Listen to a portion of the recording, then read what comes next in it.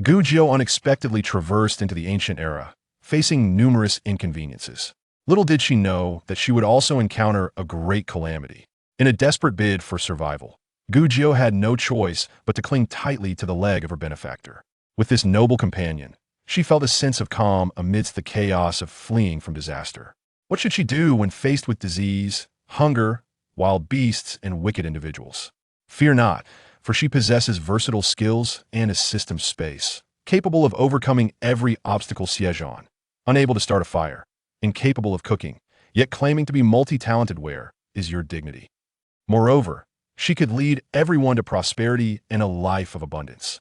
However, while Gu Jiu enjoyed the pleasures of being a single, wealthy woman, her little benefactor cornered her against the wall.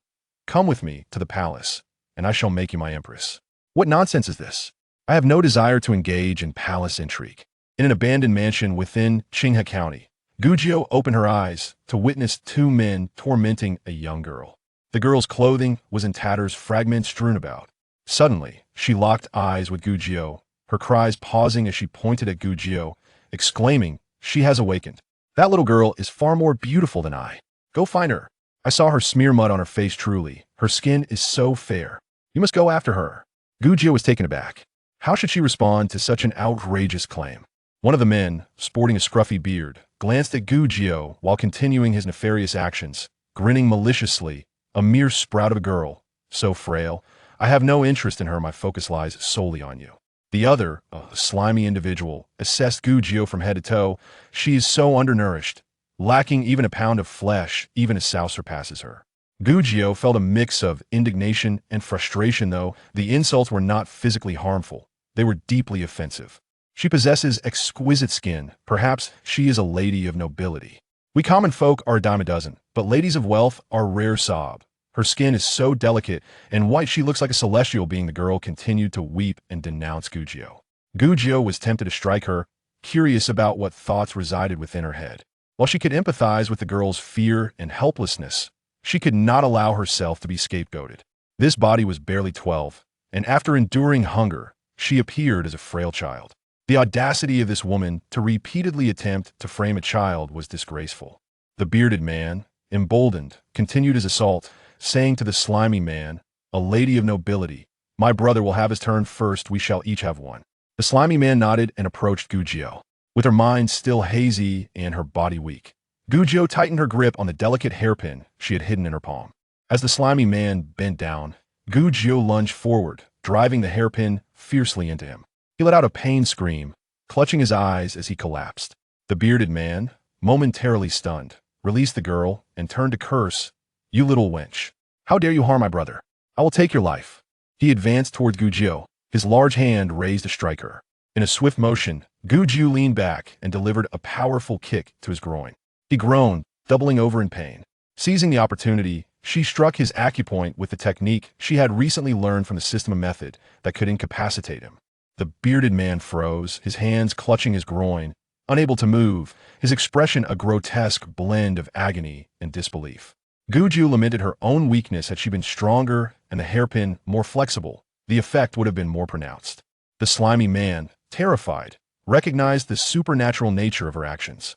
As he met Gu Jiu's icy gaze, fear overtook him, and he fled. Gu Jiu turned her attention to the girl, who realized she had grievously offended Gu Jiu and scuttled away like a spider, scrambling towards the corner. Gu Jiu, uninterested in her plight, exited the room, locking the door behind her with a smirk. Neither of them were virtuous. One was a beast, the other even less than that. The outcome of their fates, whether the man would recover and overpower the girl, or if she would take advantage of the situation to escape, was left to chance. Gu Jiu was no saint. Those who wished her harm would face her retribution. After completing her actions, she gazed at the bright sun outside and sighed deeply. This world is all too real, not a mere dream. In her former life, Gu Jiu resided in an age of advanced technology, where knowledge was acquired through various learning systems. She had studied Western medicine since the age of 10, training with virtual patients created by the system to practice numerous medical techniques. After countless repetitions, she became a renowned child physician within 5 years. After a great battle, she had performed multiple surgeries, exhausting herself to the point of slumber. In her dreams, before she could celebrate her 16th birthday, she completed her life's journey. Upon awakening, her memories intertwined with those of the original owner of this body. The original owner, born into a family of officials, was destined for a life of luxury.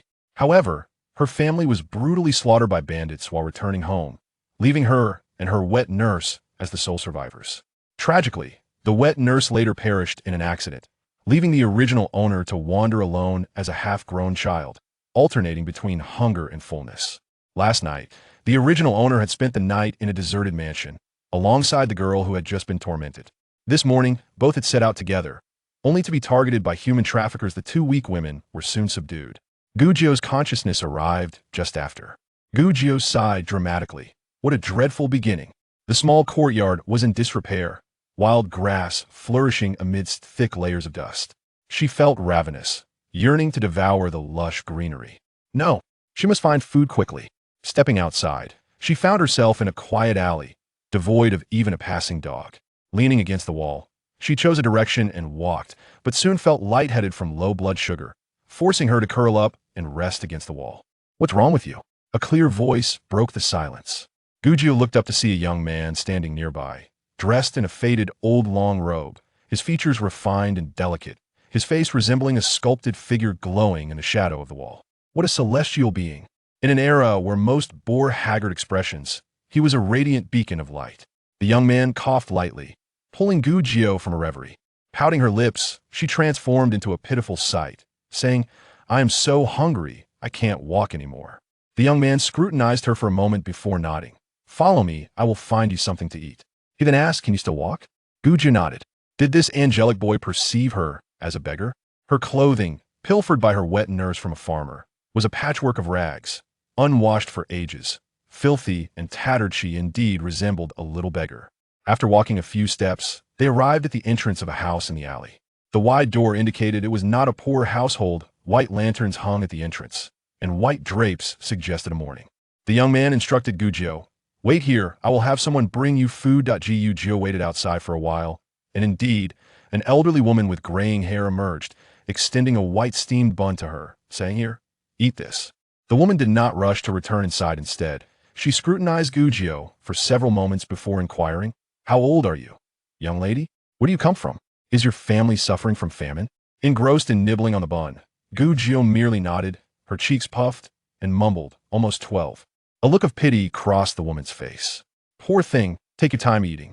If you've been hungry for too long, eating too quickly can harm your health. How about this? Come inside, and I'll serve you a bowl of hot porridge." Gujio blinked, instinctively wary in this unfamiliar era. She smiled with her eyes and politely declined, saying, "Thank you, but I'm fine with the bun." The woman shook her head. "Everyone has their moments of hardship. Don't be shy, young lady. I'll fetch you a bowl of water, just please don't leave." After speaking, the elderly woman turned and went back inside. Shortly thereafter, she returned with a bowl of hot water, handing it to Gujio. "Poor child, drink up." Gujio expressed her gratitude once more, accepted the bowl, and sniffed it, ensuring no unwelcome substances were present before lowering her head to drink. Just as she took a sip, darkness suddenly enveloped her as a burlap sack was thrown over her head, causing the bowl to clatter to the ground. The woman's voice urged, "Hurry, bring her inside quickly. Don't let anyone see." Gujio was left speechless. How could she admire the handsome young man and subconsciously assume that those who were beautiful could not be malevolent? How could she have been so unguarded as to follow him? Indeed, as the books say, the more attractive a person appears, the more deceitful they may be. Well, she had just escaped the tiger's den, only to fall into the wolf's lair. What kind of world was this, where everyone seemed to be a villain? Chapter 2. Quite fearsome, Gujio made no effort to resist, continuing to nibble on the steamed bun within the sack, knowing she needed her strength to devise an escape plan. After being carried for a while, she was set down on the ground. The elderly woman instructed someone, "Keep an eye on her. I shall inform the master." Moments later, footsteps approached, and someone pulled the sack off her.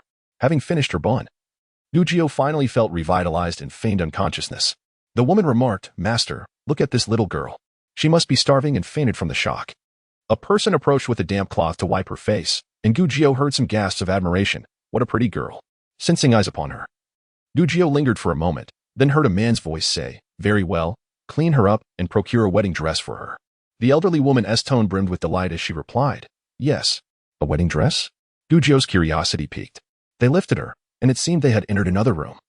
Followed by the sound of water, Gujio continued to pretend to be unconscious. The prospect of being bathed was delightful, as she had not enjoyed a proper wash in ages, merely wiping herself in secluded woods when absolutely necessary. Her current state was akin to a scrubbing board, unembarrassed, as the body was not even her own. Ah, this girl is delicate and fair, looking like a child from a noble family. I wonder how she ended up here. Perhaps she escaped from some misfortune? The elderly woman speculated. A younger voice concurred. Indeed, she is quite lovely and seems deserving of the young master. Deserving of the young master?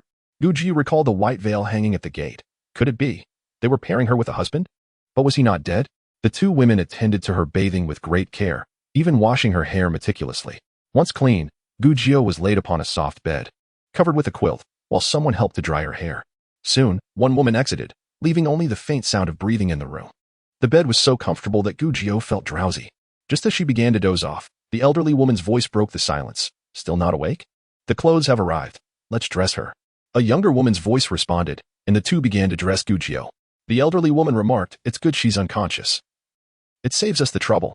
As the time approached, she added, "Let us go. We must carry her to the mortuary." Gujio thought to herself.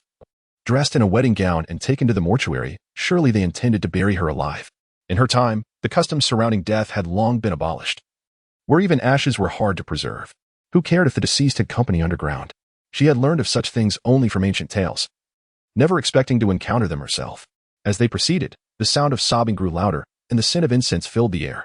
A long male voice called out, "The bride has arrived. Prepare for the burial." Gujio felt a mix of curiosity and dread. Were they truly going to entomb her alive? Or would they kill her first? Regardless, she would not allow herself to be manipulated.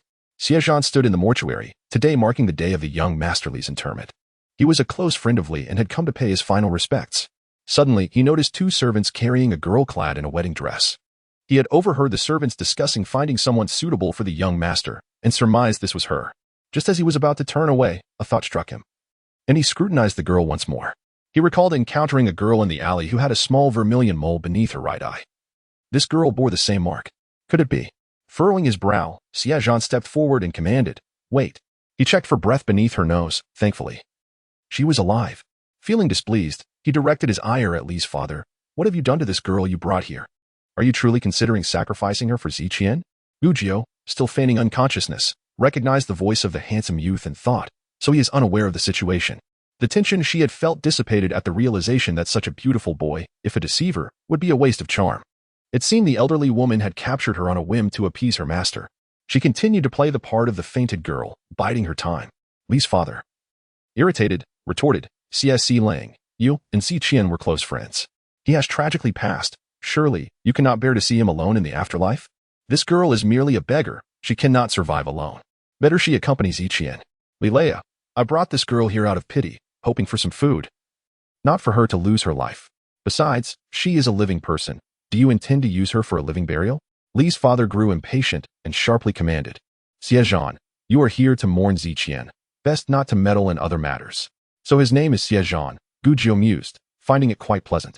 She discreetly opened her eyes, still being carried, with the youth's slender figure shielding her. Xie Zhan's expression darkened further. "Li Bofu, this is a living person." Xie Zhan was well versed in the classics. He would not agree to such a thing. "Be silent." Li's father barked in anger, pointing at Xie Zhan. "I do not require your lectures. Mind your own business and leave." Xie Zhan's voice turned colder. To bury a living person is akin to murder, Li Leoi. Even the officials in the court would not dare to do so. Our dynasty's royal family has not sanctioned such acts. Silence. Silence. Li's father interrupted angrily. "Do not use lofty principles against me." Gujio raised a hand and interjected, "Excuse me, Li Leoi.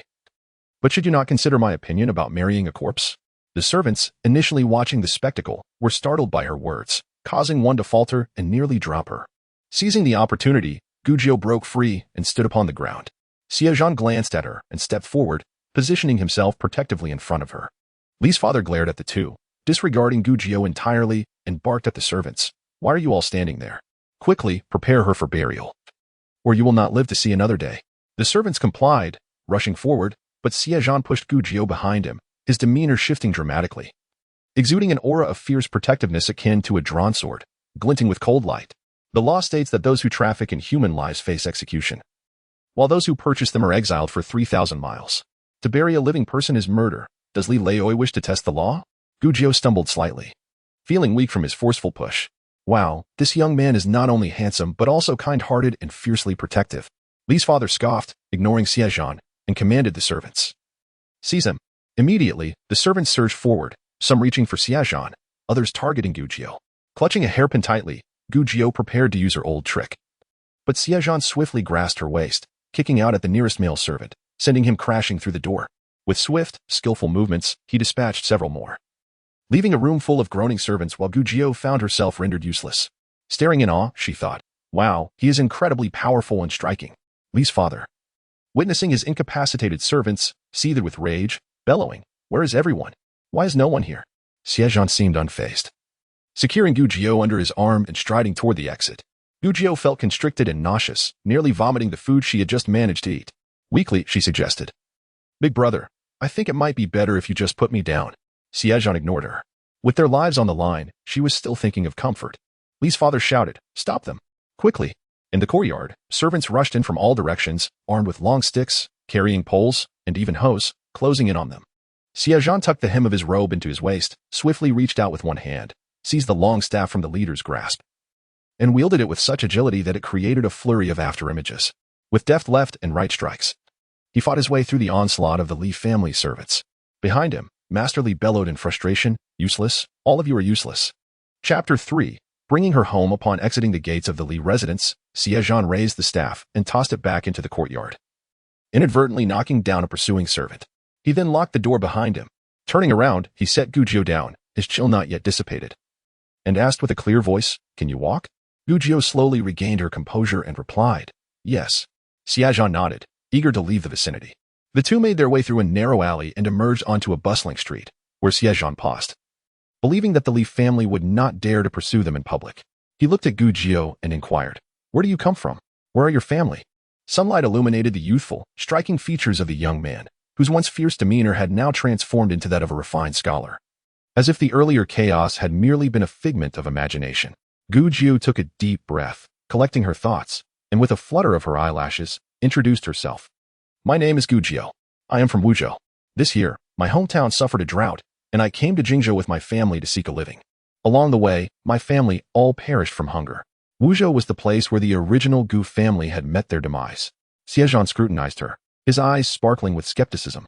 The delicate girl before him, though somewhat pale, exuded an undeniable air of nobility. Did such a family truly need to venture out to seek a livelihood? And all of them had perished from starvation? Such a tale was hardly credible. Yet, the fact that her entire family had perished seemed plausible. Who would curse themselves with such misfortune without reason? Just a mere 10 years of age, she appeared rather pitiable. Xie Zhan's gaze fell, pondering deeply. His youthful face bore traces of innocence, yet his demeanor was remarkably mature, creating an endearing contrast. Gu Jiao's fingers twitched with the desire to ruffle the young man's hair, but upon measuring their heights, she felt disheartened. He might as well consider her a teddy bear. The disparity in their heights was truly heartbreaking. What are your plans next? If you have nowhere to go, I can take you to the county office. There is a government-run charity for the homeless. Gu Jiao immediately shook her head. Such places may stave off starvation. But she possessed her own skills and believed surviving in this unfamiliar realm would not be insurmountable. Just as she was about to express her gratitude to Xie Zhan, her stomach let out an embarrassing growl. Flushing with embarrassment, she realized she had been too long without food. A single bun had barely sustained her. Looking up, she shifted her request, could I borrow some money? Xie Zhan's eyes sparkled with amusement as he coughed lightly into his fist and said, let us go. I will take you to buy something to eat. Given how strikingly beautiful this young girl was, it would be prudent to keep her close to avoid the risk of her being abducted. They arrived on a relatively broad street, but before they could procure any food, they were met with the sight of distressed faces. People were running and crying, and several officials clad in uniforms were galloping in all directions, brandishing gongs. The scene was chaotic, as if the world were on the brink of collapse. Xie Zhan halted, furrowing his brow. At that moment, a horse galloped towards them, ridden by a youth of about 15 or 16. The rider dismounted swiftly, casting curious glances at Gu Jiao before addressing Xie Zhan with urgency. Fourth brother, I just went to the county school looking for you. They said you were at the Li family for condolences. Thankfully, I found you here. Something terrible has happened. The magistrate has issued an announcement that the Juhu Yin Dam is about to breach. The county magistrate urges everyone to evacuate Qinghe County immediately. Xie Zhan's brow knitted tightly, caught in disbelief as he muttered, "How could that be? The Jiuhu Yin was only constructed less than 3 years ago." He paused, considering the individuals responsible for its construction, along with the underlying schemes, and suddenly stopped, his frown deepening, an icy dread filling his eyes. The youth continued. "I heard that Qi Prefecture upstream has suffered torrential rain for over 10 days. The county magistrate, worried about the Jiuhu Yin, inspected it and found several cracks in the main structure. In no more than 3 days, it will breach. Everyone must flee." No wonder the street resembled an apocalyptic scene. Gujiao found herself at a loss for words, grappling with her dismal fate. In less than a day of her arrival in this world, she had encountered a cascade of calamities. Truly, life could not become more wretched. It could only plunge deeper into despair. Xie Zhan's expression darkened considerably. The Qinghe County area was predominantly flat, with some parts resembling a basin. Should the Jiuhu Yin breach, more than a dozen downstream counties would be submerged. And how many of the hundreds of thousands of inhabitants would escape alive? Seeing Xie Zhan lost in thought, the youth urged. "The magistrate has dispatched people to notify the villages, and the teachers and students at the county school have dispersed. We should return quickly. Oh, this horse was a gift from Uncle Su for transporting supplies." As he spoke, he cast glances at Gujiao, unable to suppress his curiosity. "Fourth brother, who is this young lady?" Xie Zhan, preoccupied, replied absent-mindedly. "This is Gujiao, someone I picked up on the road." The youth's eyes widened in excitement as he pressed on. "Picked up? Are we taking her home?" Before Xie Zhan could respond, the youth smiled at Gujiao. "I am his younger brother, Xie Wulong." Xie Zhan interrupted, retrieving some silver coins and copper coins from his pocket, handing them to Xie Wulong. "Quickly buy rice, salt, raincloth, and some common medicines. Also, don't forget to get a barrel of tung oil. Do you have enough money? Once you have bought everything, wait here for us. I will take her home and return to fetch you." Hastening to his task, Xie Zhan took hold of the reins and urged Xie Wulong to hurry. He then turned to Gujiao, sighing with a hint of exasperation. Having rescued her, he could not simply abandon her. With disaster looming, where could a solitary girl possibly go? If he did not lend a hand, she would likely struggle to survive. Xie Zhan mounted the horse and extended a hand towards Gujiao. She, understanding the gravity of the situation, did not hesitate. Without the impending disaster, she might have been able to fend for herself, but with the imminent flood, she had no idea where to seek refuge. Clinging to him seemed her only option. She readily placed her hand in his and used his strength to mount the horse. The ride was jarring, and Gujiao's frail body could barely endure the motion. After a short distance, she felt dizzy and faint, her heart racing as she succumbed to unconsciousness. Xie Zhan's home was located over 30 miles from the county in Huaitree village. Upon entering, his family was taken aback by the sight of the young girl cradled in his arms, though they paid little attention to the additional horse. "Who is this young lady?" Xie Erlang inquired. Xie Zhan replied succinctly. "She fainted from hunger. Her name is Gujiao. Her family all perished from starvation, and Masterly intended to use her for a ghost marriage with his son. I rescued her." Although he sensed that Gujiao's background was not ordinary, there was no time to elaborate, so he merely conveyed the essence of her tragic tale. Zhang, the eldest daughter-in-law, who was tending to the stove, hurried over. "Oh, she is quite lovely, not at all like a child from a poor family." Xie Zhan's wife, Su, emerged from the kitchen, her eyes gleaming with curiosity. "This young girl is truly charming. We should keep her. She looks so pitiful." The Xie family had never had a daughter in 3 generations, and everyone was intrigued by the unexpected arrival of a girl into their midst. Xie Zhan strode towards the main house, cradling Gujiao in his arms. At that moment, his mother, Madame Gao, happened to emerge from the main house and said, "Fourth, bring her inside. Your elder brother is discussing matters under the big locust tree and wants you to hurry back." Xie Zhan acknowledged her words, carried Gujiao into Madame Gao's room, gently placed her on the bed, and hurriedly stepped outside. Before leaving, he instructed Xie Erlang to prepare the horse and cart, as Xie Wulong was busy purchasing supplies in the county town. The Xie family initially had a donkey for pulling the cart, but time was of the essence, and the donkey was too slow. Fortunately, Uncle Su had lent them a horse. Despite being only 15 or 16, Xie Zhan was the most educated and knowledgeable person in the surrounding villages. Whenever there was a significant matter, the villagers would seek his counsel. Upon reaching the locust tree, he found a group of people gathered, deliberating on which direction to flee. Seeing Xie Zhan, Xie Darling called out, "Fourth brother, come quickly. You studied abroad with the teacher last year and have been to many places. Where should we run?" In those days, transportation was inconvenient, and many people had never ventured far from home, often only reaching the county town in their lifetime. Thus, they were not well acquainted with the terrain of their own homeland. On his way back from the county town, Xie Zhan had already formulated a plan. Without further thought, he picked up a twig and began to draw on the ground. As he sketched, he explained, the flood at Juhuyan will breach the dam within 3 days. The only elevated land near Qinghe is Wuling County, which has a few earthen hills.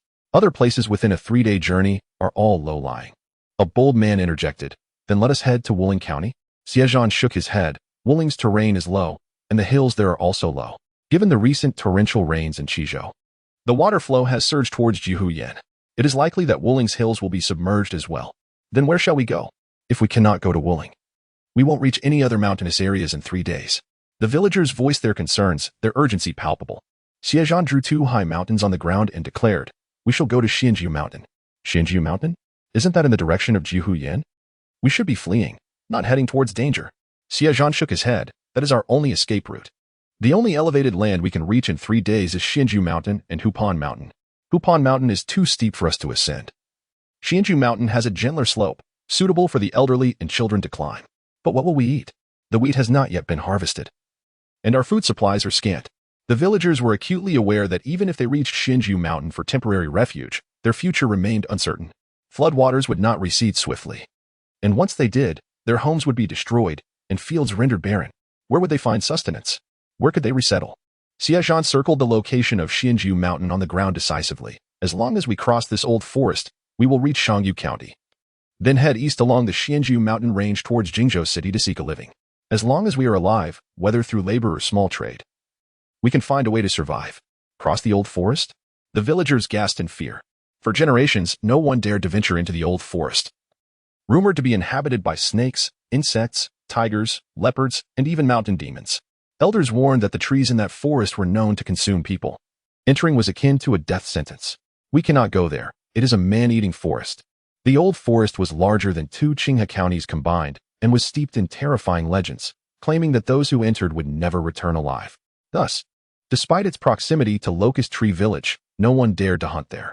While tales of snakes, insects, tigers, and mountain demons were mere folklore, Xie Zhan believed that with their numbers and the presence of relatives who had traveled before, they might find a way out. Moreover, the forest was abundant with wild vegetables and fruits, which could alleviate their food shortages.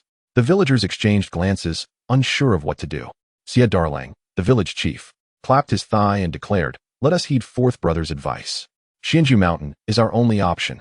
Immediately, some voiced their dissent, but Xie Zhan grew weary of further explanations. He stood up, discarded the twig, and returned home. Madame Gao was seated beside Gujiu, diligently sewing. The cramped, dimly lit room contained little furniture, and the bed was unyieldingly hard. Awake? She inquired, lifting a bowl of warm porridge from the table. Drink this quickly. Gujiu's previous meal, half a steamed bun, had long been digested, and she was now ravenous.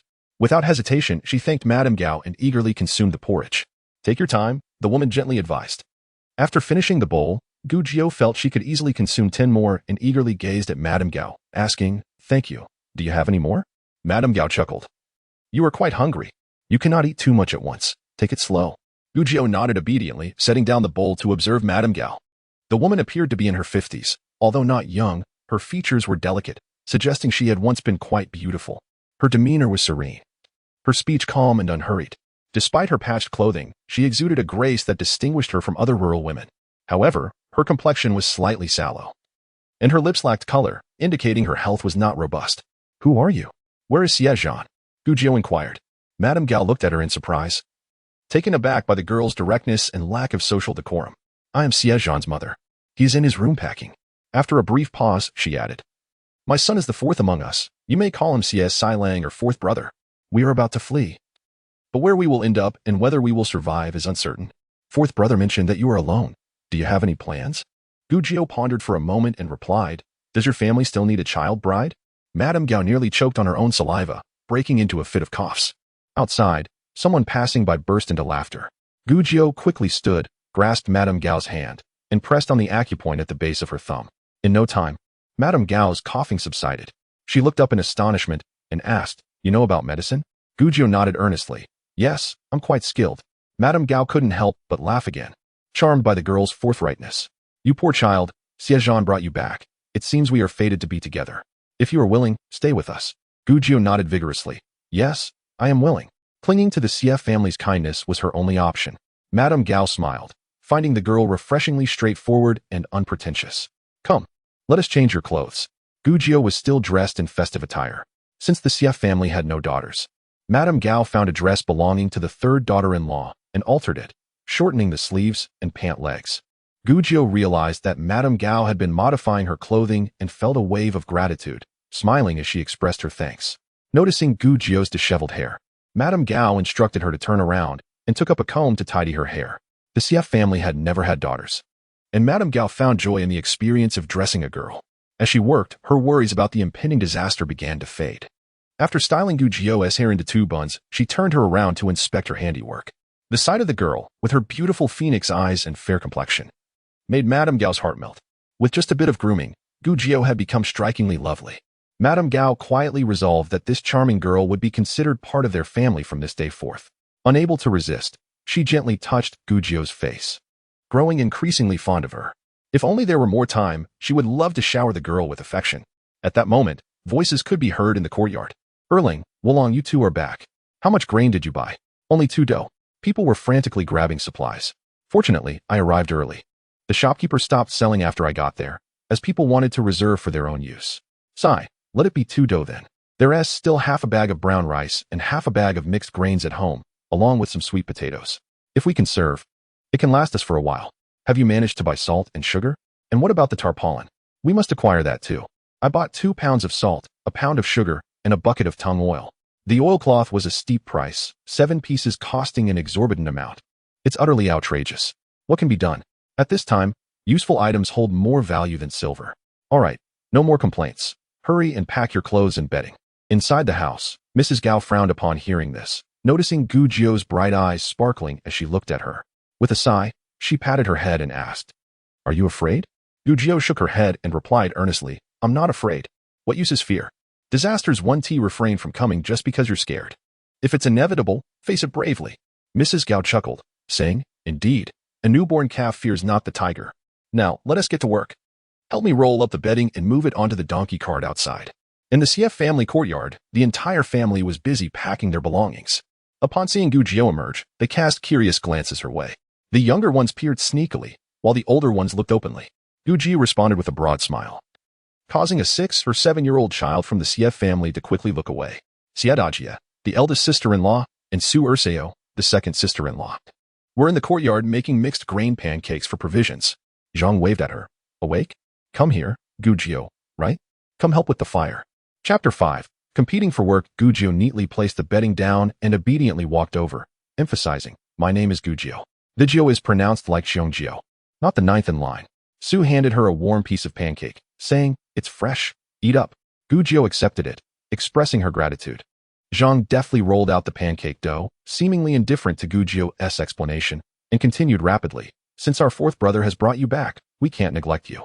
However, let us be clear. Our family is poor and cannot support idlers. You must help with the household chores." Gu Jiao nodded in agreement. It was only natural.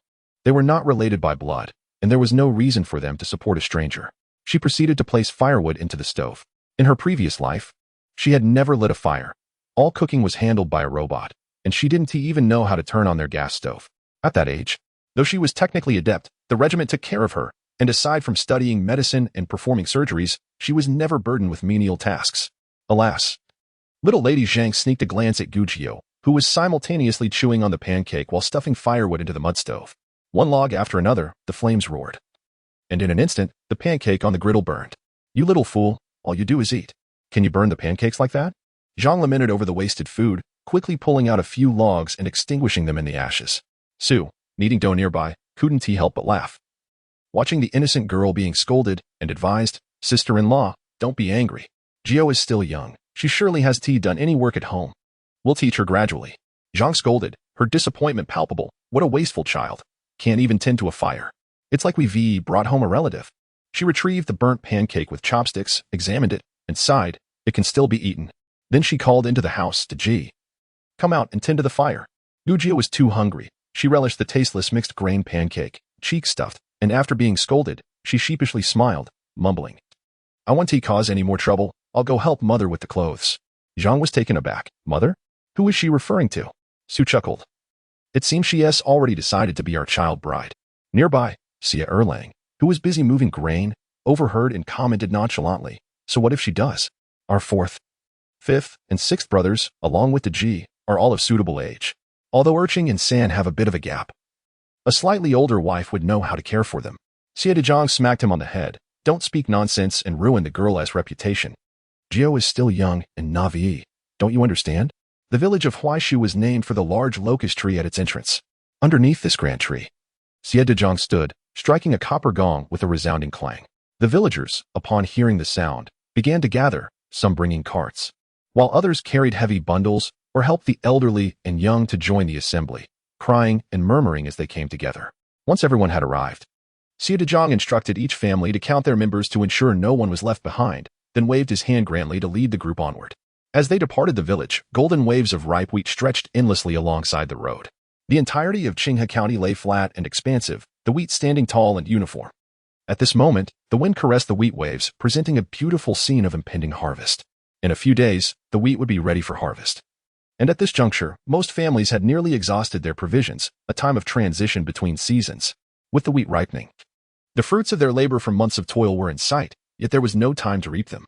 The more splendid the wheat waves appeared, the more sorrowful the villagers felt.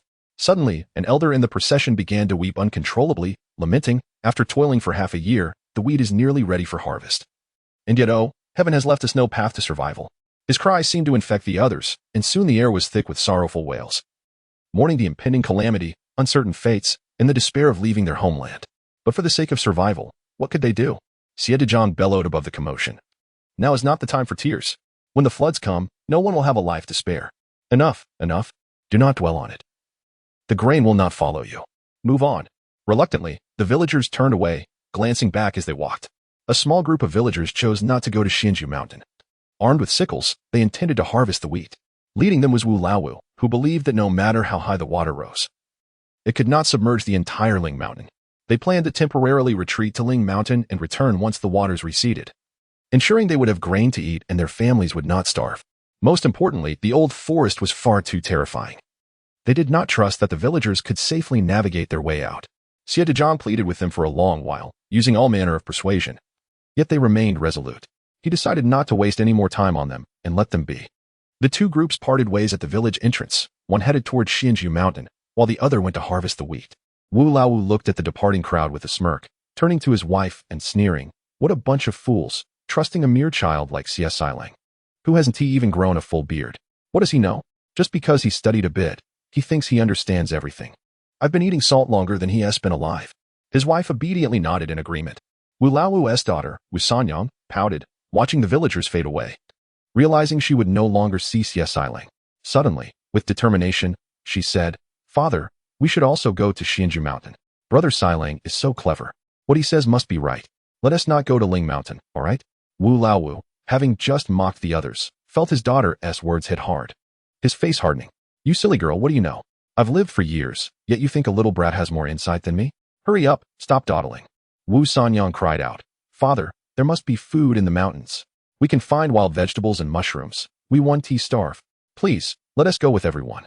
Wu Laowu felt his pride wounded. He had been hoping to earn the villagers' respect during this crisis, and after the flood receded, he could even replace Xie Zhan as village chief. But now, with his daughter siding with the others, he could not bear it. He swiftly slapped Wu Sanyang. "What do you know? You think you'll find wild vegetables and mushrooms? No one has dared to enter that old forest since ancient times. What ferocious beasts lurk there? You'll be eaten by wolves before you find anything to eat." Wu Sanyang staggered several steps from the slap, her cries growing more intense. She ran a few steps towards the Xie family and knelt down, pleading, "Fourth brother, please persuade my father. I wish to leave with you." Gujio's eyes widened in surprise as she curiously gazed at Xie Zhan's handsome face, gossiping, "Is that your sweetheart?" Xie Zhan flicked her forehead with his index finger, admonishing, "Don't speak nonsense, let us go." Turning to Xie Dalong, he added, "Elder brother, the path ahead is uphill. If we move slowly, we might not arrive on time."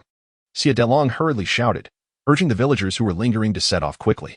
Upon seeing the villagers preparing to leave, Wu Sanyang squeezed through the crowd and knelt before the Gao family's donkey cart, crying, "And, I beg you, take me with you. I can be your child bride. I'll do any work you need, just please take me away." Gujio remarked, "Oh, here comes someone trying to seize an opportunity." In Chapter 6, The Big Family, Gujio linked arms with her sister-in-law Su, Perplexed, second sister-in-law, I don't quite understand our customs. Is it really possible for someone of her age to become a child bride? Can they really just give someone away like that? Sue nearly burst out laughing. Her words struck a painful chord. Suppressing her amusement, she replied earnestly, of course, that is not feasible. Their conversation was not discreet, and everyone overheard. Wu Sanyang shot Gu Jiao a furious glare through her tear-streaked eyes before continuing her sorrowful pleas to Gao. And, I'll be your maid. Just give me something to eat. I implore you to take me in. Gao frowned and replied, Sanyang, your parents are still living. How can I, an outsider, decide for you? You should honor your parents instead of running off to work for me like a beast of burden. That would be utterly disgraceful. Now return home. Wu Laowu shouted from a distance, you ungrateful wretch. You want to cling to someone else, don't you? Fine, don't come back. Addressing Xie Zhan, he continued.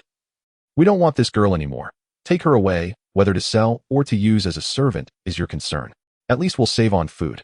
Zhang, standing nearby, grumbled, I've never seen such a family. One wants to latch on to someone else's son, while the other is eager to rid themselves of their own child, as if they were a burden. What kind of people are they? She shoved Xie Zhan aside and instructed Su and Sun, you too, make sure to take care of mother and leave first. Turning back, she berated Wu Sanyang. What is wrong with you? Just because my mother is kind-hearted, you think you can pull this trick? You want to stay with us, then with our fourth, and eventually marry him? Dream on. There are countless girls wanting to marry our fourth. Who do you think you are? Get lost. Wu Sanyang's face shifted between blue and white, her eyes sparkling with resentment and unwillingness. Tears streamed down as she insisted, I didn't mean that, sister-in-law. Please let me explain. But Zhang cut her off, hands on her hips, shouting at the villagers, hurry up. We might lose our lives, and you're still dawdling. Zhang's fierce reputation was well known, and her shout galvanized the villagers to hurry along, urging each other to move. Wu Laowu yelled at Wu Sanyang from afar, what a disgrace. Why don't you just follow them? His tone implied he wished she would abandon all caution and join the Xie family. However, after hesitating, Wu Sanyang ultimately lacked the courage to gamble on whether the Xie family would take her in, and slowly returned.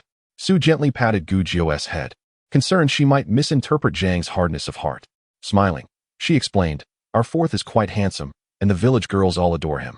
Whenever they hear he is back from the county school, they come up with all sorts of excuses to visit us. Especially Wu Sanyang, she is relentless, clinging to fourth and making it hard for him to study in peace. Our family is well-mannered and doesn't resort to shouting like that. It's only my sister-in-law who can handle these situations. Su continued, explaining how their fourth was so appealing, both in character and studies, that they would have to choose his future bride carefully, not just anyone would suffice. As she spoke, she took Gu Jiao's small hand in hers. Noting how soft it was, she found the presence of a little girl in the household delightful, especially since her mother-in-law had no daughters of her own, and her sisters-in-law had not given birth to any either. Gu Jiao glanced at Su, silently assuring her that she understood.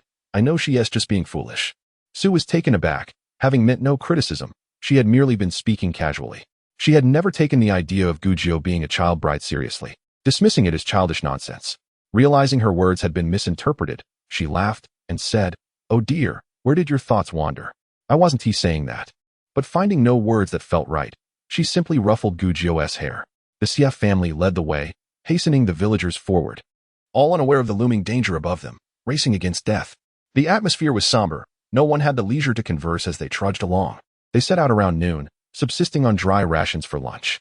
By nightfall, they had covered little ground, burdened by their supplies of food, water, pots, and bedding, moving slowly. Although Tree Village was only a 3-day journey from Xinju Mountain, at this pace, they feared they might not make it in time. Thus, despite the children's cries of fatigue, no one dared to suggest resting, continuing on until darkness enveloped them completely. After lighting torches and traveling for another half-hour, Xie Zhan finally called for a rest. Coming from humble beginnings, the villagers were accustomed to hard labor. While the journey was tiring, it was not insurmountable. However, for Gu Jiao, it was sheer torment. Her feet felt detached from her body, and she plopped down on the ground, unwilling to move. Though the original owner had also wandered like a beggar for a month, they had taken their time, unlike now, which felt like a forced march. Gao, seated on the donkey cart, cheerfully inquired, have you never walked such a long distance before? Are you weary? Gu Jiao nodded, feeling too disheartened to respond.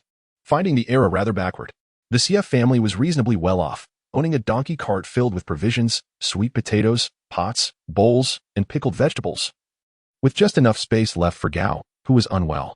With Xie Zhan assisting her, Gao encouraged Gu Jiao, just hold on a little longer. It will be better once we reach the mountain. Gujio nodded in agreement, though she felt powerless to change her situation. As they journeyed together with the Xie family, she had come to recognize each member of the household. The Xie family was prosperous, distinctly male-dominated.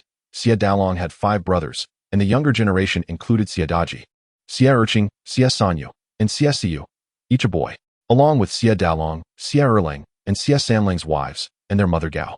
The household numbered a total of 15 individuals. In this age, having many males was advantageous. The greatest benefit was that no one dared to provoke them. The unfortunate circumstance lies in the absence of a daughter in the household, which leads the members of the Xie family to hold Gujio in high regard. Even the 6-year-old Xie Siyu carries his small bundle, fearful of burdening Gujio, resolutely refusing to let her carry anything. Despite this, Gujio finds herself even more fatigued than Xie Siyu. Gao Shi, stretching her stiff body, remarks, "Your feet must be blistered. You should pop them, otherwise they will hurt even more tomorrow." Gujio, aware of this, responds affirmatively and rises from the ground with effort, approaching Sister Zhang. "Sister, do you have a needle?" Zhang, who is busy preparing provisions to share with her sisters Su and Sun, glances at her and mutters, "What a poor child, always needing something." She hands the bag of provisions to Su and waits. Su smiles reassuringly at Gujio. "Don't mind her, sister. She is actually quite nice. You'll understand after spending some time with her." "I know, a sharp tongue but a soft heart. I understand," Gujio replies with a smile. Sun chuckles, Sister Gio is perceptive. Sister is like a paper tiger, looks fierce, but her heart is tender." Zhang approaches with a needle, her expression stern. "Who said that? I have a sharp tongue and a heart of iron." "Indeed," Gujio interjects, accepting the needle, refined iron. Laughter erupts among the Xie family, and the atmosphere lightens considerably. In Chapter 7, "I actually want to call you fifth brother," Gujio reflects on the kindness and open-mindedness of the Xie family. Faced with calamity and an uncertain future, they do not exhibit the same sorrowful demeanor as the villagers. To be taken in by such a family is indeed a stroke of serendipity amidst misfortune. The Xie family perceives this girl as delicate, yet she shows no signs of weakness. Her feet are sore and bloodied, but she utters not a word of complaint, maintaining a cheerful demeanor that brings joy to those around her. With limited light from the torches, cooking is impossible, so most families resort to nibbling on their provisions. Time is of the essence, and after their meager meal, Xie Lang organizes night watch duties, and everyone makes do with some hay for bedding as they prepare to sleep. The ground is damp, but the Xie family ensures that Gujio is comfortable, clearing the donkey cart of its load to allow her and Gao Shi to squeeze together atop it. Gao Shi even pulls the youngest, Xie Siyu, to nestle between them. The little boy, shy and small, squeezes closer to Gao Shi, presenting Gujio with a view of his big head. Gujio playfully pokes his armpit, eliciting giggles from him, though he stubbornly refuses to turn around. As May begins, the nights are not cold, allowing them to sleep comfortably. However, summer brings mosquitoes, and Gujio covers her head with a thin blanket to find rest. The next day, just as dawn breaks, Xie Lang awakens everyone, urging them to pack up and hit the road. The group tidies their bedding, and the men and women discreetly seek out private spots to attend to their needs. With limited water, they forego washing their faces, saving the precious resource for drinking and cooking. The 3 young boys of the Xie family assist in distributing the provisions, with Xie Daji handing Gujio a pancake. Hesitant, she accepts it with thanks, but the thought of eating without brushing her teeth is unbearable. Even Xie Zhan, tall and distinguished, with an otherworldly appearance, eats his pancake with his sleeve as a napkin. Gujio muses that cleanliness is a luxury, and despite her discomfort, she struggles to swallow. "What's wrong? No appetite?" asks Xie Erlang, walking beside her. "Even if you have no appetite, you must eat, otherwise you won't be able to move. Though you are a girl, our family values you highly. Look, we are all carrying burdens. If you cannot walk, no one will carry you." Xie Zhan glances at Gujio, the corners of his lips curling slightly. Xie Wulang chuckles, "Call me fifth brother, and I'll carry you if you can't walk." The other boys look at her with friendly smiles. Gujio forces a smile, unsure how to explain her reluctance to eat. She refuses to speak untruths, and even as she contemplates honesty, she fears Zhang's reprimand. Gao Shi seems to see through everything. Hardship has made her pragmatic. As long as they can survive, little else matters, and if there is food, they must eat, regardless of its condition. Upon hearing this, everyone understands. Zhang glares at Gujio, snatching the pancake from her hand. "If you won't eat, then don't be so fussy. You must eat. How can one survive on just one pancake?" Gujio extends her hand. "I will eat. Is that not acceptable? Coming from a highly developed time and space." She finds it repulsive that vendors do not wear gloves when selling food. She just needs to adapt, indulging in a little fussiness to adjust her mindset. But she knows she must eat. Xie Zhan turns to scold his wife. You are an adult. Stop acting like a child. If she won't eat, leave it for the child. Zhang huffs, reclaiming the pancake, refusing to share. Xie Zhan, with a large bundle on his shoulder, approaches with a half-eaten pancake in hand. Tilting his head with a smile, one half? Xie Zhan and Xie Zhan are twins, sharing the same age but contrasting personalities, one reserved and aloof, the other lively and cheerful. While both are handsome, Xie Zhan possesses an ethereal quality that makes him stand out, whereas Xie Zhan is merely charming in a bright and sunny way. Gujio glances at the half-eaten pancake and resignedly reaches for a piece, gratefully saying, thank you. Fifth brother. Xie Zhan beams at her, calling him fifth brother, playfully ruffling her hair. If you can't walk, just call for me, and I'll carry you. I'm very strong. Xie Zhan interjects, pointing at Gujio. She is clearly about my age. How can she be my little aunt? This won't he do. Gujio, you can be my sister. He continues, you can't be older than me, right? After all, you're quite short. Gujio, I'm not angry. I won't argue with a little brat. Her tone remains somewhat petulant. My birthday is in June. I will soon be 12. Oh, I thought you were under 10. Turns out you're older than me. I'm 11. I'll let you be my sister, Xie Zhan states. Gujio replies, thank you. But that does not comfort me. Xie Zhan chimes in, that won't he do. I just got a little fairy-like sister. I don't want her to become my niece. If you want a sister, let Sister Zhang give you one. Zhang, eavesdropping, feels a rush of maternal joy. Having not conceived another child since her first, the thought of raising a daughter, especially one as lovely as Gujio, is delightful. However, upon hearing Xie Zhan's words, she shoots him a glare. If our family had the fortune of having daughters, would we need to adopt one? Gujio casts a wistful glance at Xie Zhan. Actually, I wish to call you fifth brother. As Xie Zhan stumbles slightly in surprise, Gaoshi shakes her head with a resigned smile, while the others remain puzzled, not grasping the implications of her statement. Xie Zhan, a beat behind, bursts into laughter. You have quite the imagination. Our Xie Zhan is quite the catch. Just be content to be our daughter. Zhang's heart, filled with maternal instincts, feels a chill at this moment. She glares at Xie Zhan, thinking, why must you be so handsome? You're making my daughter swoon. Xie Zhan, did I do something wrong? Gaoshi contemplates, knowing Gujio has already decided to stay.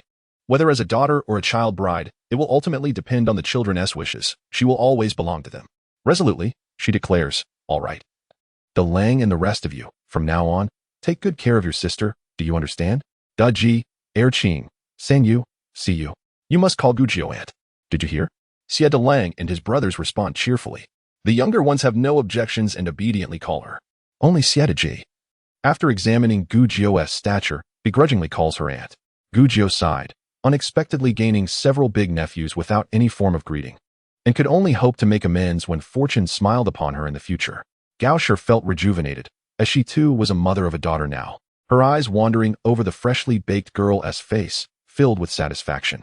While the atmosphere here felt relaxed, almost carefree, the tension at the back of the group remained palpable, accentuating the openness of the Xie family. After walking for a whole morning, as they passed through Dahu village, they noticed vast fields of wheat, now stripped bare, the harvest already completed. The villagers from Dahu looked on with envy, for Dahu was closer to Xinju Mountain, allowing them almost an additional day and a half to gather food, ensuring they would not starve along the way. During their midday rest beneath the shade of trees, they still had no time to cook, resorting to dry rations. The Xie family dined on coarse grain buns, one for each person, hard enough to be lethal. A few young men each received an extra sweet potato. Gujio and Gaoshi were also allocated an additional sweet potato. Gujio, gazing at her extra sweet potato, handed it to Xie, saying, you eat this one. It's softer. Xie, still unfamiliar with Gujio, went to check on his mother. Sun Shi hurriedly snatched the sweet potato, insisting it be given back to Gujio. You're just a little one. You can't possibly eat so much. You must eat. Chapter 8. Good looks bring advantages. Gujio, contemplating the sweet potato in her hand, recalled how Xie Zhan had shared half a cake with her that morning. Being a young man in his prime, half a cake was hardly sufficient. Taking advantage of Xie Zhan's distraction, she slipped the tip of the sweet potato into his mouth, saying, don't you dare return this to me. I want to eat it if it's touched your saliva. Xie Zhan laughed heartily, accepting the sweet potato and devouring it in a few bites. My sister is so kind. When I earn money in the future, I'll buy you lots of delicious treats. Only then did Gujio take a coarse bun. Unceremoniously sitting on the ground, taking a bite and sipping some water, softening it in her mouth before swallowing. She yearned for the exquisite delicacies of her past life. Gao Shi watched with a smile, finding the girl amusing yet grateful. She always thought of how to repay kindness shown to her, making her a beloved child.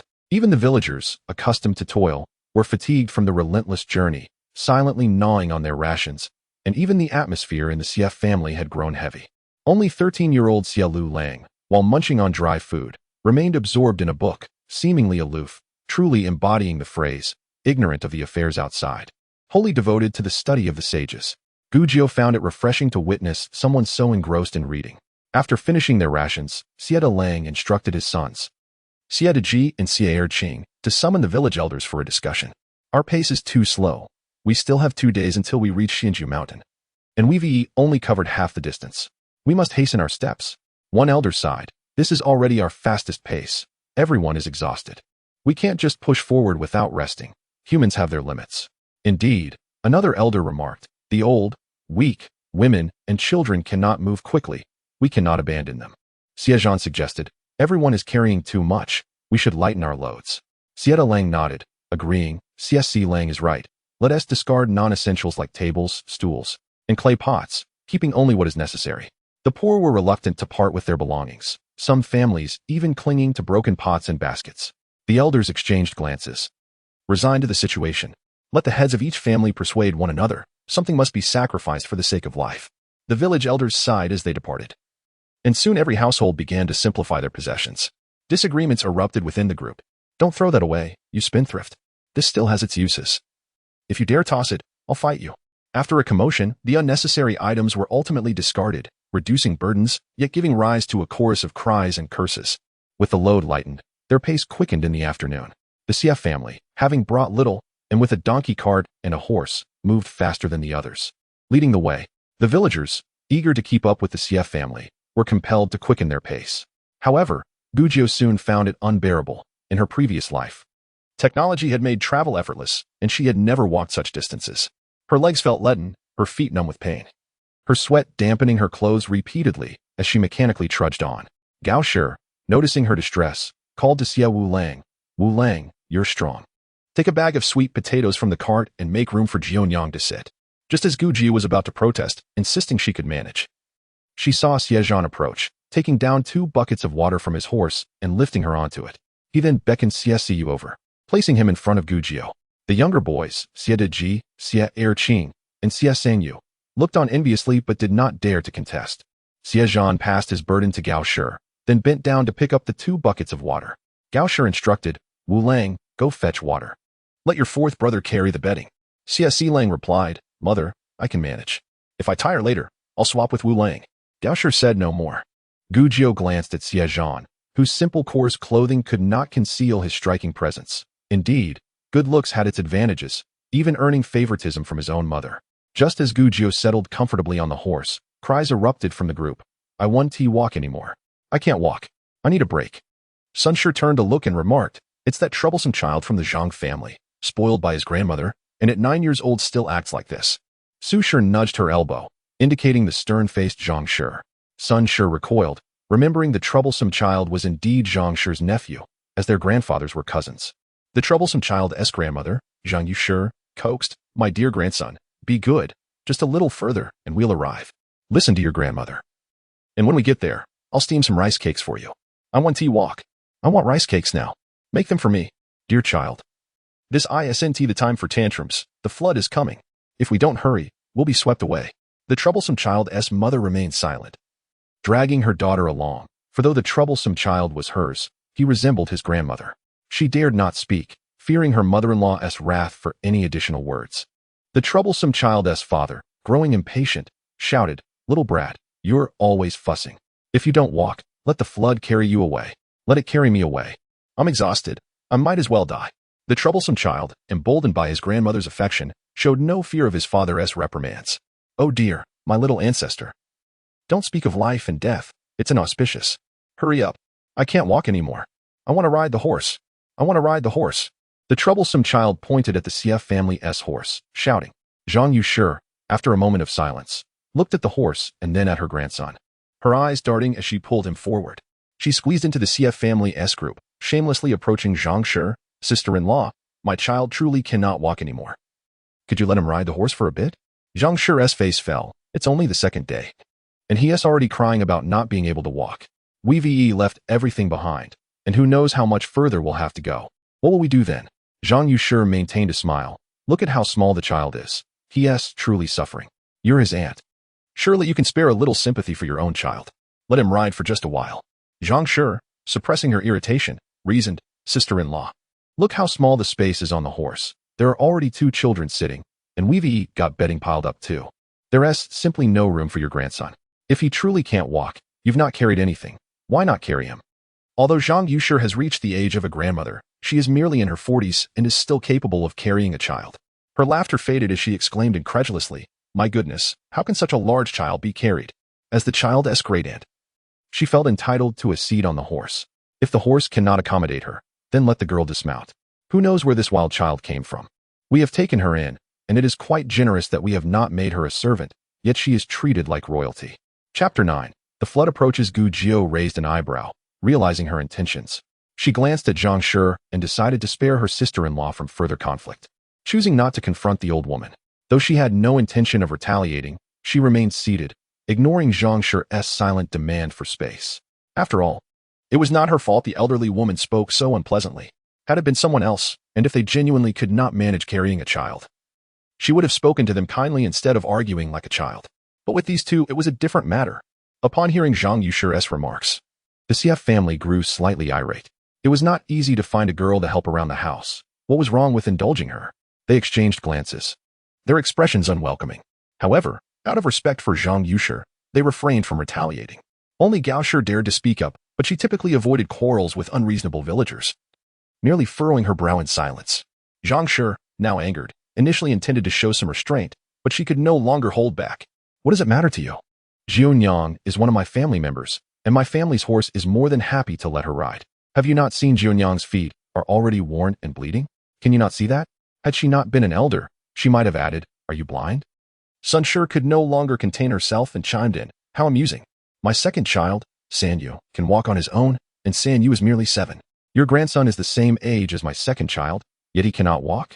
Su Shi tugged at her, giving her a disapproving look.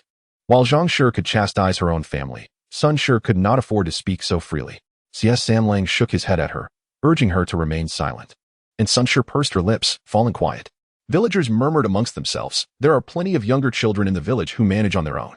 Do they expect our horses to tire themselves out? Our own children cannot even ride, so why should we let others?"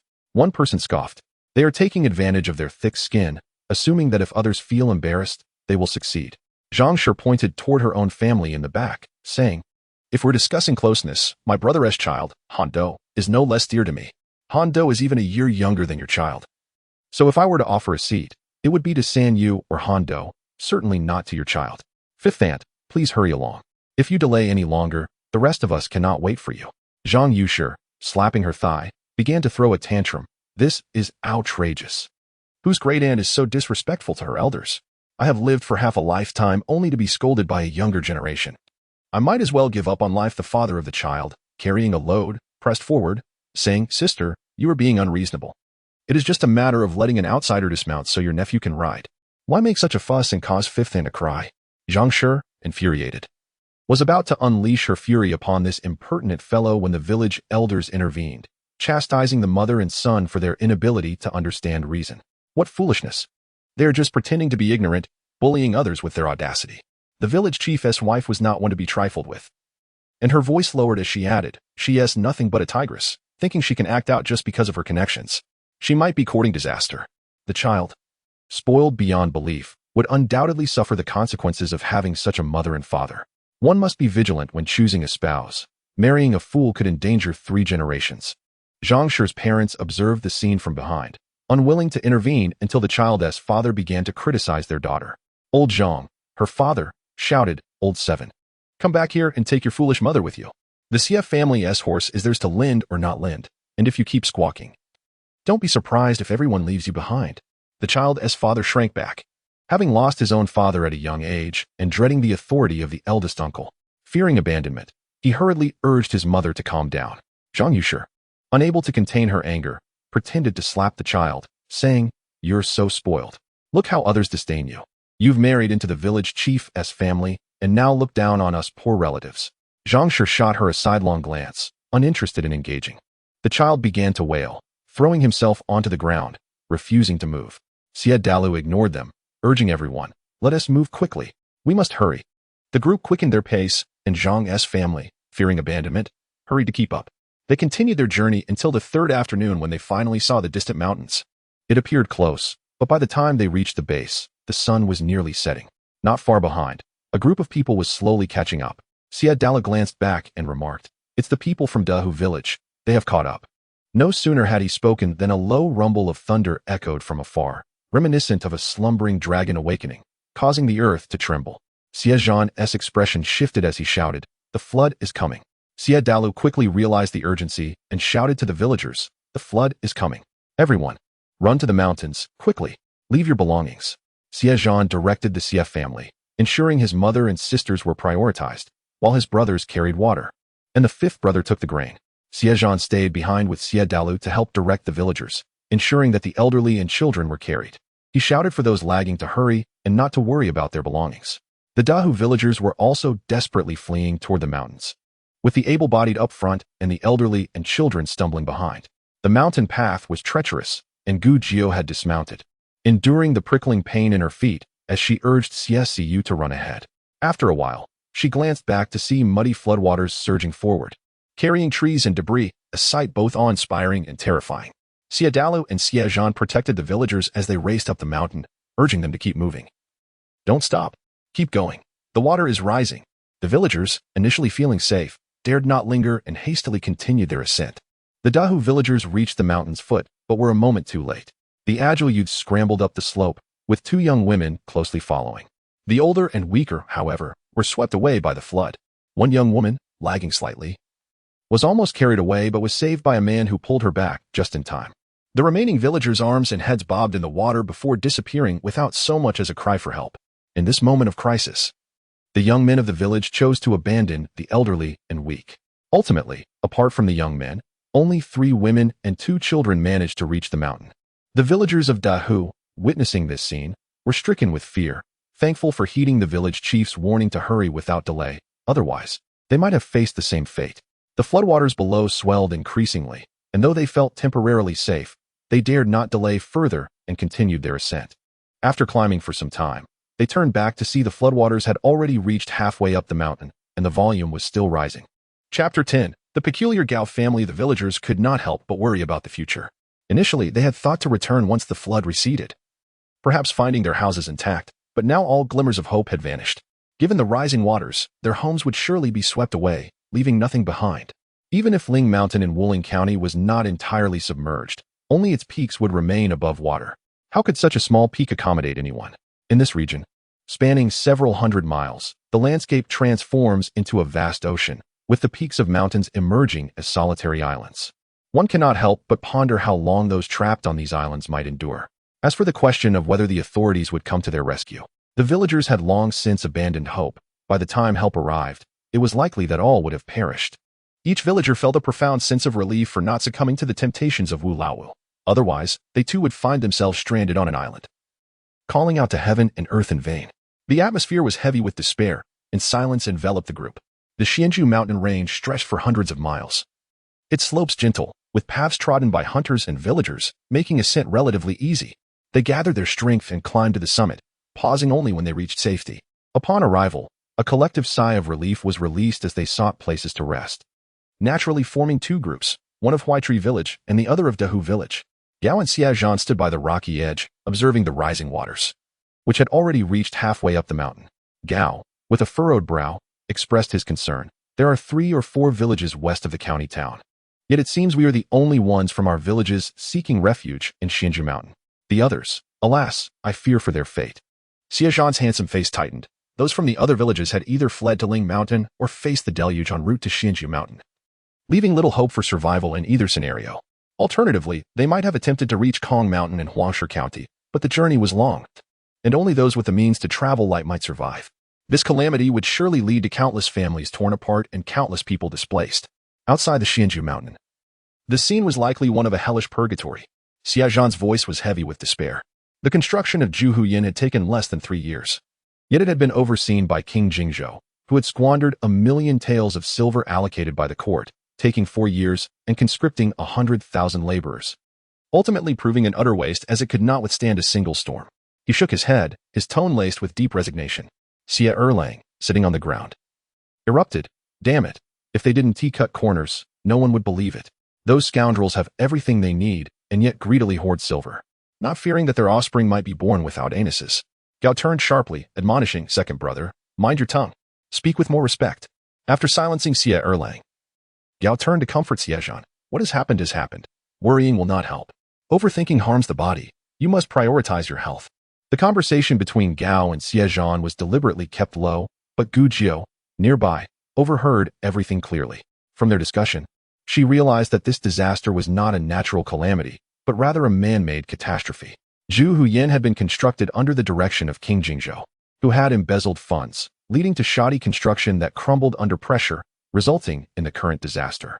What perplexed her was that while Xie Zhan, as an educated man, could be understood in his concerns for the nation and its people, Gao spoke with an eloquence that seemed far removed from that of a rural woman. Whether reprimanding Xie Erlang or advising Xie Zhan, her words conveyed wisdom and insight, suggesting a well-educated individual. The Xie family was kind-hearted and generous, with brothers treating each other with respect, and though the 3 daughters-in-law lacked extensive knowledge, they were courteous and well-mannered, showcasing Gao's effective upbringing and management of the family. How, then, had such a person found herself in such a remote and impoverished corner of the world? As dusk approached, 2 figures emerged from a distance, observing their direction. They appeared to have been there for some time, not far from the villagers of Huaitree. As they drew near, they began to greet the villagers, inquiring about the presence of village chief Xie. Xie Dalao stood to welcome them, exclaiming, "Ah, Master Lu, you've come too."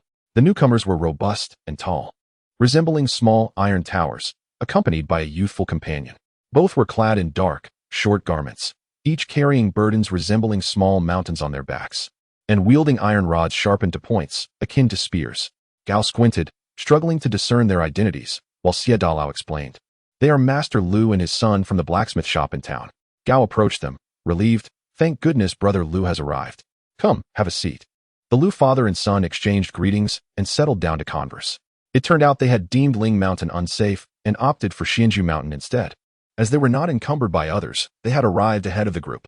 They had merely paused nearby to rest before greeting the villagers. Having lived in town for many years, the Lu family was known for their reliability, so Xie Dalao invited them to join their company. After sharing some provisions, as the light began to fade, the villagers prepared for sleep. They gathered mugwort nearby, forming piles to kindle as mosquito repellent. Gujiu observed, contemplating that upon entering the forest, they would surely encounter numerous mosquitoes and would need to find herbs to create cooling ointments, lest the insects devour them. Xie Dalao instructed the elderly, women, and children to gather in the center, while the able-bodied, including Lu and his son, formed a protective circle around them. He approached Xie Zhan and Xie Wulong, whispering, "You two are skilled and clever. Tonight, take turns keeping watch. Be vigilant against the people from Dehu village." Curious, Gujiu leaned in and whispered, "Xie Zhan, are the people from Dehu village very wicked?" Xie Zhan gently pushed her head away. "Little one, do not ask too many questions." Gujiu glared at him. Gao, sitting beside her, stroked her hair. "The atmosphere in Dehu village is poor. It is filled with rogues who would resort to thievery and deceit. They are capable of any misdeed, so we must remain cautious." Gujiu nodded, recalling how, during the flood, they had abandoned the weak and elderly, leaving behind their own kin. Their reluctance to part with provisions while casting aside their loved ones revealed a selfish nature. Yet, it seemed they were not merely selfish but akin to wolves and tigers. Xie Zhan and Xie Wulong nodded in understanding, assuring her that they would remain alert during the night watch. That night, Gu Jiu and Gao also slept on the ground. With the donkey cart unable to ascend the mountain, when the floodwaters surged, Xie Erlang had left the cart behind. Fortunately, animals possess an instinctive awareness of danger. The donkey had followed the horse, making its way up the mountain on its own. After a night of rest, perhaps due to exhaustion, the people from Dehu village did not cause any trouble. With the morning light, everyone felt revitalized. Xie Dalao urged the villagers to prepare a warm meal, filling their bellies before continuing their journey. Sun, who had been in a daze since witnessing the flood, was approached by Su, who inquired about her state. Sun expressed her worry for her family. The 3 daughters-in-law of the Xie family had connections to Huaitree village, having come to Xianju Mountain together. Sue was the daughter of the head of the escort agency in the county, with ample horses and carts, ensuring her escape within 3 days, so she was not concerned. Sun, however, had family in Deshirhua village, which was closer to Wuling County. She feared her relatives would choose to flee to Ling Mountain. Given the ferocity of the flood, those who went to Ling Mountain were likely to face dire consequences. Xie Zhan, carving something from a wooden block, noticed his wife's anxiety and offered a word of comfort. Deshirhua village is to the west, as long as they can move quickly. They should reach Kong Mountain in Huangshi County. The Huaitree village would take 3 days to reach Kong Mountain. Deshirhua village was nearer and might make it in time. Upon hearing this, Sun felt a slight alleviation of her anxiety. Xie Zhan was usually reticent, and this was Gu Jiu's first time hearing him speak at such length. Chapter 11. Well, what a familiar face.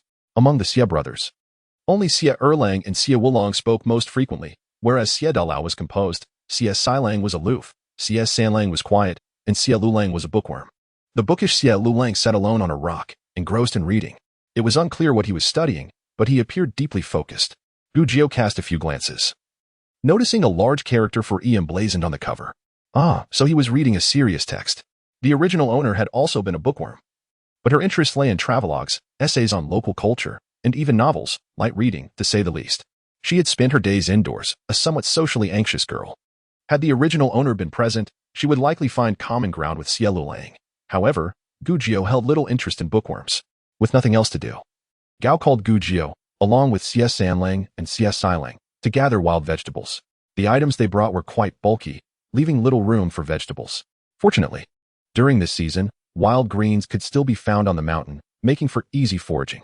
The children of the Xie family were well accustomed to this task and recognized the wild plants. Mrs. Gao believed that Gu Jiu, coming from a good background, probably had never seen what wild greens looked like. As she plucked the plants, she instructed her, "This is purslane, which can be added to pancakes or stir-fried. It's quite delicious." Gu Jiu nodded, responding, "Yes, purslane is cooling in nature, and considering your spleen and stomach are weak, it would be best to consume it sparingly." Mrs. Gao looked at her in astonishment. "You recognize wild greens? How did you discern that my constitution is weak?" Although Gu Jiu was unfamiliar with wild plants, she possessed knowledge of medicinal herbs. Before her arrival in this world, she had been studying traditional Chinese medicine through a system and had acquired a foundational understanding of herbal remedies, as well as the principles of diagnosis and acupuncture. Gu Jiu explained, "Mother, your complexion is pale, you exhibit a lack of energy, and often have cold hands, along with a reduced appetite and phlegm. These are all signs of a weakened spleen and stomach." Mrs. Gao grew even more astonished. The little girl truly understands medicine. "You are correct. Do you come from a family of doctors?" Gu Jiu replied, "No, I have simply taken a liking to it since childhood and have read extensively." This was no deception. The original owner of this body had indeed read some, albeit with limited comprehension. Gu Jiu shook her head and continued, "When the conditions allow, I will help you restore your health. I believe there may be other ailments too, and illnesses should not be delayed. The longer they are put off, the more severe they become." Mrs. Gao thought to herself, having seen many doctors fail to cure her ailments. How could a young girl with just a few days of study achieve that? Yet, the child had the heart to care, which brought her comfort. And she did not wish to dampen the girl's enthusiasm. She smiled and said, "All right, I will wait for our Jiu daughter to treat me." Gu Jiu nodded earnestly, assuring her, "Do not worry, I will surely heal you." As the mother and daughter spoke happily, a group of 10 or so people approached from across the way. Gu Jiu looked up and exclaimed, "Oh, familiar faces." The 3 leading figures were indeed the ones from the dilapidated courtyard in the county: the bearded man, the lecherous fellow, and the young woman. Just yesterday afternoon, when the flood came, a woman from Dehu village had been saved by a man. And it turned out to be the bearded man and that young woman. No wonder she felt a sense of familiarity at that time. However, the girl could no longer be called a girl. After a few days, she had adopted a woman's hairstyle, walking closely beside the bearded man, with an affectionate demeanor. The woman glared at Gu Jiu, her eyes filled with jealousy. "This little brat is so pretty. I merely glanced at her the other day and noticed her exceptionally fair skin. She turns out to be this beautiful at such a young age." Her eyes twinkle as though they contain hooks. "How is it fair that we both encountered villains, yet I ended up in the mud while she is doing just fine?" She pinched the flesh on the arm of the man beside her, exclaiming, "See? I told you she is stunning. It's your fault for being so foolish. You couldn't even handle a little girl." The bearded man winced from the pinch and turned to slap her. "Have I given you too much face these past few days? If you dare pinch me again, I'll sell you to a brothel." The woman covered her face, her eyes reflecting resentment.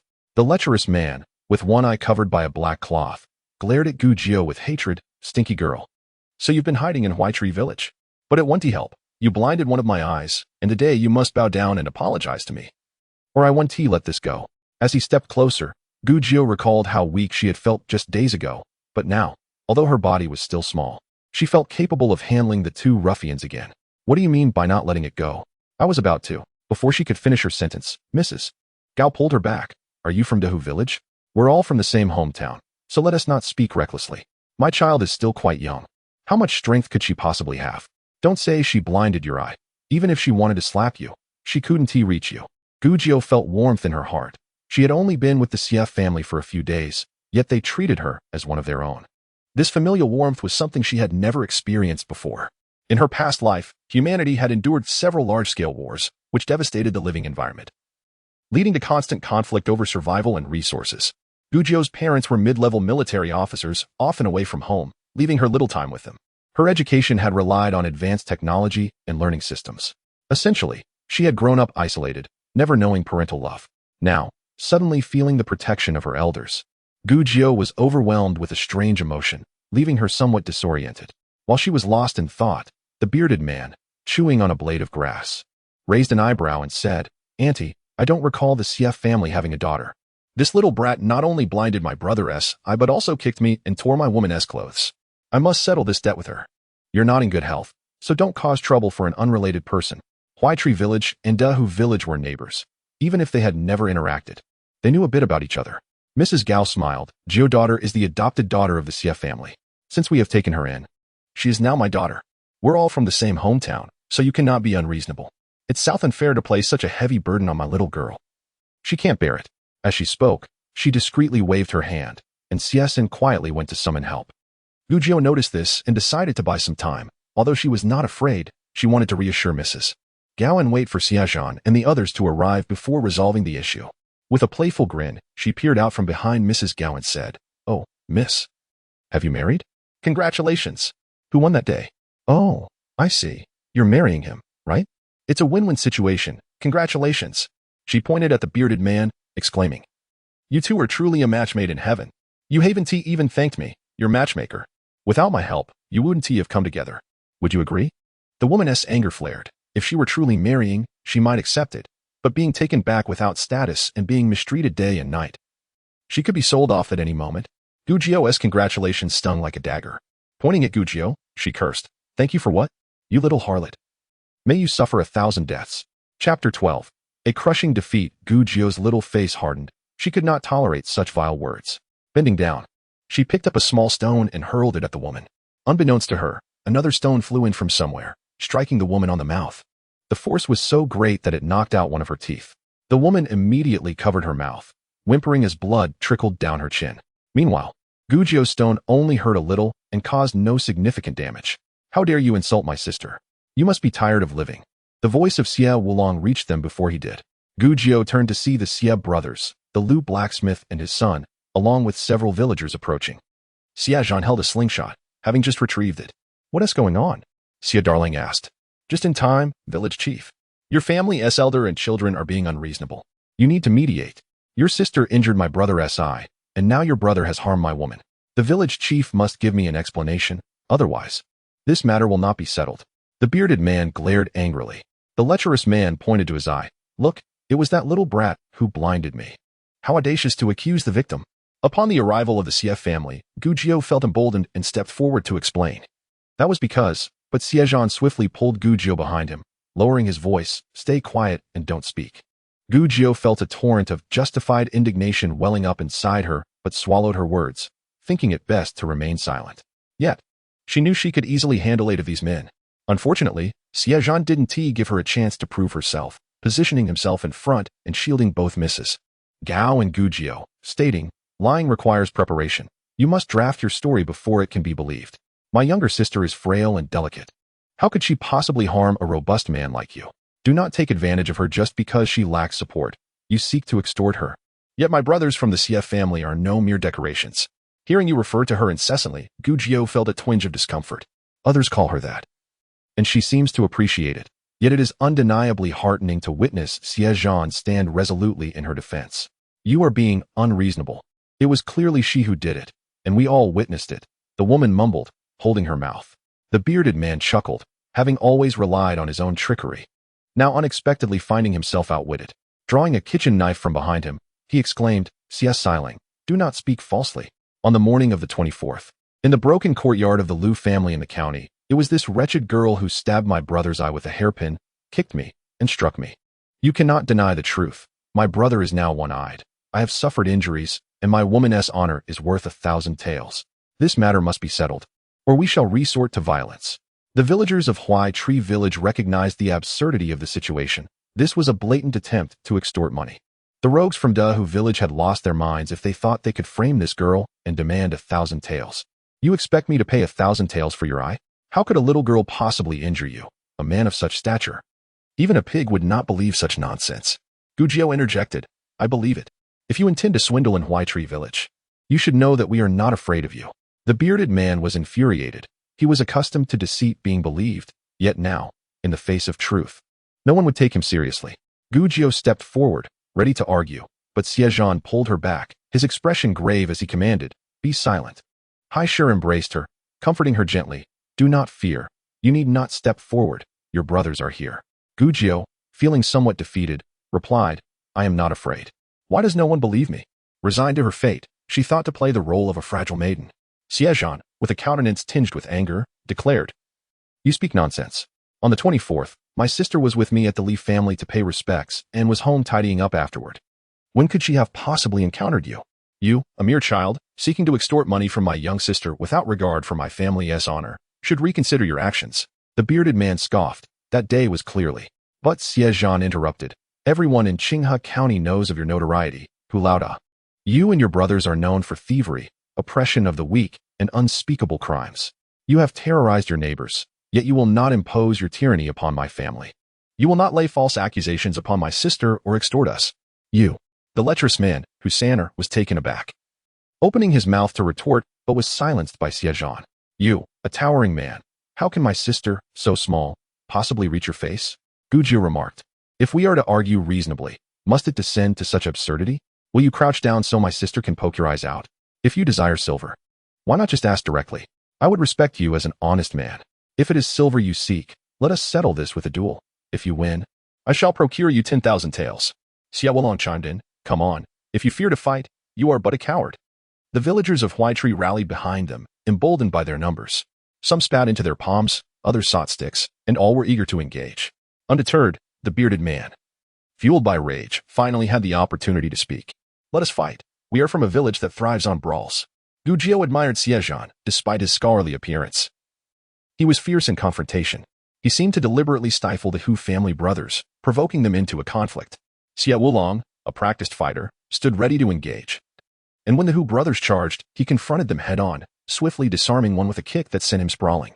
Xie Wulong, still a youth, possessed surprising strength, dispatching the burly man with ease. As the commotion unfolded, Gujiao noted the skill of Liu Anio, the blacksmith's son, who weaved through the chaos, delivering precise strikes that incapacitated his foes. His movements were fluid and deliberate, targeting their vulnerabilities with an ease that belied his robust frame. Gujiao, having witnessed the turmoil, understood the necessity of such skills in her tumultuous era, realizing Liu Anio's prowess was a rare talent, one that could easily lead to lethal outcomes if he chose to unleash his full capabilities. Moreover, should the Liu family not be considered guests in Huai Tree Village? Why are they at the forefront during a crisis? In contrast, Xie Wulong's skills are rather ordinary, merely the typical prowess of a martial artist, benefiting only from sheer strength. Yet he is not someone an average person could contend with. The brawl concluded swiftly, despite only 3 individuals emerging from Huai Tree Village. The dozen or so men from the opposing side were easily subdued, collapsing one after another, clutching their bellies, rubbing their shoulders, and wailing in agony. Xie Wulong approached, strutting like a victorious rooster. Gujiao gave him a thumbs up, exclaiming, Brother Wu is impressive. Indeed, back in the day, when your Brother Wu and Uncle Su were escorting goods, we encountered bandits along the way, and Brother Wu swiftly dealt with them. Xie Wulong reminisced about Uncle Su, the father-in-law of Xie Erlang, who ran a security agency in the county, serving as the martial arts mentor for both Xie Zhan and Xie Wulong. Enough, enough, Gao Shi interjected disdainfully, pulling out a handkerchief to wipe his sweat while chiding. You were hardly out of your infancy. What do you mean by back in the day? Back then, you were still wetting the bed. She added sarcastically. You've been boasting about stabbing a small thief while trailing behind Uncle Su for 2.5 years. Xie Wulong, unfazed by the revelation of his childhood indiscretions, retorted, What's the big deal about wetting the bed? My fourth brother did it too when he was little. He then turned to Gujio with a grin. Don't listen to mother. Brother Wu is truly formidable. When we have the time, I will share tales of my escorting adventures. Gao Shi playfully slapped him on the arm, admonishing, Stop tarnishing your fourth brother's reputation. He was quite sensible as a child. Gujio laughed uncontrollably, casting a glance at the once bedwetting deity, Xie Zhan, nearly in stitches. Xie Zhan kicked Xie Wulong's rear playfully and shot a glare at Gujio, supporting Gao Shi as he said, Let us head back. Gujio hurried to assist Gao Shi on the other side, stifling her laughter to the point her shoulders trembled. Xie Zhan shot her a warning look as he slowed his pace with Gao Shi. Once the villagers who had gathered to watch dispersed, he began to reprimand Gujio. The Hu brothers have been responsible for the abduction of countless women. Once a person falls into their hands, there's no hope for them. You, a young girl, can't afford to have your name associated with theirs. Do you want to ruin your reputation? Regardless of what happened, a brush with the Hu brothers could lead to your downfall. And yet you still seek attention, completely oblivious. Thus, Xie Zhan continued his tirade, preventing the Hu brothers from recounting the events of the day, deliberately provoking them into a fight. Gujio cast a sidelong glance at Xie Zhan, acknowledging the validity of his words, but feeling as though he was retaliating for her earlier jest. Gao Shi playfully swatted Xie Zhan, scolding, Junyang is still young. Speak to her kindly. Gujio, relishing in the situation, smiled and expressed her gratitude to Xie Zhan. I understand now, Xie Zhan. I will be more cautious moving forward. Thank you. Xie Zhan shot her a glance, exclaiming, Can you not see that my fourth brother is in peril? Gujio was puzzled as to why no one was intervening against the misdeeds of the Hu brothers and asked Xie Zhan, Is the government not taking action? Xie Zhan replied curtly, Is that what you're focused on? He then explained that the majority of their abductees were vagrants and beggars, and the local officials had been compromised, allowing the Hu brothers to evade justice for years. As he spoke, a glint of coldness flashed in his eyes. He would eventually deal with the Hu brothers. Gao Shi instructed Gujio, Let this matter rest. From now on, if anyone asks, say you've never seen them and don't know them. Understood, Gujio nodded obediently. Upon returning to their encampment, Zhang Shi, along with Su Shi and Sun Shi, prepared some sweet potatoes and a pot of porridge with wild vegetables and mixed flour. Although lacking in flavor, it was still a notable improvement over the cornbread of the previous days, which had cooled and turned hard enough to be lethal. In comparison, the vegetable porridge was a culinary delight. After their meal, the villagers discussed their planned departure. The route had been prearranged. The Xinju Mountains began at Qinghe County, stretching southwest before veering eastward, traversing a significant portion of Jingzhou. It was impossible to journey several hundred miles along the mountain range due to its uneven terrain, with some areas featuring sheer cliffs that were impassable. Thus, they would have to traverse over the mountains and navigate through the old forest before rejoining the official roads upon reaching Shanyu County. After walking for a while, the villagers of Huai Tree Village noticed that the people from Da Hu Village were trailing them at a distance. They're using us as scouts, Xie Dalong remarked. Xie Zhan glanced back, his gaze pensive, and quietly replied, Let them follow. For the sake of the women and children in their group, he permitted them to accompany them, planning to deal with them once they had escorted the villagers' women and children out of the old forest. The mountain path was rugged and challenging. Often, it was impossible to ride horses or donkeys. Thus, Xie Zhan and Xie Wulong placed their belongings on the animals while supporting Gao Shi on either side. Su Shi and Sun Shi not only carried their own burdens but also guided their respective children. Zhang Shi's son, Xie Daji, being older, didn't he require assistance and disdainfully glanced at Gujio, questioning her clumsiness. Why can't you walk properly? Come here, sister-in-law will help you. Chapter 14. Medical consultation. Gujio sighed and struggled to approach, extending her small hand to Zhang Shi. Zhang Shi's hands were large and calloused, yet steady as she grasped Gujio's, which brought her comfort and alleviated her stumbling. After a considerable time, the trees grew denser as they neared the edge of the old forest. Everyone felt a sense of trepidation towards the old forest, largely due to the frightening tales passed down by the elders, filled with stories of mountain demons, man-eating trees, and ferocious beasts that made one's legs tremble.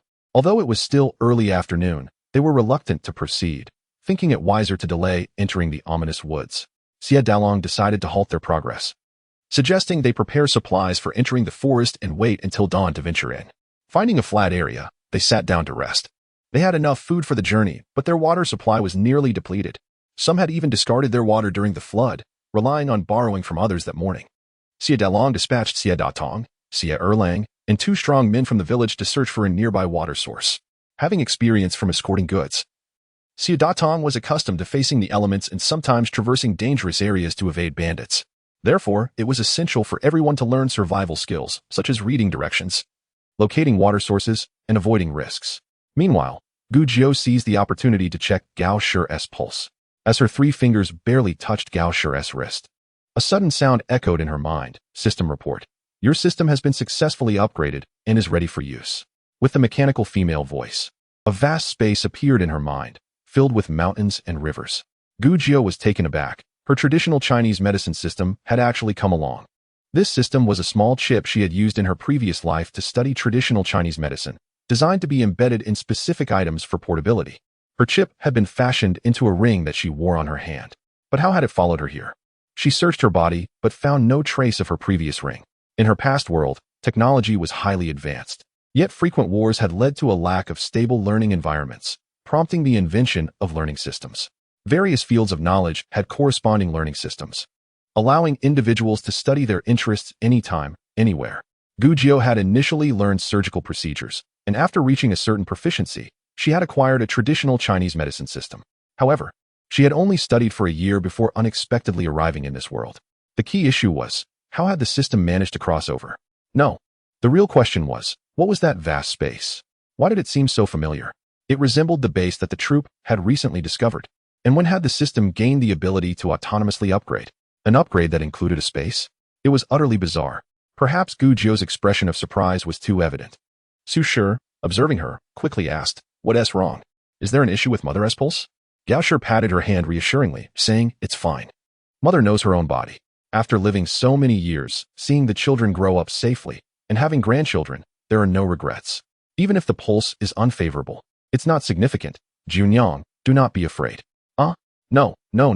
Gu Jiu snapped back to reality and hurriedly replied, "It's not that. I just suddenly thought of something else." Setting aside the matters of the system, I focused intently on diagnosing the Gao family. The pulse of the Gao matriarch was faint and fluctuating, weak and lacking vitality, with a heavy pressure revealing emptiness beneath. With my consciousness, I communicated with the system. "Is it a vacuous pulse?" The system, in its mechanical tone, succinctly confirmed, "Yes." As I examined the Gao matriarch's complexion, I noted her hair was dry and lifeless, her face pale and sallow, and her lips were white and peeling. I inquired, "Is it common for you to feel fatigued, sweat easily, experience palpitations, insomnia, and occasionally dizziness?" Removing my fingers from her wrist, I asked. The Gao matriarch was taken aback. This young girl indeed possessed some insight. "Indeed, your observations are quite accurate. Has your mother experienced complications during childbirth, leading to significant blood loss?" I continued. Loss of blood results in blood deficiency, which in turn leads to qi deficiency, and prolonged qi deficiency hinders the production of blood. Coupled with a weak spleen and stomach, this condition accumulates over time, becoming increasingly severe. Su, standing nearby, was astonished, her mouth agape. "This is remarkable. When my mother gave birth to the 4th and 5th children, she faced difficulties.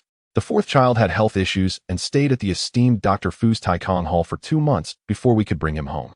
The birth of the 6th child was also not smooth. With 2 consecutive difficult births, surely it has taken a toll on her health. For years, we have sought remedies from the town's doctors, yet her condition remains unresolved. Can you help her? Her illness has become a source of concern for the entire family. If she is not well, we are all on edge." Reflecting on the matter, I concluded that while the ailment was not insurmountable, the challenge lay in the unavailability of herbs at this time. It was unfortunate that acupuncture could not be applied due to the dual deficiencies of qi and blood. Otherwise, a few needles could have alleviated her condition somewhat. I reassured them, "This can be treated. Once we exit the old forest, I will write a prescription, and we will find a medicine shop to procure the necessary herbs." After about half a month of treatment, along with proper nutrition and rest, her health can gradually improve. Both the Gao matriarch and Su sensed a shift in the demeanor of the little girl, who appeared serious and reliable, dispelling her usual mischievousness. The system's mechanical voice echoed in my mind. "Host, your pulse diagnosis lacks thoroughness. There are still issues that you have not identified." I paused, knowing the system had a scanning function and could not be mistaken. I extended my fingers again, resting 3 on the Gao matriarch's wrist. Both she and Su were startled, and the Gao matriarch asked, "What is it? Is there something wrong?" Su, too, looked at me with concern. Shaking my head, I closed my eyes, carefully analyzing the pulse again. Indeed, It was a vacuous pulse, but something felt off. As I pressed down slightly harder, I discerned that the pulse was not only weak but also irregular, fluctuating in rhythm, sometimes rapid, sometimes slow, at times strong, at others light, and rather stifled. I withdrew my hand and communicated with the system. Beneath the vacuous pulse, there appears to be a stifling sensation. Is this due to qi and blood stagnation? The system replied, yes. So it was the stasis of qi and blood that had resulted in a uterine fibroid. In traditional Chinese medicine, there is no specific term for uterine fibroids. The stasis of qi and blood is the cause, while the fibroid is merely the consequence. I understood that the fibroid arose from the blockage of liver qi. The liver governs the smooth flow of qi, and when liver qi is obstructed, qi and blood become stagnant, leading to blood deficiency. If the blood cannot circulate, it naturally results in both qi and blood deficiency. Thus, to eradicate this condition, the first task is to unblock the liver qi. The system confirmed, correct. With the system's affirmation, I mentally reviewed the treatment plan, already aware of how to proceed with the adjustments and which herbs to employ. Yet, at present, I was bereft of resources. I could do nothing until we left this place. I advised the Gao matriarch, there is a mass in your abdomen, but fear not, it is treatable. As long as there is no external impact, you shall be fine. Sue shot me an incredulous glance, signaling me with her eyes. This girl was far too blunt. Could she not be a bit more tactful when discussing a patient's condition? Receiving Sue's gaze, I was puzzled. What was the matter with my sister-in-law? Oh, there is no need for concern. This condition is not particularly difficult to treat. The mass in your mother's abdomen has likely existed for several years. Although it is somewhat fragile, as evidenced by her years of stability, there is no immediate danger. Rest assured, as long as there is no pressure or impact, it will not pose a problem for the time being. Once we leave the old forest, I can cure it. Uterine fibroids are typically most simply addressed via surgery, a method in which I excel. However, lacking anti-inflammatory medication and surgical instruments, I am left with no choice but to rely on traditional herbal remedies. Besides, since uterine fibroids are often caused by obstructed liver qi, unless the root cause is eliminated, surgical removal will only lead to recurrence. Sue, now more anxious, exclaimed, what should we do? It would have been better had I said nothing at all. Chapter 15, Can I Kill Jianyang? Sun, who was tidying up nearby, overheard our conversation. After I finished examining the Gao matriarch, she approached me cautiously, scanning the surroundings for eavesdroppers. Once certain we were alone, she lowered her voice. Jianyang, could you take a look at Sansa too? I whispered back. What seems to be the problem with Sansa? Is she feeling unwell?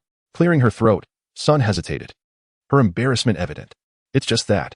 Ever since she gave birth to the fourth child, she has had trouble controlling. Sue interrupted, pulling her back. What are you saying? Jianyang is still an unmarried girl. How could she possibly understand such matters? I chuckled, fully aware of the ailment they were discussing. It's common for women who have given birth to experience such issues. It's merely incontinence.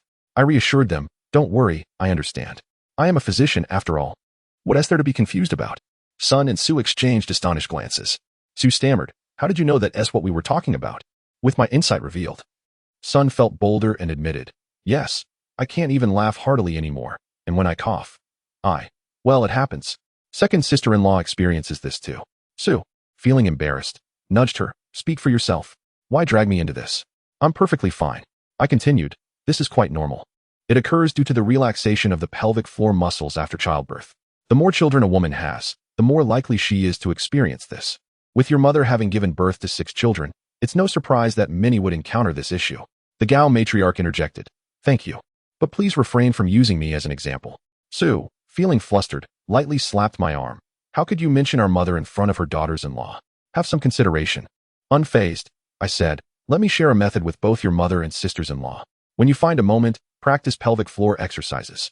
I proceeded to instruct them on the technique, concluding, once we leave the old forest, I will prescribe some herbs to invigorate the qi and kidneys, combined with these exercises. Sun nodded, instinctively trying to follow the exercise. Sue, noticing her actions, felt her face flush with embarrassment, silently cursing her for being so foolish. I casually added, second sister-in-law, shall I take your pulse for peace of mind? This was the terminology used in this era, as I recalled from my memories of the original owner.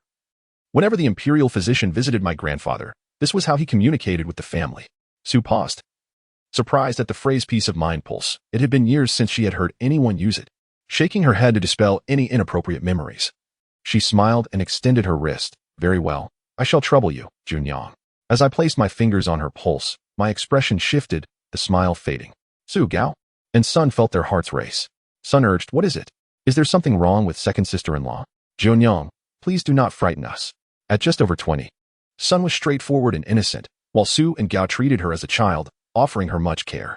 Su, the eldest daughter-in-law, was stern and often busy, relying on the second daughter-in-law for guidance in navigating social matters, which fostered a strong bond between them.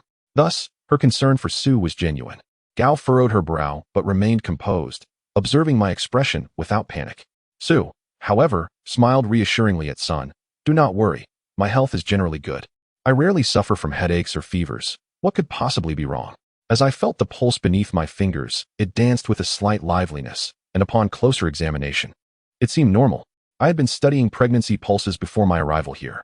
Su's pulse revealed two possibilities, one being a short duration of pregnancy, resulting in a less pronounced pulse.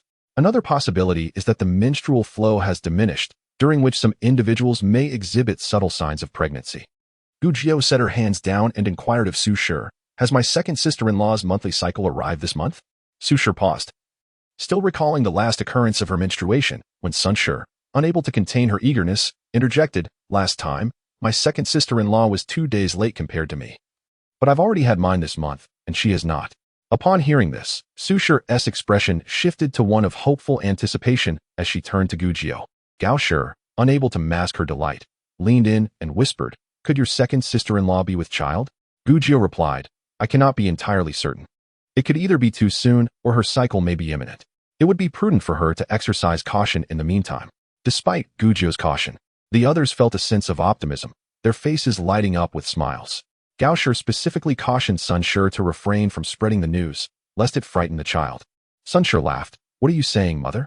Am I really such a blabbermouth? Gao Shi shot her a sidelong glance. Aren't you? Sun Shi fell silent, a hint of embarrassment crossing her face. She felt a twinge of envy towards Su Shi and extended her hand towards Gujio. Jio-in. Could you check on Sansa? It has been 6 years since I last heard from her. Could you see if there are any health issues? Gujio examined her pulse and easily discerned that Sansa was experiencing some coldness in the womb, advising her to keep warm and avoid cold foods. Furthermore, she warned, Sansa should be cautious with her intimacy with Sangu. Excessive frequency could lead to a depletion of kidney essence, resulting in a cold womb. Gao Shi, Su Shi, and Sun Shi were taken aback by her words, momentarily stunned before Gao Shi pointed a finger at Gujio, exclaiming with exasperation, You audacious girl. What words do you dare utter? Be more discreet in the future. Su Shi stifled her laughter behind her hand, thinking how surprising it was that the usually reticent San was so clearly, they were a young couple, undeniably affectionate. Sun Shi's face turned crimson as she covered it with her hands, exclaiming, I cannot bear this. Mother, can I strike Jio-in? Gujio, perplexed, retorted. Why would you blame me? I am not the one responsible for your coldness. Shouldn't you be punishing Sangu instead? Gao Shi, amused yet exasperated, covered Gujio's mouth, urging her to keep quiet. Gujio, undeterred, insisted, as a physician, it is my duty to clarify any factors that may cause illness to my patients, so they do not repeat the same mistakes. This is not mere prattle. It is medical advice. That may be so, but do not be so blunt. Next time, whisper your advice discreetly to preserve their dignity, Gao Shi advised. Sun Shi interjected. Dignity has already been lost, no need to salvage it. Before long, those searching for water returned, reporting a nearby stream with clear, drinkable water. Each household sent individuals with bamboo tubes and gourds to collect water. Once the water was drawn, the women began to prepare the evening meal. Gujio, feeling grimy after several days without a wash, desired to cleanse herself in the stream. Zhang Shi, Su Shi, and Sun Shi were busy preparing provisions for the next day, so Gujio asked Gao Shi, Mother, may I wash in the stream? Is there anything you need me to clean? No need, Gao Shi instructed, the stream water is cold. As a young woman, you should avoid bathing in such chill. Just wash your hands and face. Have your 4th and 5th brothers accompany you. Do not let the rascals from Da Hu village take the opportunity to cause trouble. She then called over Xie Zhan and Xie Wulong. You two accompanied Jio into the stream. All right, Xie Wulong replied.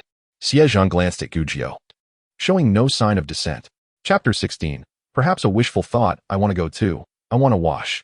CSCU hurriedly joined in. I am just as dirty and want to be clean. CSNU insisted on accompanying them as well. I want to go. I'm dirty too. Very well. All of you may go, Gao Shi said with a smile. Thus, Xie Ji and Xie Erqing joined the group. The older boys led the 5 children to the stream, where the water flowed gently, flanked by lush aquatic plants, and occasionally, small fish darted between the stones beneath the surface. Fish? Xie exclaimed joyfully. If there are large fish, we can catch them and roast them for a meal. Xie added. Let us search. Perhaps we will find some, Xie Erqing suggested. Xie Zhan's eyes brightened, waving his hand. Let us head upstream. We might just find some. Xie Wulong quickly cautioned. Don't wander too far. If you get lost, come back quickly. Ji, keep an eye on your brothers. Xie Ji acknowledged and led his siblings upstream. Gu Jiu felt a pang of regret, still yearning to wash. It was May, and the weather was warm. She could endure the chill of the water. Gu Jiu scooped water with her hands to wash her face and hands, sighing repeatedly. Xie Wulong asked, What troubles you? Gu Jiu replied, I want to bathe, and I also wish to wash my hair and clothes.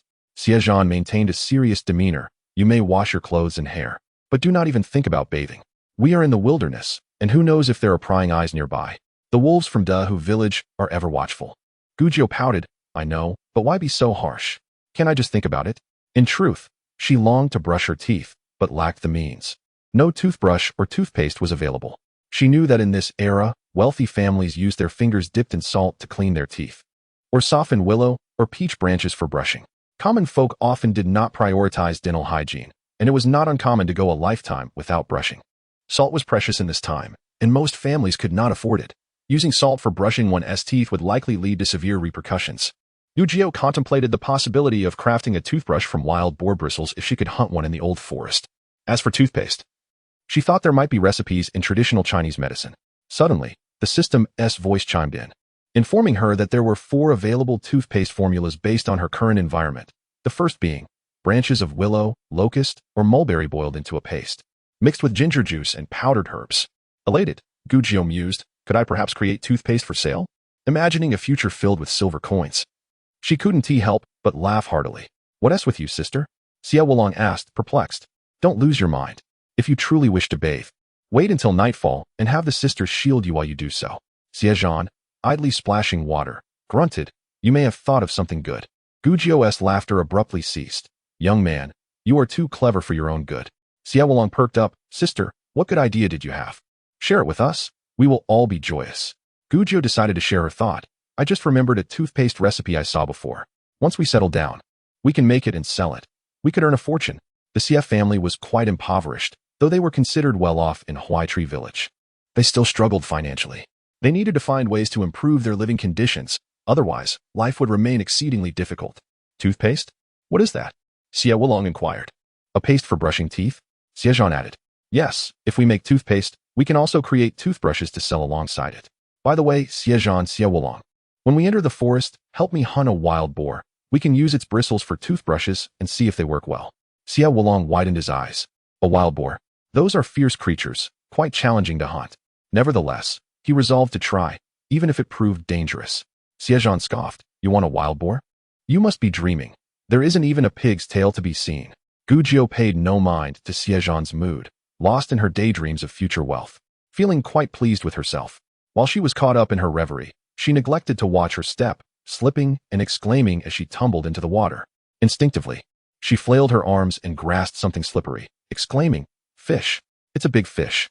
The fish was too slippery to hold on to, and Gu Jiu quickly tossed it back towards the shore. Xie Zhan and Xie Wulong had not yet recovered from the shock of her falling into the water when a large, lively fish came crashing towards them. Gu Jiu waved from the water, urging them to come quickly, as there were more fish to catch. Without a moment's hesitation, she spread her arms to block several large fish hiding among the long grass. Xie Wulong and Xie Zhan reacted swiftly, one reaching out to catch a fish, while the other scooped one up in both hands and tossed it onto the grass. In no time, they had caught 4 large fish. Gu Jiu laughed heartily, and Xie Wulong was equally delighted. It had been so long since they had tasted meat, and now they could finally indulge. What incredible luck for his sister to fall and catch several fish at once. Before they could fully celebrate, the 4 little friends upstream were also cheering, exclaiming about the large fish. Fourth uncle, fifth uncle, come help. The 3 hastily ran over to find the 4 children standing side by side in the water, blocking several fish. Startled, the fish turned and swam upstream. Xie Zhan picked up a stone and hurled it at one of the fish, which flipped over, revealing its belly.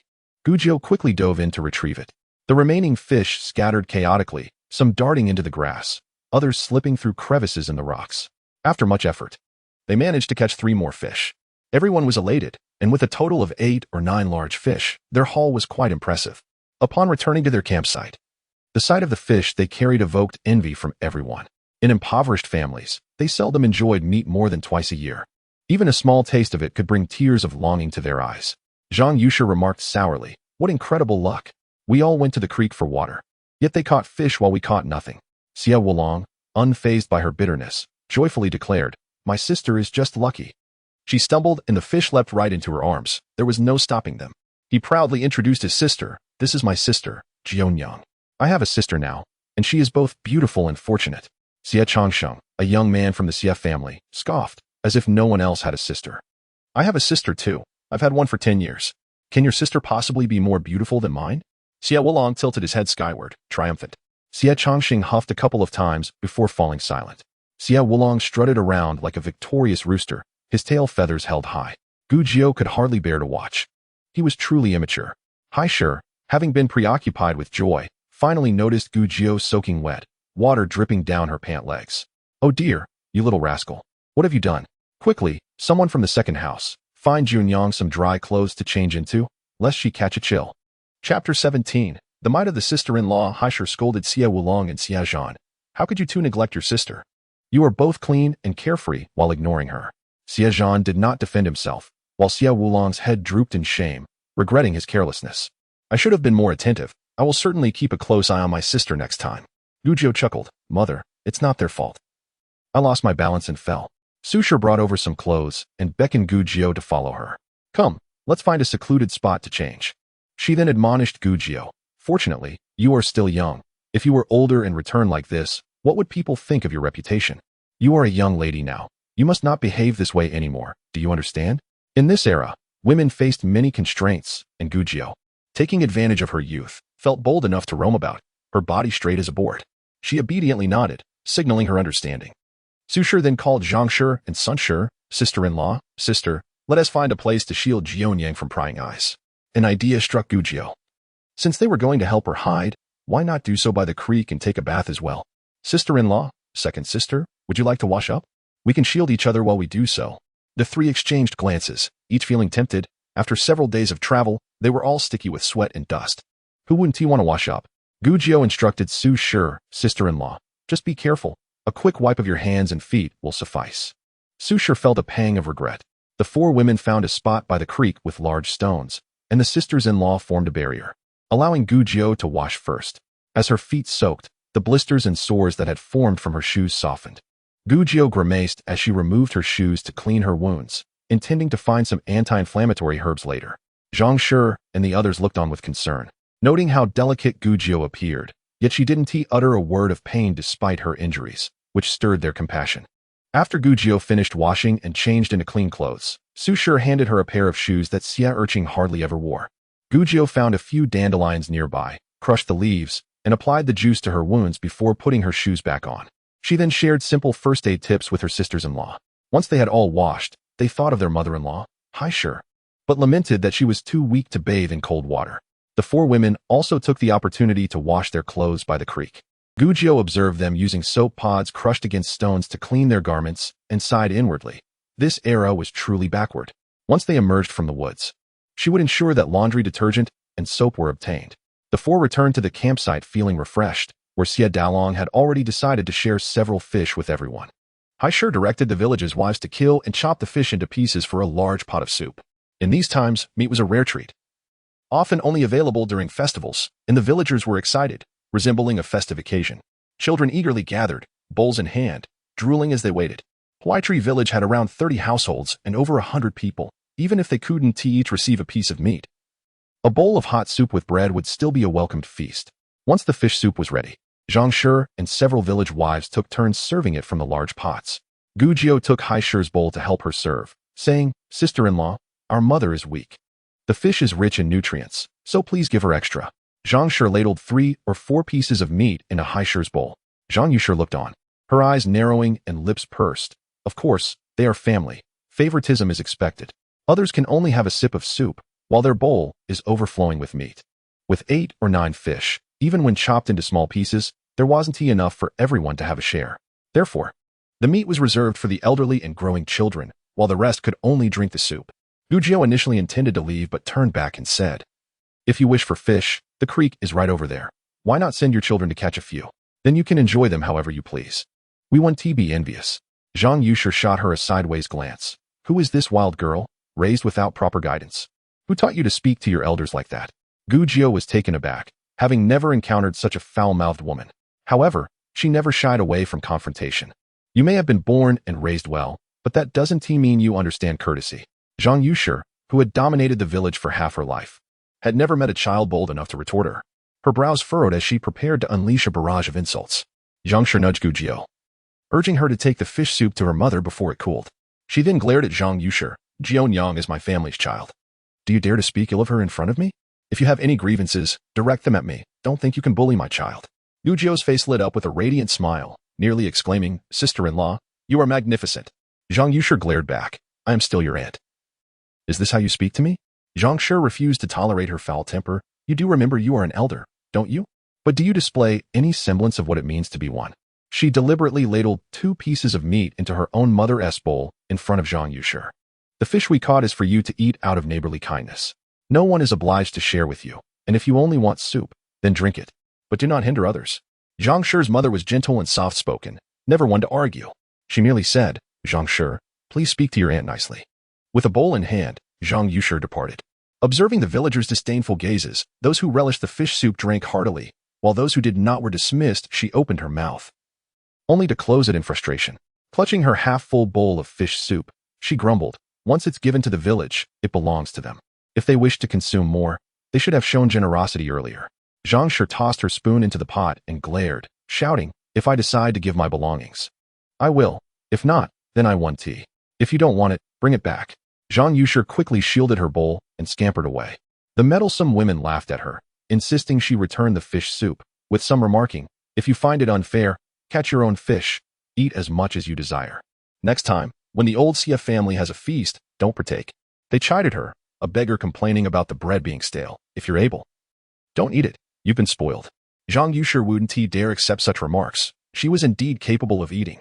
Guji returned with a bowl of fish and meat, and Gao Shi playfully poked her forehead, admonishing, "You shouldn't argue like a troublesome old hag. Don't let them say you're sharp-tongued. It tarnishes your reputation." Yet she felt a warm satisfaction. Her daughter was indeed delightful. No wonder people say daughters are their mother's closest companions. Gujio handed her the fish soup, puzzled, and asked, "What use do I have for reputation? It cannot be eaten or drunk. My family knows who I am. That is sufficient. People may say what they will, as long as it's not in my presence. I'll not tolerate being insulted." Chapter 18. The conversational terminator. Seeing Gujio's triumphant demeanor, Gao Shi was momentarily speechless and shook her head, reflecting on how difficult it would be to find a suitable match in the future. She had intended to say that finding a husband would be challenging, but then recalled her desire to keep Gujio at home, where they would certainly not mind. Gujio, quick-witted, countered, "Oh, elder sister-in-law, are you not feisty? Didn't you marry out?" Xie Dalu remarked, "So it's my vision that is at fault?" Gao Shi was at a loss for words. This child was indeed a conversation ender. From the Zhang family's side, the ruckus of unruly children erupted.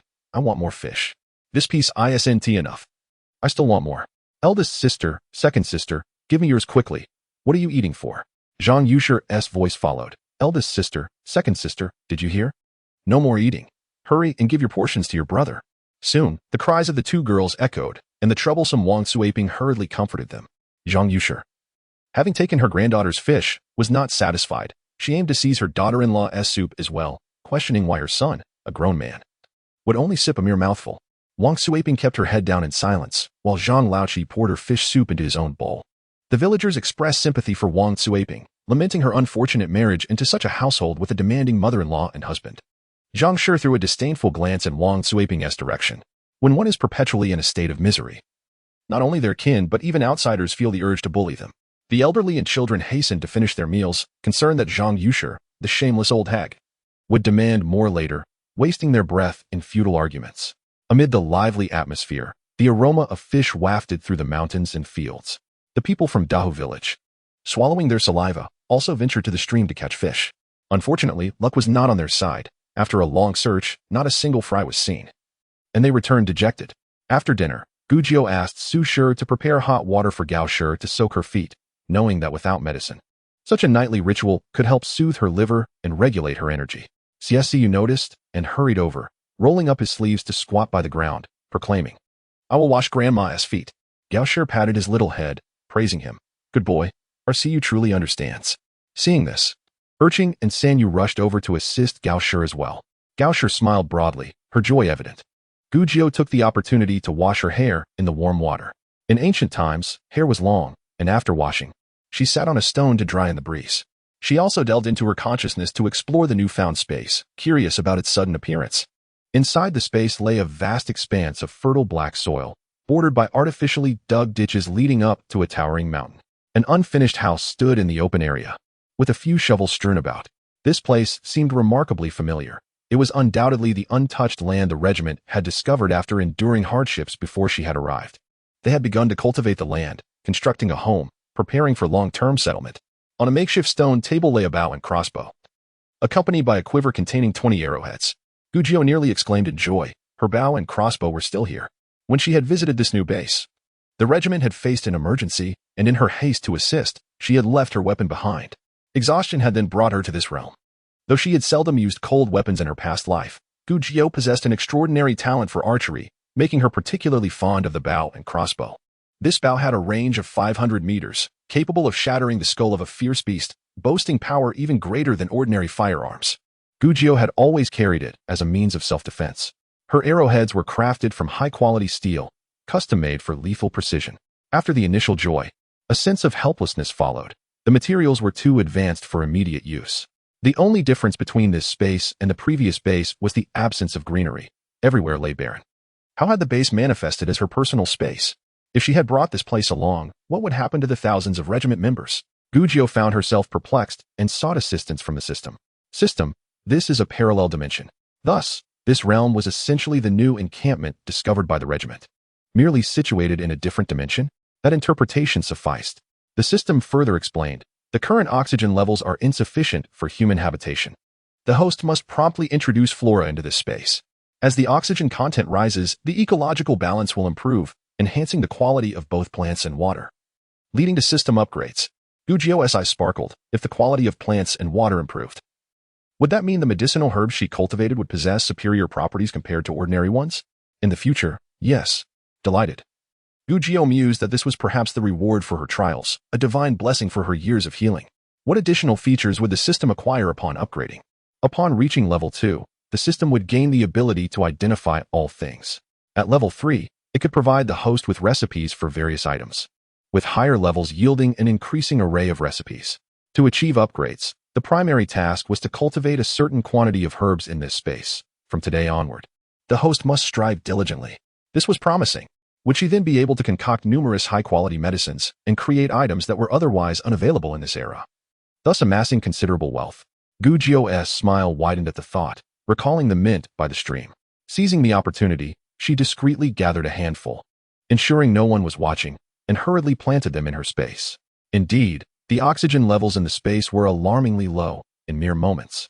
Gu Jiu felt faint and dizzy. With the donkey cart unavailable tonight, Gao Shi made do with a makeshift bedding on the ground. Xie Delu and Xie Erlang had cut several grass mats to place on the ground, topped with oilcloth for moisture protection, allowing Gao Shi to rest comfortably. Gao Shi invited Gu Jiu to sleep beside her, and to her surprise, it was soft and quite comfortable. Gu Jiu lay there, once more immersing her consciousness in the space, requesting the system to simulate a virtual person for pulse diagnosis practice. Gao Shi's pulse was rather unique, making it challenging to find a patient with such complex, multifaceted conditions.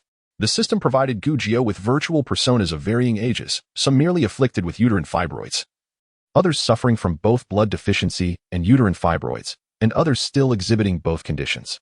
She attentively felt their pulses, ensuring that she would not misdiagnose similar patients in the future. After thoroughly studying the pulse of patients suffering from liver qi stagnation through these virtual manifestations, she finally succumbed to a deep slumber. On the morning of their departure, Xie Dalong instructed everyone to take a stick, both to fend off snakes lurking in the grass and to serve as a weapon. Gu Jiu, having accompanied the Legion across the globe in search of habitable locales and having ventured deep into primordial forests, felt a sense of familiarity and was unafraid as they stepped into the unknown. In Chapter 19, as they entered the forest, Xie Dalong led the way. But after a spell, he stumbled, either from fatigue or distraction, nearly losing his balance. Upon regaining his footing, he discovered he had tripped over a stone, which he promptly kicked away. The stone flew and collided with a larger rock, shattering into countless fragments that sparkled like gold dust in the sunlight. Gugio exclaimed in delight and hurried over to inspect the pieces. She picked one up and inhaled its faintly pungent odor, her excitement surging. This was a piece of realgar. She called out to Xie Zhan, urging him to halt the group, for here lay realgar, which could be ground into powder to repel snakes. Upon hearing this, Xie Zhan immediately ordered everyone to stop, recognizing the potential danger of venomous snakes in the old forest at night. The surrounding villagers gathered, inquiring how to use the realgar. Some recalled seeing it sold in herbal shops, while others were astonished to learn it grew in these mountains. Gugio found another piece and held it up for all to see, explaining that grinding it into powder would serve as an effective snake repellent. Realgar was also a medicinal substance, sought after by apothecaries. The prospect of selling it piqued the villagers' interest. Gugio affirmed its value, but Xie Zhan dashed their hopes, stating it could fetch 100 taels, yet they needed to consider its weight. Too much would be impractical to carry. With a collective sigh, they acknowledged his wisdom, realizing that with their provisions already heavy, carrying stones was unrealistic. They could only take a small amount for the journey to ward off serpents. They scattered to search for more realgar, bringing their finds to Gugio for confirmation, and joy filled the air as they collected the accepted pieces. Abundant realgar lay nearby. Yet while others sought smaller, more portable fragments, Gugio discreetly gathered the larger pieces, swiftly storing them in her spatial realm. Realgar was indeed precious, an essential ingredient in various medicinal concoctions such as newfound Jie Du Wan and Qing Xian Lucian Wan. Once they had collected enough for their journey, the group resumed their trek, planning to grind the realgar into powder during their rest. As they truly entered the forest, the terrain leveled out, and although wild grass abounded, their livestock proved invaluable. Gao Shi was assisted onto a donkey, while Xie Zhan carried a burden and led the donkey along. Gugio and Xie were also helped onto horses by Xie Zhan. Feeling somewhat embarrassed, Gugio noted that 7-year-old Xie Zhan and the presumably pregnant Su Shi were still walking. "I can walk. Let my sister-in-law and see you ride instead. My sister-in-law isn't feeling well." Without a confirmed pregnancy, Gugio only mentioned Su Shi's discomfort. Xie Zhan turned to Su Shi, concerned. "What's wrong with you?" Su Shi's face flushed as she retorted, "It's nothing. Jianyang is just worrying too much." She reassured Gugio, "Just sit easy. Your sister-in-law is healthier than you." Yet, Xie Zhan remained unconvinced, leaning closer to Su Shi and whispering, "Tell me if something is wrong. It's better to know early." Su Shi leaned in and whispered, "Jianyang thinks I may be pregnant." Xie Zhan's eyes lit up. "Really? How many months?" Su Shi blushed, replying, "Not confirmed yet. I'm not sure. Jianyang said it could also just be my monthly cycle approaching." Still, Xie Zhan was elated. Their child Xie Zhan was already 7. And it had been years since Su Shi had conceived. The Xie family had an unusual history, while their mother Gao Shi had given birth to 6 sons. The elder brothers had only 1 child each. He himself had 2, but that was after the second with no further news. After years, the Xie family finally saw a glimmer of hope. A girl would be a delightful addition. Su Shi shared her hopes too, wishing for a daughter like Gugio. Xie Zhan took the burden from Su Shi, insisting on carrying it himself. "Just thinking about you makes me smile in my dreams," he mused. But wait, a girl shouldn't be too beautiful. It draws attention. Just a little less than Junyang would be ideal. For a moment, he felt an inexplicable anxiety for an unborn daughter. Su Shi, feeling for Xie Zhan, pointed out that he was already carrying their family's bedding, which was heavy enough. She snatched her bag back, playfully chiding, "This morning, Mother had me swap for a lighter pack. It only holds our clothes. How heavy can it be? Women in our village aren't so delicate. They work in the fields even when pregnant. The wife of the 3rd pillar is 5 months along and still carries her bedding. Besides, it's not certain yet," she added. Xie Zhan, stubborn, countered. "Who says it's uncertain? It clearly is. In a few days, let Junyang check again." Xie Zhan organized the village's able-bodied men into several groups, taking turns to clear the path. To avoid straying off course, he appointed Xie Datong, who had previous experience, to lead the first group, ensuring they maintained the correct direction. Otherwise, the entire party risked becoming lost in the vast old forest. The men formed a perimeter to guard against wild beasts and snakes, while the elderly, children, and women remained in the center. Once they truly entered the heart of the old forest, Gugio felt as if she had arrived in paradise. Everywhere she looked, various medicinal herbs flourished. While she had yet to spot any exceedingly rare specimens, in such an environment, it was likely many wondrous herbs awaited discovery. Perhaps before they exited the forest, Gao Shi's medicinal needs would be met. The forest was primarily populated with hemlock, pine, and banyan trees, their canopies forming a thick shelter that created a humid environment, while the ground was blanketed in layers of decaying leaves, perfect for herb growth. She resolutely abandoned the horse, requesting a basket from Zhang Shi, and began to walk and dig as she went. She collected viable specimens, intending to plant them later in solitude. She had not forgotten her plans to create essential oils or cooling bombs, as the summer mosquitoes in the forest were quite a nuisance. Although she could light mugwort to repel them at night, it would not eliminate them entirely, and some would inevitably find their way to her. Yesterday, she had gathered a considerable amount of mint by the stream, planning to collect additional herbs to start her concoctions. Regrettably, she could not access her spatial tools, which would have made her task far more efficient. As they ventured deeper, the trees grew denser and sturdier, their branches intertwining to obscure the sunlight, casting a dimmer light than outside. They had fully entered the old forest. The sound of crows occasionally echoed, interspersed with the distant, ominous growls of unknown beasts, or periods of eerie silence. The scenery was a lush green, punctuated by strange stones and ancient trees, severed branches, and remnants of decay.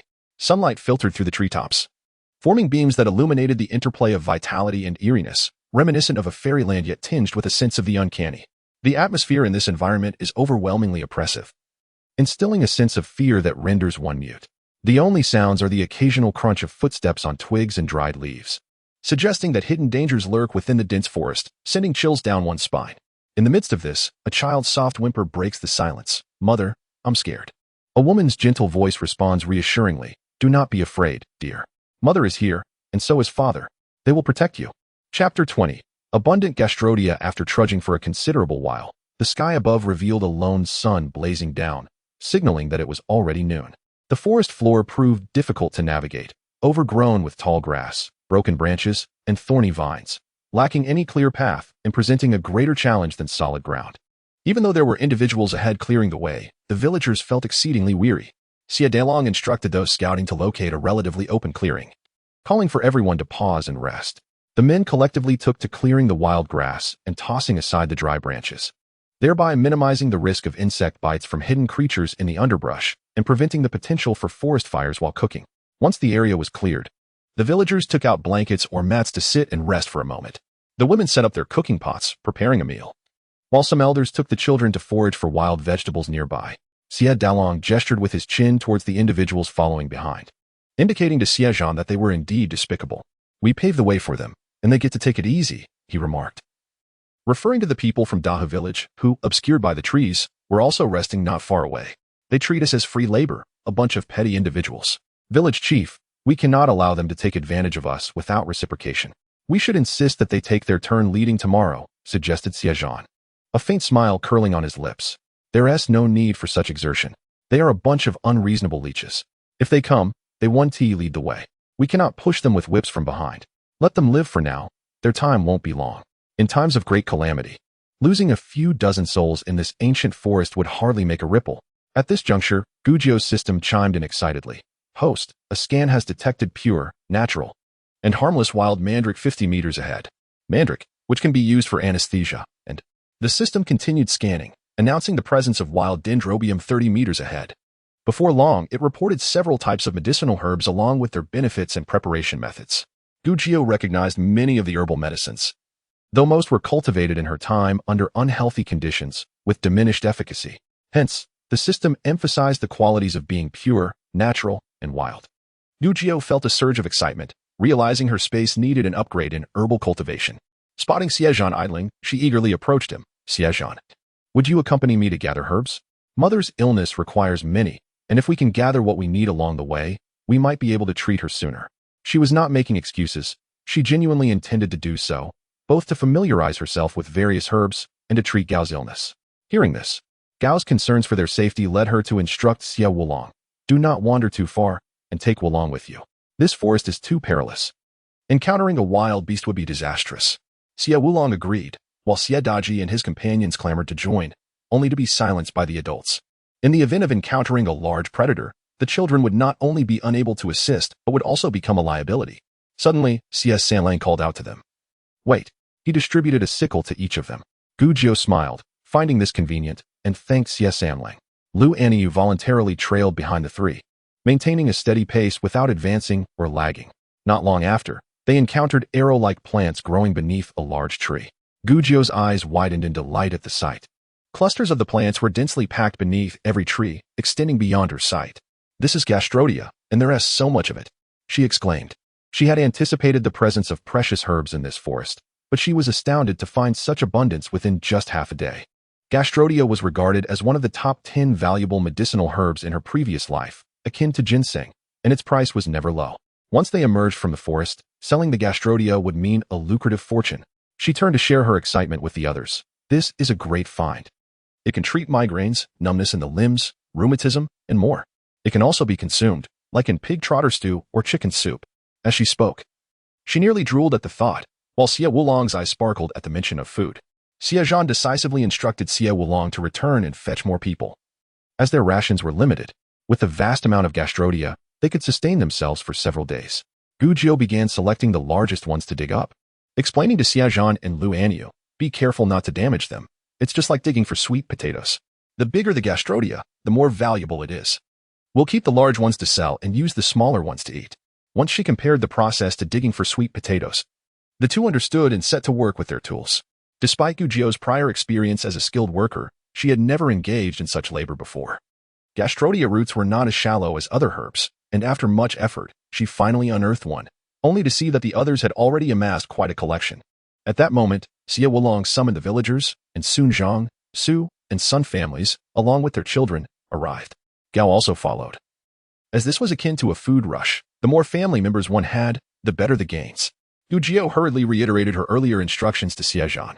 Upon learning that the gastrodia could not only be eaten, but also fetched a high price, the villagers were filled with enthusiasm, working feverishly.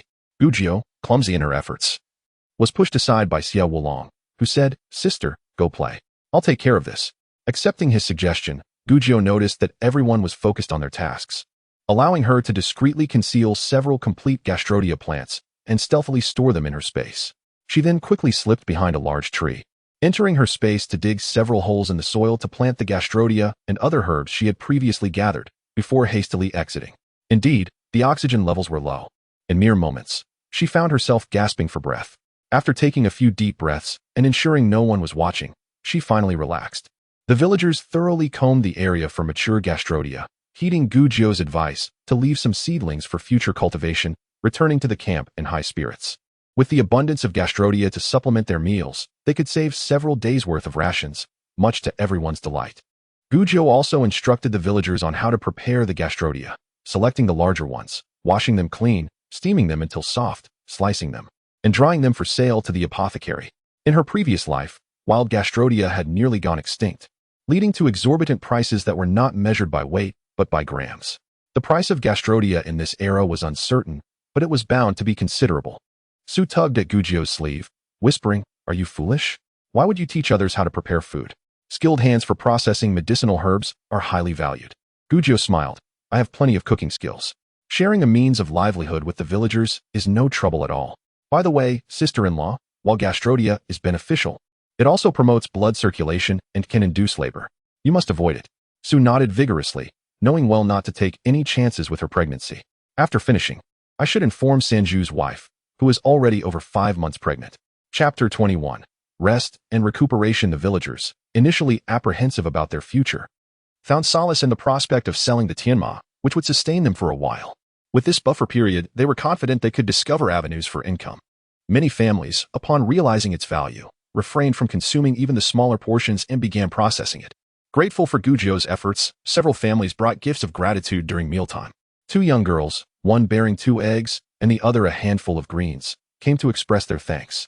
However, Gujio noticed their glances frequently drifting towards Xie Zhan, their cheeks flushing at times. She understood their intentions were not solely about gratitude. Once the visitors lingered away, Gujio remarked, "Xie Zhan truly attracts attention." Sun's family felt a sense of pride. After all, when Xilang previously studied at the county academy, it was common to see the daughters of wealthy families at its entrance. Xie Zhan coughed a couple of times nearby, prompting Sun to smile knowingly at Gujio, indicating a shared understanding without elaborating further. She whispered to Gujio, "Xilang is shy." Gao, with a playful reprimand, told her to focus on her tasks rather than gossiping. At that moment, Zhang Yu's wife reluctantly sent 2 wild leeks with her daughter-in-law as a token of thanks. The timid woman, evidently embarrassed, lowered her head and handed over the leeks, mumbling something unintelligible.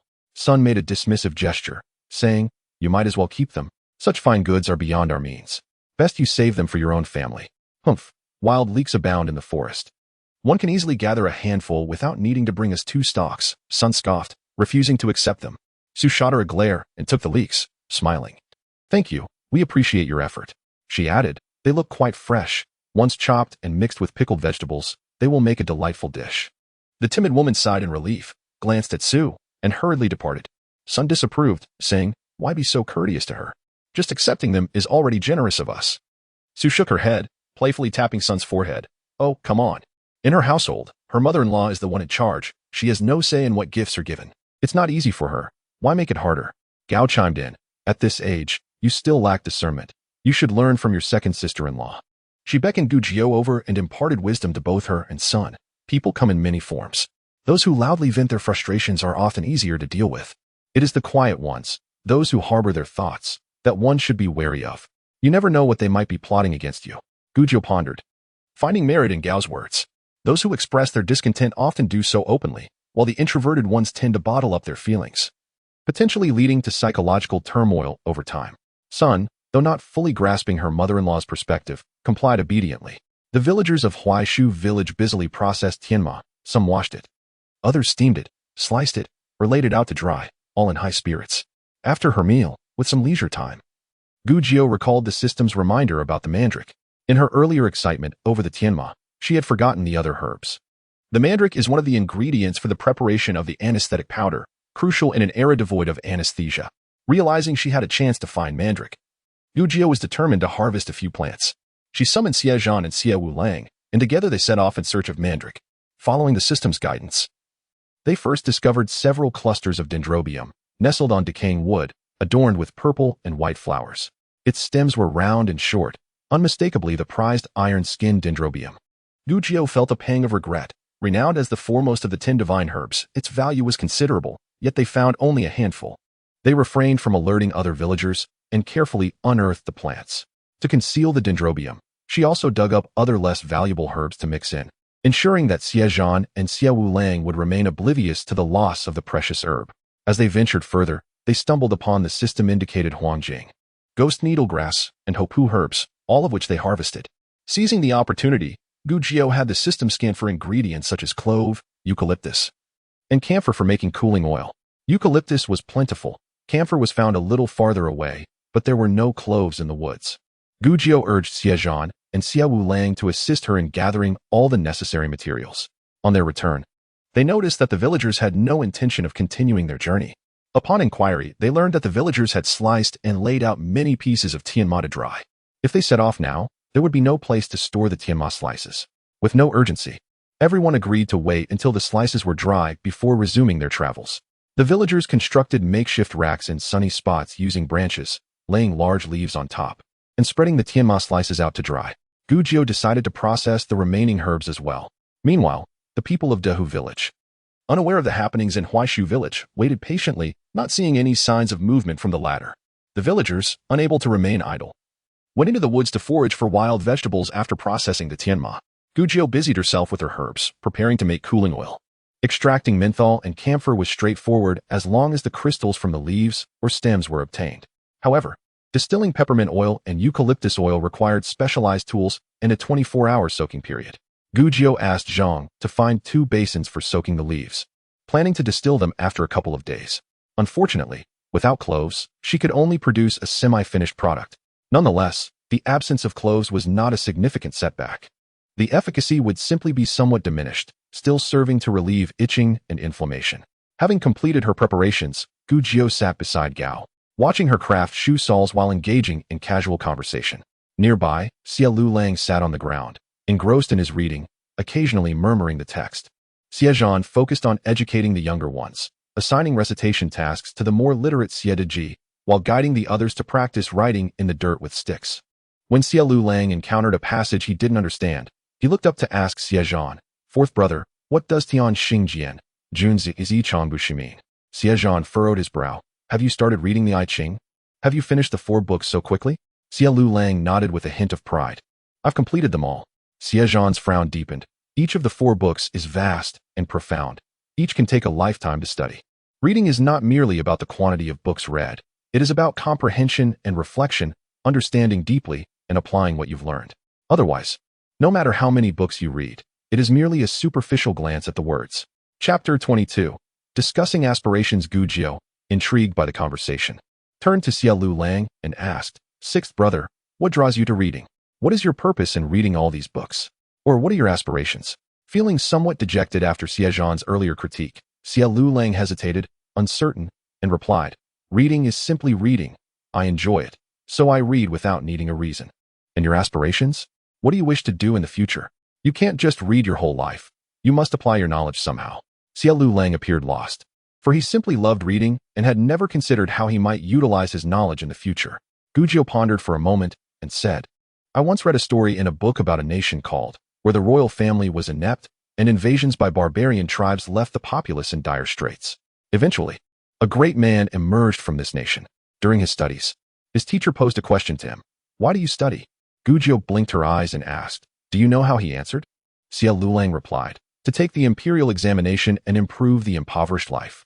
Xie Zhan nodded in understanding, concluding that her answer must indeed be aimed at ameliorating the nation's frailty. Gu Jiao straightened her posture, cleared her throat, and earnestly replied. He answered, to study. Although spoken by the young Gu Jiao, this statement stirred the hearts of her listeners, igniting a sense of grandeur within them. Xie Lang was left speechless, feeling a stir within him as he inquired, "And what happened next?"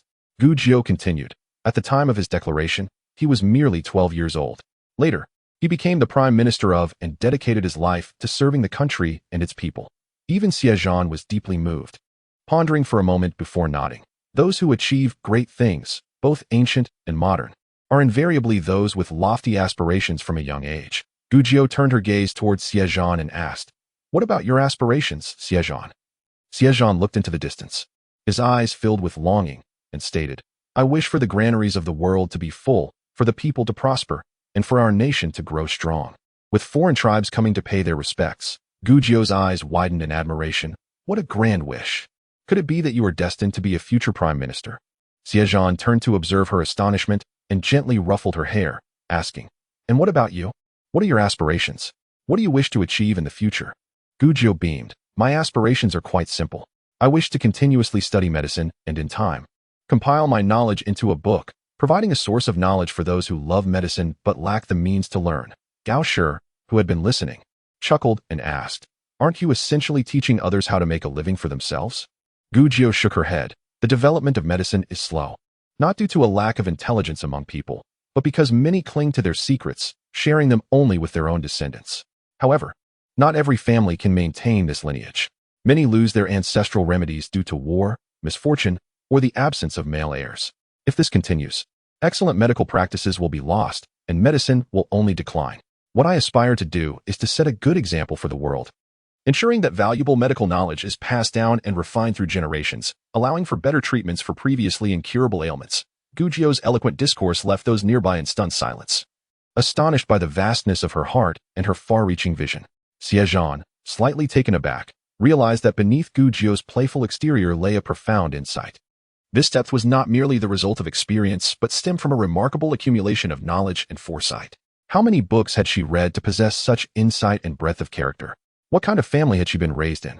After a moment of contemplation, Xie Zhan concealed his astonishment, smiled warmly, and said sincerely, "Very well, I shall assist you in fulfilling your aspirations." Xie Lang felt even more despondent.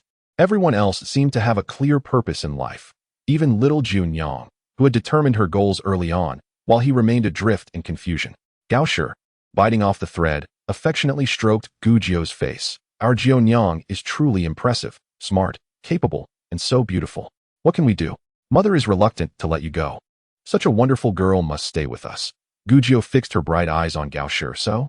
Xie Zhan averted his gaze, stifling a cough with his fist against his lips. "Of course, we wouldn't want to let such good fortune flow to outsiders. Junyang, tell us, which of the family do you have your eye on? It could be Wu Lang, Lu Lang, or even Da Ji and Air Qing. Whoever you fancy. Mother will arrange it for you." "Mother, I don't want to be a burden," Gao Shi remarked. Comparing such a fragrant, soft, and delicate girl to a burden does seem rather inappropriate. But is that truly the focus here? In truth, When Gujiu first joked about wanting to be a child bride of the Xie family, it was merely a jest. Upon arriving in this world, she felt somewhat unreal, as if she were acting in a play, dreaming, or participating in a game. Thus, she had not taken life seriously. After a few days, she realized that this was not a game. The people she encountered were not mere NPCs, but part of a real world where everything was genuinely unfolding. As a result, she felt less inclined to let herself go. Now feeling somewhat embarrassed. Seeing her hesitation, Gao Shi said, "You cannot backtrack. You were the one who brought this up first. A person without integrity cannot stand. You must keep your word." Gujiu, flustered, scratched her head and shyly glanced at Xie Zhan several times. "I think Xie Zhan would be quite suitable." Gao Shi laughed. "Fourth brother's main wife is not an option. But as far as we are concerned, as long as fourth brother agrees, you will be his child bride." Xie Zhan coughed even more vigorously. When he noticed Gujiu looking at him, his ears turned red, and he glared at her. "Behave yourself, young lady." He then turned to scold a few giggling younger ones. "You shall write each of the characters you learned today 20 times. If you don't finish, you'll not be allowed to eat." With that, he fled, leaving behind a chorus of lamentations. Xie Zhan, who was weaving straw sandals nearby, wore a gentle smile and came to Gujiu's aid. "Our fourth brother is shy. Please do not take offense, Jianyang.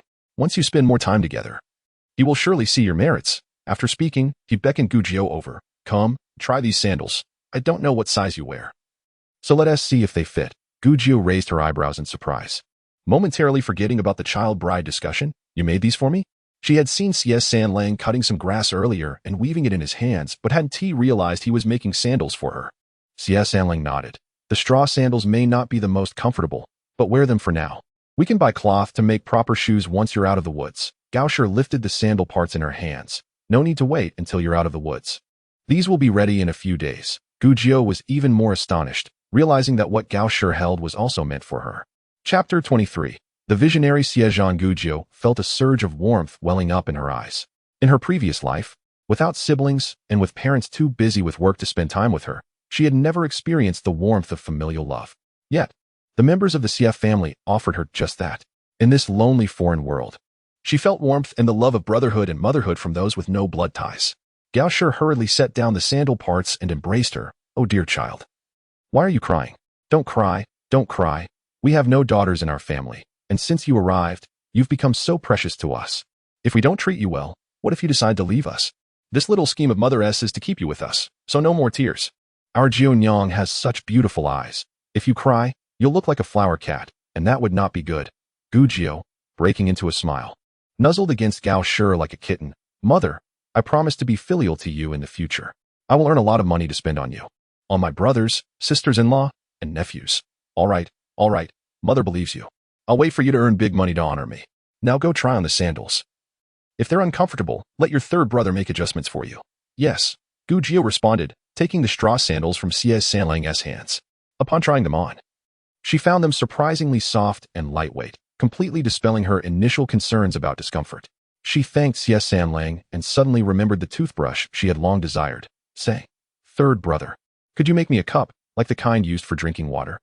Having spent time together, Gujiu realized that Xie Zhan was quite the craftsman, never forgetting to carry his tools even during their escape. He was always busy, either crafting little items for Xie Zhan and Xie Ziyu or carving wooden hairpins for Gao Shi and his wife, tirelessly diligent. "Of course. What style do you prefer? It suffices to be ordinary, as long as it can hold water." Xie Zhan agreed and rose to search for suitable materials. As dusk approached, the women who had been foraging for wild vegetables returned. After dinner, the villagers began to prepare for the night. The men carried the weeds they had cut at noon back to their homes, spreading them on the ground to dry. Having been sun-dried for half a day, they had lost their moisture and made for decent bedding. The elderly, women, and children were nestled in the center, while mugwort was burned to ward off mosquitoes. The strong laborers stayed outside, with a circle of realgar powder sprinkled around the perimeter. Gujiu specifically instructed them to keep the torches away from the realgar, as it becomes toxic when exposed to high temperatures. The Xie brothers first arranged the bedding for the Gao family. Gao, just like the previous day, squeezed in with Gujiu under a single quilt.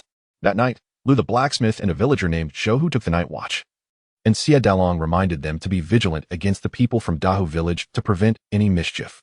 Gujiu immersed herself in her space to check the herbs, and then studied traditional Chinese medicine with the system before drifting off to sleep. In the middle of the night, she was startled awake by a scream. Sitting up, She noticed several villagers had also awakened, peering towards Dahu village in the distance. The air was filled with shouts. A snake. There are snakes, many snakes. Some voices called out. What are you shouting for? Just kill the snakes. We can make snake soup. What is there to fear?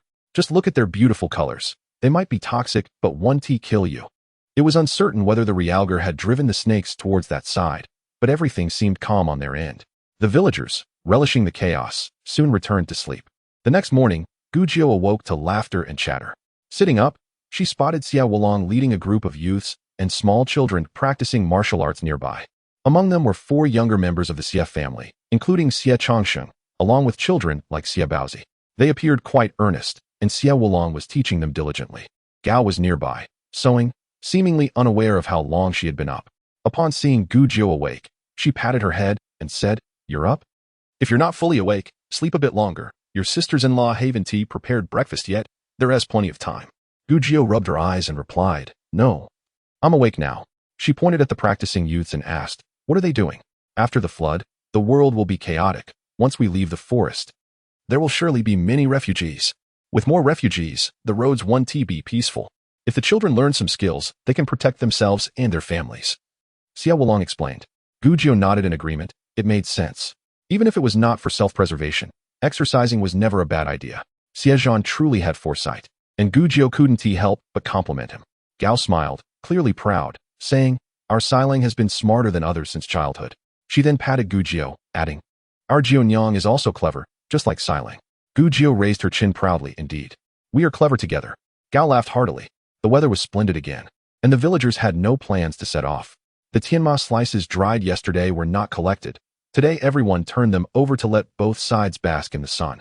The villagers, restless, after breakfast, scattered to forage for wild vegetables, with the Zhang family leading the Su and Sun families. Xie Dalong conversed with the village elders while Xie Erlang assisted the children in learning arithmetic. Gao was very attentive to the children's education. The children at home had all received some form of education. Xie Erlang was not adept at writing, but was a whiz at calculations, having previously worked as a bookkeeper at his father-in-law's escort agency. Xie Sanlang, meanwhile, continued his handiwork, crafting the cups Gujiao requested, not having seen bamboo in the forest. He used a piece of wood, hollowing out the center and leaving a base. His hands moved swiftly. He had completed most of it yesterday, and today he just needed to smooth the inside and outside of the cup. With nothing else to do, Gujiao squatted nearby to watch and chatted with Xie Sanlang. "You do such a great job, Sanlang. You are truly skilled. Once we catch a wild boar, we'll have to ask you to make a few toothbrushes. Then each of us can have one to brush our teeth." Upon hearing this, Xie Sanlang immediately stopped his work, intrigued, and asked, "What does a toothbrush look like?" Gujiao drew in the dirt with a twig, explaining, "First, you need to make the handle. This part needs to hold pig bristles, and that's about it. I don't know the specifics." After a couple of glances, Xie Sanlang understood and readily agreed. "All right, that's not difficult. I can make it." Gujiao then inquired, "Can you weave a backpack? I would like one, as there are many herbs in the forest, but I have nowhere to put them." Xie Daji, who had been half-heartedly studying, suddenly perked up upon hearing Gujiao mention the toothbrush. He couldn't hold back any longer and proudly declared, "Uncle San makes excellent backpacks. All our baskets and sieves at home are made by Uncle San, and people from the town come specifically to buy from us." Xie Erlang lightly tapped Daji's wrist with a stick, chiding, "Look at you. If you're so capable, then solve this problem first. You're the one who has not focused on your studies and keeps interrupting." Xie Daji pouted, "This problem is too difficult. Uncle is intentionally making it hard. This kind of problem can't be solved." Gujiao, curious, leaned over to take a look. Seeing the problem written on the ground, there is an unknown number of items. When counted by 3s, 2 remain. When counted by 5s, 3 remain. When counted by 7s, 2 remain. How many items are there? Chapter 24. A day as a math teacher. Gujiao asked Xie Daji, "Can't you solve it?" "It's quite simple." Xie Daji widened his eyes in disbelief. "Simple? You can do it?" "Of course, it's 23, isn't it?" Xie Erlang was equally astonished. "You figured it out just by glancing at it? How did you do it so quickly?" Dad, did little Ant calculate correctly?" Xie Daji anxiously asked. Ignoring him, Xie Erlang turned back to Gujiao. "How did you work it out?"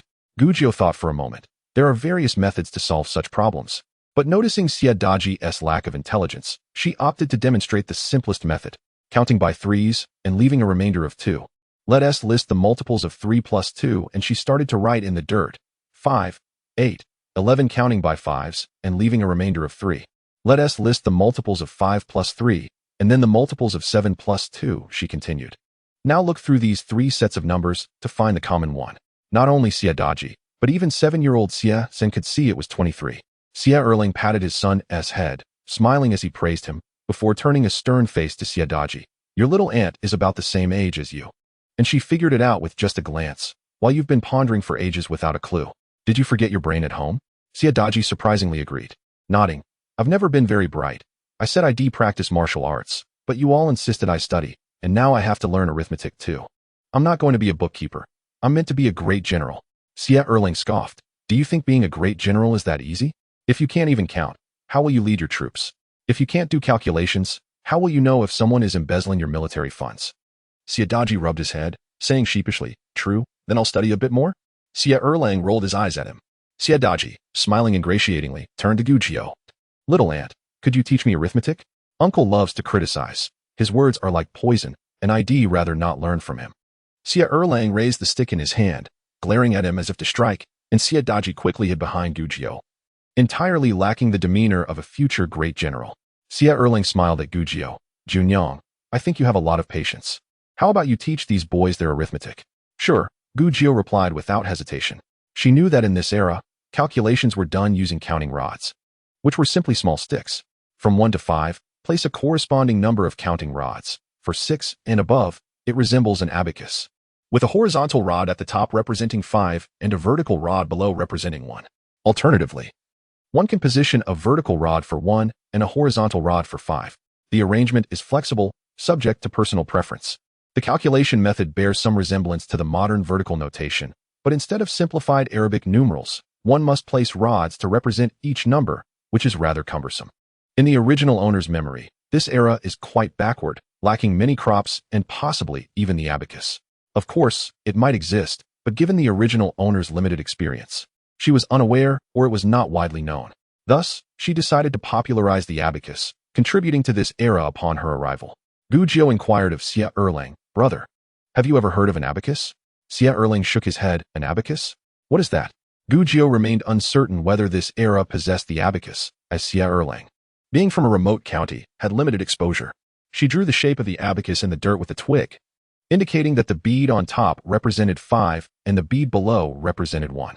As she explained the counting method, Xie Erlang, being a bookkeeper, quickly grasped the concept and excitedly called out to Xie Zhan, Third brother, come here. Xie Zhan set aside his work and approached.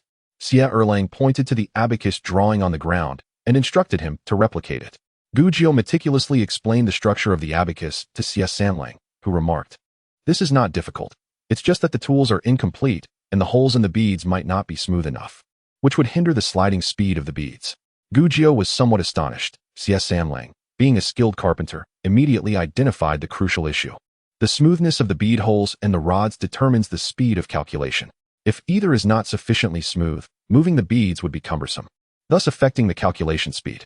That's all right. We just need to create a functional one for now. We can refine it further once we leave the woods, Xie Erlang urged. Xie Zhan replied, I will prepare a basket for Jionyang first, then I'll make it. Recalling the popularity of mental arithmetic before the upheavals of her past life, Gujio resolved to teach Xie Erlang the techniques of mental calculation. Teaching mental arithmetic primarily involves a few mnemonic phrases, with the emphasis on practice by the students. The teacher may not be able to swiftly compute the results, but trained students can arrive at answers rapidly.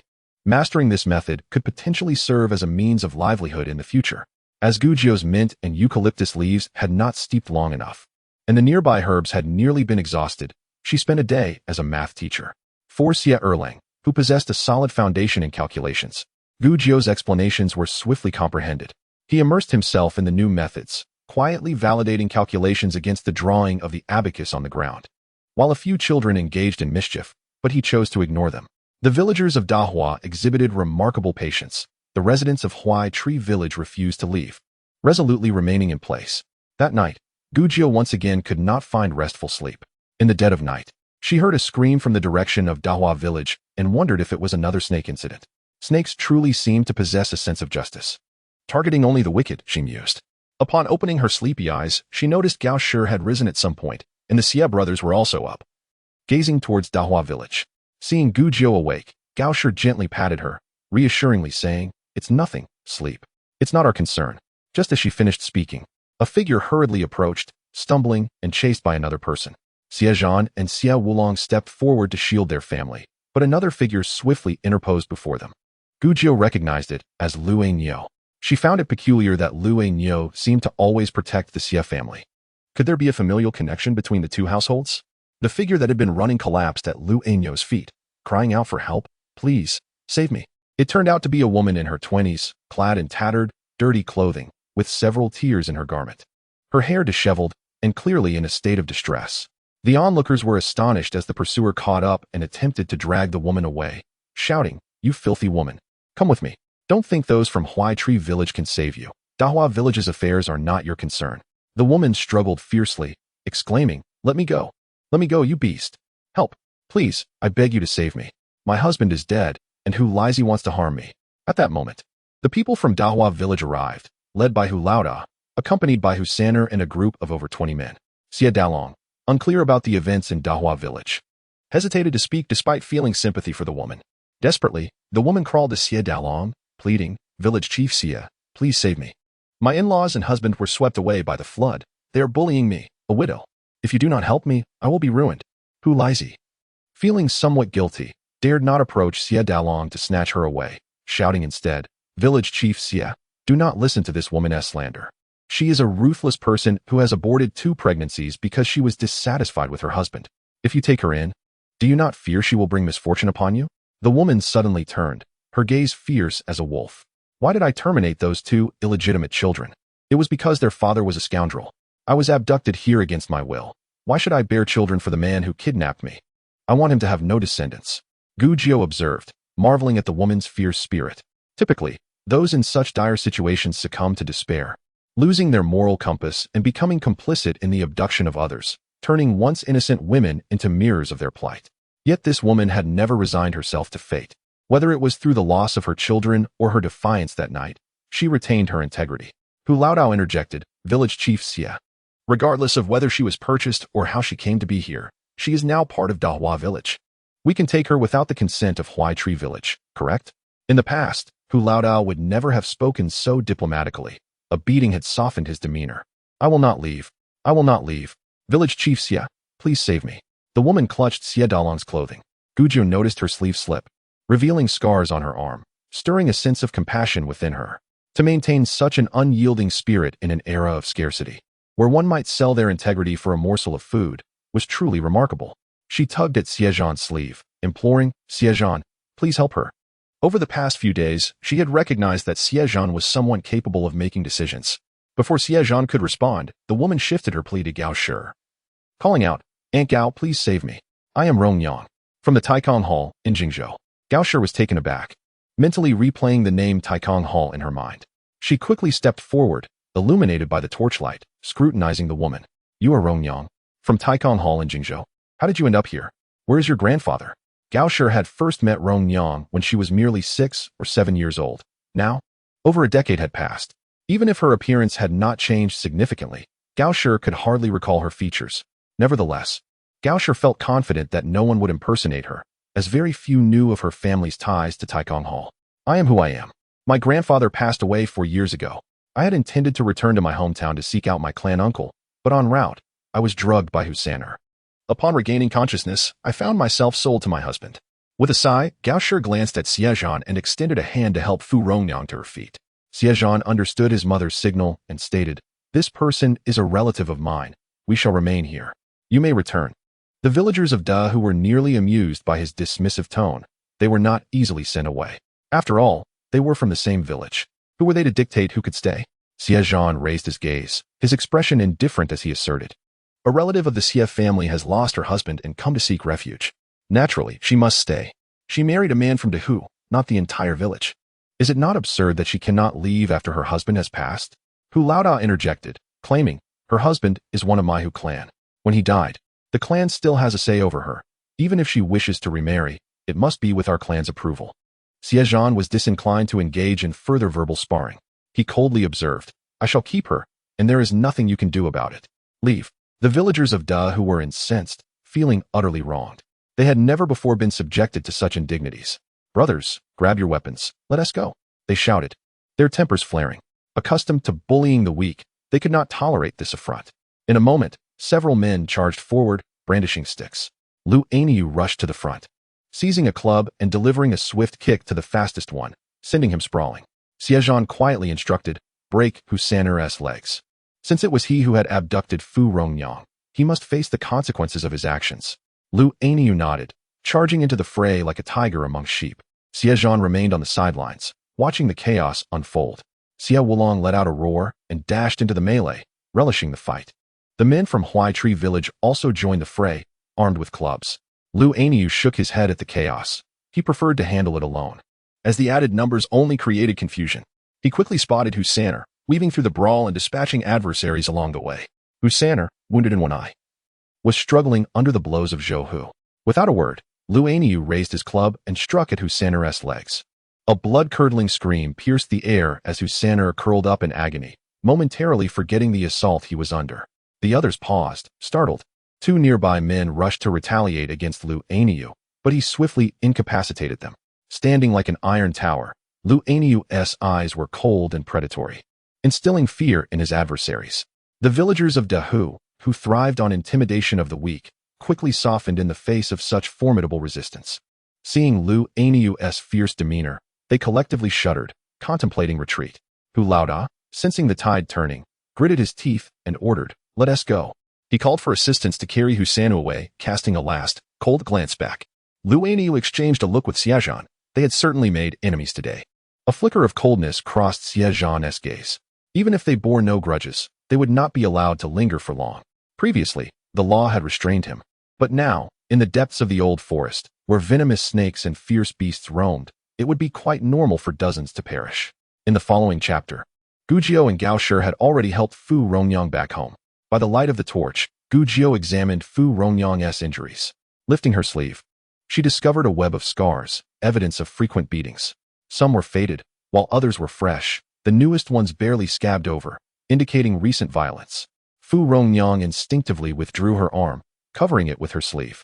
Gao Shi reassured her, do not be afraid. This is our Ju Nyang, knowledgeable in medicine. Allow her to tend to you. Fu Rongyang shook her head, insisting it was unnecessary, as the wounds would heal in time. Gao Shi looked on, pained. Who did this to you? How could anyone be so cruel? Fu Rongyang's tone was devoid of emotion as she replied, my husband. He demanded that I bear his children. But how could I possibly bring forth the spawn of a beast? I had to terminate the pregnancies, and he punished me for it. Gao Shi, though sympathetic to the innocence of the children, did not impose her own beliefs, gently caressing Fu Rongyang's gaunt face. Poor child, you have suffered greatly. How did your grandfather pass? Why didn't you come to seek me when you arrived in Dahu village? Our villages are so close. Had you come sooner, I would not have let you endure such trials. At the mention of her grandfather, Fu Rongyang's composure broke, tears welling in her eyes. Grandfather. She glanced at Gujiao, whose wide, curious eyes awaited her explanation, and swallowed her words. Grandfather succumbed to a sudden illness. Before he passed, he instructed me not to disturb Aunt Gao.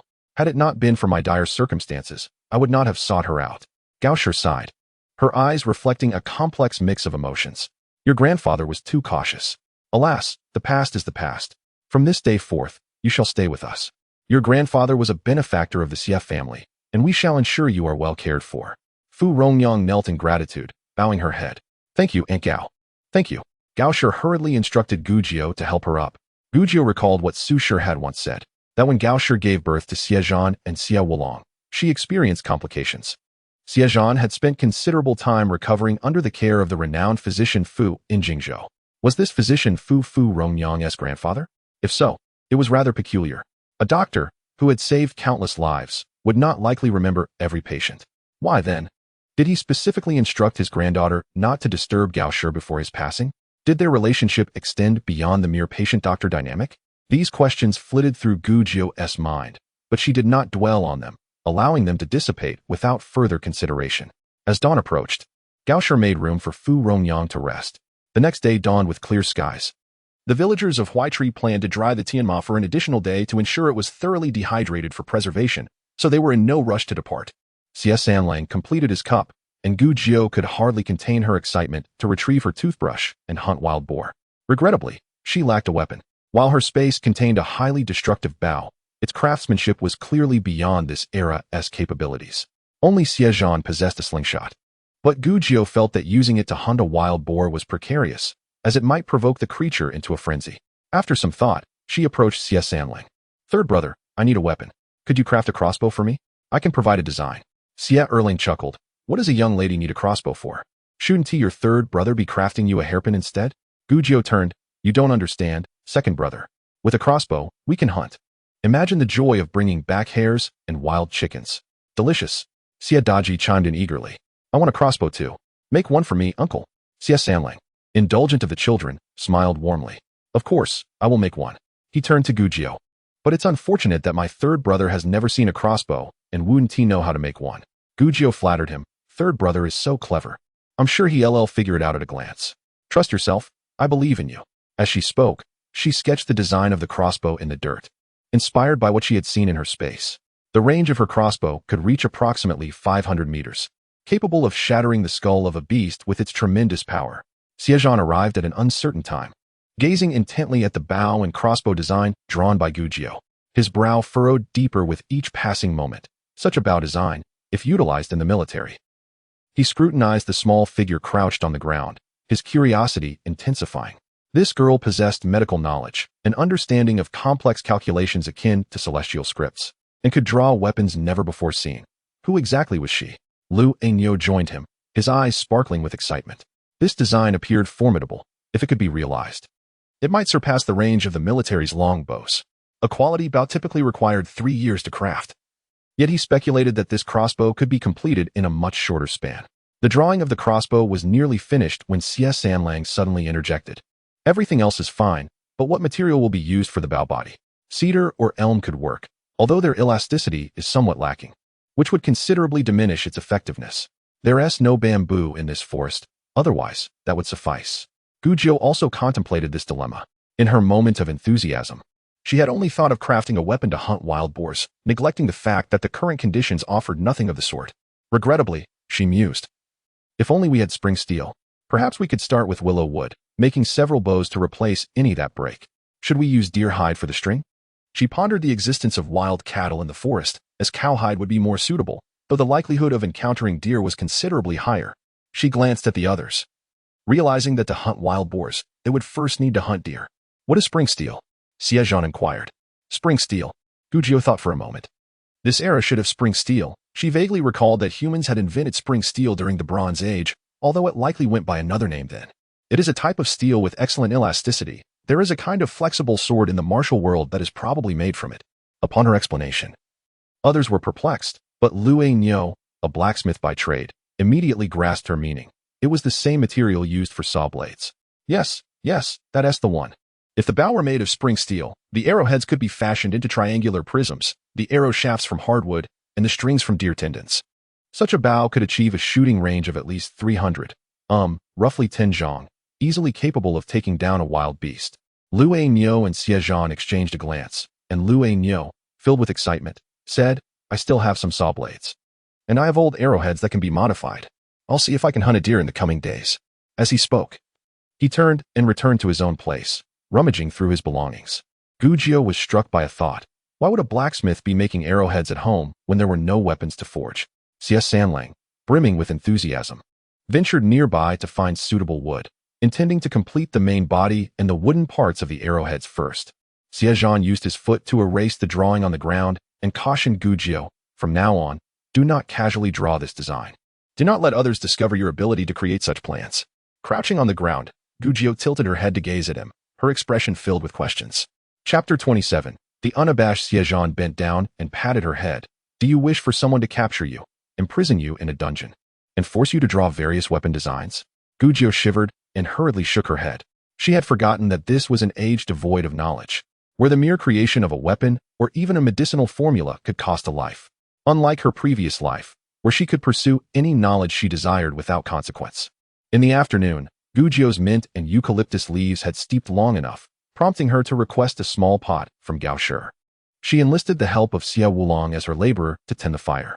Lacking distillation equipment, she could only pour the soaked juice into the pot and collect the steam from the lid. The distilled water produced was subpar, but what could be done? Impurities were inevitable, especially in this old forest where a proper distillation apparatus could not be fashioned. The distilled water would need to sit for some time to allow the essential oils to separate. While waiting, Gujiao heated the extracted camphor liquid in the pot, utilizing high temperatures to evaporate the liquid. The white crystals remaining in the pot were camphor. The settled liquid had also changed, with the essential oil slowly rising to the surface. Next, she carefully poured off the water, leaving the essential oil in the bowl. She then asked Gao Shi for a small jewelry box to mix the menthol, camphor, eucalyptus oil, and peppermint oil in the proper proportions. Thus, a rudimentary cooling oil was concocted. This process was labor-intensive and required considerable materials. After 2 days of effort, only a small amount had been produced. Once completed, Gujiao decided to test it on herself. After being bitten by mosquitoes several times on her face and hands, applying it brought instant relief from the itching, yielding satisfactory results. Filled with a sense of accomplishment, she promptly applied it to the adults and children present, only to discover that Gao Shi and Xie Zhan were absent. After searching for a while, she found that Gao Shi had wandered off to a nearby crowd. Zhang Shi borrowed the cooling oil to apply it to her nephew, who had been scratching at the itchy bumps caused by mosquito bites. Young children are unable to endure such discomfort and tend to scratch, leaving their faces nearly torn. Before long, word spread through the village that Gujiao had created a remedy for itching. Zhang Yushi approached, requesting some for her home, stating that her 2 daughters had also been bitten by mosquitoes. Zhang Shi shot her a disapproving look, unwilling to lend any. Zhang Laodai, however, was unyieldingly persistent, smiling broadly and addressing her as aunt, knowing that being combative with Zhang Shi would be futile. Her incessant flattery left Zhang Shi exasperated. Zhang Shi thrust the cooling oil back at Gujiao, and before she could voice her refusal, Zhang Yushi snatched it away, exclaiming, "I'll just borrow it for a moment. I'll return it to you shortly." With that, she turned and fled. Gujiao reached out, mouth agape, but before she could react, Zhang Yushi darted away. Zhang Shi fumed, cursing, but it was no use. Zhang Yushi was impervious to her anger, acting as if she hadn't heard a word. Gujiao shook her head, deciding it was futile to chase after such a shameless person. When Zhang Yushi returned the cooling oil, a significant portion had already been used. Zhang Shi was furious, her anger flaring. "This is medicine, not food. What kind of face do you have to use so much at once? You wouldn't even need that much for your backside." Zhang Yushi feigned surprise, saying, "Aunt, how did you know it would be for the backside?" "You see, when the naughty child goes to relieve himself, the mosquitoes swarm in, and he ends up with bites all over his rear, like little hills." Zhang Shi was incensed. If it weren't for the fact that Zhang Yushi was her elder, she would have grabbed a stick to strike her. Gujiao was left dumbfounded, wondering what kind of peculiar person this was. The thought of the cooling oil being used on a child's backside made her uneasy. How could she possibly apply it to her own face in the future? Seeing Gujiao's expression of disdain directed at the cooling oil, Zhang Yushi's eyes glinted mischievously as she cheerfully remarked, "Oh dear, my naughty child is quite unrefined. After doing his business, he doesn't even bother to clean himself properly, leaving his backside dirty. I suppose this medicine can no longer be used on your face." With that, she snatched the cooling oil from Gujiao's hands. Zhang Shi, watching Zhang Yushi's insincere smile, was infuriated. She snatched it back, asserting, "My sons, Deji, Erqing, Sanyu, and Siyu can also use it on their backsides. Even if that's not the case, our horses and donkeys won't mind. You can forget about dreaming of taking it for yourself. Have some decency at your age." Zhang Yushi, realizing that she could not obtain the cooling oil today, rolled her eyes and scoffed, muttering as she left, "If you want tea, lend it, then you want tea. Who would want it anyway?" Zhang Shi, seething with rage, turned to Gujiao, pointing a finger at her forehead. "You can't keep track of your own things. After all the hard work, now it's only going to be used to soothe your nephew's rashes." Gujiao had never anticipated encountering such a person. In her previous life, her environment had been relatively simple. Due to her youth and exceptional skills, her team had provided her with ample protection, and she had never encountered such shameless individuals. With a playful grin, she clung to Zhang Shi's arm, coaxing, "Sister-in-law, don't be angry. I'll make some more in a bit. The materials cost nothing, just a bit of effort." Zhang remained incensed, gazing in the direction of Zhang Yushi, hands on her hips, vowing that should she ever lend anything to that woman again, she would prostrate herself on the ground and bark like a dog. Gujiao found her amusing. She was not truly angry, merely taken aback by the audacity of such shameless individuals, and felt she had gained some insight. She mused that she would need to gather more supplies for the journey ahead, having heard that the old forest was vast and the path long, requiring ample provisions. Gao and Fu Rongyang, along with Xie Zhan, were engaged in hushed conversation. How did old Fu pass away? Qinghai County is so far from Jingzhou, and news travels slowly. It has been 4 years, and we remain unaware, Gao inquired of Fu Rongyang. Fu Rongyang replied, "Do not blame aunt. Grandfather feared disturbing you, and specifically instructed that his matters were not worth mentioning. As long as you two are well, he would be at ease." Xie Zhan, with a piercing gaze, questioned, "Was there any hidden truth behind old Fu's passing? The Fu family's sister need not harbor concerns. Should foul play be involved, I will surely avenge old Fu." Gao concurred. Indeed, without old Fu, Xi Lang could not have grown up safely. If he were to be wronged, Xi Lang would seek justice for him. Fu Rongyang bit her lip, hesitating before finally revealing, Yang Ming, the minor officer of the armory, had a concubine fall gravely ill. Upon learning of my grandfather's expertise in difficult ailments, the Yang family sent for him to come to the capital. Gao furrowed her brow, wondering why such a commotion arose over a mere illness of a concubine of a low-ranking official. What is the significance of Yang Ming? Xie Zhan explained. Yang Ming is the brother of Yang Shan, who has been adopted by the Grand Internal Supervisor Yang Ji. Gao understood then that with one person rising, others would follow. With Yang Ji's immense power, even a distant relative felt emboldened. Old Fu, wishing to avoid entanglement with the Yang family, declined due to illness. Soon after, he was reported for selling counterfeit medicine that resulted in fatalities, imprisoned, and shortly thereafter, news of his suicide in despair emerged. Chapter 28. Ginseng Gao and Xie Zhan fell silent, their hearts heavy with mixed emotions. After a long pause, Gao finally remarked, "Old Fu was too straightforward, intolerant of any deceit. Such rigidity can lead to downfall." She paused and added, "You should remain at the Xie household for one day. Xi Lang will avenge this wrong against your grandfather." Fu Rongyang knelt down and bowed her head to Xie Zhan. After a day's drying, the tianma slices were finally fully dried, and the villagers joyfully packed their belongings, ready to continue their journey at dawn. They delved deeper into the old forest for 2 more days, yet Gu Jiu had not encountered any of the medicinal herbs she sought. She was eager to collect the herbs for Gao's remedy, intending to prepare them on the way to begin her healing regimen. Still, several ingredients were lacking, and she hoped to find them within the forest. After explaining her intentions to Xie Zhan and Xie Wulong, she planned to separate from the group to forage for herbs. Xie Zhan opposed her, stating, "You, a delicate girl, need not go. Just draw what you need, and Wulong and I will gather it for you." Gu Jiu shook her head, asserting that many herbs resembled each other closely. Their appearances might deceive, and it was safer for her to go. Xie Zhan had no choice but to concede. Coincidentally, Lu Ainyo also wished to try his luck hunting deer, eager to craft a bow and arrow, and decided to accompany her. The four informed Xie Dalong before preparing to set off. Xie Dalong, worried, cautioned, "What if you cannot find the group? Perhaps we should wait here for you." Gu Jiu replied, "It would be unkind to keep everyone waiting. Do not worry, I know the way. As long as we head west, we shall find our way back." Xie Zhan suggested, "Let us take a gong. If we lose each other, we will strike it, and the elder brother will respond." Xie Dalong agreed. Xie Zhan nodded at Lu the blacksmith, entrusting the responsibility to him. Lu the blacksmith assured, "Do not fret. With me around, whether villagers from Dahu village cause trouble or wild beasts appear, all shall be well." The four took provisions and water, each wielding a sickle, while Lu Ainyo carried his iron rod. They agreed to return by mid-afternoon before parting ways and heading northwest. They chose this direction to avoid straying too far from the group. A slight turn westward would lead them back quickly. The old forest, rumored to be perilous, saw few hunters, resulting in an abundance of wildlife. Not long after, they spotted several wild chickens and a hare. Lu Ainyo struck down a hare with his iron rod, and Xie Zhan used his slingshot to catch 2 wild chickens. Seeing his lack of success, Xie Wulong borrowed the slingshot and soon managed to catch a hare as well. Gu Jiu watched enviously, yearning to unleash her spatial treasures, yet refrained. After walking for over an hour, Gu Jiu had filled her backpack with various herbs such as Rehmannia, Fong Fong, and Heartleaf Hautuinia, all common yet essential for various ailments. She felt jubilant, secretly transferring them into her spatial realm while appearing to fill her backpack. The system, having encountered so many herbs lately, grew aloof. Initially, it would announce nearby herb names, but soon it only responded to rare ones. By noon, the four rested briefly before continuing their journey west-northwest.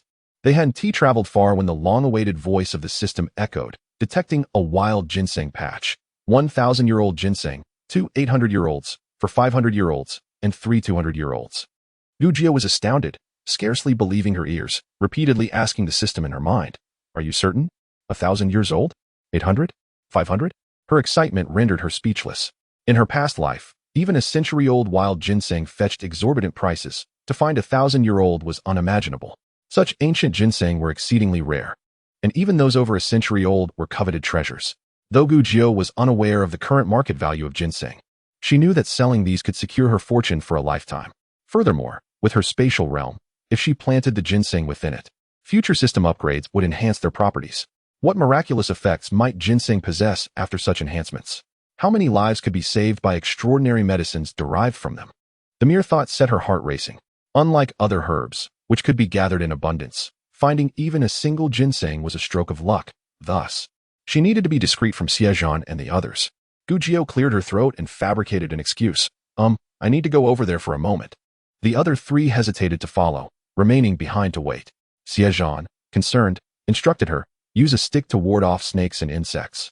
And call out if you encounter danger. Yes, Gu Jiu obediently replied, shouldering her backpack as she hurried away.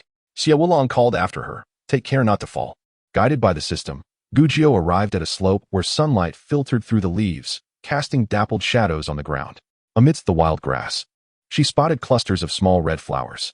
Joyfully, she dashed forward, and upon closer inspection, confirmed the presence of around 10 flowers, just as the system had indicated. They were scattered chaotically, some starkly exposed on the slope. Gu Jiu could hardly contain her delight. She quickly inquired which one was the 1,000-year-old ginseng and received the precise answer, knowing that the solitary plant on the slope was the one. She hurriedly retrieved her entrenching tool from her spatial realm and began to climb. Before reaching it, a large snake suddenly lunged from the grass. Its green body adorned with black spots, camouflaged within the underbrush. Its girth rivaled that of an adult's arm, and it reared its head, charging toward Gu Jiu. Without a moment to contemplate, she drew her crossbow from the spatial realm and loosed an arrow swiftly. The steel tip immediately pinned the serpent in place, its body writhing in a frenzied manner. Gu Jiu seized the entrenching tool and struck the snake at its vital point, causing its head to droop with a dull thud, rendering it motionless. Approaching, she extracted the arrowhead, stowing it away, and used the entrenching tool to strike the area where the arrow had penetrated, ensuring that Xie Zhan and the others would not discover the arrow hole, which would complicate her explanation. She then dragged the massive snake to a distance, intending for her companions to bring it back later. It was non-venomous and would yield a hearty pot of snake soup, with the gallbladder and skin serving additional purposes. Concerned that other serpents might be lurking in the underbrush, she began to sift through the grass with her entrenching tool. Indeed, the rustling of the undergrowth revealed a flurry of snakes and insects fleeing in all directions. Gu Jiu remained vigilant, bow and crossbow at the ready, watching intently. Suddenly, a shadow darted swiftly towards her. Before she could think, she released an arrow that struck true, piercing the creature's head. Upon it landing, she recognized it as a slender golden ring snake. A cold sweat broke out on her brow. This snake was highly venomous, and a single spray of its toxin, or even a bite, could spell her doom before she had a chance to prepare an antidote. It was indeed true that areas rich in ginseng often harbored serpents. Gu Jiu queried the system. Little system, why didn't you warn me sooner? I was nearly too late to react. Do you understand the peril I faced? The system replied in a mechanical tone. This system is currently at a low level, with the ability only to scan herbal medicines. A spark of realization ignited in Gu Jiu's eyes. So, does that mean that after leveling up, I could scan anything? With just 2 more levels, she could attain the capability to scan all things. Feeling satisfied, she pondered whether everything around her would fall within the system's monitoring range. Fearing the emergence of another venomous snake, she hastily retrieved some realgar powder from her backpack, scattering it nearby. The pungent aroma of the realgar wafted into the air, causing the surrounding grass to come alive. More snakes and insects fled, scattering in all directions from her center. She repeated her violent method of dispatching the golden-ringed snake, crushing its head to obscure the cause of death, before adding it to the pile with the larger serpent. With time pressing, she began digging for ginseng, needing to gather as much as possible before Xie Zhan and the others arrived. The roots of ginseng were numerous, and the older the plant, the deeper its roots burrowed. One could only imagine that a 1,000-year-old specimen would boast roots abundant enough to be overwhelming. Even a single root could prove life-saving in critical moments. However, she couldn't afford to be meticulous. If she took her time, darkness would fall before she could finish. Thus, she resorted to brute force, unearthing a significant portion of earth surrounding the ginseng, and tossed the hefty clump into her spatial storage. After leaving a sizable pit in the ground, she hastily used her entrenching tool to scatter some dirt and dry grass over the hole, covering it to prevent Xie Zhan and the others from noticing. She then moved to the thicket, employing the same method to extract 2 800-year-old ginseng plants and 2 500-year-old specimens. Satisfied with her haul, she began calling out, Xie Zhan, Xie Zhan, come quickly. There is ginseng here. Xie Zhan and his companions, who had been anxiously waiting, nearly rushed over to investigate before Gujio's calls reached them. As they approached, they were first taken aback by the sight of 2 dead snakes. Did you kill these? Stammered Xie Wulong. Indeed, Gujio replied, lifting her chin proudly. Xie Zhan scrutinized her for injuries, admonishing her. What are you trying to prove, young lady? What if you hadn't killed it and got bitten instead? Is that realgar powder meant for eating? Exactly, it's not for show. If you encounter danger, you should call for us instead of recklessly trying to take matters into your own hands. What if you got hurt? Xie Wulong echoed, concern lacing his words. Gujio retorted, should I wait for you all to come collect my remains? Given the speed of the golden-ringed snake, she would have needed time to call for help. Nevertheless, she appreciated their concern. Yet, she sensed they were misunderstanding something. Once upon a time, I could take on ferocious tigers and dragons with ease, she mused. Despite his reprimands, Xie Zhan felt unsettled, his gaze dropping as he concealed his thoughts.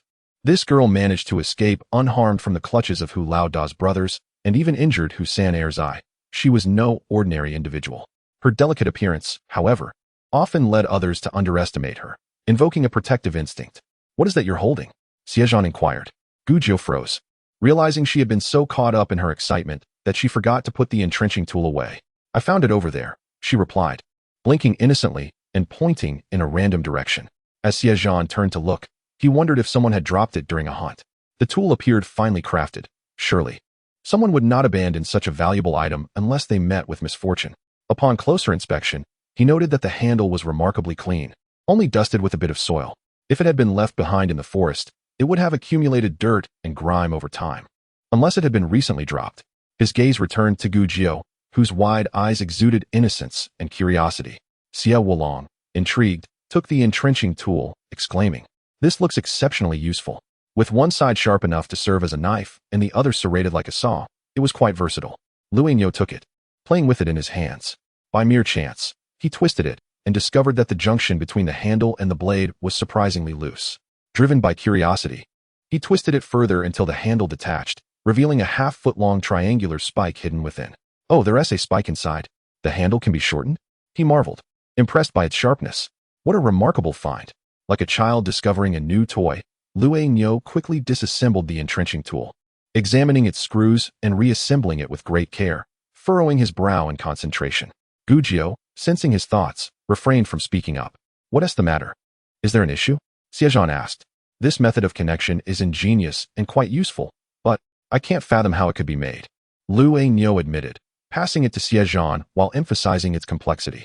If it can't be constructed, we can simply replicate the shape of the shovel. That shouldn't be a problem, Xie Zhan suggested after a moment of contemplation. Luenyo nodded eagerly. We can definitely do that. This tool would be invaluable for the military. They exchanged a knowing glance, while Gujio breathed a sigh of relief. Grateful they were not delving into the intricacies of screws. Xie Wulong, still fascinated, snatched the entrenching tool back, eagerly asking, where's the ginseng? Let me dig. It seems boys throughout history and across cultures have a penchant for such things, Gujio mused. A hint of concern creeping in as she worried they might carelessly damage the ginseng roots. She implored them to be cautious, reminding them that incomplete roots would affect its marketability. The 3 young men worked in unison. One carefully unearthed the entire ginseng plant along with the surrounding soil, while the other 2 gingerly broke apart the clumps of earth. After considerable effort, they finally managed to extract several intact ginseng plants. Hearing Gujio mention that the youngest among them was over 200 years old, Xie Zhan nearly faltered, almost tearing a root from its base. He thought to himself how remarkable it was that this girl, with such seemingly effortless luck, could stumble upon something so precious. It was simply unfathomable. Xie Wulong, oblivious to the value of ginseng, stared with wide, confused eyes, not grasping the significance of their find. Gujio cleared her throat, explaining that if sold at a normal price, these ginseng plants could fetch a sum equivalent to a high-ranking official's lifetime salary. However, ginseng of such age rarely made it to the market. Often, those with gold and silver could not procure it, and with a little maneuvering, its price could skyrocket. Xie Zhan glanced at Gujio, concealing his curiosity about her background, as he pondered how she could possibly know the worth of a high-ranking official's salary. As Xie Wulong slipped, he stammered in disbelief. Is it true? Really? Gujio responded with a reassuring glance. Xie Zhan, with a serious countenance, admonished Xie Wulong. This matter must not be spoken of. Do not boast or spread rumors. The world is perilous. Some would kill for a mere bun. let alone such a significant fortune that could attract countless greedy eyes. Though the majority of the villagers in Huaishu village are quite simple-hearted, human nature is unpredictable, and one should never gamble with it. Xie Wulong gulped nervously and nodded vigorously, fully aware of the gravity of the situation. Gujio found it peculiar that he hadn't warned Lu Ainyo about the matter. After cleaning several ginseng roots, Gujio gifted a 200-year-old one to Lu Ainyo, emphasizing that those who witness should share in the bounty. Lu Ainyo was taken aback, exclaiming, "For me?" He quickly shook his head. No, I don't want it. It was you, Jionyang, who discovered it, and I merely helped with the cleaning." Gujio replied. 100-year-old ginseng is rare. Even if you don't sell it, it could be invaluable in times of need. Xie Zhan added, "Take it. Once we find a place to settle, you and Uncle Lu will need to purchase a home, and there will be plenty of expenses." After some contemplation, Lu Ainyo agreed, saying, "Then I must trouble you, Jionyang, to keep it safe for me. I'm not skilled in processing it, and I fear I might ruin it." Gujio nodded in understanding and placed the ginseng into a basket, while Xie Zhan, feeling uneasy, added some wild vegetables on top. With the ginseng in their possession, the other items seemed less appetizing. As dusk approached, the group decided to return. Xie Wulong carried a shovel on his shoulder, adorned with 2 snakes, while Lu Ainyo bore his iron rod, leading the way with 4 wild chickens and trailing behind with 5 wild rabbits. Xie Zhan carried Gujio, noticing her feet were sore and fearing she might not be able to walk. As they lagged behind, Xie Zhan quietly asked, "Gujio, who exactly are you?" Taken by surprise, Gujio realized Xie Zhan had been waiting for her, wondering why he had offered to carry her. "What do you mean, who?"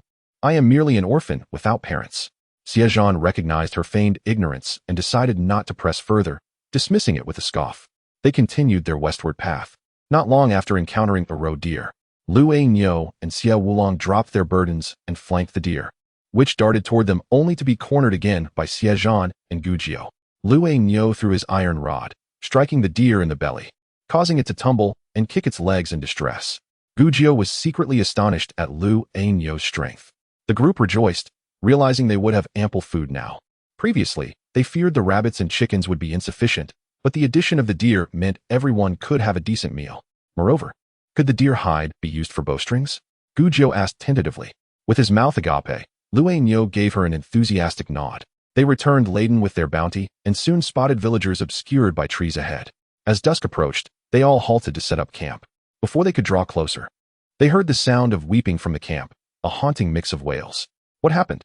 Xie Wulong inquired, puzzled. They quickened their pace, soon arriving at the camp. Villagers were gathered, engrossed in something unknown, with the cries emanating from the center. Su Shi, spotting them from afar, called out, "Jionyang is back. Make way for her. She knows medicine." The crowd parted, allowing Gujio to rush forward. In the midst of the throng, she saw Wang Zuiping cradling her daughter, Dianai, weeping inconsolably. Deni's grandmother, Zhang Yushi, scolded, "What are you wailing about? I'm still alive. It's just a girl. If she has gone, she has gone. What is the point of all this noise?" The deep furrows etched into her forehead and the pronounced lines on her face made her appear utterly unlikable. Gao Shi hastily pulled Gujio aside, pleading, "Jionyang, please take a look. Is there any hope for Dani?" A nearby woman interjected, "What hope is there? The girl is beyond saving. Better dig a hole and bury her. It's pitiful." Gujio glanced at Dani and Wang Zuiping's arms. Her face pale with a hint of green, her head drooping weakly, eyes tightly shut, uncertain if she was even breathing. A chill ran through her. Was Dani truly beyond salvation? Wang Zuiping cried, "She is not breathing. My poor Dani, wake up. Open your eyes and look at your mother. Put her down." Gujio commanded, insisting they must attempt something, regardless of her state. Zhang Shi, aware of Wang Zuiping's confusion, shouted, "Stop crying. It's not time for that yet. Answer Jionyang's questions." Wang Zuiping, startled into silence, managed to reply, "And no, Dani was fine before. She didn't fall or anything." Then what symptoms did she have before fainting? Gujio was exasperated with the woman's muddled thinking at such a critical moment. She had to ask one question at a time instead of providing a clear account.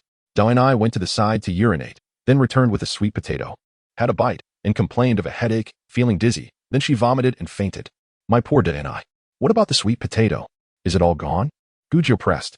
Little Zhang and I, not understanding the gravity of the situation, was happily gnawing on a piece of raw sweet potato she had found on the ground. At Gujio's inquiry, everyone began searching for the sweet potato, finally spotting Aaron I. Upon seeing it, Gujio rushed over, snatching it away. "No. You can't eat this. It's poisonous. Chapter 31. Reviving a life. It was only then that Gujiao began to piece together the reason for Zhang De's unconsciousness. She had been poisoned. Zhang and I burst into tears, and the villagers quickly kicked the remaining sweet potato far away. They scattered, as if proximity to it would result in poisoning. Gujiao swiftly inserted her fingers into Ernie's mouth to induce vomiting, while Zhang Yushi merely watched with disdain, offering no assistance. Wang Cuiping clutched her eye, sobbing anxiously while glancing at Ernie, her cries growing louder. Fu Rongyang shook her head, unable to bear the scene any longer. She stepped forward to take Ernie, saying to Gujiao, I will take care of this one. You go save the other. Relieved, Gujiao instructed Fu Rongyang. Keep inducing vomiting until there is nothing left. She then returned to Dianai, placing her hands on the girl's chest, preparing to perform CPR. First, she checked Denise's mouth for any remnants of vomit and adjusted her head to open the airway. Prepare yourself for a series of instructions. Second brother, come help me count. Every time I press on Denise's chest, you tally 1 count. Once we reach 30, we will start afresh. Zhang Jia's sister-in-law, come here. When second brother counts to 30, you will assist Deni in breathing. Gujiao, occupied with other matters, cannot attend to everything and enlists their help. After giving instructions, Gujiao places her hands on Zhang Denise's chest, signaling Xie Zhan to begin counting. Zhang Yushi pushes her way over, pointing at Gujiao. What are you doing? Why are you pressing on my Deni? She is already dead, and you still wish to torment her. Stop it. Zhang Shi covers her mouth and drags her away, instructing the 2 women to keep an eye on her and prevent any disruption. This old woman seems eager for Deni to be gone, perhaps to save some grain for her family. 2 villagers murmur softly. She is already dead. Can she still be revived? I felt her, and she truly has no breath left. What is the point of saving her? Gujiao pays no heed to their discussions. When Xie Zhan reaches 20, she calls out to Wang Cuiping, sister-in-law, be ready. Open Denise's mouth and give her a couple of breaths. 2 will suffice. Be swift. Wang Cuiping, flustered and tearful, nods repeatedly, though her eyes reveal her disarray. Zhang Shi, seeing her state, shoves her aside, declaring, let me do it. Following Gujiao's method, she lowers her head and breathes into Deni twice, then looks up at Gujiao. Seeing Zhang Shi's actions are correct, Gujiao nods. She then asks the villagers, who has mung beans and licorice? A villager replies, I have mung beans, but what is licorice? In their everyday lives, no one has bothered to learn the names of various medicinal herbs. Gujiao ponders and decides to change her question. Who has patients suffering from coughs, sore throats, bloating, or nausea and loss of appetite? Did anyone bring their medicine? These ailments often require licorice. Perhaps we can find it among them. My father has been coughing lately. He's been taking medicine. I'll go get it, says Zhou Hu. Boiling mung beans and licorice together can detoxify. Which ant will boil the water first? Gujiao inquires. I'll go, says Fu Rongyang, who has just finished tending to Ernie. I know my herbs. I'll find the licorice. After arranging these matters, Gujiao focuses on performing CPR on Zhang Deni. At this point, Xie Zhan and Zhang Shi work in harmony. One counts while the other administers 2 breaths every 30 counts, having completed 4 rounds already. CPR is physically demanding, and Gujiao, being young and lacking strength, is soon drenched in sweat. Xie Zhan observes her profile, captivated by her intense focus and the gravity in her eyes. This small figure exudes a compelling strength in that moment. It is hard to believe that someone who usually embodies levity can display such seriousness when tasked with a duty. Noticing Gujiao's increasing perspiration, Xie Zhan offers, let me take over. Gujiao glances at him. All right, remember my pressure points and technique. Maintain the rhythm and be cautious not to apply excessive force. We must avoid breaking bones. Xie Zhan, being astute, seamlessly takes over from Gujiao without missing a beat. Some villagers murmur, I've never seen such a method of saving someone. I wonder if it works. Another replies, if it works, we will know after trying. There is no other option now. She has no breath left, so we might as well treat her as a dead horse brought back to life. Gujiao rubs her sore wrists, longing for adrenaline. A shot of epinephrine would significantly enhance their chances of revival. Nearly 15 minutes have passed, nearing half an hour. If they cannot revive her by then, the likelihood of success diminishes. Gujiao feels a pang of disappointment. Deni is just a child. Xie Zhan, too, begins to sweat profusely. Gujiao considers asking him to stop, sensing they may no longer need to continue. Just then, Zhang Deni suddenly coughs several times and slowly opens her eyes. Gujiao rejoices, instructing Xie Zhan to cease. The villagers collectively exhale in relief, followed by a wave of astonishment. She lives. They have truly brought her back. It is miraculous. How could someone who was dead be revived? The old Xie family has indeed accumulated great virtue, casually saving a little girl in such a remarkable manner. This method is astonishing. It appears simple. Yet who knows if we can use it to snatch souls from the grip of Yama. With the child revived, Gu Jiu feels elated, explaining, "This is not a guaranteed method of resurrection. It may be effective in cases of sudden cardiac arrest, food poisoning, choking, or drowning. However, it is not always successful. If too much time is lost, revival becomes impossible." The villagers, bewildered yet impressed, nod in understanding, though whether they genuinely grasp the information is uncertain. At this time, the mung bean and licorice water is ready. Gu Jiu instructs Wang Zuiping to administer it to Zhang Dao and I, and teaches her how to induce vomiting. After several rounds of administering water and inducing vomiting, Gu Jiu observes that there are no remnants of food in the vomit and instructs her to stop. Zhang Dao and I lies languidly in Wang Zuiping's arms, her complexion pale, yet she has survived. Gu Jiu rummages through her backpack, selecting a few detoxifying herbs for Wang Zuiping to brew for Zhang Dao and I. After a couple of days of this, she will be fine. Xie Darling asks Gu Jiu, "What did Dao eat? It looked like sweet potatoes. How could it be toxic?" Gu Jiu bends down to inquire of Dao and I, "Where did you find your sweet potatoes? Can you tell your sister?" Zhang Dao and I, just 7 years old, sobs as she points to her left. "Brother stole my steamed bun. I was hungry." The crowd falls silent, incredulous at the situation. A 9-year-old brother stealing food from his 7-year-old sister, leading to her desperate consumption of whatever she could find, almost costing her life. Chapter 32. The bird thief. Zhang Yushi feels a twinge of embarrassment, pursing her lips in silence. The unruly boy scoffs, full of defiance. "I'm a boy. I'm the root of the family. I wasn't even full, so why should she eat?" His tone mirrors that of Zhang Yushi. Old Zhang's temper flares. What is wrong with the girl? Is she not human? Look at what this brat has done. Zhang Laoqi, how do you raise your children? At such a young age, he shows no concern for his sister's well-being. Do you think he will care for you when he grows up? You keep indulging him, and I tell you, if your son continues like this, you're the one who is a disgrace, you old fool. Mind your own business. The unruly boy's sharp voice interrupts old Zhang, leaving the crowd in stunned silence. Unable to believe what they just heard from the child, Gu Jiu is equally taken aback. This boy has been spoiled beyond reason and is bound to face the harsh realities of society in the future. Old Zhang, the respected clan leader, has never even scolded his own wife, yet such disrespect from a younger generation causes his face to flush with rage. Zhang Shi, his younger brother, strides over and delivers a sharp slap to the unruly boy's face. "Who are you cursing, you little brat? I'll teach you a lesson." The 9-year-old boy is no match for an adult's wrath and falls to the side, wailing. Zhang Yushi rushes over, her heart aching for her grandchild, and charges at Zhang Fugue. "I'll fight you. How dare you bully my grandson?" Zhang Fugue, unwilling to physically confront an elderly woman, avoids her blows. But she manages to scratch his face a few times. Zhang Fugue's wife, Lu Kaling, is no pushover either. She rushes over to restrain Zhang Yushi, rescuing her husband. The two women scold and grapple with each other, while Zhang Laoqi stands idly by, attempting to mediate, though his efforts are futile. "Stop fighting. We're all family." Old Zhang trembles with anger. "Pull them apart. What a disgrace. Zhang Yushi, I tell you, if you continue this ruckus, I will have your family thrown out. I mean it. In these times, the world is a harsh place. Without the support of a family, one can easily be bullied to death. Being cast out from one's clan renders one a rootless drifter, devoid of any means to survive." Zhang Yushi dared not act further. She collapsed onto the ground, pounding her thigh and wailing, "There's no way to live. Heaven, open your eyes. The clan leader's family is bullying us, and adults are beating children. What justification is there? He's just a child. What does he understand? How can adults hold him accountable?" Old Zhang trembled with rage, pointing a shaking finger at Zhang Yushi, berating her. What kind of child behaves like this? Lazy and gluttonous, unfilial to his parents and unloving to his sister. Selfish and self-serving. He is utterly corrupt. His finger then shifted to Zhang Laoqi, continuing his tirade.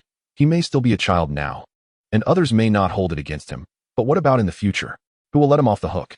I tell you, if you don't teach him properly, one day, someone will twist that pig-headed boy's head off. Fuming, old Zhang turned away, huffing. "I'm leaving. I can't bear to look any longer." The villagers, murmuring and shaking their heads, dispersed. The villagers were simple folk.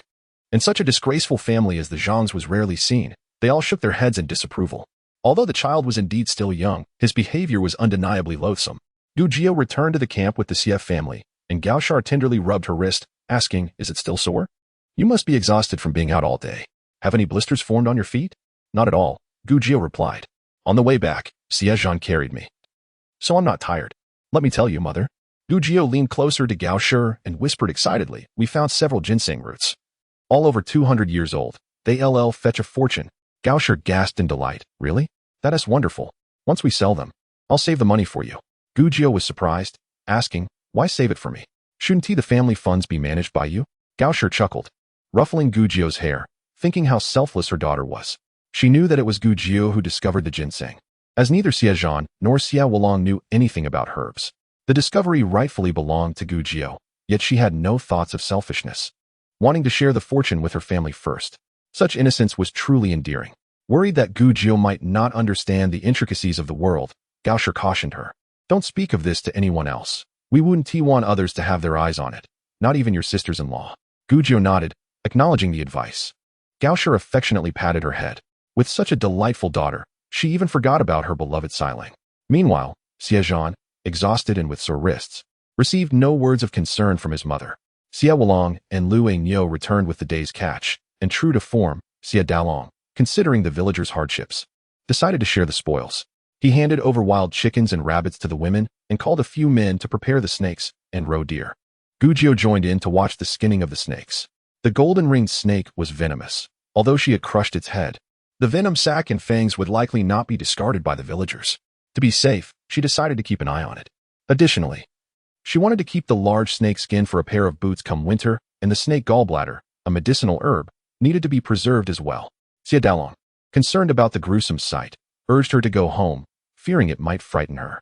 Gu Jio thought to herself, I was the one who killed those snakes. Why should I be afraid? She stayed until the men had skinned the snakes and extracted the gallbladders, feeling satisfied as she returned with 2 gallbladders and a snake skin in hand.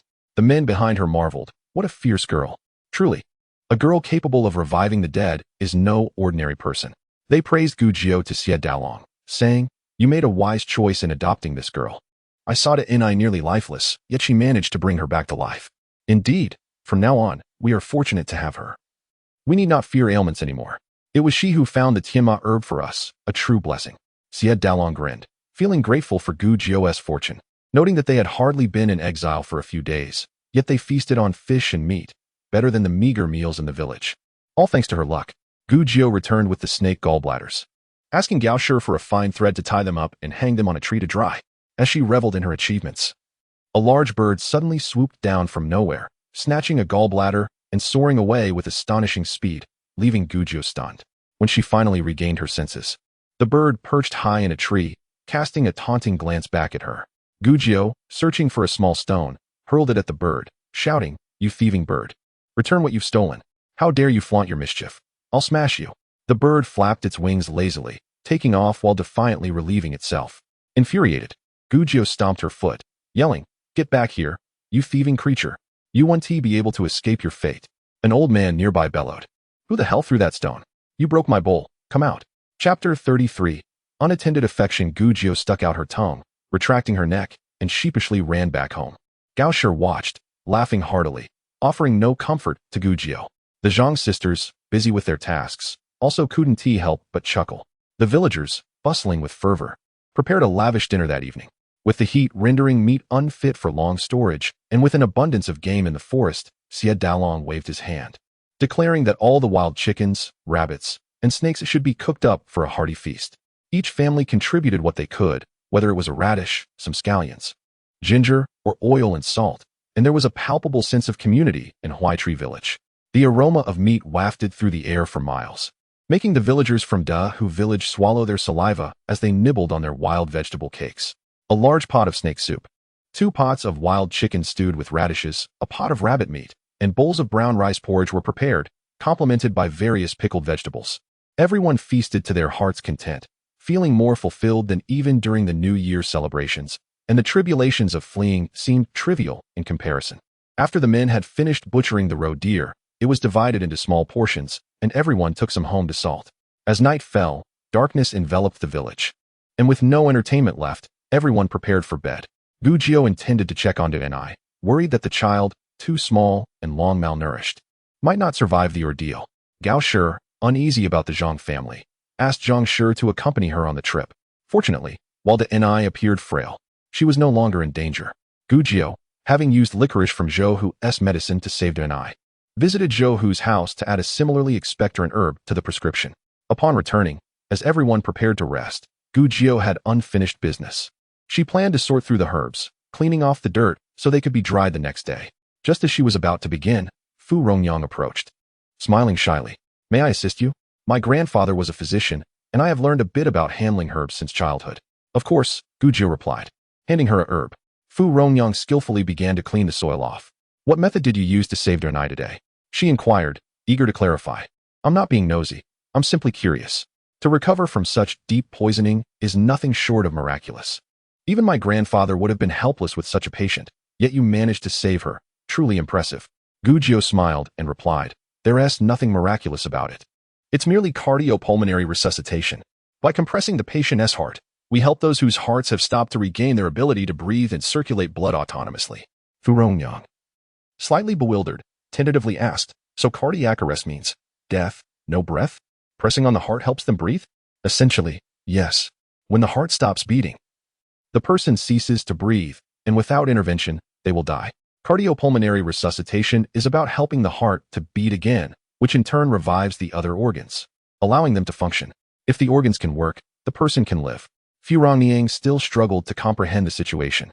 She could only marvel at how remarkable Jiunyang was at such a tender age, and surely she would grow up to become an extraordinary physician. Gu Jiu smiled, her sincerity evident as she replied, "I already am." Fu Rongyang suddenly found herself at a loss for words, stammering a couple of times before saying, "In the future, if Jiunyang needs assistance, just call on me. My medical skills may be lacking, but I can certainly lend a hand.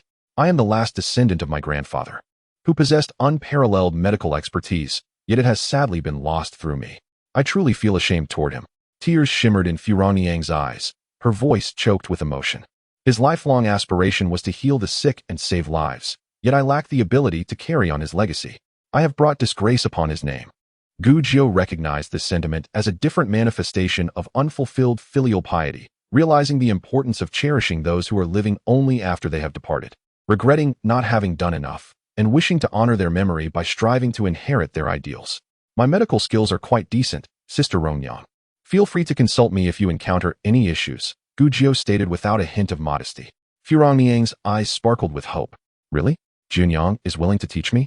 Gu Jiu nodded, believing there was nothing she could not impart. After all, her journey to this time and space was an opportunity to elevate the art of medicine. Fu Rongyang expressed her heartfelt gratitude before departing, and Gu Jiu prepared for sleep. The hour was still early, and many villagers remained awake, engaging in hushed conversations. Sun quietly murmured to Su, "Our Jiunyang went through such great effort to rescue Danny, yet they offered no thanks for the mung beans and licorice." As for Zhang Laoba, it seemed she would rather have seen Danny perish to save her own family some provisions. Wang Zuiping didn't even utter a single word, truly an ungrateful soul. Who will help her family in the future?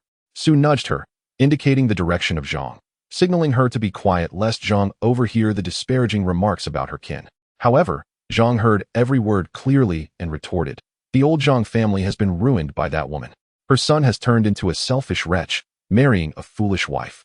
And her grandson has become insufferable. It is only the kindness of our village that has not driven this family away long ago." Indeed, Sun chimed in. "Choosing the right wife is of utmost importance. When it comes time for Daji and the others to seek brides, they must be vigilant. Marrying a fool could spell disaster for the entire family." As the sisters-in-law exchanged whispers, Gu Jiu immersed herself in the system, commencing her studies. Recently, she had been practicing pulse diagnosis, a skill that required extensive practice to discern the subtle differences in various ailments, necessitating a wealth of experience. This experience could only be accumulated through examination of numerous individuals. In reality, it was impossible to gather so many patients at once, nor to find a concentration of similar cases to compare their subtle distinctions.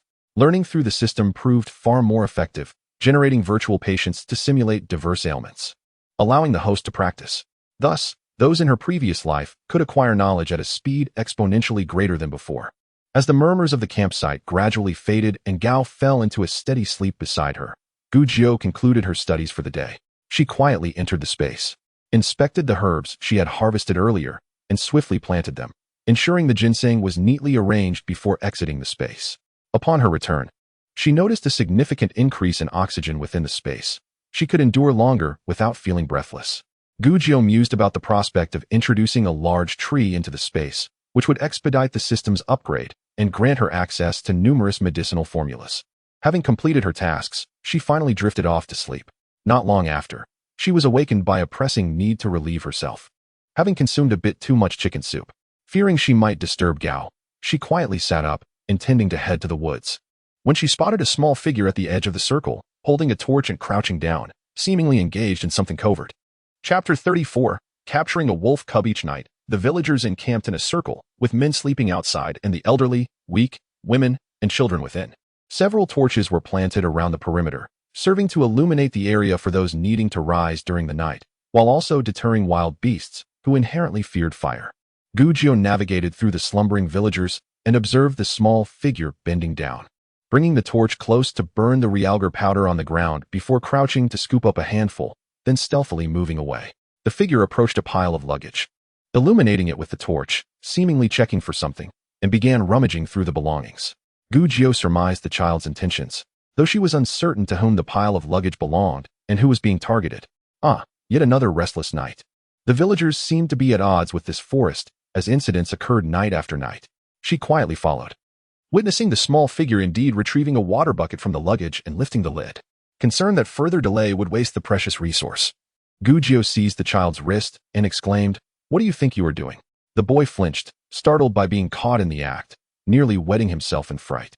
Upon recognizing Gu Jiu, he furtively glanced around, relieved to see no one else awake, and began to struggle, cursing, "You little brat, what business is it of yours?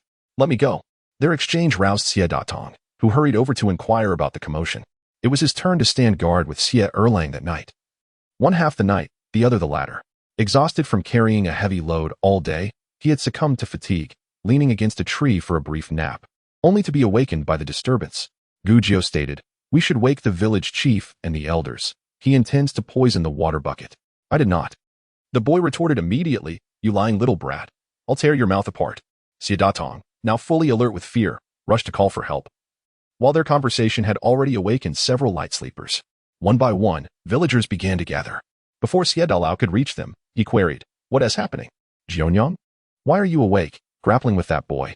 The boy struggled fiercely, spewing curses, and when he could not break free, he resorted to kicking. Gu Jiu was not about to let a mere child overpower her. She firmly twisted his wrist behind his back. Unable to escape, the boy began to shout, "You rotten little girl, filthy pig, little beast, little harlot, you thousand rider." Xie Dalao struck him across the face, admonishing, "Where did you learn such foul language? Truly disgraceful, what rubbish you are picking up." Gu Jiu was momentarily taken aback. Was this truly a child, spouting such words? It was utterly unacceptable for her to retort in kind. In her frustration, she twisted his arm a bit harder, causing him to yelp in pain, prompting another stream of curses. Xie Zhan reiterated Gu Jiu's warning. "Jianyang says this boy intends to poison the water." Gu Jiu explained, "I saw him using a torch to burn realgar and was about to put it in the water bucket. I don't even know whose water this is." Meanwhile, aside from the deeply sleeping children, many villagers had been roused by the ruckus and hurried over. Old Zhang approached with a stern expression, his voice calm, yet foreboding. Like the stillness before a storm, "It's mine." Zhang Yushi hurried over, asking repeatedly, "What is going on? What is happening?" Upon seeing Gu Jiu gripping the boy, she rushed forward to force Gu Jiu's hand away, exclaiming, "Let go. Why is this wild girl bothering my son in the middle of the night?" With so many witnesses present, Gu Jiu was unperturbed by the possibility of the boy escaping. First, he hurled a torrent of curses at her. Then she faced Zhang Yushi's wrath. Even the most patient person would feel anger rising. Though she was not adept at swearing, she certainly knew how to retaliate. Releasing the boy, she shot back, "Am I wild? I could be even wilder." With that, she kicked the boy's leg, causing him to collapse to the ground. Zhang Yushi rushed over, crying out, "My precious darling, does it hurt?" A torrent of expletives threatened to erupt from Gu Jiu's lips as she pointed a finger at the mischievous child. Addressing the villagers who had rushed over, "During a nighttime excursion, I witnessed that scoundrel stealthily holding a torch, burning arsenic sulfide, and then seizing a handful of the charred residue, intending to drop it into this water bucket. When exposed to high temperatures, arsenic sulfide transforms into arsenic poison. Had I not chanced upon this, the family that drinks from this bucket tomorrow would have faced dire consequences." Gu Jiu had not anticipated that her cautionary words would imprint upon that little rascal, prompting such treachery. "You lie," Zhang Yushi exclaimed, sweat beading on her forehead as she panically protested. It must be you framing my child. Yes, my child is still just a boy.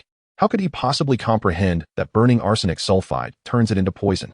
A derisive snicker arose from the crowd. But you see, Jianyang did warn us that we mustn't let the torch near arsenic sulfide, for it will become lethal. My child is still young. He knows nothing. Zhang Yushi continued her defense. Just then, Xie Zhan's cold, piercing voice cut through the crowd. Examine his hands. Even if he disposed of the arsenic sulfide, remnants must surely linger on his palms, and traces should be found on the ground. Xie Darlang seized the child's hand, and Xie Datong promptly brought the torch closer. The boy clenched his fists tightly, refusing to open them. As Xie Darlang attempted to pry his fingers apart, the child kicked and cursed wildly. Yet, how could a mere child's strength compete with that of an adult? Zhang Yushi's brother, Zhang Fugui, grasped the boy's hand and forcibly pried it open, revealing yellow residue lingering between his fingers. Xie Datong wiped the cold sweat from his brow, muttering, "I merely dozed off for a moment." And in the blink of an eye, Xie Darlang shot him a glare, causing him to fall silent. Zhang Fugui seethed with rage. This was a matter of life and death. What kind of grudge could stem from a mere slap? The three Zhang sisters-in-law nearby overheard. And Sun Shi could not help but exclaim, "I thought he was merely spoiled, but it appears that even at such a tender age, he harbors such cunning and malice, waiting for everyone to sleep before he seizes the opportunity to commit wrongdoing. Imagine how he will be when he grows up." Gao Shi lamented, "This child is fundamentally wicked. He cannot be reformed." Zhang Shi's face darkened with fury, wishing she could deliver a couple of slaps to him. Thankfully, Junyang had discovered the plot. Otherwise, his parents, brothers, and even nephews and nieces would have faced dire consequences. The mere thought sent chills down her spine. The villagers murmured in disbelief, horrified that a 9-year-old child could harbor such malice, wishing death upon an entire family over a single slap. Is this truly a child? This is a wolf cub, nay. Even wolf cubs would tremble before him. The villagers clamored, "We cannot coexist with such a heartless individual." Zhang Yushi, desperate, cried out, "You misunderstand. My child would never do such a thing. He is merely a boy. He could not have committed such an act. You must have misjudged." Xie Datong interjected, "None of us are blind. We saw clearly. The arsenic residue is still on his hands. Will you deny it?" Faced with the undeniable evidence, the boy, realizing he could not escape blame, began to scream hysterically, "I want him dead. Who told him to hit me? I will also deal with that old fool and your filthy little bastard of a wife. I want them all dead." With a resounding slap, Zhang Fugui struck the boy's face once more. It was only fitting. The child had brought this upon himself. This time, Zhang Yushi fell silent, shivering at the gravity of the situation. The boy, being so young and ignorant, surely she understood the implications. She knelt down, pleading, "Fugui, please, have mercy on the child. He is but a boy." Old Zhang's heart turned cold, filled with dread at the thought of such a wicked child wishing for the destruction of an entire family over a single slap. If he could do this at 9, what horrors might he unleash as he grew? Would any elder dare to reprimand him, fearing he might retaliate with deadly intent? This child could not be allowed to remain. Trembling, he prepared to speak, but Zhang Laoqi rushed forward, bowing low, fully aware of the gravity of the matter. "Uncle, please, spare my child. He shall never do this again. I will discipline him, and if he misbehaves, I will punish him myself." Seeing Wang Tzuaping standing there in a daze, Zhang Yushi's frustration boiled over. "You blockhead. Your son is about to face death, and you stand there like a wooden statue." Wang Tzuaping flinched at the reprimand, dropping to her knees. "Uncle, I implore you, spare my child. Please, I beg you." She prostrated herself, repeatedly bowing her head. Zhang Fugui's wife, Lu Kaling, pulled her up. "What are you doing? Are you trying to kill yourself here?" No, not at all." Wang Tzuaping stammered. Zhang Yushi clung to old Zhang's leg. "Uncle, he is still a child, still a child." Old Zhang kicked her away. "Still a child? This child is capable of murder, wishing to annihilate an entire family. Is this still a child? The Zhang family cannot harbor such a monster." Turning to Xie Darlang, he declared, "Darling, I have decided that this family shall be expelled from our clan." Upon hearing this, the villagers murmured amongst themselves, agreeing unanimously, "Yes, expel them. We cannot harbor a wolf among us. Indeed, we cannot sleep peacefully knowing a predator lurks nearby." Old Zhang continued, "At dawn, we shall remove their names from the clan registry. Darling, what do you suggest we do next?" In more peaceful times, the child would have been taken to the authorities. But given the current circumstances, the Zhang family could not bring themselves to condemn a life. They could only cast the family out. Before Darling could respond, the villagers erupted with fury. "Expel them. We cannot allow such a wicked wolf to remain in our midst." "Yes, cast them out. My child had a scuffle with him recently, and now I fear for our lives. Last year, he stole my child's bread. I scolded him then. And now I shudder at the thought. Expel them. Expel them. Zhang Laoqi, trembling with fear, realized the dire implications of being cast out into the wilderness. Tears streamed down his face as he bowed deeply, pleading with the villagers, "Please, do not cast us out. My child promises he will not do it again. I beg you for a chance to live." Zhang Yushi and Wang Cuiping joined in, bowing their heads, while Danny and Ernie clutched their mother-esque clothing, weeping. Meanwhile, the mischievous boy glared at the crowd with unmistakable hatred in his eyes. His unrepentant demeanor only intensified the villagers' fears, prompting even more shouts for expulsion. Xie Zhan raised his hands to quell the uproar, stating, "Let us proceed with the expulsion. However, considering the lives at stake, let us allow the two innocent children to stay outside the village until dawn, after which they must leave." The villagers agreed, showing compassion for the two children, unwilling to see them suffer due to their parents' transgressions. Zhang Laoqi and Zhang Yushi, however, resisted, crying and clinging to their belongings. However, where are the villagers' adversaries? Before long, the bedding had been dragged and thrown to the periphery of the circle. Observing this, Zhang Laoqi realized that the villagers had made up their minds. He hurriedly exclaimed, "It is the wretched child who has erred. Cast him out. We have not wronged the villagers. Let the wretched child be expelled alone." The villagers were taken aback. What a barbaric act. No, even beasts would disdain such behavior. Zhang Yushi and Wang Cuiping were equally stunned.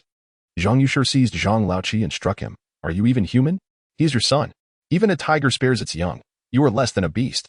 Wang Cuiping gazed at Zhang Laoqi, her face a mixture of shock and disbelief. Xie Zhan was utterly speechless, waving his hand to urge everyone to expel that family of miscreants, for even a glance at them was an affront to the eyes. "I shall not leave. It is the wretched child who has erred, not I. I will not go." Zhang Laoqi sobbed, tears streaming down his face, still making a final struggle. Zhang Fu Gui yanked him, delivering a resounding slap. "You wretched creature, be gone.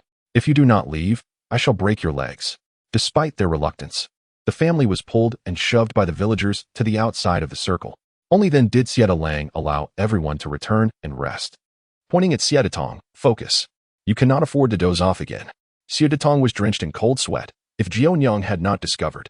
He shivered at the thought, daring not to doze off again. Taking advantage of the commotion, Yu Jiao quietly went a short distance away to relieve herself and returned to lie down. Gao Shi grasped her hand, rubbing it gently. "Today's events owe much to you, Jianyang. Otherwise, who knows what calamity might have ensued. Our Jianyang is clever and capable, truly a little lucky star." Gu Jiao rested her head on Gao Shi's shoulder, chuckling. "Mother has keen eyes to see this." Gao Shi responded with a silent smile. Sun Shi chuckled. "What a thick-skinned one you are." Xie Zhan could not hold back, adding, "A sight to behold." Gu Jiao replied, "Flattery, flattery. Compared to you, Xie Zhan, I still fall short of a city wall." Chapter 36. A lesson in knowledge. At the break of dawn, light, feathery rain fell through the gaps in the leaves.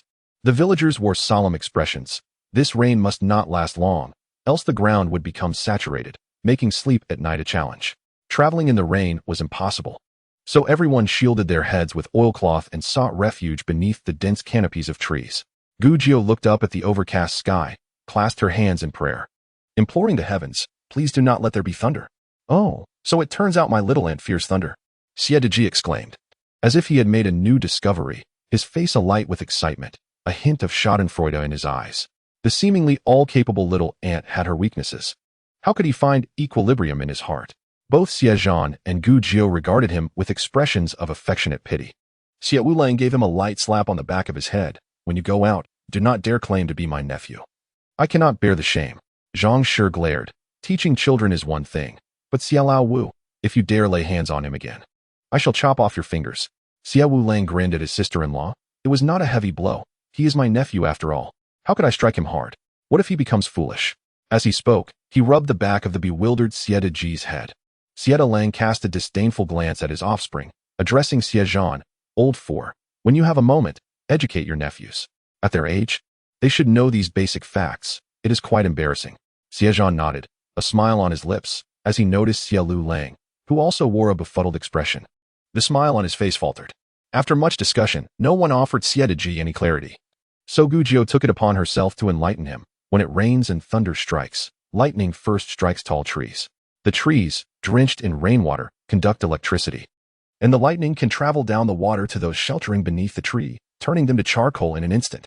Therefore, when thunder roars, One must not seek refuge under tall trees, nor ascend to elevated ground. It is best to remain in low-lying areas. This was the first time Xie Zhan and Xie Lulang had heard such an explanation, and indeed, the others were equally astonished. The notion that one should not hide under trees during a storm had been passed down through generations, yet they had never delved into the reasoning behind it. This was the first time they comprehended why it was dangerous to seek shelter beneath a tree during a thunderstorm. Xie Zhan nodded. When you have the chance, Junyang, share these insights with everyone. He glanced at Xie Lulang, troubled. What use is it to study hard if one becomes a mere bookworm? Zhang Shi was indifferent to their learning, concerned instead that the rain might last too long, leaving them without firewood. She called out, enough chatter. Quiet down and go gather firewood. While the rain is still light, do not wait until it soaks everything, or we shall be unable to cook. Thus, the entire family hurried to collect firewood, bringing it back to the trees, covered with oilcloth. Gu Jiao observed the treetops above, noting rainwater seeping through the gaps between the leaves. It was midsummer, and the foliage was dense. If they could cut down some thick branches from other trees to lay horizontally across the canopy above, it would suffice to fill in the gaps. If that did not suffice, they could also gather large leaves to lay atop. She shared this idea with Xie Zhan, who thought it feasible and set the villagers into action. The men ventured to a distant tree, selecting large and dense branches to fell, while the women carried them back. Then, the men climbed the trees to interweave these branches densely among the existing ones. Before long, 2 or 3 dozen trees had been arranged, and indeed, the area beneath no longer leaked. However, the water flowing down the trunks could not be blocked. Xie Zhan used a sickle to dig a trench around the tree, creating an outlet to divert the water. The villagers, organized by families, gathered their belongings under the large trees. Those with fewer family members paired up with friends. The women cut the relatively dry grass beneath the trees to lay on the ground, covering it with oilcloth. And those with better means even placed a thin layer of matting for their families to sit and rest. Just as they finished, the rain intensified, and the villagers silently rejoiced at having prepared in advance. The water supply had dwindled over the past 2 days, and Xie Zhan had planned to send someone to seek a water source, but that was no longer necessary. The villagers spontaneously brought forth every container they could find to collect rainwater. Not far away, Zhang Laoqi's family followed suit, with him cursing at the tree. It's all your fault, you wretched child. If it were not for you, I would not have fallen into this predicament. Why are you just staring? Get up here and help me. Do you not see the storm approaching? The villagers looked on in fear. Zhang Laoqi was indeed audacious, perhaps even considering resorting to poison to resolve matters first. The wretched child shot him a series of disdainful glances, remaining utterly motionless. Zhang Yushi could no longer restrain herself. He is still a child. What do you expect him to do? Can he not handle a bit of work himself? Child, my foot. He can already take a life. What kind of child is that? Zhang Laoqi retorted irritably. Zhang Yushi immediately wilted, sighing heavily. Xie Wulang, witnessing this, remarked while working, when I was 9. Xie Zhan smacked him on the head. Who do you think you are? And no, I meant, when I was little, it was still acceptable, right? Back then, at 9, I would rise before the rooster crowed, standing at the wall to practice martial arts for half an hour. After that, I would sweep the horse pen, fetch water. No task was beneath me. Alas, how is it that this child is so different? Xie Zhan replied, what? Are you envious? Xie Wulang quickly shook his head. Not envious. Not envious. Children like this are perfectly fine. Zhang Shi, along with Su Shi and Sun Shi, prepared to make breakfast at home, gathering a few stones to form a rudimentary stove. Thankfully, they had collected firewood early. Although it was slightly damp and produced a bit of smoke when lit, it could still catch flame. Since travel was impossible due to the rain, the trio began steaming corn buns and sweet potatoes, then simmered a large pot of brown rice and wild vegetable porridge. The bustling atmosphere was palpable as old Zhang, accompanied by his son and daughter-in-law, approached, draped in oiled cloth and carrying something in their hands. Before they reached, old Zhang smiled and said, sister-in-law, have you eaten yet? I brought some eggs for the children. Gao responded with a smile, taking a couple of steps forward. What are you doing, in-laws? Quickly take them back. Your family has enough on their plates already. How can you bring us something? Zhang Fuguei chuckled, taking the half basket of eggs from his father's hands and placing it into Gao's, saying, last night, thanks to your daughter Jiao, our family might have been in dire straits. We have little to offer in return, but please accept these eggs as a token of gratitude, Auntie. Gu Jiao. Only then realizing the visit was to express gratitude towards her, felt a sense of warmth. Zhang Fuguei's wife, Lu Kaling, also produced a piece of plain linen from her bosom, explaining, we fled in a hurry, and I doubt Jiao has any proper clothing. This fabric is for her to make a dress. Gu Jiao felt a flicker of joy, She had been wearing a shortened dress from Sun's family, which was loose and cumbersome. Is this for me? Then I must thank you. Chapter 37. The truth no one believes. Luke Kaling playfully shoved the fabric into Sue's embrace, urging her to accept it, stating, if I were more skilled, I would have made it for Jill myself, but you'll have to help with that. Please don't refuse, or will you think it's too little? Sue glanced at Gao, who smiled. If it's for Jill, then she should take it. The egg should indeed go back with you. Our escape has been difficult, and our family has enough brothers to hunt for food, so we are not in one of these. The season was harsh, and food scarce. Nobody could afford to be wasteful, especially with such a precious half-basket of eggs, which must have been saved through careful rationing. Zhang contemplated, and then said, take the eggs back. These are tough times, and we all understand. Once we settle down, we'll have Fugue's wife prepare something delicious for Jiao. This was not Zhang's favoritism towards her family, but rather an acknowledgement that the Xie family was faring better than the Zhangs. There was no need to place their own in a difficult position for the sake of gratitude. Old Zhang, having heard this, thanked Gujiu once more before departing with the eggs. Su playfully poked Gujiu's forehead, scolding, you really are a fool. Gujiu replied, one day a blessing, the next a fool. The wild vegetable and brown rice porridge was indeed unappetizing, and recalling the roe deer meat from yesterday, she suggested, sister-in-law, let's cook the roe deer meat for lunch. It will spoil if we leave it too long. Zhang shot her a disapproving look. I salted it for preservation. No need to worry, it won't spoil. Are you already craving meat again after just having some yesterday? Gujiu retorted, eating salted meat isn't healthy. We could always hunt again later. We can guard the forest, and we won't go hungry.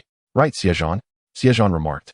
I believe you just want to forage for herbs. Hunting is merely an afterthought. Just as Gujiu was about to retort, she recalled something significant. Elder brother. I forgot to tell you, didn't Zhang's eldest daughter get poisoned yesterday? What she ate was actually beneficial. There should be more of it in the woods. Let's search for it, and we might not starve along the way. Xie Dalong, sitting on the ground with a cornmeal bun, slurping his porridge, exclaimed, isn't that stuff poisonous? Gujiu explained, that's cassava. It is indeed toxic, but once cooked, it is harmless. It tastes similar to sweet potatoes, fills you up, and serves as medicine. The dried leaves can be ground into powder and consumed, beneficial for health. Moreover, it is exceptionally easy to cultivate. Simply tossing seeds into any crevice will yield growth. If we take some seeds with us, once settled, we can plant more. Even if people don't eat it, it can be fed to livestock. Xie Zhan regarded Gujiu with keen interest, surprised by her vast knowledge. Xie Wulong, oblivious, asked, Jiu, how do you know so much? Gujiu blinked. I read it in a book. Xie Zhan inquired, which book? Gujiu scratched her head, fabricating an answer, the tales of Qiangya. Xie Zhan scrutinized her, unable to discern the truth. There are countless books in the world. His knowledge was merely a drop in the ocean. And just because he hadn't heard of a particular book didn't mean others hadn't read it. He inwardly marveled at how this young girl was so well informed. Xie Lulang cast a sidelong glance at Gujiu, pondering the vast disparity between people. They both studied, yet why did he understand so little despite reading so much? He questioned if he had been reading the wrong books. Xie Erlang remarked, Jiu, compared to you, I feel as if my studies have gone to waste. Gao teased him. Your studies are hardly wasted. How can you compare yourself to our Jiu? She is a blessing incarnate, a celestial being reborn. Don't think you can measure up. Gujiu chuckled. Indeed, I am well versed in both celestial and terrestrial matters, a veritable well of knowledge. Xie Wulong laughed heartily. I thought I was quite the braggart. But it seems my sister surpasses me in audacity. Gujiu disagreed, insisting seriously that it's not boasting, that it's merely the truth. Unfortunately, her earnestness went unrecognized by her companions, who merely laughed it off. Xie Dalong quickly finished his meal, eager to accompany Gujiu in search of cassava.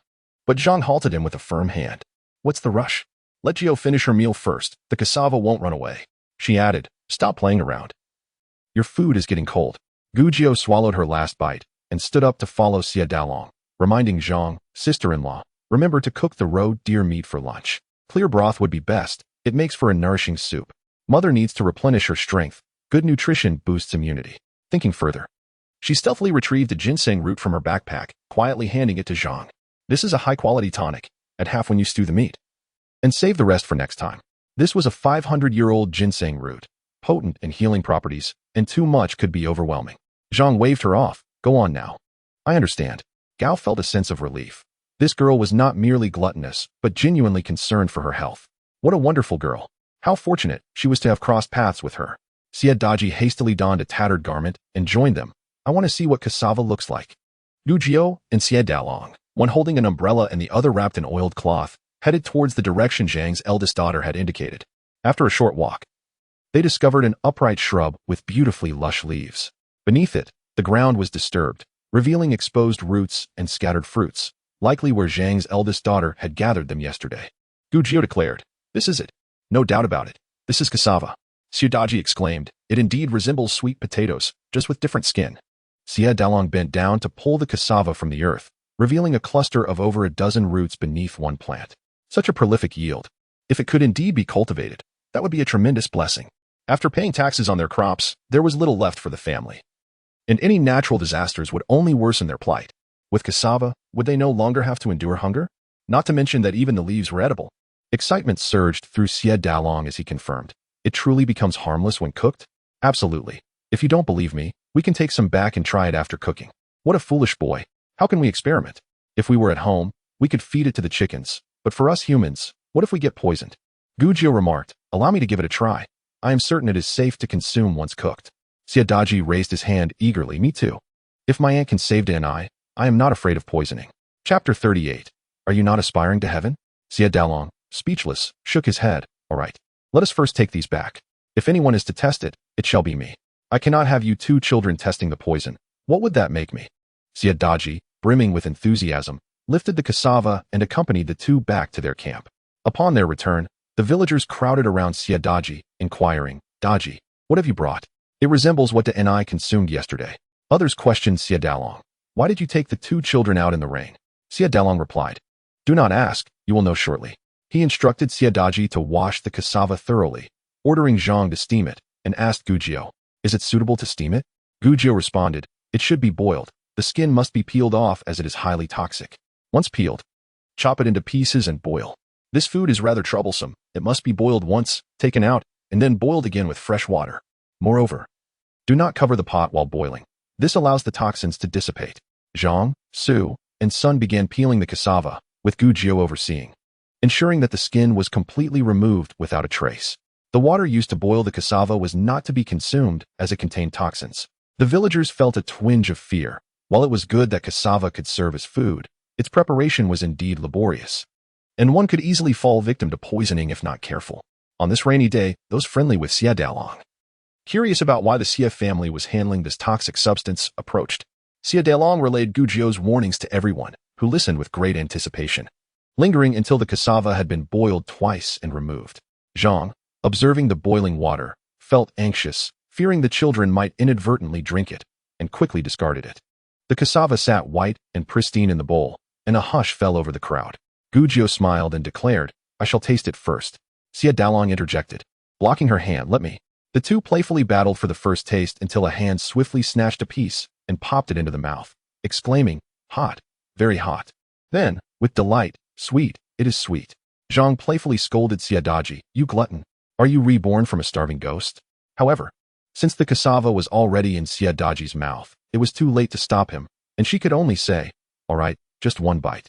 You can eat the rest later if you are still alive." Xie Zhan looked longingly at the remaining cassava.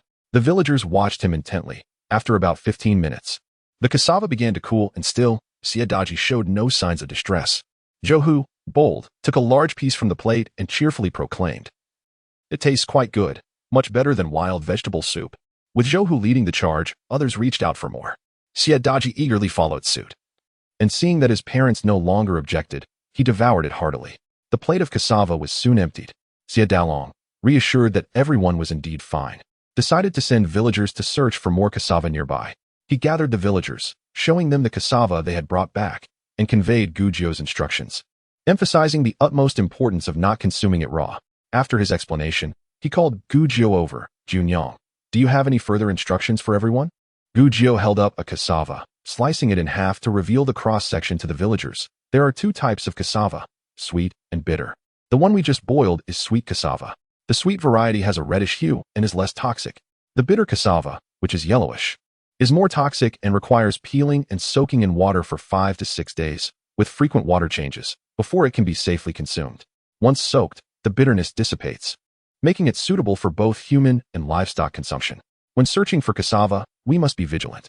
If we seek the bitter variety, it must be soaked in clean water for several days before consumption." A villager eagerly asked. The village chief mentioned this can be cultivated. Can we just plant it anywhere on the mountain? Gujiu confidently affirmed, adding, cassava leaves are also valuable. When dried and ground into powder, they can prevent various diseases. The villagers listened with great joy. The inconvenience of processing cassava was trivial compared to the dire issue of hunger. They paid little heed to the rain, some donned raincoats. Others held umbrellas, and some wrapped themselves in oilcloth, braving the downpour to search for more. If they found a substantial amount, they would not worry about food for a while. Before long, everyone returned, shoulders burdened, hands laden, and armpits filled, all triumphantly bearing their spoils. The men, delighted, called for their wives before heading out once more. The villagers were exuberantly animated that day. During lunch, the aroma of cassava wafted through the air. Zhang indeed prepared a stew with deer meat, the enticing scent causing everyone to salivate. Unable to resist their children's pleas, some families joined in, cooking meat as well. In an instant, the fragrant aroma of food enveloped the rainy forest. After lunch, Luan Yo arrived with deer hide and a bow, joining Xie Zhan and Xie Wulong to craft bowstrings. Xie Sanlang had completed the crossbow's mechanism and was busy affixing arrowheads to the polished shafts. Once the three had twisted the deer hide into cords and assembled the modified bow, after nearly an hour of effort, a rudimentary bow and arrow was completed. Gujiu lamented, if only it were a double bow, it would possess greater power and range. Luan Yo expressed similar regret. Once we are out of the forest, I will take the time to make another. Xie Wulong, blissfully unaware, exclaimed, this is already quite remarkable. It must be very powerful. Gujiu regarded him with pitying eyes, thinking, poor child, if only he could see the advanced bows and arrows from her space, he might fall into despair over his ignorance. Eagerly, Xie Wulong strung the bow, released the knife, and the arrow shot forth with a whoosh, embedding itself in a fir tree several yards away, trembling with force. Gujiu shook her head. This will not do. It barely penetrated the tip. The power is insufficient. Xie Wulong chuckled, sister, are you not aiming for the heavens? Gujiu replied earnestly, brother, are you not a frog at the bottom of a well? Xie Zhan glanced at Gujiu, feeling that this girl must have dwelled in the heavens. Luan Yo nodded in satisfaction. This is already quite good. We are in the old forest, where resources are scarce. Achieving this is no small feat. Once we are out, we will find better materials and improve upon it. Xie Wulong cherished the bow, lamenting that there was only this one. Shall we make a few more? Instead of using sawed wood for the bow, we can use flexible timber. It may lack range and power, but we can try. I still have some arrowheads left to make a few more arrows. Xie Zhan agreed. Then let us craft a few more. Xie Wulong grinned widely. Since we have nothing but time, shall we start now? Third brother, what kind of wood do we need? I will go chop it. Gujiu cleared her throat and timidly asked, are we making these to scratch the backs of wild beasts? Xie Zhan could no longer contain his laughter. He had never encountered someone so comically unromantic. Lightly tapping her on the head, you may keep your silence. The rest of the Xie family remained busy, as did the other villagers. Chapter 39, The Mountain Demon. Everyone began removing the cassava from its stems, bagging those that needed to be bagged, and placing those meant for baskets into them. The leaves were stripped from the stems, waiting for the sun to shine so they could be dried. In truth, there was still plenty of cassava in the forest, but they lacked vehicles and could only rely on human strength for transportation. Each person carried their belongings, relying on their backs or shoulders, limiting the quantity they could bring. Merely watching the abundant food without the means to carry it away. Xie Dalong reassured everyone. The fact that we can find cassava here indicates that this area is suitable for its growth. Perhaps we may find more along the way. After some contemplation, the villagers agreed and ceased their fretting. One elder suggested, if you ask me, let us forego the bitter cassava. It requires soaking for days before it can be consumed. And where will we find enough water on the road to soak it? Even if we had water, we cannot carry it daily. It would be better to stick with sweet cassava. The village chief was right. Perhaps we could find more along the way. If we truly wish to preserve the seeds, we can send a few of the younger ones back after we settle down to collect some. Others agreed with his sentiment, and they began to share the bitter yams they had already found, though some were reluctant to part with their finds. While the Xie family toiled over the cassava, they did not call for Gujiu and the others, who spent the afternoon crafting crossbows. As evening approached, the rain finally lessened, hinting at a possible cessation. The ground was damp from the rain, and with limited oilcloth at home, mostly used by the women and children, the Xie brothers had to make do with some old clothes laid on the grass. Gao, observing Xie Zhan, hesitated before speaking, ultimately saying, second daughter-in-law, send Sin over to squeeze in with me and Junyang. You and Rongyang take Erqing to sleep. Eldest and third daughter-in-law can take Siyu to sleep, and let us give the leftover oilcloth to Si Lang. He has always been frail. We mustn't let him catch a chill and fall ill again. Xie Zhan waved his hand dismissively. Mother, I am fine. There's no need to fuss. Let us just sleep.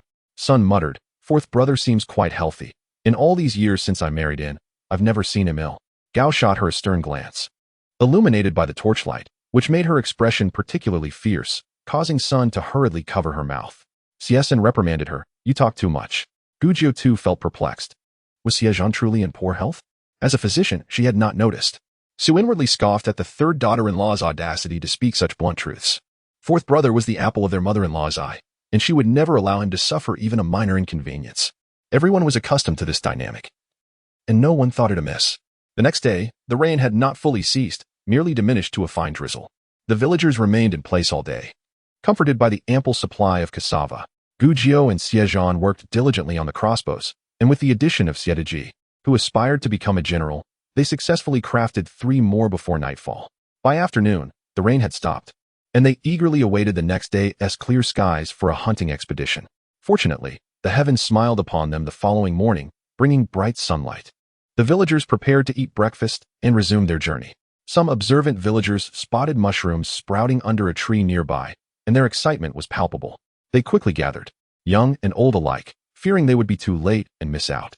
Gujiao could only sigh inwardly at their naivety and waited patiently for their jubilant return, at which point she helped them sort through the poisonous mushrooms and imparted essential knowledge for identifying the toxic varieties. Though their time together was brief, the villagers recognized Gujiao's remarkable skills and medical knowledge, trusting her implicitly. Adults broke out in a cold sweat, realizing how many lives could have been lost had Gujiao not intervened. They urgently warned their children to steer clear of the poisonous fungi. Once the villagers returned with their delectable mushrooms, Gujiao and Xie Zhan bid farewell to Xie Zhan and set off again to hunt. To avoid straying too far from the group, they continued in the northwest direction. Lu Enyo clutched his iron rod, while Xie Zhan assisted Gujiao in carrying her engineer's shovel, which could not be returned to storage once retrieved. Gujiao held a crossbow, the first one they had completed, barely usable in her hands. Xie Wulang and Xie Zhan wielded what Gujiao considered subpar versions. As they walked, they heard distant, urgent sounds, unmistakably reminiscent of human cries. There were 2 distinct voices, one filled with anguish, the other seemingly attempting to offer comfort. The 5 exchanged glances before moving toward the source. Shortly thereafter, they rounded a massive tree and beheld 2 creatures that defied description. Long, black-furred, resembling baboons in stature, towering over the Xie brothers by several heads. Their faces bore a striking resemblance to humans, yet were vividly terrifying, adorned with an array of colors. They possessed 3 legs, 2 powerful front limbs and a single, centrally positioned hind limb. In her mind, Gujiao queried the system. What in the world is this? The system responded, Mountain Demon. Gujiao was taken aback. Is this truly the legendary Mountain Demon? The system replied, this is indeed a Mountain Demon. Whether it is legendary or not, my database contains no information. One of the demons was slightly smaller, its belly swollen, cradling itself against a tree trunk as if something within stirred. It appeared to be a pregnant female mountain demon, howling mournfully as blood trickled down its single hind leg. The larger demon, presumably a male, was more robust, its features even more menacing. Upon noticing the intruders, the male mountain demon bared its teeth, revealing sharp fangs the length of a human finger, and let out a low growl that resonated ominously, as if a storm was brewing. Xie Wulang and Xie Zhan quickly readied their crossbows, aiming at the creature. Xie Zhan prepared himself for defense, while Lu Enyo tightened his grip on his iron rod, ready to charge at the first sign of trouble. However, the smaller demon gazed at them with pleading eyes, clutching its belly and shrieking in distress, as if imploring their help. Even Xie Zhan, despite his simplicity, recognized that the creature was in labor. Xie Wulang and Xie Zhan, with compassion in their hearts, slowly lowered their weapons. Gujiao stepped forward, determined to assist the struggling demon. Clearly in the throes of a difficult delivery, Xie Zhan quickly pulled her back, warning her of the danger. Don't go, it's too risky. Gujiao turned back resolutely. I will try. If it becomes dangerous, I will retreat. You all stay put. If you remain still, the male mountain demon should not attack. Xie Wulang exclaimed. Is that truly a mountain demon? The one said to devour humans? Gujiao reassured. Do not worry, it does not consume humans. Xie Zhan countered. Is that really the point? Just be cautious, do not be reckless, retreat if it becomes perilous.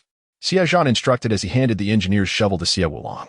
Gesturing to the right, you go that way and keep watch. If things seem unfavorable, rush into rescue. He then directed Lu Enyo, you head left. If the mountain demon shows any signs of trouble, strike it down with your iron rod. He did not assign any tasks to Xie Zhan, trusting that the young lad could take care of himself. With modest expectations for the half-grown child, Xie Zhan positioned himself at the forefront, stringing his crossbow and aiming at the formidable mountain demon, his expression grave as he advised Gujiao, "You may proceed, but assess your capabilities."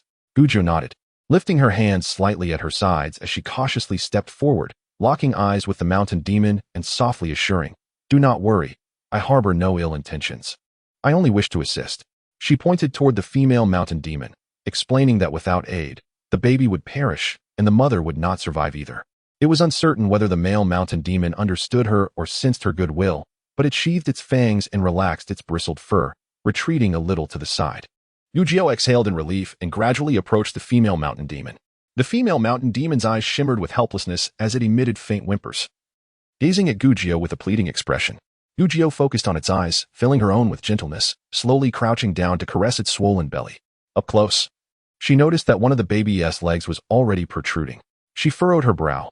It was not a hind leg, as mountain demons possess only one hind leg. If it were the hind leg coming out first, half of the body should follow. If it were a foreleg, the young one must be positioned sideways within the womb. She needed to correct the position, otherwise, the female mountain demon would surely perish. The female mountain demon, having lost strength, leaned against a nearby tree. Gujiao tiptoed, gently grasping its two forelegs, and soothingly said, "It's all right, just lie down, let me take a look." Regardless of whether the mountain demon comprehended her words, she guided its forelegs to allow it to recline. Once lying down, it was easier for her to operate. The female mountain demon offered no resistance and complied with her gentle pressure. Gujiao placed her hands on its belly, first locating the head's position, then pushing upwards with both hands. The female mountain demon let out a pained cry, its vividly colored face contorting in agony. The male mountain demon, sensing its mate's distress, lowered itself, raising its massive head and roaring at Gujiao with bared fangs, its neck bristling like an enraged lion. Xie Zhan's expression shifted as he tightened his grip on the crossbow, taking 2 steps forward, his eyes fixed on the male mountain demon. Lu Enyu also advanced, raising his iron rod. Xie Wulong drew closer to Gujiao, gripping the engineer's shovel tightly, ready to strike down the charging male mountain demon. From a distance, Xie Zhan stood, his clenched hands trembling slightly, his pale face whispering, "Perhaps we should reconsider." Gujiao, preoccupied with the unfolding situation, gently reassured the female mountain demon. "Do not be afraid. Endure a little longer. It will soon be over." She continued to apply pressure, guiding the baby's head to slowly turn upwards, while the protruding foreleg gradually withdrew. Gujiao sighed in relief, biting her lip as she redirected the baby's head back along its original path, slowly guiding it towards the birth canal. This task was laborious, and Gujiao was soon drenched in sweat, the female mountain demon lacking the strength to even cry out. After a considerable struggle, she finally aligned the birth position. At this point, the female mountain demon was nearly exhausted. Gujiao caressed its belly and gently encouraged, "Your baby is almost here. Just hold on a bit longer. Push, it will be over soon." She spoke continuously, uncertain if the female mountain demon understood her words. With a sudden surge of effort, the creature stood, its face contorted and strained, desperately shaking its head. Moments later, a tiny mountain demon fell to the ground with a soft thud, coated in a slippery sheen, its eyes closed as it attempted to rise on its weak legs. Gujiao breathed a sigh of relief. She hadn't even had the chance to fully assist in the delivery before the baby arrived. Blood nearly splattered on her, but fortunately, she had only been repositioning the fetus, avoiding a messier situation. She tried to rise, but upon lifting her gaze, she was met with the imposing face of the male mountain demon, which lowered its massive head to glance at the newborn and then at Gujiao. Before standing upright and affectionately nudging the female mountain demon's head, Gujiao smiled, pointing at the 2 mountain demons. "Look, they are quite the loving couple. They seem more affectionate than many human pairs." Xie Zhan cast her a speechless glance, bemused by her ability to notice their affection while they were all on edge about potential danger. The male mountain demon now appeared docile, preoccupied with its family, showing no inclination to attack. Everyone sighed in relief and sheathed their weapons. Xie Zhan stepped closer, observing Gujiao rubbing her arms, offering her a hand. "Are you very tired? Can you still walk?" Gujiao blinked her large, expressive eyes a few times, suddenly drooping her brows and pouting her lips in an exaggerated manner. "I'm exhausted. I can't walk anymore," Xie Zhan replied. "While your little expressions are charming, if you weren't pretending so much, I might consider carrying you." He continued, "I'll keep holding on to the shovel for you. It's quite heavy." Gujiao responded, I can do without your help. Thank you. Xie Wulong laughed heartily. Sister, next time be more convincing. Fifth brother will surely pretend not to see and carry you. Gujio shot him a glance. Humph. You big oaf, destined to remain single. Xie Daji, with utmost seriousness, remarked, Look, I tried to make my aunt my sister, yet she is unwilling. Look at how fourth and fifth uncle treat their sister. If I had a sister, I would carry her regardless of fatigue. Gujio scrutinized his slight frame, replying, Thank you, dear nephew, but that won't be necessary. I'm afraid if I collapse, you would have to dig me out of the ground. Xie Zhan chuckled. With that mouth of yours, if you were ever pursued, it would surely be your words that brought trouble. Xie Wulong and Lu Aniu, finally catching on, burst into laughter. Xie Daji, bewildered, asked, Is that making fun of my height? Gujio, shaking her head earnestly, assured him, No, I worry about being too heavy. But you are not heavy at all. Do not worry, I'm strong enough. If you tire, just say so, and I will carry you. Xie Zhan, frowning, wondered how to handle this situation. Should he teach this naive boy a lesson? At this rate, he might be sold while blissfully counting coins. Xie Daji lamented. And is so capable at such a young age. When will I be that impressive? Xie Wulong gasped. What? Daji. Do you wish to learn to assist with births like Junyang? Your aspirations are quite concerning. Xie Daji huffed. I meant to say that I admire Aunt S capabilities at such a young age. I never said I wanted to assist with births. I aspire to be a great general. If only I could achieve such status at Aunt's age. You are a year younger than your aunt. You have a year left. So keep striving. Fifth uncle believes in you. Xie Wulong offered a half-hearted critique of his nephew. Xie Daji felt even more despondent. Not far away, the two mountain demons nestled together, taking turns grooming their baby. Observing the departing figures with watchful eyes, their expressions were distinctly human-like. As the group continued their journey, they heard the delightful sound of trickling water. Approaching the source, they discovered a stream, carved out by rainwater, flowing westward from the north. The water was crystal clear, teeming with fish darting about, and adorned with lush aquatic plants. Their arrival stirred the nearby wildlife, drawing the attention of small creatures that had been drinking from the stream. A black-gray parrot with a pale yellow crest took flight, landing gracefully atop a tree. With their tiny eyes wide open, they curiously observed the humans. Then fluffed the small feathers on their necks and let out a series of playful "ah-oh" sounds. Laughter erupted among the group, with Xie Wulong pointing at the parrot and exclaiming, Is it trying to imitate a tiger's roar? Perhaps, Lu Aniu replied. Having heard a tiger's roar is not a good sign, Xie Zhan remarked. Xie Daji, with a puzzled expression, inquired, Why? Gujio gently patted his head, explaining. It means there might be a tiger nearby, and the parrot learned to frighten others. Oh? Xie Daji instinctively pulled back his neck. Xie Wulong raised his arm, brandishing his fist. Fear not, it's just a tiger. Uncle Wu could easily take it down with just a few punches. And we'd even earn a tiger skin rug for your grandmother. Indeed, Gujio replied earnestly. There's no need for such fuss. I believe Brother Wu could simply blow it away. After all, that is how cows are sent soaring by him. Xie Zhan patted Gujio's head, his tone serious. If Brother Wu stops caring for you in the future, it will surely be due to your loose tongue. Exactly, Xie Wulong chimed in. Jionyang, why doubt me? I only speak the truth. Remember when Brother Wu accompanied Uncle Su on a caravan trip? Such a large man, yet. Xie Zhan cleared his throat and patted Gujio's shoulder, conceding, I was mistaken. You continue. Lu Aniu quietly listened to their banter, a grin spreading across his face. Across the stream, a vibrant red fox darted from the underbrush, its beautiful tail trailing behind as it fled. Gujio, disregarding the ongoing jest, pointed urgently, Quick, quick. In his haste, he nearly drew his weapon. Fortunately, Xie Zhan was quick-witted, shooting an arrow that struck the fox down instantly. Meanwhile, Lu Aniu swung a stick, killing a wild chicken that had attempted to escape, his excessive force rendering the bird nearly unrecognizable. Observing the gruesome sight, Lu Aniu scratched his head, lamenting, What a pity. I must remember to be gentler next time. Xie Wulong, pursuing a lone young jackal, shot an arrow that pierced its belly, jubilantly shouting, I've caught a fox too. Brother, that's a jackal, not a fox, Gujio corrected him. Inspecting his catch, Xie Wulong noted the differences, pondering its edibility. Gujio reasoned that jackals, lions, and leopards could likely be consumed, but given the jackal's unsightly appearance and filthy demeanor, it was best to avoid it. After all, they were not lacking in food. Reluctantly, Xie Wulong decided to keep it, stating, I'll skin it and make boots for winter. In this brief interlude, aside from Gujio, who was hesitant to draw a weapon, only Xie Daji returned empty-handed despite having seen a gray rabbit hopping nearby. His arrow went astray, falling uselessly into the grass. Xie Daji, feeling dejected, grumbled, Hey, General, this is just my first time using a crossbow. Once I practice more, I'll surely surpass you, Uncle Wu. After this bout of hunting, the small creatures by the stream had long since scattered in fear. Xie Zhan waded across to retrieve the fox, examining its fur with a sigh of regret. What a shame, I hit it in the belly, such a fine pelt ruined.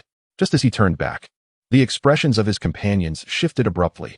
Some called out for fourth brother, others for Xie Zhan, and yet others for Uncle C, all in unison exclaiming, "Come quickly. There's a tiger." Amid the chaos, Gujiu vaguely caught a voice calling young master. A fleeting thought crossed her mind. Why did Lu Aniu address Xie Zhan as young master? Yet, there was no time for contemplation. Xie Zhan, always perceptive, sensed the sudden shift in mood and understood trouble was afoot. He deftly tossed the fox to the opposite bank, armed himself with a crossbow, and retreated into the stream.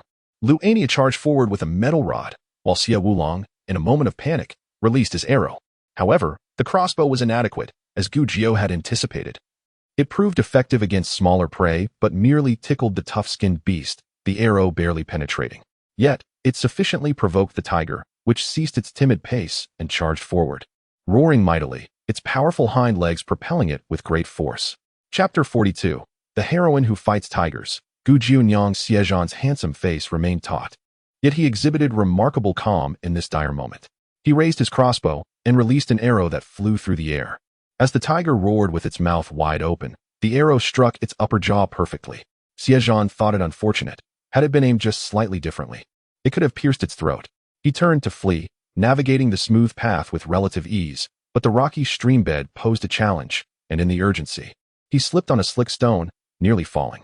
Witnessing the tiger's jaw snap shut around the arrow, it broke, and with a furious roar, it leaped, aiming to pounce downwards.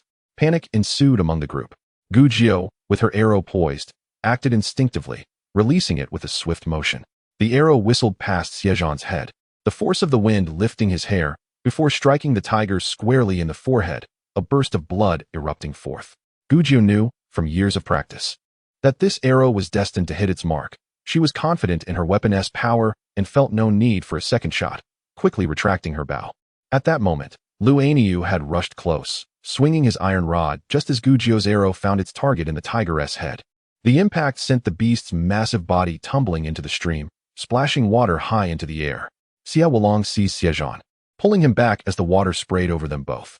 Lu Aniu hurried to assist, prioritizing Xie Zhan's safety before assessing the tiger's fate.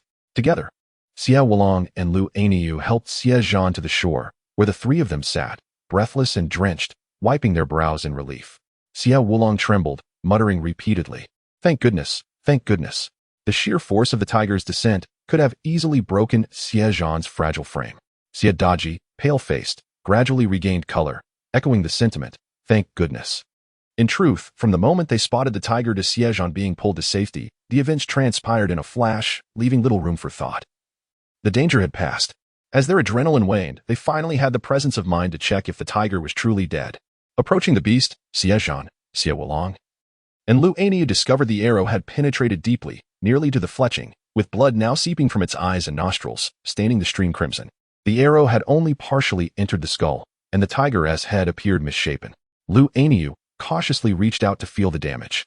And after a moment of careful contemplation, he informed Xie Zhan, the skull is fractured. Xie Zhan confirmed with his own touch, feeling the uneven surface of the bone. His demeanor growing serious. Glancing at the arrow's trajectory, he turned to see the wide-eyed, innocent Gu Jiu, alongside the still pale Xie Daji, inquiring of Xie Wulong and Lu Aniu. He asked, "Who shot the arrow? Did you see where it came from?" He had not even considered Gu Jiu or Xie Daji. Both shook their heads, admitting they had been too preoccupied to notice the origin of the arrow. The three individuals cast another glance towards the direction behind Gu Jiu. She held no weapon. Even her engineer's shovel lay discarded on the ground, clearly indicating her innocence. She was merely a delicate girl, utterly defenseless and devoid of arms. They presumed the arrowheads had originated from the thicket behind her.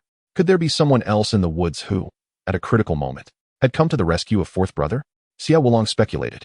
Lu Ani and Xie Zhan simultaneously peered into the depths of the forest, uncertain whether a passerby had intervened to assist them. Observing the arrowhead's tail, it was evident that it was forged from high-quality steel, a rarity indeed. As such arrows were typically reclaimed after use. Lu Ani reached out to grasp the exposed arrow tail, pulling it out with force, bending down to wash off the blood in the water before holding it in his hand, facing the direction behind Gujio. "We are grateful to the esteemed individual who has lent their assistance. Might you reveal yourself?" he called out. The forest remained eerily silent, and after a prolonged pause, no response came. Luani repeated his call thrice more, yet still no answer. Weighing the arrowhead in his hand, he noted that no ordinary bow or crossbow could withstand its heft. Casting another glance into the woods, he pondered what kind of bow could achieve such an impressive range and power. Gujio also turned to look in that direction. And if someone were to leap out at that moment, she mused she might very well jump in fright. With no one responding, Xie Zhan and the others speculated that perhaps the revered individual was not in a position to meet them, and they ceased their inquiries. Luani placed the arrowhead on the bank end, cupping his fist in salute towards the distance, said, "The arrowhead is here. Please retrieve it at your convenience. We thank you for your timely aid." Gujio replied, "Yes, I will take it back shortly. No need for thanks." She found it peculiar that Luani was the one making such remarks, as if he were a spokesperson for Xie Zhan. Together, Xie Zhan, Luani, and Xie Wulong lifted the tiger from the stream and set it on the bank. Gujio curiously approached to take a closer look. It was her first time hunting a tiger. In her previous life, these fierce beasts were nearly extinct. She had never even seen one, let alone slain it. Just as she leaned in, a hand covered her eyes, and Xie Zhan's cool voice whispered in her ear, "Do not look. The sight is too gruesome. Beware of nightmares tonight." A swarm of crows seemed to fly through Gujio's mind, both speechless and helpless. How could she be afraid of seeing the tiger she had killed herself? Moreover, during her previous life, she had witnessed countless horrific scenes while performing surgeries on soldiers returning from battle. Yet, she could not argue her case, for the Xie family regarded her as weak and helpless. How could she break this perception? Observing the commotion, Xie Daji turned to fourth uncle. "But she is still just a child, even younger than our little aunt. Are you not concerned she might be frightened?" Xie Zhan wore an expression of disdain. "If you utter the word child once more, I can assure you I will make you feel even more terrified." Xie Daji pouted. "Our little aunt is a blood relative. I was adopted." Xie Wulong chimed in. "Is this just dawning on you?" Gujio refrained from stepping closer, having been pushed back a good distance by Xie Zhan, who forbade her from sneaking a peek. A full-grown tiger weighed at least several hundred pounds. Merely transporting it back would require considerable effort. The group decided against further hunting, as they could not carry back more than they already had. Luani laid a metal rod horizontally on the ground and untied the rope from his waist. Together with Xie Zhan and Xie Wulong, they bound the tiger's limbs to the rod, preparing to carry it home. Seizing the opportunity while they were preoccupied, Gujio stealthily retrieved the arrowhead, stowing it away in her space. Chapter 43. Concealing merit and fame. Gujio glanced at the lively fish in the stream, envisioning a delicious fish soup. Borrowing Xie Daji's bow, she swiftly shot 2 fish and instructed him, "Quickly, go down and fetch them. Tie them with some grass rope." Following her command, Xie Daji felt a pang of disappointment. Even their little aunt could easily catch prey, while he had yet to succeed.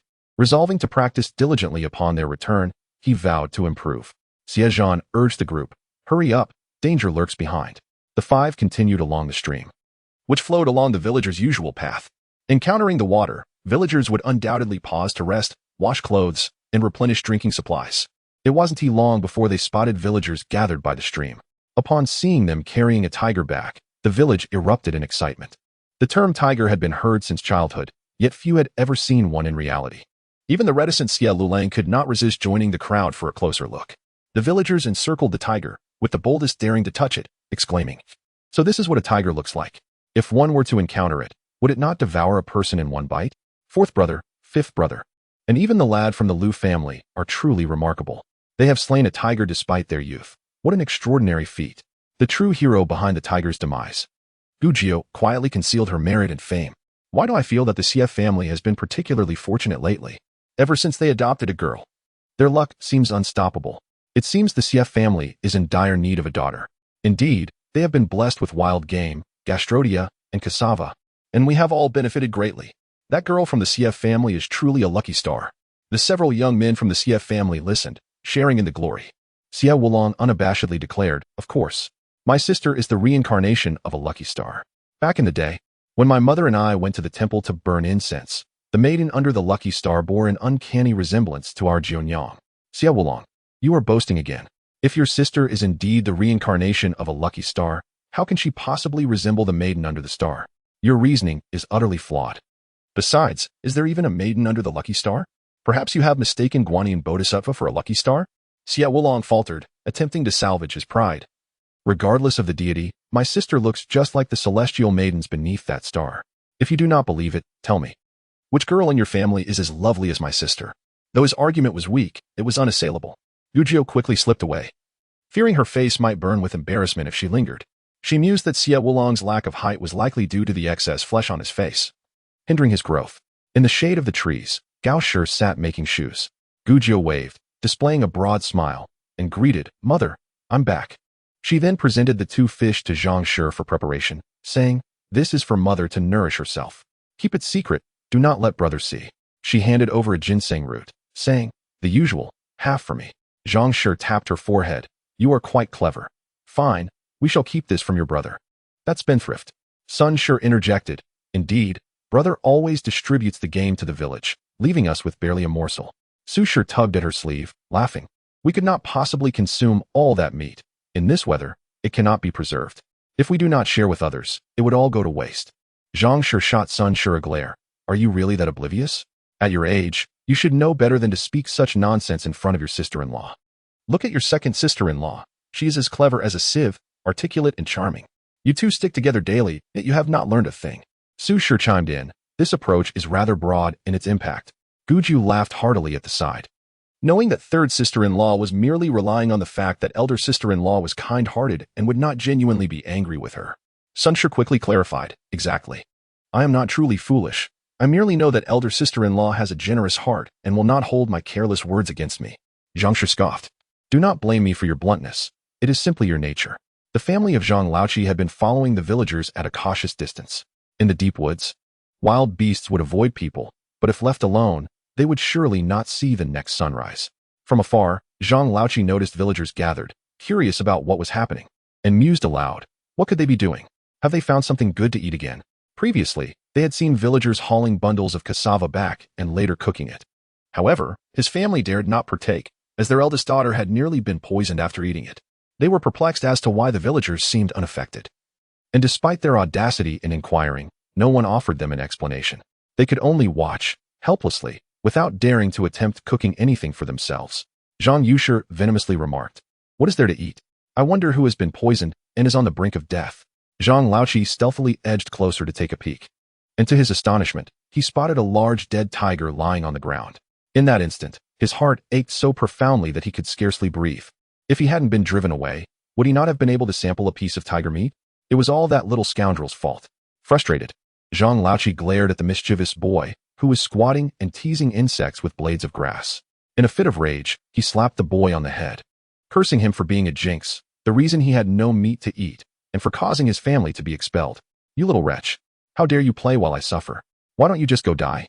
The boy raised his head, glaring back fiercely, sending shivers down Zhang Laoqi's spine, leaving him unable to continue his tirade. Yet, he felt an epiphany wash over him. This little brat bore grudges and might one day dare to slip him a packet of rat poison. He recalled how realgar could transform into arsenic when heated, sending a chill down his spine. What if that little scoundrel decided to slip some into his drink while he slept? The more he pondered, the more convinced he became that the boy was capable of such treachery. Distracted by his thoughts, he failed to notice his mother berating him for striking the boy. He rummaged through his belongings and soon unearthed a stash of powdered realgar. His mother, still scolding him, inquired, "What do you need that for? You wasteful child. Don't spill it. The journey is long, and without realgar, you risk being eaten by snakes." Zhang Laoqi replied dismissively, "I'll keep it safe. Don't worry about it." Zhang Yushi continued, "If it's stored properly, how could it be lost? What are you up to?" Zhang Laoqi tucked the powder into his bosom and turned to leave, casually responding, "I'm just going to see if I can find something to eat." He took a detour to a spot further away from the villagers, near the stream, and scattered the powdered realgar into the water, feeling a sense of relief afterwards. In the village, the townsfolk were preparing to skin the tiger, with Zhang the butcher bringing out his tools to assist in flipping the tiger onto its back, starting the incision at its neck. The villagers jested, "Well done, Zhang the butcher, you've got the hang of it. Soon you'll be skinning tigers." Zhang the butcher laughed. "We may not have skinned a tiger before, but we've done our fair share with pigs. They're all beasts, after all." The men shared laughter and camaraderie, eager to lend a hand, knowing that the village chief would distribute the tiger among everyone, prompting all to pitch in to avoid feeling guilty while feasting. As the afternoon wore on, women gathered by the stream to wash clothes, forming small groups. discreetly bathing one another. From the Xie household, Zhang and Sun fetched some water and filled a large pot for cooking. They found 3 densely grown trees and surrounded them with bedsheets, allowing Gao and Su to clean themselves. Afterward, they joined Fu Rongyang and Gu Jiu, washing in the stream while shielding one another. Gu Jiu lamented internally, having yet to craft her toothbrush, wondering why she had not encountered a wild boar. With many hands at work, the men quickly skinned the tiger and cut the meat into manageable chunks, ensuring each household received 2 to 3 pounds. Gu Jiu specifically requested the tiger bones, initially intending to give the tiger skin to Lu the blacksmith, but as the Lu family declined, it was passed to the Xie family. However, none from the Xie family were adept at handling skins, so Lu the blacksmith took it back to soak in wood ash.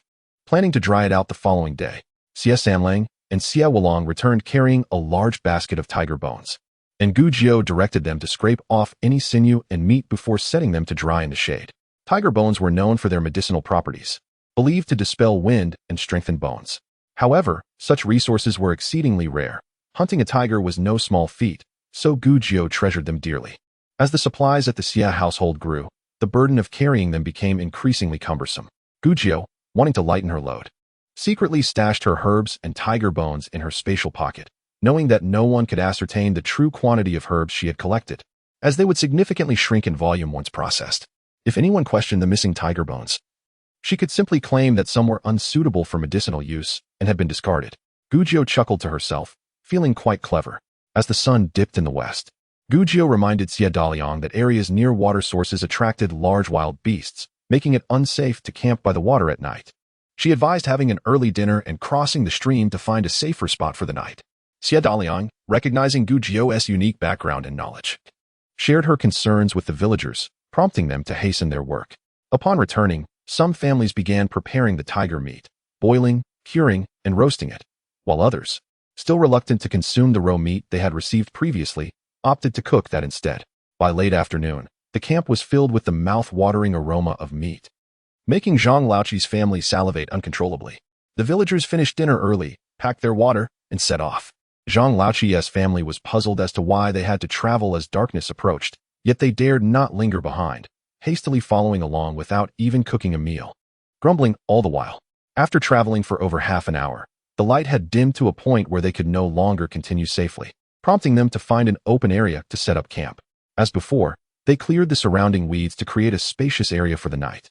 In the middle of the night, Zhang Laoqi's family was in an uproar, claiming to have seen a snake, then insisting insects were crawling into their ears. Zhang Yushi berated Zhang Laoqi harshly, only for him to retaliate by beating the mischievous boy until he cried. Eventually, Zhang Laoqi, tearfully running over, wailed for Gu Jiu. Junyang, please help me. I've been bitten by a poisonous snake. Help me, Junyang. Gu Jiu, roused by the panicked cries, sprang up, fearing for a life. Upon inspecting Zhang Laoqi's wrist, she noted 2 small puncture wounds oozing blood and felt utterly exasperated. Quick, fetch a bandage to wrap this up before it heals improperly. Amidst the crowd, someone chuckled, provoking Zhang Laoqi's bewildered inquiry, "What's so funny?" Gu Jiu turned to leave, retorting, "It's not venomous. You want to die?" Having been awakened after a late night spent practicing pulse diagnosis with a virtual person and organizing her medicinal herbs, she was in no mood for disturbances. Xie Daliang, irritated, admonished, "What's all this fuss? It's the middle of the night, and you're disturbing everyone's sleep. You're acting more delicate than a woman. Just go away, and if you keep making noise, get further away." Zhang Laoqi retreated, silenced, not daring to raise his voice again. After a night of commotion, the villagers finally settled down for some rest. The previous night, the watchman Zhao Sanjin, unable to resist his fatigue as dawn approached, dozed off. Just as he dreamt of a plate of succulent chicken legs, he was startled awake by rustling sounds. Opening his eyes, he was confronted by an exceedingly grotesque face, sending him into a panic as he screamed, startling the villagers from their slumber. Once they comprehended the situation, many stifled their screams in a bid to maintain silence. Some, paralyzed by fear, sat frozen in their spots as an eerie silence enveloped the camp. Gu Jiu, groggy, rubbed her sleepy eyes and yawned, only to be met with a sight that left her jaw agape. Surrounding the villagers were about 20 mountain demons, standing tall and imposing, their robust forms resembling small mountains. Their ghastly faces stared down at the humans with indifference, akin to deities surveying mere ants. "What is that?" Someone in the crowd whispered nervously. "What kind of ghastly creature is that? It's terrifying." The village chief hesitantly inquired, "Shall we fight?" The voice trembled, betraying anxiety. Another voice, hushed and fearful, responded, "How can we? Such a formidable creature. One could easily overpower two of us. I fear it could crush my skull with a single blow." Gujio felt warmth envelop her shoulder. It was Gao who had wrapped an arm around her, gently whispering in her ear, "Do not be afraid, your brothers are here." "Mother, I am not afraid. I will protect you," Gujio declared. Xie Zhan, equally taken aback, soon regained his composure and glanced back at Gujio, saying, "Something seems amiss. Look at their claws." With his reminder, Gujio noticed that the mountain macaques were gripping something in their forepaws. Moreover, she recognized a familiar macaque, which, upon catching her gaze, curled its lips into a strange, sinister smile that sent chills down her spine. Beside it was a smaller macaque, resembling an overly energetic child, darting up and down the trees, then climbing onto the neck of the familiar male macaque, playfully tugging at its long fur. The male macaque, embodying the essence of a patient father, allowed the small one to frolic without annoyance. Suddenly, Gujio's heart sank. This scene resembled a family of three. What had happened to the macaque that gave birth yesterday? Was it perhaps a third party? They appeared so affectionate. Looking at the male macaque, which had seemed a devoted husband just yesterday, now appeared to be a confirmed scoundrel. The rogue macaque, puzzled by Gujio's lack of response, took a few steps forward, causing the nearby villagers to hurriedly retreat. Realizing it had frightened them, the macaque stepped back, pointed a claw at Gujio, then at another claw, bringing it to its mouth, baring its fangs, and mimicking a gesture of eating. "Oh, does it intend to eat Jianyang? It even has preferences," someone exclaimed incredulously. "We cannot let them eat Jianyang. She is our village's guardian." Another added, "Indeed, we cannot sacrifice Jianyang. We must think of a solution quickly. Who would be willing to replace her? Xie Zhan seems quite handsome, but he cannot be eaten. He still has the imperial exam to take." Gao gritted her teeth in frustration, lamenting the misfortune of their family, wishing they could choose someone else to be the offering. Upon seeing Gujio stand up, she rushed to grab her, exclaiming, "What are you doing? Don't go. Your brothers and the villagers may not be able to defeat those monstrous creatures, and you cannot sacrifice yourself for everyone. Even if they seek to eat, they would surely choose me first. I have lived long enough." Gujio turned back in astonishment, wondering when she had developed such noble thoughts of self-sacrifice. Though Gao misunderstood her intentions, Gujio felt deeply moved. She had chosen this mother, who treated her like her own child, making it hard for Gujio to act recklessly, having not experienced maternal love in her previous life. Where her own mother was an imperious figure always preoccupied with military affairs, Gujio felt an unusual warmth from Gao's care. Leaning against Gao, she gently reassured, "Mother, it's not like that." But Gao, not listening, insisted, "Why are you still standing there, Xie darling? Why aren't you arming everyone? Are you willing to watch your siblings be devoured by monsters? Mother, please don't be anxious." Xie Zhan, sensing his mother's agitation, stepped forward, advising Xie darling, "Eldest brother, let us not act rashly. They may not harbor ill intentions. We should not provoke them." He then crouched down, taking Gao's hand. "Mother, please calm down. They likely come to express gratitude. Jianyang helped one of their companions yesterday." Gujio vigorously nodded. "I believe that is true. They don't wish to eat me, but rather offer something in return. Though a rogue, he seems to understand gratitude. There is some conscience there." The surrounding villagers, hearing Gujio and Xie Zhan, began to relax slightly. Gao, still bewildered, asked again, "Really?" Gujio nodded emphatically, "Indeed. I encountered a female macaque in distress yesterday, and I helped it." The mountain macaque. The crowd gasped in unison, their expressions changing. Is this the legendary man-eating macaque? The tales passed down are indeed true. Gao's focus shifted, her tone transforming. "You can assist in childbirth? What would a young girl like you learn such things for?" Gujio coughed lightly. "Mother, this is not the time for such discussions. We must drive the macaques away. Their presence is too frightening." She exchanged glances with Xie Zhan, and together they approached the macaques. Gao, concerned, hurried after them, cautioning Xie Wulong, "Wulong, keep an eye on your weapons. Don't let your elder brother and sister get hurt." She signaled to the Liu family. Xie Wulong acknowledged her with a grunt, taking his crossbow along. The Liu family quietly picked up iron rods and followed suit. Gujio and Xie Zhan approached the male macaque they had encountered the day before, standing a few steps away. "What brings you here? How is your wife and little one?" Gujio teasingly inquired, regrettably aware that the macaque did not comprehend her words. The macaque again displayed its teeth in a horrifying grin, repeating its earlier gestures. It pointed at Gujio, then brought its grasped items near its mouth in a mimicking act of eating, before presenting something with both hands towards her. Gujio leaned closer to see, her heart sinking in dismay. The macaque was holding two enormous dead rats. The other macaques followed suit, each clutching a large rat in their claws. Gujiao was at a loss for words. "Thank you, but I do not wish to eat," she stammered. Could it be they think we enjoy the same delicacies they do? The intent was kind, but the offering was simply unacceptable. The macaque persisted, extending its paw forward. Gujiao waved her hands frantically. "No, no, I do not want it." Xie Zhan, helplessly observing Gujiao's distressed expression, retreated a step, murmuring to himself, "A dead friend is better than a living one." The macaque, noticing Gujiao's hesitation to accept the rats, tilted its head in confusion and advanced a step, while the others synchronized in offering their rodents. Gujiao felt tears welling up, turning back to softly call, "Mother." Gao, awkwardly laughing, confessed, "We have never encountered such a situation. I'm unsure how to proceed." Junyang, perhaps you should just accept it? At this moment, even the seemingly fearsome creatures appeared less intimidating. The mountain monkey, waiting impatiently for Gujiao's response, suddenly bent down, placed the rat on the ground before him, and then took several steps back before turning away. The other mountain monkeys followed suit, each dropping the rats they held and turning away. They crouched down, their front limbs alternating on the ground, and with a powerful push from their hind legs, leapt far away, vanishing into the depths of the dense forest. Gujiao sighed in relief. They had finally departed. The villagers, emboldened by this, approached Xie Zhan, inquiring, "Is this truly a mountain monkey?" Upon receiving a confirmed answer, they expressed their astonishment. Mountain monkeys are not so fearsome after all. They exhibit human-like qualities and even show gratitude, far superior to some people. Not fearsome. That's only because Jianyang has a debt of gratitude with them. Try it with someone else, and they would surely devour you. Indeed. Do you think the legends of mountain monkeys eating humans are false? The stories passed down from the elders are credible. How could they be untrue? Our Jianyang is fortunate. Had it not been for her, encountering such a large group of mountain monkeys would have turned us into their snacks. Xie Wulong relished these remarks and immediately chimed in. That's right. Our Jianyang is indeed blessed. It is because of her that we have journeyed safely thus far. We owe our safety to her. Xie Zhan playfully smacked the back of his head, exclaiming, "Stop boasting. Go pack your belongings." The villagers buzzed with excitement, while Gujiao, indifferent to the commotion, turned to leave while yawning. As long as she wasn't coerced into dealing with rats, everything was agreeable. She wished to return for a bit more rest, having had a restless night filled with noise.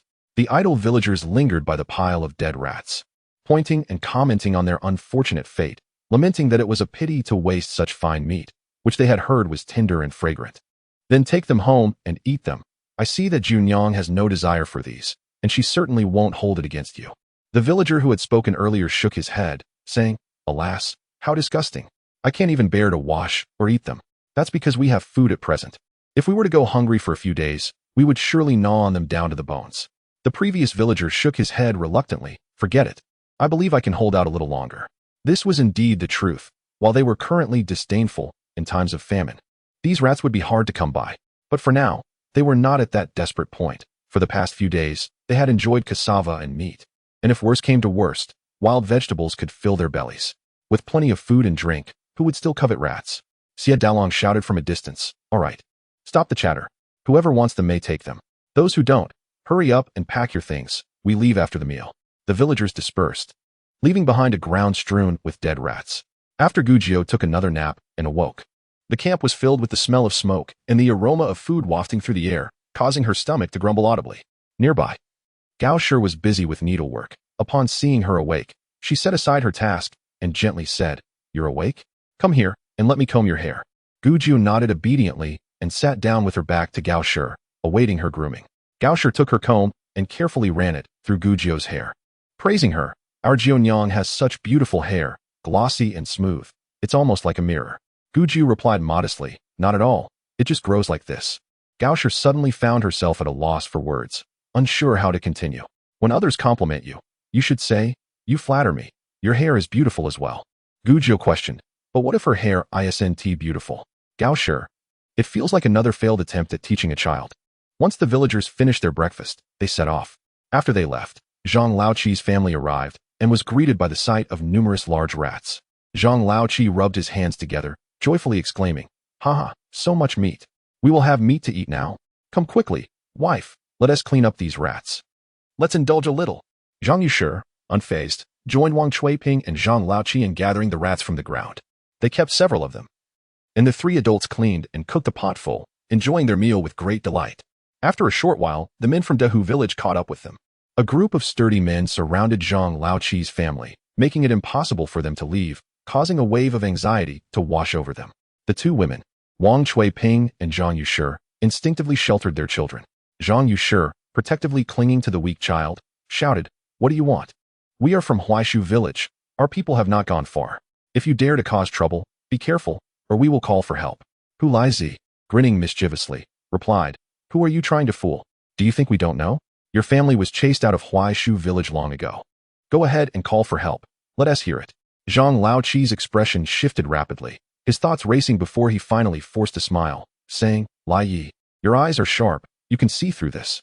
To be honest, our family offended the old Zhang and old Xie families, which is why we were expelled. There's not a decent person in Huaishu village. They bully others just because they have a few who know some martial arts. Brothers, we are now enemies of Huaishu village, just like you." Hu Laizi eyed Wang Chuiping several times, then exchanged glances with Hu Laoda, chuckling. "You're quite clever. So do you want to join us?" Since returning to the village was impossible, Zhang Laoqi considered that following the men from Dehu village might not be a bad idea. At least there was safety in numbers, and wild beasts would generally refrain from attacking them. He patted his own chest, saying, "As long as my brothers don't mind, we will be from Dehu village from now on." Hu Laoda clapped Zhang Laoqi on the shoulder. "Good. As long as you, brother Zhang, are willing to stand with us, I, Hu Laoda, will look out for you." As he mentioned looking after Zhang Laoqi's family, his gaze wandered suggestively towards Wang Chuiping. Wang Chuiping instinctively shrank back, tightly gripping Zhang Laoqi's clothing. Zhang Yushi shot a fierce glare at Wang Chuiping, her cunning eyes darting around, smiling as she said, "If Hu Laoda is willing to take us in, my wife is truly grateful. I wonder if Hu Laoda has heard about the wild girl that the old Xie family picked up?" Zhang Yushi harbored deep resentment towards Gu Jiu. Had it not been for Gu Jiu grabbing her weak child, their family would still be safely in the group. Chapter 47. Hu Laoda certainly knew about the girl all too well, but what he couldn't understand was what this woman intended. He asked, "I know. What about that girl?" Zhang Yushi's eyes gleamed with malice. "Let me tell you, that girl has excellent medical skills. If we could capture her, we wouldn't fear any ailments on the road, be it a headache, a poisonous bite, or minor injuries. This old woman speaks the truth. My granddaughter was poisoned the other day, and she was able to save her." Mentioning Gu Jiu sent Hu Laoda's teeth grinding in anger. He too wanted to capture the girl, but that was merely a fantasy. They were still nursing their own injuries and had no intention of walking into a beating. Previously, Hussein had suffered 2 broken legs, and to avoid dragging everyone down, Hu Laoda had ordered him to be left behind.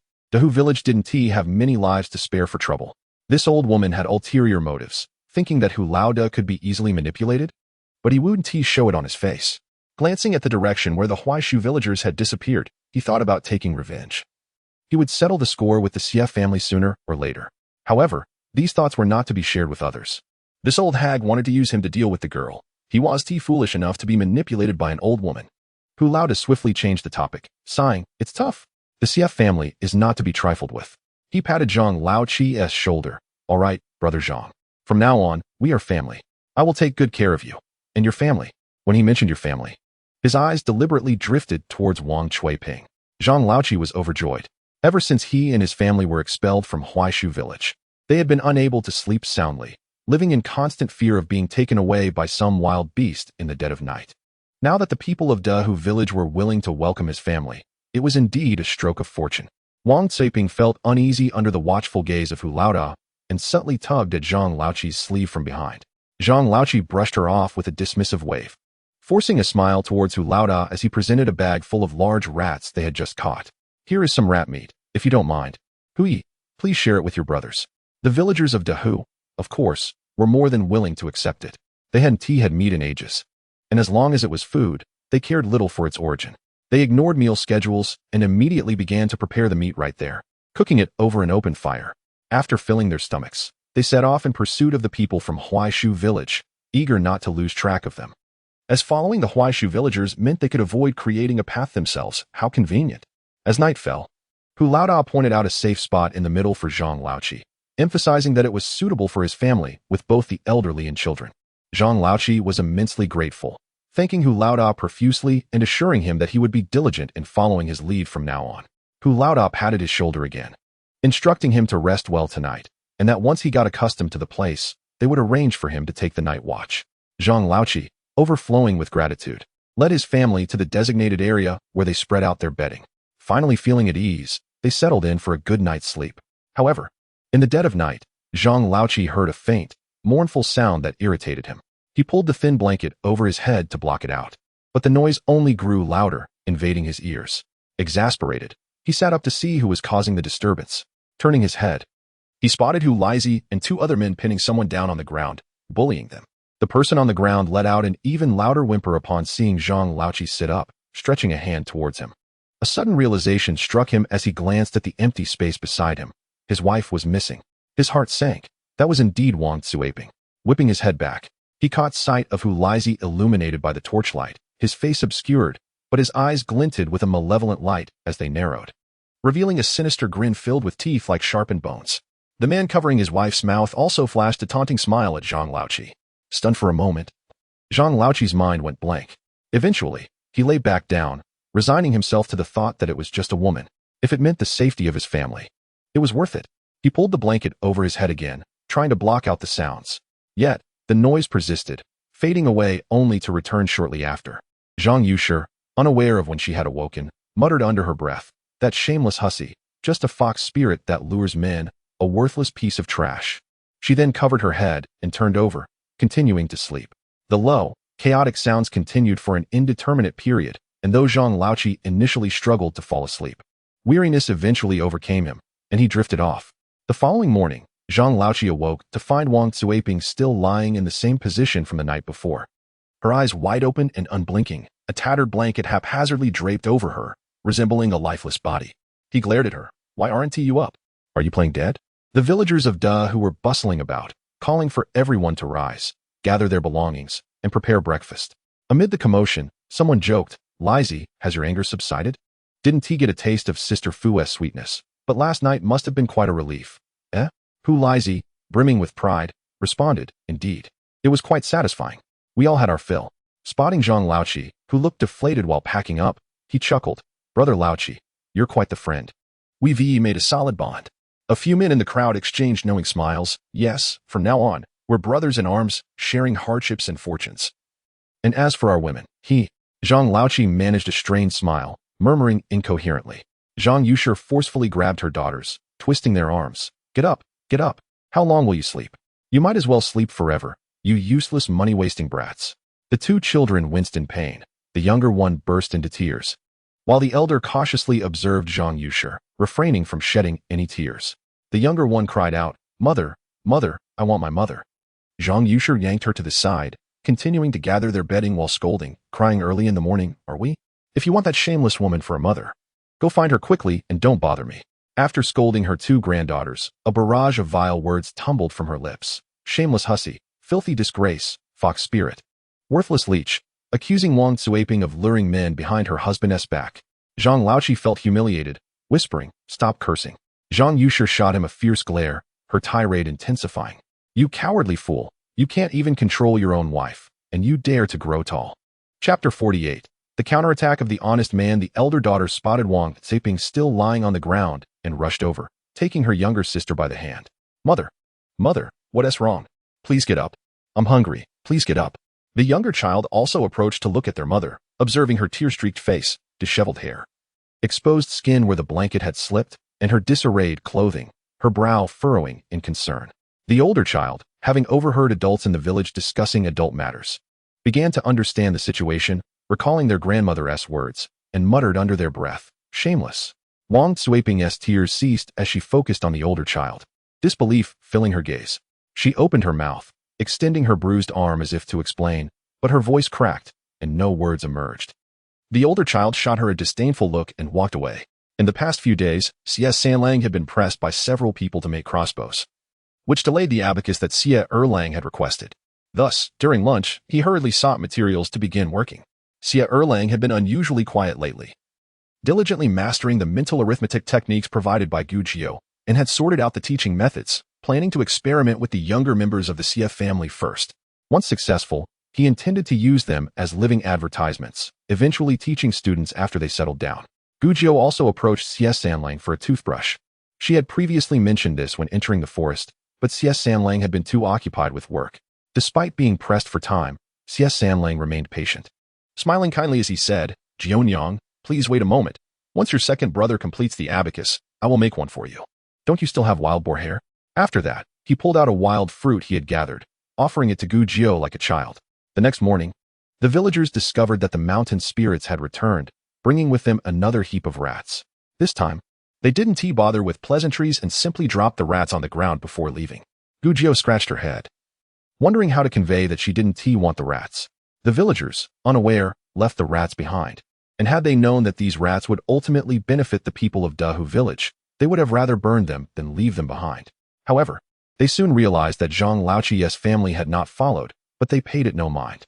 The people of Dahu village, having enjoyed meat for 2 consecutive days, felt quite elated. In the flat plains of Qinghe County, where mountainous regions were scarce, hunting was a rarity for its inhabitants. The villagers of Dahu, lacking the skills for combat and weaponry, were tantalized by the smell of meat wafting from Huaishu village, almost moved to tears. They ventured into the woods in hopes of luck, but returned empty-handed, and more than once, they barely escaped with their lives. Now, with rats to eat, they were hardly picky. Throughout the day, Zhang Laoqi and Zhang Yushi only brought along the younger child, neglecting Wang Cuiping and her daughters. Dao Ni and Ni tugged at Wang Cuiping's clothing, being swept along by the men of Dahu village, stumbling and colliding with one another as they followed the crowd. She kept her head down in silence, responding to directions to eat or move without a word. Zhang Yushi, no matter how harsh her words were, remained unresponsive. Her head hung low, her long hair disheveled like a madwoman, and no one could fathom her thoughts. As night approached, Wang Cuiping settled beside Zhang Laoqi. He turned away with a disdainful spit and went to sleep, listening to the steady breaths of Zhang Laoqi and Zhang Yushi. She felt the concealed kitchen knife hidden in her bosom and opened her eyes. Nearby, a faint rustling sound alerted her. She realized those men intended to take her away and torment her again. Without hesitation, she drew the knife, propped herself up, and fixed her dark gaze on the familiar face she had seen for over a decade. Hatred surged within her without delay, and with a swift motion, she plunged the knife deeply into Zhang Laoqi's neck. His windpipe was severed, and blood gushed forth, splattering Wang Cuiping's face. Zhang Laoqi struggled to lift his head, wide-eyed, pointing a finger at Wang Cuiping, attempting to utter a sound, but quickly collapsed onto the pillow, his eyes wide open, lifeless. Zhang Yushi, in her dream, seemed to feel raindrops on her face, reaching out to touch the sticky substance.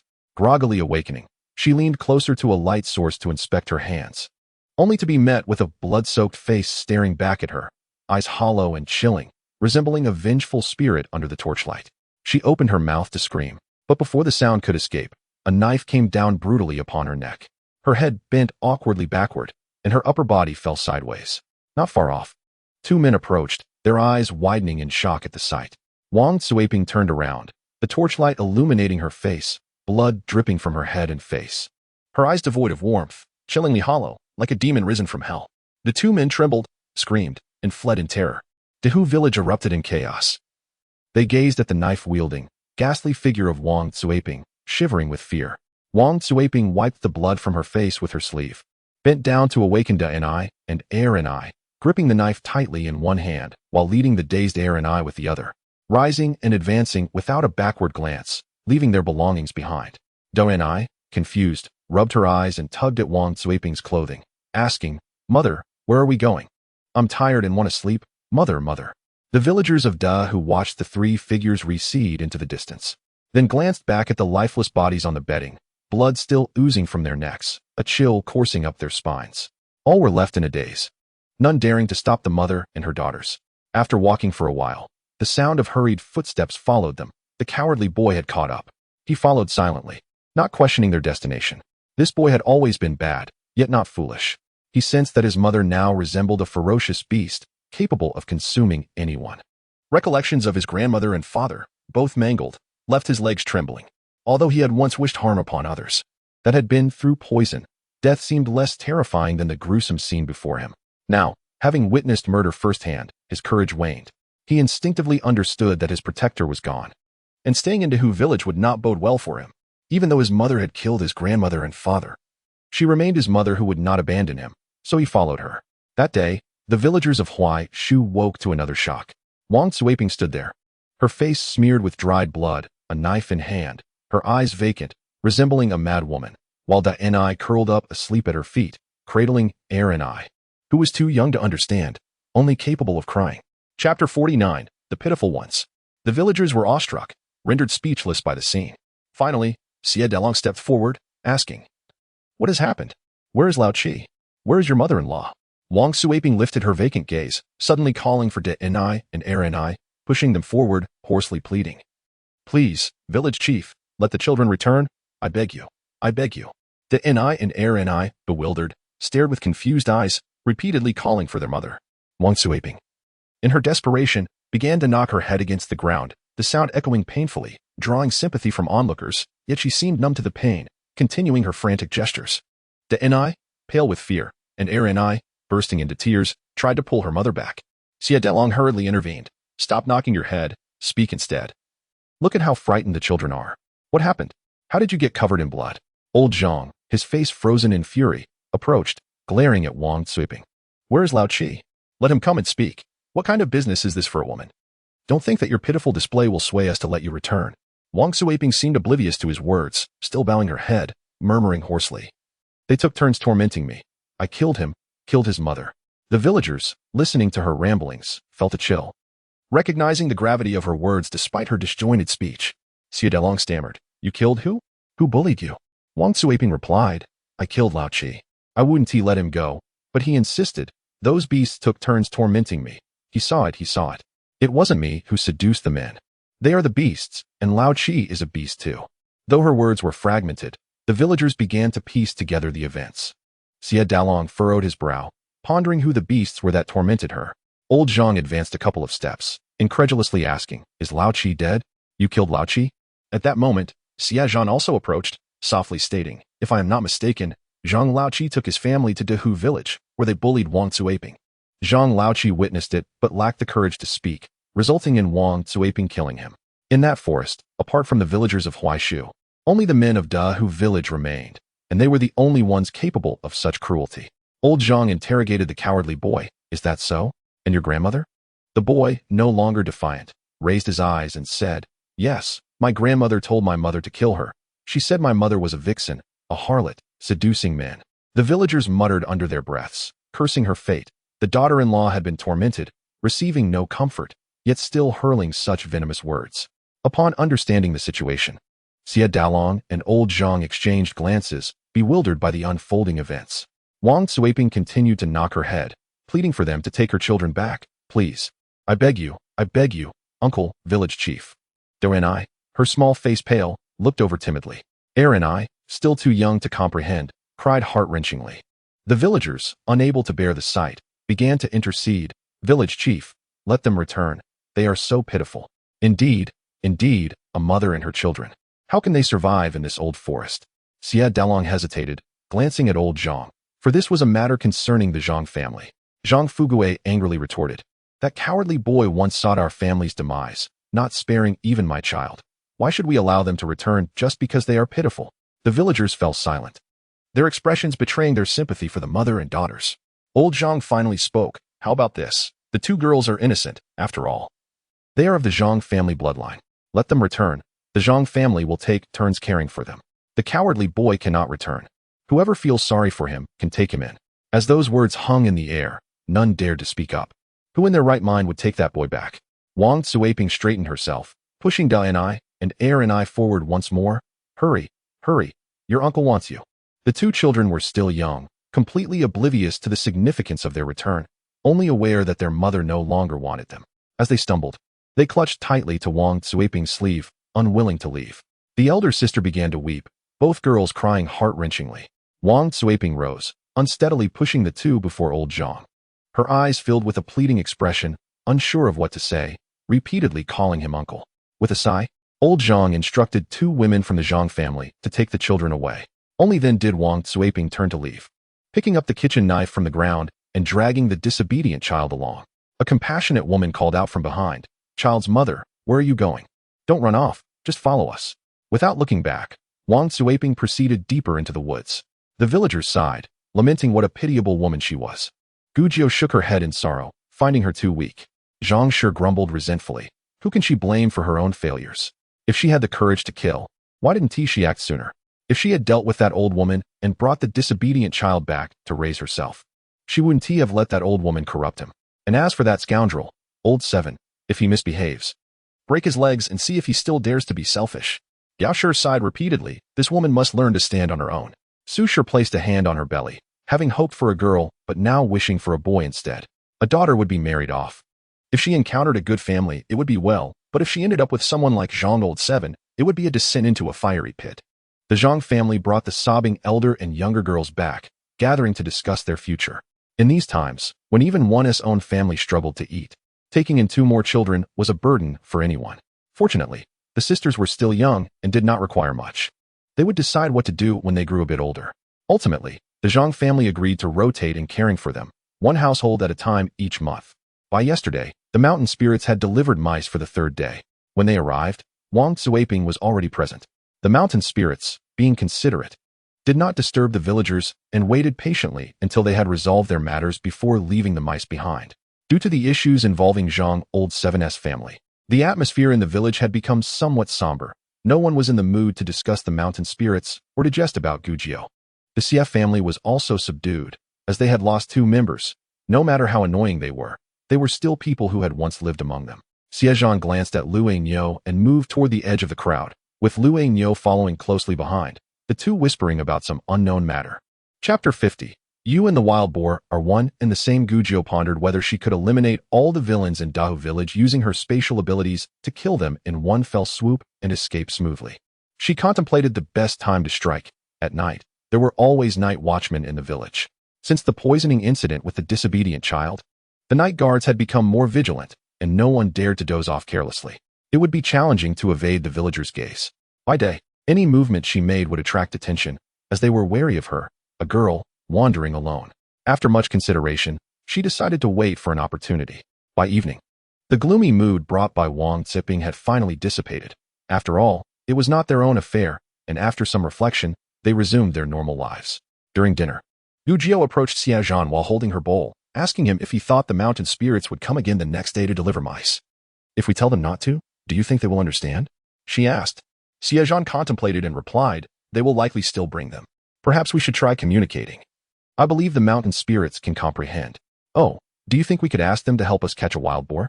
Gujiao exclaimed, her imagination running wild. Amused by her whimsical thought, Xie Zhan chuckled, his profile glowing in the sunset, his eyelashes fluttering like butterfly wings. His long lashes were straight, unlike those of girls, distinct in the sunlight as if they could be counted. Each blink sent ripples across his pupils, reminiscent of shimmering water reflecting the silhouette of a passing bird, creating a breathtaking beauty. Gujiao admired him and dreamily remarked, Xie Zhan, your eyelashes are so long and beautiful. Xie Zhan was taken aback by the sudden shift in conversation, taking a moment to respond before he could speak. Before he could find his words, Gujiao continued in a dreamy tone, I wish I could cut them off to make a toothbrush. Xie Zhan, so? He was as useful as a wild boar? He silently swallowed his frustration, not wanting to engage further. Wang Zuiping walked between Huaitree village and Daha village, having deviated from their path by about half a mile. Whenever they were hungry, they would pick wild fruits or forage for wild vegetables, eating them raw without any means to cook. After walking from morning until night, the disobedient child felt he might go mad, having eaten and drunk nothing, occasionally encountering snakes and gigantic spiders that made him scream in terror. He cried and insisted, Mother, let us follow the villagers. This path is too difficult. Wang Zuiping turned to look at him, her eyes fixed on him with an unsettling gaze, commanding, Go away, don't follow me. The disobedient child stared at her in disbelief. After all, she was his mother. Even if she didn't care for him as much as his grandmother did, it shouldn't be like this. But now, he was unsure if his mother had lost her sanity or was simply not in her right mind. Last night, her frightening demeanor had left him terrified, making him obediently follow her without another protest. Finally, as night fell, sleeping became another challenge, as neither of them had brought bedding. Wang Zuiping didn't bother, finding a dense patch of wild grass to roll into, ignoring the child. Raised by his grandmother, the disobedient child would sometimes defend Wang Zuiping when his grandmother bullied her. Given that he had only been born and not raised, he often sided with his grandmother against his mother, which created a distant relationship between them. The disobedient child, now afraid of snakes and insects, had been bitten multiple times since his father discarded the arsenic powder. He was covered in bruises from bites on his hands, ankles, and face. He glanced at a sturdy tree nearby, removed his shoes, and climbed up to rest against a thick branch, gradually falling asleep. As the moon approached its fullest, Its light filtered through the treetops, casting a gentle glow in the forest. Wang Zuiping, like a predatory wolf, stealthily rose, grasping the kitchen knife as she made her way back to Dahu village, cautiously approaching the resting area. Torches flickered around, and villagers lay scattered. With the night watchman leisurely patrolling nearby, Wang Zuiping observed the man. He was unfamiliar, someone who had never bullied her. She settled nearby, patiently waiting. When the shift changed in the middle of the night, the new watchman was still someone who had not tormented her. Wang Zuiping quietly turned and left. The night watchman heard a faint sound and glanced in that direction, but dared not investigate, fearing it might be a wild animal. After waiting a while longer and seeing no further movement, he relaxed. The next day, the mountain spirits indeed returned. Gujio worried they would drop off the mice and leave, so she hurried over, gesturing and saying, "Thank you. Please don't bring any more. Keep them for yourselves. I want a wild boar. Do you know what that is?" "It's big, with black fur and a long snout." Seeing her animated gestures, Xie Zhan, unable to contain his amusement, asked Xie Lulang for paper and ink, quickly sketching a wild boar on the paper. Gujio, drenched in sweat from her attempts to communicate with the mountain spirits, grew disheartened as they continued to look at her with confused expressions, just as she felt discouraged. Xie Zhan approached her with the drawing of the wild boar, handing it to her. Gujio eagerly accepted it, unfolding it to show the mountain spirits, indicating that this was what she wanted.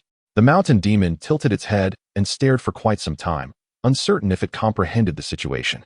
It squeaked and chattered, striking its two forelimbs together as if applauding, before discarding a heap of dead mice and scampering away. Gujio turned back, her expression somewhat bewildered, and inquired, "Did it understand me, right?" Xie Zhan replied, "If you ask me, who should I ask? I do not speak the language of mountain demons." With a glimmer of hope, Gujio anticipated that the mountain demon would return the next day with a large wild boar. However, after waiting for an extended period, she found not only was there no boar, but even the mice had vanished. Gujio gazed longingly, having seen no trace of the mountain demon by dawn. She was left to ponder whether the creature was astute enough to grasp her disdain for mice or simply dim-witted, unable to decipher Xie Zhan's drawing of a wild boar. Gujio attributed the failure to Xie Zhan's inaccurate portrayal of the wild boar and remarked, "Xie Zhan, your drawing needs more practice. Look, even the mountain demon, so clever, could not comprehend it, which indicates it was poorly done." Xie Zhan shot her a sidelong glance and replied, "I dare say you share a common language with them. Perhaps next time, you could converse with them properly?" Xie Zhan had been tinkering with the crossbow both yesterday and today. During breaks, he collaborated with Luani and Xie Sanlang to discuss how to enhance its performance under the existing conditions. The key to improving the crossbow lay in the strength of the bow itself. As long as the bow was robust enough, range and lethality would not be issues. Luani was well versed in bow and arrow crafting, noting that the principles for constructing a crossbow were akin to those for making arrows. A fine bow or arrow required meticulous attention to seasonal conditions, and once completed, needed to be aged for a year before use. Yet, constrained by their circumstances, they could only adapt the methods of arrow making to bolster the bow's strength. They devised a plan to hunt deer or wild cattle, using deer sinew or cow tendons to reinforce the bow's resilience. With the plan set, they began their endeavor, starting with the improvement of the bow's limb. The forest was abundant with eucalyptus, which was sturdy and suitable for their needs. During their midday break, Xie Zhan, Xie Wulong, and Luani collaborated to chop wood, assisting Xie Sanlang. Observing their ample preparations, Gujio inquired about the necessity of making so many crossbows. Xie Zhan explained that due to the flooding in Jingzhou, an influx of refugees was expected, which posed a considerable danger. They needed to create sufficient defenses to protect themselves from potential looting by these refugees. Although Gujio had not experienced such trials, she trusted Xie Zhan's judgment as a local and felt compelled to contribute to her own defense. Weapons were impractical given the circumstances, so she decided to concoct some poison instead. Determined, she began communicating with the system. "Little system, provide me with a few poison recipes. One suitable for food, and another that induces poisoning through contact." The system responded, "Both are feasible and can be derived from plants. However, you currently lack access to aconitum herbs. Very well, please activate the scanning function for aconitum herbs. Notify me immediately upon encountering any." "Understood, host." In truth, Gujio yearned to create a toxin that, while not lethally potent, would act swiftly and possess a wide dispersal range, ideally through vaporization. The strength of the traditional medicine system lay in its vast repository of knowledge regarding Chinese medicine. It could swiftly provide any information available in the world. Soon, she acquired the desired recipes, only to discover that the ingredients for vapor-induced poisoning were not plant-based. but rather derived from snakes and insects, elements the system was currently unable to scan, requiring her to seek them out herself. With a clear plan in mind, Guji resolved to utilize the available herbs to concoct poisons and sleeping drafts. As evening approached and they set up camp, she enlisted the help of Fu Rongyang to prepare the medicinal ingredients. Presently, she possessed belladonna, snow lotus, ivy, poinsettia, and had recently procured a venomous snake, extracting its venom to create a formidable poison.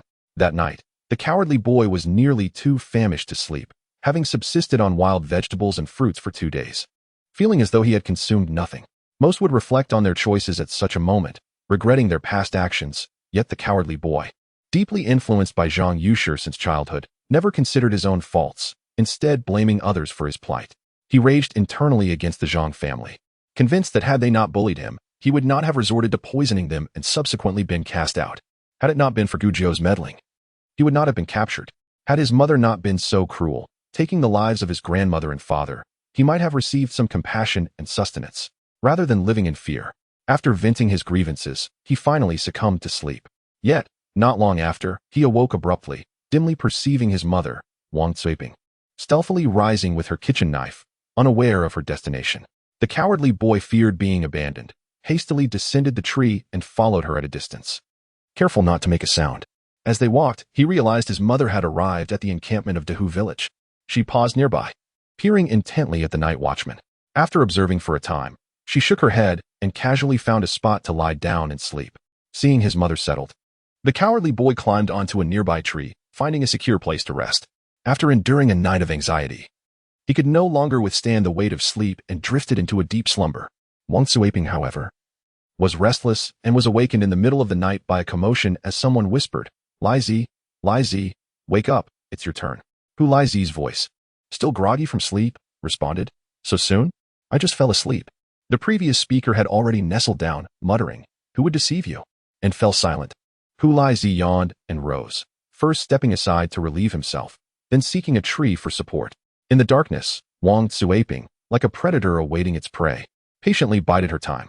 Once the earlier speaker had fallen into a deep slumber, she noted that Hu Li Zi had not leaned against the tree to sleep, but was instead scratching at his neck, rubbing his arms, or stamping his feet. The forest was infested with mosquitoes. While one could cover their face to sleep, the night watch had no such luxury and was left vulnerable to bites. In the darkness, Wang Zuiping remained as still as a statue, impervious to the mosquitoes feasting upon her. With unwavering patience, she fixated on Hu Li Zi. At dawn, when Hu Li Zi could no longer resist the pull of sleep, he squatted against the tree trunk, dozing off. Wang Zuiping held her breath. Inching closer to the slumbering Hu Li Zi, she extracted the strap from her waist and gently looped it around his neck, crossing it behind the tree. The strap brushed against Hu Li Zi's skin, startling him awake.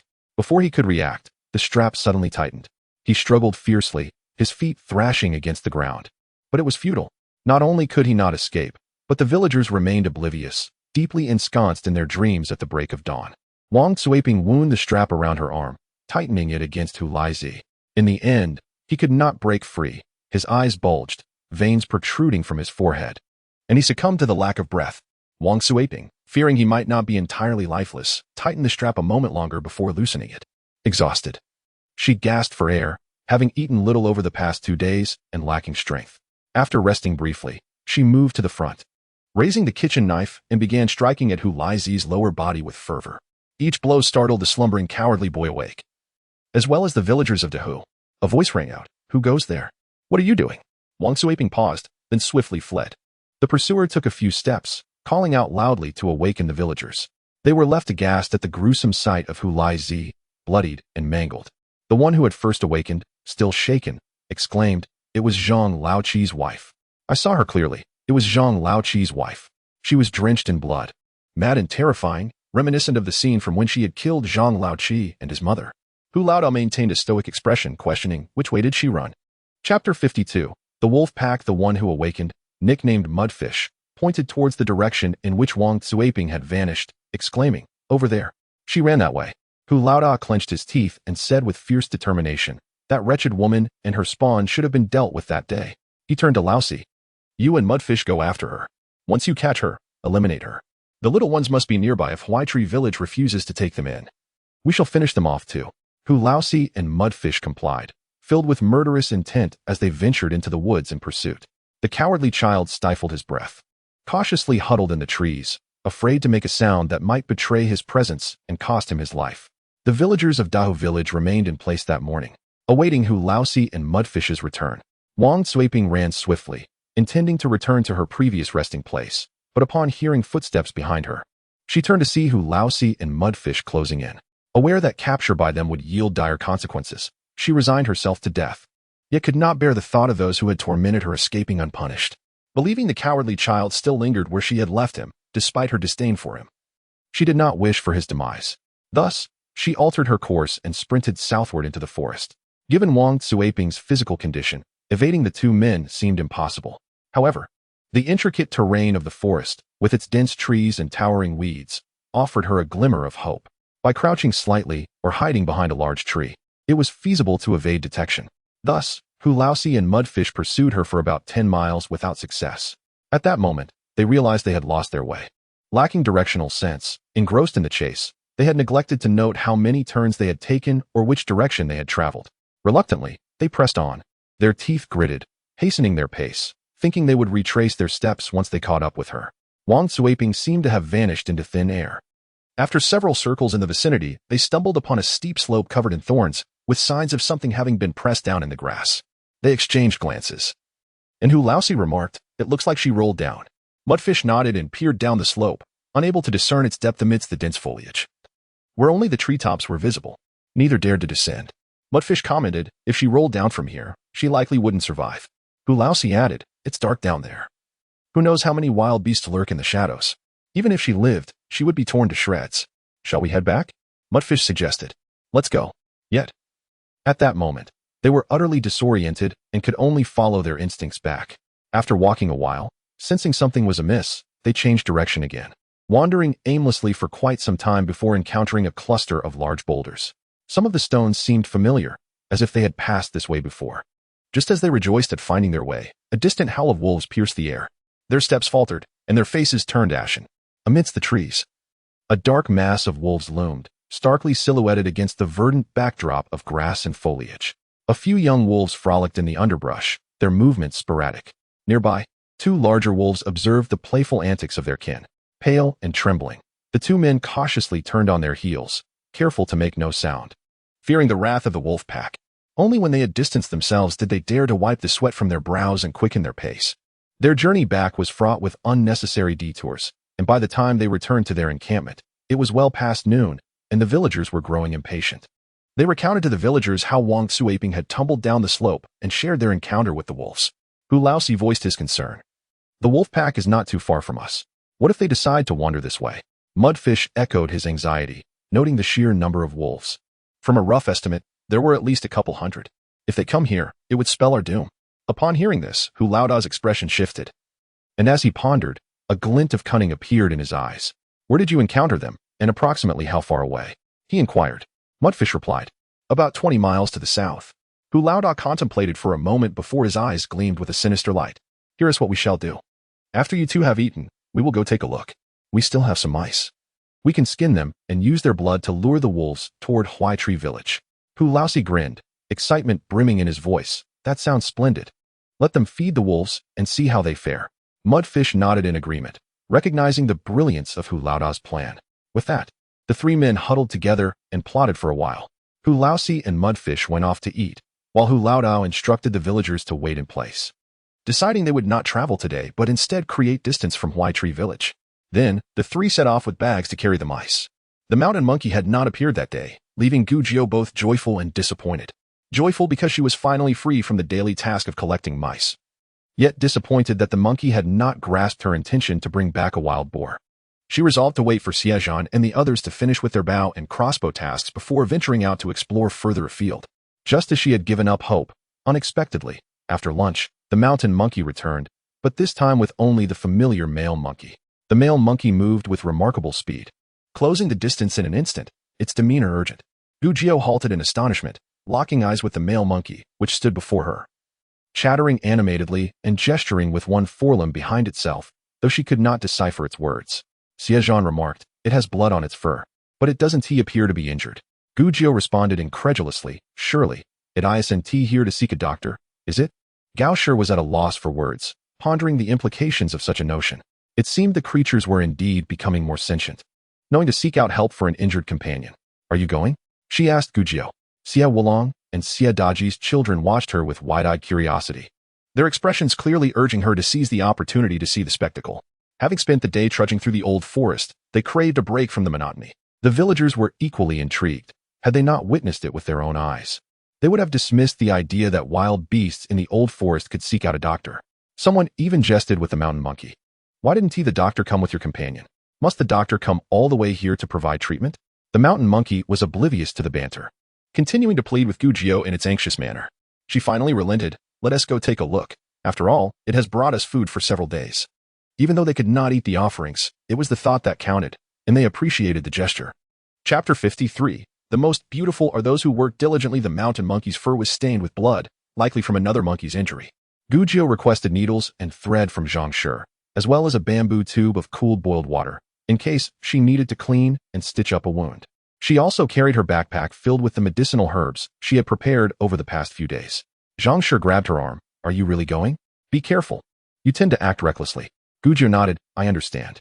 Then she added playfully, Sister-in-law, might I suggest we speak more gently? You know you can be a bit harsh. Otherwise, people might think you are quite spiteful. Zhang Shi raised her hand, mockingly threatening to strike. You little rascal. How dare you talk back? Do you even know your own shortcomings? Gujio dodged away, laughing as she ran off. Su Shi shook her head with a smile. This child. Sun Shi piped up. I feel like Junyang has a point. Zhang Shi turned to glare at her. You too. You're as blunt as a stick. I can't even be bothered to argue with you. Sun Shi's face flushed. She knew her sister-in-law was the one who spoke without a filter, but she kept her thoughts to herself. On the other side, Gao called out loudly for Xie Zhan and Xie Wulong, urging them to go quickly and take care of Junyang. Xie Zhan responded promptly, grabbing his crossbow and following suit. Meanwhile, Lu Taixian signaled Lu Aniu with a glance, indicating that he should also join. Lu Aniu nodded, picked up his iron rod, and hurried after Xie Zhan. Fu Rongyang, who had been quietly unnoticed until now, suddenly spoke to Gao, saying, Aunt, I will go assist Junyang. Without waiting for Gao's response, she rushed off. Gao raised her hand, intending to say something, but it was too late, so she let it go. Xie Daji and several younger ones exchanged glances, while Xie Datang's son, Changsheng, and his little friends stared wide-eyed, eager to witness the legendary man-eating mountain spirits seeking out a doctor. Such a rare occurrence was too enticing to miss. However, the children's curiosity did not escape the adults' watchful eyes, and they were swiftly reprimanded. Seeing their boredom, the adults instructed them to wander nearby, hoping they might catch some game. As they had been goofing off for days without practice, it was time to hone their skills. The group was to wait for Gujio and the others, so there was little risk in their proximity, and should any danger arise, a single shout would summon them in no time. The mountain spirits led the way ahead of Gujio, deliberately slowing their pace to accommodate the humans, stopping every few steps to wait for them. After walking approximately 6 or 7 miles, they finally spotted 7 or 8 mountain spirits ahead. Some crouched down, while others anxiously paced. One was leaning against a large rock, its arm pressed against its abdomen, blood pooling on the ground beside it. Another lay sprawled out, unconscious. Gujio hurried over to examine the one propped against the tree. She gently moved its claw away from the wound, revealing several gaping lacerations, likely inflicted by some creature, with one particularly deep gash exposing raw flesh and blood. Upon inspection, it appeared to be superficial, without life-threatening injuries. Fu Rongyang approached and asked, What medicine should we use? I can take care of it. Gujio replied, First, squeeze the juice from plantain leaves to clean the wound, then crush some summer withering grass and apply it to the injury. The juice from plantain leaves has some disinfectant properties, while summer withering grass helps to stop the bleeding. These herbs were common wild plants, easily found, and Gujio had not needed to dig for them specifically. Fu Rongyang recognized them well and immediately set to work without needing further instructions. Gujio then turned her attention to the one lying on the ground, which was in worse condition. Its abdomen had been torn open, exposing a portion of its intestines. Its eyelids drooped, and had it not been for a slight opening, Gujio might have thought it was already dead. Xie Wulong grimaced at the sight, remarking that such a severe injury seemed fatal.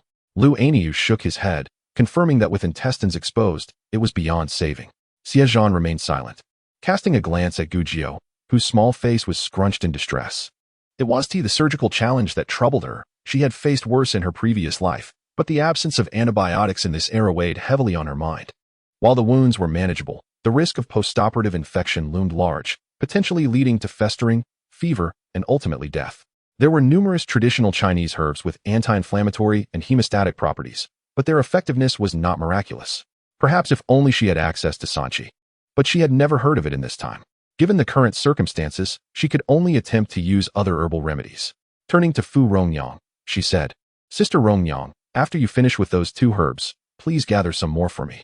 Fu Rongyang, already busy digging for plantain leaves and summer withering grass, acknowledged her request. Gujio squatted down to assess the mountain spirit's condition. The wound was located on the right side of its abdomen, approximately 3 to 4 inches long. Not inflicted by a sharp object, but rather resembling animal scratches. Gujio's heart sank further. Animal claws harbored more bacteria, increasing the risk of infection. Thankfully, she had anticipated the need to clean the wounds and had brought a small bamboo tube of boiled water with her. She poured the water out to cleanse the exposed intestines, then repositioned them, using the plantain leaf juice to clean around the wound in preparation for suturing. Fortunately, the mountain spirit's fur was concentrated on its back, eliminating the need for shaving. The skin was remarkably tough, making suturing quite challenging. Gujio used a straight needle designed for sewing, though it felt somewhat unwieldy. Despite the short distance of only 3 to 4 inches, she found herself sweating profusely. The pulling of the needle left deep red marks on her thumb and index finger, causing her considerable pain. Observing her focused expression, with her lips pressed tightly together and her small face unusually serious, Xie Zhan noticed a stark contrast to her usual playful demeanor. Instead, she radiated a solemn dedication to her craft, showing no sign of casual indifference, even while tending to an animal. Xie Zhan found her strikingly beautiful at that moment. As if she were emanating a gentle glow, he thought to himself that she was destined for greatness, bound to achieve her dreams and aspirations. Is it going to be all right? Lu Aniu leaned in closely, his eyes filled with curiosity. Can such an injury be stitched up? Fu Rongyang, having waited patiently nearby, quickly handed over the summer withering grass paste. Gujio applied it to the sutured wound while responding to Lu Aniu. Of course it can. Suturing is a procedure meant for humans. Lu Aniu scratched his head in a Navi grin, realizing that it was indeed a technique for humans, and that they were using it on a beast only because the mountain spirit had sought help. Feeling a bit sheepish, he leaned in to ask, if a human sustains such a severe injury, what are the chances of saving them? Gujio replied, it depends on the individual and the medicine available. If there are appropriate medications and the patient is otherwise healthy, the chances of survival are quite high. Without any medicine, it becomes a matter of luck. Typically, survival is rare. If one does survive, it is a miracle. Can they survive with medicine? Such a grave injury? Lu Aniu's eyes sparkled with a mix of disbelief and hope. Gujio nodded, affirming that with medicine, survival was possible. But the issue remained that no such medicine was currently available. Lu Aniu, misunderstanding, thought she meant there was no medicine at that moment, while Gujio referred to the general lack of it in this era. Perhaps one day she could research and develop antibiotics, but for now, she was utterly helpless. Once the wounds were properly treated, there remained a crucial step, a small incision in the abdomen to drain any accumulated fluid, blood, and potential pus. Naturally, there were no drainage tubes available, so Gujio sent Xie Wulong to find a slender willow branch, instructing him to extract the woody core, leaving only the outer bark. In early spring, children enjoyed making flutes from willow branches, but now, in summer, the bark had grown firmly attached to the wood, making it particularly difficult to work with. Any mistake might ruin the bark. Fortunately, this challenge did not deter Xie Wulong, who eventually succeeded after several attempts. Gujio instructed Fu Rongyang to disinfect the willow bark tube with the plantain leaf paste, and once completed, they faced the dilemma of finding a suitable surgical instrument. After searching through their belongings, they found no suitable tools. What are you looking for? Xie Wulong asked curiously. Gujio pondered whether they should return for a kitchen knife. But that would be too cumbersome, causing even larger wounds, effectively re-injuring the mountain spirit. She casually replied, I need a narrow, sharp instrument. What's that for? Xie Wulong was puzzled. Gujio briefly explained the necessity of drainage. Fu Rongyang opened her mouth, wanting to ask for further clarification, but felt it was not the right moment to do so. After a moment of consideration, Xie Zhan produced a short dagger from his belongings and handed it to Gujio. She accepted it with surprise, having never seen him use such a tool. He had kept it well hidden, indicating its precious nature. The dagger, sheathed and golden-hued, was intricately carved with cloud and crane patterns, showcasing exquisite craftsmanship and undoubtedly high value. As she unsheathed the dagger, a slender, sharp blade gleamed with a chilling luminescence, sending a shiver down her spine. Xie Zhan noticed the cold glint reflecting off Gujio's delicate hands and felt his heart race. quickly warning her, "Be careful, the dagger is sharp, don't cut yourself." Gujio nodded, gently prodding with the narrow, elongated tip of the dagger. To her astonishment, this short blade proved exceptionally sharp, piercing the resilient skin of the mountain monkey as effortlessly as one would penetrate tofu. Withdrawing the dagger, she handed it to Xie Zhan. Momentarily setting aside her admiration for its sharpness, she swiftly inserted a willow tube, applying a medicinal paste around the wound. Thus, a rather rudimentary surgical operation was completed. Throughout the entire procedure, the mountain monkey remained utterly still, having long since succumbed to unconsciousness. Gujio checked its breathing, although faint. It confirmed that the creature was still alive. After some contemplation, she retrieved a ginseng root from her spatial pouch, feigning that it had come from her basket, carefully tearing off a root hair before returning the remainder. Fu Rong, hailing from a family of herbalists, was taken aback upon seeing the ginseng she produced, her expression shifting dramatically. The size and length of the root hair suggested it was at least 150 years old. Such a precious item meant for a wild beast? What a waste indeed. Initially, Gujio intended to grind the root hair into powder for the mountain monkey to ingest, but Fu Rong, suppressing her anguish, insisted, "Let me handle it." Having never encountered ginseng over a century old, she yearned to experience its medicinal aura. Once the powder was prepared, Xie Wulong and Xie Zhan assisted in prying open the mountain monkey's mouth, and Gujio poured the ginseng powder inside.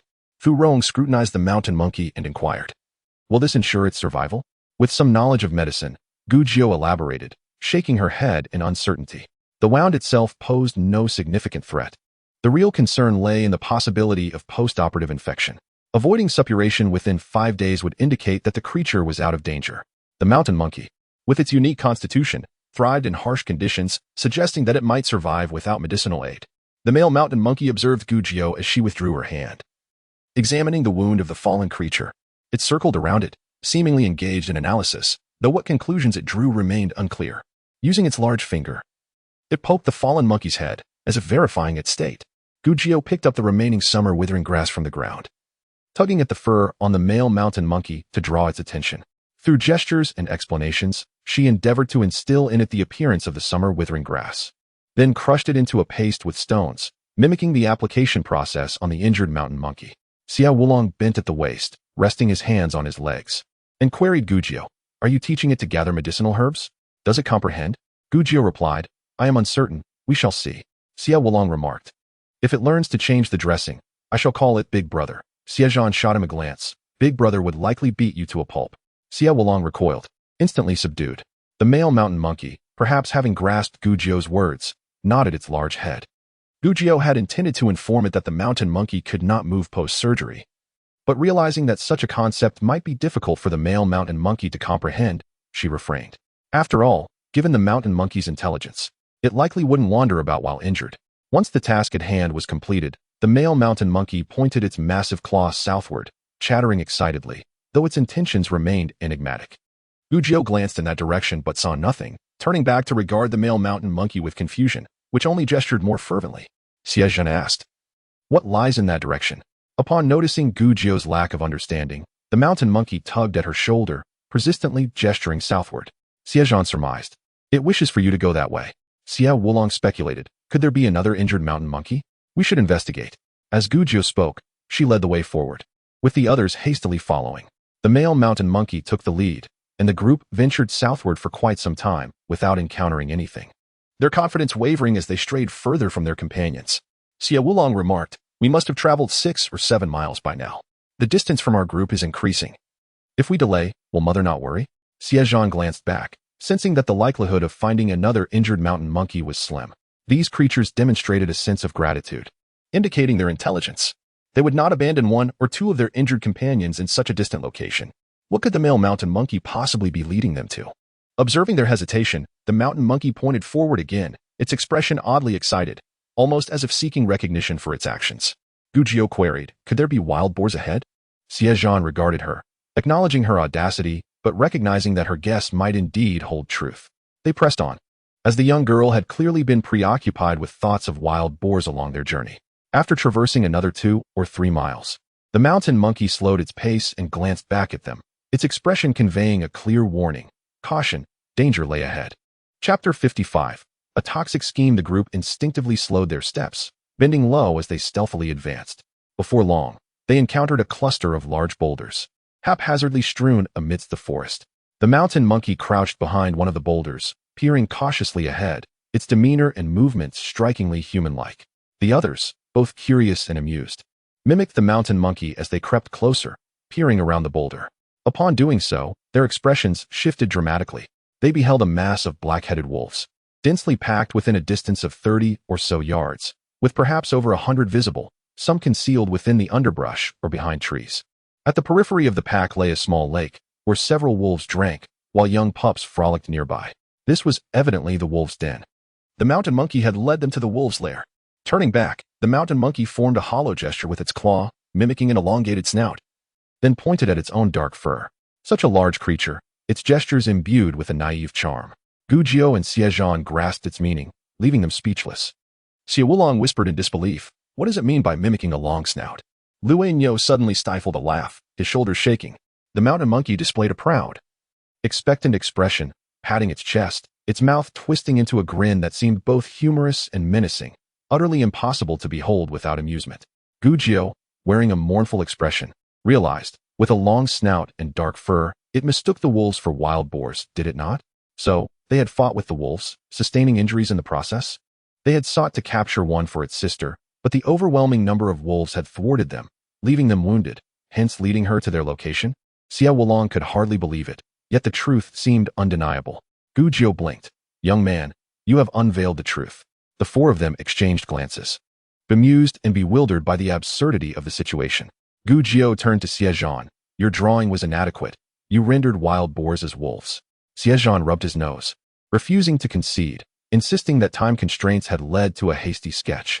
Only Fu Rong, uninvolved in their earlier conversation, remained somewhat perplexed. Her face pale as she quietly urged, "We should depart quickly. If the wolves take notice, what shall we do?" Xie Zhan nodded in agreement. Wolves were not to be trifled with. There were only 5 of them, and should they attract the wolves' attention, they would be utterly doomed. The 5 humans and 1 beast retraced their steps, the mountain monkey remaining oblivious to their predicament, unable to understand why they were departing from what was clearly within reach. Its small eyes brimmed with confusion, frequently glancing back toward the wolves, reluctant to leave. As they journeyed back, the male mountain monkey sulked, its head drooping in despair. The thoughts of humans were perplexing. Their desires seemed ever-changing. What did they truly want? After walking a short distance, the male mountain monkey suddenly halted, its eyes reflecting vigilance. It stealthily shifted a few steps to the side, tilting its head as if straining to listen intently, then sniffed the air, its large nose twitching inquisitively. Gujiao instinctively lowered her voice. "What is it? Is there something there?" The mountain monkey pointed toward that direction, then gestured toward them, and finally indicated its mouth. Xie Zhan furrowed his brow. "Does it mean that someone is speaking over there?" Ordinarily, no one would be present in that area. Could it be that hunters had ventured into the old woods before a flood? Lu Anyo suggested, "I shall go take a look." He followed the direction indicated by the mountain spirit and walked for a while before turning back, saying, "Indeed, there are people. I caught a glimpse of a shadow. I will go see who it is." The others expressed their astonishment, for that direction was certainly not that of the villagers. Who, then, could be in that area? Were there other commoners who had entered the old forest before them? If so, that would be quite reassuring, as the forest was perilous, and traveling together would ensure greater safety. Lu Anyuj grabbed an iron rod, crouched low, and swiftly headed southwest. His figure darted quickly through the underbrush, and soon, he vanished from sight behind the trees. The four waited for about a quarter of an hour before Lu Anyuj returned, his expression grim. Dark enough to seem as if it could drip water. "It's people from Dahu village," he stated, his voice heavy, his eyes glinting with a fierce intensity that was somewhat intimidating. Gujiao was taken aback. "Aren't the people from Dahu village behind us? What are they doing here? Are they eager to feed the wolves?" He laughed.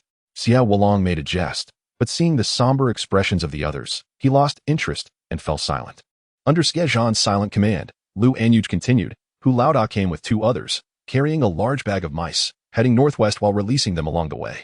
I followed them for a bit, and one of them even cut his arm, letting a few drops of blood fall to the ground." Before Xie Wulong and Fu Rongyang could comprehend the situation, Xie Zhan and Gujiao's faces changed in unison. They were currently positioned to the southwest, and if Hu Laoda and his group continued northwest, they would soon intercept the convoy from Huaitree village. Near the wolf den, dropping blood bait periodically would undoubtedly lead the wolf pack somewhere. It was a conclusion that could be reached with the slightest reasoning. "Xie Wulong, Realizing the gravity of the situation, cursed, those bastards. To think of such a sinister tactic, I'll curse their ancestors. Xie Zhan chastised him lightly. Sister Rongyang and Jionyang are present. Watch your language. Cursing someone 1T in their life. Xie Wulong begrudgingly fell silent. Lu Anyuj asked, I didn't alert them. What should we do? Should I go kill them? Xie Zhan's handsome face was icy, his eyes dark and sharp. His lips pressed tightly together as he stared in that direction for a while, lost in thought. After a moment, a cold smile graced his lips. No need to kill them. Since they dare to take the initiative, we shall respond in kind. Today, we will repay them with their own tactics. Let us go back. With that, he turned, exuding an aura of frost, and strode back, prompting the others to quicken their pace as well. After walking for a while, Xie Wulong remarked, Wait a moment, how did those scoundrels from Dahu village discover the wolves? This was a question that puzzled Gu Jiao and Xie Zhan too. But it was no longer significant. Perhaps it was merely coincidence.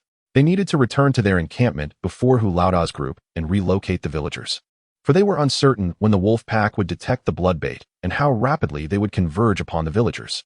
Xie Zhan glanced at Gu Jiao's short legs, reached out to grasp her arm, and hoisted her onto his back, addressing Xie Wulong, Old 5, carry Sister Rongyang. It will be quicker this way. Xie Wulong, still young, found it manageable to carry Fu Rongyang, who was over 20. Though there was a difference between genders, it posed little issue. Fu Rongyang felt inclined to refuse but feared slowing them down, so she remained silent. Gu Jiao, however, protested from Xie Zhan's shoulder. Hey, I'm a living person, not a sack. How can you carry me like this? You look so refined, yet your actions are so rough. Chapter 56, turning the tables beneath his polished exterior. He was essentially a rough-and-tumble fellow, was he? Xie Zhan ignored her, his feet swift as he ran. Gu Jiao had no choice but to exert herself, wrapping her arms around his neck and trying to position herself comfortably on his back. Turning her head, she noticed the mountain spirit trailing behind them and signaled for it to return home, reminding it that there were 2 ailing mountain spirits waiting. The mountain spirit lingered for a moment, perplexed by human behavior. Having led them to the fierce beast, why were they now dismissing it? The capriciousness of humans. It drooped its head and walked away, glancing back every few steps. Before long, they returned to their encampment, where everyone awaited their return. The Gao family and Xie Dalong sighed in relief. Their absence had stretched a bit too long, and the sun was nearly setting. Gao approached, reproaching Xie Zhan. Why did you take so long? You could have sent Old 5 back with a message. The family is quite worried. As she took Gu Jiao's hand, smoothing her disheveled hair, she added, You must be hungry. Your sisters have prepared the meal, so hurry and eat. Xie Wulong interjected. You seem to care for everyone but me. Am I adopted? Xie Zhan sincerely acknowledged his fault, not bothering to eat as he pulled Xie Dalong aside for a conversation. On the way, Xie Wulong was advised to keep quiet. This matter should not be made public to avoid alarming the villagers. Xie Zhan had devised a plan. It was crucial not to let the villagers panic, as it would complicate his subsequent strategy. He led Xie Dalong aside to discuss. We encountered a wolf pack to the south. Before he could finish, Xie Dalong was startled. What? His voice rose a pitch, causing the villagers to turn their attention towards them. Old Zhang asked, What's the matter? What happened? Xie Zhan smiled. Nothing. I just twisted my ankle. And my brother was worried. Old Zhang nodded, thinking to himself that the Xie family spoiled their 4th son too much. A mere twist of the ankle warranted such a fuss. Fortunately, Xie was a good boy. If he were a spoiled brat, they would have their hands full. Xie Dalong realized he had been too brash and lowered his voice, anxiously asking Xie Zhan, How far are we from them? Will we encounter them? Xie Zhan replied, They are about 10 miles away, and Hu Laoda is currently laying blood bait, trying to lure the wolves toward us. Xie Dalong's face drained of color after the shock. Fury surged within him. Damn them. No wonder we haven't seen anyone from Dahu village today. They had already plotted this scheme, wary that the wolves might harm them, deliberately keeping their distance from us. Xie Zhan reassured him, Don't panic, brother. The wolf pack is still some distance away, while Hu Laoda is laying the bait. He won't dare to approach too closely. It will take time for the wolves to discover the bait and come after us. You should quietly organize the villagers to gather their belongings. Once we see Hu Laoda lay down the bait, we will return. They should not be far from us now. They won't dare to show themselves directly in front of us for fear of raising our suspicions. They will likely circle around discreetly up ahead. I'll have Anyuj watch Hu Laoda. Once they leave, you should lead the villagers north as far as you can. Xie Dalong noted that Xie Zhan seemed to have a plan. Furrowing his brow, he asked, And what about you? What will you do? Xie Zhan smirked coldly, his gaze fixed on the direction of Dahu village. Anyuj and I will procure more blood bait. It would be remiss not to reciprocate such a grand gesture. Xie Zhan nodded. Having known his fourth brother was clever since childhood, he felt reassured. Still, he reminded him, be careful. If it doesn't work out, it's all right. Your safety is paramount. Xie Zhan acknowledged him. Xie Zhan returned to the villagers, informing each household to keep quiet and discreetly gather their belongings. Meanwhile, Lu Anyuj was dispatched by Xie Zhan to stealthily approach Hu Laoda and his group. Shortly thereafter, he returned, reporting that Hu Laoda and his companions had placed the blood bait a mere 10 yards ahead of them, then circled southward toward their encampment. Xie Zhan felt relieved, urging Xie Zhan to lead the entire village in a northern evacuation. At this moment, the villagers had been informed of the reason for the commotion. Those who were dining hastily finished their meals, while others, unperturbed by hunger, cursed as they hurriedly gathered their families and headed north, taking advantage of the dwindling daylight. The Gao family, unable to spot Gujiu, searched the crowd in vain. Zhang, Su, and Sun also called out her name, but to no avail. Gujiu finally dashed over from the back of the line, calling out, "Here I am. Big sister, second sister, third sister, I'm right here." Zhang chided her. "It's already dark. Why are you running around? Aren't you afraid of encountering wolves? With your petite stature, you wouldn't even make a mouthful for them." Gujiu, unfazed, replied mischievously, "No worries, if I'm not enough for a bite, I can always fill in the gaps." She then approached Gao and whispered, "Mother, I am going to deliver some poison to Xie Zhan. In case we do encounter wolves, it will be an additional means of survival." Gujiu felt fortunate to have recently prepared the poison with Fu Rongyang. It was now proving useful. After this incident, she would need to concoct more in anticipation of potential dangers lurking ahead. She had intentionally lagged behind to seek out Xie Zhan, not only to deliver the poison, but also to witness the unfolding events. However, her mother's concern thwarted her plans before they could fully materialize. Gao gently tapped her forehead, bemused by her daughter's propensity to worry at such a young age. Yet, she did not prevent her, calling out to Xie Wulong, "Stay with Junyang. Ensure she remains safe and return promptly after delivering the medicine." Xie Wulong cheerfully complied, hoisting his heavy pack onto his horse and retrieving his bow and crossbow. He had initially intended to join the fray, but was sent back by Xie Zhan due to the crowd's potential to disturb the wolves. Now, being tasked with guarding Gujiu was serendipitous. Gujiu borrowed Xie Daji's bow and crossbow for show, knowing that if trouble arose in the dark, it would serve as a helpful cover. Xie Daji gazed at Gujiu and Xie Wulong with a hint of envy, wishing to grow up quickly, as being treated like a child was utterly disheartening. Gujiu, however, had her reasons for wanting Xie Wulong to accompany her. While delivering the poison was genuine, her true intention was to sneak away to a less conspicuous spot to shoot a bird or catch some small game to serve as bait for Xie Zhan. Yet, what could she do? A mother's concern is a bittersweet burden. As they continued, Xie Zhan and Lu Anyu were still searching for prey nearby. Upon seeing the two return, Xie Zhan frowned and asked with displeasure, "Why have you returned? I told you to go ahead." Xie Zhan and Xie Wulong were twins. Yet despite being only 2 quarters older, Xie Wulong had always harbored a slight fear of Xie Zhan. At his inquiry, Wulong immediately shrank back, choosing to remain silent and merely glance at Gujiu. With a cheerful smile, Gujiu chimed in, "We're here to help you hunt. Time is of the essence, and we shouldn't waste it. Let us move quickly. The more of us there are, the stronger we become. We can't end up like Hu Laoda and the others, using our own blood as bait." With that, she led the way, gazing upwards. For it was the time when weary birds returned to their nests, and she was certain there would be birds within. Xie Zhan shook his head, feeling exasperated by her antics. Not long after, Gujiu spotted a massive bird's nest atop a tall tree. Glancing back at Xie Wulong, whose eyes were darting about, she suddenly pointed, exclaiming, "Fifth brother, over there. It seems something has scurried from east to west." Xie Wulong crouched to peer in that direction, asking, Where? "Right over there, just a few steps forward," Gujiu prompted. Wulong followed her instructions, squinting into the dim light as he ventured forward.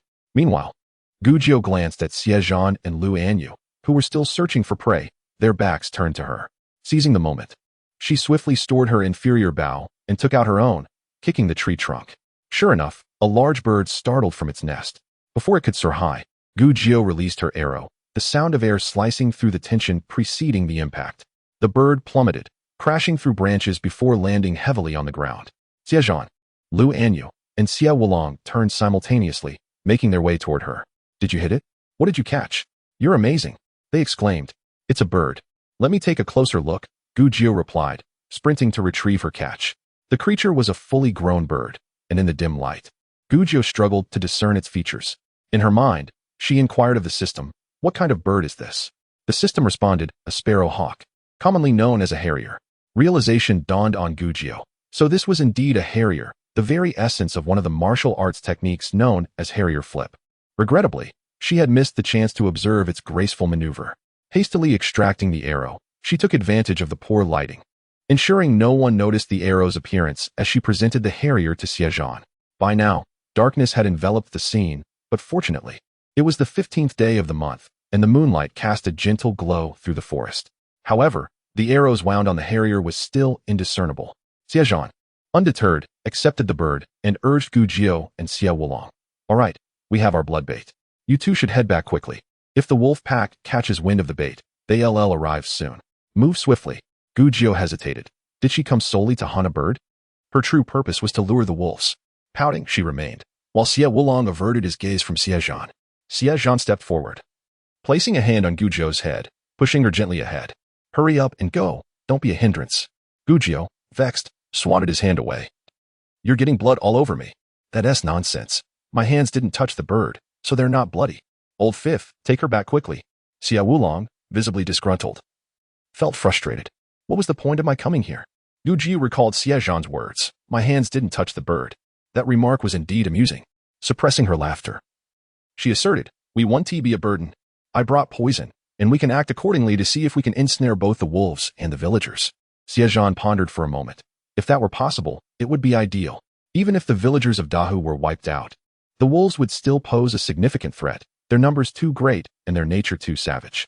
Having them linger nearby was a source of anxiety. After a brief hesitation, he instructed, Old Fifth, return first and inform Mother that I will keep an eye on Junyang. I will come back as soon as this is over, so she needn't worry. Xie Wulong looked up in disbelief. You don't want me to go? Fourth brother, think again. I'm strong and skilled. I'm useful. Xie Zhan nodded in agreement. Indeed, you are very useful, which is why I need you to go back and reassure Mother. You can certainly handle it. Fourth brother believes in you. Gujio clenched her small fist, adding, you can do it. You're the best. Xie Wulong, feeling defeated, trudged back, muttering to himself how annoying his siblings were. After dismissing the hindrance, Xie Zhan retraced the path taken by the villagers, using his dagger to widen the wounds on the harrier, allowing the blood to flow freely. Meanwhile, Gujio and Lu Anyu scoured the area with their bows and crossbows, shooting at any small creatures they encountered to serve as additional blood bait. As the trio continued, once the harrier's blood ran dry, Xie Zhan began to divide the bird into smaller pieces, discarding them along the way. By the time they had finished tossing the 2 wild chickens that Gujio and Lu Anyu had caught, they finally caught sight of the flickering campfires of the villagers in the distance. Indeed, they were quite distant from their encampment, and Hu Laoda had indeed harbored the intent to unleash the wolves upon them this very morning. Xie Zhan and Lu Anyu produced the water they had brought along, washing away the bloodstains from their hands to prevent the scent from attracting the wolves. They then sought refuge in the dense foliage of a nearby tree, waiting for the wolf pack to arrive. At that moment, most of the villagers of Dahu had succumbed to slumber, with only a few still engaging in idle chatter and boasting. Hu Laoda's laughter echoed ominously, declaring that on the morrow they would go to collect the corpses from the rascals of Huaishu village, a fitting end for their kindred. One man chimed in, lamenting the loss of a few charming young women from Huaishu village, particularly the third wife of the Xie family, who was quite lovely, lamenting that she had fallen prey to the wolves. Yet, it was the young girl adopted by the Xie family who truly captured attention. Her delicate beauty was such that she would surely ensnare many hearts as she matured. Xie Zhan's fury ignited within him, his hand clenched tightly. How could they speak so callously about his family, especially when Junyang was still so young? Regrettably, he had brought Gujio along. Were it not for the imminent arrival of the wolves, he would have descended upon them in wrath. Lu Anyu, sensing his rising anger, gently advised him to remain composed, reminding him that these men were moments away from their demise. Xie Zhan was not oblivious to such wisdom. Nevertheless, his ire remained unabated. He covered Gujio's ears, instructing her not to listen, assuring her that fourth brother would avenge her. The moonlight filtered through the leaves, casting a cool glow upon the youth's brow, enhancing the chill of his demeanor. His gaze, like a frozen pool, reflected a chilling nobility, and in his wrath, he appeared all the more exquisite and ethereal. Gujio, momentarily dazed, forgot her intended words as she gazed at Xie Zhan's profile. She had no interest in the dying men's crude remarks. After all, was the beautiful youth not captivating in his own right? Xie Zhan bit his lip, wrestling with his emotions. He had contemplated ending these men's lives earlier, But the presence of 2 children and several adolescents in the Dahu contingent had stayed his hand. They were still innocent, and he had not found an opportune moment. He intended to escort the children safely out of the forest before dealing with the adults.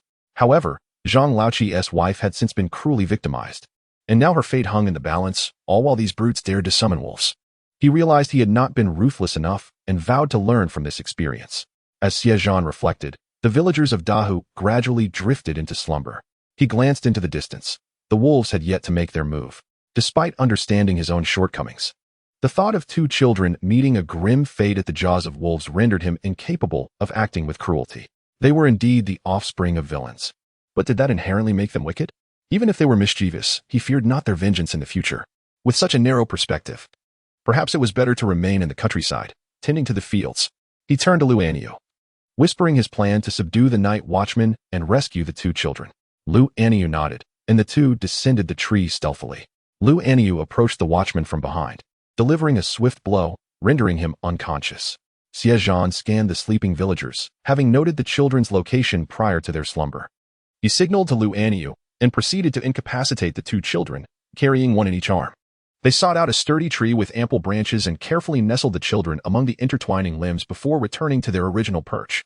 With this task accomplished, Xie Zhan finally found relief from the weight upon his heart. A faint rustling echoed in the distance. Lu Anyu strained to listen, clenching his fists, murmuring, "They're coming." Instantly, Xie Zhan and Gujio tensed, peering into the inky darkness, where nothing was visible save the pale, mottled moonlight. The wolf pack did not keep them in suspense for long. Soon, a dark mass emerged within their sight, silently racing through the moonlit forest. Meanwhile, the villagers of Dahu were deep in slumber. Yet, human intuition can be remarkably astute, akin to an animal's instinct for danger. Suddenly, one villager jolted awake, eyes wide with terror, and shouted, "Wolves! The wolves are coming!"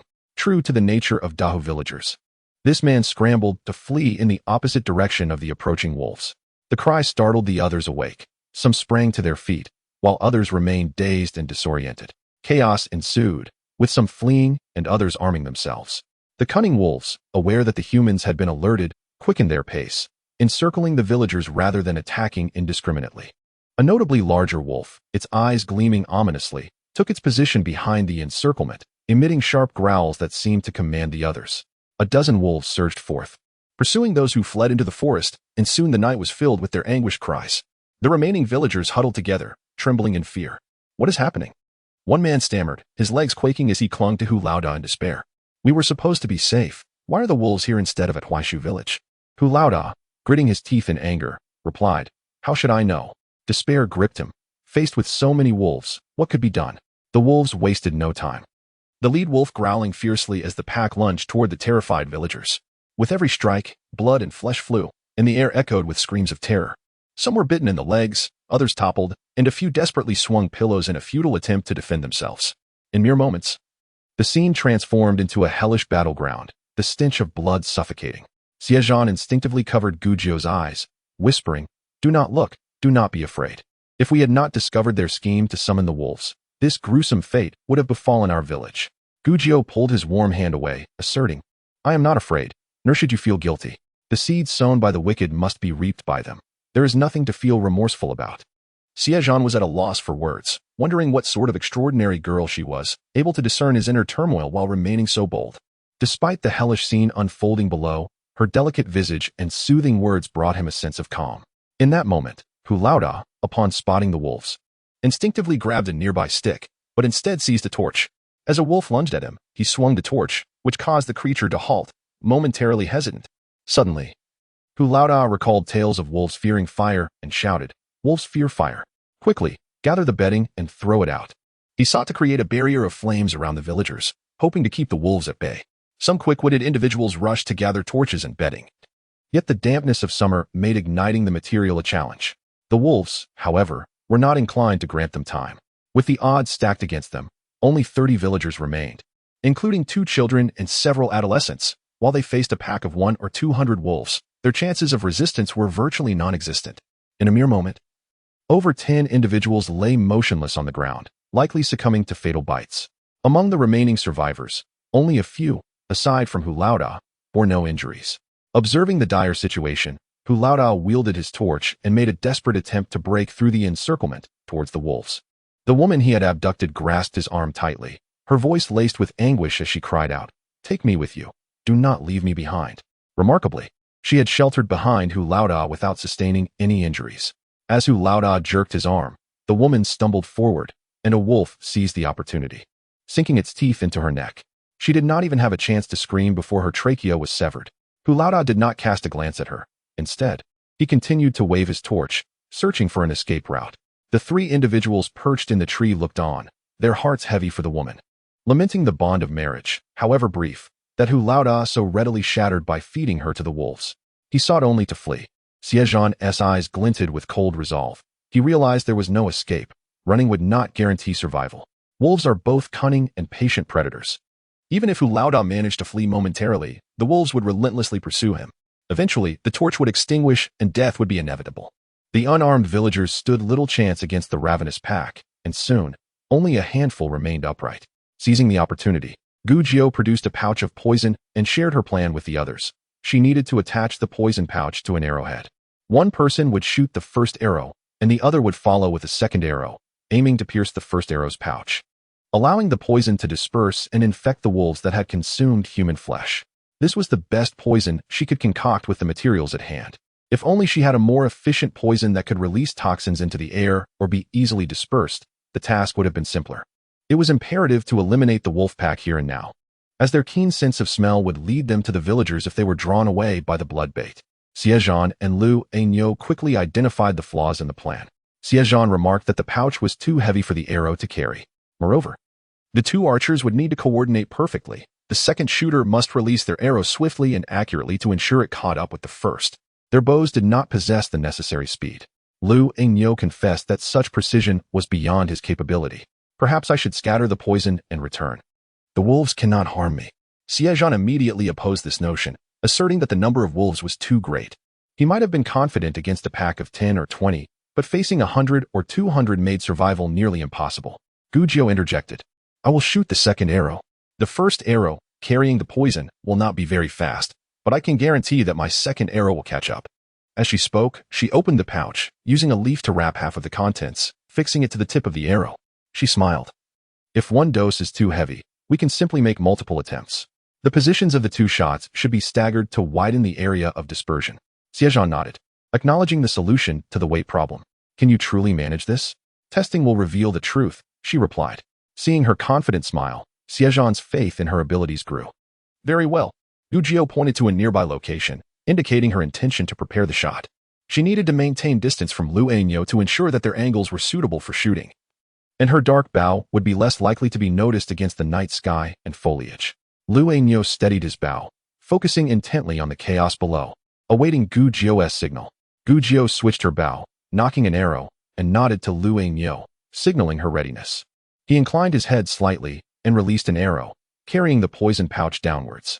The distance from the tree to the wolf pack was considerable, and the arrow had lost considerable force by the time it reached the wolves. Gu Jiu, fully concentrated, released her arrow simultaneously as Lu Ainyo's left the bowstring. Her arrow, propelled by fierce winds, caught up to the first, piercing the pouch. The contents exploded into the air, scattering poison across the wolves, the bodies on the ground, and the area surrounding them. The second arrow continued to fly forward, embedding itself into a tree trunk, far beyond the wolf pack's perimeter. Hu Laoda, who had nearly escaped the wolf's clutches, looked up upon hearing the sound, shouting, "There are people in the trees. Help! Help!" In the meantime, Xie Zhan had already prepared another pouch, handing it to Lu Ainyo.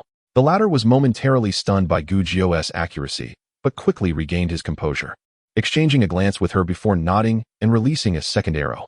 Hu Laoda, confused as to why the arrows targeted the sky rather than the wolves, had no time to ponder as he continued to scream for help. His focus had shifted to the tree, causing him to neglect the threat nearby. The lead wolf stealthily approached, sinking its teeth into Hu Laoda's leg. He let out a piercing scream, swinging his torch desperately at the wolf, which retreated momentarily. The remaining villagers had dwindled, with the dead being torn apart by the wolves while the living faced a similar fate. Only Hu Laoda remained, staggering yet resolute. Fearing that if he fell, the wolves would pounce and tear him apart, he frantically waved his torch, his voice hoarse from shouting, "Help! Help! I beg you. If you save me, all my possessions are yours. I have silver, 200 taels, all for you.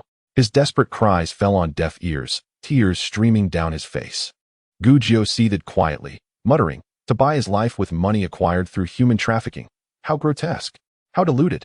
Xie Zhan gestured to her, a smirk playing on his lips. You nearly added to that ransom yourself. Upon reflection, Gu Jiu acknowledged the truth in his words. Had she not arrived in this world, her original self would have been worth a considerable sum. The lead wolf, flanked by a dozen others, eyed Hu Laoda hungrily, while the rest of the pack descended upon the corpses scattered on the ground. Before long, the first wolf to consume the poisoned flesh began to react, emitting low, mournful whines, akin to a mistreated dog. It stumbled, tail tucked, before collapsing lifelessly. More wolves followed suit, one after another, the scene striking terror in the hearts of those who witnessed it. Hu Laoda ceased his cries, stunned by the unfolding spectacle, forgetting to wave his torch. The lead wolf bristled, alert and menacing, baring its fangs in a threatening posture, while the surrounding wolves joined in a chorus of growls, encircling the area. Xie Zhan turned to Lu Niu, let us descend. He then instructed Gu Jiu, stay put and do not move. Understood, she replied obediently. Xie Zhan ruffled her hair, adding with concern, be good. With that, he and Lu Niu leapt from the tree, advancing toward the lead wolf. Given that wolves harbor grudges, the demise of their pack this night would likely incite the lead wolf to rally others for revenge against humanity. Thus, it was prudent to eliminate the threat entirely. The remaining wolves now consist solely of the alpha and a mere 10 others, posing no challenge for the two individuals. Without waiting for them to draw closer, the alpha lunged forward with remarkable speed. Lu Niu swiftly extracted the iron rod from his back and struck decisively. The adage an inch longer, an inch stronger held true. The iron rod was an effective tool against beasts. Lu Niu's strike was precise and lethal, resulting in a resounding crack as the wolf met its demise. He continued unabated, delivering another blow to a second wolf that had darted across his path, its sturdy bones unable to withstand the force of his strike. Meanwhile, Xie Zhan stood at a distance, aiming his crossbow at a wolf and releasing an arrow without checking its fate, immediately targeting another. Wolves, cunning creatures, flanked them with 2 attacking from the sides while 1 charged forward. The frontal wolf fell to Xie Zhan's shot, and he swiftly kicked the one on the right, only to hear the faint sound of air displacement as the left wolf collapsed, felled by Gu Jiu from the tree above. Xie Zhan found it curious. The sound of the arrow striking the poison bag earlier had been far more potent than the current one. Lost in thought, he was jolted back to the present by the approaching wolves. In a fleeting moment, Lu Niu and Xie Zhan, in concert with Gu Jiu, had dispatched 5 wolves. As the alpha and its minions charged at them, Boss Hu exhaled in relief. Yet, upon seeing Xie Zhan and the others descending from the tree, his unease returned. The villagers of Huai Tree had a vendetta against him, and the presence of both the pack and the villagers could not be coincidental. Suppressing his pain, Boss Hu hobbled into the dark woods. After a few steps, the sound of a bowstring snapped his attention, and an ominous feeling surged through him, only to be met with a thundering impact to his head, rendering him silent. Turning, he beheld a young girl leaping from a tree, darting past him with the agility of a fawn, waving goodbye as she breezed by, before swiftly retrieving something from the tree and slamming it to the ground, silencing his world forever. Gu Jiu collected her arrows, utilizing their self-crafted bow and crossbow to shoot at the remaining wolves. The arrows that had taken down Boss Hu and the wolves were all fired from their handmade weapons. The precision and speed required for shooting poison bags were beyond what their crude bows could manage, yet killing a man or a wolf did not necessitate such finesse.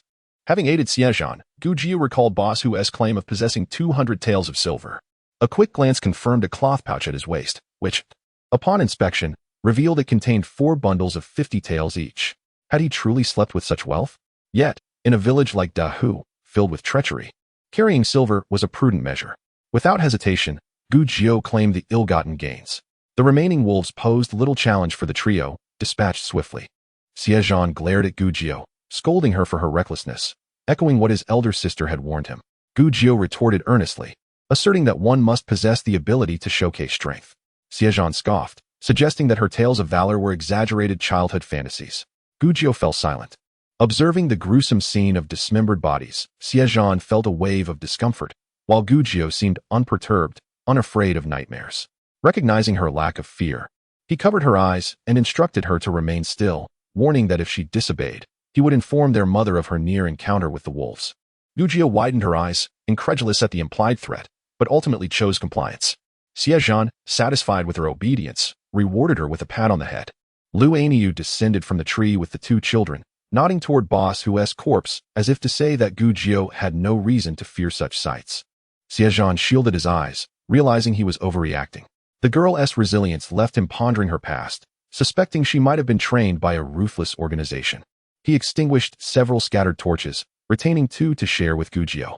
With a mischievous grin, Gu Jiu produced a silver ingot and offered it to Xie Zhan, declaring their ill-gotten fortune should be shared equally, leaving one for their mother. Xie Zhan accepted the silver with a mix of resignation and acceptance, while Lu Aniu, hands full, found his protests ignored as Gu Jiu stuffed the ingot into his embrace. As they prepared to return, the dim lighting of night deterred them from taking a shortcut. Instead, they retraced their steps to their original campsite before veering northward to find the villagers. Along the way, they spotted an approaching light and a figure striding purposefully. "That resembles my father," Lu Aniu remarked, recognizing the heavy gait of his robust father, who wielded a substantial iron rod. Xie Zhan called out, "Uncle Lu?" It was apparent that Lu Aniu's father had grown concerned with their delayed return. Upon encountering them, Lu Ironworker inquired if all matters had been resolved and if they were unharmed. "We are well. Everything has been dealt with," Xie Zhan replied as they converged. Lu Ironworker noticed the two children Lu Ani was carrying and asked about them. Xie Zhan explained that their village had been annihilated by wolves, and leaving the children behind would surely result in their demise. Thus they brought them along. The encampment of Dehu village was quite distant, and their journey had consumed significant time. By the time they returned, dawn was breaking.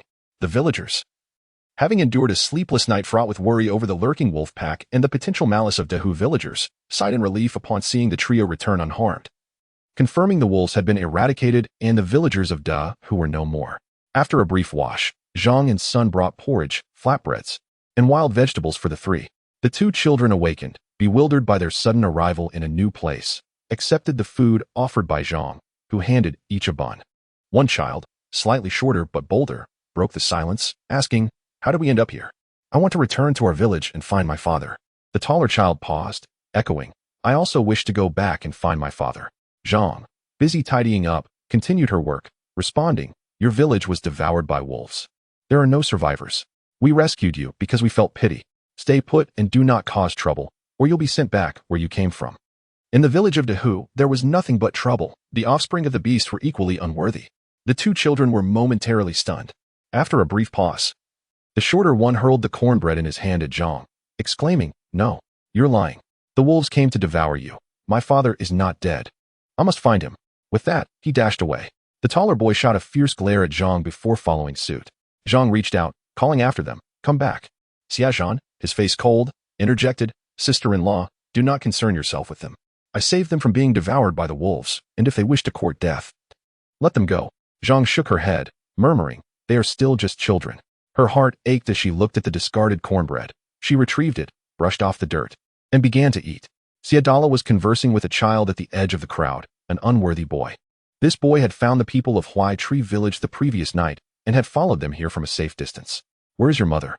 Why are you alone?"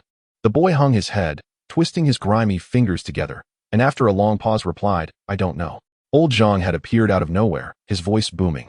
"You don't know? Did your mother not leave with you? Where has she gone?" The boy timidly responded, "That night, she went to kill Hu Laizi, and they chased her. She never returned." "What?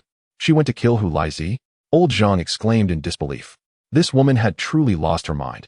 First Zhang Laoqi, then her mother-in-law, and now Hu Laizi. Alas, it was all that wicked old woman's fault. She had corrupted a good child and driven her daughter-in-law to madness. Such a tragedy. The boy continued to stare at the ground, still picking at his fingernails, murmuring, "I saw her rise at night. I feared she would abandon me and run away, so I followed her to Dehu village. She strangled Hu Laizi with her belt. But others discovered her and chased her. She never came back." Xiadala asked, "Did you wait there? Did you see them take your mother back?" The boy shook his head. Xie Zhan stepped closer, his eyes narrowed, emanating a chilling aura, and inquired, "How long did you wait there?" The boy looked up, confused by Xie Zhan's apparent anger. He stammered, I waited until yesterday afternoon. I was hungry, with nothing to eat, and wanted to return." He had perched in a tree all day, only daring to descend at dusk when it was nearly dark. Initially, he had heard the villagers of Da who planned to lure the wolves to deal with the people of Huai Tree Village, fearful of being eaten alongside them. He had chosen to remain hidden in the tree, hoping that if the villagers were consumed, he might scavenge some food left behind. Upon seeing Xie Zhan and the others return, He followed stealthily after the Huai Tree village group. Did you hear the people of De Hu village discussing their plan to lure the wolves? Xie Zhan's voice was as cold as ice. Xiadala and old Zhang finally grasped that the boy had indeed overheard the plan but had chosen not to warn them. Old Zhang's forehead pulsed with rage. The boy glanced warily at Xie Zhan, suddenly recalling something, and lowered his head, refusing to speak further. The three men understood. He must have overheard their intentions to harm them yet remained silent, likely reveling in the thought of their demise. His claim of coming to seek food was merely a ruse to see their fate. Old Zhang, furious, kicked the boy, sending him stumbling. You wretched little cur, get out of my sight. The boy stood up, glaring at old Zhang, his fists clenched, rooted to the spot. Old Zhang trembled with rage, while Xiadala quickly supported his father-in-law, concerned he might suffer a stroke. Father, please calm down. Do not let this little rascal get to you. It is not worth your health. Let us chase him away and ensure he doesn't return. Despite being a mere child of under 10, old Zhang could not bring himself to harm him, only to drive him away. Once Xiadala had helped old Zhang leave, Xie Zhan cast a cold glance at the boy, realizing that some children are simply born wicked. Yet he did not regret saving the two children from De Hu village. Even if he could turn back time, he would not allow them to fall victim to the wolves. As a mature adult, why should he fear two children of 8 or 9 confronting him? Xie Zhan assumed the two children had gone to find their village's people, unaware that they had merely wandered around before returning. They stood at the edge of the crowd, whispering with the unworthy boy, seemingly inquiring about their village. The villagers, noticing the three huddled together, began to murmur softly, "Look at them, plotting something devious. We must be cautious. We cannot afford to be outsmarted by mere children. If a few brats were to turn the tide against us, it would be better to hang ourselves," they muttered. The villagers decided against traveling that day, as many had not slept the previous night and needed rest. The Xie brothers worried that the sun would soon rise too high, so they cleared a space beneath a large tree for their family to rest. Gao brought Gu Jiao to lay down. Being older, she already struggled to sleep. After a night of fear, she found it even more difficult. Unable to hold back, she chided Gu Jiao. "You, a young girl, how can you not be afraid? Those are wolves, devoid of humanity. What if they bite or scratch you? You told your mother you were going to deliver medicine to Lao Si, yet you did not return. I cannot trust your words anymore." Gu Jiao clung to Gao's arm, playfully protesting, "Mother, I was wrong. I promise I won't do it again." After a moment, she added defensively, "I am quite capable, truly. I helped Xie Zhan. If you don't believe me, ask him. I achieved great merit." At that moment, Xie Zhan passed by, intending to rest, and casually remarked, "Indeed, you are quite capable, pummeling kittens and kicking mudfish. Truly remarkable." Gao chuckled, shaking her head at Xie Zhan. "You know, with such a disposition, you will struggle to find a wife." Gu Jiao shot him a sideways glance, retorting, "Mother, did you feed him poison as a child? His tongue is venomous." Xie Zhan shot back, "Flattery will get you nowhere. Compared to your mother, I am still 2 sacks of arsenic short." Gu Jiao paused, her expression perplexed. This sounded oddly familiar. Chapter 62. The aftermath arrives. Gao was both amused and exasperated, pretending to swat at Xie Zhan. "Enough. Go to sleep. You're not a child anymore, yet you still bicker with your sister." Gu Jiao felt triumphant, believing her mother had avenged her, and stuck her tongue out at Xie Zhan. He smiled as he turned to go to sleep. Xiadala conferred with the members of the Zhang family about Wang Cuiping, a woman alone in the old forest, and decided to send someone to search for her. After all, she was part of the Zhang family, and it weighed heavily on their hearts to leave her unaccounted for. Old Zhang dispatched several young men from their clan to inquire about Wang Cuiping's route, carrying provisions and water as they set off to find her. When Gu Jiao awoke, it was already past noon, and Zhang had prepared lunch. They had boiled cassava and a pot of wild vegetable soup, accompanied by a plate of pickles. During the meal, Su began to feel nauseous, prompting Gu Jiao to check her pulse again. This time, the pulse was much clearer. Indeed, she was 2 months pregnant. The Xie family rejoiced quietly without making a fuss. Zhang was envious and, after some hesitation, could no longer contain herself. Seizing the moment while her family was occupied with Su, she quietly inquired of Gu Jiao, "Can you take a look at my sister-in-law? De Ji is already 11, and my sister-in-law has yet to conceive. It truly worries me." Gu Jiao examined Zhang's sister-in-law and found no significant issues. After a thorough scan by the system, it revealed only mild malnutrition, with no other ailments present. This was beyond her control, so Gu Jiao candidly told Zhang, "Your sister-in-law is in good health. Conception is not solely reliant on the woman. There's a 50% chance it depends on the man as well." Just then, Xie Dalong happened to arrive and casually asked, "What matters lie with the man?" Zhang quickly covered Gu Jiao's mouth, insisting, "Nothing. Just attend to your business. After successfully diverting Xie Zhan, Zhang firmly stated, that's nonsense. De Ji is already of that age. Your brother cannot possibly have any issues. Gu Jiu replied, indeed, De Ji is already of that age. What could be wrong with your sister-in-law? Aren't we concerned that she may have developed something in these past years? Why couldn't your brother have any issues? Zhang was momentarily at a loss for words, finally managing to say, perhaps it's just not their time. Let us not discuss this with your brother, understood? Gu Jiu was perplexed, filled with disapproval. Avoiding the truth was not a solution. Zhang retorted, your brother could punch a tiger to death. How could he have any ailments? In any case, you must not speak of this to your brother, do you hear? Gu Jiu found it difficult to comprehend. Was Zhang merely a blind admirer of her brother-in-law, preferring to believe in her own faults rather than acknowledge any potential issues with him? In the evening, the search party from the Zhang family returned, having found no trace of the missing person. In such a vast forest, losing someone was akin to casting bait into water. In an instant, nothing but bones would remain. The odds of survival were grim, and it was impractical to prolong their search for just one individual. The bad kid and 2 children from Da Hu village lingered nearby, foraging for wild grass and fruits to stave off hunger. As night fell, Zhang's heart softened, and she offered a tattered blanket to the 3, allowing them some comfort to sleep. The following morning, they resumed their journey, although they had deviated from their original path. As long as they continued westward, they would eventually exit the old forest. On the road, the bad kid and the 2 from Da Hu village trailed behind the villagers. Living off wild vegetables and fruits, they quickly grew thinner within a few days. The villagers felt some sympathy, but recalling the misdeeds of the bad kid and the actions of the 2 children's fathers, they steeled their resolve. Occasionally, some villagers, unable to suppress their compassion, would toss a couple of cooked cassavas to them. Over the next few days, the village children were led by Xie Wulong to practice boxing each morning, followed by some literacy lessons from Xie Lulang. Even while on the road, Xie Erlang began training his mental arithmetic. He did not teach the village children, but practiced with his own. Xie Datong even sent his child, Xie Baozi, over to join. Gu Jiu, in her idle moments, busied herself with foraging, wielding her shovel to dig, and occasionally collecting ripe grass seeds to scatter in her space at night. The bows and crossbows crafted by Xie Zhan and Xie Sanlang were completed, albeit lacking arrowheads. They had fashioned pointed wooden tips instead. Their range had improved, though their power remained insufficient.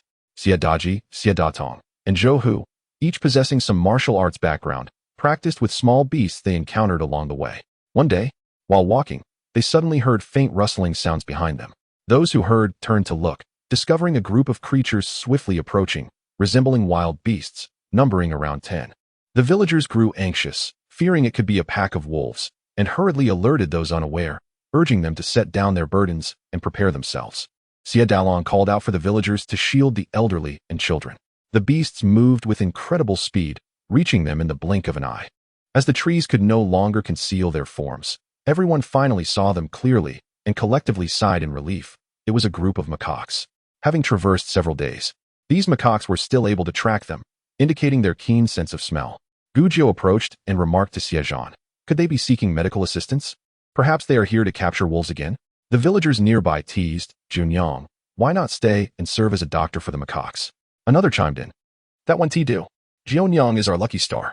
As the macaques drew closer, Gu Jiu noticed one of them, with its intestines exposed, had also arrived, still bearing a drainage tube on its belly. Gu Jiu was astonished. It had survived, and not only that, but it had also healed remarkably well in such a short time. The resilience of the macaques was truly astounding.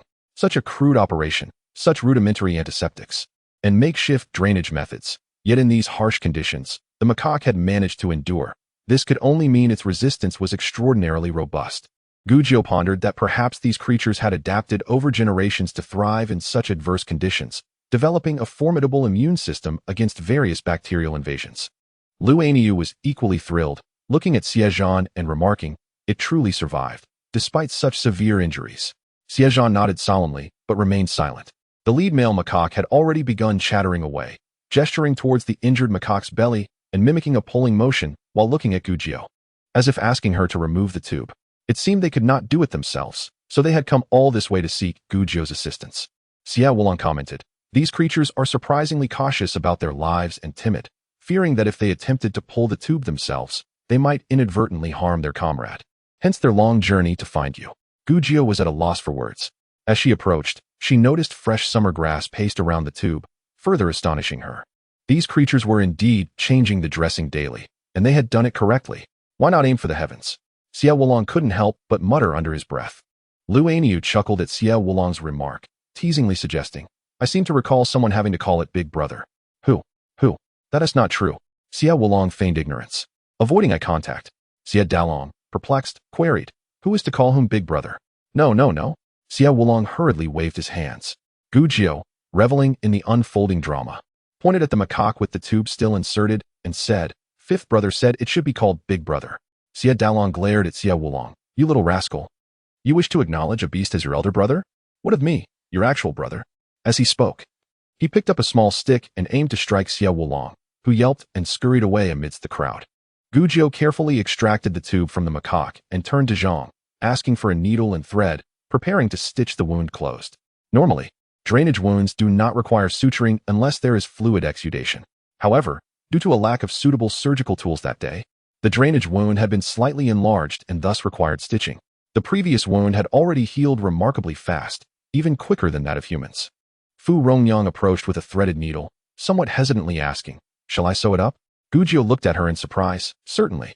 If Sister Rongyang is truly interested in medicine, I would be happy to teach you. Fu Rongyang turned, her eyes lighting up with excitement. Really? Gu Jiu nodded affirmatively. Of course. Medicine is fundamentally about healing and saving lives. The more who can learn, the more who can help. Fu Rongyang was so delighted she could hardly express her gratitude, simply nodding vigorously. Nearby, a villager half-jokingly remarked, Then Jiunyang should also teach my Sanchin. She is exceptionally bright. And my Yuegawei. Soon, villagers began calling out the names of 5 or 6 girls, likely believing it more fitting for the girls to learn from Gu Jiu, given she was also female. Gu Jiu welcomed the requests with a cheerful smile, nodding in agreement. While it is certainly commendable to cultivate a cadre of physicians, imparting some nursing knowledge would suffice as well. Over there, Zhang converses with her mother-in-law and 2 sisters-in-law. And one wonders if that simple-minded girl knows how to refuse. Usually quick-witted, has her tongue been swallowed now? Gao chuckled. Our 9th daughter is truly magnanimous. We, mere mortals, cannot fathom her ambitions. Supporting her is enough. We are indeed fortunate to have such a wonderful child return to our family. Speaking thus, she swelled with pride, her face alight with joy. Zhang, Su, and Sun failed to grasp their mother-in-law's words, still lamenting. Meanwhile, Fu Rongyang began to stitch the wounds of the mountain demon, with Gu Jiu nearby offering a few pointers. Accustomed to needlework, Fu Rongyang grasped the technique quickly, finishing the task seemingly more effortlessly than Gu Jiu. After sewing, she applied a paste of summer locust to the wound once more. Having completed these tasks, the mountain demons lingered, with the lead male demon gesturing towards Gu Jiu, as if offering something with bewildered eyes. Gu Jiu, equally perplexed, did not comprehend their intent. Xie Zhan remarked, They wish to repay you but are unsure of what you desire. After saying this, he shook his head and sighed. These creatures are far too clever. They are almost becoming sentient. Luani nodded, stating that they are more grateful than many humans. Xie Erling commented, If we do not accept their offer, will they not depart? Gu Jiu recalled how they had applied the summer locust paste to the injured demon and had an epiphany. She squatted down, picked up a twig, and began to sketch a depiction of the medicinal herb, sanchi, on the ground. Learning from her previous experience, she drew slowly, erasing and redrawing at the slightest mistake, fearing the demons might present her with some nonsensical item again. Despite her lack of skill in drawing, she persevered and, after considerable effort, managed to create a semblance of the herb, beckoning the demons to observe. Xie Zhan inquired, What is this?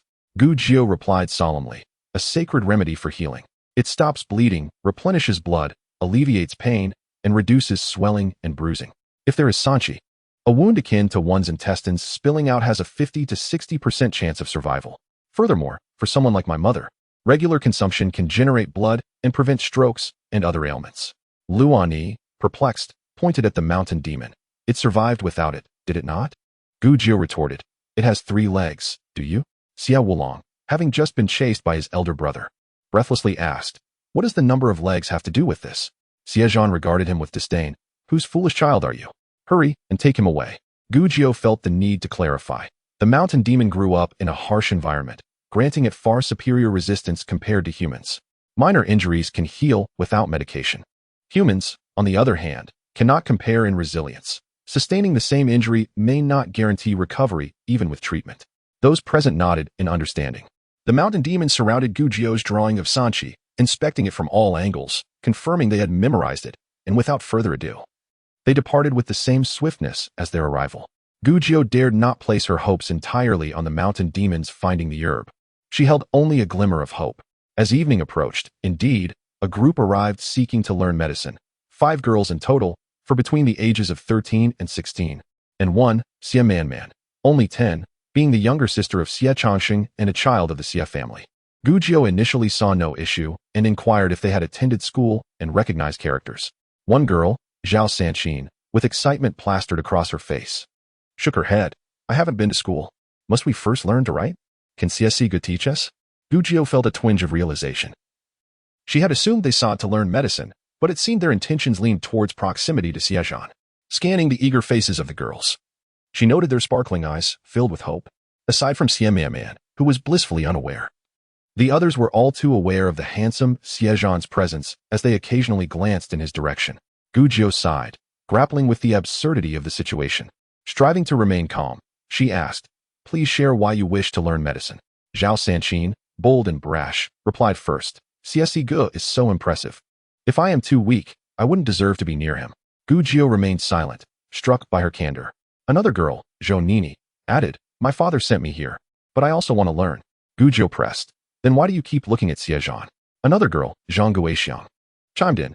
My mother said it's good for girls to know a few characters. Thus, it appeared their motivations were more about learning to read in hopes of impressing Xie Zhan, perhaps even aspiring to marry into the Xie family.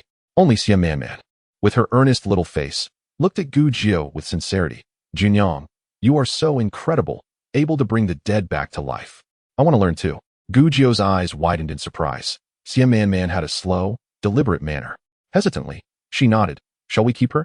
Xie Man, exuding an air of calm determination, nodded slowly. In contrast, Gujiao became more decisive with the others. You may all return.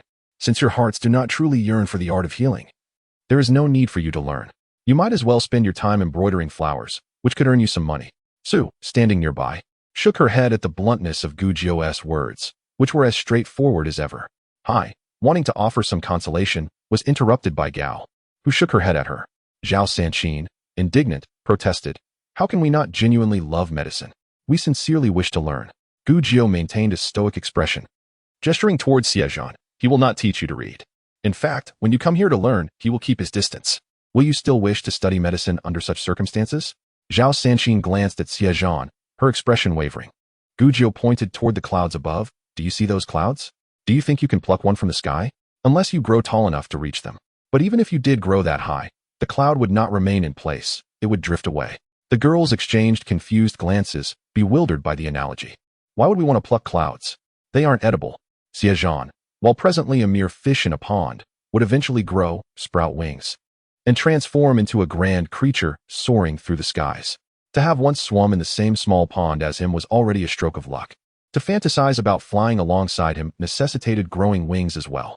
Gujiao's youthful face bore an air of wisdom as she asked, do you understand now? Zhao Sanqin replied, why do we need wings? We aren't going to fly. Zhou Nini added, yes, wouldn't that make us monsters? Zhang Guixiang inquired, what fish can grow wings? Are you implying that if Xie grows wings, we must as well? Gujiao could only sigh in exasperation. Su stifled her laughter, her shoulders shaking, while Gao, concerned for her well-being, gently patted her back, chuckling. See, it's much better to be direct, I senti it. Gujiao's style is not one of subtlety. She has been talking in circles, and they still don't comprehend. Gujiao, feeling defeated, leaned against her forehead and decided to lay bare the truth. Xie Zhan aims to take the imperial examination to become a high-ranking official. His wife will hold a prestigious title, and she may often be required to visit the palace to pay respects to the nobles, mingling with the esteemed ladies of high birth. Do you believe you are capable of such a role? Thus, it is essential to perceive reality clearly and not harbor unrealistic fantasies. If you are but a blade of grass, seek a humble patch. Do not aspire to the clouds above. Dreaming is a waste of time. Instead, invest that time in learning and enriching oneself. Only by strengthening oneself can one hope to match with those of greater stature. The 4 girls exchanged glances, finally understanding. They turned to observe the tall, upright figure of Xie Zhan in the distance, his stature commanding and his demeanor noble, truly a reflection of the clouds above. Zhao Sanqin remarked, we don't wish for the clouds. We merely want to admire them from afar. Gujiao, So it turns out it's the mentality of chasing stars, which has caused her to lose a multitude of brain cells in vain. Ultimately, she dismissed 4 young girls under the pretext of their age, leaving only Man, who genuinely wished to learn the art of medicine. Gu Jiu inquired of Xie Man. Have you studied? Can you read? Xie Man slowly shook her head. No. Gu Jiu furrowed her brow. The pace of her speech was truly exasperating. Pointing to the mugwort growing on the ground beside them, she said, Today, we shall first familiarize ourselves with medicinal herbs. Do you know what this is? I don't know. Oh dear, can I retract my earlier words? Gu Jiu internally lamented, her blood pressure threatening to soar. With patience, she continued, this is mugwort, one of the most common medicinal herbs.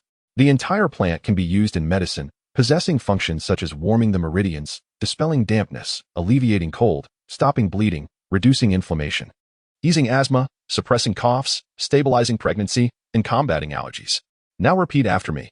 Mugwort can be used in its entirety for Xie Man echoed. Mugwort can be used in its entirety for Gu Jiu felt tears welling up. How had she agreed to keep this one? Was it too late to return her? Fu Rongyang found it amusing and, suppressing her laughter, said, I have a basic understanding of medicinal herbs and their properties, as well as their preparation. Perhaps I should teach her? Gu Jiu nodded vigorously.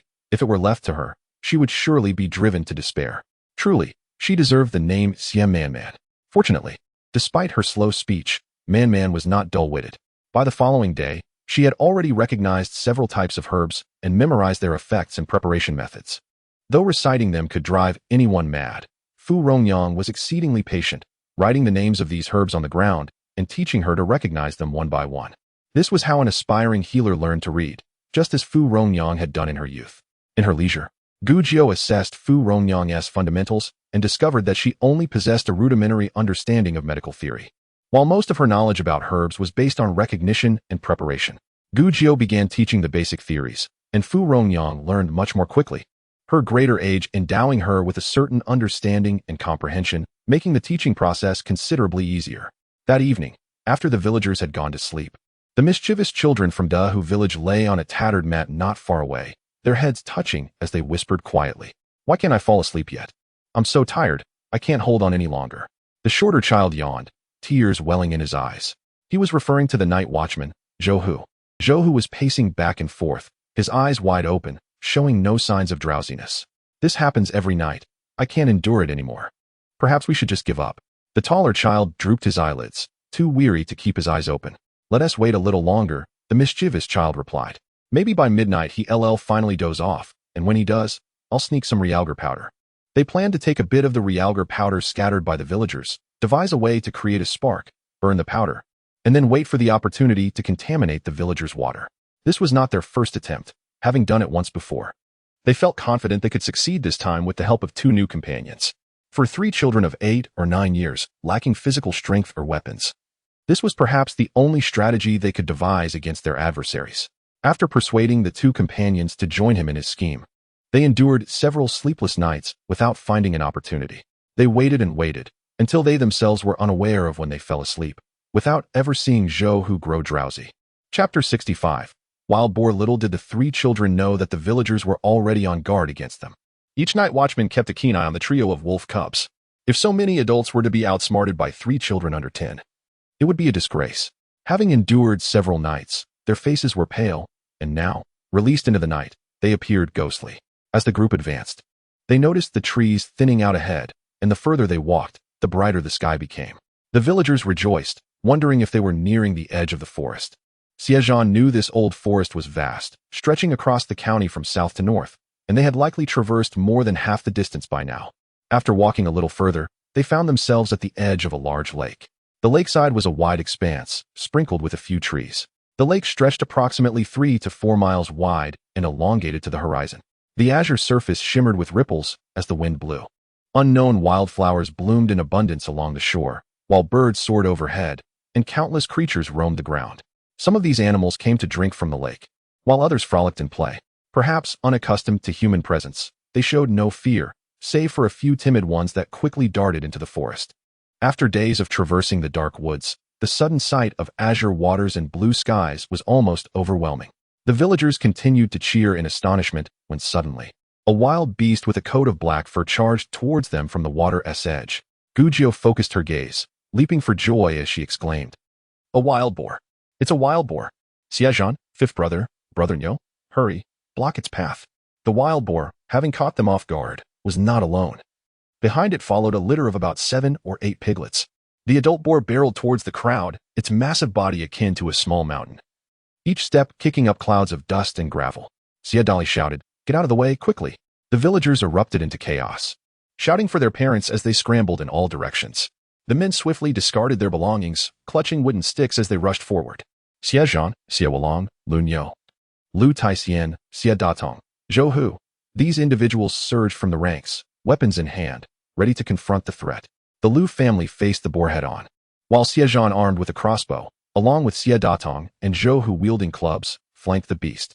Gu Jiu ran alongside, twisting the head of her shovel to reveal the triangular blade within, catching up to Xie Wulong as she called, "Fifth brother, take this. Give me your bow." Xie Wulong, being strong, found the iron rods more effective alongside Lu Nyo, while Gu Jiu's precision suited her better with the bow. They quickly exchanged weapons and enveloped the boar from the sides. The Gao family, horrified, shouted from behind, "Jiunyang, come back. It's dangerous." But amidst the chaos, Gu Jiu could hardly hear them. She raised her bow, her finger poised on the trigger, aiming carefully as she approached, then released an arrow that struck the wild boar's right eye. Simultaneously, another arrow flew from the opposite direction, piercing the boar's left eye. Xie Zhan had also taken aim. Instantly blinded, the boar became enraged, letting out a furious scream and charging even faster towards the villagers. Gu Jiu swiftly knocked another arrow, but the wild boar's tough hide proved resilient. The arrow merely bounced off, failing to penetrate. With its formidable armor-like skin, the boar reigned supreme in the forest, often unchallenged even by lions or tigers. As the boar drew closer to the villagers, panic ensued. Lu Taixian swung his iron rod down at an angle, while Xie Wulong lunged forward with a shovel, striking fiercely.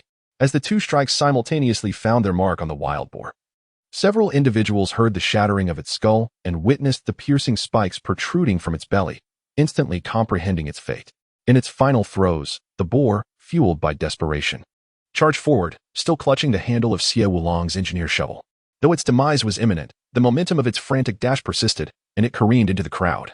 Bloodied and wild, the chaos erupted as onlookers, unable to discern the situation, mistook the boar's ferocity for vitality, prompting a cacophony of screams as they scattered in fright.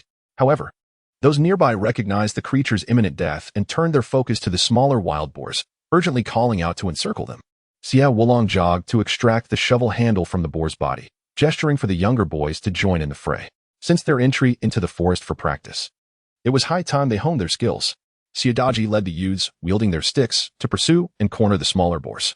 The commotion caused by the larger boar gradually subsided, allowing the men to engage in the encirclement of the smaller ones. With the sheer number of participants and the simultaneous strikes from various directions, even the stoutest of the small boars could not withstand the onslaught. Before long, 2 of them succumbed to the relentless blows. As the crowd grew, the commotion intensified. The Lu family and the Xie brothers, along with Gu Jiu, had stepped back, allowing the youths to practice their skills within the circle while they maintained a vigilant watch. Should any boar attempt to break free, they would swiftly intervene. It was only at this moment that Gao Shi felt a sense of relief, noticing Gu Jiu, bow in hand, successfully blind an escaping small boar. "Now I understand why that girl is so audacious. She possesses remarkable prowess," Gao Shi remarked to Zhang Shi. Zhang Shi huffed, "That little girl is merely making a fuss. What need is there for her amongst all these grown men? She's rather untrustworthy." Su Shi interjected, "Do not underestimate her. Jiunyang is truly impressive, skilled in medicine and archery. She is indeed formidable." She pondered inwardly about what kind of family could raise such a remarkable girl. Sun Shi sighed. "In comparison to Jiunyang, I feel as if I have wasted my years. I can only manage some farming tasks, and beyond that, I am quite inept." As the mothers-in-law chatted about Gu Jiu, a sudden commotion arose. "Third son's wife. What has happened?" "Gao's sister-in-law, come quickly." The 4 women turned to see Sanju's mother supporting her daughter-in-law, worry etched on her face as she called for Gao Shi. "Quickly, let your Jiunyang take a look at my daughter-in-law." Sanju's wife, 5 months pregnant, had endured much hardship while fleeing. The chaos of the wild boar's charge had now caused her abdominal pain. This was no trivial matter. Zhang Shi called out urgently for Gu Jiu, "Jiunyang, come quickly." Seeing the distress on her face, Gu Jiu hurried over. Fu Rongyang, already nearby, had taken the initiative to bring Gu Jiu's small basket along. Upon reaching Sanju's wife, Gujiao observed her pale complexion and the cold sweat trickling down her forehead. She instructed the family to help her sit down on the ground and placed 3 fingers on her wrist. Are you feeling discomfort in your waist? Is there a sense of heaviness in your abdomen? Have you experienced any bleeding? As she checked the pulse, she noted an accelerated heartbeat, indicative of a potential miscarriage. Sanju's wife shook her head, stating there was no bleeding or heaviness, merely some abdominal pain. Gujiao smiled reassuringly. Sister, is this your first pregnancy? It appears you may have been startled. It is not serious. A bit of rest will suffice. Sanju's mother sighed in relief, aware that her daughter-in-law lacked experience with her first pregnancy and had been frightened by the commotion. Thank goodness, I was so worried I might lose my mind. Gujiao instructed her to take some medicine she would prepare, emphasizing the need for rest and advising her to lie down whenever possible. However, she also lamented the impracticality of resting while on the road. I will speak with my elder brother. We should take a 2-day break here to allow everyone to replenish their water supplies. Our cassava is nearly exhausted, and we need to see if we can find more nearby. The wild boar must also be processed. Sanju's mother rejoiced at this suggestion and turned to Gao Shi. Praising Gujiao, your Jiao is truly a kind-hearted person, so thoughtful at such a young age. Gao Shi humbly replied, you speak truly. I have never had a tender-hearted daughter in my life, and now, in my old age, heaven has gifted me one, intelligent, sensible, beautiful, and capable. With such a daughter, I feel entirely content. Gujiao observed as Sanju crafted a makeshift bed of grass for his wife, assisting her to lie down and offering comfort. Upon overhearing the conversation, she casually remarked, you flatter me. It is merely a reflection of your good judgment as a mother. Gao Shi beamed, playfully patting her head. Oh, child, that is still self-praise. Gujiao chuckled, I am merely acknowledging my worth. She squatted to rummage through her small basket for usable medicinal herbs, white atractalodes, prepared rhizoma remanii, and a small pinch of ginseng roots, which she handed to Sanju's mother for brewing. Fu Rongnyang, noticing the ginseng roots, cast a glance at Gujiao. Those are for the mountain spirits, and for those who have suffered a fright, she mused. The girl is indeed generous. Gujiao smiled and shook her head, signaling that it was no concern. After all, medicinal herbs were meant for healing. Without that purpose, they were merely lifeless objects. She returned to check on Su Shi, as they were both pregnant and potential complications could arise. Fortunately, Su Shi was in good health, having remained steady during the boar's charge. Xie Erlang had ensured her safety, and she had suffered no harm. When Gujiao informed Xie Dalong about the need for Sanju's wife to rest, he had already conferred with the village elders and decided to take a respite by the lake for 2 days. After days of travel with heavy loads, the villagers were exhausted and in need of a break. Meanwhile, the youths had successfully captured all the small wild boars and were animatedly discussing them in a jubilant circle. The men had gathered the larger and smaller boars together, arranging them in a long line, which brought a sense of relief and satisfaction. Zhang the butcher sharpened his knife, preparing for the task ahead. The women spontaneously fetched water and set up cooking stations, while the children gathered around, creating an atmosphere of lively excitement. The lake's water, stagnant and less pure than that of the streams, posed a risk of illness to the villagers, who frequently visited for water. Gujiao recognized the necessity of filtering the lake water before consumption. She approached Xie Dalong to share her thoughts and subsequently taught the villagers how to filter the water. Zhou Hu's family contributed a damaged wooden barrel, which they had previously been reluctant to discard. They lined the bottom with cloth and set it aside for grain storage.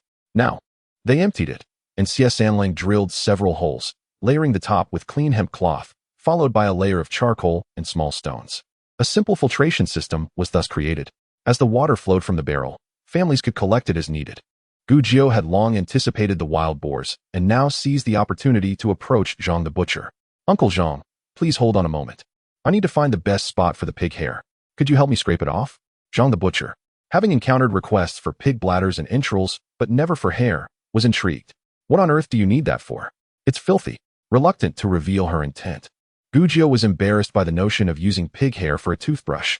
Xie Daji, ever the loudmouth, chimed in, my aunt is using pig hair to make toothbrushes. Gujiao shot him a glare, thinking that silence might have made him less of a nuisance. The math homework assigned was far too light, and she would need to remind her second brother later. Those like Daji, with their lack of wit, would benefit from a rigorous regimen of practice problems to sharpen their minds. Zhang the butcher widened his eyes in disbelief, expressing his distaste. How on earth do you make that?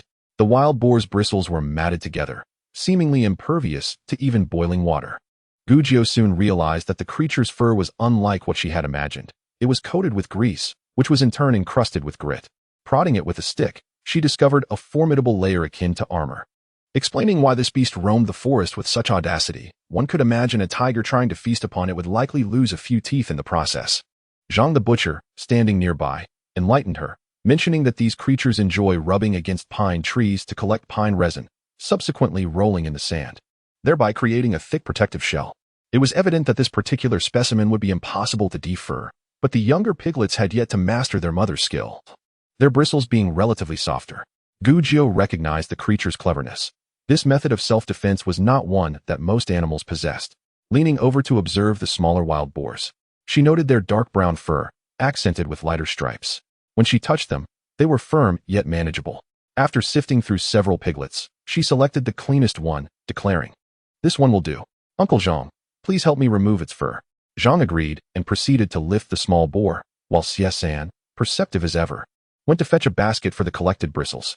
Gu Jiu carefully chose a side of the fur that was relatively neat and had it scraped off, then enthusiastically took it back to wash. Xie Urchin and Xie Zhan, having lost interest in the slaughter, gathered around Gu Jiu to witness her method of crafting a toothbrush. Gu Jiu washed the bristles several times with soap pods, then rinsed them with boiling water before boiling them again with some mugwort, known for its antibacterial properties. Once prepared, she laid them out to dry in the sun, ready to work on them with Xie Zhan after they had dried. Chapter 67. The friendship boat capsized with Xie Zhan having completed the handle of the toothbrush. They were finally ready to attach the bristles. One would neatly arrange the bristles while the other heated a needle to puncture holes for the toothbrush head. In no time, they had crafted a rudimentary yet functional toothbrush. Gu Jiu examined her creation, noting Xie Zhan's meticulousness. He had even affixed a thin wooden backing to the brush head to prevent the bristles from scratching the mouth. Both were pleased with their handiwork, and seizing the opportunity of their leisurely day, they decided to carve more handles for their families. Meanwhile, the area for slaughtering the pigs was abuzz with activity. As boiling water was poured over the wild boar's skin, a pungent odor began to waft through the air, intensifying as the heat worked its magic. With the temperature rising, it was imperative to finish off both the large and small wild boars quickly. Either they would consume them all or preserve the meat. Everyone was bustling with energy, working diligently until the afternoon. The cleaned wild boar meat was cut into sizable chunks, while the bones simmered in multiple pots of broth and several large stews were prepared, tossing in whatever vegetables they had on hand. By evening, the delightful aroma of food filled the air. That day, with an abundance of meat, there was no need to distribute portions meticulously. Everyone could help themselves as they pleased. The children from Dahu village, including Now Hua, watched from a distance, their mouths watering. A compassionate woman felt compelled to offer them some meat, but her husband scolded her harshly, exclaiming, "Have you lost your mind? The people of Dahu village want to lure wolves to prey upon us." He clearly heard it and remained silent, hoping we would all perish. Such a wicked child. Showing him mercy is already too kind. We shouldn't give him anything. The woman, chastened, fell silent. Meanwhile, Now Hua could no longer contain himself and stealthily approached the Zhang family, whispering to De Ni, "Hurry and give me a piece of meat." Do Ni, engrossed with a bowl larger than her face, glanced at him timidly. Now Hua, raising his small fist menacingly, warned, "Hurry up, or I'll beat you." De Ni shivered, succumbing to the fear instilled by her brother, and, seeing that the adults were preoccupied with their meal and lively conversation, she quietly moved away with her bowl. It was tea that no one noticed, rather. They chose to ignore it. Although Now Hua had a notorious reputation, he was still a child who had lost his family and had grown gaunt from hunger, evoking pity among the villagers who turned a blind eye to De Ni sneaking him food. De Ni approached Now Hua, who snatched the bowl from her hands and dashed away, devouring the meat with his hands, disregarding the utensils. Two children from Dahu village exchanged glances. The shorter one reached for the bowl, while the taller one attempted to grab Now Hua's arm. "I want to let you take it," Now Hua shouted defiantly. The children remained silent, the shorter one continuing to tug at the bowl, while the taller one bit into Now Hua's arm. Crying out in pain, Now Hua dropped the bowl, and the two children eagerly fought over the meat. Furious, Now Hua glared at them, then spotted a nearby rock. Without hesitation, he swung it and struck the taller boy on the back of the head. The child fell silent, collapsing without a sound. As Now Hua prepared to strike the shorter one, the latter dodged, causing the bowl to topple. Enraged, the shorter boy ran a few steps away, picked up a branch, and swung it at Now Hua. After receiving a couple of blows, Now Hua, filled with rage, threw the stone at the shorter boy, who evaded it, allowing Now Hua to tackle him to the ground. The two children wrestled amidst the startled villagers, who had been oblivious until now. When they finally noticed the commotion, The children were already entangled in a fierce fight. The villagers, initially uninterested, soon realized that the fallen child appeared to be bleeding, prompting a few to rush over for a closer inspection. Their astonishment was palpable as they found the child lying with his eyes shut, devoid of color, a large pool of blood forming beneath his head, steadily growing. The villagers quickly called for Gujio. Engaged in a discussion with Xie Zhan about the future establishment of a workshop dedicated to crafting toothbrushes and toothpaste, Gujio was startled by the commotion. Fu Rongyang had already spotted the distressing scene and picked up Gujio's small basket, waiting for her to join.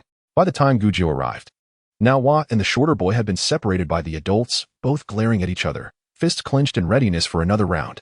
He intended to poison your water with realgar powder. The shorter boy accused Naohua, his friendship with him shattered in an instant. I did not. Naohua protested vehemently. The shorter boy insisted, you did. You told us that realgar turns into poison when heated, and that you would sneak some in while we slept, to poison us all. Naohua, glancing at the villagers surrounding him, felt his face pale, attempting to defend himself. I didn't. You're lying. Unfortunately, his defense was feeble. If not for Naohua, how would the children from Dehu village have learned about realgar's properties? A villager, horrified by the shorter boy's revelation, slapped Naohua across the face, sending him staggering back, falling to the ground. Still unsatisfied, the villager kicked him twice. The villagers, enraged, struggled to find words to express their fury. Thankfully, they had been cautious these past few days. Otherwise, they might have found themselves in dire straits. A whole village of men bested by a mere child.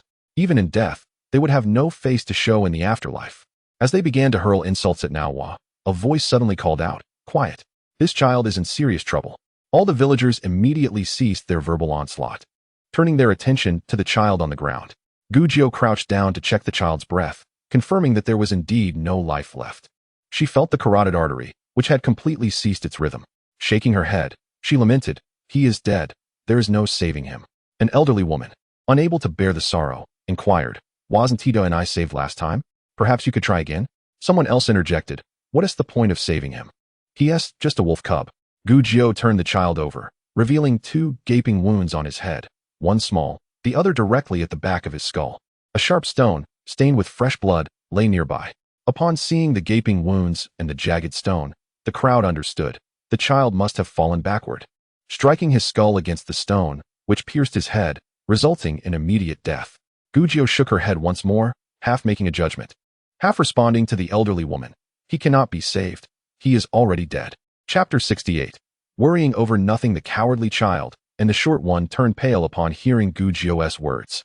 After all, they were children, despite their shouts of violence.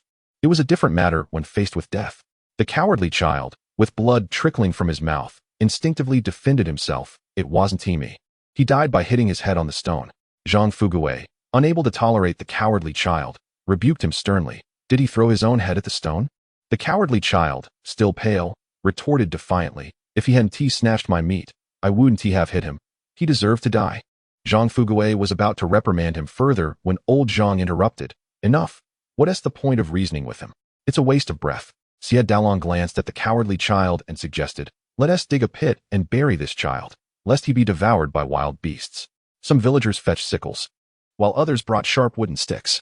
Xie Wulong took Gujio's spade, and together they dug a grave at the forest's edge to bury the child. After they buried the child, the villagers looked at the cowardly child standing not far off, their expressions filled with concern. Xie Zhan urged everyone to return home, where they sat together to discuss the fate of the cowardly child and the remaining one.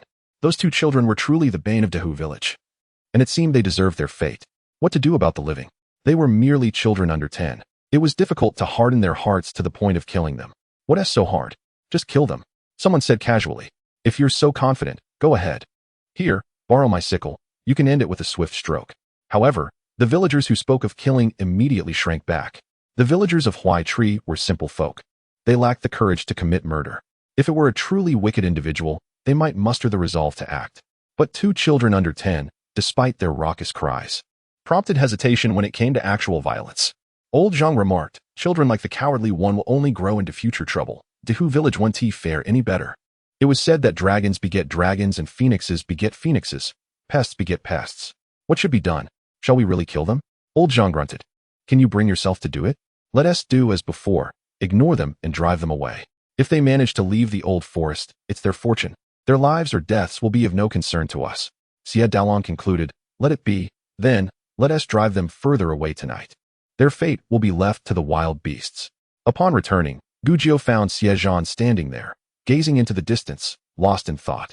The wind tousled his hair, and the setting sun cast a warm glow upon him, as if he had descended from the heavens, untouched by the world's dust. Guzhou approached, tilting her head to look up at him, her eyes sparkling like stars. Truly, the handsome young man was captivating. Please, refrain from criticizing the female lead for her infatuation.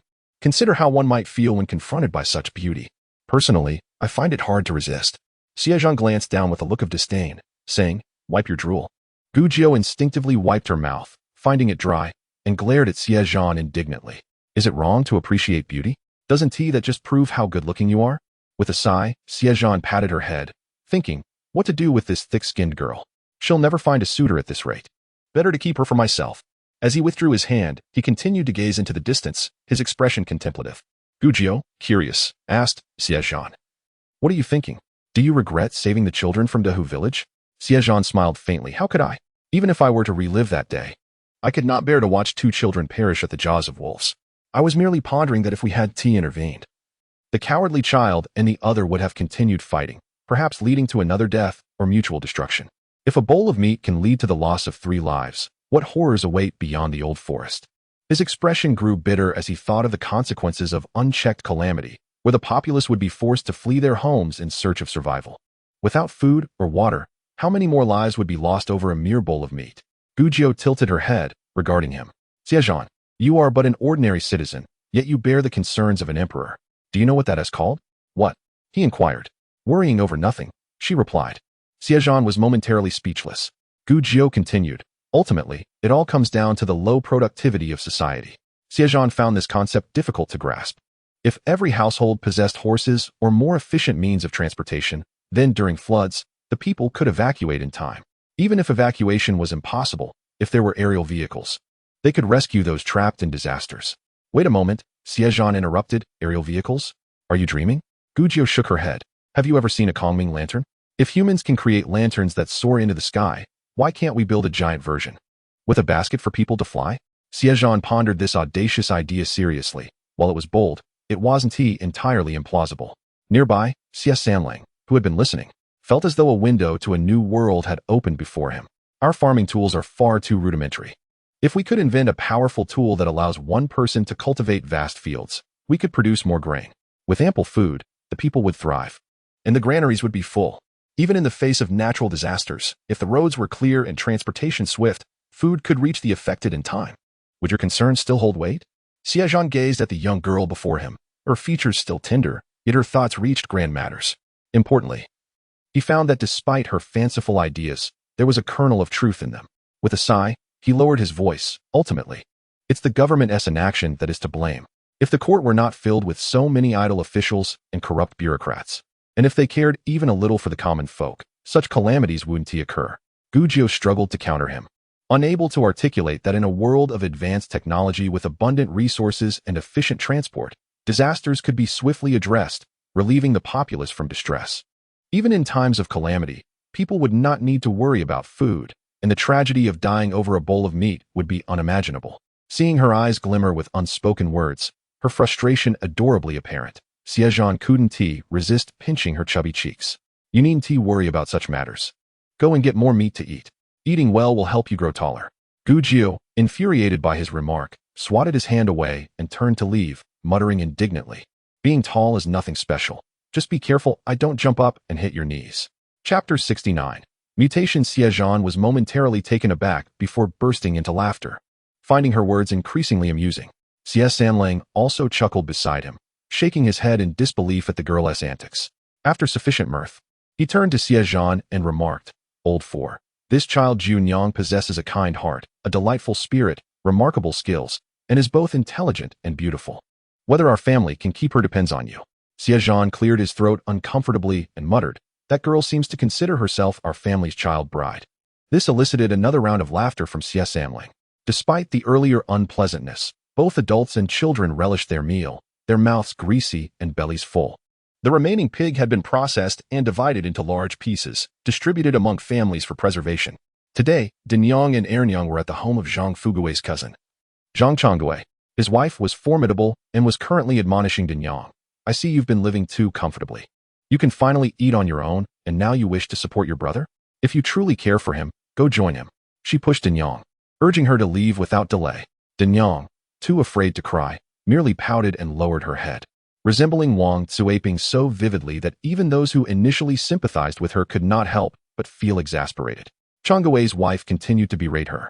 You are just like your mother, utterly useless. You waste my bowl for nothing. From now on, you'll just have to eat with your hands.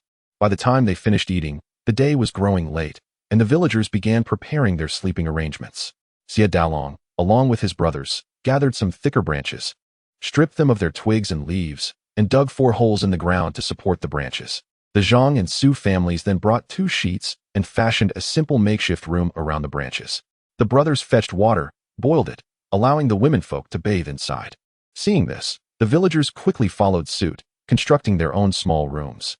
Before long, darkness enveloped the land, and amidst the hardships of their escape, they enjoyed a surprisingly pleasant day. As night fell, the arrangement remained the same. Strong men on the outer perimeter, while the elderly, women, and children were nestled inside.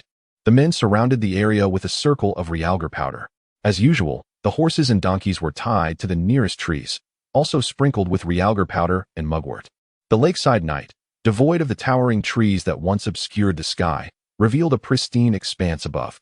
The crescent moon hung low in the western sky, accompanied by a scattering of stars. A gentle breeze wafted from the lake, prompting villagers to pull their thin blankets closer around them. Nearby, the troublemaker and a short boy had been driven away by the villagers. Just before sleep, the two quarreled once more over a meal, with the short boy refusing to share his blanket. The blanket had originally been tossed by the Zhang family, and since the short boy had claimed it first, he believed it rightfully belonged to him. Previously, he had allowed the troublemaker to share his space for companionship, but with the tension brewing, he refused to let him sleep beside him again. The troublemaker, however, was not one to back down, and in defiance, he attempted to take the blanket, resulting in yet another scuffle. The villagers, uninterested in their altercation, merely wished for them to resolve it amongst themselves, relishing the peace that would follow. Eventually, the commotion subsided, and the villagers gradually drifted into slumber. This night, Zhang Fugui was on watch for the first half, having learned from a previous experience to remain vigilant, especially since Xie Zhan had warned him about large wild beasts frequenting the lakeside to drink. Thus, he was on high alert, occasionally circling to check on the troublemaker and the short boy to prevent any mischief.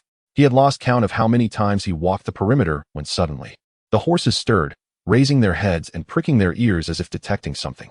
The animals began to pace anxiously, and Zhang Fugui felt a shiver run down his spine. He scanned the surroundings, though the darkness rendered visibility limited. He licked his lips nervously, pulling a torch from the ground to illuminate the area, yet found nothing. The vast darkness at the edge of his vision tightened his chest in apprehension.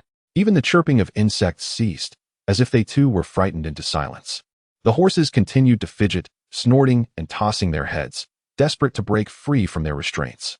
The foolish donkey, still asleep on the ground, was jolted awake by a kick from the horse, braying loudly in protest.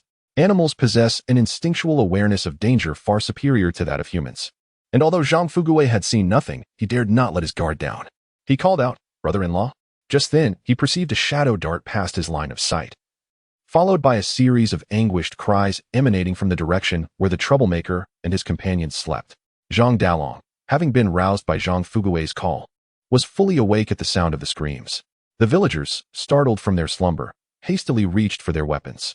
The Lu family father and son had already grasped iron rods, while Xie Zhan and Xie Wulong readied their bows. At that moment, a massive shadow charged toward the villagers. Its paws landed silently as it moved with grace and speed, two glowing green eyes piercing through the darkness. Within moments, it stood before Zhang Fugui. "Be careful," Zhang Dalong shouted. Instinctively, Zhang Fugui raised the torch to shield himself, tilting his head just in time to avoid a vicious swipe that tore through his clothing and skin, leaving a painful gash on his shoulder. The creature, having missed its target, ignored him and lunged toward the horses, opening its massive jaws to reveal a mouthful of sharp teeth, its claws poised to strike. The villagers collectively gasped, fearing for the horses' lives. Lu Aniu dashed forward, while Xie Zhan and Xie Wulong drew their bows taut. Suddenly, a whistling sound sliced through the air, an unknown force propelled forward, carrying the wind with it, and struck the creature in the head.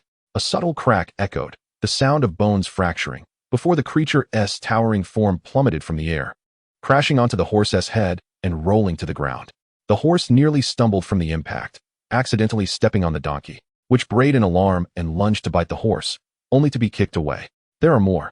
Gujio's voice rang out. Everyone turned to see a dozen more shadows swiftly approaching, darting through the night. Chapter 70. This is yours again. As Xie Zhan was about to speak, he saw Gujio release another arrow, a dark shadow falling in response. Mother, there's no need to worry. Jianyang is formidable, he reassured.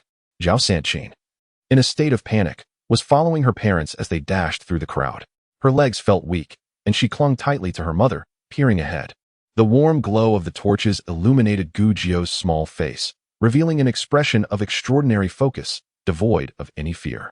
While the villagers sought to distance themselves as far as possible, she boldly ran towards the beasts, her petite figure darting swiftly as arrows flew from her hands. With each arrow released, a beast fell with a muffled roar. Zhao Sanqin watched in astonishment, suddenly understanding Gujio's earlier words. People differ vastly. Some are like clouds in the sky, forever out of reach. Figures like Xie Zhan were indeed high above, unattainable. At that moment, Gujio had finished her first round of arrows, her crossbow capable of holding 6 at a time before needing reloading. Meanwhile, the Lu family had swung their iron rods, each slaying 2 beasts, Xie Zhan and Xie Wulong, one wielding a blunt weapon and the other a triangular spade, joined forces to take down another. Xie Datong and Zhou Hu, lacking suitable tools, struggled. Their blunt weapons were ineffective against the larger beasts. They struck the creature's tail and waist. But it leaped into the air, roaring in fury, breaking through their encirclement and lunging towards the villagers.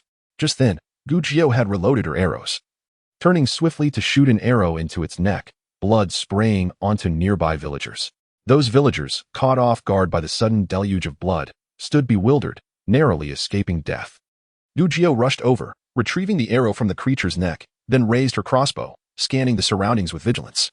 A gentle breeze from the lake caressed the air, and the crowd fell silent, their hearts racing from the aftermath of the attack and an innate dread of the night, all eyes fixed anxiously on their surroundings.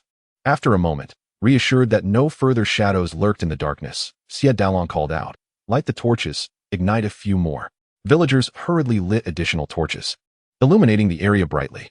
They remained frozen in place, 100 or so individuals, as the wild wind swept through the fields, silence enveloping them as if time had come to a standstill. After waiting a while longer, with no signs of beasts stirring, the villagers let out a collective sigh of relief. Xie Dalong signaled for everyone to examine what had perished. Gujio, anxious that others might notice her arrows, hurried ahead, searching for them. As she pulled one out, Xie Zhan approached, wielding a well-crafted arrow, his gaze alert to the surroundings, concerned that any wounded beasts might still pose a threat. He circled around Gujio, retrieving all her arrows. Once she had collected them all, the villagers gathered the slain beasts. As the bright firelight revealed them, someone exclaimed, "A big cat?" These creatures bore pointed ears and cat-like faces, their robust limbs resembling those of large felines. In Gujio's mind, the system identified them. Lynx. Lynx. Gujio couldn't help but exclaim. Xie Dalong asked, "Do you recognize this creature, Junyang?" Gujio recalled hearing about lynxes from a comrade, saying, "I read that they enjoy feasting on wild piglets. This is troubling. While they may eat a piglet today, they might return for another tomorrow, not stopping until they've devoured an entire litter." Xie Wulong immediately chimed in. Could it be that the wild boar we killed earlier was their target? Perhaps they sought vengeance upon us for our actions. The villagers exchanged glances at the lifeless bodies, a realization dawning upon them. They felt deep gratitude for Junyang. Had it not been for her swift arrows, they would have suffered greatly. The villagers reflected on the chaos of the moment. If not for Gujio's timely intervention, they knew that with the speed of the lynxes, the Lu family and the Xie brothers alone would not have been able to fend them off, and the villagers surely would have been harmed.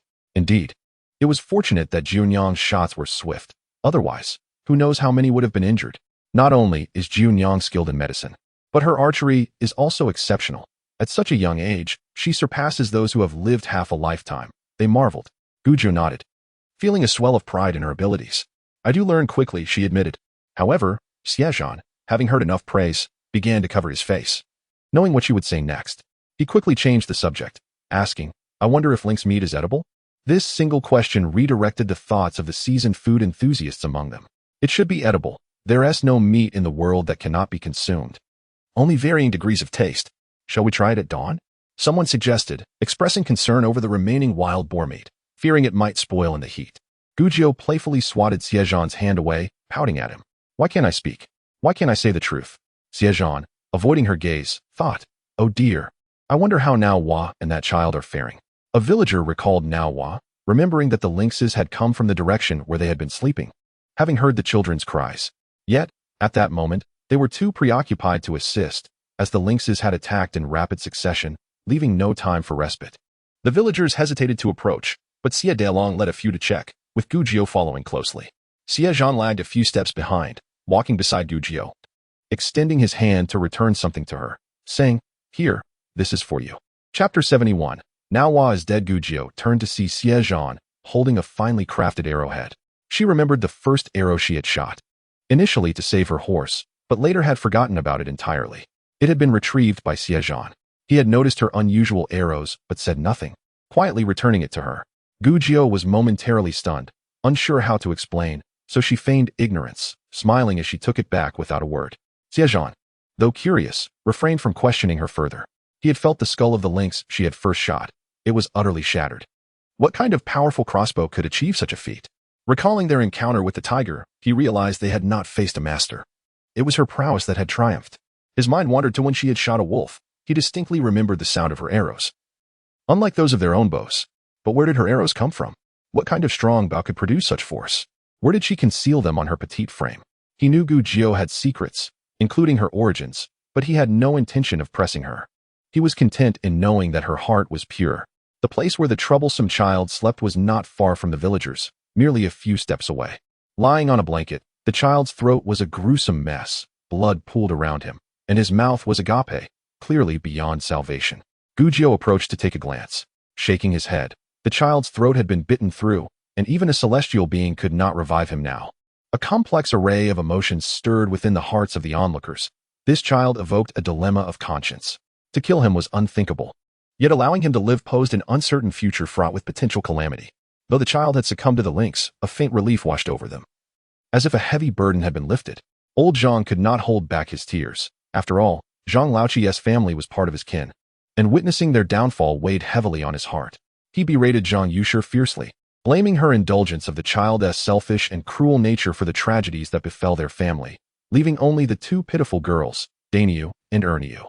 The villagers murmured in dismay. An irresponsible woman could sow discord for generations. They silently vowed that henceforth, when choosing a bride, lineage and appearance would be secondary to character. However, the short child from Dahu village remained unaccounted for. The villagers, armed with torches, searched but found no trace, as if he had vanished into thin air. Perhaps he had been taken by the lynx? It was uncertain. In the darkness, they could not ascertain how many beasts lurked nearby. It was entirely plausible that some creatures, intimidated by their numbers, had snatched the child and fled. Let us wait until dawn to search again. For now, we should bury the troublesome child, declared Xie Dalong. Shall we let Daniu and Ernie bid farewell to their brother? He inquired of old Zhang. Farewell? What for? It's a bloody mess. We shouldn't frighten the children. Old Zhang replied tersely. Xie Dalong, stung by old Zhang's retort, dropped the subject and returned with the villagers to gather tools for digging a grave at the forest's edge. Gujiao and Xie Zhan returned home first, where Xie Zhan took the opportunity to instruct Gujiao. When others praise you, a modicum of humility is in order. For instance, you might say, you flatter me. It's merely coincidence. Gujiao tilted her head, perplexed, but it's not coincidence.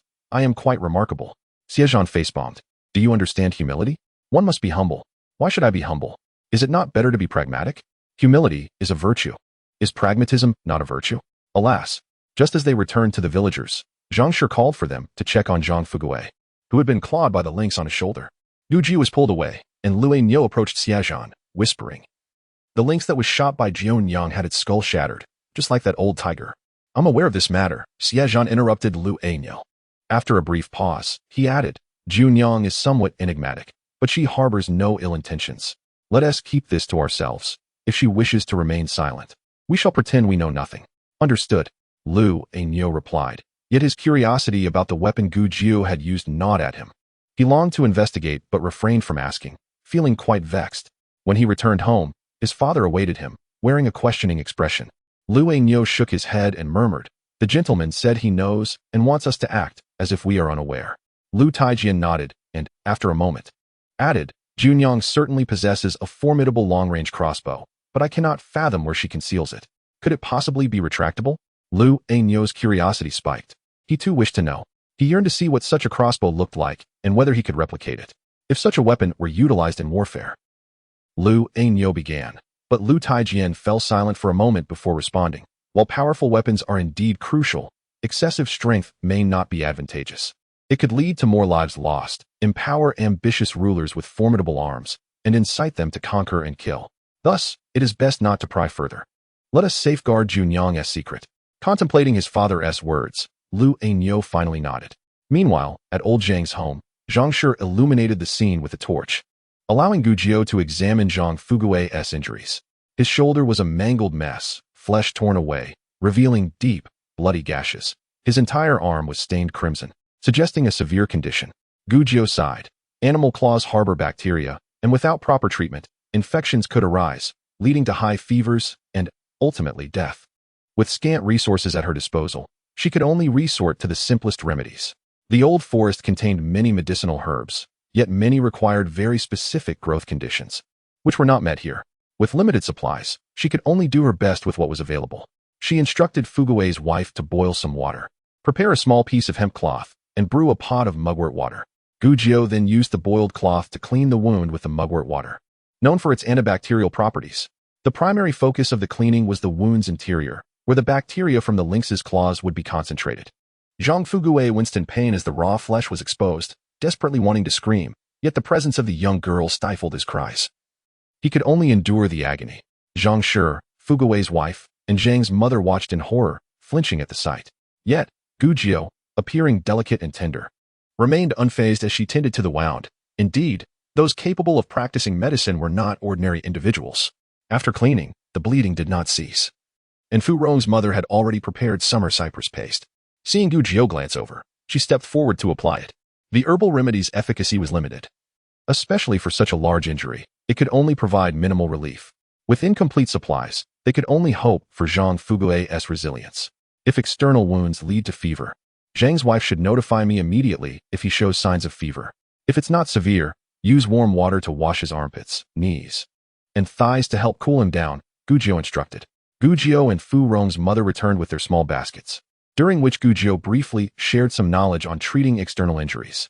While the burial of the troublesome child took place, the elderly, weak, and women did not return to their slumber. The fright had left the villagers restless and fearful.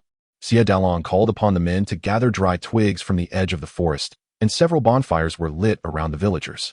Beasts feared fire, and although it was uncomfortably warm, safety outweighed discomfort.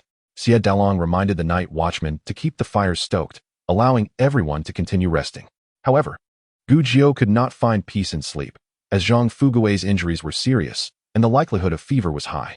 Without any antipyretics, she anticipated needing to resort to acupuncture for fever reduction. Yet her practice with acupuncture was limited, and she lacked proper needles, necessitating further practice. Thus, she relied on the system's guidance, rehearsing on a virtual person several times before finally falling asleep. The next day unfolded as expected. Everyone awoke late. Only a few light sleepers among the elderly rose early, engaging in idle chatter around the dozen or so lynxes lined up at the periphery. In all my years, this is the first time I have seen so many lynxes. They resemble cats, but are far more ferocious. Surely, they must be edible, after all. If tiger meat can be consumed, these creatures, which bear a resemblance to tigers, should be no different. Ah, wouldn't it be splendid if they returned in a few days? We still haven't finished the wild boar from yesterday. It feels tiresome to eat meat every day in this summer heat. Seeing what you said, how infuriating. And there are those who complain about having too much meat. It seems you are simply destined for a life of hardship, unable to enjoy any blessings. Speaking of which, we truly owe much to the daughter of the old Xie family. Despite her tender age, she possesses remarkable skills. Last night, she wielded her crossbow with precision, taking down one beast after another without even blinking. I would wager that she is responsible for the majority of the kills. In fact, upon counting, I found that out of 11 lynxes, she single-handedly dispatched 7. My eyes are sharp, and I counted each one meticulously. How fortunate the Xie family is. How did they manage to stumble upon such a talented girl? Why can't we have that kind of luck? Nonsense. Just look at your own wife, who is so dismissive of her own granddaughter that she would gladly cast her aside. If you encountered her, you'd probably wish to keep your distance, let alone bring her home. Xie Datong's father was left speechless, suddenly struck by inspiration. My child is about the same age as that girl. Do you think I should propose to the Xie family and see if they would be willing to betroth her to my son? Pa, have you not awoken from your slumber? Are you dreaming? Your son is timid as a little chick, while she bravely faces beasts. He would surely faint at the sight of her slaying them. Only the likes of the fourth son from the Xie family would be a suitable match for her. Xie Datong's father was displeased. Who are you calling timid? Your own grandson is the one who lacks courage. The two old men soon fell into a heated argument, exchanging words until they roused the villagers from their slumber. When Gu Jiu awoke, the commotion sparked by her had long since subsided, and industrious women were preparing breakfast. The children, led by Xie Wulong, were running in circles and playfully sparring. After their boxing session, they had an additional practice for the day. The poorly crafted crossbows were being used in turns by the boys, who practiced against a large tree in front of them. Upon noticing Gu Jiu rise, they stretched and yawned, their eyes filled with envy. Last night, Junyang was truly impressive, her arrows flying with such speed and accuracy, one after another. Without pause, she was simply extraordinary. Seeing Gu Jiu glance their way, the boys became invigorated, eagerly practicing even harder. Yesterday, Xie Zhan had finished making Gu Jiu's toothbrush, leaving only the toothpaste to be desired. With everything prepared, Gu Jiu could hardly wait another day. She plucked a sprig of mint from her space, extracting the menthol from its stems and leaves, crushing some soapberries, and combining a bit with salt. She also picked a clean leaf nearby, placed the menthol, salt, and soapberry together on the leaf, and mixed them to create a simple toothpaste. Excitedly, she filled a cup with water from the barrel and went to brush her teeth. To her delight, her homemade toothpaste worked surprisingly well, leaving a refreshing coolness, with rich foaming from the soapberry and a hint of saltiness. The toothbrush was satisfactory. Though not as perfectly balanced as those she had used in her previous life, it was still sufficiently soft. After many days without brushing, Gu Jiu was quite pleased, meticulously brushing several times until she felt refreshed, revealing a bright smile with her pearly whites, and returned home radiantly. On her way back, she spotted Xie Zhan washing his face and called out, Xie Zhan, I made some toothpaste. Would you like to try it? It's wonderful. Without waiting for his response, she hurried over to Gao Shi. Mother, look at my teeth, are they white? I made toothpaste and just tried it. It works really well. So clean. Would you like to try? Yesterday, Xie Zhan had only made 3 toothbrushes, and Gu Jiu did not let anyone else try. Just as she finished speaking to Gao Shi, Xie Zhan approached and asked, Where's the toothpaste? Gu Jiu handed him the toothpaste on the leaf, and Gao Shi chuckled. Why did you put it on a tree leaf? Gu Jiu shrugged. What can I say? I had nothing to store it in, and I made too much without anywhere to put it. This is how it is, but thankfully the materials are easy to come by. So making it fresh each morning isn't a hassle. Xie Zhan dipped his toothbrush into the paste and went off to brush his teeth. Gu Jiu then clung to Gao Shi's arm, her eyes sparkling. Once we get out of the old forest, we should definitely make some porcelain jars to sell the toothpaste. I've already discussed it with Sango. We plan to set up a workshop for making toothbrushes, and we can invite the villagers to work for us. Then we can all earn a fortune and live well. Gao Shi smiled and patted her on the head. All right, our Jionyang is so clever and capable. Anything you set your mind to, you will surely accomplish. However, while it's fine to let the villagers earn some money, you must not be reckless about sharing the toothpaste recipe. We are not being stingy, but with so many people, if one careless tongue leaks the formula, all our efforts would be in vain. We can share a bit, but giving everything away would be foolish. Others will not appreciate it, and over time, grievances may arise. I won't say a word. I'm not that foolish, Gu Jiu firmly stated. Gao Shi tapped her forehead. If you're not foolish, then who is? You are the most foolish of all, even more than your older brother. Gu Jiu retorted. My brother is truly foolish. I am not. She extended her arms wide. I have this much, and what I give away is merely a nail's worth. My brother has a whole nail's worth at home and gives it all away. She possesses an abundance of knowledge, and teaching others a skill or two is inconsequential. Gao Shi shook her head helplessly. Your brother and his wife are cut from the same cloth.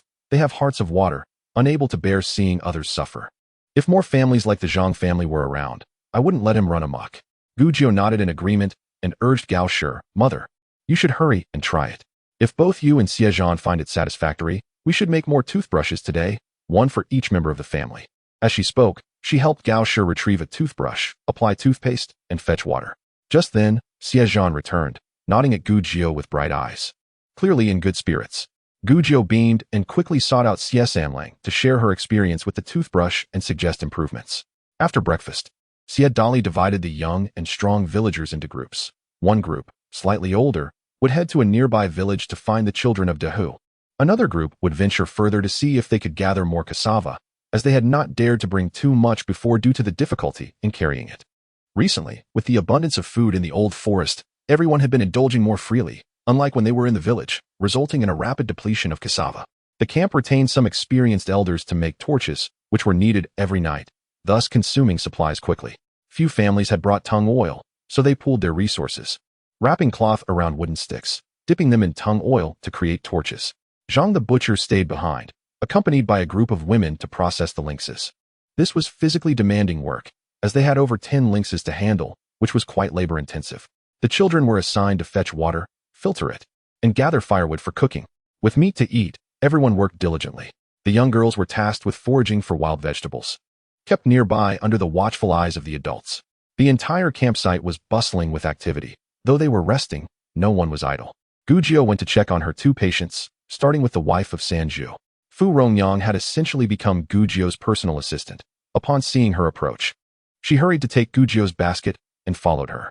Sanju's wife still lay in bed, her condition showing little improvement. After the initial fright, she had been startled again the previous night.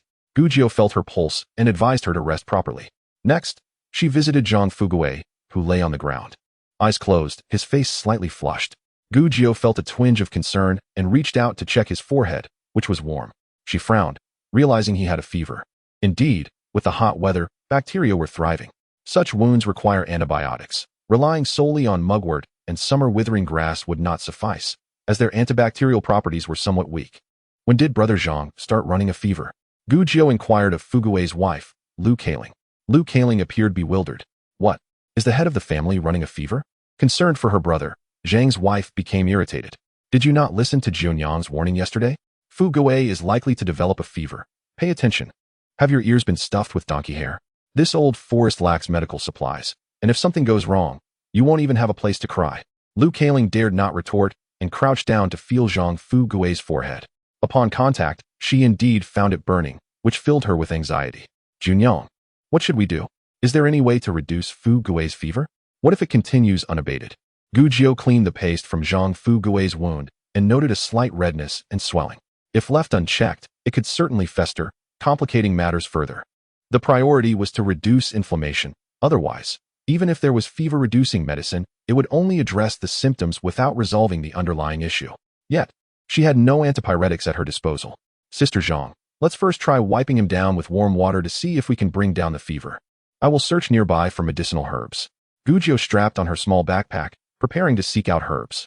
Before departing, she spoke to Xie Zhan, requesting him to help make a few bamboo needles. If Zhang Fuguei's fever escalated and there was no medicine available, acupuncture would be the only option. However, without proper needles, she could only improvise with bamboo. As long as the bamboo was flexible and smoothed down sufficiently, they could serve their purpose.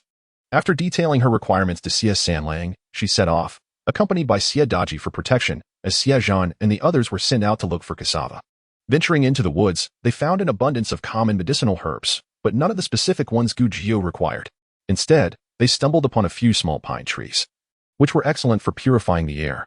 Gujio's space had been lacking in plants, and now with Xie Daji by her side, she felt it was the perfect opportunity to try. Daji, come help me dig up this tree. Beneath this size of pine, there may be poria mushrooms. They are quite valuable, and if we sell them, we can find you a good martial arts master, bringing you closer to your dream of becoming a general. Really? The naive child's eyes sparkled with hope. Gujio replied earnestly, of course, how could your aunt lie to you? Just think of Realgar and Gastrodia. Weren't they both discovered by me? The honest child, Xie Daji, clutched Gujio's digging tool and began to dig earnestly. Gujio instructed, slow down.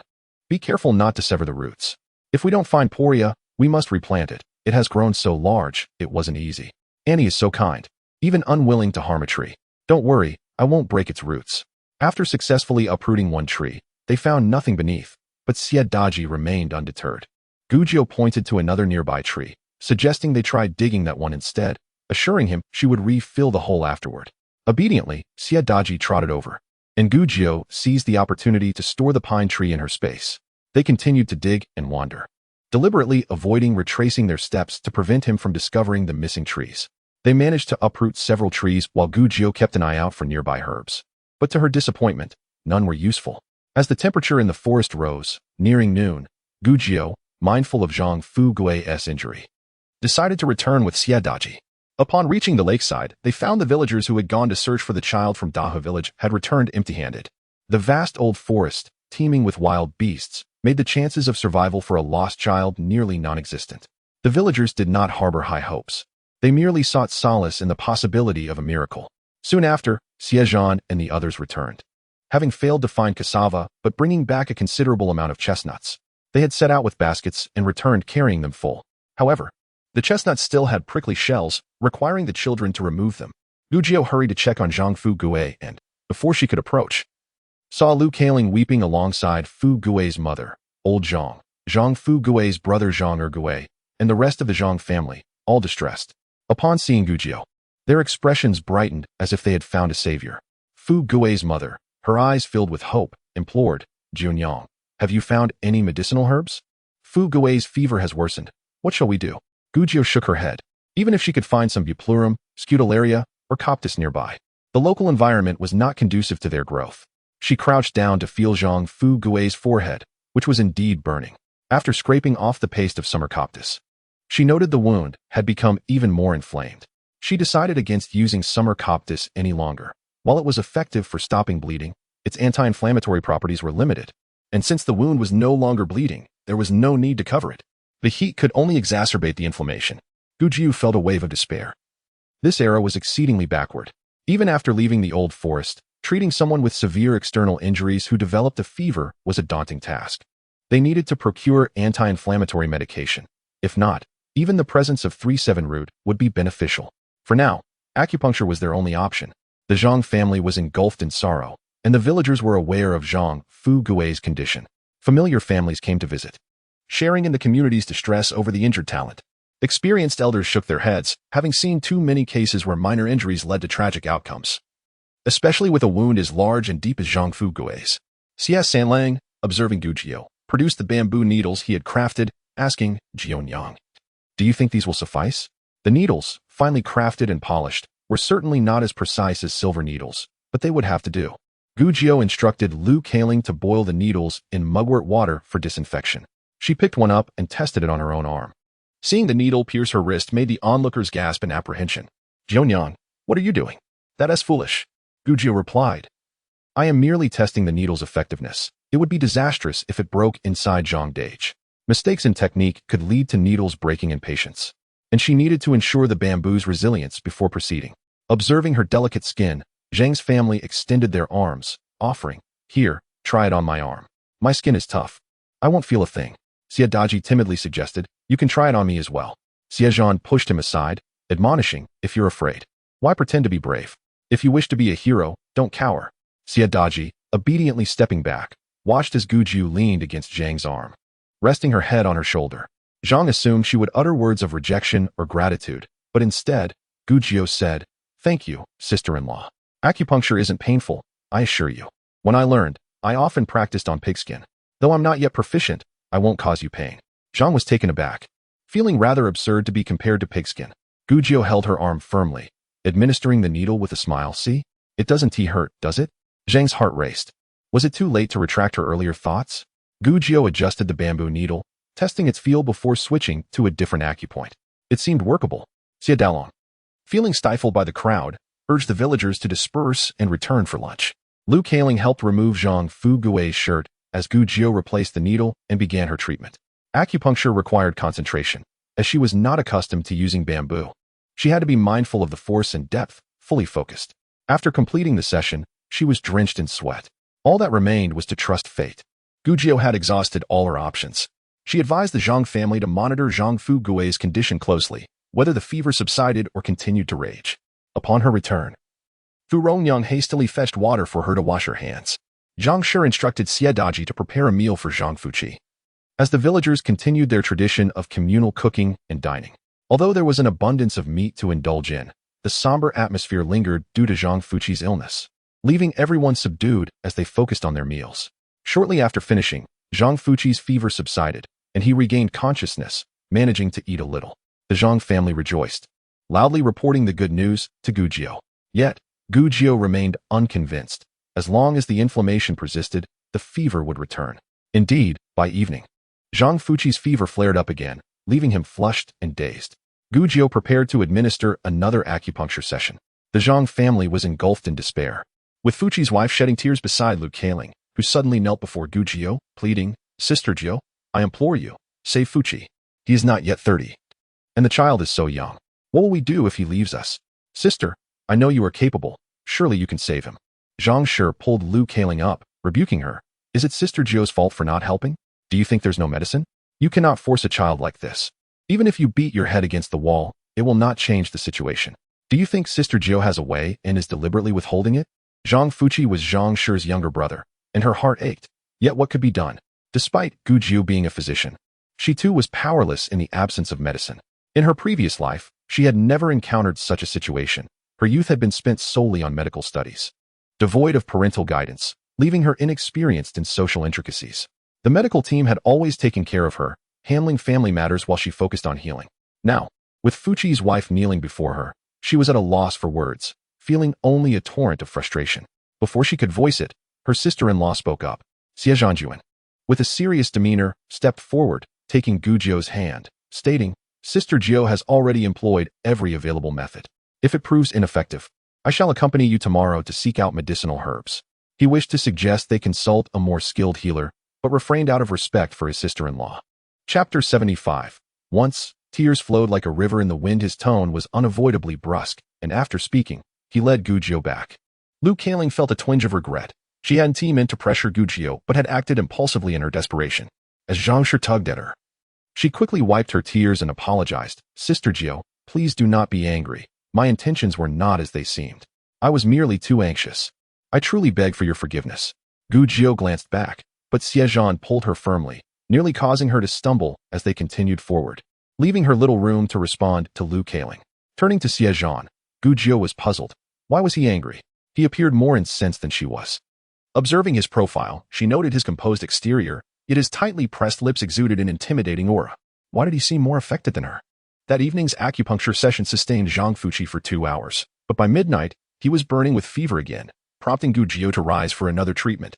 Before sleeping, she exchanged thoughts with the system regarding Zhang Fuqi's condition, yet it offered no effective solutions. Nevertheless, it affirmed her approach, acknowledging that under such medical scarcity, her efforts were commendable. Once the majority of the household had succumbed to slumber, Gu Jiu stealthily entered her space to plant the small pine tree she had dug up earlier. She was careful not to waste the cleared land, digging a few holes at the mountain's edge to plant the saplings. With the grass seeds she had gathered, she scattered them across the nearby mountains. Subsequently, she practiced pulse diagnosis with a virtual persona, meticulously comparing over 20 similar pulse types to discern subtle variations before finally succumbing to sleep. The following morning, after breakfast, she checked on Zhang Fuqi, who, unsurprisingly, had developed another fever. This time, Gu Jiu refrained from acupuncture. While it was effective once or twice, repeated sessions yielded diminishing returns. Until she procured medicinal herbs, they would have to endure, hoping his constitution was robust enough to weather this ordeal. Xie Zhan prepared a bow and crossbow, instructing Xie Wulong to carry Gu Jiu's shovel, and summoned Lu Nio to accompany them further afield in search of herbs. Gu Jiu strapped on her small backpack, while Zhang Shi sent Xie Daji along, insisting he assist in searching for his uncle's medicine. The Zhang family also dispatched Zhang Ergui, who brought provisions and water. He was Zhang Fuqi's brother. The group departed the lakeside, heading northeast, a route they had not traversed the previous day, hoping to find edible resources along the way. Shortly after setting off, they heard a rustling ahead, reminiscent of footsteps on dry leaves. The sound struck a chord with Gu Jiu. Could it be a mountain demon? If it had arrived now, could it have discovered the elusive Sanchi? They all leaned forward, eyes wide with anticipation. Soon enough, amidst the trees, the familiar figure of the mountain demon emerged, accompanied by its little companions. Spotting Gu Jiu and the others, the mountain demon flashed a broad grin, scampering towards her, revealing a wilting herb in its claws. Gu Jiu's heart soared. Upon closer inspection, it was indeed Sanchi. Her joy was overwhelming. With Sanchi, she could concoct numerous medicines, potentially healing many ailments, including Zhang Fuqi's injuries. Pointing at the Sanchi, Gu Jiu inquired of the mountain demon, "Where does this grow?" The mountain demon gestured towards the north. There was little time for discussion. They would follow the mountain demon. Known for its speed, the mountain demon quickly outpaced them. Xie Zhan, concerned that Zhang Ergui and the inexperienced Xie Daji might struggle to keep up, decided to send them back, reasoning that with the mountain demon leading, Fewer companions were necessary. Though reluctant, Xie Zhan complied, not daring to defy his uncle at that moment. The remaining 4 hastened after the mountain demon, who, dissatisfied with their pace, lifted Gujiao onto its back. In an instant, Gujiao found herself startled, instinctively gripping the demon's fur as it continued unabated. Xie Zhan, alarmed, called out, "Stop. Quickly. Stop." He quickened his pace to catch up, shouting, "Sister Jiao, make it halt." Gujiao, equally frightened, tugged at the demon's fur, pleading for it to stop. The mountain demon paused, turning its head in confusion at human concerns. Xie Zhan rushed to Gujiao's side, lifting her from the demon's back, inspecting her face with a worried gaze before finally relaxing. Gujiao, feeling her head and face, sighed in relief. She was unscathed. Xie Wulong patted his chest, relieved that Xie Zhan had intervened swiftly. Otherwise, his sister could have ended up with a scratched face. Gujiao glanced ahead, feeling a pang of fear. The forest was dense with thorns and protruding branches. The mountain demon towered over them, and riding on its back, she was even higher, her cheeks perilously close to the branches. The demon's swift pace left no room for evasion. One misstep could lead to injury. In their usual travels, there were always individuals clearing the path with sickles, ensuring that the obstructive branches were removed for safe passage. The mountain demon, unaccustomed to such principles, was oblivious to these dangers. Thankfully, Xie Zhan had intervened just as Gujiao mounted the demon. Otherwise, she might have suffered scrapes or worse. Reflecting on the potential consequences, Gujiao's face paled slightly. Sensing her fear, Xie Zhan gently patted her back, soothingly assuring her, "It's all right, it's all right." Xie Wulong remarked, "Sister, your short legs struggle to keep pace with the mountain demon. Would you like me to carry you?" Gujiao shot him a sidelong glance, replying, "Thank you, but I am quite capable on my own. I am already intelligent, beautiful, and quite capable. If I were to be compared to you, I would worry you might feel inadequate." Xie Wulong, my dear sister, I was wrong. Brother Wu truly has a good heart and certainly did not mean to mock your short legs. Luani suppressed his laughter, deliberately observing the bewildered expression on Xie Wulong's face, silently reminding himself never to bring up Junyang's height, for her stature was a sensitive topic. Xie Zhan stifled a laugh and crouched down slightly, saying, "All right, we know you have long legs. 4th brother will carry you."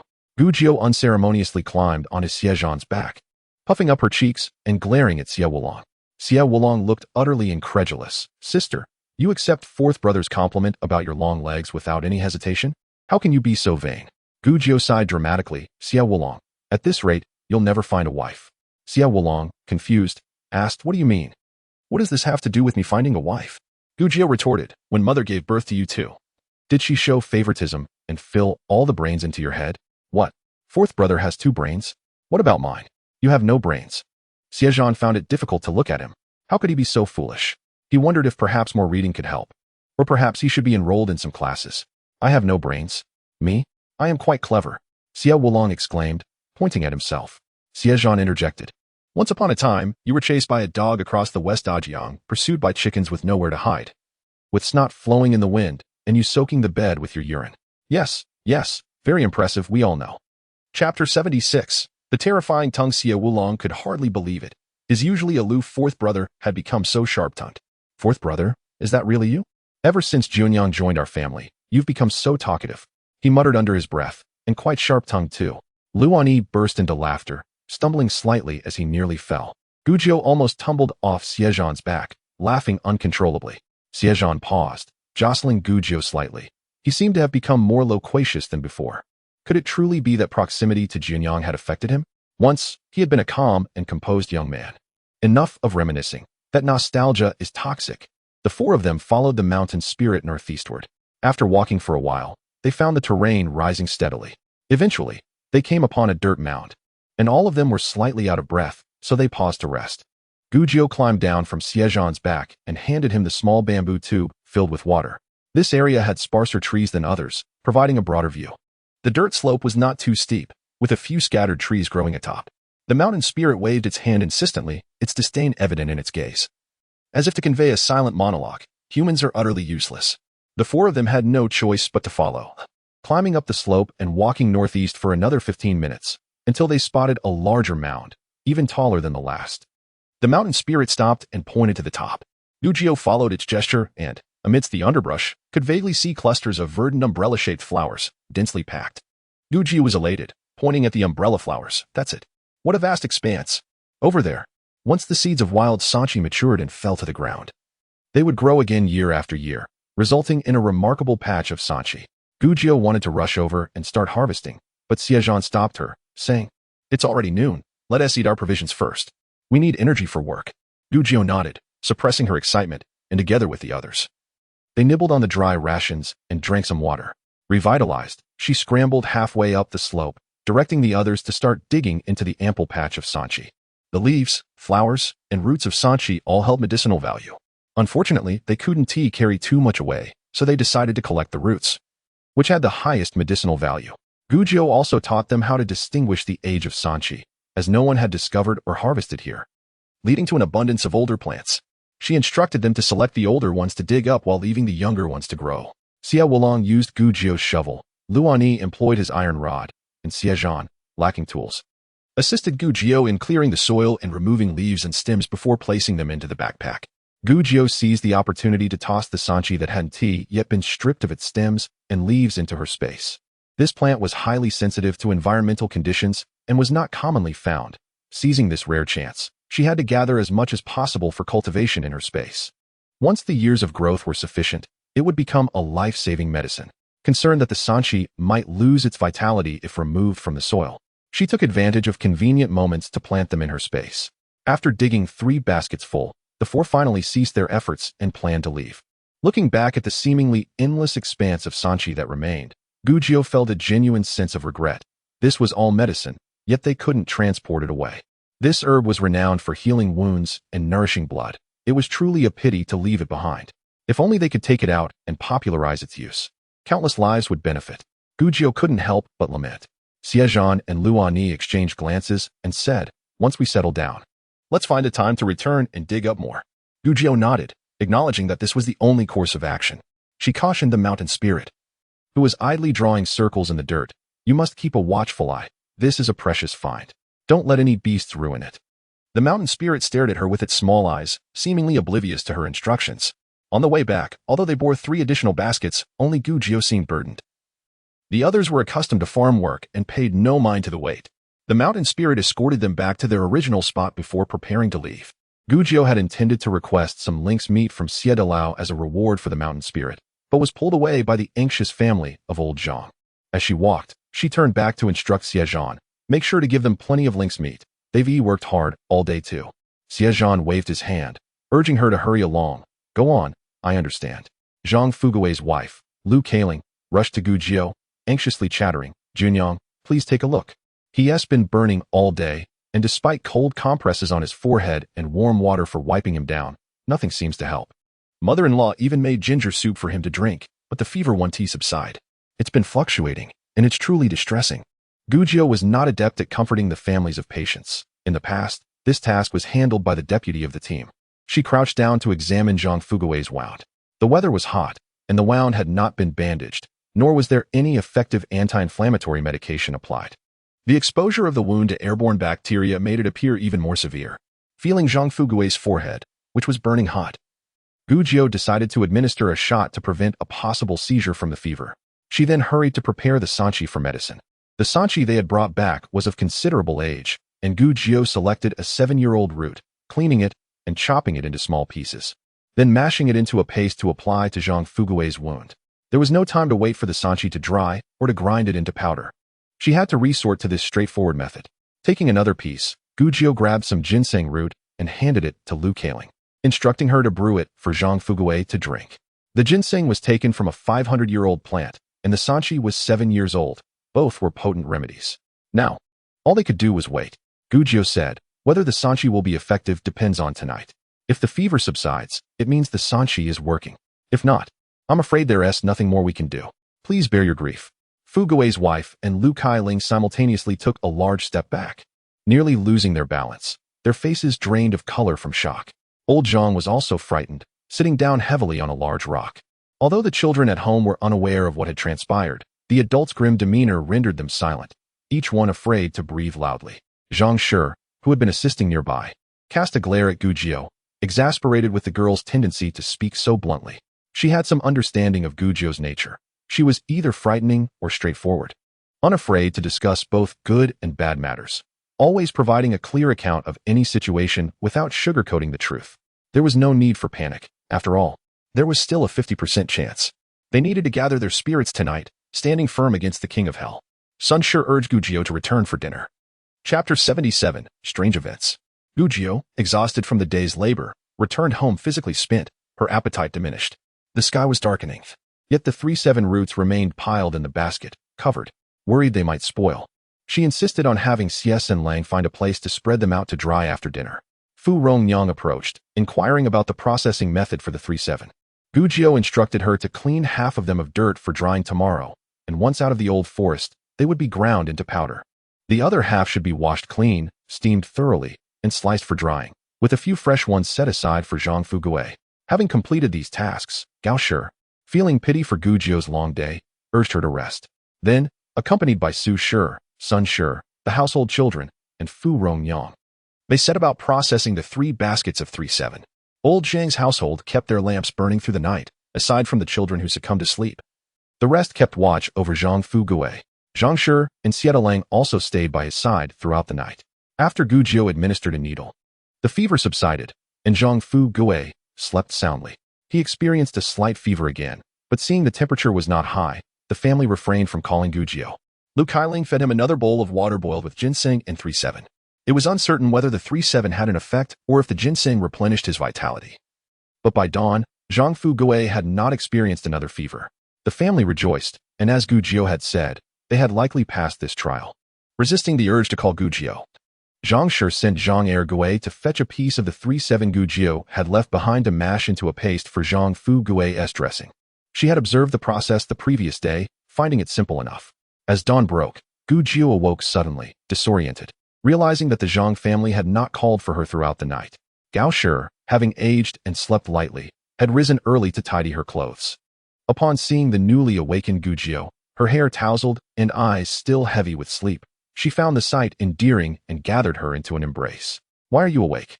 Would you like to sleep a little longer? I checked on your elder brother. He did not have another fever last night. There is still time. Do you want to rest a bit more?"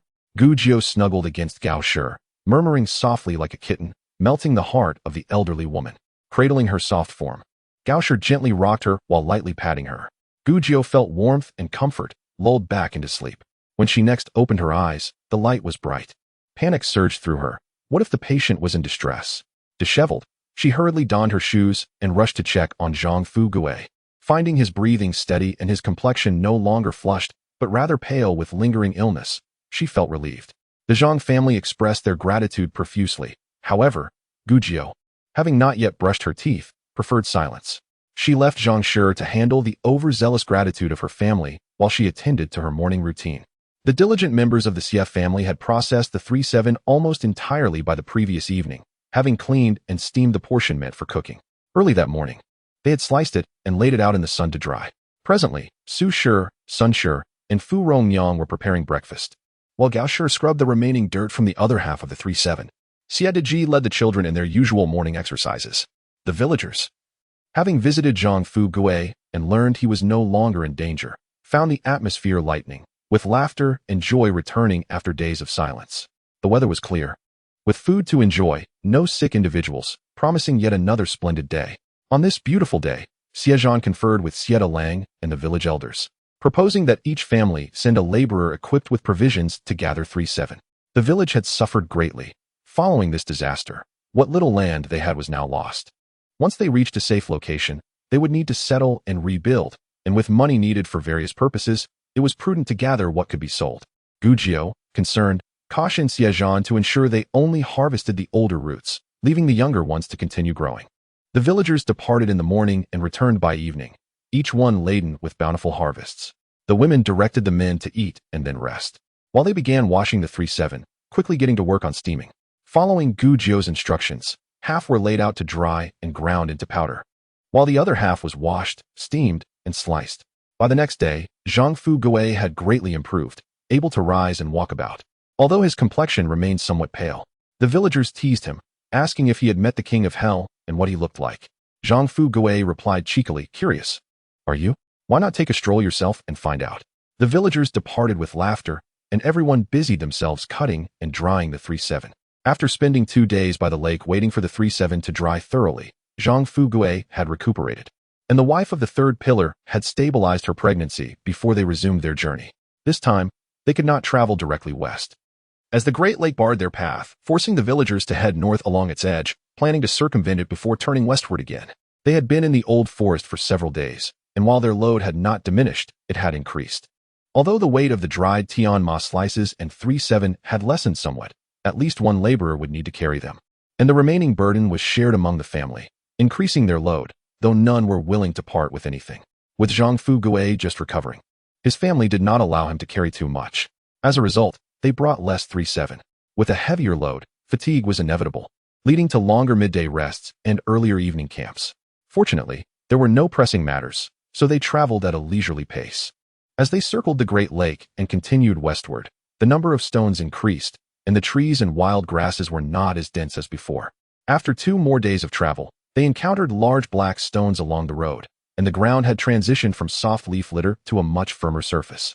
By midday, they reached a spacious area where wild grasses were sparse, and trees stood scattered among jagged rocks and gnarled old trees. Each family sought out shaded spots to unload their burdens and rest. The terrain required little clearing of grass, and the absence of dense trees mitigated fire hazards, so the men did not resume cutting grass. Instead, they gathered branches with the children to fuel the fire. The women commenced meal preparations. Xie Zhan assisted his mother in lighting the fire, arranging the wood, but when he sought the fire striker, it was nowhere to be found. He searched high and low, but to no avail, eventually asking his mother, "Mother, have you seen my fire striker?" Zhang Shi, busy washing vegetables, replied without looking up, "Didn't you take it with you? You careless boy, it's only a short distance. How could you lose it?" "It wasn't me," Xie Zhan retorted. "I clearly placed it on that stone. How could it just disappear? Did someone take it?" Zhang Shi raised her voice, asking everyone around if they had seen the fire striker. The family members were all occupied, and no one had taken it. Xie Zhan searched again, scouring the ground and the grass, but still found nothing. Chapter 78. Who is truly fearsome? Xie Zhan grumbled, "This is truly strange. I remember placing it clearly on that stone. How could it vanish? Did it sprout wings and fly away?" With no other choice, he borrowed a fire from another family for the time being. Not long after, Lu Nyo called out, "Who has seen my iron rod? Whoever took it, return it to me immediately." Everyone turned, intrigued by the sight of the Lu father and son wearing sour expressions. The iron rod served as their weapon, and when it suddenly went missing, they surely felt a pang of anxiety. Despite repeated inquiries, the villagers shook their heads, claiming they had not seen it. One villager remarked, "Who among us could have taken it? Everyone is busy. Perhaps it was a mischievous child?" The villagers scrutinized their offspring, sternly admonishing them to return anything taken. The children, bewildered, were either too young to lift such a heavy iron rod or were assisting their families with chores. Lu the blacksmith and Lu Nyo exchanged glances, a mutual realization dawning upon them. If no one had approached them closely, how could the iron rod have vanished inexplicably? The duo ventured nearby to search. Joined by Xie Zhan, Xie Wulong, and Gu Jiao, they scoured the vicinity, circling around the resting area of the Lu family, extending their search through thickets, behind stones, and amidst brambles, yet to no avail. The occurrences of the day felt distinctly ominous. As items that had once been left undisturbed, Xie Zhan's flint and Lu Nyo's iron rod, had mysteriously disappeared. The villagers sensed an unsettling aura about the place, their unease palpable as they finished their meals and, undeterred by the scorching sun, set out. Lu Nyo cut a thick tree branch, stripping it of leaves to substitute for the iron rod, and he carried his belongings, feeling quite despondent. As they walked westward under the waning sun throughout the afternoon, an unusual realization struck them as evening approached. The landscape ahead appeared increasingly familiar, with peculiar rocks and gnarled trees resembling those they had encountered earlier that day. A chill crept into their hearts. Could they have returned to the spot where they had rested at noon? Yet, upon glancing at the sky, they noted the sun was indeed descending in the west. Fearing the worst, they pressed on, and indeed, they arrived at the very clearing where they had previously cooked, the ashes from their meal still lingering. Standing a short distance away, they gazed at the scene before them in shared silence. Xie Zhan exclaimed, hastening toward the spot, "Isn't this our flint? It was right here at noon, and then it vanished without a trace, only to reappear now." Hearing this, Lu Nyo hurried over to inspect the resting place, and there, propped against the old tree, was the iron rod that had inexplicably disappeared earlier. While the return of lost items would typically evoke joy, Lu Nyo felt no such elation. The villagers were filled with trepidation. Had they encountered a phenomenon akin to a ghostly maze? The sudden reappearance of the missing items could not simply be attributed to supernatural mischief. Could it be that a monkey had played a prank? The strangeness of the place weighed heavily upon them. Anxiety gripped the villagers as they stood rooted in place, reluctant to move. The elders speculated, while the men pondered the cause, and the women wore pale expressions, leaving only the ignorant children to revel in their innocence. What should they do? Should they continue onward? What if doing so led them back to this very spot? The idea of spending the night here filled their hearts with dread. Continuing the journey seemed even more daunting. Darkness was approaching, and no one knew if they would merely traverse in circles yet again. As night fell, the conditions were deemed unsuitable for travel. Xie Zhan and the village elders conferred, opting for caution and advising everyone to stay for the night. If they truly were ensnared in a ghostly maze, traveling at night would be perilous. Xie Zhan dispatched the villagers to settle in, his expression grave, and summoned Xie Zhan and the elders for a private discussion. Xie Zhan beckoned Gujiao over, suggesting she lend her insights. Upon noticing the attention on him, Xie Zhan explained, Junyang has read extensively and possesses vast knowledge. Perhaps she can offer a solution. The villagers acknowledged Gujiao's capabilities, nodding in agreement. They gathered a little away from the rest, finding stones to sit upon. Xie Zhan began, Uncle Zhou, when you were young and traveled for business, did you ever hear of such occurrences? Zhou Hoda was uncertain, acknowledging that he had heard of ghostly mazes, but they typically occurred at night. When faced with such phenomena, one would often wander for hours without escape, only to find clarity at dawn. But this is peculiar. It's broad daylight, and we clearly traversed a vast distance. Yet here we are again. It doesn't he resemble a ghostly maze, interjected Xie Datong's father. There aren't many trees blocking the sunlight. We consistently headed west. Xie Zhan remained contemplative, searching his mind for any knowledge or travel accounts that might explain such a bizarre event. He glanced at Gujiao, noting her thoughtful expression, with her delicate finger resting on her cheek, causing her soft visage to dimple adorably. Returning to the conversation, Xie Zhan asked, Xie Zhan, do you have something to share? Xie Zhan, roused from his reverie, suggested, we must retrace our steps, making markers along the way. Xie Zhan turned to Gujiao, who nodded in agreement. During our first journey, we didn't pay enough attention to our surroundings. If we walk again, observing closely, we may uncover some clues. Then it is settled.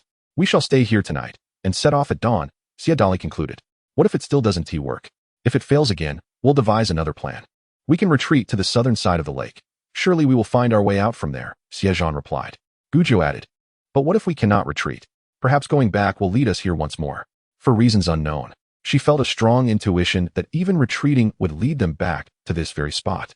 The village elders were alarmed by her words, their hearts racing and hair standing on end. Xie Zhan rubbed his forehead and patted Gujiao's head, jesting, when it comes to frightening tales, Junyang reigns supreme in Huaitree village. The impromptu meeting concluded swiftly, with the villagers returning home, pale-faced and wary, fearing to frighten their families with such talk. Chapter 79. A cloud descends from the sky. The makeshift stone stove from noon remained intact, and each household continued using their own, which proved convenient. Yet, it wasn't long before reports of missing items resurfaced, echoing the earlier events. This household's sickle had vanished, that household's kitchen knife was gone, and even Gujiao's entrenching tool had disappeared, all inexplicably lost. Some items were in use one moment, only to vanish the next when set aside. The villagers were terrified, the word ghost lingering on their tongues, yet none dared to utter it.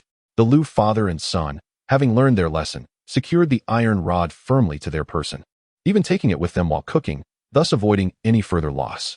The atmosphere of fear enveloped the villagers, rendering them overly cautious in their cooking and dining.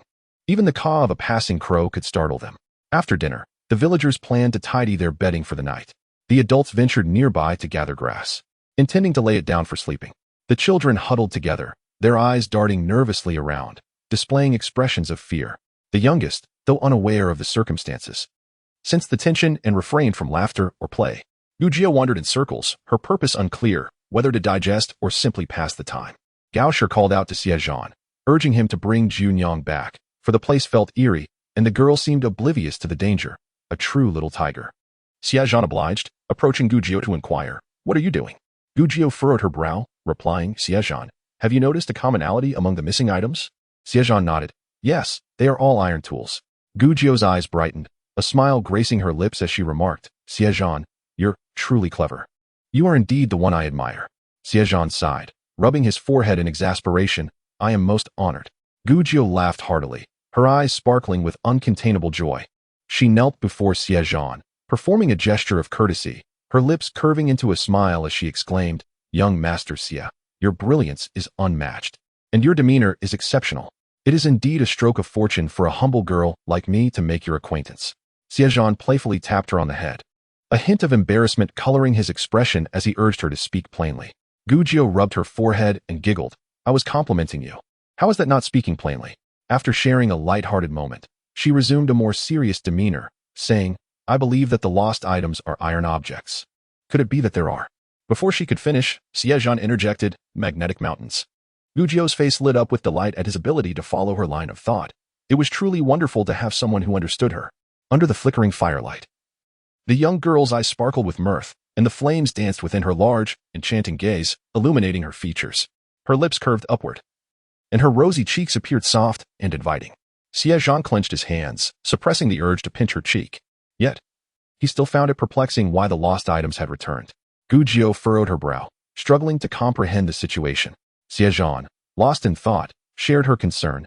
Indeed, while magnetic mountains could displace iron objects, they would not vanish mysteriously only to reappear without explanation.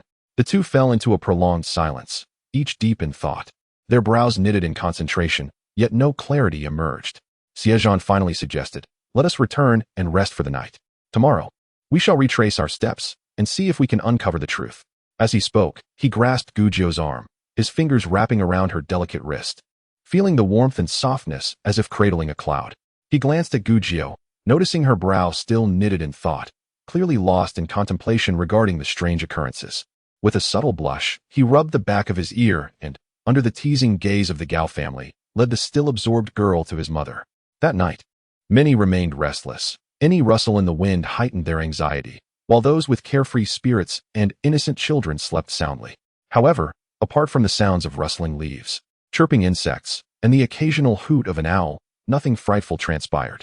The next morning, the villagers awoke later than usual, having spent a sleepless night filled with trepidation. Just before dawn, exhaustion overcame them, and they succumbed to slumber. Upon rising, everyone discovered that the items they had lost the previous night had quietly returned to their original places. Having experienced one such incident, the villagers were noticeably calmer.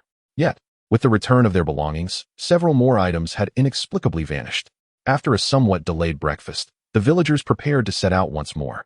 This time, they marked their path, either by carving notches into trees, placing branches atop stones, or tying knots in the tall grass. As they journeyed halfway, sharp-eyed individuals were taken aback, exclaiming, "That stone was placed by me. I left it on that tree branch. Look, it's right there. Here are my footprints. That's the shell of the chestnut I discarded." One by one, the villagers recognized their own markers, their faces paling in horror. The villagers found themselves at an impasse, unable to proceed or retreat. Continuing forward would surely lead them back to where they started. Xie Zhan proposed, "If moving forward leads us back, what if we try going back the other way? Could it lead us to a different path?" The villagers had no alternative. The village elder and the heads of families were equally uncertain about the next step. "Let us give it a try," they agreed, for they were out of options. Thus, they proceeded in the opposite direction, but fate did not grant them a miracle.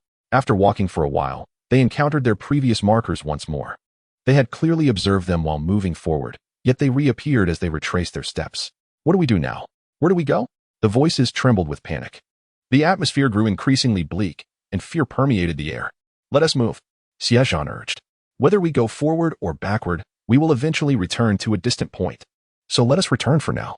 The terrain was uneven, and night would soon fall, making it difficult to find a place to rest. By mid-afternoon, they found themselves back at the starting point. The villagers felt utterly defeated, their spirits crushed not only by despair, but also by fear. What if they could never escape? Their supplies of food and water were limited, and eventually they would run out. What then? Would they be left to perish? The atmosphere sank into gloom as they sat despondently, their brows furrowed, neglecting their uneaten lunch. The only solace was that the items they had lost had returned, neatly arranged in their original places. This time, Gujio learned her lesson, following the example of the Liu family, and secured her shovel to her back for easy access. The villagers also secured their belongings to prevent any further losses, for this place was indeed uncanny. If anything went missing again, who knew if it would return? After a brief spell of despair, they still needed to eat. But suddenly, the previously clear sky darkened ominously. A thick blanket of clouds rolled in swiftly, obscuring the bright sky in no time. This was truly eerie. They had never witnessed such a rapid shift in weather before. Quickly gather firewood before the rain soaks everything. Otherwise, we won't be able to cook. The villagers grumbled about the strange weather as they continued their tasks. The elders and children gathered firewood, while the able-bodied men ventured further to chop branches, and the women helped transport the wood back to their makeshift shelter beneath a large tree. Drawing from their previous experience, they quickly set up a rain shelter without needing Xie Zhan's guidance. They had gathered dry wood, which they piled beneath the tree and covered with a rain tarp. Gu Jiu glanced up at the sky, silently praying for no thunder. Should it thunder, those sheltering beneath the tree would be in peril. The sky appeared heavy, like an old, dark gray cloth pressing down upon them, and behind the dark clouds lurked an ominous presence, as if some malevolent spirit was watching. The already oppressive atmosphere grew even more stifling. This cursed place was unsettling enough, but coupled with the extreme weather, it heightened their feelings of anxiety, as if an impending disaster loomed nearby. The women tried their best to ignore the foul weather and eerie ambience as they prepared their belated lunch. Before long, the rain began to fall lightly, steadily increasing to a persistent drizzle, with nothing else to occupy them. The villagers found the atmosphere too frightening to engage in any other activities, resorting instead to idle chatter or simply sitting in silence. Su Shi occasionally crafted clothing for Gu Jiu, having received a piece of hemp cloth from Lu Kalin as thanks for Gu Jiu's intervention in preventing a poisoning incident involving the old Zhang family.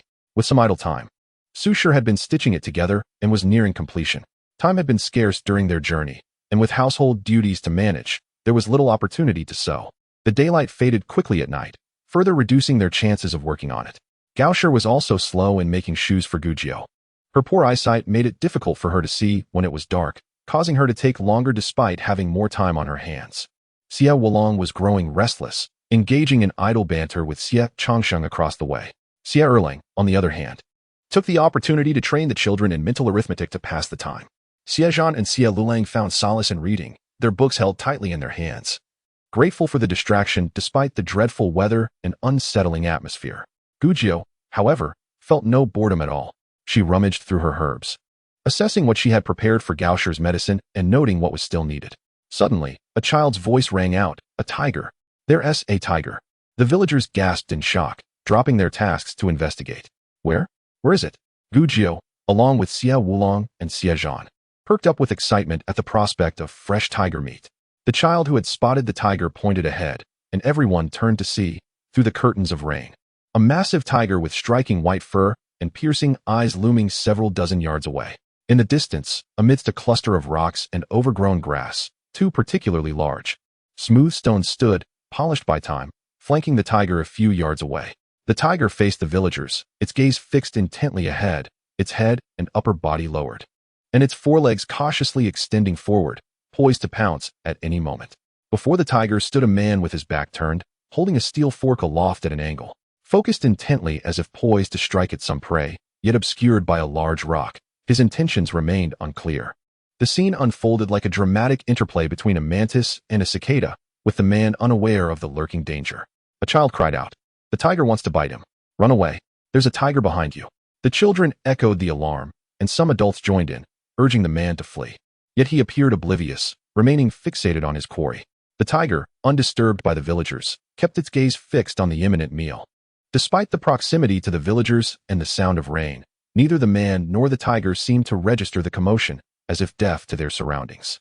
Gu Jiu, initially prepared to deploy her spatial crossbow to vanquish the tiger, gradually relaxed her grip, sensing something amiss. She turned to Xie Zhan and inquired, "Do you not feel that both the man and the tiger seem somewhat ethereal?" Xie Zhan's expression was one of confusion. He found the scene difficult to comprehend. Yet he asserted, "They do not appear to be real." Xie Wulong, in a state of shock, turned toward them. "Not real?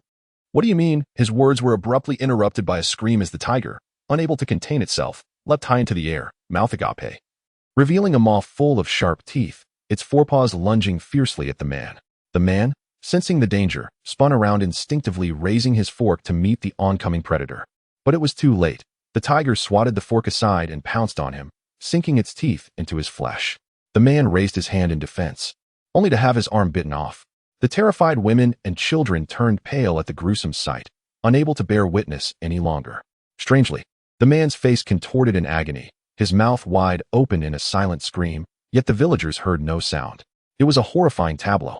Yet it unfolded like a mute play, with both the tiger and the man engaged in a silent performance. Gujiao bit her lip, perplexed by this bizarre scene. At that moment, Lu Niu and Lu Taijian had already dashed a dozen steps forward, brandishing their iron rods, ready to intervene. Uncle Lu, Niu, come back. It is not real, Xie Zhan called out from behind. The two men, sensing the oddity of the situation, had rushed forward in their eagerness to save the man.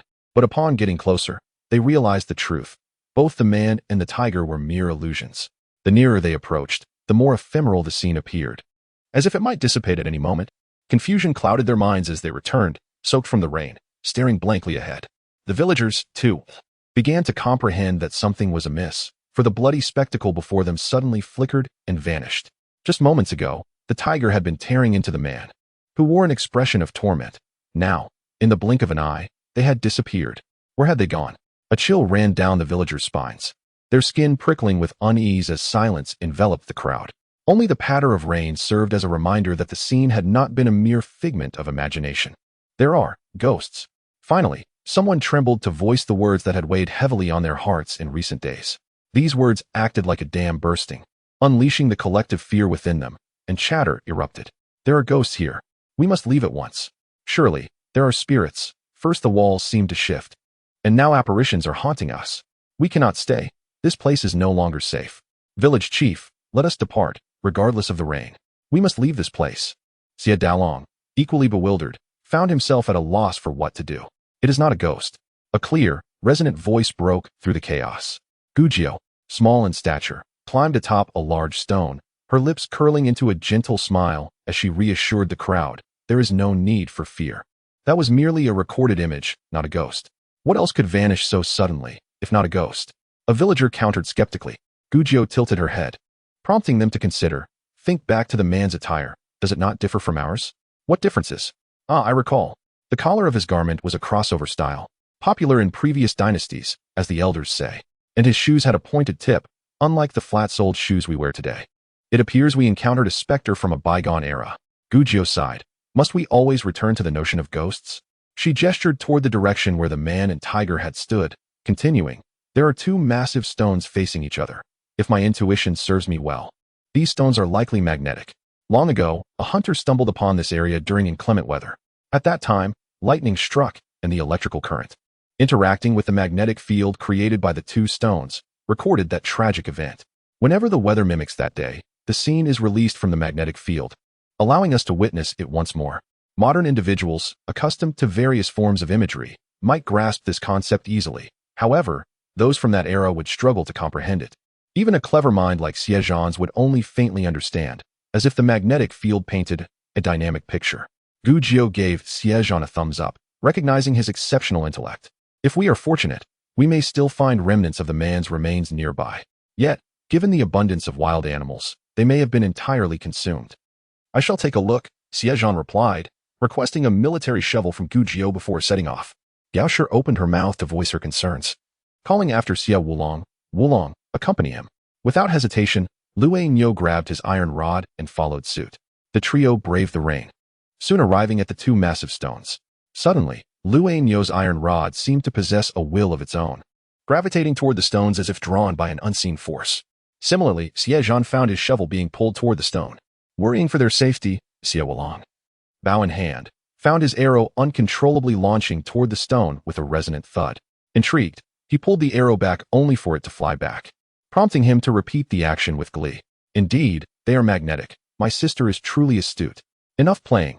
Let us search for any remnants, Xie Zhan urged. Lu Niu had already lowered his head, using his iron rod to probe the soil. Xie Zhan joined him with a shovel, and soon they uncovered a small patch of white bone. Lu Niu scraped away the earth vigorously, while Xie Zhan assisted in clearing the dirt, revealing several scattered fragments of bone. The irregular breakage indicated they had been bitten off, and one piece was unmistakably a fragment of a skull, with a single eye socket exposed. This must be the remains of the man, confirming that the events had indeed occurred many years prior. How did she possess such knowledge? Xie Wulong finally began to grasp the depth of Gujiao's understanding. It dawned on him that her earlier claim of being well-versed in both astronomy and geography was not mere boasting. A wave of disappointment washed over him. It turned out he had been the one full of hot air all along. Let us give him a proper burial, Xie Zhan suggested. having uncovered the remains. It would be remiss to leave them abandoned in the wilderness. The three individuals took turns using a shovel and an iron rod to dig a pit and bury the remains on the spot. Although the villagers could not see what was happening on the ground, they could observe the act of digging, and they began to realize that Gujio's words were indeed true.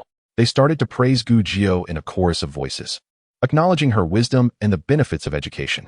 Suddenly, a voice interjected, asserting that the person had indeed been killed by a tiger over there, which transformed him into a ghost that wreaked havoc every rainy day.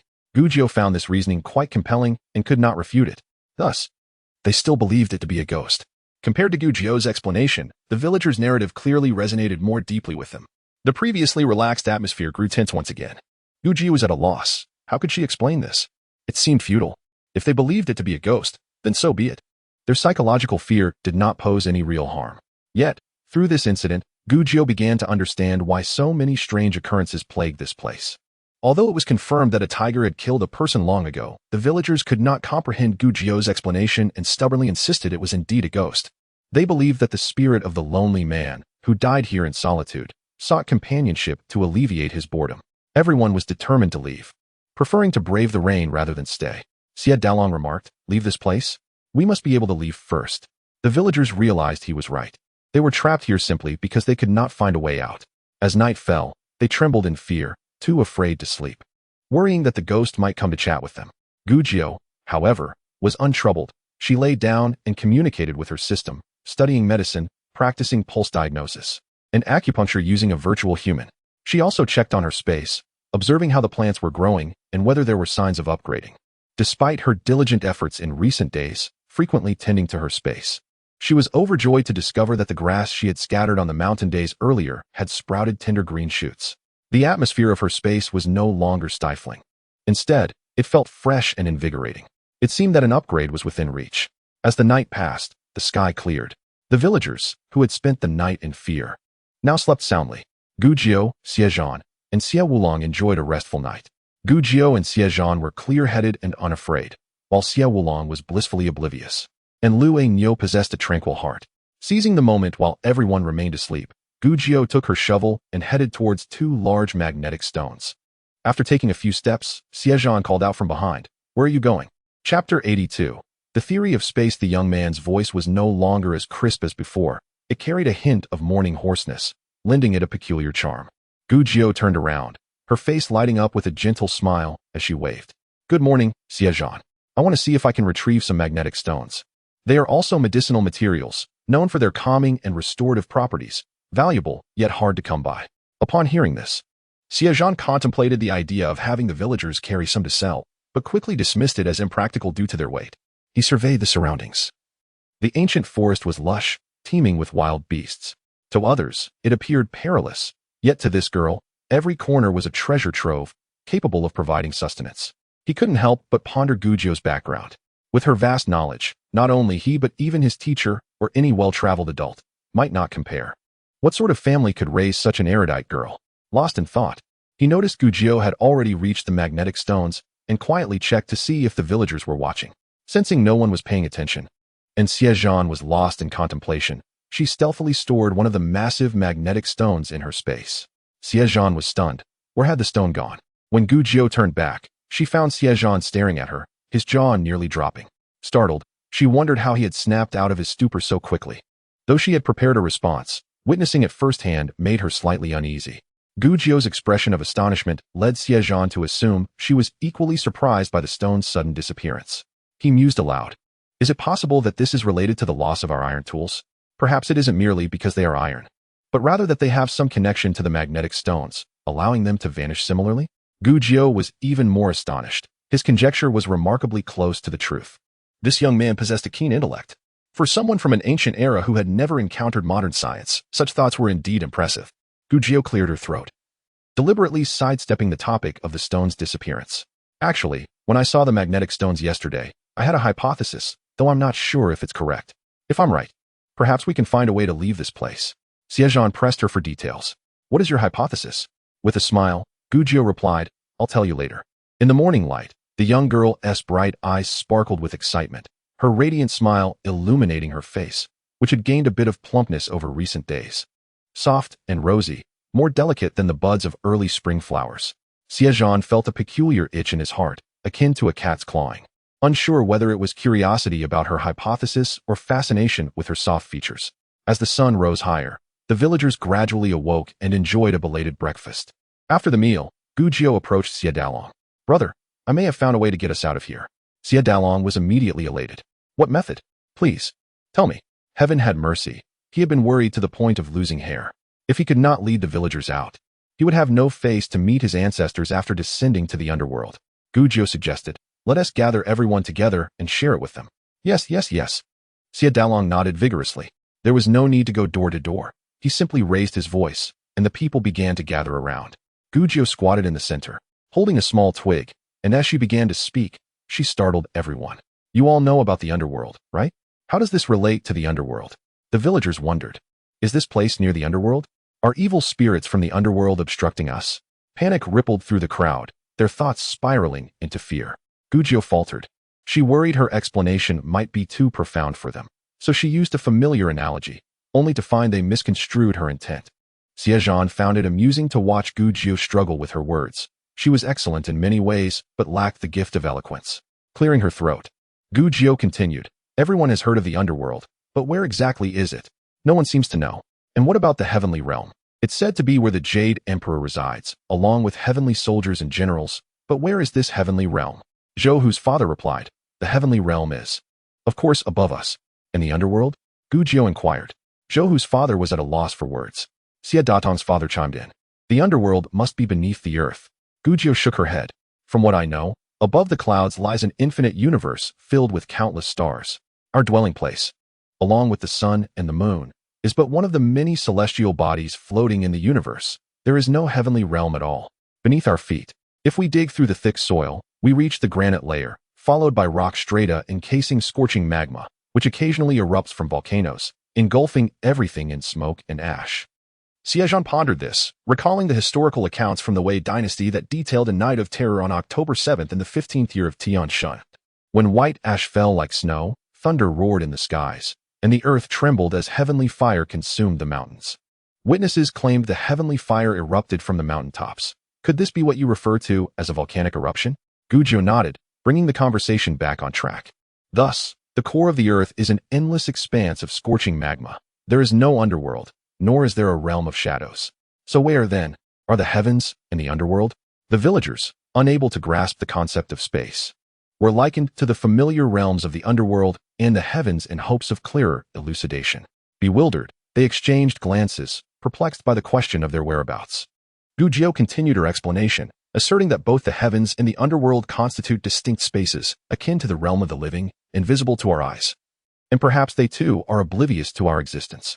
It is also conceivable that other realms exist, such as the demon world and the spirit world, coexisting simultaneously, each conducting its own affairs without interference.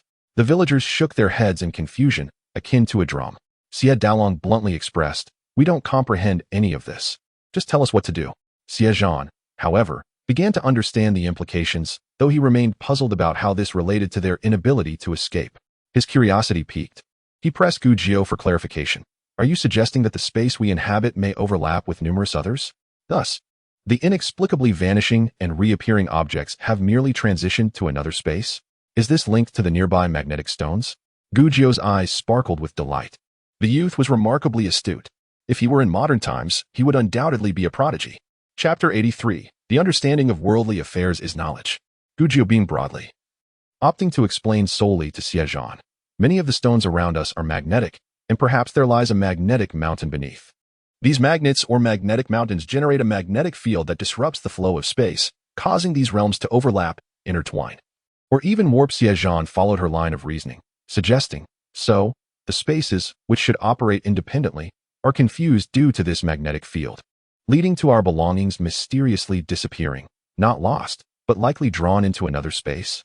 Gu Jiu nodded in agreement, though she pondered why it was specifically iron objects that vanished, while others remained untouched in this overlapping space. It could be that another space also harbors a magnetic mountain, and when the spaces overlap, the iron is attracted into that realm.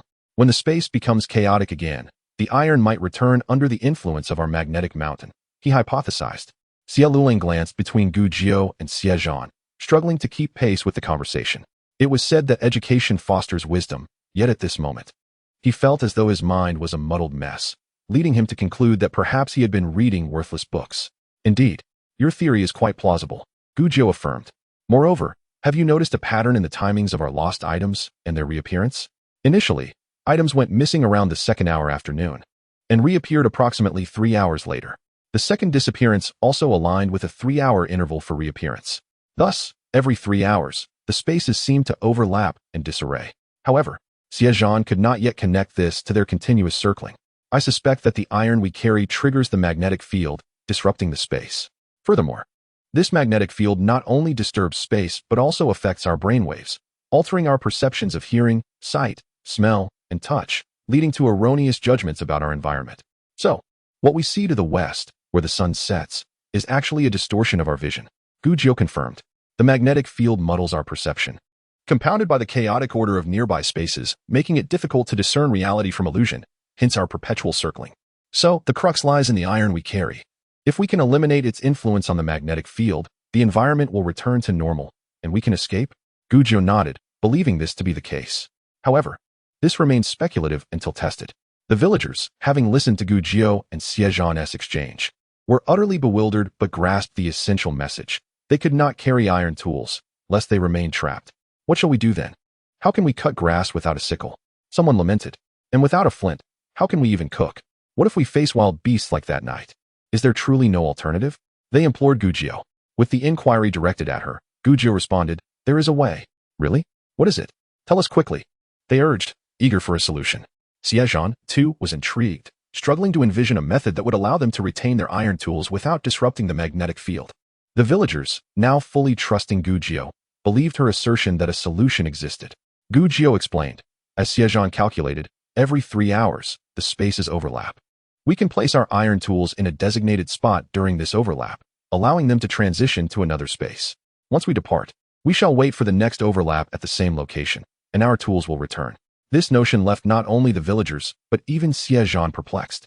While the timing was easy to ascertain, the specifics of the designated spot remained elusive. After leaving, where would they find the location of the overlap? Gujiu blinked, unsure of how to respond. She was merely speculating, unable to pinpoint the exact location.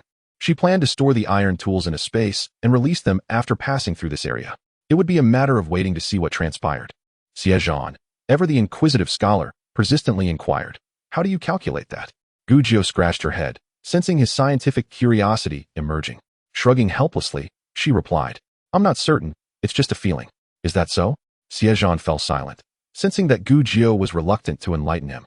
How could she, who had promised to be his childhood companion, be so stingy? With little time remaining until the second hour afternoon, Xie Dalong instructed the villagers to prepare provisions. As they had eaten late that morning and intended to push forward without pausing for a meal, the villagers returned, their minds still muddled, after much deliberation. They understood one thing, there were neither heavens above nor an underworld below. Perhaps the underworld walked among them, and they might inadvertently encounter a ghost along the way. Goodness! How terrifying! Xie Lulang pondered his identity and whereabouts, questioning the validity of his education. Why, after so much study, did he grasp so little? Seizing the opportunity, Xie Zhan offered him a lesson. Do you feel ignorant compared to Gujiu? Xie Lulang nodded, dejected. Thus, mere book learning is insufficient. One must observe, listen, and reflect. Knowledge extends beyond the pages of books. One must remain vigilant to glean wisdom from every corner of life. Gujiu interjected, the understanding of worldly affairs is knowledge, and familiarity with human sentiments is literature. Xie Zhan's eyes lit up indeed. That is an excellent summary. Gujiu humbly noted, that phrase is not mine. I encountered it in a storybook. Xie Zhan regarded her with admiration. She had clearly read extensively. The understanding of worldly affairs is knowledge. Familiarity with human sentiments is literature, Xie Lulang repeated thoughtfully. Xie Zhan took this opportunity to guide him. From this day forth, put down your books and engage in observation, listening, and contemplation. Though this escape is a desperate measure, it serves as an invaluable experience in understanding humanity, the populace, and the nature of worldly affairs. Xie Lulang nodded. Resolved. Very well, I shall heed your advice. Decisively, she carefully tucked away the book that had been in her hands. As midday approached, the villagers had completed their preparations. To ensure accuracy in timekeeping, Xie Zhan and Xie Sanling fashioned a rudimentary sundial.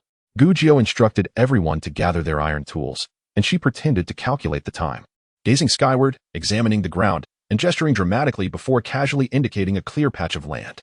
Here it is. Quickly, bring everything over and place it here.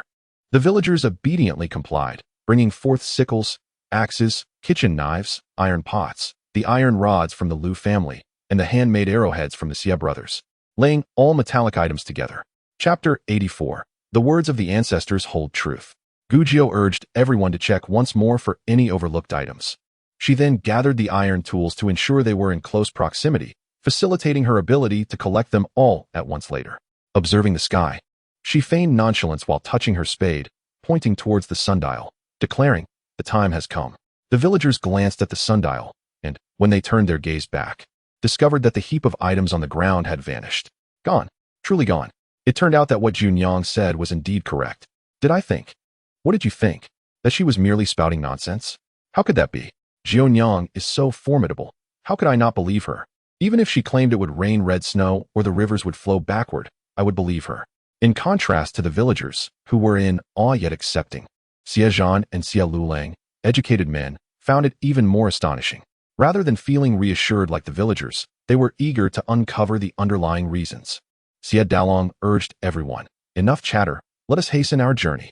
With the disappearance of the iron tools, the villagers held unwavering faith in Gujiao's words, convinced she could lead them out of their predicament. Yet, Gujiao herself felt a twinge of anxiety. Her assumptions were merely conjectures. What if they had wandered into a boundary? Perhaps a powerful cultivator was nearby, watching them, waiting for them to fall into a trap. A shiver ran down her spine. She thought, no, I mustn't dwell on that. Nature harbors countless mysteries that defy scientific explanation. Perhaps this was one of them. With no better alternatives at hand, they could only attempt to proceed. Perhaps a blind cat could indeed stumble upon a dead mouse. The villagers marched swiftly, and after a while, someone noticed that the scenery on either side had changed from the previous day. We haven't seen the marks we made yesterday. Could we be on the verge of exiting? Indeed, I have been observant. I haven't spotted the stones I placed earlier. I distinctly remember leaving stones after walking for 15 minutes yesterday. Yet now we've been walking for over an hour without seeing them. Surely, we are on the right path. I don't recall encountering so much grass yesterday. With hearts buoyed by joy, their confidence surged, and they felt invigorated, quickening their pace. Gujiao quietly breathed a sigh of relief. It seemed they were not retracing their steps, and she hoped the journey ahead would proceed smoothly. As dusk approached, they neglected their rations. And seeing they had not returned to the old path, the villagers felt their worries ease. Xie Zhan approached Gujiao, saying, 3 hours are nearly up. We should be exiting the magnetic field soon. Without the magnetic field, there will be no spatial overlap. Will the disappeared iron tools return? Gujiao felt a wave of resentment. Young man, why can't you be a bit more naive like the villagers? How am I supposed to fabricate a story? I can't do it. I desperately need a way to deceive Xie Zhan. In truth, we have been circling around the magnetic field. We have merely reached its periphery. And the point of spatial overlap lies right here. Gujiao fabricated a story without conviction, while Xie Zhan regarded her with suspicion, sensing she was concealing something. Gujiao instructed everyone to halt. Let us stop here. We haven't encountered any black stones. We must have exited the magnetic field area. Putting on an air of mystery, she scanned her surroundings, resembling a half-hearted shaman, and casually selected a spot. Observing the sky, she estimated it was almost 3 hours, then released the items from her space. This time, the villagers remained relatively unfazed. What Junyang says is true. She is our fortune. Whatever Junyang claims is correct, trust in her, and we shall attain eternal life. Xie Zhan was perplexed. He could comprehend Gujiao's references to the magnetic field and spatial dislocation. Yet he could not fathom her choice of location. Gujiao thought, I too am at a loss for how to deceive you. Each household retrieved their iron tools. Although it was nearly dark and time to settle for the night, the villagers were apprehensive about the area, preferring to exert themselves further and continue their journey. As they walked, Zhou Hu's father suddenly exclaimed, Oh no, this is bad. Xie Datong's father inquired, What is it? Zhou Hu's father replied, The elders say that the old forest is home to snakes, insects, tigers, leopards, mountain spirits, and man-eating trees. Look, we have seen snakes, insects, and tigers. Surely, there are mountain spirits and ghosts, which means the words of our ancestors must hold truth. Does this imply that man-eating trees also exist? Datong's father pondered, nodding vigorously. Indeed, that is quite possible. What shall we do? The two old men were filled with concern, and the nearby villagers shared their unease. Zhou Hu's father beckoned to Gujiao. Jianyang, come over. I have a question for you. Gujiao quickened her pace to catch up, asking what the matter was. The villagers gathered around, voicing their worries. After some thought, Gujiao said, as for man-eating trees, such entities do exist in this world. I knew it. The words of our ancestors must have merit. What shall we do? What if we encounter one? Perhaps we won't. Xie Zhan, who had followed closely, felt helpless. His little girl had a peculiar way of speaking, weaving tales of the underworld, demon realms, and mythical creatures, frightening the villagers. Jianyang, you must devise a plan. Our ability to escape this old forest relies on you. Gujiao felt the weight of responsibility pressing down on her, drawing from her past life experiences. She recalled tales shared by comrades about man-eating trees and began recounting the stories. I know of several types of man-eating trees. The villagers were horrified. Several kinds. One is already deadly enough. One type has enormous leaves that, upon the passage of a beast or human, unfurls its broad foliage to ensnare them. Days later, when the leaves retract, only a pile of bones remains. Another kind has a sticky surface that attracts and traps passing creatures, slowly digesting them. And there's another. There's more? How many kinds of man-eating trees are there? This is terrifying. There's a type with a long lifespan. Its roots can erode into a large hole that can swallow a person, leaving only bones behind shortly thereafter. However, Gujiao quickly added, yet, these are merely legends. They may not exist in reality, and moreover, the climate of this old forest is unsuitable for man-eating trees to thrive. They must exist. Zhou, whose father was resolute in his belief in the words of the ancestors, especially after encountering mountain spirits and what they perceived as ghosts along the way, reinforcing his conviction. What shall we do? Chapter 85. Encountering danger while collecting bird eggs. Xie Zhan rubbed his forehead. This girl truly knows how to frighten people. Initially, they were discussing spatial phenomena, yet she made comparisons to the underworld and demon realms, leaving the villagers in a state of alarm. Now, with no tangible threat, she insisted on explaining everything meticulously, inciting further anxiety among them. He stepped forward to reassure the villagers, do not be alarmed. The majority of the trees in this old forest are eucalyptus, oak, banyan, and pine. We are familiar with them. In the presence of the brothers and uncles who lead the way, upon encountering an unfamiliar tree, they would halt and take a detour. Irrespective of whether it was a carnivorous tree or not, avoiding it would ensure their safety. Indeed, it is wise to heed the thoughts of Sir C. This is how we shall proceed. As we forge ahead, let us remain vigilant. Should we encounter an unknown tree, we shall announce it and steer clear. It is no wonder that this ancient forest has deterred adventurers for generations. It is truly formidable. We owe our safe passage to Sir C and Jianyang. Without them, we might have perished long ago. As they spoke, dusk descended, and the villagers had traveled for another hour, distancing themselves from the magnetic field. Xie Zhan called for a halt, and they commenced clearing the area to prepare food and rest. After a brief respite, Gujiao enlisted the simple-minded Xie Zhan to assist with labor, intending to forage for herbs under the pretense of seeking medicinal plants, while secretly planning to dig for tree seeds. The darkness was thick, and with the recent bizarre occurrences near the magnetic field, the mention of carnivorous trees still left everyone on edge. Yao Shi held Gujiao back, preventing her from venturing forth. Xie Zhan admonished her, stay calm. It is dark everywhere, and you should know better than to be reckless. Besides, after a day's journey, are your feet not weary? Have your blisters healed? Gujiao pouted and glared at Xie Zhan, her small face glowing in the dim light, fair and radiant, with long lashes fluttering like delicate shadows against her eyes, conveying a hint of grievance. Xie Zhan's heart softened suddenly. He sighed and tousled her hair, conceding, very well, tomorrow I shall accompany you to gather herbs nearby. Really? Gujiao's spirits lifted instantly, admonishing him to keep his word and not deceive her. I shall not deceive you, Xie Zhan assured her. Yao Shi stifled a laugh beside them, observing how her fourth son was clearly smitten by Jianyang. It was quite a sight, lacking any semblance of resistance. Jianyang was still so young and had not yet come into her own. If she were to mature further, would her son not be vying for the stars and moon? The following day, as they set out, Xie Zhan specifically instructed those scouting ahead to be vigilant for unfamiliar trees and to halt immediately if anything unusual was detected. Xie Zhan fulfilled his promise, taking Gujiao to gather herbs further afield. Naturally, Xie Wulong and Lu Niu accompanied them, and Xie Daji insisted on joining as well. Xie Zhan decided to bring along the bookish Xie Lulang for some practical experience. The six of them veered southwest, having departed from the main group. While in the company of many, they seldom encountered game, as small creatures had long fled from the commotion. Even larger beasts would avoid them upon sensing the crowd. However, once separated, they began to spot various wildlife, with wild rabbits being the most common, along with hedgehogs, birds, and snakes. When Xie Zhan attempted to catch one, Xie Zhan stopped him, suggesting it was better to wait until their return to hunt. Xie Zhan relented, suppressing his urge. After a time, they came across a large tree with an enormous bird's nest nestled in its branches. Xie Zhan gazed at the nest and asked Xie Zhan, "Surely there are eggs within. Should I climb up and retrieve some?" Typically, these mischievous youths had no qualms about raiding nests at home, and Xie Zhan granted permission, advising him to exercise caution. Elated, Xie Zhan removed his shoes and, embracing the tree, swiftly ascended. The others stood below, craning their necks to watch. Xie Zhan skillfully scaled the tree, reaching the fork in the trunk with agility. Using both hands and feet, he clung to a branch, pushing off with his feet until he neared the nest.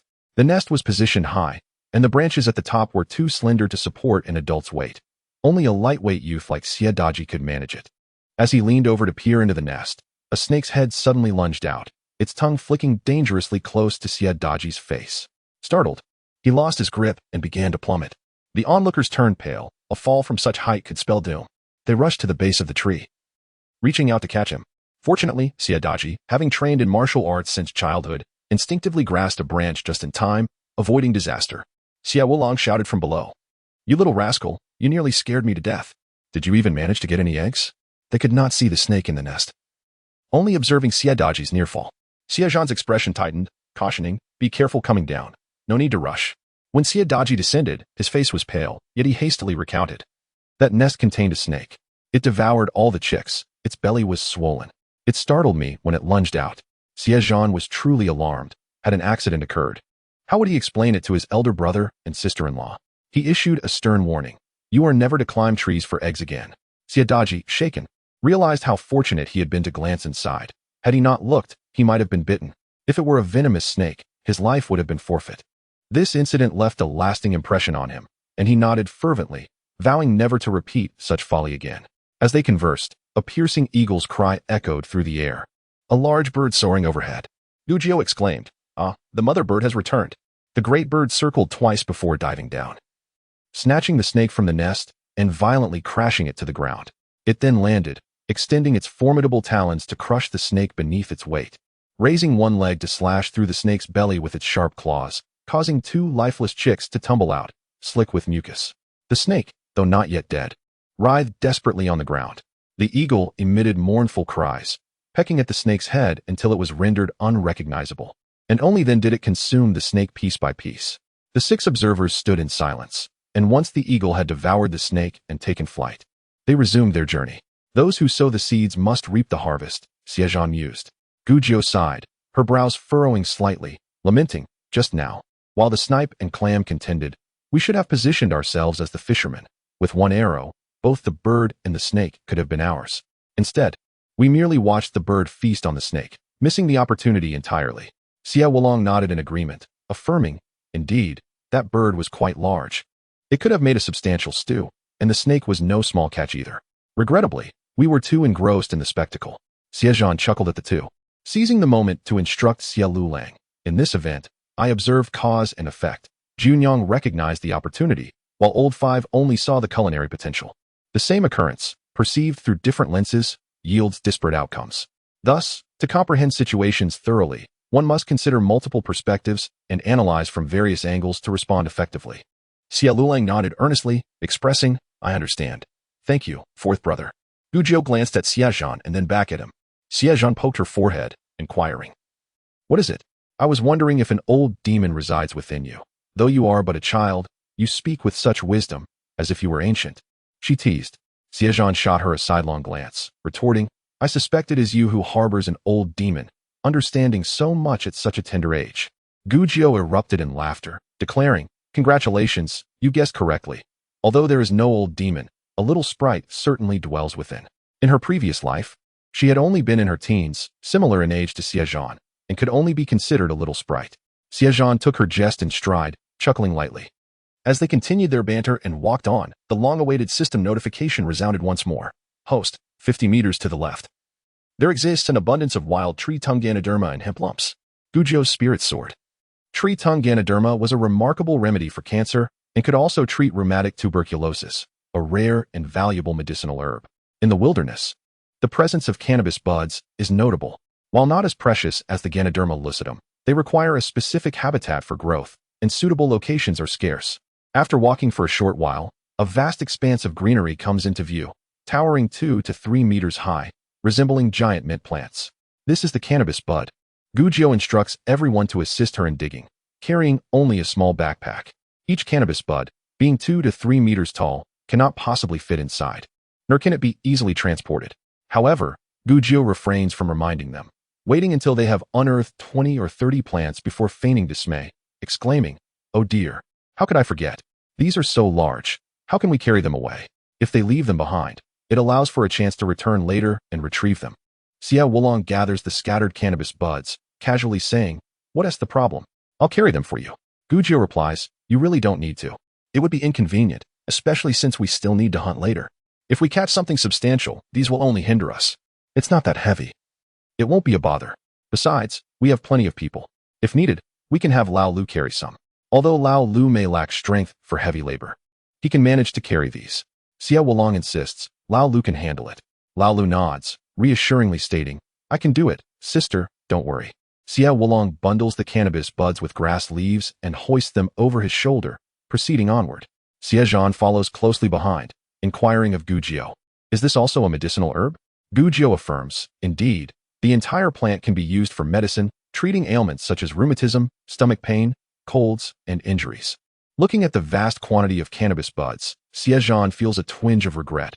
Otherwise, he would have wanted the villagers to harvest some, as they would be worth a good sum. Previously, making money seemed a daunting task, but with Gujio around, it feels as if wealth is abundant. Is she not a reincarnated fortune deity, perhaps a god of wealth instead? Unable to resist, he affectionately ruffles Gujio's hair, sighing softly. Gujio, annoyed, swats his hand away. "Your hands are all dirty. Don't mess up my hair. I'm not your daughter. Why do you treat me like a child?" Xie Zhan reflects, indeed, did he not adopt a child bride but rather a daughter? Such a thought is rather troubling. It seems he should refrain from patting Junyang's head in the future to avoid appearing overly paternal. After traversing the cannabis bud grove, they encounter a small cluster of fallen trees, perhaps toppled by some animal or succumbed to pestilence, with several lying in disarray. Some trees remain upright, their slender branches long dead, leaving only bare trunks. The fallen trunks are robust enough to require a full embrace, already decaying, with various sizes of Ganoderma growing atop each trunk. "This is the Ganoderma lucidum," Gujio exclaims, her eyes sparkling with delight. "So many." Lu Inyo asks, "Is this really Ganoderma?" Gujio enthusiastically nods, "Yes, indeed. This is a valuable find." Without needing further explanation, the mention of Ganoderma is enough for everyone to recognize its worth. Xie Zhan once again confirms, this girl truly is a reincarnation of a wealth deity. In the eyes of others, this ancient forest is perilous, yet to her, it is a veritable treasure trove. If it were not for the dangers lurking within, he would consider having the villagers establish a settlement near the forest, ensuring a lifetime free from want. With such an abundance of Ganoderma, only Gujio has brought a backpack, and with the size of the fungi, one large Ganoderma would fill it entirely. Reluctant to leave any behind, Gujio joyfully suggests, "We should abandon the cannabis buds. They cannot compare in value to the Ganoderma." This time, Xie Wulong agrees wholeheartedly. Who would desire cannabis when there is Ganoderma? Yet, with so much Ganoderma, they cannot bear to leave any behind. They gather materials on site, bending some thorns to fashion simple baskets. Xie Wulong and Lu Ainyo collaborate while the others collect the thorns. After more than an hour, they construct 2 large baskets, though rudimentary. They suffice for carrying their finds. They harvest all the sizable Ganoderma lucidum from the trunks, leaving the smaller ones to grow.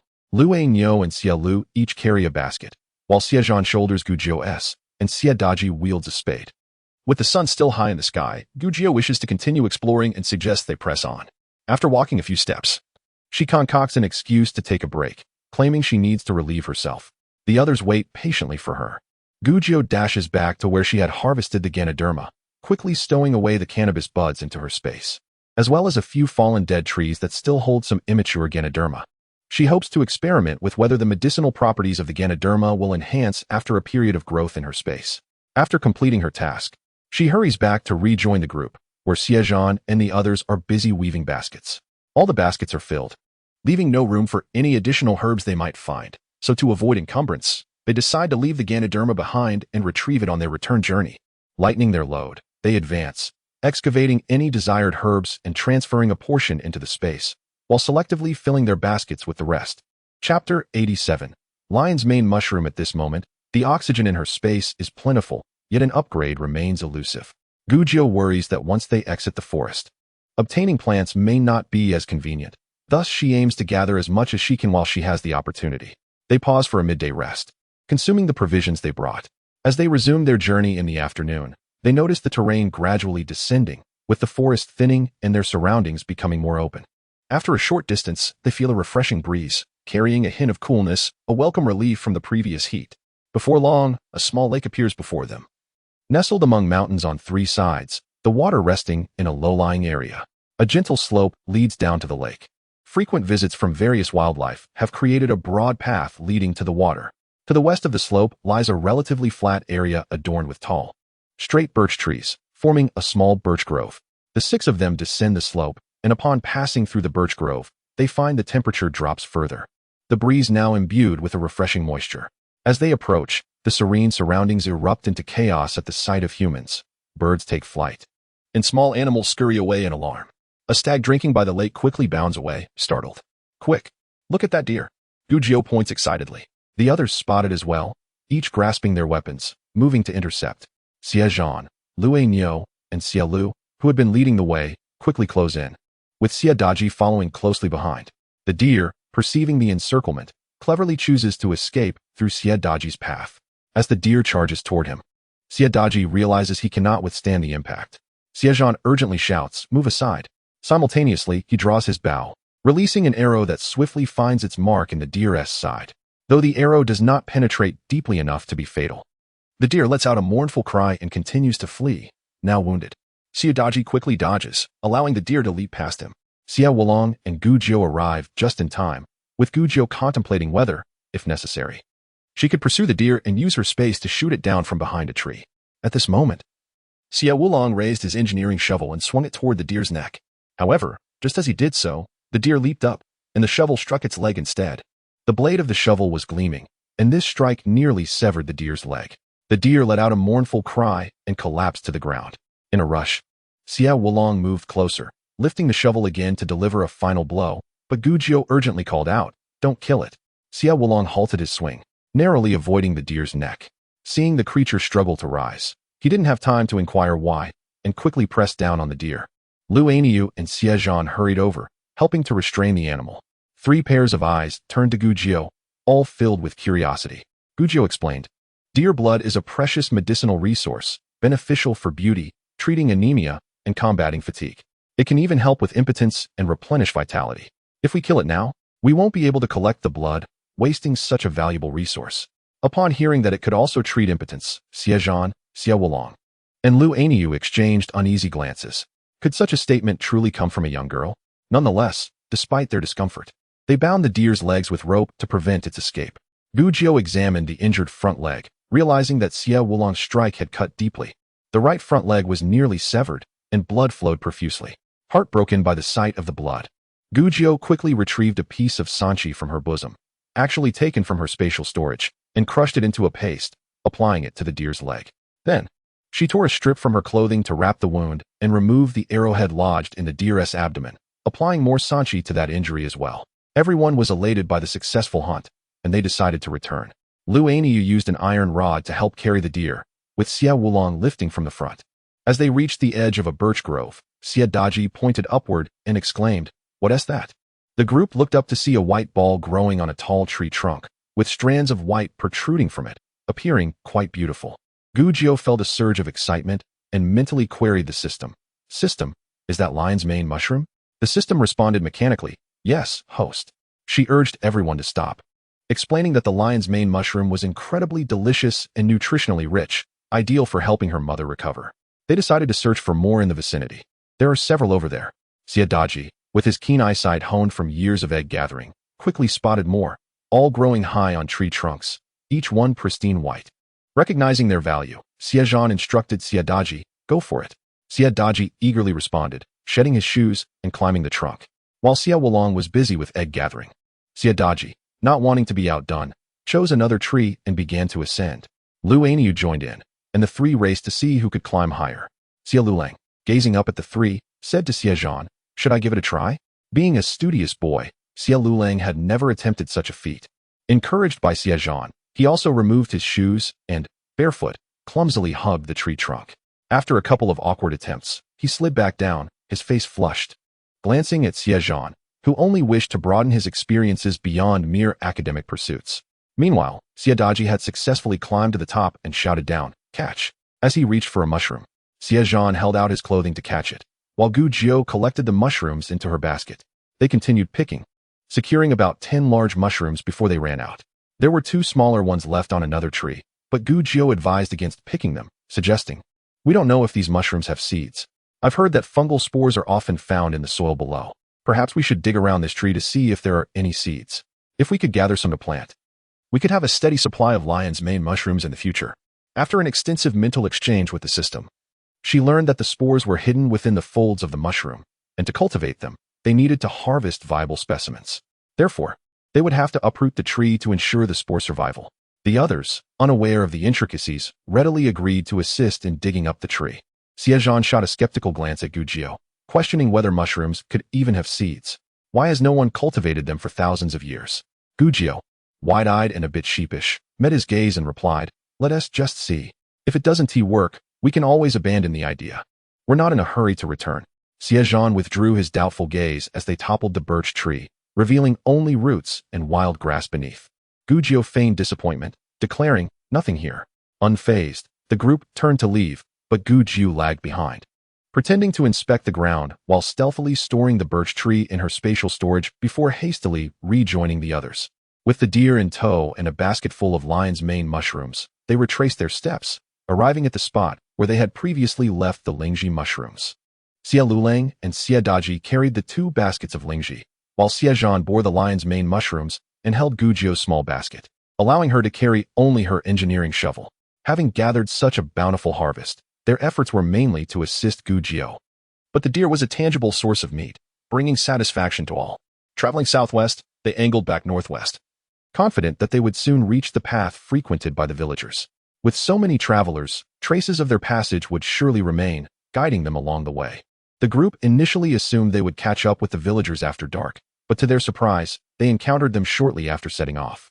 With the sun still hanging in the sky, the villagers, having stopped early, stood up upon seeing them return. Some eagerly approached Xie Wulong and Lu Aniu, who were carrying the deer, offering to help. A few elders noticed Gu Jiu and exclaimed, "Junyang, you've finally returned. Hurry, come see that tree ahead. We've never seen one like it and don't know if it's dangerous." They had been hesitant to approach it, fearing it might be a man-eating tree, and had opted to wait for her return instead. Gu Jiu realized why the villagers had stopped so early. Gao Shi, however, was displeased. "Having seen Gu Jiu toiling outside all day, you must be exhausted, Jionyang. The tree isn't going anywhere. We can look at it later." Taking Gu Jiu's hand, she asked, "Are you thirsty or hungry? You must be tired." "A bit tired," Gu Jiu replied with a smile, then turned to the elder who had spoken, saying, "Please wait a moment. I'll go take a look after I rest." The elder, embarrassed, quickly assured her there was no rush and went off to check on the deer instead.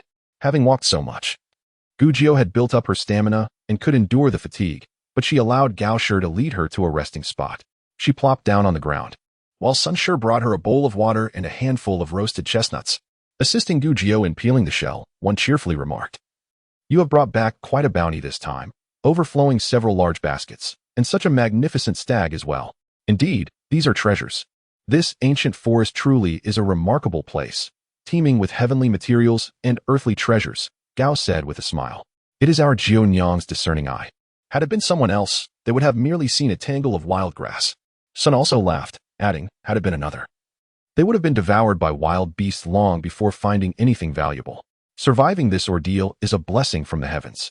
Gu Jiu nodded in agreement, acknowledging that while this forest is a treasure trove, it also harbors dangers. Living here requires a bit of luck.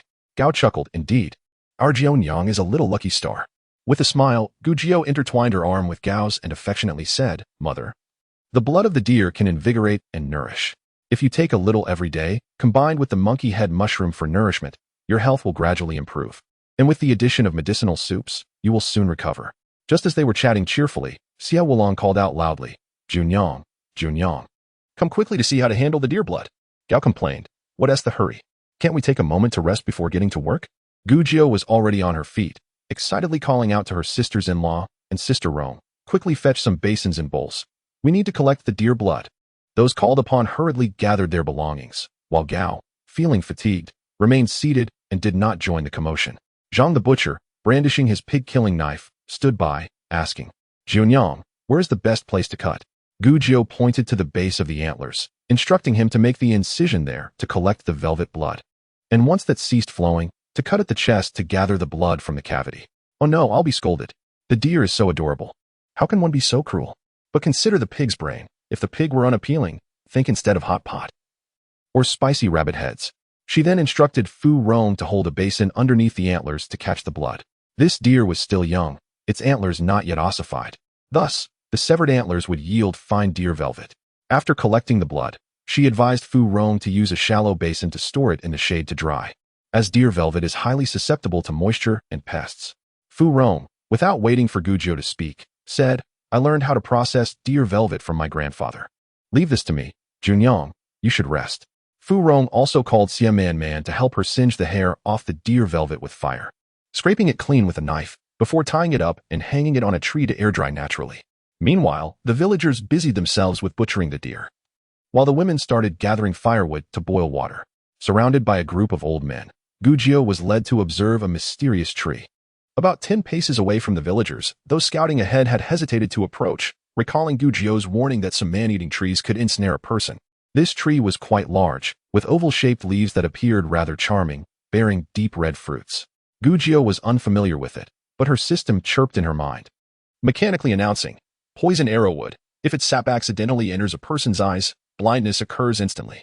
If it contacts a wound, it can cause cardiac paralysis, blood vessel blockage, and coagulation, leading to suffocation and death within a few steps. Thus, it is known as the blood-choking tree. Gujiu's complexion paled at this revelation. But then she remembered the possibility of extracting its poison to create toxins, which brought her joy. She inquired of the system, Is there an antidote for the poison of the poison arrowwood? Indeed, the system replied affirmatively. In nature, every poison has its antidote. Beneath the poison arrowwood, one often finds the redback bamboo grass, which can neutralize its poison.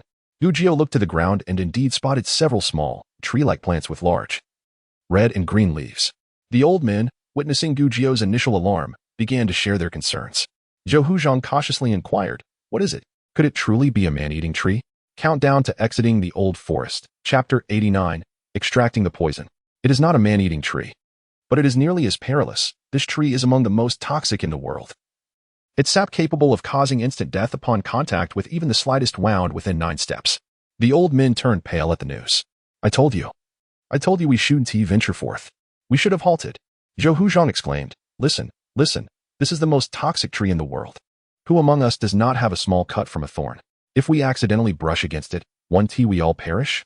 He hurriedly turned back, and Gujiu could hear his loud voice carrying. Jianyang said that tree is the most toxic in the world. Gujiu was left speechless, realizing why people often liken the elderly to children. Indeed, they could be just as naive, surpassing even Xie Daji in their childishness. Xie Datong's father ambled back, hands behind his back, muttering at their age, still so reckless, encountering a situation and immediately raising a ruckus. If he were with his grandson, one might truly struggle to tell who was the grandfather and who was the grandson. The group of old men moved quickly, leaving Gujiu behind. She gazed at the poison arrowwood and then at the redback bamboo grass below, contemplating cultivation. The poison could be harvested, but it would eventually run out. Planting a tree would yield a continuous supply. However, this tree was so large that even with assistance, she lacked the strength to uproot it alone. If there were a smaller one, it would be ideal. The presence of one poison arrowwood indicated the area was suitable for its growth. She should be able to find more nearby. While everyone else busied themselves with the deer, no one noticed Gujiu as she searched around the poison arrowwood. To her delight, she found several more, all substantial in size, except for one smaller tree. Gujiu assessed its weight and believed she could manage to plant it. The next step was to uproot it. She hadn't brought a spade, and even if she had, her petite frame would struggle to extract it. She would need to return for assistance. Before she could do so, Xie Zhan arrived, cautioning her. This place is too dangerous. You shouldn't wander off alone. Come back with me. Since free labor had arrived, Gujiu made her request clear. Did you hear what Uncle Shou said? The sap of this tree is extremely toxic, and its quantity is quite rare. I would like to collect some sap for future use in creating poisons. Last time, Gujiu's concoction had resulted in the demise of the villagers of Dahu village and the wolf pack. with the journey out of the old forest still long. If they encountered a large group of refugees, it would be challenging for just a few trained individuals to protect the villagers. Having poison would undoubtedly be advantageous. How do you plan to do it? Given the potency of the poison, how can you ensure you remain unharmed? Gujiao explained her strategy to Xie Zhan. She intended to make an incision in one of the trees with a sharp tool, inserting a broad leaf into the cut to channel the sap into a container. The smaller poison arrow which she sought to uproot was claimed to have medicinal roots, which she fabricated as a reason. Despite Xie Zhan's intelligence, this matter surpassed his knowledge, and Gujiao's fabrication went unnoticed. She then called for Xie Wulong and Lu Ania to assist with the labor of uprooting the tree. Gujiao earnestly advised the two to exercise utmost caution, ensuring that the pits they dug were sufficiently deep, and to be mindful not to harm the trees, lest the sap flow out and inadvertently splash into their eyes. Xie Zhan assisted Gujiao in collecting the poisonous sap, utilizing his bamboo tube, which was equipped with a lid to securely contain the liquid without fear of spillage. He first plucked a leaf from the red-backed bamboo grass, trimmed one end, and with his dagger, carefully made a horizontal incision on the poisonous arrow wood. He then swiftly inserted the trimmed leaf into the cut, and soon, a white sap began to ooze from the wound, trickling down onto the leaf. Gujiao had already positioned the bamboo tube below to catch the sap. The flow was slow, and by the time the two had unearthed the tree and laid it flat on the ground, the tube was nearly full. Xie Zhan gingerly pinched the leaf by the untainted end, extracting it and discarding it. "What about this wound?" he inquired, pointing at the gash he had made on the tree. Gujiao instructed him to wait a moment while she fetched some water and mixed it with soil to create a paste, which she applied to the wound, resolving the matter. After carefully securing the bamboo tube filled with the sap, they proceeded to examine the tree they had unearthed. Upon inspecting the root, they observed that they had been quite meticulous. The roots were enveloped in earth, with only a few long tendrils exposed. Gujiao expressed her gratitude to the two and requested their assistance in gathering more red-backed bamboo grass, as she needed some for planting and to concoct a remedy. Pretending to borrow Xie Zhan's dagger, she severed a few roots, handling them with great care. Xie Wulong, preoccupied with thoughts of deer, urged Lu Ania to return home, intending to bring back some of the red-backed bamboo grass for Gujiao. Satisfied, Gujiao walked back alongside Xie Zhan, observing the roots in her hands. Xie Zhan felt a twinge of anxiety and cautioned, "Do be careful not to get the sap on your hands." After a few steps, he reiterated, "Really, be careful. Should I hold it for you?" Gujiao cast him a sidelong glance and mused, "Should I address you as father?" Xie Zhan gritted his teeth, feeling exasperated by her insolence. If he were to say one more thing, he wiped his face, deciding that some words still needed to be spoken. Upon returning to their camp, everyone was bustling with activity. Seizing the opportunity while attending to personal matters, Gujiao took a detour to store the poisonous arrow wood in her space, feeling a sense of fulfillment. Naturally, the deer was divided among the families, with the Xie and Lu families receiving a larger share. The hides, antlers, and blood were allocated to the Xie family.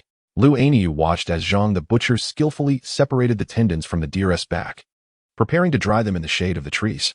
Once dried, the tendons could be affixed to the bow's back with fish glue, enhancing its resilience.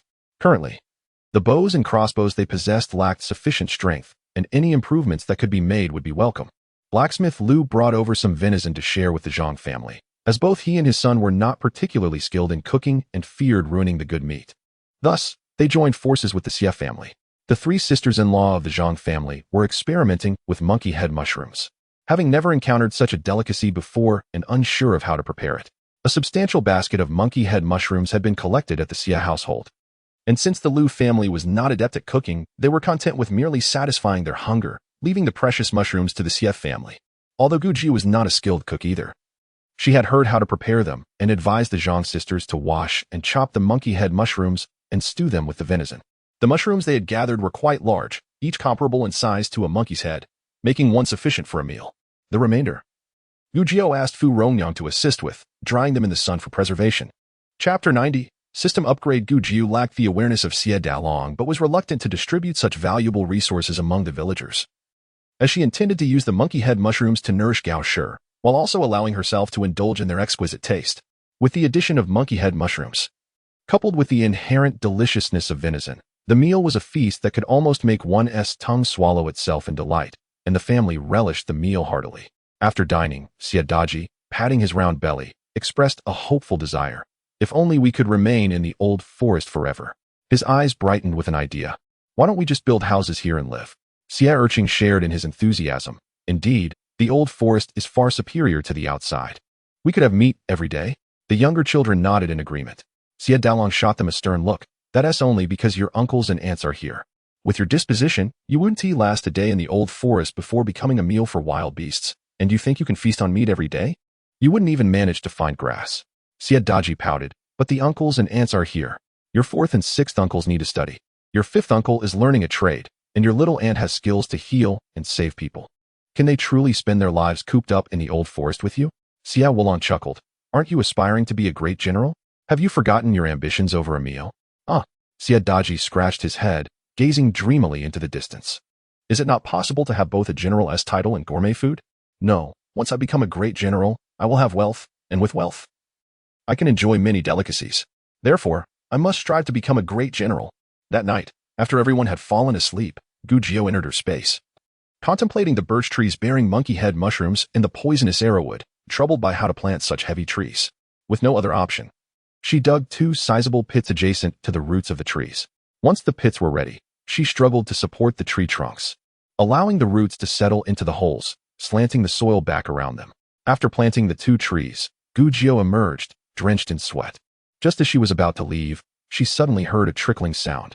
Turning her head, she noticed a stream of water gently cascading down the mountainside nearby. What could this mean? Gujiao was taken aback. The system's voice resonated. Congratulations, host. The space is about to undergo an upgrade. The space is now temporarily unavailable.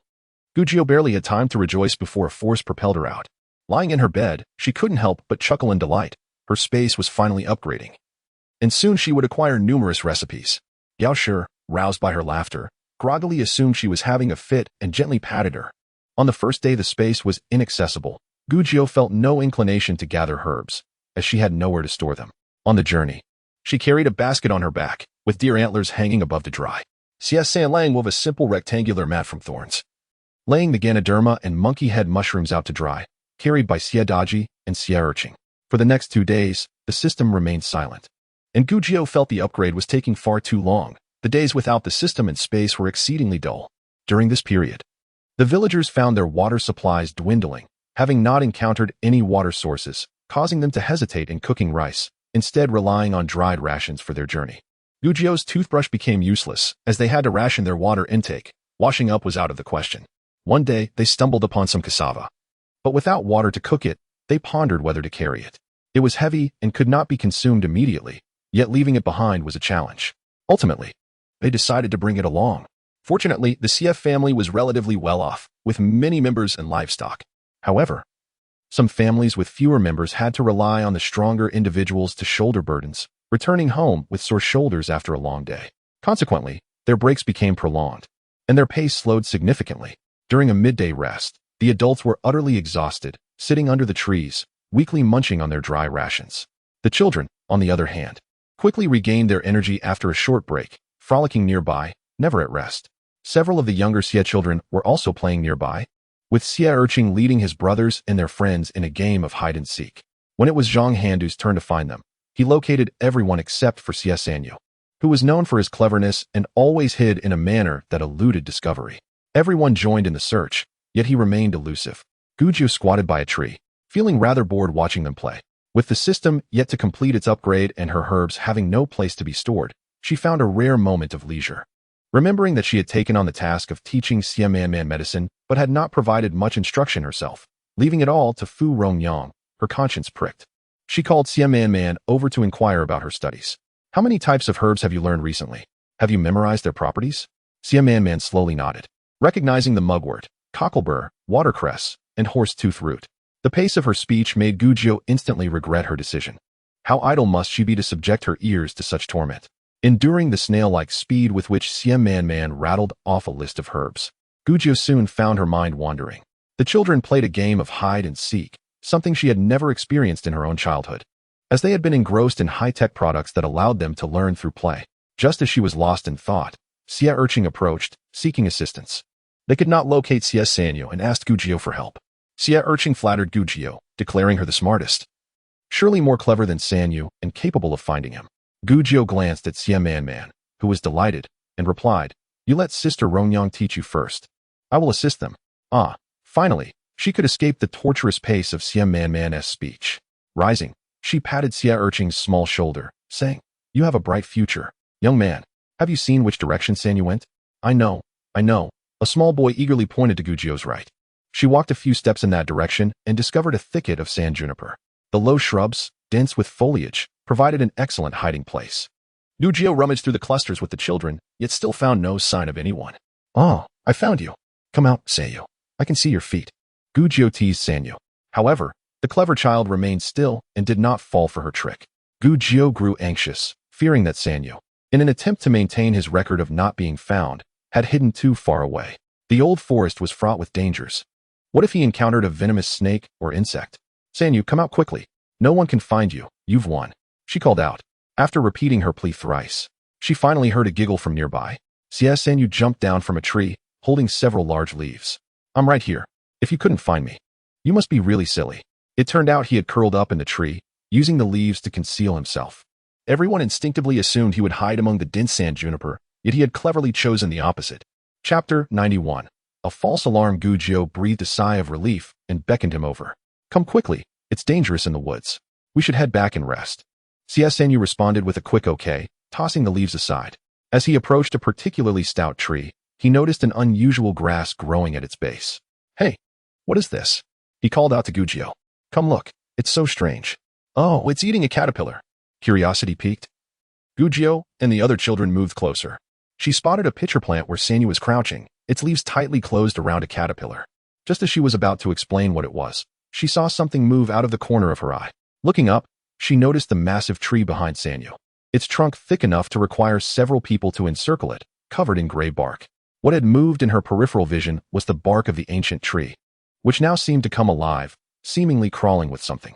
Gujio instantly realized the danger and shouted, "Sanyu, run." Without hesitation, she dashed forward, grabbing Sanyu and pushing him away just as a strange pulling sensation emerged from behind.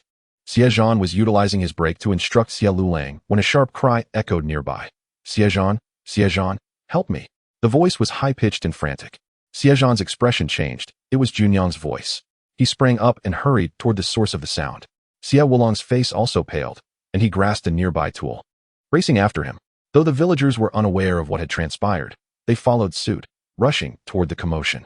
Upon arrival, they found a massive old tree standing firm, its branches lush and leaves dense. Gujio leaned against the tree, her arms spread wide, desperately trying to free herself from the sticky bark that held her fast. Everyone felt a chill run down their spines, recalling the tale Gujio had told about the man-eating tree, a creature capable of ensnaring living beings and slowly absorbing them. It appeared as though something alive was clinging to Gujio's body, intent on enveloping her completely. Sanyu, still on the ground, shrank back in terror, while Xie Zhan gripped his shoulder and tugged him away. The children were paralyzed with fear, their faces drained of color. Cold sweat broke out on Xie Zhan's forehead, his heart aflame with urgency and fear. "Jinyang, don't be afraid.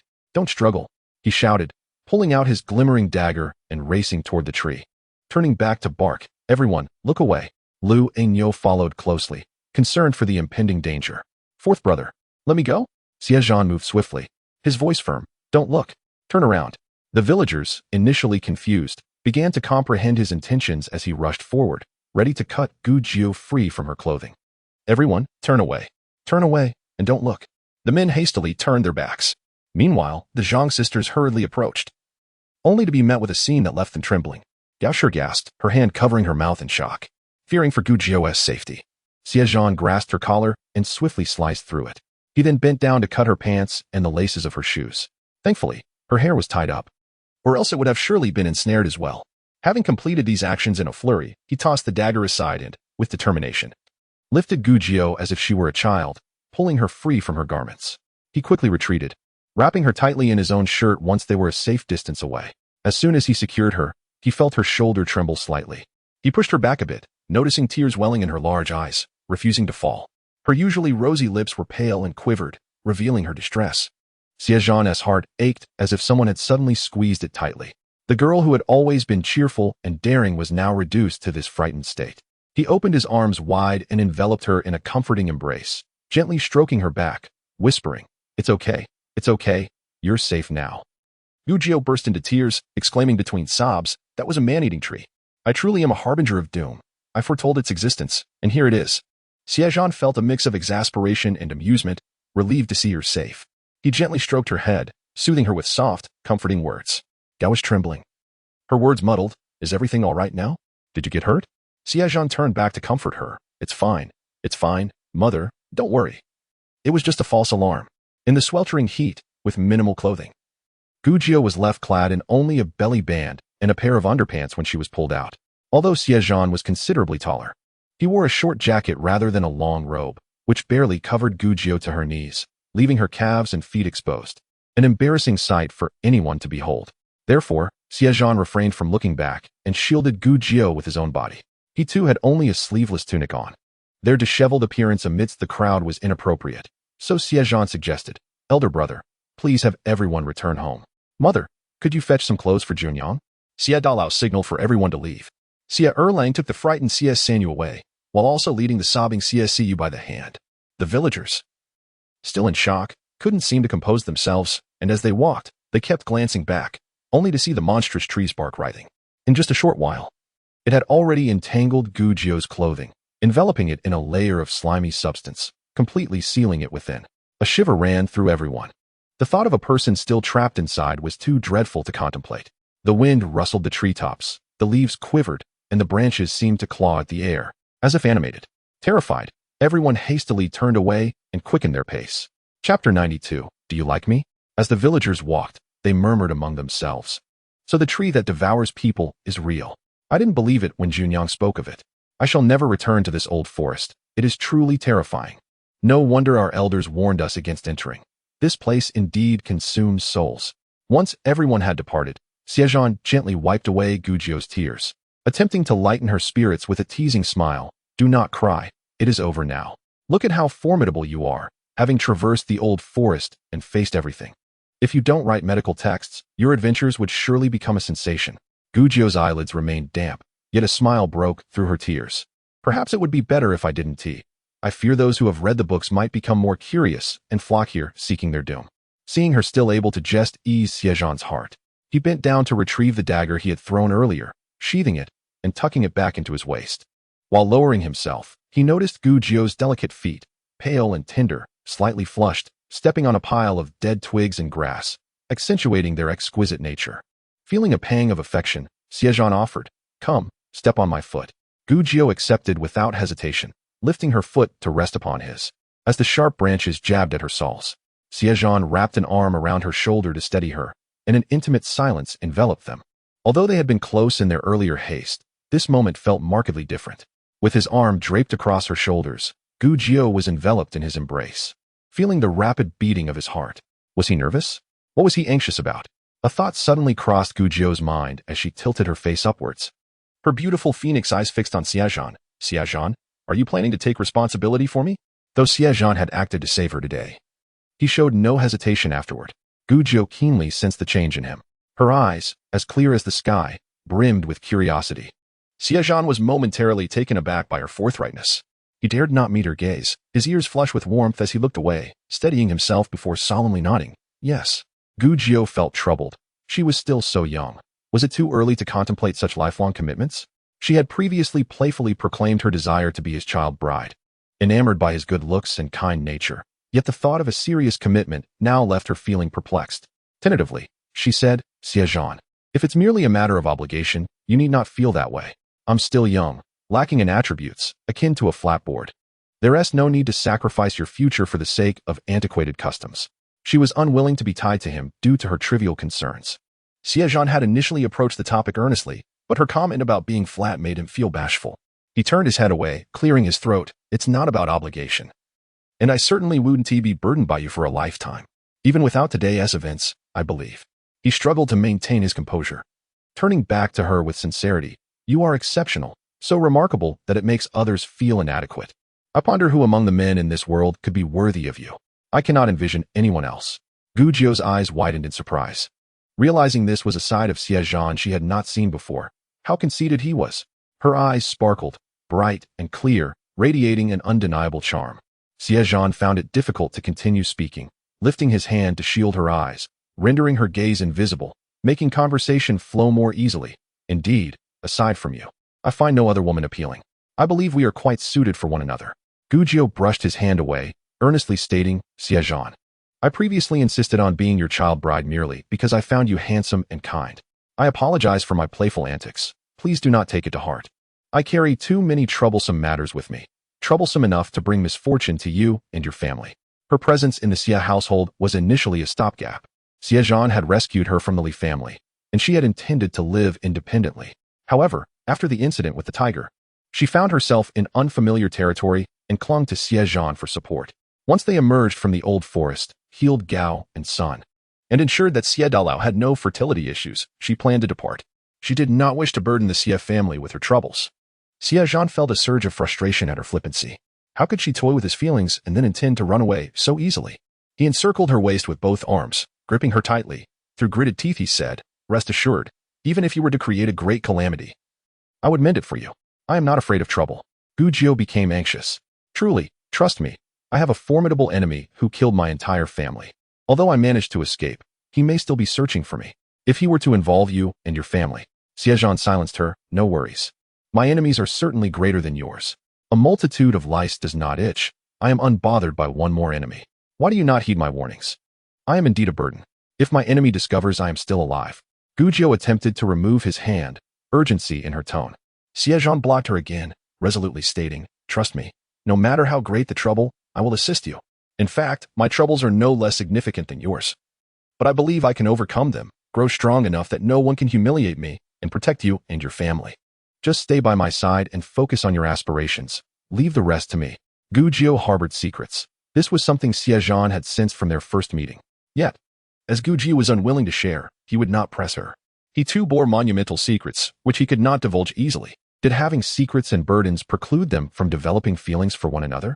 Gujio pondered, sensing something amiss. Was their union merely a matter of compatibility?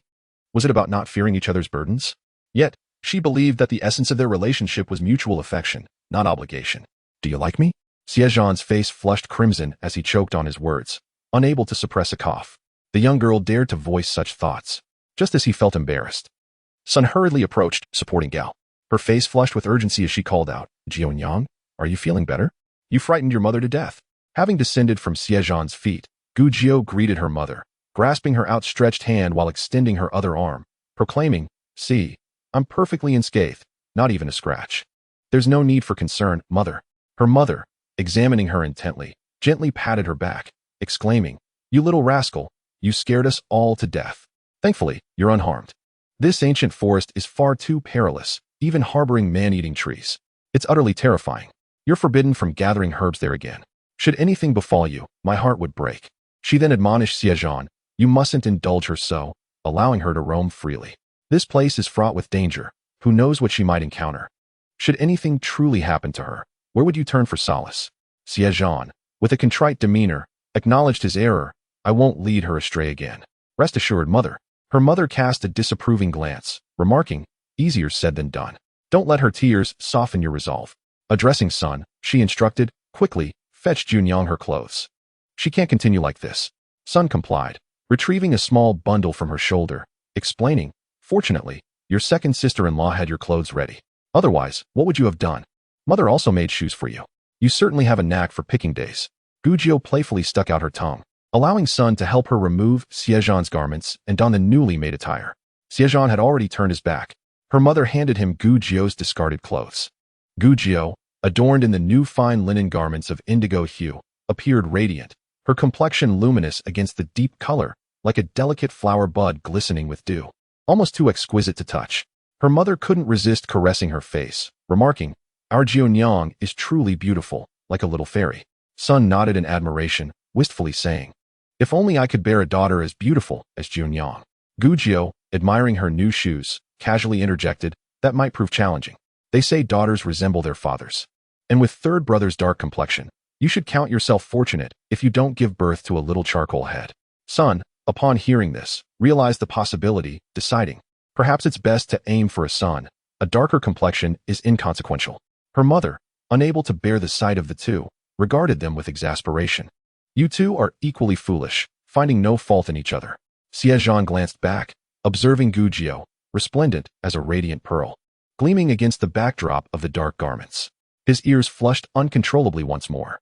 Sun assisted her mother in their departure. Xie Zhan, gazing at Gujiao as she arranged her clothes, extended a hand towards her. Gujiao fixed her gaze upon the outstretched hand, clean, well-proportioned, fair, and slender. Marked with calluses, Gujiao grew apprehensive, sensing that once she took that hand, it would be for a lifetime. In her previous life, she hadn't lived to see her 16th birthday. With her parents absent for most of her life, she lacked guidance on matters of the heart. As a dedicated professional, she devoted herself to her career, her social circle relatively simple, and her emotional landscape a blank canvas. In Xie Zhan's presence, she felt a sense of bewilderment. While she acknowledged a certain fondness for him, she couldn't discern whether it was that kind of affection. Moreover, she felt they were too young, and the future held too many uncertainties. There was no need to rush into anything. Xie Zhan, noticing her furrowed brow and perplexed eyes, reached out, gently lifting her chin, and met her gaze with utmost sincerity, mouthing the words, "I like you." Gujiao's eyes widened in disbelief. Realizing he was responding to her earlier question about his feelings for her, she stared at Xie Zhan in astonishment. Was he confessing his feelings to her? Her heart pounded erratically, as if 1,000 sparrows were fluttering within. Overwhelmed by apprehension, she resorted to nonsensical chatter, while secretly harboring a sense of anticipation. Was it acceptable to embark on a pure, innocent romance at her age? Xie Zhan stumbled, nearly falling, and muttered through gritted teeth, "You little rascal, spouting nonsense." Glancing down, he saw his reflection mirrored in her clear eyes, filled with trepidation, unease, and a hint of panic. Xie Zhan's heart melted instantly, assuming she was still worried about implicating him. Sighing, he gently embraced her, reassuring, "Don't be afraid. Just continue to be happy. I'll handle everything." Then, without allowing any resistance, he clasped her small hand tightly and turned to leave. She was his now, regardless of her age or lack of understanding of emotions. He had the patience to wait for her to mature, to grow into understanding. As Xie Zhan led Gujiao back, Xie Erling was reprimanding Xie Sanyu, scolding, "Will you ever learn? If it weren't for your little aunt, you'd have been devoured by that man-eating tree." Xie Sanyu sobbed, having finally come to his senses and realizing the danger he had been in. The village children were equally frightened, warned by their parents about the man-eating tree, transforming them into obedient little angels. The adults, too, discussed the man-eating tree, finally acknowledging the terrors of the ancient forest. Previously, with Xie Zhan and Gujiao always in the lead, handling everything and nipping any danger in the bud, the villagers hadn't experienced the forest's horrors firsthand. Only now did they truly understand that without Xie Zhan and Gujiao, they would have been devoured by the wolves long ago. The villagers, seeing Xie Zhan leading Gujiao, showed little surprise or curiosity. Having seen him expose the young girl, how could he shirk responsibility? From that moment on, the villagers automatically shifted Gujiao's status from Xie's adopted daughter to Xie Sailing's future wife. In this conservative and traditional era, without any formal announcement, the community tacitly accepted this arrangement. Xie's eldest, second, and third sons were indifferent. Whether she was an adopted daughter or a wife, she was family either way. Xie Luling also didn't mind. Two individuals of such extraordinary intelligence shouldn't inflict themselves on others. They were perfect for each other. Only Xie Wulong grumbled in frustration. "My adorable little sister, after only a few days, has suddenly become my future sister-in-law?" Her mother chuckled, asking, "Do you yearn for a daughter?" Xie Wulong nodded vigorously. Her mother replied, "Marry a wife and have one of your own." Xie Wulong deflated instantly, muttering, "If our Xie family were destined to have daughters, we wouldn't have had to adopt one as a precious treasure." Her mother retorted, "Is that my fault?" Because of the nearby man-eating tree. The villagers decided not to linger and resumed their journey. For the remainder of the trip, Gujiao was forbidden from leaving the group again. When they encountered a stream and stopped to replenish their water supply, the long-awaited system notification finally sounded. Ding dong, reporting to the host. Your system space has been upgraded. The system has added 1,000 new drug formulas and 300 common item crafting recipes. The space has gained a new water source, air quality has improved by 10, drug efficacy has increased by 10, and space flow rate has doubled. It can be used immediately. Gujiao was overwhelmed by the sudden barrage of surprises. The system hadn't mentioned so many benefits before. The drug formulas and item crafting recipes were already known, but the new water source, increased drug efficacy, and accelerated space flow rate were all incredibly exciting. Increased drug efficacy meant she could cure more people and treat more incurable diseases. Doubled time flow meant that 2 days in the space equaled 1 day outside, shortening the drug growth cycle by half, allowing herbs to mature quickly, drop seeds, continue growing, and provide her with an inexhaustible supply of high-performance medicinal herbs. Gujiao communicated with the system, asking if the space water had any special properties and whether it was drinkable. The system replied, "It is drinkable, but it has no special effects on the human body. The minerals in the water are only beneficial to the soil, improving the space's soil, making it suitable for more herbs, and enhancing their medicinal properties." Indeed, this is exceptionally favorable. The enhancement of medicinal properties due to the spatial upgrade, coupled with the nutrients provided by the soil, could render the herbs cultivated within her space unparalleled. Regrettably, the daylight hours preclude her from entering the space to scrutinize the herbs she has cultivated. Sat there, an utterly foolish grin plastered across her countenance. "What occupies your thoughts, that you are smiling so daftly?" Approached, casually seating himself beside her and employing his sleeve to fan them both. Ever since the incident where nearly became sustenance for a carnivorous tree, had ceased to be circumspect in public, as if having suddenly unlocked his meridians. Holding hands, pinching cheeks, and ruffling her hair had become second nature, his possessiveness overtly displayed. In a state of elation, possessed a profoundly joyous secret, yet she clasps arm, her eyes gleaming, biting her lip, attempting to articulate it, but suppressing it. Observing her mirthful demeanor, akin to a clandestine thief, S. heart softened, becoming like a tranquil pool, infected by her joy. In a gentle tone, he inquired, "Is it something you cannot even share with me?" Raised her hand, firmly covering her mouth, her eyes crescent-shaped, her voice muffled and indistinct. I cannot. Very well." S. tone was even more tender. "Share it when you wish." Nodded, her feet tapping gleefully on the ground, suppressing her ecstatic emotions. Smiled, observing her foolish joy, continuing to fan her with his sleeve. After a while, he noticed alternating between foolish grins and furrowed brows, her head gradually drooping in slumber. Chuckled, gently cradling her head onto his lap. As the young woman rested soundly upon his knees, could not help but curl his lips into a smile, continuing to fan her with his sleeve. IMG SRC HTTP, P9, reading sign. Novelpic. Com novel pic R69BD4BF1D931708541861A6DC9D3BF3, TPLV no op. JPEG. LK3S8D963091X expires 183-525 for 633X signature YVNS2B065M3D. Idly practicing his marksmanship with a bow and arrow, witnessed this scene, his heart aching. My dear little sister, yet to mature, has already been taken by our own brother. How my heart grieves. Adjusting her forehead, mused on how her aloof fourth son, who had never shown affection to girls, had one day become so doting on his wife. What is love but the subjugation of one by another? Watching with envy, glanced at. How I longed to rest my head on's lap. A glance at her second sister-in-law revealed her leg being massaged by her second brother. Alas, I cannot bear to watch, as the air is thick with the stench of affection. That evening, as she retired to her chamber, was at last able to enter her space and observe the transformation.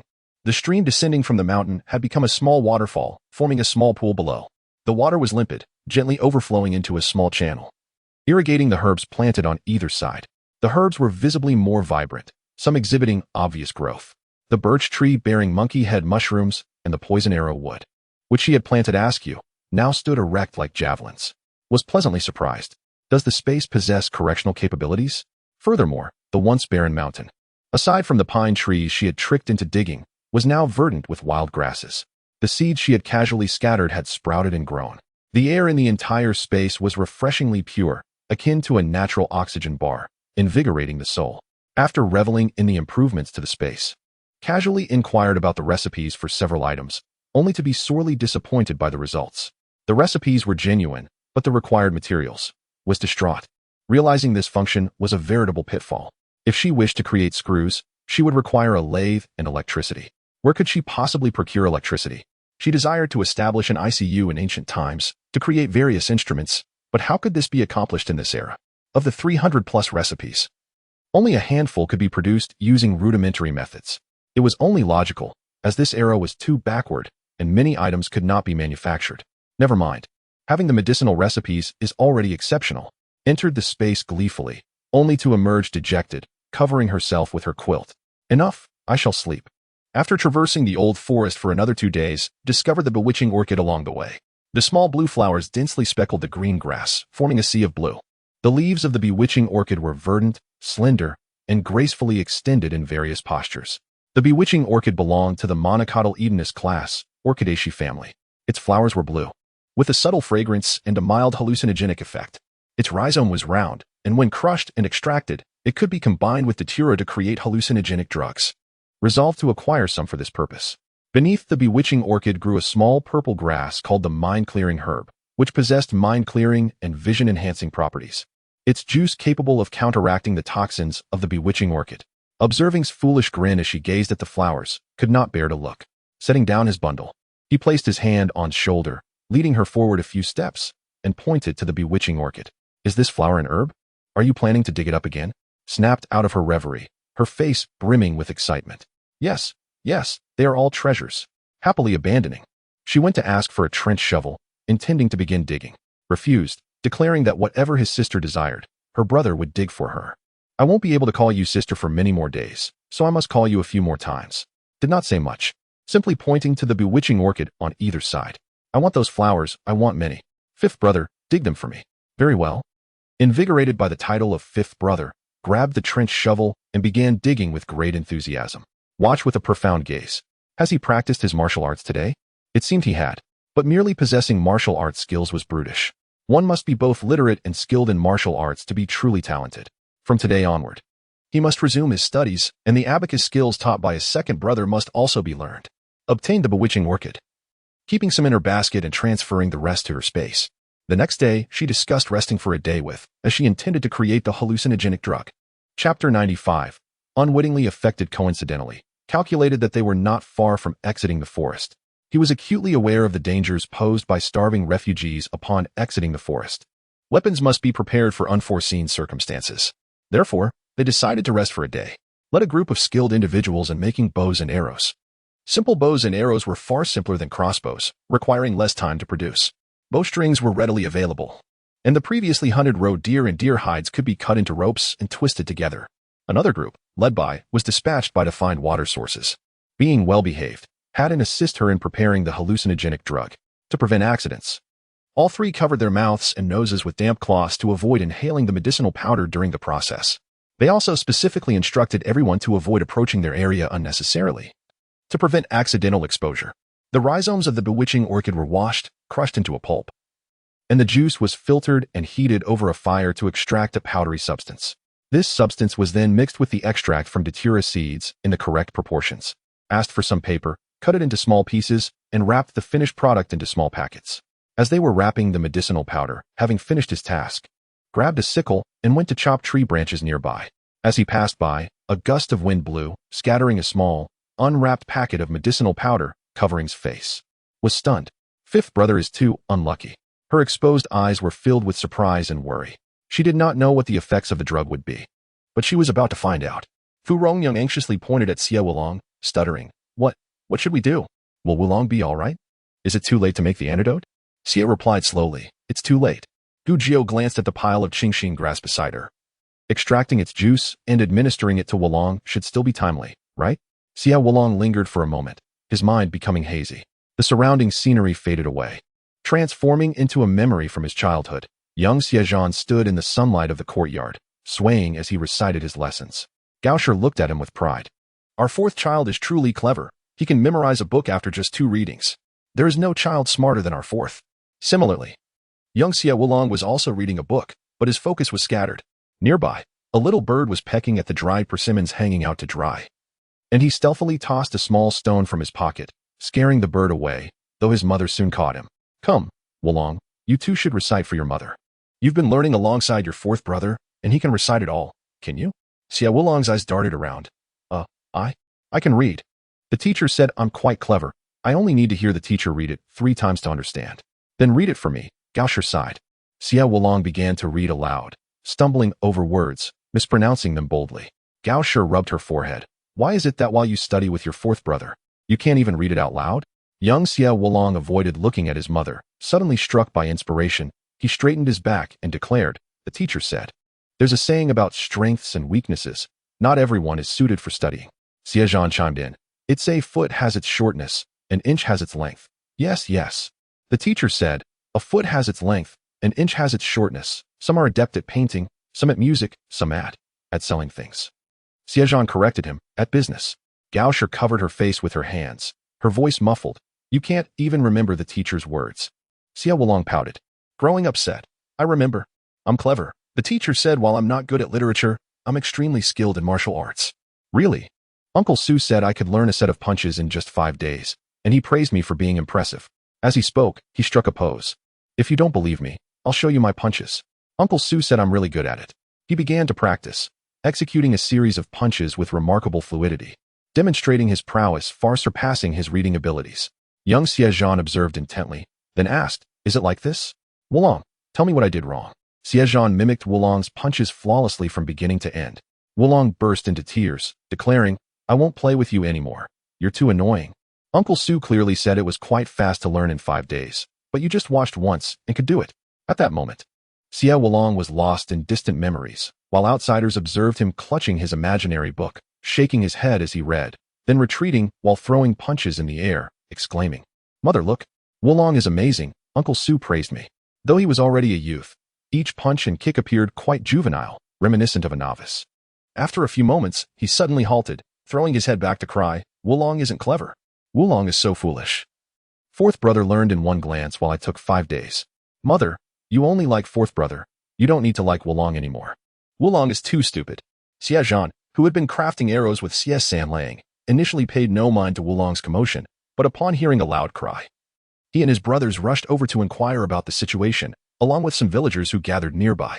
Gao Shi, sitting nearby mending clothes, looked up and immediately froze, dropping her work as she approached Wulong, asking, What has happened to him?"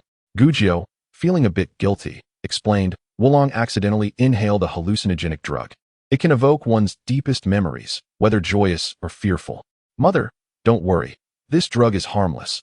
Once its effects wear off, he will be fine." Turning to Fu Rongyang, she added, "Sister Rongyang, please help me mash the qingxin grass to extract its juice." She then reassured Gao Shi, administering the juice to Wulong will resolve this. Gao Shi shook her head, not rushing. She wanted to see what Wulong, carefree as he was, held most dear or what troubled him the most. Slowly, she approached Wulong. Her brow furrowed as she gazed at him.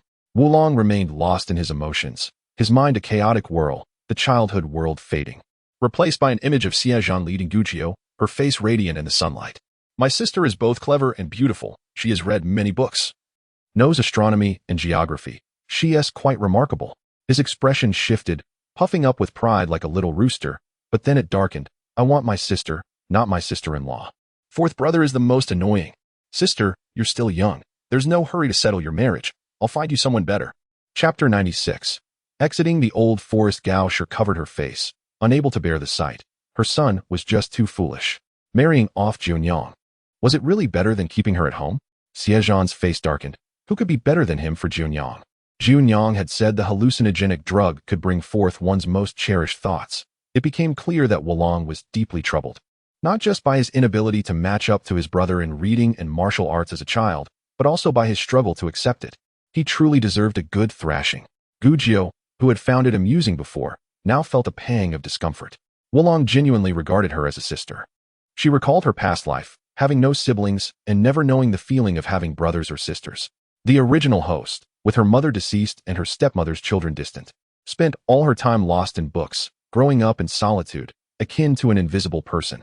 The realization of having an older brother was a new sensation. He would care for her, worry about her, fearing she might be taken away. This feeling, Gujiao pondered for a long time, unable to articulate it, but it stirred a desire to cry. Xie Zhan turned and noticed Gujiao's eyes glistening, letting out a soft sigh. Feeling like a villain tearing apart the bond between the siblings, he cast a glance at the still wailing Wulong, scoffing, "How dare you make my little girl cry? The antidote is ready. Hurry and give it to him." Xie Zhan gently patted Gujiao's head, ruffling her hair affectionately. Fu Rongyang hurriedly poured the filtered qingxin grass juice into a small bowl and presented it. Xie Zhan took the bowl and approached Wulong, who was still absent-mindedly slapping his head as if he were hitting Gujiao. With a swift motion, Xie Zhan pressed his hand against Wulong's neck, forcing the medicine down. The antidote wouldn't take effect immediately. Wulong remained lost in his hallucination, his thoughts a tangle, flickering between childhood and adulthood.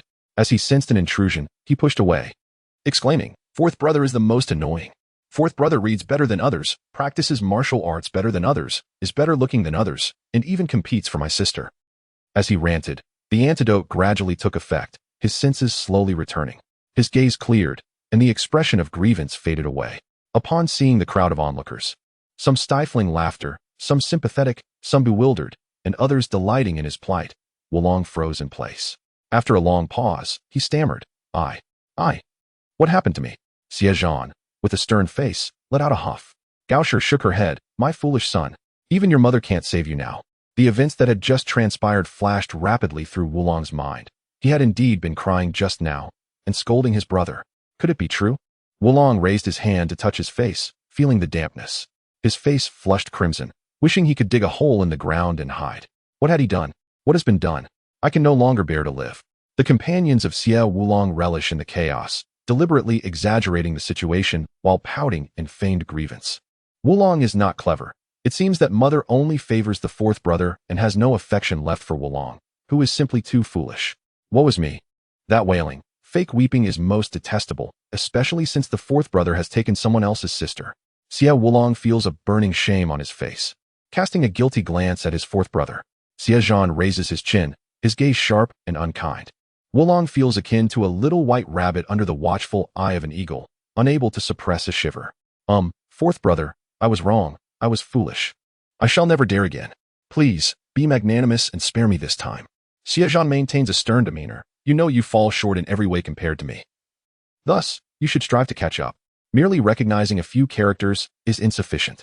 From today onward, you shall commence your studies of the 4 books, starting with the Great Learning, reciting a passage each day. No, I refuse. Xie Wulong shakes his head vehemently. Then focus on your martial arts. Surpass me in skill, if you can. Come, practice a few moves. Wulong continues to shake his head.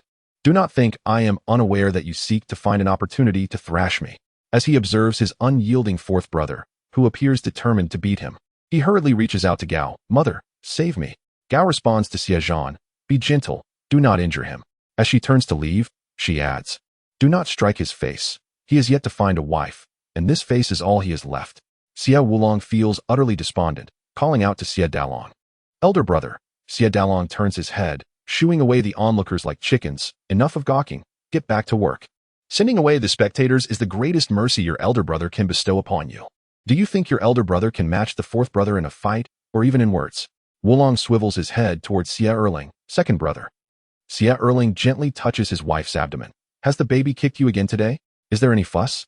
Su replies, the child is only 2 months old. It is not even as big as a sprout. How could it kick? Xie Sanling diligently crafts his bow, for he is merely a carpenter. What can he do? Seeing that his third brother is also unreliable, Wulong shifts his gaze to Gujio. Sister Gujio startles, and before she can react, Xie Zhan places a hand on her shoulder. Good girl, mother just had a backache. Quickly go check on her. See if she has strained herself. He nudges her toward Gao's resting place. Gujio looks back at Xie Wulong. Fifth brother, take care. I will get you the best medicine. Do your best. Shortly thereafter, behind an old tree, Xie Wulong's cries of despair resound. The author humorously notes that it is his mother who inflicts this punishment upon Wulong. As per the audience's request, emerging from the old forest caught them off guard. On this particular afternoon, after nearly a month of enduring life in the dense woods, the villagers finally glimpsed the intensifying light of day ahead. Overjoyed, they rushed forward, exclaiming, "Oh, we are out! We are out!" Once they exited the forest, the scorching sun began to set behind the mountains, painting the western sky a brilliant crimson, casting a serene glow over the land. A hush fell over the crowd as they gazed at the sunset over the mountains, a sudden wave of melancholy rising within them, whether from the loss of the old forest or the uncertainty of what lay ahead. Looking back at the dense woods behind them, a sense of wistfulness washed over their hearts. Life in the old forest, though arduous, held a rare tranquility. There were no heavy taxes, no pressures of daily life. Everyone stood united. Most importantly, they could enjoy meat every day. Such luxuries would soon be lost. Memories of various wild delicacies brought tears to their eyes. Lowering their gaze at the small paunch they had worked hard to cultivate, they lamented that it would soon vanish. Beyond the forest lay a range of mountains, where Xie Zhan and Xie Datong crouched on the ground, sketching a rough map of the nearby terrain. Their destination was Shangyu County, located to the north at the foot of the mountain. Descending from this height and heading north was the way to go. Seizing the daylight, they pressed onward. Due to the rough terrain, riding horses or donkeys became impractical, so Gao and Su followed on foot. Chapter 97. Arrival at Shangyu. Xie Wulong assisted Gao, while Xie Erling supported his wife. Xie Zhan carried the bedding on his left shoulder, reaching over to take the small basket from Gujio's back. Holding it in one hand while taking her hand with the other, The path is treacherous. Be careful. Gujio replied, I am fine. Look, I can manage. I am quite capable. With that, she cheerfully bounded ahead on the uneven mountain trail. Xie Zhan gritted his teeth. You little rascal, utterly lacking in romance. They trudged on, one step deep and one shallow, for an hour, as dusk began to settle. That night, they rested in the wilderness on the mountain. The next morning, as they prepared to descend, Xie Zhan cautioned everyone to conceal their bows and crossbows. The common folk were forbidden from possessing weapons, and being caught with them by the authorities would spell trouble. Continuing down the mountain, they soon passed a small village, where a gentle stream flowed, shaded by lush trees, creating a particularly tranquil atmosphere. They replenished their water supply here, inquiring with the villagers about the road ahead before setting off again. The path became easier to navigate as human presence created trails. Following the villagers' directions, they descended, passing several more villages before reaching the main road, which led them directly to Shangyu County. As it was a government road, more travelers appeared, with pedestrians, donkey riders, and those in carriages coming and going. Shangyu County, shielded by the Xianzhu Mountains and situated at a higher elevation, remained untouched by the floods, maintaining a peaceful ambience. The sight of such a large group aroused curiosity among the passers-by, some even approaching to inquire, Where do you come from? Has disaster struck your hometown? Where are you headed? Upon learning that they had traversed the old forest due to the impending flood from Zhuhuyan, the villagers were astonished, their gazes shifting with newfound respect. They were indeed formidable individuals. The old forest was renowned far and wide, its legends told from childhood, a veritable den of dragons and tigers. The villagers also sought news of the flood, having been cut off from the outside world since entering the old forest. Alas, how tragic! As the consequences of the flood were discussed, onlookers gathered, shaking their heads in sorrow. Many lives were lost. I heard several villages were entirely wiped out, leaving countless homeless refugees. One man lamented, shaking his head in despair. That day, the county magistrate of Qinghe assessed the situation at Zhuhuyan, realizing the dam was about to burst, and rushed to inform the citizens to evacuate. However, the flood's impact extended beyond Qinghe County, affecting numerous other counties downstream. Even if swift messengers were dispatched to notify the other counties, there would inevitably be places that received no warning in time. Some officials, fearing for their own lives, focused solely on their escape, neglecting the safety of the populace, resulting in many casualties. The people downstream were no better informed than those in Qinghe County and were inadequately prepared, facing dire shortages of food after narrowly escaping the flood. Has the government sent anyone for disaster relief? Xie Zhan inquired. None at all. I heard the magistrates of Qinghe and several nearby counties have been held accountable, facing execution for negligence, came the reply. If the magistrate did not flee, he would have drowned. Do they not fear the flood simply because they hold office? Xie Zhan remained silent, pondering that the true culprits deserving of punishment should be the Wang of Jingzhou, who advocated for the construction of Zhuhuyan and managed the funding from the court. After 3 years and the labor of 100,000, the dam collapsed under a single rainstorm. Should he not be the one who deserves death? Those who survived now faced starvation. What use was punishing the magistrate? First, provide some grain to help them survive. An elderly man among the crowd sighed, bearing a countenance etched with profound gravity. Xie Zhan found himself perplexed by the apparent disconnect between the common sense of the populace and the deliberations of the court, not to mention the musings of the one enthroned. After inquiring about the aftermath of the calamity, the villagers, their spirits subdued, resumed their journey, eventually reaching the ramparts of Shangyu County as dusk descended. Shangyu County, a major settlement, boasted an extensive city wall that stretched beyond the horizon. However, the city gate was rather small, guarded by gatekeepers. Upon spotting the approaching throng, burdened with belongings and consisting of people of all ages, the gatekeepers promptly advanced to intercept them. Who are you? Where do you hail from? The procession halted, and Xie Zhan stepped forward to address the gatekeepers. We are from Huaishu village in Qinghe County.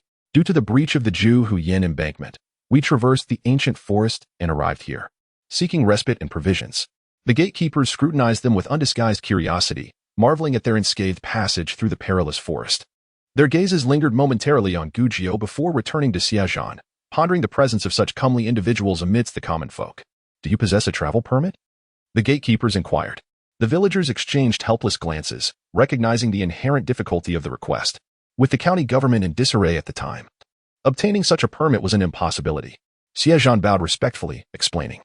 We received news of the impending breach of the Zhuhuyan embankment too late to acquire a travel permit.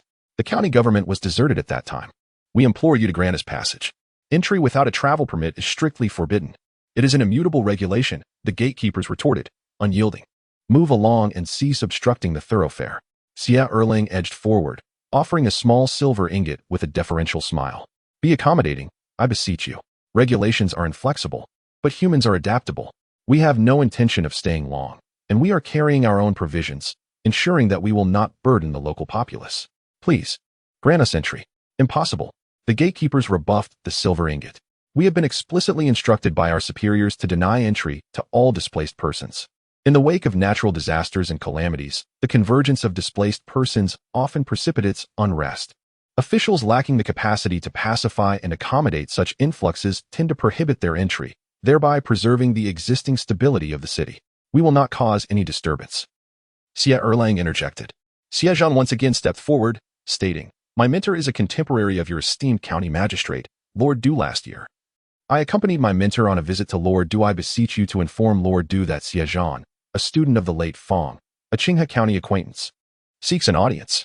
He retrieved the silver ingot from Xie Zhan and inquired of Gu Jiu about monkey head mushrooms. The dried mushrooms were entrusted to Zhang Shi for safekeeping. Zhang Shi produced one, which Xie Zhan deemed insufficient in size due to shrinkage. Perhaps another? He suggested. Zhang Shi grudgingly acquiesced, muttering, It will expand upon soaking. Chapter 98. Entry into the city, she reluctantly produced another mushroom and handed it to Xie Zhan, who then requested a basket from Zhang Shi to hold the mushrooms. He presented the silver ingot and the basket to the gatekeepers, stating, These are wild delicacies we gathered in the ancient forest. We beseech you to deliver them to Lord Du. With another bow, he added, We are in your debt. The gatekeepers glanced at the guard commander, who nodded in assent. Only then did they accept the silver ingot and the basket, uttering, Wait here. They turned and proceeded towards the county seat. Xie Zhan exhaled in relief and retreated to the roadside with the others to await their return. After approximately 30 minutes, the gatekeepers reappeared, their demeanor notably improved. Lord Du has granted you a 3-day stay in the city out of consideration for his old friend, they announced with a smile. But only 3 days. You must depart promptly thereafter. Any disturbance will not be tolerated, and we will be unable to accommodate you further. Xie Zhan nodded vigorously, assuring them, We will cause no disturbance. Rest assured. The group was finally permitted to enter the city. Shangyu County, befitting its status as a major settlement, was significantly larger and more bustling than Qinghe County. Situated upstream of the flood-affected area and shielded by mountains, it remained largely untouched by the influx of displaced persons, maintaining a semblance of prosperity and tranquility. Xie Zhan conferred with the others, proposing that they seek lodging for the night and proceed to a pharmacy the following day to sell the gastrodia and ginseng, after which they would purchase provisions and head north to Jingzhou City. The villagers hesitated at the mention of lodging, having endured far worse conditions in the ancient forest. However, Xie Zhan cautioned that the patrolling constables might not permit them to sleep in the open, making lodging the more prudent option. Reluctant to spend their money, the villagers dispatched a representative to locate an inexpensive inn catering to laborers and peasants, where accommodations consisted of straw mats and rudimentary bedding, with a dozen or more occupants sharing a single room. The Xie family, possessing some savings, allocated funds for lodging. Xie Zhan, employed as an accountant at a security firm, received a monthly salary. Xie Zhan, a craftsman of baskets and crates, earned a modest income. Xie Wulong, also working at the security firm, contributed to the family's finances. Their accumulated savings, though not substantial, had sustained them adequately. Moreover, they had acquired a considerable sum of silver from the bandit chieftain, Hu Laoda, during their encounter in the ancient forest. The Lu family, too, possessed savings and a share of the ill-gotten gains. Out of consideration for Su Shi's pregnancy and Gao Shi's frailty, the Xie family secured several superior rooms for the women at a nearby inn, while the men settled for a communal dormitory on the ground floor. Gao Shi shared a room with Gu Jiu, Zhang Shi with Fu Rongyang, and Su Shi with Sun Shi. They all indulged in hot baths, donned clean attire, and experienced a sense of rejuvenation. Dinner was shared in the inn's dining hall. The following morning, Xie Zhan prepared to pay a courtesy call on Lord Du, the county magistrate of Shangyu, to express gratitude for his previous accommodation and to visit his mentor's acquaintance. He could not arrive empty-handed. Gao Shi instructed Xie Zhan to retrieve a handful of loose silver from his baggage and to purchase pastries from a reputable and expensive establishment. We are simple farmers and cannot afford extravagant gifts, but we must avoid appearing too meager, she advised. Gu Jiu, observing the loose silver, estimated its value at over 1 tael, a substantial sum for an ordinary farming family. Gu Jiu herself had never been burdened by financial concerns, either in her previous life or as the original owner of her current body. However, She recognized the significance of this sum for the Xie family and felt a pang of reluctance on Gao Shi's behalf. After a moment's contemplation, she retrieved a tree-tongue Ganoderma and presented it to Xie Zhan, beaming. Present this to Lord Dewitt is far more practical than pastries and, more importantly, free. Gao Shi tapped her forehead playfully, chiding, you are indeed clever. Turning to Xie Zhan, she instructed, present the Ganoderma.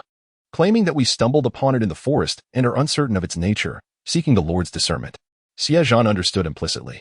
Gao Shi, wary of Gujio's naivete regarding social conventions, elaborated, we are unfamiliar with Lord Du's character. Should he prove avaricious, he might attempt to seize our Ganoderma through cunning means. When traveling, it is prudent to conceal one's wealth. Gujio nodded in comprehension. I understand, mother. Rest assured, I am intelligent enough to grasp your meaning. Gao Shi and Xie Zhan, well acquainted with Gujio's disposition, recognized her penchant for frankness and had grown accustomed to her manner of speech.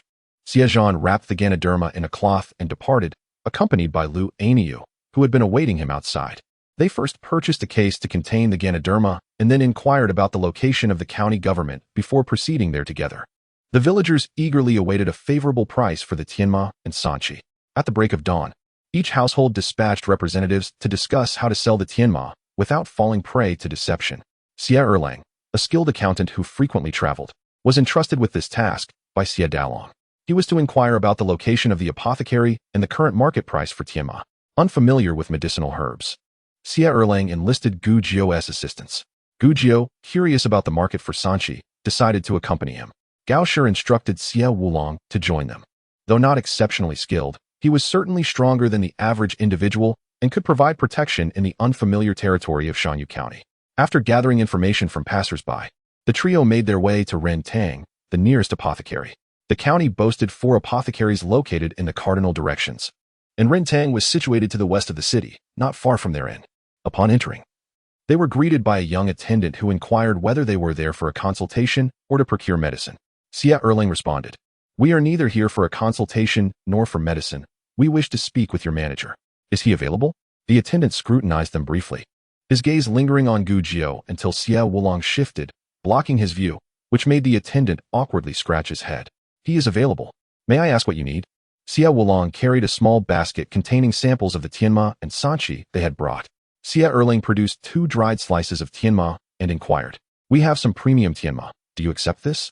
The attendant took the slices, examined them with a serious demeanor, and asked, how much do you have? Gu Jio interjected, are you authorized to make decisions? The attendant hesitated, then said, please wait a moment. I will summon the manager. He exited through a back door and soon returned, gesturing for them to follow. They were ushered into the courtyard where a middle-aged man emerged, appearing somewhat distressed, supported by an elder.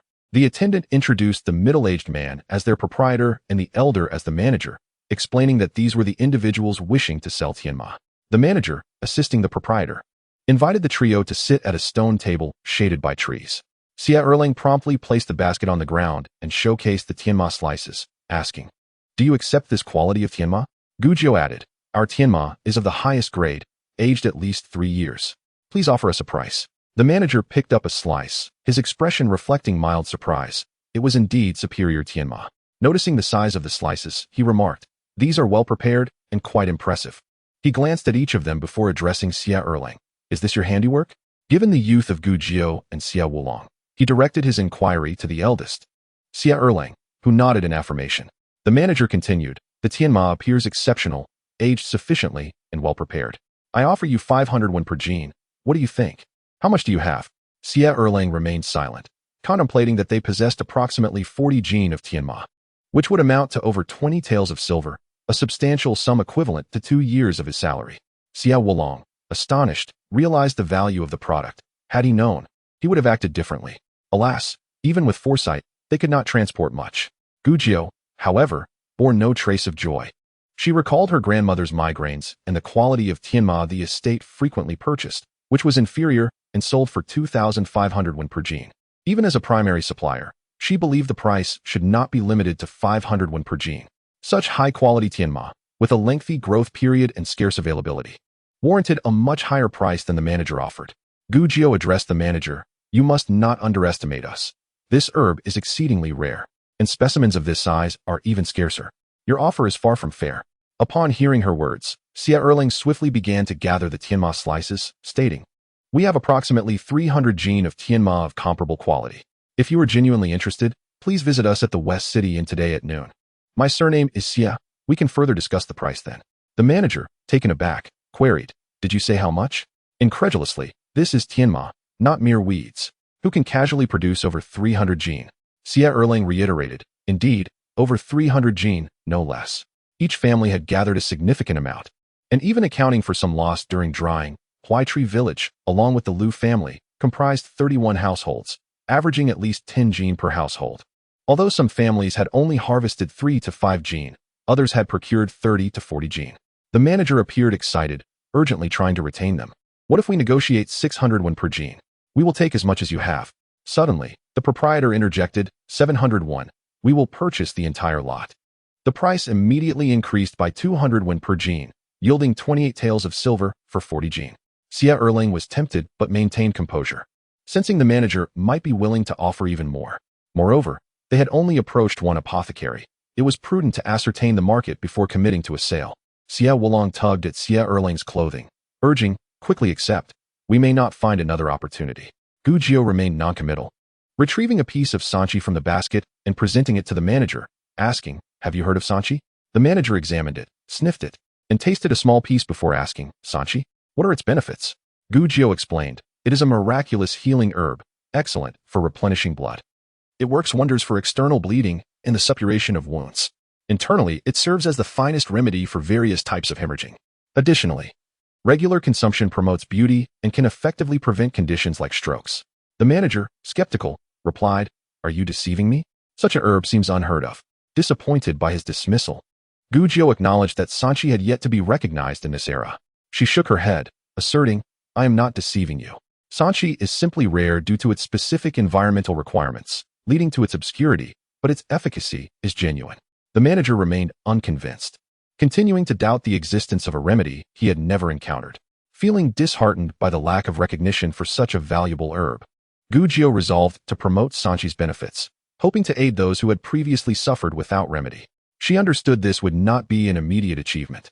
It required time for people to appreciate sanchi's advantages. Turning to Xie Erling, she proposed, "Let us return.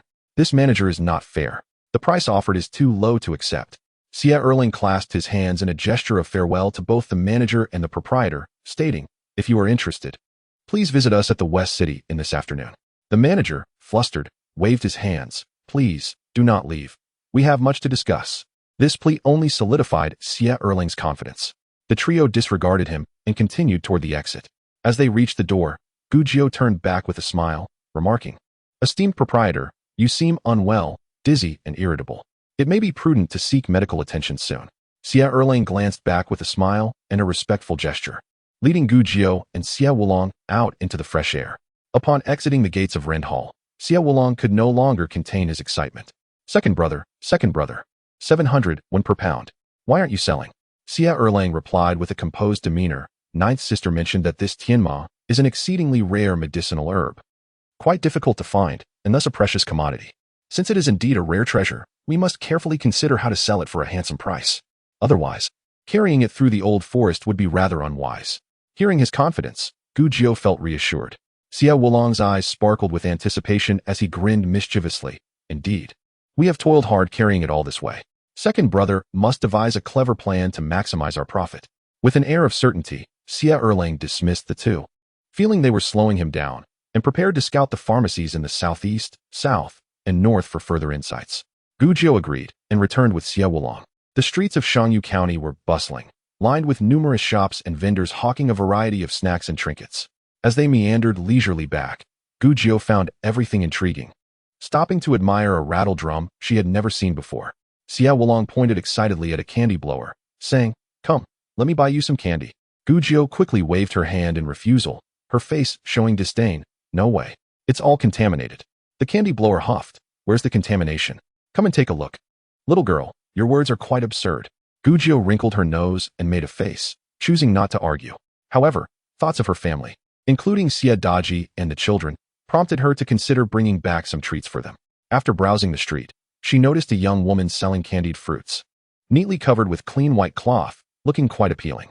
With the silver she had received from Hu Laoda burning a hole in her pocket, she decided to purchase some. After acquiring the candied fruits, she intended to visit a clothing store to buy outfits for the family. Upon entering, however, disappointment washed over her. The ready-made garments were tailored for those with a bit of extra coin, as ordinary folk often preferred to buy fabric and sew their own to save money.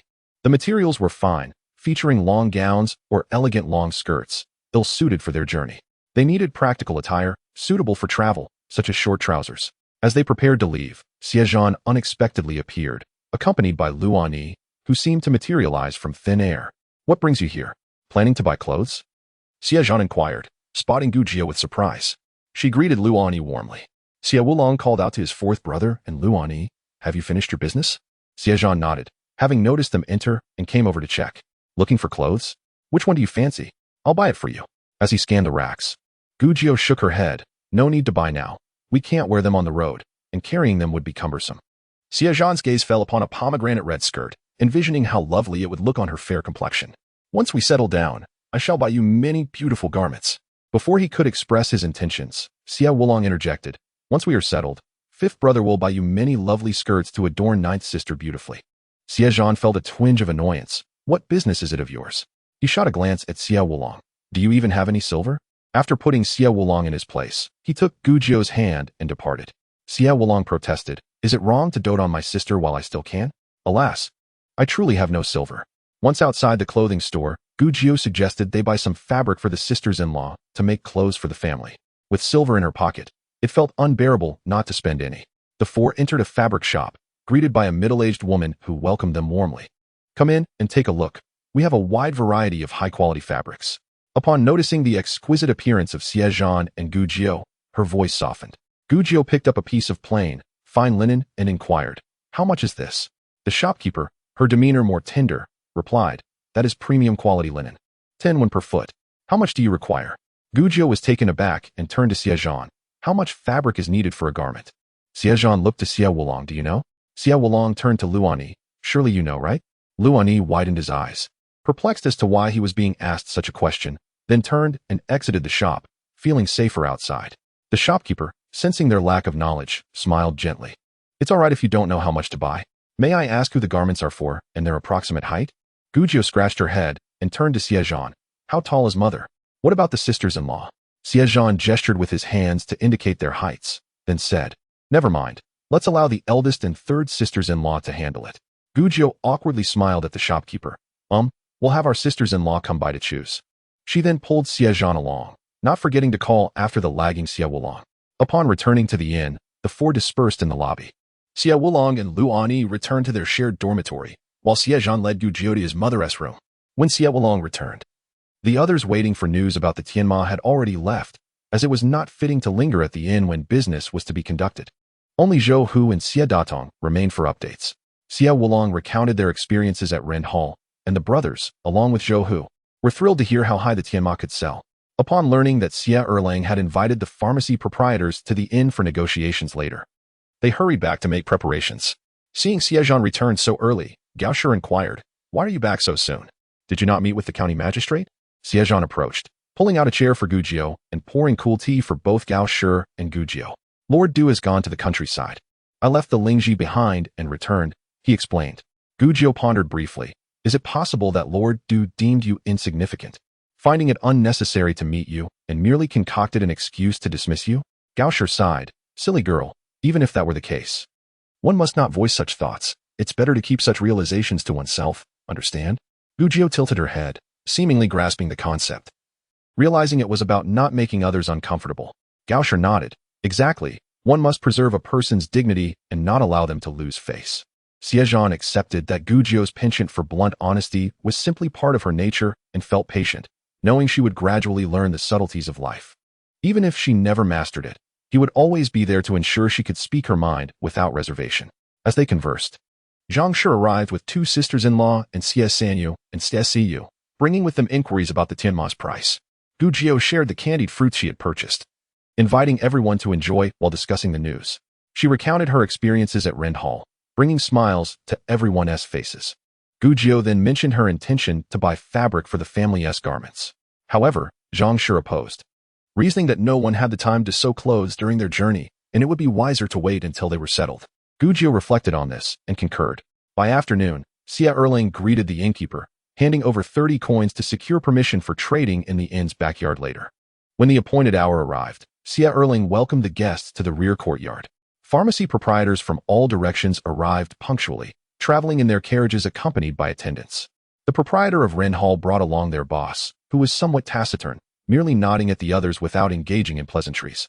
The Xie brothers borrowed tables and chairs, setting up in the shaded area of the courtyard, preparing tea for the 5 guests to take their seats. The 6 brothers of the Xie family had all gathered, with Xie Lulang and Xie Daji invited to broaden their horizons. Gujio was, of course, present as well, being the only one from Huai Tree Village knowledgeable about medicinal herbs. The villagers arrived in succession, each carrying their own tianma and sanchi. Those with larger families had naturally harvested more from the old forest, while those with fewer members had less manpower and thus less yield. Xie Erlang directed the villagers to set the sanchi aside first, instructing each household to line up in front of the table, holding their bags of tianma for the 4 head merchants to inspect. As the bags were opened, the 4 merchants took turns examining the contents. The head of Xie Zhan casually selected a bag to shake, ensuring the tianma inside was well mixed to avoid any inferior substitutes at the bottom. The head of Rend Hall meticulously inspected nearly every household's tianma bag, wary of any that might contain poor quality herbs. Gujio had previously instructed the villagers to leave the smaller tianma to continue growing, noting that the area had an abundance of them. They wouldn't exhaust the harvest as those of sufficient age were already plentiful. After the 4 merchants completed their inspections and exchanged nods of approval, confirming the quality was satisfactory, the head of Rend Hall spoke first. I will take 150 pounds. Initially, our owner intended to purchase everything, but since Xie Eryi has invited several colleagues, we cannot allow anyone to leave empty-handed. As for the price, let it be as discussed yesterday, 701 per pound. What do you think, Xie Eryi? The head of Xie Zhan chimed in. I will take 100 pounds, at the price quoted by Wu. Upon hearing this, Xie Erlang recognized the cunning nature of both men, realizing they had reached a tacit agreement on the price. It appeared that securing a favorable price would require a hard-fought negotiation. Your actions lack integrity, Xie Erlang remarked. While we have no objections to the price, there are only about 300 pounds of tianma in total. You both want to take 250 pounds, leaving us with a mere 30 to 50 pounds, which would mean our shares would only amount to 10 or 20 pounds each. This is rather inequitable, don't you think? Said the head of Zhang. The head of Chunlatang nodded sagely, affirming that it was indeed insufficient. What if we divide the tianma equally among the 4 of us, regardless of the quantity? Each family would then receive over 70 pounds, proposed the head of Zhang. That is unacceptable, retorted the head of Rend Hall. 70 pounds is too little. It does not even meet our own needs. Are you planning to sell it at a higher price afterward? The head of Zhang inquired. The head of Rend Hall was momentarily at a loss for words. How could they possibly sell such excellent tianma? They could scarcely keep enough for their own apothecary.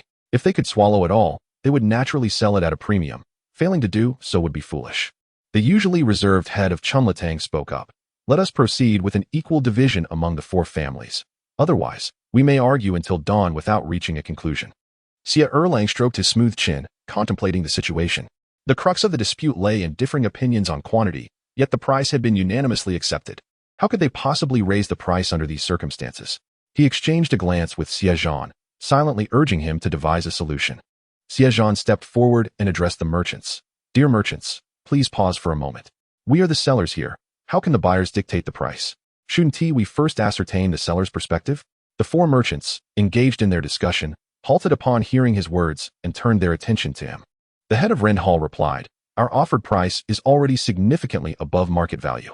Your tianma is of excellent quality, and we are willing to pay a fair price. However, should the price escalate excessively, we may incur losses. The head of Zhang cast a glance at the head of Rend Hall, and the two exchanged knowing looks. Apprehensive that Xie Zhan might demand an exorbitant price. Dear Lu, you are not being fair. We traveled a great distance not merely for entertainment. If you feast, you must leave some broth for the rest of us, mustn't you? Lu raised his gaze with a sardonic expression, remarking, Didn't you just say you didn't want any? The head of Zhang was momentarily speechless, feeling aggrieved. Are you saying you want it after all? He then reluctantly turned to Xie Erlang. We also wish to purchase. How much can you sell us? Xie Erlang glanced at Lu, who had declared his intention to buy everything and hesitated. If Lu intends to take it all, then 800 won per pound. The head of Zhang gritted his teeth in agreement. Very well, let it be so. an equal division among the four families. The other two merchants could do little but acquiesce. They thought to themselves that this might finally settle the matter. However, Lu, propping his forehead with his hand, coolly interjected, 901 per pound. Renhal will take it all. The four merchants turned to him in unison, their expressions blank. Who was this man truly allied with? Was this a ploy set up by the Xie family, or did he genuinely intend to monopolize the entire shipment? If it were not for Lu's notorious wealth, they might have suspected him of collusion. The head of Renhal lowered his head, choosing silence. The other three merchants exchanged glances, recognizing that while the price was steep, such premium tianma was a rare find. They could easily turn a profit by reselling it to patients at 2 or 3 times the price. More importantly, this quality of tianma would serve as an excellent tonic, suitable for family, friends, or as gifts in business dealings. Even if they secured only 20 or 30 pounds, it would be worth it for future favors. Yet, Lu's adamant demeanor suggested he intended to hoard the entire batch. They too wished to partake in the bounty. The three merchants silently deliberated their options. Very well, let it be 901, they collectively conceded. After a brief moment of contemplation, the head of Zhang spoke up. Let us proceed as per Lu's offer. Renhal will take 150 pounds, and the remainder, regardless of quantity, will be divided equally among the three of us. Does this sound agreeable? Lu looked up, then lowered his gaze again, uttering words that made them wish to weep. 1,000 per pound. Renhal will take it all. The other three merchants collectively sighed. Do not hinder me. Allow me a moment to lament. Even the manager of Renhal gazed speechlessly at his own team, or rather, at the master, Lu Dong. Xie Zhan cast a dubious glance at Lu Dong. This person's demeanor did not suggest a frivolous spending of wealth. Was there an ulterior motive? Although their tianma was undoubtedly worth the price, what merchant lacked shrewdness? He had meticulously plotted how to negotiate step by step to secure a high price for the tianma, yet it seemed completely futile. The villagers were as invigorated as if they had been injected with enthusiasm, their faces flushed with joy, heads bumping together as they buzzed in hushed discussions. At a price of 1,000 per pound, equating to a tael of silver, each household could sell 5 pounds of tianma for a total of 5 taels. The manager of Shangyun Hall wore a distressed expression as he glanced at the manager of Chunlai Hall, then at the manager of Jingxin Hall, whispering, "Do we still want more?" The manager of Jingxin Hall gritted his teeth and replied, "Yes." The manager of Chunlai Hall nodded in agreement. It would be foolish to refuse. Had there not been so many competing buyers, even if the seller insisted on a price of 1,000 per pound, they would still purchase the entire lot. For this product had no worries regarding sales. 1,001 was indeed the price, maintaining the previous conditions. Renhal would take 150 pounds, and the remaining would be evenly distributed among the three halls. Lu Dong's fingers, which had been tapping on the table, finally came to a halt as he conceded, "Fine." The three managers nearly spat blood, wondering if this person was merely a hired hand from the Xie family, sent to inflate the price. Once the price was settled, they began weighing the goods, first measuring out the 150 pounds requested by Lu Dong, then dividing the remainder among the three halls. In the end, the total weight exceeded expectations, totaling over 350 pounds. The Xie family alone had over 40 pounds, yielding more than 40 taels. With livestock, they had brought more tianma than others. The remaining families also managed to sell a bit of silver. Those who sold less lamented their inability to return to the old forest for more, but the burdens of their journey had prevented them from carrying much. With the tianma transaction successfully concluded, the villagers clutched their silver, overwhelmed with excitement and uncertainty. Gujiao produced some sanchi slices and asked the four managers, "Have you truly no interest in acquiring sanchi? This is a remarkable product. Once this opportunity passes, it may not come again." The four managers hesitated. The manager of Renhal shook his head, stating, "It is not that we do not wish to acquire it, but rather that historical medical texts have never documented sanchi. We have no experience with its medicinal properties and cannot take the risk." Zhang Fuguei grew anxious. It would be a tremendous shame if such a fine product slipped through their fingers simply due to ignorance. They had carried it throughout their journey to exchange it for silver, and now they faced the prospect of being unable to sell it. Stepping forward, he rolled up his sleeve to reveal a wound inflicted by a lynx. "Look, this was a beast's claw. We were in the old forest without any medicine. I suffered from a high fever for 2 days and nights without relief. It was only thanks to Jiunyang's timely retrieval of sanchi that I survived." The pharmacy manager, knowledgeable in medicine, examined Zhang Fugui's exposed wound, which, though scabbed over, bore a substantial and uneven area across his shoulder, indicating the severity of the injury. They all knew from experience that such wounds, even with prompt medical attention and proper treatment, could prove fatal for some. in the harsh conditions of the old forest. If the wound had become infected, survival would have depended solely on one's own immune resilience, a rare occurrence. If Sanchi had indeed played a role in his recovery, it would affirm its value. The manager of Ren Hall pondered, but ultimately shook his head, unwilling to take the risk. The other 3 managers also hesitated, not daring to give a swift agreement. Zhang Sanzhu grew agitated, having witnessed the difficult journey his pregnant wife had endured, with a long road still ahead. He wanted to buy a cart for her to ride in, but if they could not sell the Sanchi, his mother and 2 sisters-in-law would likely oppose the purchase. He rushed forward, filled with fervor. "You must believe us. What we say is true." Brother Fugue was critically ill, and it was only through Jiunyang's use of Sanchi that he was pulled back from the brink of death. "If you do not believe."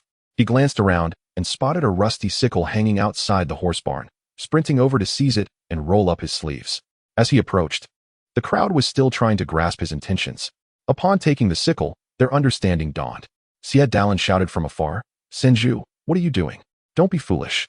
Zhang Dazhu and Zhang Erju, his brothers, also scolded him loudly. Xie Wulong rushed over, attempting to prevent his reckless act, but was a moment too late. Zhang Sanzhu lifted his sleeve and, with the sickle, made a shallow cut on his arm, blood immediately welling up. Gujiu was utterly speechless, exclaiming, "Oh, you foolish person." The sickle was rusty, and the bacteria on such iron objects are notorious for causing tetanus, a potentially fatal condition. Was he not a reckless soul reincarnated? Gujiu quickly procured a slice of Sanchi, instructing Xie Wulong to hurry to the kitchen for a garlic mortar and some cool boiled water. Zhang Sanzhu, pale from the pain, returned, blood streaming down his arm. Gritting his teeth against the agony, he insisted, "If you do not believe in the efficacy of Sanchi, just wait and see."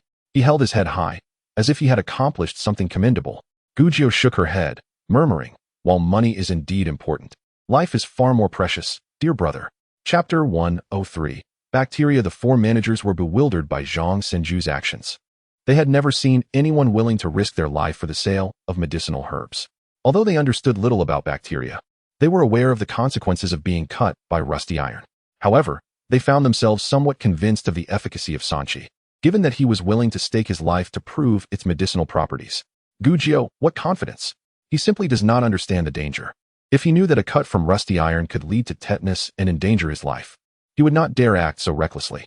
Xie Wulong quickly borrowed the garlic mortar and brought it along with a jug of cool water. Gujiu instructed Xie Zhan to take a piece of dried Sanchi and crush it into powder while she washed her hands. Then she urged Zhang Sanzhu to lift his sleeve and rinse his wound with cool water. Her method was anything but gentle. After rinsing the surface, she pinched the wound open with her fingers, pouring water inside to cleanse it. Zhang Sanzhu grimaced in pain, gritting his teeth and howling in agony.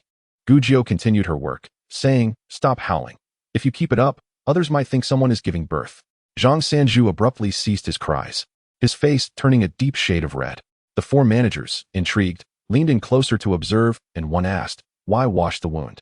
Without lifting her head, Gujiu explained, "Rusty iron carries a considerable amount of dirt and bacteria, which can lead to tetanus, so it must be thoroughly cleaned. Otherwise." The manager of Shangyun Hall inquired, "What is tetanus?" "It is also known as the 7-day wind," Gujiu replied. At the mention of this term, everyone knew that those afflicted with tetanus had less than a 50% chance of survival, and the atmosphere shifted dramatically. Zhang Sanzhu's complexion paled, regret flooding his heart as he wished he could bang his head against a wall. His eyes, filled with despair, turned toward Gujiu. "Junyang, you are so capable. Surely you can cure me, right? Sanchi is so effective, it will surely work." Gujiu reassured him, "Yes, there is a good chance of recovery." Zhang Sanzhu was stunned, realizing it was not a guaranteed cure, and panic washed over him. The manager of Jingxin Hall asked, "If we clean it thoroughly, will that prevent tetanus?" "Not entirely." When it came to professional matters, Gujiu exhibited remarkable patience, hoping to educate more people on the correct methods of wound care to reduce fatalities from injuries. Cleaning could only remove some dirt when combined with Sanchi. It could eliminate the majority of harmful bacteria. Kill. The manager of Shangyun Hall seized upon the key term. "Are these bacteria still alive?" "Indeed," Gujiu replied with certainty. "They are alive and reproduce at an astonishing rate, multiplying over 70 times within a day and night. They are known as bacteria. Bacteria are omnipresent in our lives. Even in seemingly pure and clear water, in the cloth used to dress our wounds, and floating in the air, countless bacteria exist that are invisible to the naked eye. These microorganisms are the primary culprits behind the redness, swelling, and pus formation in wounds.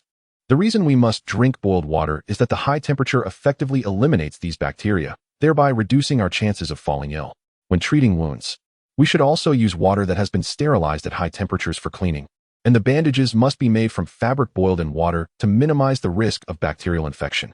The 4 shopkeepers and Lu Dongjia, along with everyone present, were captivated by this novel information.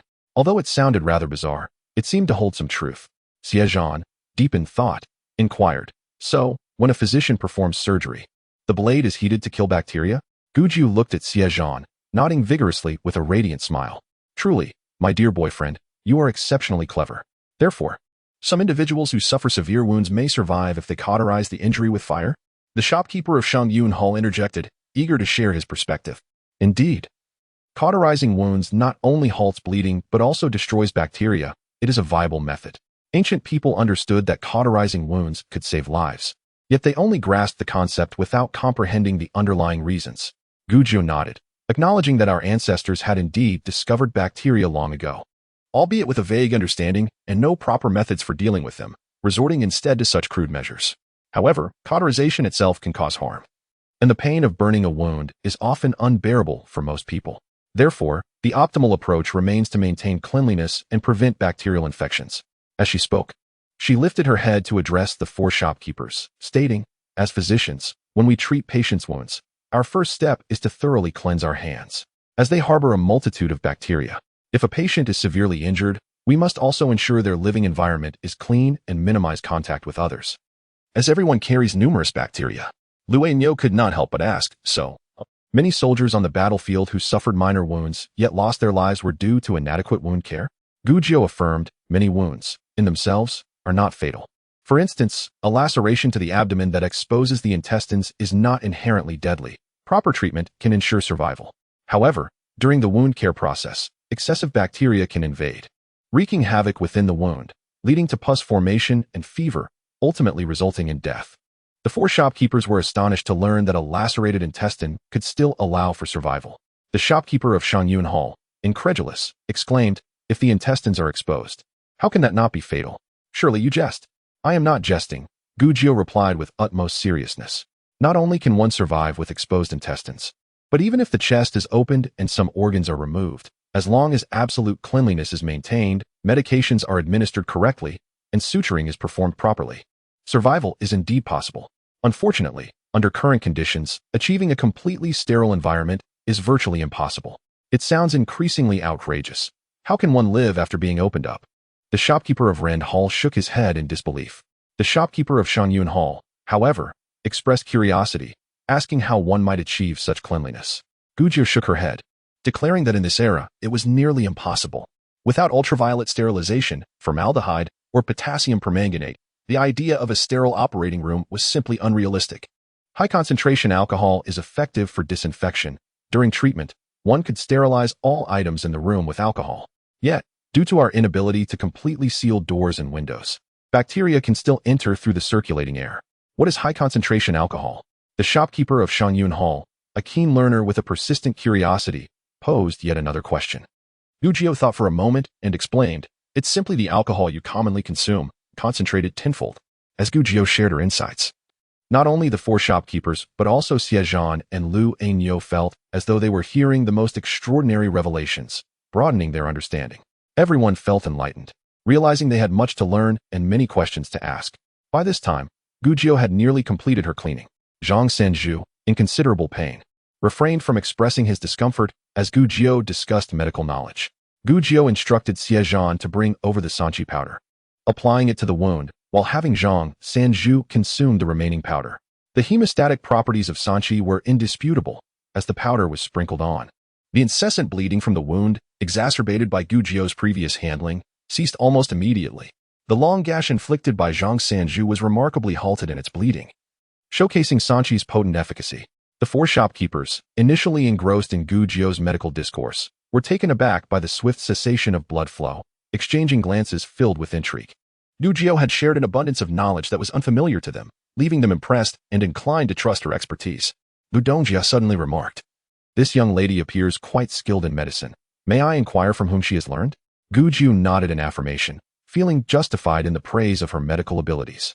In the realm of surgical procedures, she could confidently assert that no one in this era surpassed her expertise. Though her time studying traditional Chinese medicine was limited, she had access to a system that allowed her to simulate various ailments, honing her diagnostic precision and acupuncture skills. This afforded her countless opportunities to accumulate experience, far exceeding that of others. She possessed numerous formulations for herbal remedies, with a system to validate the accuracy of her prescriptions, leading to her rapid advancement in medical skills. Even if her abilities were not yet exceptional, she believed that it would not be long before she surpassed the majority, becoming a renowned physician. As for my mentor, Gu Jiu pondered before replying, my master is not of this world. Their whereabouts are erratic, and even if I shared their name, you would not recognize it. System, I am not from this world. I am not human. Could you assist me? Lu Dongjia suddenly extended his hand. Gu Jiu chuckled, finding Lu Dongjia's boldness refreshing. At my age, people often regard me as inexperienced and unreliable, yet here is Lu Dongjia, daring to seek my medical counsel. A rare smile graced Lu Dongjia's serious face as he said, regardless of your age, you still lack facial hair. Gu Jiu replied, Xie Zhan. Observing Gu Jiu's flustered expression, couldn't help but laugh, thinking how endearing she was. Lu Dongjia chuckled and extended his arm again, signaling Gu Jiu to take his pulse. Gu Jiu straightened her demeanor, sitting opposite him, placing her hand on his wrist. Once engaged in healing, she transformed into a different person, her small face marked by seriousness. How long have you experienced migraines? Approximately 20 days.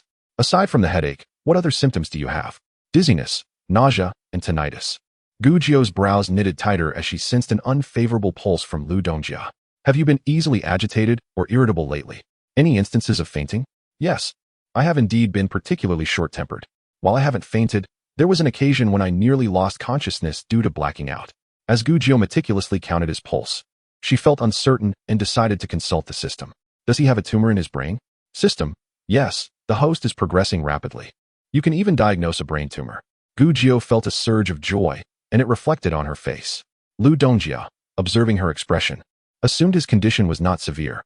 He himself runs a pharmacy and has a competent resident doctor. He mentioned that his recent migraine is a result of excessive worry and busyness, and despite taking medicine for over 10 days, he has seen no relief. He employs a resident doctor at his own pharmacy and feels reluctant to consult elsewhere, fearing it would reflect poorly on his doctor and adversely affect the business.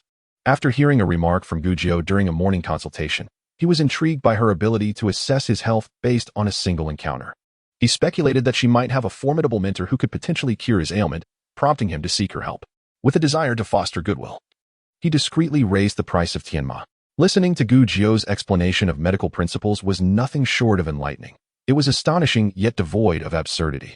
He recognized her innate talent, even without having met her mentor, and considered allowing her to attempt a remedy. Gu Jiu was engaged in a discussion with the system regarding the size of Lu Dongjia's brain tumor, not relying solely on traditional Chinese medicine. In her previous life, she had performed brain tumor surgeries and was well-versed in the various stages and symptoms of such conditions. By correlating the onset of Lu Dongjia's illness with the symptoms presented, she was able to estimate the size of the tumor. However, this was not solely derived from her pulse diagnosis. In her past life, Gu Jiu had encountered a prodigious Chinese medicine practitioner, only slightly older than herself, who had already transcended the confines of formal education and was independently practicing medicine. On one occasion, he diagnosed a patient with a stomach tumor the size of a soybean, which the patient initially dismissed due to the absence of any symptoms. The patient had sought treatment for a lingering cold, never suspecting a tumor could be present. The notion that a pulse diagnosis could reveal both the existence and size of a tumor was preposterous. Yet, when the patient visited Gu Jiu for further examination, she too found the claim unbelievable.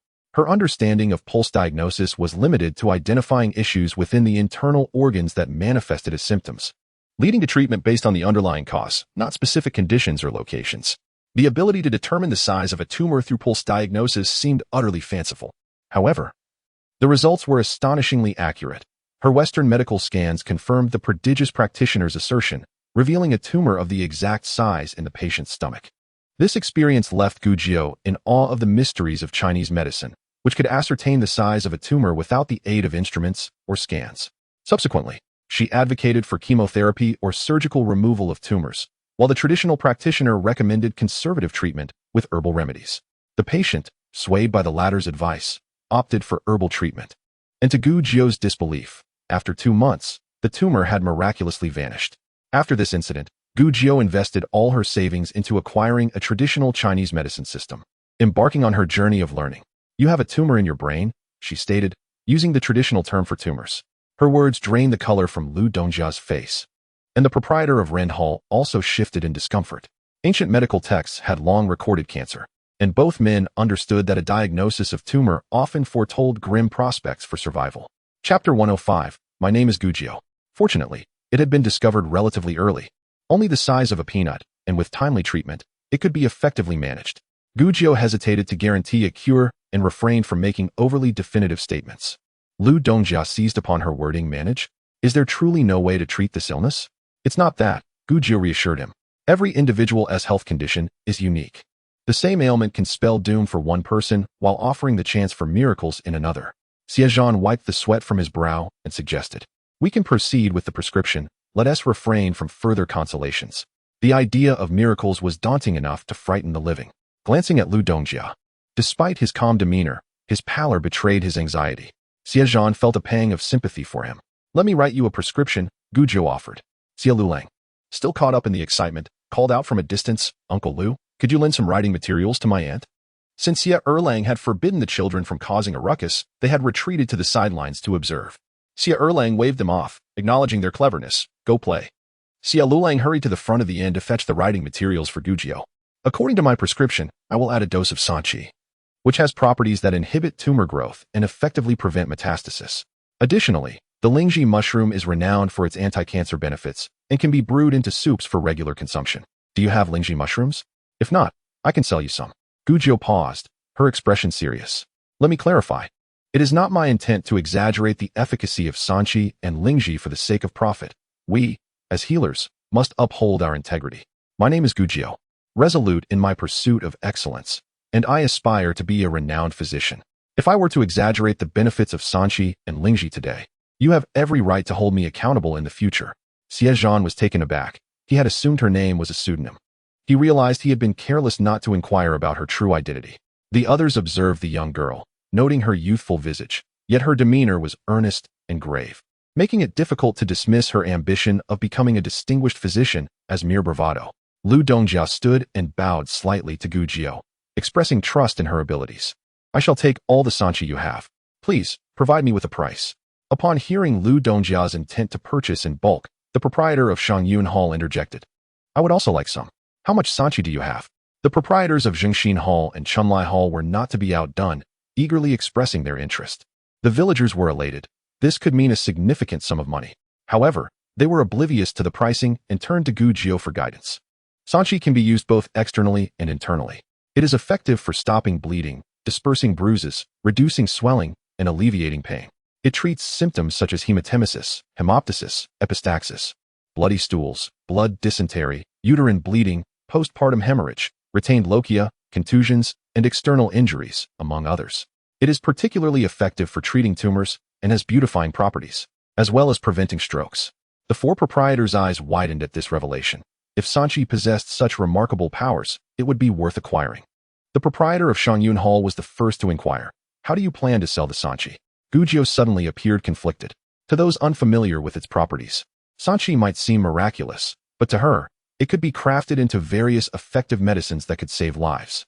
Her expression reflected her inner turmoil as she bit her lip and furrowed her brow, torn between her conscience and the price. Xie Zhan leaned closer, asking, "What troubles you?" "I am reluctant to sell. They do not understand the value of sanqi, yet I cannot afford to purchase it all myself." Gujiao was acutely aware of its worth, feeling guilty if she sold it for less, yet unable to pay more. "Then let us not sell it. We shall procure it ourselves. How much silver do we need?" Xie Zhan promptly suggested. If the young lady wished to keep it, they would find a way. Gujiao sighed. Given the efficacy of sanqi and its rarity, it should be priced at no less than 2,000 won per pound. The villagers had more sanqi than Tianma, and at 2,000 won a pound. For 350 pounds, that amounted to 700 taels of silver.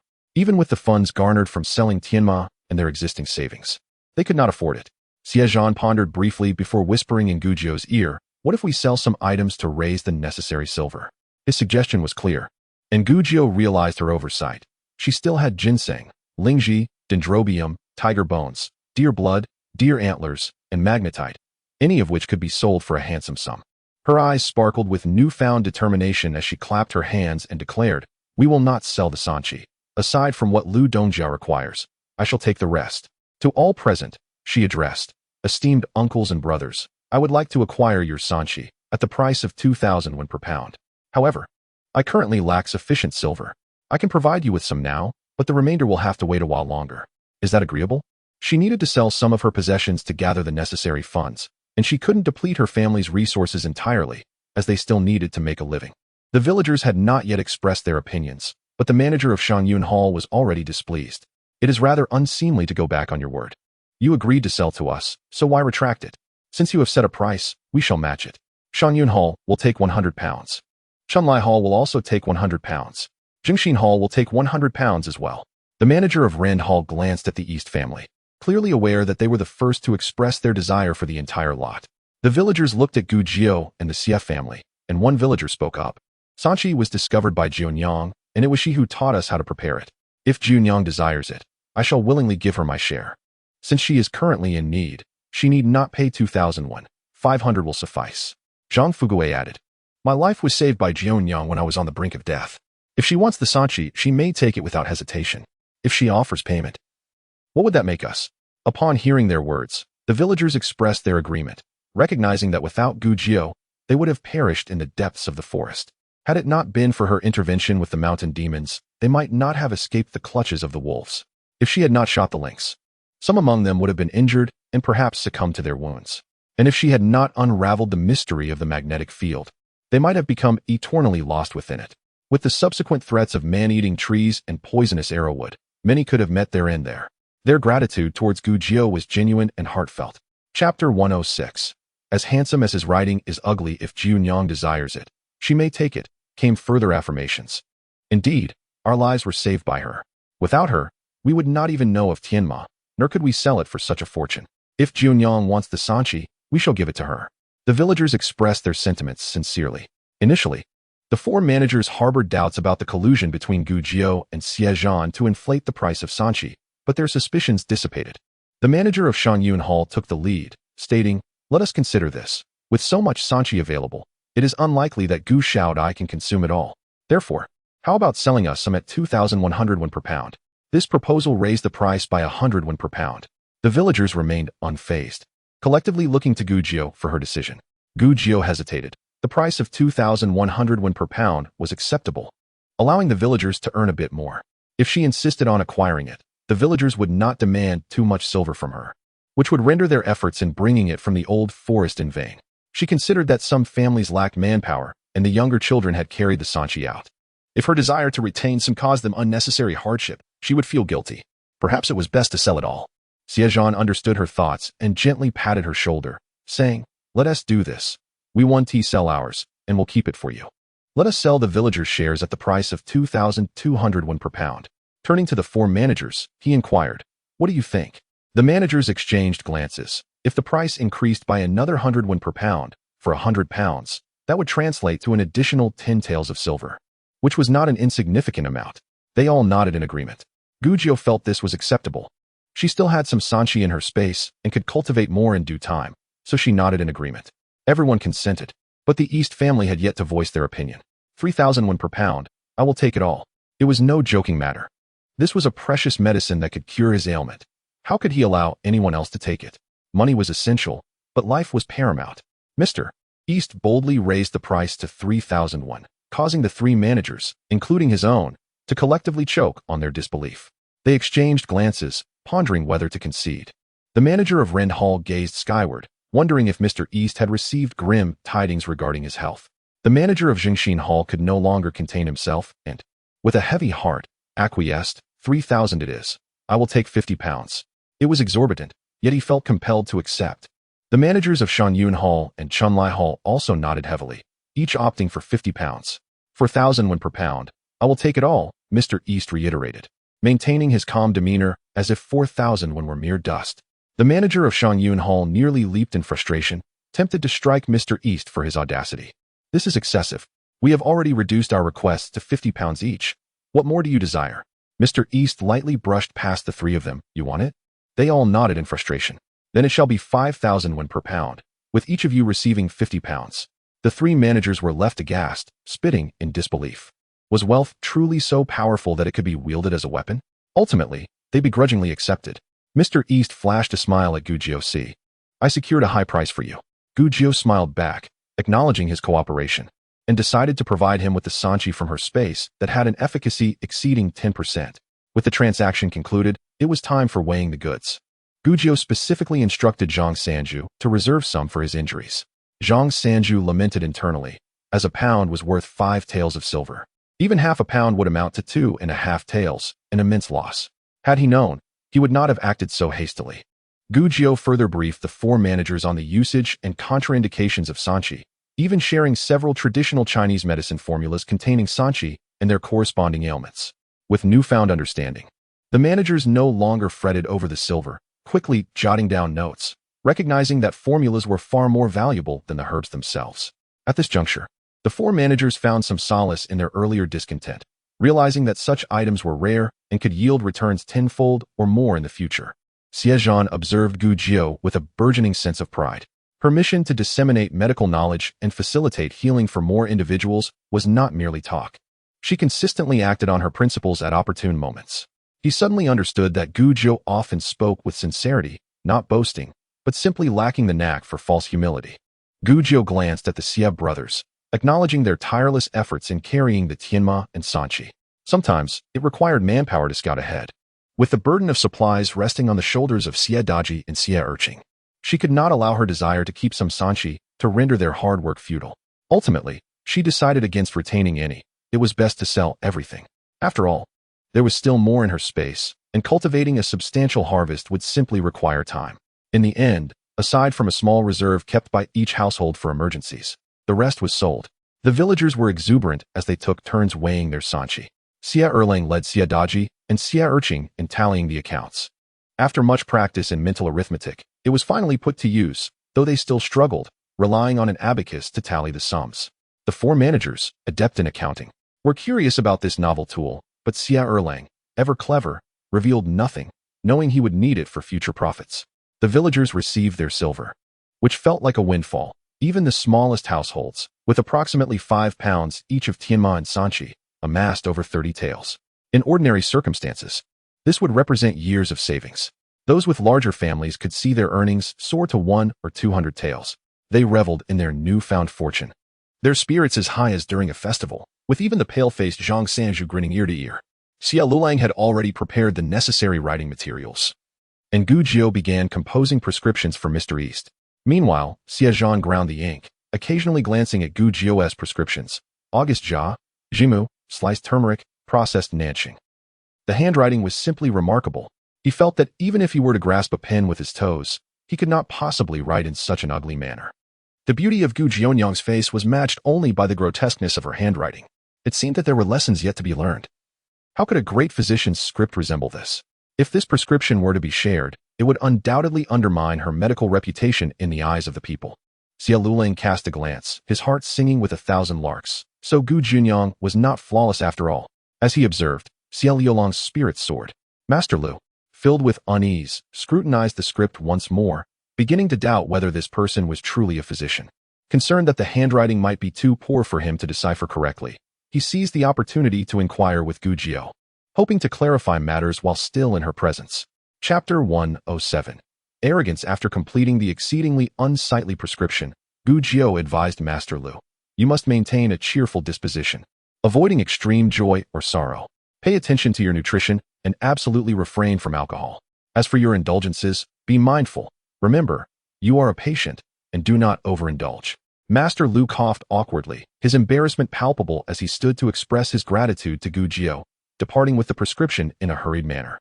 From behind, he scarcely resembled a patient at all. Xie Zhan averted his gaze, at a loss for how to face Gu Jiu at that moment. The brothers of the Xie family busied themselves with trivial tasks, feigning ignorance of Gu Jiu's earlier remarks. After bidding farewell to the four shopkeepers and Master Lu, Xie Darlang instructed the villagers to promptly procure grain and a cart. The journey ahead was still long, and having a cart would conserve some manpower. The villagers dispersed joyfully, and the Xie family returned to the inn, gathering to share the day's findings in the room of the Gao family. Upon arrival, they found Gao, Zhang, and Su entertaining a guest, a well-dressed woman in her 40s, far from an ordinary peasant. Noticing Gao had company, the Xie brothers decided to wait in the adjacent room of the Zhang family. Gao gestured for Xie Zhan and Gu Jiu to stay, smiling at the guest. This is my fourth son and youngest daughter. They were the ones who brought back the monkey head mushrooms. My health is poor, and I lack energy. So the household matters are managed by my children. As for any further details, you would have to ask them. I'm not entirely sure. The guest scrutinized Xie Zhan and Gu Jiu, her eyes lighting up as she exclaimed, "You are truly fortunate. Your children are so beautifully gifted. It is indeed enviable." Gao feigned modesty before introducing the guest. This lady is the steward to Madame Du, the wife of the county magistrate. Xie Zhan nodded slightly in acknowledgement, while Gu Jiu smiled and greeted her. However, the steward's demeanor turned cold. No matter how attractive a commoner might appear, they remained commoners. How could one not show proper respect? Her tone carried an air of condescension as she stated, "My lady enjoyed the monkey head mushrooms you sent, finding them exquisite. My lord also felt much better after consuming them. I simply wish to inquire if you have any more to spare." Gu Jiu was taken aback, astonished at the audacity of the request presented without any mention of compensation. The steward's lofty attitude implied that it was a privilege to receive their goods, making one wonder if she fancied herself a royal. Xie Zhan, momentarily lowering his gaze, then raised it to reply, "I truly apologize, but we have only 2 mushrooms, which we accidentally discovered in the old forest.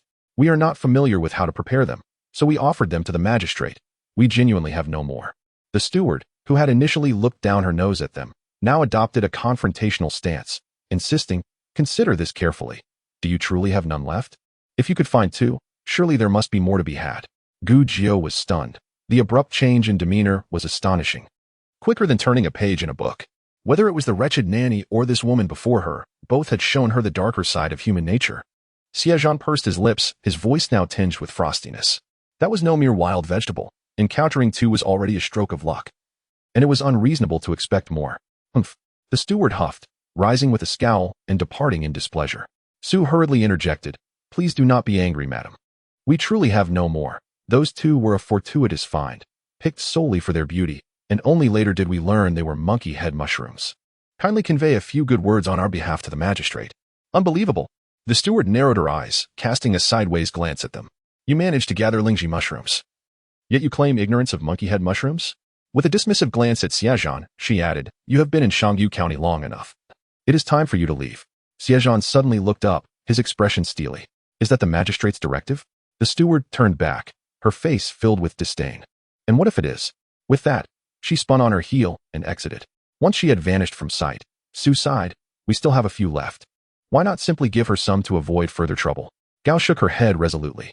"We cannot indulge such bad behavior. If we concede the monkey head mushrooms today, they will be back tomorrow seeking Lingji. After that, they will want to know if we have any other rare delicacies from the old forest.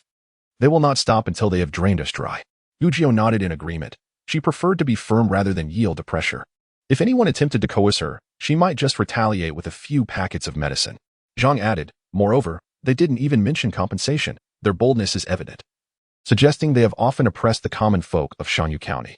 One wonders if the magistrate is aware of his wife's tyranny." Xie Zhan replied coldly. The inability to manage one's own household reflects a lack of capability. Yet he suspected it was not the magistrate's intention. After all, Magistrate Du and his husband were acquaintances, and surely he would not allow such arrogance to persist. Gao gently patted Xie Zhan's arm in reassurance, shaking her head. After the Xie brothers arrived, Zhang recounted the encounter, casting a shadow over what had been a joyful atmosphere. Xie Darling pondered for a moment before declaring, "We ought to leave at dawn. Our medicinal herbs have already been sold. Second brother, inform everyone to purchase grain promptly. If all goes well, we shall depart at first light. Do not buy too much grain. We may encounter refugees further north, and excess supplies will attract unwanted attention." "Understood," replied Xie Erlang, turning to notify the villagers at the large cart inn. Xie Darlang took Xie San and Xie Wulong with him, each heading off to procure carts and grain. With their families' funds pooled together and 2 livestock available, they could buy 2 carts for their belongings. Gu Jiu resolved to make one more trip to Ren Hall. She had been so focused on selling the Tianma for a good price that she had forgotten to purchase medicine for Gao. The 2 remaining ingredients she needed for Gao's medicine had to be acquired, and once complete, she needed to quickly prepare the pills for easier consumption on the journey. She also intended to send some sanchi from her space to Master Lu as a token of gratitude for his assistance to the villagers. Xie Zhan accompanied her, not only buying the medicinal herbs needed for Gao, but also gathering materials for a miscarriage prevention remedy, just in case Xu encountered any misfortunes on the road. Additionally, they procured supplies for treating tetanus. Although Zhang Sanju had applied Sanji promptly, there was no guarantee against tetanus, so it was wise to be prepared. Xie Zhan thought that although his little girl seemed somewhat disorganized, she cared deeply for the patients, considering aspects that even they might overlook. By the time they finished selling the herbs, it was already late. When everyone returned with the grain and carts, night had fallen. Fortunately, Shangyu County was not a military stronghold, and there were no curfews to hinder travelers. Chapter 108. Mischief. The plan had been set. They intended to depart at dawn the following day. However, a sudden commotion erupted as a group of bailiffs stormed into the inn, fierce as wolves. With the leading bailiff stepping onto a bench in the main hall, demanding to know the whereabouts of the refugees from Qinghe County. Have them come out at once. Each bailiff looked menacing, and the innkeeper dared not delay, hastily bowing and beckoning to the young servants, quickly summon them. As the Xie brothers prepared to retire for the evening, eager to set off early the next day, they heeded the words of the young attendant and hurried outside under the guidance of Xie Dalong. The leading constable lifted his chin, inquiring if they hailed from Qinghe County. We do not accept vagrants in Yuxian. Make haste and depart. Xie Dalong clasped his hands in a gesture of respect, politely requesting, Sir, given the late hour, could we possibly be granted one night's respite? I assure you we shall leave at dawn. Such foolish hopes. Spare me your prattle. Be gone at once. Or you shall find yourselves in the dungeon. Who can ascertain whether you truly come from Qinghe County? With so many of you, you could easily be bandits from some mountain stronghold. Sir, we are law-abiding. Xie Dalong attempted to explain further, but Xie Zhan stepped forward, interrupting, Very well. We shall leave at once. He understood that this was merely the county magistrate's wife seeking retribution. Pleading for mercy would be futile. Their arrival at this late hour was clearly intended to deny them a place to rest for the night. How long do they expect us to linger in the woods? Is there anywhere more inhospitable? He turned to Xie Wulong and instructed, Old Five, go to the cart shop and summon the villagers. We must depart immediately. Xie Wulong nodded and exited. Xie Dalong maintained a stern expression, assuring the leading constable, Rest assured, sir, we are gathering our belongings to leave. The constable snorted. At least you know your place. Xie Dalong led his brothers back to collect their belongings, while Xie Zhan ascended the stairs to call for their mother and sisters-in-law. The cart shop was conveniently close to the inn, and as the Xie family finished their preparations, villagers began arriving at the inn to gather. Xie Erlang settled the inn's bill, and the family proceeded to the backyard to harness their horses and donkeys. They had acquired 2 carts, which they promptly secured. Their bedding, cooking utensils, and provisions purchased the previous day were piled onto the carts, leaving just enough room for Gao Shi to sit. Xie Erlang, concerned for his pregnant wife, took a role of bedding upon himself, ensuring that Su Shi had a comfortable space to sit. The villagers, having sold various herbs and earned a decent sum, were all able to afford livestock, even if some hesitated to make purchases. Nonetheless, every household had acquired at least 1 cart. Those with means had even acquired donkeys or mules. Heeding Xie Dalong's words, they recognized the long journey ahead and the potential dangers. Possessing carts would free their hands and better prepare them for unforeseen threats. With the city's shops still aglow, a throng of villagers set off with their families in tow. The constables, failing to complete their task, trailed behind like guards escorting prisoners, relentlessly urging those who lagged behind. The elderly, inevitably slower, found themselves gasping under the pressure. Xie Zhan glanced back, having fallen a few steps behind, accompanying the Lu family. Lu Ainyo led a donkey, while Lu Tiexiang walked beside him, wielding an iron rod. Xie Zhan signaled to Lu Tiexiang to observe the situation behind them. Understanding the unspoken cue, the two slowed their pace, positioning themselves at the rear, shielding the elderly who lagged behind. The leading constable sensed their defiance, shooting them a disdainful glance and sneering. Hurry up, are you not hungry? Both Xie Zhan and Lu Tiexiang feigned ignorance, continuing at their leisurely pace. The constable, his expression hardening, reached out to shove Xie Zhan, barking, You there, are you deaf? Yet his outstretched hand was abruptly seized by an iron grip, as if encircled by a vice, causing him immense pain.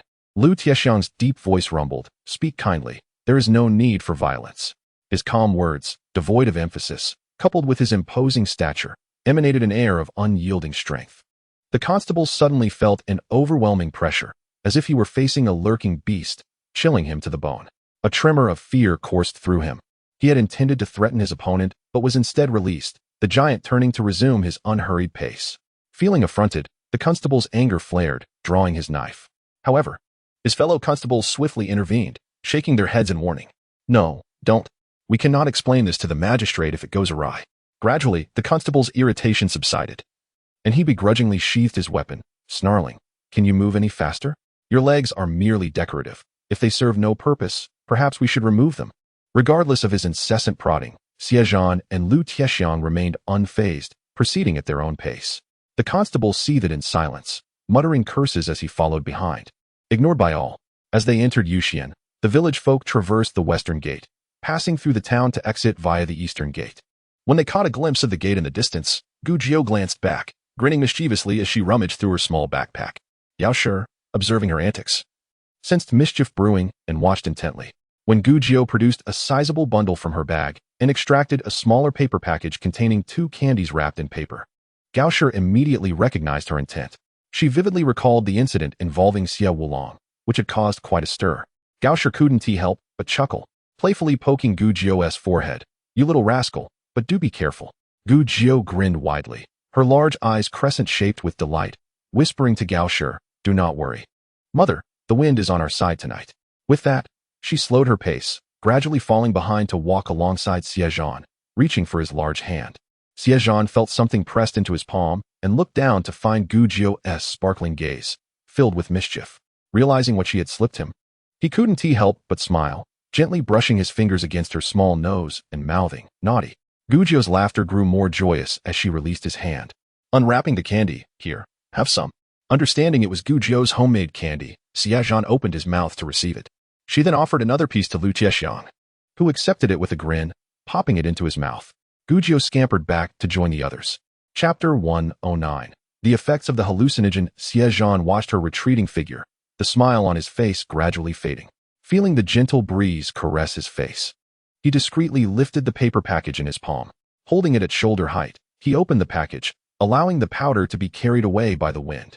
After a moment, commotion erupted behind them. A constable suddenly shrieked, Brother Wu, is that you? I was wrong. Please don't come closer, don't come near. I'll bow to you. He dropped to his knees, banging his head against the ground with a resounding thud. His expression was one of sheer terror, as if his brother truly stood before him.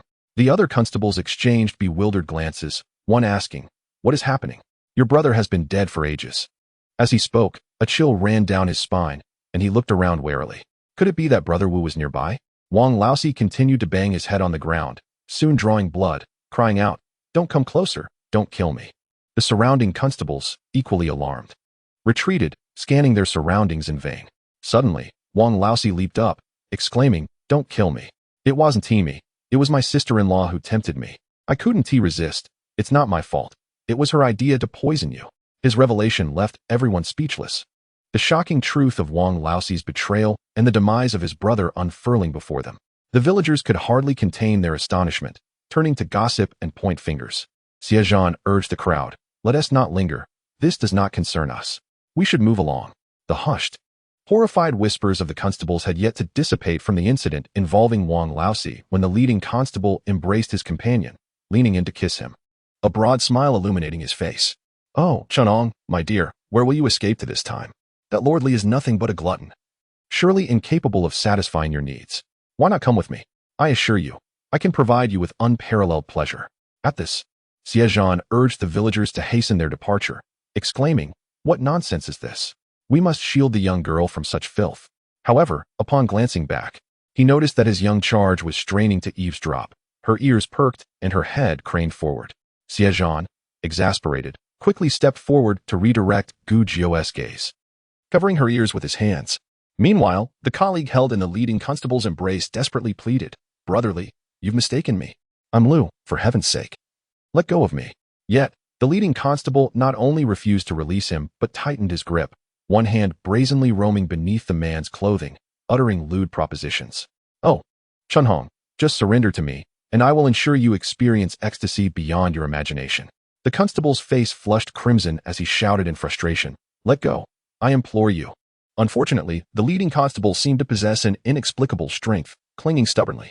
The villagers, though intensely curious, hurried along at Xie Zhan's urging, mindful not to linger. Soon the city gate loomed near, and the gatekeeper, having received orders, opened the gates to allow their passage. As the gates shut behind them, the commotion continued within. Someone shouted, You scoundrel, halt. Open your eyes and see clearly. It's me, not a thief. Xie Zhan finally released Gujiao, observing her stifling laughter behind her hand, a mischievous grin adorning her face. Unable to suppress his amusement, he quipped, "What a little rascal you are." Gujiao swatted his hand away, her eyes twinkling with mirth as she feigned innocence. "Oh, but you were helping me. What does that make you? A great villain?" Xie Zhan could only stare in silence. As they turned to glance back at the city, a dark mass loomed against the night sky, the heavy gates sealing the turmoil within, while the outside remained shrouded in darkness. The villagers, lighting torches, formed a procession, illuminating the path ahead as they continued their journey. After walking for a quarter of an hour, fatigue began to take its toll as they approached the city gates, having traversed much of Shangyu City. The day had been long and exhausting, and with dusk falling, the children struggled to keep their eyes open. Complaints of weariness echoed among the youngsters, prompting Xie Zhan to call for a halt. Despite being hastily expelled under the cover of night, the villagers were seasoned enough to know that they could rest in the woods. They quickly set about making camp. They inserted the torches into the ground and retrieved bedding and mats from their belongings, spreading them out for the night. Xie Zhan arranged for a night watch, and soon exhaustion claimed them as they fell into slumber. The next morning, the dawn light still dim, they awoke to an empty road, devoid of travelers. They prepared breakfast at the roadside, replenished by the supplies they had gathered, and soon after, a few curious passers-by appeared, eyeing the villagers with interest. Feeling somewhat embarrassed, the villagers hastily finished their meal, packed their belongings, and resumed their journey. The path from Shangyu County to Yuanping County remained relatively peaceful, shielded by the Xianzhu mountain range, which prevented flooding from reaching this area. Consequently, they encountered no refugees fleeing from disaster. As they traveled, they replenished their water supplies at various villages, finally arriving at Yuanping County 4 days later. The gates of Yuanping County resembled those of Shangyu, yet they found themselves halted before entry. The villagers had hoped to procure grain and essential goods, but the gates were barred against them. Recognizing the necessity of resupplying, Xie Zhan proposed a plan. He suggested they tally the quantities of grain and other necessities required, which he would transcribe onto paper. Then, he would find a ragged passerby, offering a few coins for assistance in conveying their needs to the grain merchant within the city. The plan was to have the merchant send someone out with the goods. The passerby, delighted, agreed and set off. Through this method, the villagers eventually procured the items they sought. Circumventing Yuanping City, they took the southern route until they reached Heian County. Situated downstream from Wuling County, Heian County's elevation kept it safe from the ravages of the flood, despite its proximity to the disaster-stricken areas. As they continued eastward, evidence of the calamity became apparent. The floodwaters had devastated the earthen homes, leaving many homeless, and the fields lay barren, stripped of nutrients, and rendered unfit for cultivation for several years. The people relied on the land for sustenance. Without it, they were left adrift, like weeds without roots. Devoid of shelter and farmland, they had no choice but to wander in search of survival. Throughout this journey, the counties within Jingzhou offered little in the way of assistance. Though an increase in population could reflect positively on a county magistrate's record, they were only inclined to accept those capable of contributing to the community, not destitute refugees. The influx of hundreds or thousands of homeless individuals could overwhelm a county, and no one dared to open their borders for fear of being inundated. Amidst the calamity that had besieged the southwest, approximately 200,000 people had suffered, with at least 11 to 12,000 surviving, far exceeding the population of any single county. The only exception was Jingzhou City, the seat of the provincial governor, who had a responsibility to care for all citizens within his jurisdiction. Thus, whether through food distribution or labor for food initiatives, the governor was compelled to provide for the displaced. The common folk might not articulate these complex issues, yet they understood that in times of uncertainty, one must seek out those in power. With the local magistrate absent, their only recourse was to appeal to the highest authority in Jingzhou. Consequently, the displaced individuals overwhelmingly directed their steps toward Jingzhou City. As the villagers from Huaishu village journeyed eastward, they frequently encountered ragged refugees, families bearing the weight of their misfortune. Among them was a gaunt man, resembling a withered branch, shouldering a burden, one end draped with tattered bedding, the other carrying pots and pans, alongside a pouch that appeared to contain sweet potatoes or similar provisions. Accompanying him was a woman in her 30s, holding the hand of a 7 or 8-year-old boy, while a teenage girl trailed behind. Xie Zhan approached the man to inquire about the situation. "Fellow villager, from where do you hail? Have you encountered anyone from Qinghe County on your travels?" He sought news of the disaster-stricken individuals from Qinghe, Wuling, Wangshu, and Fengli counties, particularly as his wife's relatives might have sought refuge in Wuling or Kaohsiung, and he was keen to learn of their fate. The man turned to observe the villager's cart, laden with various belongings and sacks that unmistakably contained grain.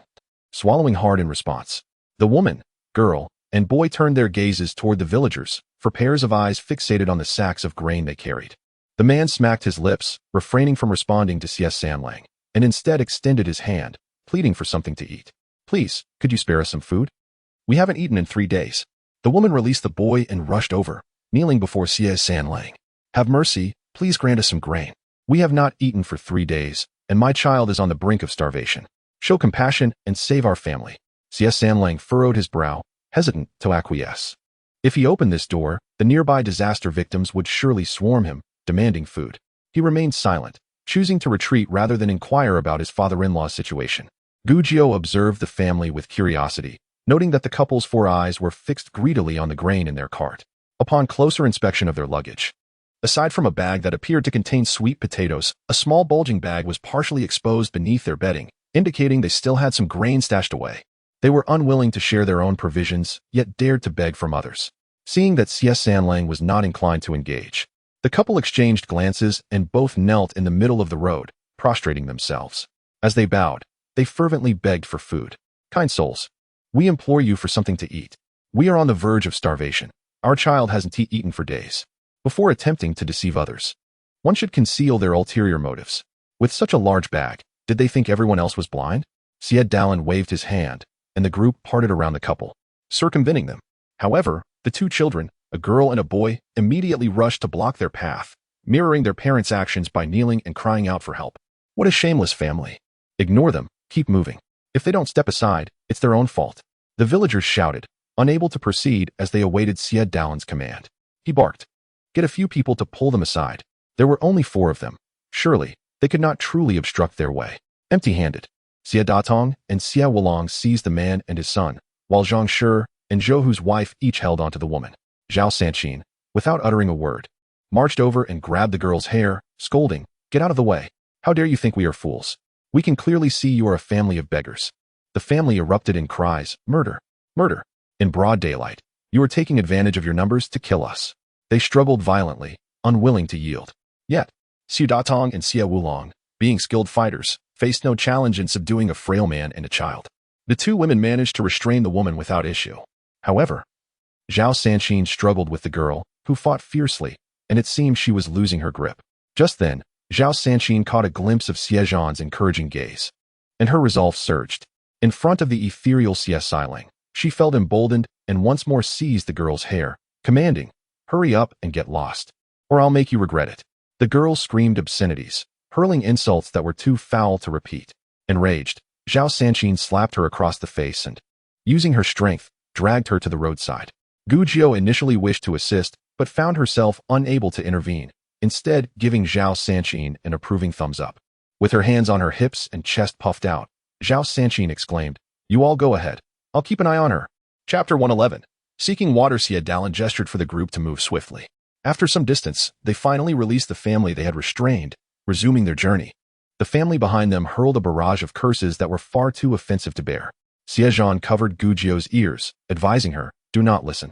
It will taint your ears.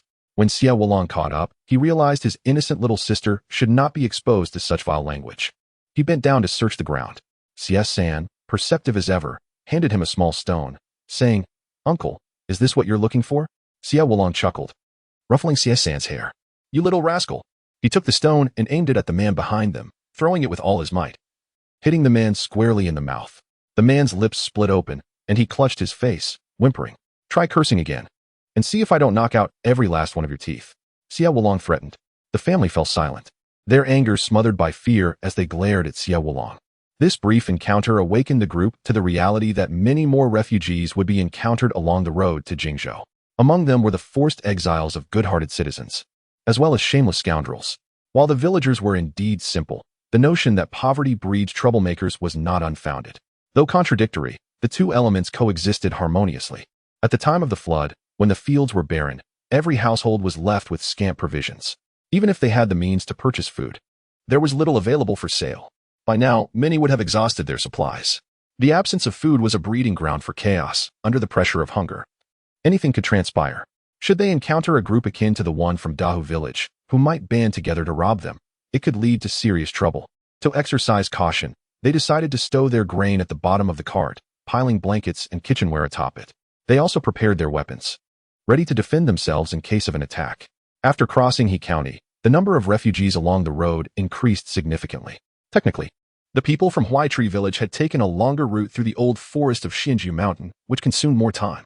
By now, the refugees should have dispersed to various locations, but they encountered numerous displaced individuals along their path. Upon inquiry, they discovered that the villagers from further away had already fled eastward. The individuals they met were those trapped in the Kong Mountain range, as well as some from the Geta Mountain region in Fengli County. Fengli County, located downstream, had its waterways clogged, and the floodwaters had further obstructed their drainage systems. Consequently, the floodwaters lingered. When the floods receded, the roads were destroyed, and numerous houses collapsed, leaving debris scattered about, rendering movement nearly impossible for the trapped populace. It was not until several days of sunny weather dried the muddy ground that the people could finally descend the mountain and gradually seek refuge elsewhere. Xie Zhan inquired about the whereabouts of the villagers from Dashua, learning that they too were heading east toward Jingzhou City in search of a livelihood, having set out just 2 days before them. Sun Shi felt reassured. Once they reached Jingzhou City, they would reunite with their parents. After 2 days of travel beyond He County, as they approached a village obscured by trees, the villagers realized their water supply was nearly depleted and decided to seek fresh water there. However, upon arriving, they found the village eerily quiet, with every household shut tight and no children playing outside. They exchanged glances, wondering if anyone resided there. Yet, not far away, they could see smoke rising from a roof, accompanied by the sounds of crowing roosters and barking dogs. Furrowing his brow, Xie Zhan sent Xie Wulong to knock on the nearest door. After a long while without a response, Xie Wulong began to think the house was deserted when a voice suddenly shouted from within, "What are you knocking for? You damned refugees, get lost. We don't welcome you here." It was the voice of an elderly woman. Xie Wulong spoke gently, "Ma'am. We are merely passing through and seek water. Could you kindly direct us to the nearest well?" The scolding paused momentarily before the voice resumed. "Are you trying to fool me? Don't think I'm unaware of your intentions. Leave at once. We have no grain to spare, and our lives are precious." Xie Wulong elaborated. "We are merely passing through, seeking a bit of water. If you prefer not to open the door, we kindly ask for directions. Leave. Do not attempt to deceive me with your sweet words. When I was deceiving others, you were still in swaddling clothes." Xie Wulong's face flushed with embarrassment, feeling helpless. He turned to look at his elder brother. Xie Dalong massaged his temples and glanced at Gu Jiu, suggesting, "How about you, Jiu Nyang? Give it a try?" Being a girl with a gentle voice, perhaps she could persuade them. Gu Jiu nodded, smiling, "All right." As she approached the door of the household, Xie Zhan followed closely, concerned that someone might emerge from within and cause her harm. To his surprise, Gu Jiu had no intention of knocking. She leaned against a tree beside the wall, lightly tapped her foot against it, and then climbed up to peer over the wall. The villagers were astonished, with Jiu Nyang taking the lead. They were certainly not following the conventional path. Xie Zhan hastily followed suit, climbing up to join her. Inside the courtyard stood a man in his 30s, holding a pole and listening intently at the door. An elderly man leaned forward with a shovel in hand, while an elderly woman brandished a broom, appearing quite formidable. All three were on high alert. Gu Jiu waved from the wall, cheerfully exclaiming, "Hello, Grandpa, Grandma, and this uncle." Xie Zhan nodded in greeting. The trio looked up at them in unison. The old man raised his hand to shield his eyes from the sun, squinting to get a better look, and demanded, "Who are you? What are you doing climbing over my wall? Get down." Gu Jiu replied with a smile, "Grandpa, we are not bad people. Just look at my appearance. I am both beautiful and charming, exuding kindness." Xie Zhan interjected, "Since when do bad people rely on their looks? We truly are just passing through and ran out of water. We mean no harm. Are you genuinely here for water?" The elderly woman inquired hesitantly. The two children were indeed so strikingly attractive that they hardly resembled villains. Gu Jiu nodded vigorously. Yes, absolutely true." Pointing to Xie Zhan, she added, "My brother is quite formidable. He could take on 8 at once. If we had ill intentions, we would have simply jumped over the wall and taken what we wanted instead of asking so politely." Xie Zhan thought to himself, being polite while perched on someone's wall seems contradictory. Nevertheless, he quickly donned a courteous smile. Chapter 112. The armed group. Xie Zhan inquired politely, "May I ask if your village has a well? Would you kindly guide us?" Although the village was small enough to locate the well independently, it was essential to seek permission first. The elderly woman scrutinized Xie Zhan, finding his honest demeanor reassuring. She turned to the man, suggesting, "Why don't you lead them?" The man hesitated, evaluating them once more, before agreeing and putting down his pole to open the door. Xie Zhan jumped down from the wall, extending a hand to assist Gujiao. She effortlessly leaped down, and he helped her along to the entrance. As the man opened the door, he was startled to see a crowd outside and nearly shut it again. Xie Zhan quickly intervened, sincerely bowing, "Good sir, we truly mean no harm. Please, guide us to the well, and we shall leave once we have filled our containers." Seeing that the crowd behind them showed no signs of aggression, the man relaxed. Turning to his family inside, "Father, mother, lock the door once I step out." From within, the elderly woman's voice responded, "Go on, go on." The man stepped over the threshold, pointing to the right. "The well is over there. Follow me." The men from various households retrieved their buckets, while some of the stronger women gathered their water-carrying implements as well, leaving a few behind to guard their belongings. As Gujiao chatted with the leading man, she asked, "Why does every household in your village keep their doors shut tight, wary of strangers?" The man replied, "You see, our village is close to the main road, and of late, we have had many refugees passing through, seeking food and drink. We, feeling pity, have provided them with whatever we could spare. However, just yesterday afternoon, a group of rogues suddenly arrived." His expression darkened with anger as he continued, "They were not mere refugees, they were bandits. We kindly opened our doors to them, and without discrimination, they stormed in and seized our food. Many families lost their rations, and our chickens and ducks were taken as well. They even broke several of our tools. It was utterly despicable." The others finally understood the villagers' caution towards outsiders. They had indeed suffered a grave loss. "How many were they? Did they mention where they came from?" Xie Zhan asked. The man replied, "About 200, all men." They didn't specify where they were from, but their accents were jumbled, indicating they came from various places. After raiding our village, they headed east. Upon hearing this, Xie Zhan furrowed his brow. If they hailed from different regions, they were likely survivors from various disasters banding together. The fact that they were all men was peculiar. Had they abandoned their families to flee during the calamity? Such gatherings of refugees often breed chaos. As they journeyed eastward, they would encounter more and more refugees, and the number of displaced individuals would continue to swell. The potential for violence loomed large. If someone were to exploit these refugees for personal gain, it could culminate in a violent crackdown by the authorities. Yet, these were once good citizens who, through misfortune, had become a mob. The consequence of such turmoil would invariably lead to governmental suppression, a grim fate indeed. The recent floods had already claimed countless lives. The situation could only worsen. As they replenished their water supplies and resumed their journey, a sense of unease settled over them. The road ahead promised to be fraught with danger. Carrying food and livestock, they could very well encounter that band of rogues, potentially leading to conflict. Xie Zhan conferred with Xie Dalong, emphasizing the necessity of arming themselves for self-defense should they cross paths with the bandits.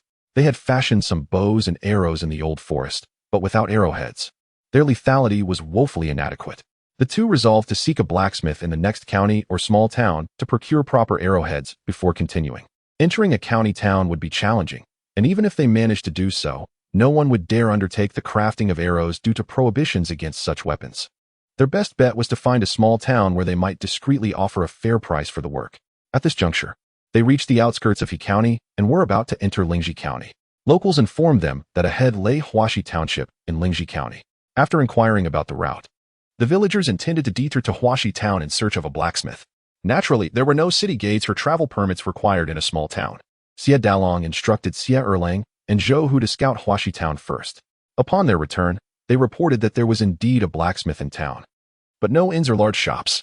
Crafting arrowheads would not be a quick endeavor, and they would likely need to stay for a day or two. With so many people, if they all rushed into the small town at once, it could provoke unnecessary trouble.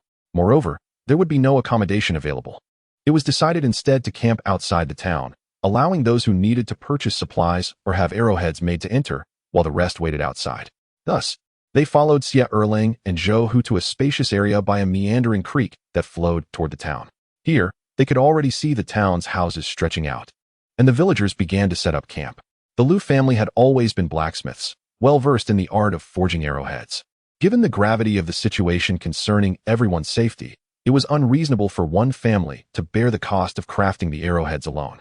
Thus, the villagers convened to discuss pooling their resources, contributing a bit of silver, and entrusting the Lu family to go into town to forge the arrowheads. The journey ahead was fraught with peril, as hungry refugees were scattered along the way. Cooking on the road was impractical. The aroma of food might attract the desperate throng. Consequently, upon setting up camp, each household began preparing dry rations. Some made flatbreads, others steamed corn cakes, while some boiled sweet potatoes and cassava. The adults engaged in labor.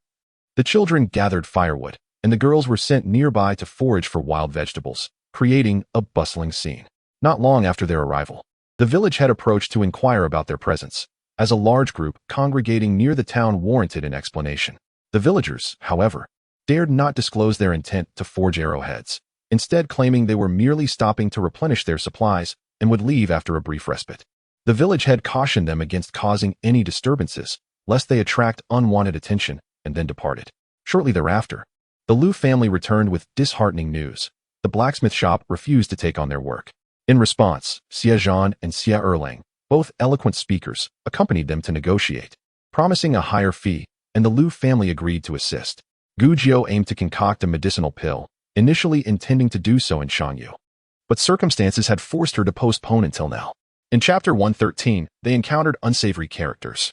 Gu Jiao requested a small pot from Zhang and enlisted Xie Daji to help her stoke the fire, while Fu Rongyong assisted with the herbal materials.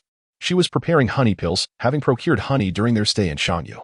She primarily utilized herbs cultivated in her space, which boasted superior efficacy compared to ordinary herbs. She even harvested several roots from a millennium-old ginseng to enhance the potion's potency. After much effort, the concoction was ready, and Xie Daji was sent to play. Gu Jiao and Fu Rongyang then began rolling the pills, with Gao joining them, as the task was light and not demanding. Once the pills were completed, they had no proper containers, so Gu Jiao suggested purchasing some jars from a local general store in the town, anticipating the need for more medicines on their journey. By evening, every household had prepared their rations, cooking most of their food into ready-to-eat meals, leaving only enough supplies for the next couple of days. Xie Sanlang led the men in crafting bows and arrows, and fortune smiled upon them as they discovered wild bamboo in Huaxi town. They learned that the bamboo was unclaimed and cut several mature stalks. While bamboo was notably elastic, it lacked sufficient strength, so they reinforced it with ashwood. They purchased fine hemp ropes in town to bind the two materials together, resulting in bows that were both flexible and powerful. On the third day, as the sun began to set, the arrowheads were finally completed. The Liu family returned, and the men worked together to affix the arrowheads, ensuring that every able-bodied man was equipped with a bow and 10 arrows. As night fell, it was deemed unsafe to travel, so the villagers opted to rest for the night. The following day, reinvigorated, they resumed their journey along the official road, heading eastward. Along the way, the young men practiced aiming their handmade bows at trees and shrubs, guided by the Liu family and Xie Wolong, Xie Datong, and Zhou Hu. Despite the haste, they made the best of their training. Even if their aim was not perfect, it could still serve to intimidate. As they traveled, they came across a fork in the road, where a large group of disheveled individuals approached, their attire ragged and their hair unkempt, clearly a horde of destitute refugees. The villagers immediately grew tense, urging their women to assist with the carts, readying themselves for a potential confrontation. Xie Dalarang directed the villagers to line their carts in 2 rows, placing the elderly and children in the center, while the men armed themselves and flanked the group. The strangers moved swiftly, soon closing in on the villagers. As they drew nearer, it became apparent that many carried bags of food or heavy bundles on their shoulders, likely root vegetables, while others wielded crude clubs. Numerous among them bore visible injuries, some hastily bandaged, with bruises and blood staining their clothes. This group, composed entirely of men in their prime, numbered around 200. At their forefront stood a burly man with a beard, his gaze menacing. He carried a thick wooden club, sharply pointed at one end. His predatory eyes roamed the villagers, assessing their livestock and carts with greedy intent. Xie Zhan and the blacksmith exchanged glances, both sensing danger. These individuals appeared to have just returned from pillaging, their clothes stained with blood, perhaps even carrying the weight of lives taken. The villagers' anxiety heightened. With part of Huai Tree village taken by Wu Laowu, only 31 households remained, including the Liu family. Among the able-bodied men, there were merely 30 or so, along with a few youths aged 17 or 18, totaling just over 40. Some villagers felt a pang of fear, instinctively wanting to yield to the menacing group. But Xie Zhan's sharp gaze halted them. The path was narrow. If they gave way, the intruders would surely envelop them. By maintaining their position, they left just enough space for a few to pass, elongating their formation. Even if conflict arose, they could confront their adversaries one by one, rather than being overwhelmed. The strangers' eyes glinted with avarice as they fixated on the villagers' carts, livestock, and women. Xie Zhan gently pressed Gu Jiao's head down, whispering a warning to keep her gaze low. He could not bear the thought of allowing others to regard his precious girl with such lecherous eyes. He signaled to the blacksmith to maintain a watchful rear, while Xie Zhan guided the livestock, and Xie Anu positioned himself at the front. He then called out to Zhang the butcher, instructing him to wield his weapon as they would take the center path. Xie Datong, Zhou Hu, and Xie Wulong exchanged knowing glances, each prepared for a confrontation. The Lu family gripped their iron rods firmly, striking the ground heavily with each step.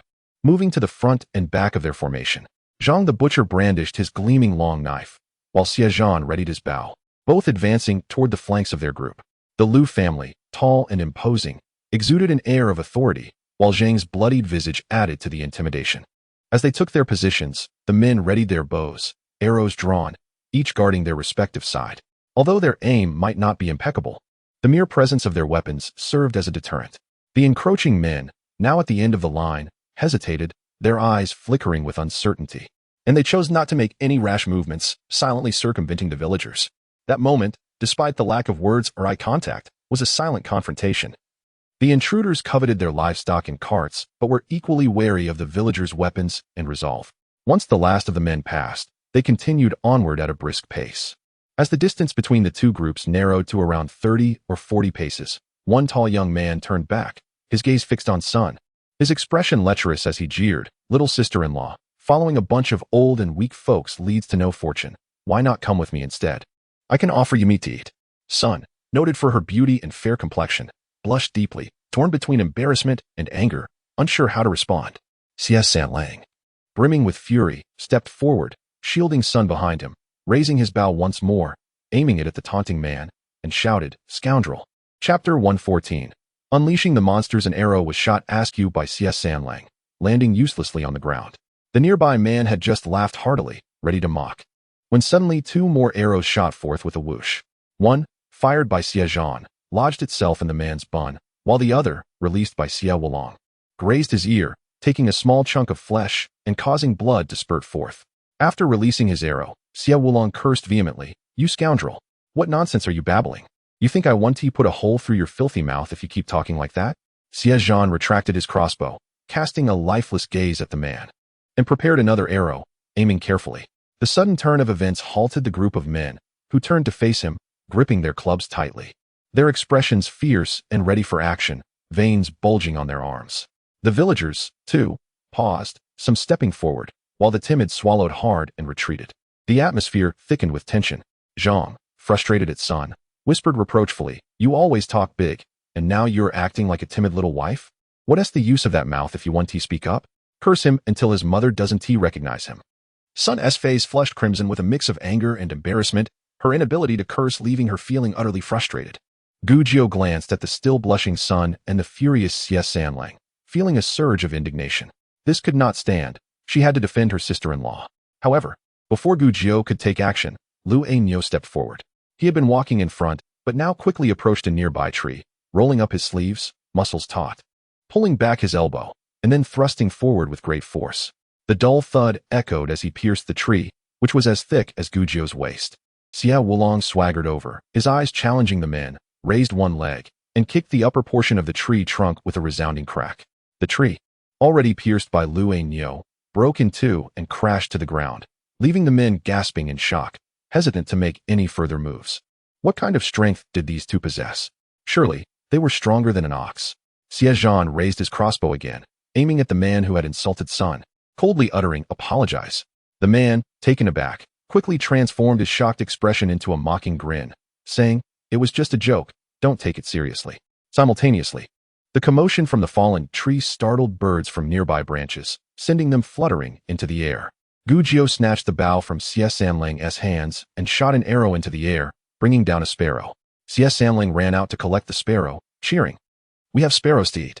Roasted sparrows are delicious. Andy, shoot more, when isn't enough." His boldness didn't concern him, even as he ventured closer to the men. Yet, instinctively, Xie Wulong and Lu Ainyo stepped forward to shield him. Su's gasp and Xie Erlang's curse were swallowed back. Gujiao, taking the cue, shot several more arrows, each hitting its target with uncanny accuracy until the sparrows had all flown away. The men, feeling a tightening in their throats, were bewildered by this village of monsters, with youths bearing strength like bulls and a girl wielding a bow with frightening precision. They deemed it wise to retreat. The atmosphere, once tense, shifted as the group of men turned their gazes toward the man who had insulted Sun, clearly urging him to apologize so they could move on. The man, with a knowing grin, slapped his own face lightly in front of Sun, saying, "I'm sorry, I was wrong to offend you, little sister-in-law. Please forgive me." He bowed slightly, and despite the nonchalance on his face, his posture was somewhat sincere. With that, he turned and hurried away, the group quickly distancing themselves. Only then did Xie Zhan lower his bow, but he noticed the burly man lagging behind, turning back to shout, "Little sister-in-law, maybe you should reconsider. I'm quite impressive in bed, better than your man." Xie Sanlang was furious, ready to snatch the bow from Gu Jiu's hands. She dodged. "Don't be angry, let me handle this."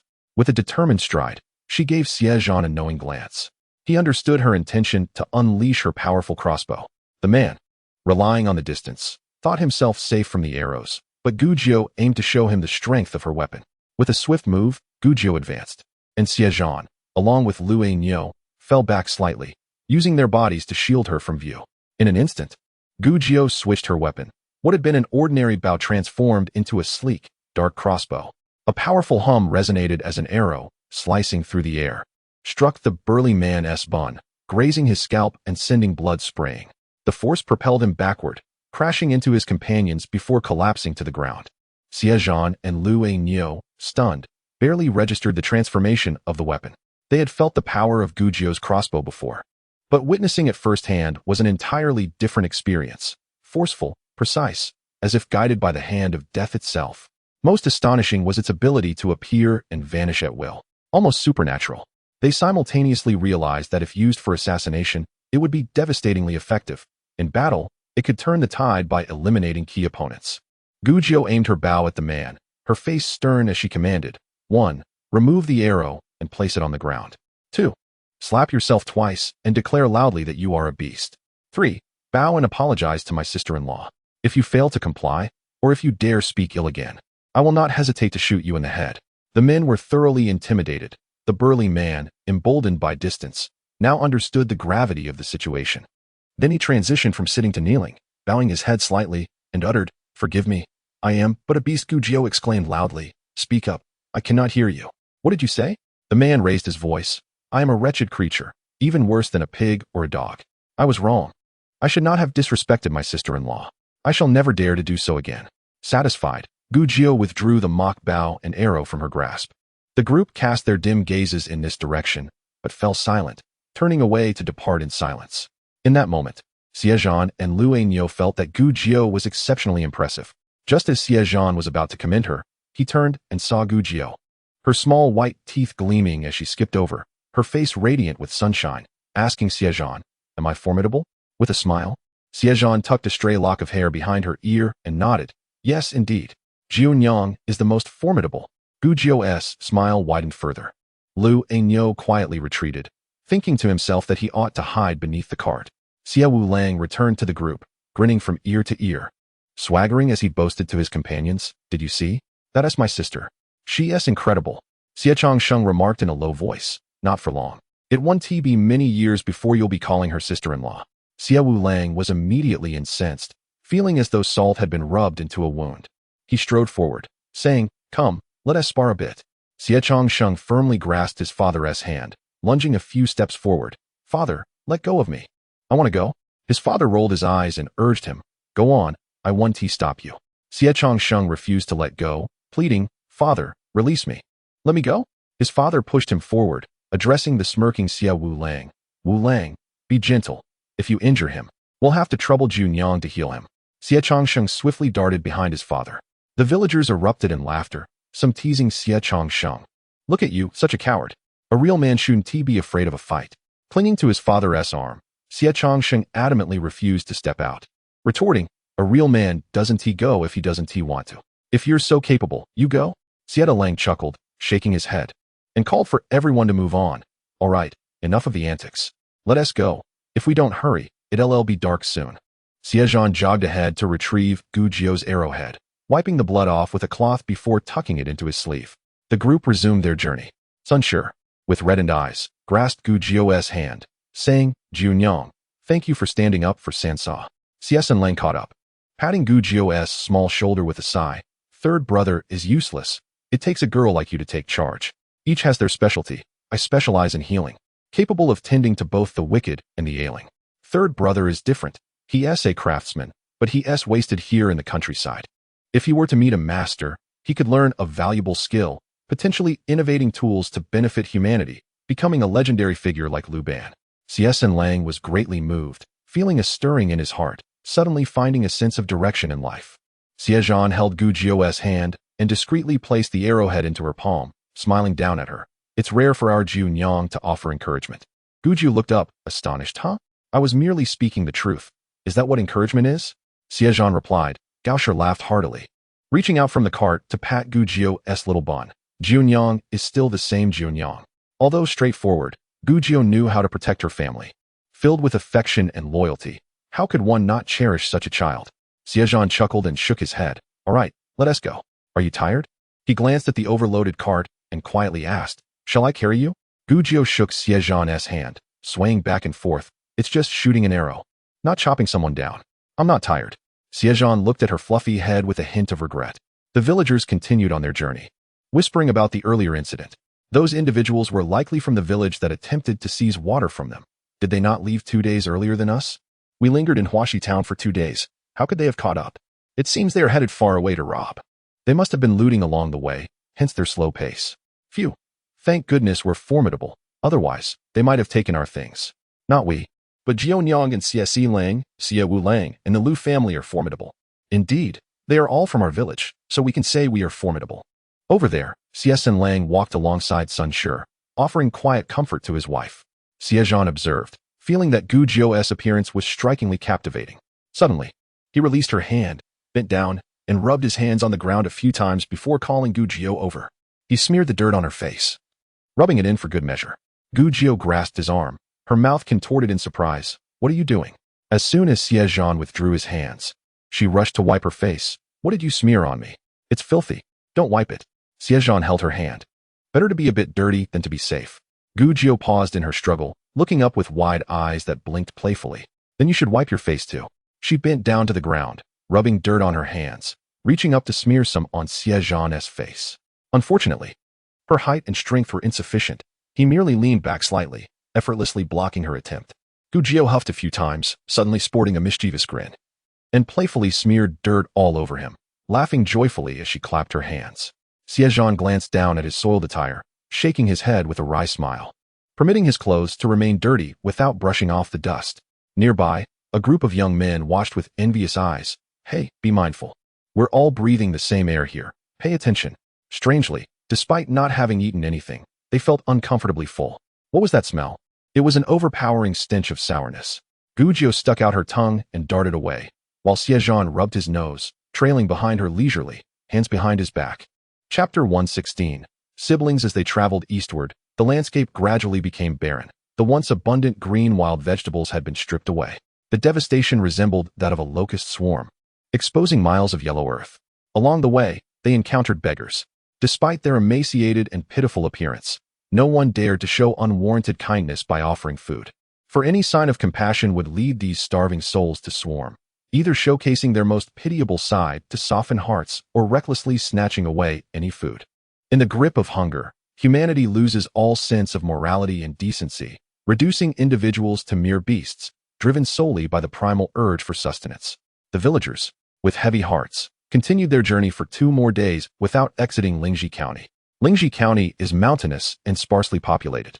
Sometimes they would walk for half a day without encountering a single village, due to the frequent visits from beggars and even outright robbers. Many small villages had become ghost towns, as residents fled to avoid disaster. One calamity brings suffering to many places. The villagers sought water along the way, making their way to the village wells. Rising early to travel, they soon found the scenery becoming increasingly beautiful, with majestic peaks in the distance and a gently flowing river. The river meandered along the official road, where an arch bridge was constructed. Nestled at the foot of one riverbank was a large estate. Adorned with white walls and green tiles, its numerous interconnected houses clearly indicating it was a substantial estate. Around the estate, scattered were several earthen houses with green tiles.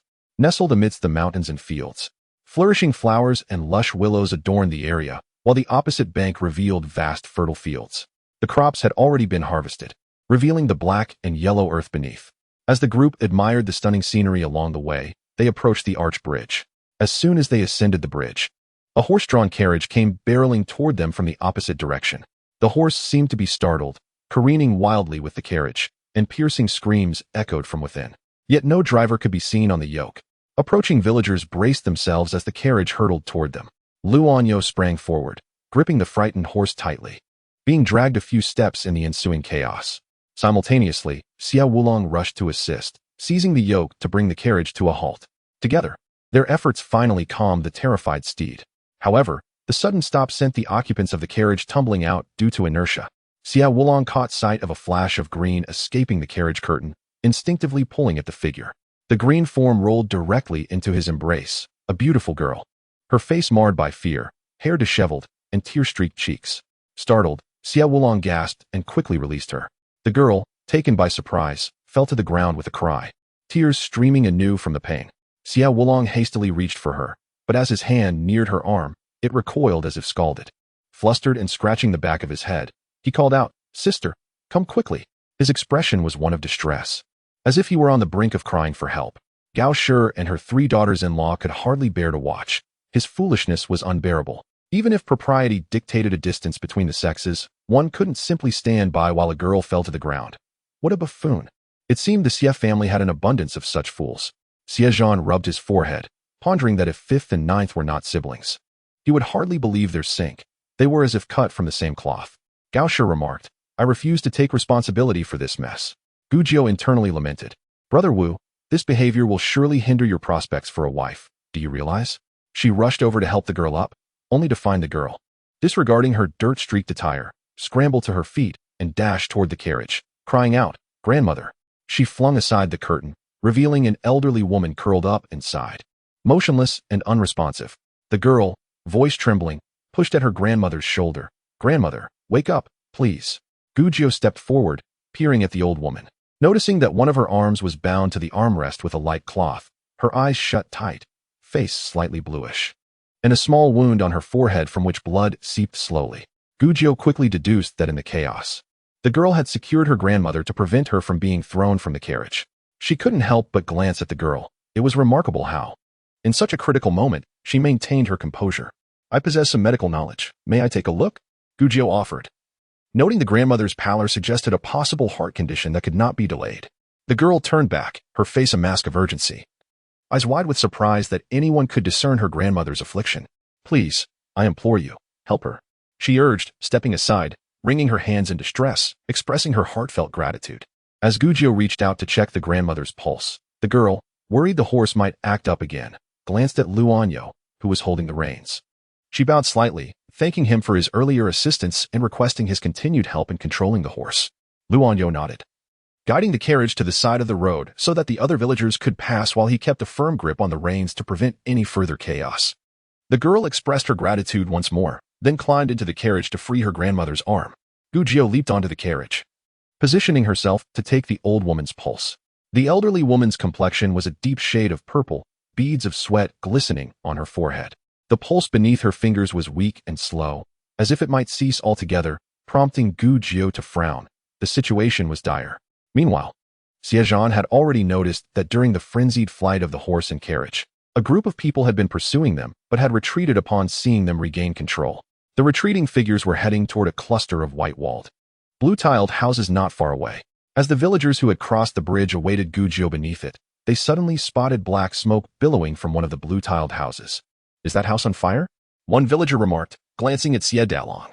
Xie Dalong focused intently, confirming that indeed, thick smoke was rising from the building, growing denser by the moment.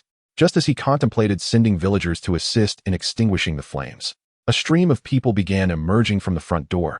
200 to 300 individuals, disheveled and ragged, unmistakably the same band of marauders they had encountered on the road.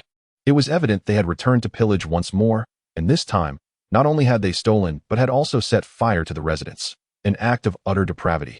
Xie Zhan's gaze shifted back to the carriage, contemplating whether the occupants had belonged to the household that had just been attacked. He turned his attention to the marauders, a chill creeping into his eyes. If these were merely refugees who had stolen some provisions, it could be overlooked. However, if they had taken lives and shed blood, setting fire to homes, their crimes would be unforgivable. The marauders, having noticed them, halted in their tracks, their postures radiating defiance, even if their expressions were obscured. Xie Wulong turned to Xie Zhan, asking, "Fourth brother, should we engage?" His hand instinctively brushed against the bow and crossbow at his side, fingers itching with anticipation. Xie Zhan's expression hardened, and he nodded toward the carriage, instructing, "Go inquire with that girl if anyone was killed."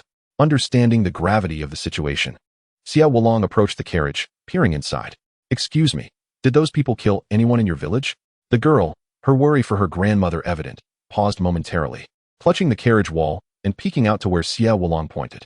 Her face fell as she replied through gritted teeth, "They invaded my village for grain, slaughtering the servants. When Asi was driving us to escape, they killed him too. If not for the horse's fright and the collision with those trying to stop us, we wouldn't have made it out." Hearing this, Xie Zhan's countenance darkened further. "Third brother, assist in holding the horse. We will ensure these brigands do not escape today." Without hesitation, Xie Sanlang complied, accustomed to Xie Zhan taking charge during critical moments. The elder brother signaled for everyone to retreat to the bridge while Lu Shu remained to guard the entrance. "Dalong, Huzai, fifth brother, Onyo, and our cousins. Gather all the arrows. Today, we shall test our aim." As the names were called, everyone rushed to prepare their arrows. Xiadaji, excited yet nervous to be included in such a significant event, fumbled about with unsteady feet. Xie Changxing swallowed hard, receiving a playful kick from his father, who scolded him for his cowardice, prompting him to join the others. Gaosher cautioned, "Fourth, fifth, be careful." Xie Zhan nodded, while Xie Wulong waved dismissively, "Mother, do not worry, I shall handle them." With bows and arrows secured, they positioned themselves strategically. Xie Zhan, Luanyo, Xie Wulong, and several others skilled in combat led the way, followed by the village's able-bodied men. The marauders, numbering 200 to 300, faced a stark contrast with the mere 40 villagers standing against them. As the marauders recognized the familiar faces before them, a sense of dread washed over them. As the villagers drew closer, bows were readied, arrows nocked, and the marauders erupted into panic, retreating hastily. Just a ragtag group, emboldened by recent successes. They had never encountered such a formidable opposition. The originally dense crowd scattered like birds and beasts at the sudden commotion, some fleeing east, others west, creating chaos. Amidst the turmoil, someone shouted, "Do not be afraid. They are outnumbered. Once their arrows are spent, they will retreat." Before he could finish, an arrow struck him in the chest, and he fell to the ground with a cry. The remaining villagers were filled with dread, but fear proved futile as arrows continued to rain down, each one claiming another life. The able-bodied men of the village, armed only with their makeshift weapons, found their aim lacking against a moving target. What were they to do? They closed their eyes and shot blindly, hoping to hit something, akin to a blind cat catching a few hapless mice. On the opposing side, men were being struck down by Xie Zhan and his companions, blood splattering gruesomely, a sight that instilled fear. Though the villagers occasionally shouted threats, their hands were clean until now. The sight of blood was unsettling at first, initially emboldened by their numbers. The men across the way had intended to charge forward recklessly, but as their companions fell one by one, terror took hold, and they fled in all directions, heedless of where they went. In a blink, they had retreated far, leaving behind 2 or 3 dozen corpses, with even the wounded being finished off by subsequent arrows. The villagers set about clearing the battlefield, removing the arrows from the bodies and cleaning the tips. This encounter, though terrifying, had steeled the villagers' resolve. Xie Wulong seized Xie Changsheng, who looked as if he might vomit, and forced him to pull arrows from the corpses. "Quickly, remove them." Xie Changsheng cried, "I refuse. This is personal revenge." "If you want to do it," Xie Wulong smirked maliciously, "then carry the bodies to the side to clear the path for everyone." Xie Changxing wailed for his father, "Father, Xie Laowu is bullying me." Without turning back, his father replied, "Wulong, thank you. I'll treat you to a meal later." Xie Wulong laughed heartily, "Very well. I promise to teach Changxing well," striving to instill in him courage as fierce as that of a tiger. After finishing with the arrows, Xie Wulong compelled Xie Changxing and the villagers to drag the bodies to the roadside.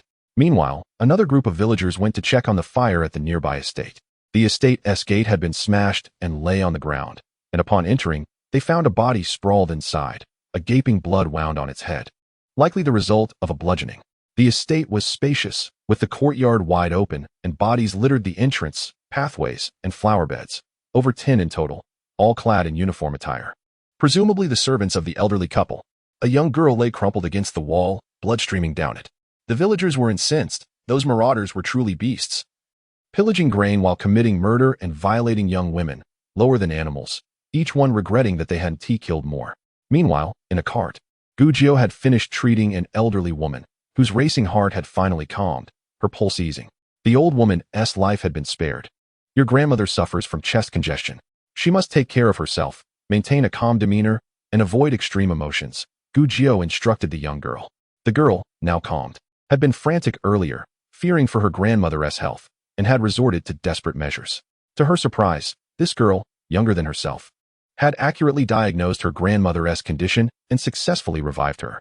She couldn't help but scrutinize Gujio with newfound respect, nodding in acknowledgement. The elderly woman, now breathing steadily, had succumbed to sleep under the effects of acupuncture. The girl thanked Gujio and set about arranging her grandmother's body, then fetched a thin blanket to cover her.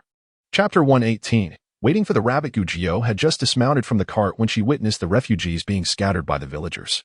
She spotted a dozen or so fleeing along the riverbank towards the east. Glancing at Xie Zhan, who was also watching with his horse, her fingers itched with the desire to shoot those ruffians with a few arrows, but alas, her bow was hidden from sight. Xie Zhan and the others rushed to extinguish a fire that had just ignited, and fortunately, they managed to quell it swiftly.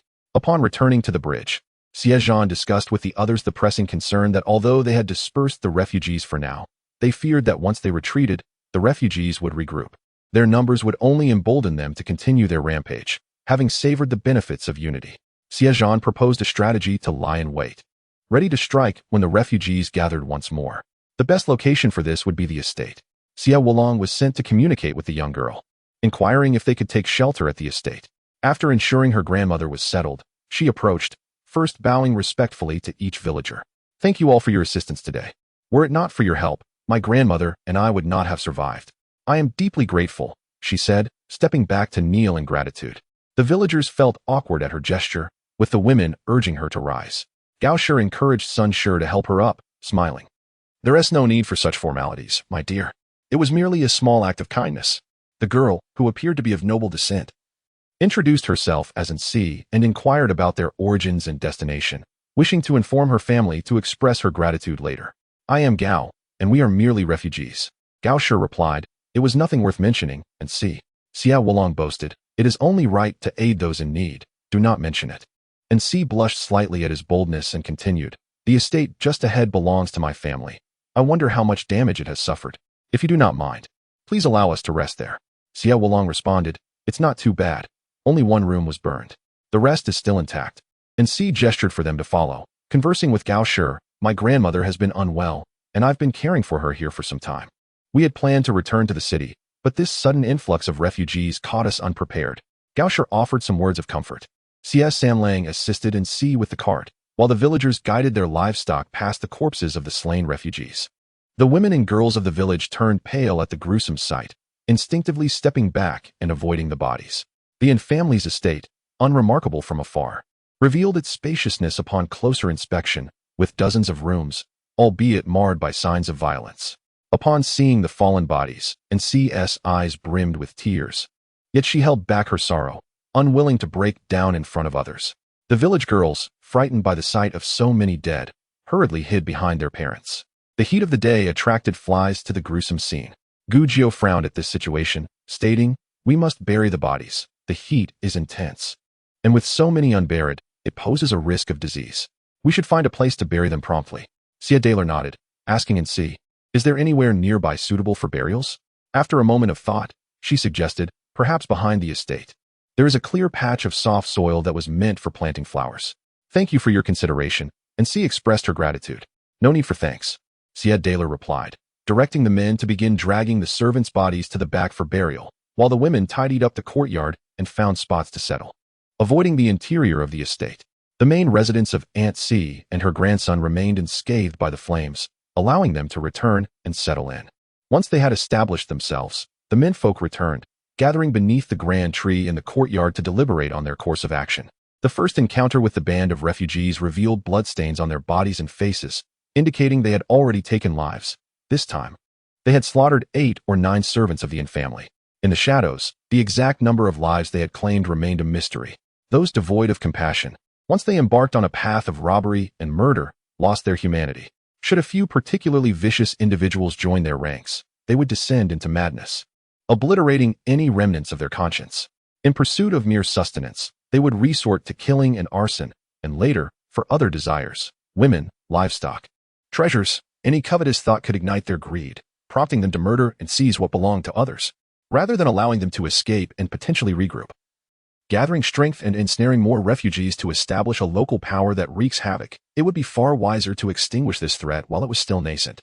This group would undoubtedly seek to reunite, having scattered in both eastern and western directions, regardless of whether the Easterners headed west or vice versa. They must pass through this village. We shall remain vigilant here, and at the first sign of their approach, we will charge forth and eliminate as many as possible," declared Xie Zhan. The villagers, though not particularly visionary, felt a surge of righteous indignation upon witnessing the slaughter of so many innocents, and they unanimously supported Xie Zhan's strategy. Having become accustomed to the sound of Xie Zhan and Gu Jiu's voices in the old forest, they were well trained in following their decisions, which had proven correct time and again. Thus, Xie Dalao organized the able-bodied men into several groups, initiating a rotation where every half hour, a new guard would take position by the courtyard wall to monitor the outside, ready to ambush the refugees as they passed. In the southwest corner of the village stood a dense tree, and at its base leaned a ladder. The guards climbed the ladder, shielded by the tree, allowing them a clear view of the roads to the east and west. As long as the refugees passed by, they would be seen. To ensure they could strike swiftly, the villagers kept their bows and weapons within easy reach, prepared to rush out at a moment's notice. Indeed, Xie Zhan's predictions came to fruition. After approximately half an hour, a group of around 70 to 80 individuals approached from the west, cautiously scanning their surroundings as they drew nearer. The vigilant Xie Changxing descended the ladder with the agility of a monkey, dashing forward while shouting, "They are coming! They are here!" Everyone sprang into action, seizing their weapons and inquiring about the number of foes and their direction. Xie Changxing, momentarily disoriented, pointed toward the west, declaring uncertainty about their numbers. Xie Zhan instructed, "Daniel, along with myself, Wulong, Daitong, and Huzi, we shall scale the wall and circle around from the rear to cut off their escape. Uncle Lu will lead the others to block them in front, ensuring they remain trapped here." Everyone readily agreed. As Xie Zhan moved to the wall, he noticed Gu Jiu watching intently. He approached her, gently patting her head, and advised, "You guard the main entrance. Do not let anyone slip past." And see. Initially standing at the front door, nervously twisting her fingers, was taken aback to see Gu Jiu entrusted with such an important task. She simply could not comprehend why a girl who appeared to be merely in her early teens had been assigned to guard the gate. Gu Jiu acknowledged with a nod, fetching a small stool to sit by the entrance. The women in the courtyard proudly declared their readiness, asserting that they were not to be underestimated and possessed considerable strength. Zhang voiced encouragement, "Let us not be idle. All of us should guard the entrance. If they dare to approach, we shall strike them down." The group of refugees, upon reaching a distance where they perceived no pursuers, halted. Their original destination had been to the east, believing their companions would await them there. Finding no immediate danger, they decided to return. As they neared the village, the gates suddenly swung open, and 2 or 3 dozen villagers surged forth, bows drawn and arrows nocked, unleashing a barrage upon them. The refugees, momentarily stunned, cursed in disbelief at their misfortune and instinctively turned to flee. However, before they could make significant headway, several more villagers emerged from behind, creating a pincer movement, leaving the refugees with no avenue of escape. Faced with this dual assault, they hastily chose to break through the rear, where only 5 villagers stood. Little did they know that while the number was fewer, each of those 5 was a skilled marksman. Though the front was more populous, aside from the blacksmith, the others were merely firing arrows at random. Not a strategy they would choose. Yet, it was too late for regrets. The leading refugee fell to an arrow. Panic ensued among the others, leading them to charge forward, believing that the fewer opponents would take longer to reload their arrows, hoping to escape. Indeed, after losing a few more members, some managed to close the distance, thinking they were now safe. Yet, unbeknownst to them, the villagers were all trained archers. They abandoned their bows and blocked the path, swiftly taking down 10 of the attackers. The blacksmith, leading the charge, urged his comrades to pursue, and as they entered range, he commanded them to take aim. "Sanju, target the one on the far left. Draw your bow, take aim, and do not rush. Now, release." Sanju's arrow struck true, embedding itself in the target's thigh, causing a howl of pain. His triumph was short-lived, however, as he caught sight of the blacksmith's disapproving glare, and his grin faded. "Zhang, aim for the one on the right. He's trying to slip away." Zhang, the butcher, took aim but only managed to hit a bystander. The blacksmith, exasperated, snatched the bow from Sanju's hands and without a moment's hesitation, fired an arrow that silenced the escaping foe before he could utter a sound. with remarkable speed. The blacksmith continued to fire, each arrow finding its mark, and the pace at which Sanju passed him arrows was insufficient to keep up.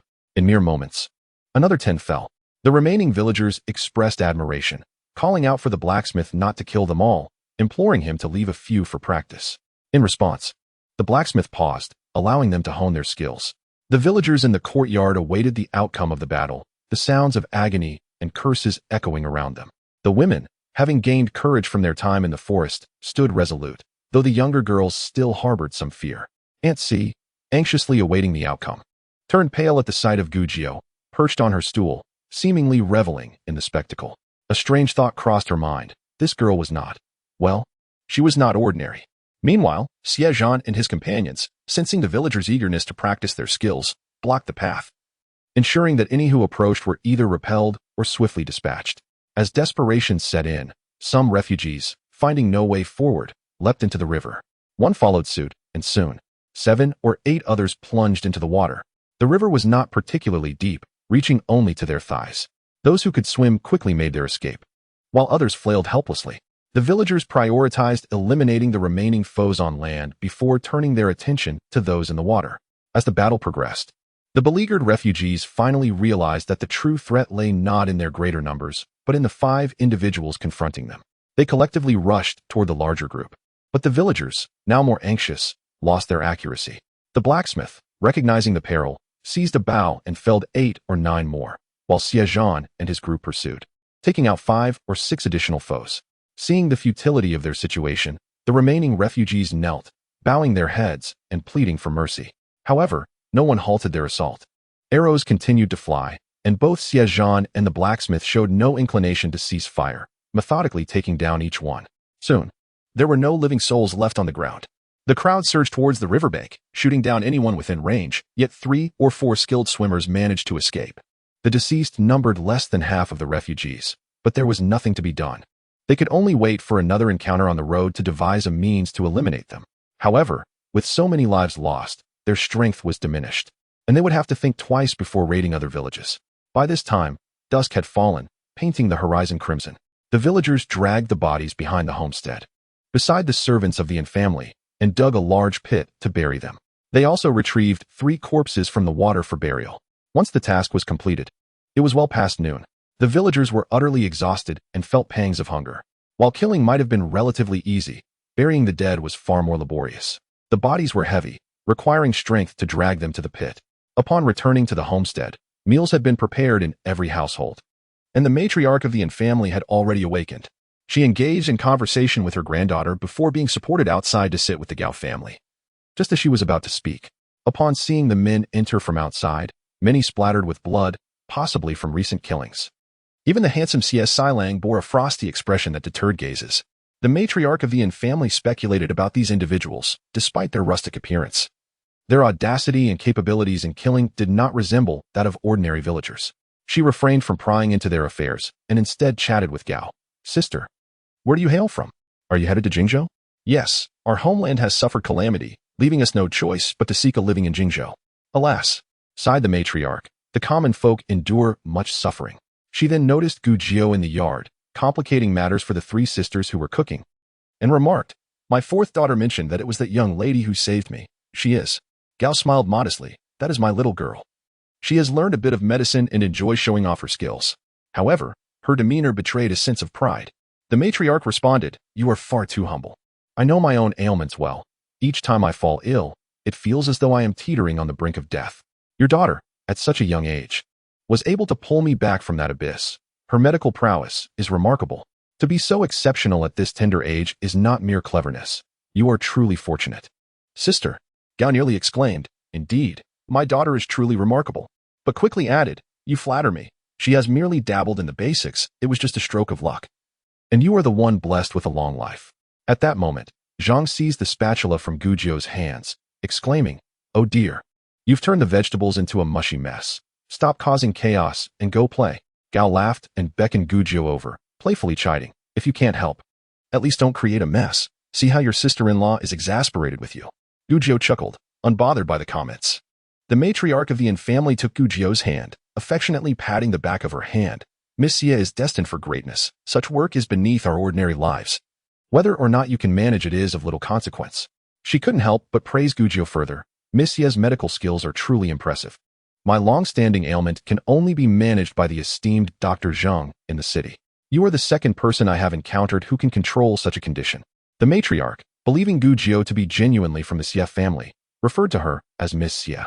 When the conversation turned to ailments, Gujio became quite professional, nodding. The matriarch's condition is somewhat difficult to treat. Oh, not difficult, rather untreatable. The matriarch's expression froze. Gao turned her head away, pretending not to hear. Your ailment stems from the hardening of the blood vessels in your heart, a common affliction among the elderly due to the frailty of old age.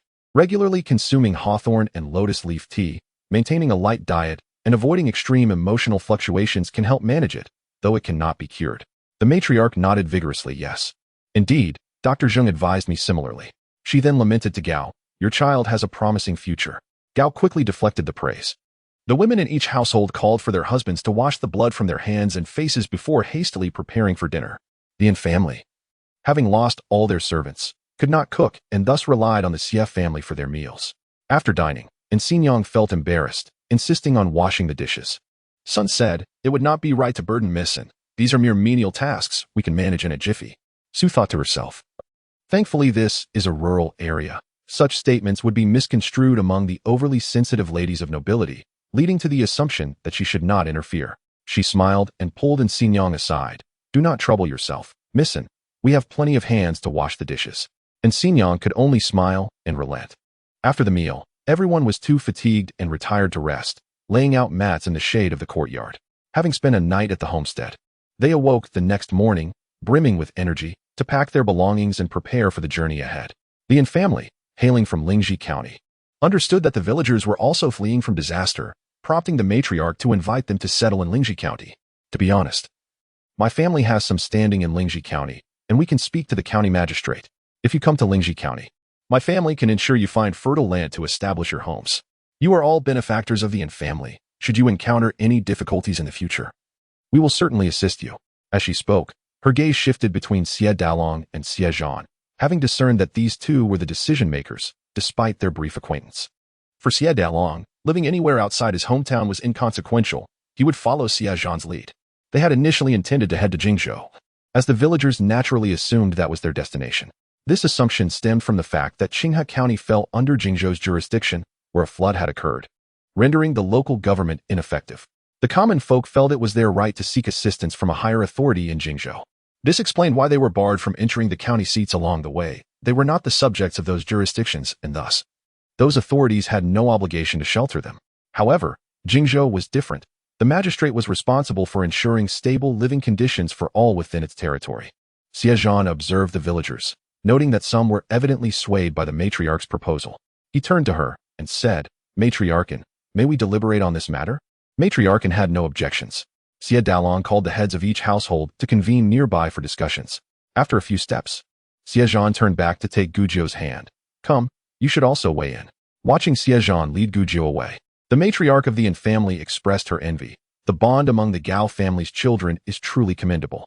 She also expressed curiosity. Your fourth son is quite capable. He is remarkable at such a young age. It seems everyone holds him in high regard, even more so than your eldest son. Gao chuckled modestly. Matriarch, you flatter him too much. He is merely slightly more intelligent than others, thinking a bit further ahead, allowing him to offer advice to his elder brother. Please do not praise him too much. Children should not be overly lauded, lest they become arrogant. Matriarchan remarked. I sense you are the one doing the praising. Nevertheless, her intrigue regarding the Xie family deepened. Such outstanding children. It is rare for even noble families to raise such exceptional offspring. And Xie also observed the Xie family, finding it peculiar that the exceptionally handsome Xie Xiling had not released his sister's hand. If they were ordinary siblings, the brother would let go after a moment. Yet this bond seemed enduring. Moreover, the way he looked at his sister was filled with affection. Meanwhile, Xie Zhan had just inquired about the villagers' intentions regarding their future settlement. I share the same sentiment. Traveling to Lingji County would allow us to arrive promptly without the need for a lengthy journey to Jingzhou. Indeed, the roads are fraught with peril, and should we encounter a gathering of displaced persons, we may not always manage to handle the situation. Zhang Fugue gazed at Xie Dalong and declared, I will heed my brother-in-law's advice. Wherever he goes, my family shall follow. Zhou echoed this sentiment. My family too. We shall follow the village chief wherever he directs. Others chimed in. I shall follow Jiunyang.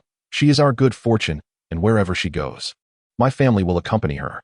At this proclamation, everyone seemed to awaken to the truth. Indeed, Gu Jiunyang is a harbinger of good luck, capable of turning misfortune into fortune. They all affirmed, I will follow Jiunyang. Wherever she goes, I shall go.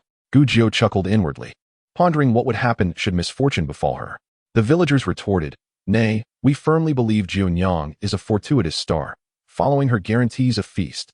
Xie Zhan gazed at Gu Jiu with tender eyes, smiling as he jested, We entrust our lives to you. Can your little shoulders bear such a burden? Gu Jiu grinned, her eyes narrowing in determination as she nodded affirmatively. I cannot promise everything, but I can assure you that following me will certainly yield profits. Indeed, the villagers readily agreed, acknowledging that their current wealth stemmed from following Jiunyang. Xie Zhan affectionately ruffled Gu Jiu's hair before adopting a serious demeanor. Yet, I still wish to go to Jingzhou. A temporary favor cannot last forever. Over time, even the deepest bonds may wane. Depending too heavily on others can lead to frustration. It is better to rely on oneself. Jingzhou, being a bustling city, offers numerous opportunities and resources. Since we are all uprooted from our homes, why not choose the city? This way, the children can receive better education, broaden their horizons, and secure a brighter future, unlike our ancestors who toiled in agriculture for generations. Moreover, the passage of displaced persons through Lingji County has rendered the neighboring villages restless. Despite the ongoing turmoil, the magistrate of Lingji County has yet to implement any effective measures, revealing his lack of wisdom and capability. Under such governance, what favorable outcomes can be anticipated? Xie Dalong contemplated the futures of his children. The fourth and sixth sons would undoubtedly pursue the imperial examinations, where they could certainly find superior mentors in Jingzhou. The fifth brother and Ji would seek a path in martial arts, where opportunities in Jingzhou would surpass those in a small county. Even the younger three could find excellent teachers for their studies. Considering the long term, heading to Jingzhou is undoubtedly the wiser choice. Xie Dalong stated, Our family will follow the fourth son to Jingzhou. I do not wish to compel anyone, though I am the village chief of Huaitree Village. It is no longer in existence, and thus my authority holds little weight. Please consider your options. I will not hinder those inclined to accompany old lady into Lingji, nor will I deter those wishing to join my family to Jingzhou. I assure you, I, Xie Dalong, will not neglect anyone. We will follow the village chief. Xie Datong was the first to express his decision. The Zhang and Zhou families had already resolved to follow the Xie family and reiterated their choice. Aside from the Xie and Zhang families, the Zhao clan was also quite populous, yet they hesitated, looking to their patriarch for guidance. The Zhao patriarch, recalling the Wu family, shuddered, concluding that the Xie family was indeed more reliable, and thus nodded in agreement to join them. Consequently, there were no further dissenters, and the decision to head to Jingzhou became a certainty. Upon returning, Xie Dalong conveyed the villagers' intentions to old lady and, expressing gratitude for her kindness. After some discussion, they concluded that they would seek their fortunes in Jingzhou, thus sparing her further inconvenience. Old lady sighed, a hint of regret in her voice. Our family is immensely grateful for your kindness, but it seems we cannot assist you as we had hoped. All we can do is erect a longevity tablet in your honor, wishing you health, longevity, and joy. You flatter us. It was but a small effort, Gao Shi responded, hastily expressing her gratitude. With matters settled, the group resumed their journey. The Yin family also intended to return to Lingji City, but with no driver. The two elders would not be able to travel by carriage. Since the villagers were passing through Lingji City, they kindly offered to escort the Yin family. Xie Wulong drove the Yin family's carriage while the villagers pulled their own carts, heading eastward. Along the way, old lady Yin engaged in conversation with Xie Wulong through the carriage curtains, inquiring about his age and education. Xie Wulong replied, I will turn 16 after the new year. I studied for a few days in my childhood, but when I struggled with my studies, I turned to martial arts. I see that your family is quite capable. Your mother must have received some education as well. My mother? She probably knows a few characters. We cannot claim to be talented. But my fourth brother and sister are truly remarkable. They are not just extraordinary, they are prodigies, incomparable. And Xin Yang laughed at his words and interjected, Young master, your sister is indeed beautiful, like a little fairy. I have never seen such a lovely young girl. Xie Wulong beamed with pride, indeed. My sister is a reincarnation of a celestial being, blessed and talented. Recalling Gao Shi's teaching to Gu Jiu about reciprocity, when someone praises you, you should return the compliment, he added. You are also quite lovely, though perhaps not as much as my sister, but still commendable. And Xie I, thank you. Old lady and silently laughed in the carriage, reaching out to pat her granddaughter's hand in comfort. The village was not far from Lingji City, and by noon, they arrived at the city gates. As customary, the entry of displaced persons was prohibited. Fortunately, the Yin family had considerable influence in Lingji City, as there were no attendants. Miss An assisted her grandmother in disembarking the carriage and conversed with the gatekeeper, allowing the villagers entry into the city. The villagers found an inn to settle in. This time, with silver in hand, they indulged themselves and decided to stay at an inn, securing multiple rooms when one was insufficient. They planned to rest and resupply here. Xie Wulong drove the Yin family's carriage back to the inn residence.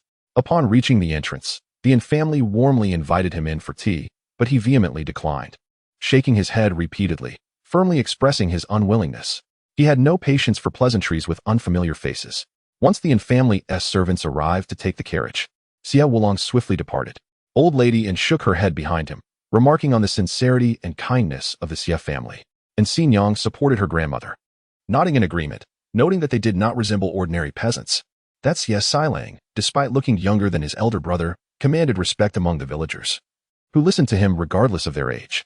Moreover, the Xie family's young girl was not only proficient in medicine, but also participated in significant discussions with the adults, showcasing her remarkable abilities despite her youthful appearance. Chapter 122. Small talk is an art. Xie Wulong is quite remarkable. He appears simple-minded, yet throughout the journey, he subtly inquired about their affairs, revealing only what was necessary, withholding deeper insights. While the Yin grandparents discussed the Xie family, the villagers had already settled in. After lunch at the inn and a brief rest, they dispersed to procure essential supplies. Meanwhile, the Yin family arrived with gifts in hand. Xie Erlang and Xie Zhan had gone out to buy provisions, while Xie Wulong tended to the livestock in the backyard. Xie Dalong and Xie Zhan descended the stairs, preparing to seek out weapons, or at the very least iron rods. Having encountered the displaced persons, they recognized the importance of armaments. Should they face another large-scale gathering of refugees or bandits seizing the opportunity, relying solely on distant archery and blind aiming would not suffice. The Great Jin dynasty did not impose stringent regulations on weaponry. As long as one did not carry long-distance lethal weapons like bows and crossbows, there were no significant issues. However, swords and knives were costly, beyond the means of most. Halfway down the stairs, they unexpectedly bumped into the Yin family, who were inquiring about their rooms with the innkeeper. And Xie trailed behind a middle-aged man, with a girl slightly smaller than herself nestled in her arm. Beside them was a woman in her 30s, adorned in finery, accompanied by a youth of around 16 or 17. Following closely were 4 attendants, each bearing trays draped in brocade, the contents of which remained a mystery. This ensemble of 10 or so individuals nearly obstructed the entrance of the inn. Upon spotting them, and Xie gestured to the middle-aged man, who had been inquiring with the innkeeper about the Xie family, and to the woman beside him, exclaiming, "Second uncle, second aunt. These 2 are the benefactors of the Xie family, Master Xie and 4th Master Xie." The middle-aged man turned his head, raising his hands in a salute, a smile illuminating his face. "I am Heng, the head of the Yin family in Lingji City. I owe my gratitude to you all for your assistance the other day, which saved the lives of my mother and niece." Master Xie chuckled, replying, "You are too courteous. And ye, it was but a simple act of kindness, truly nothing to dwell upon." The bustling inn was not a suitable place for conversation, prompting Master Xie to invite them to a private room. He and Xie Zhan led the way, while the Yin family followed closely behind. The girl holding onto and Xie leaned closer and whispered, "That 4th Master Xie is quite handsome, even more so than your brothers." And Xie shot her a warning glance, glancing nervously at Xie Zhan's back, before gently pinching the girl, whispering, "5th sister, cease your idle chatter." The girl stuck out her tongue and fell silent. Upon reaching the 2nd floor, the Yin family trailed behind as Xie Zhan knocked on the door of the Gao family. Gujiao emerged, having just awakened, with faint marks still visible on her face. Xie Zhan, brushing his thumb over the red imprint, remarked, "Tell mother we have guests." The head of the Yin family has come to express his gratitude. Gujiao tiptoed, peeking over Xie Zhan's arm with curiosity, and upon spotting the female attendants, she called out, "Mother, we have guests."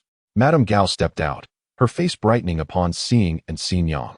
And Xie hurried forward to pay her respects while introducing her family. "This is my second aunt. My parents are not in Lingji, and it is my second aunt who manages our home." This gesture indicated the sincerity of their visit to express gratitude. Madame Gao nodded appreciatively, casting a glance at Xie, noting her youth and well-ordered demeanor. Xie Zhan quietly urged Gujiao to fetch second sister-in-law to assist their mother in hosting the guests. The Su family and Sun family lived next door.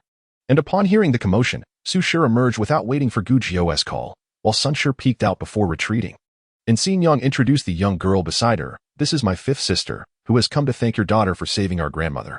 Since no one explicitly introduced Gu Jiu's identity, and Xin Yang assumed she was a daughter of the Xie family and referred to her as such, she proceeded to introduce second Madam and fifth Madam Xie to Madam Gao, Su Shi, and Gu Jiu. Su Shi smiled and opened the door wider, gesturing for them to enter. Second Madam and both ladies from the Yin family, please come in and speak. Gu Jiu stood by, merely smiling, as she was not adept at social niceties. Second Madam beaming, grasped Gu Jiu's hand as they walked in, remarking on her beauty. No wonder my mother-in-law and niece praised you so highly upon their return. They said you were not only lovely but also remarkably skilled for your age, rivaling even the most seasoned physicians. Gu Jiu initially wished to assert her superiority in surgical skills, but recalled the lessons from Madame Gao and Su Shi about social finesse, and stifled her words. Su Shi quickly interjected, you flatter her too much. Our Jiu Yang is still young and has merely skimmed through a few medical texts, learning just the basics. Please excuse her. Gu Jiu pondered this, questioning the need for such disingenuousness, resolving to refrain from insincere remarks. She busied herself pouring tea for the seated guests and stood obediently by Madame Gao, occasionally massaging her shoulders. Second Madam insisted, I am not exaggerating. My mother-in-law has suffered from heart ailments before, and only old Dr. Zheng from Baohatang could alleviate her condition so swiftly.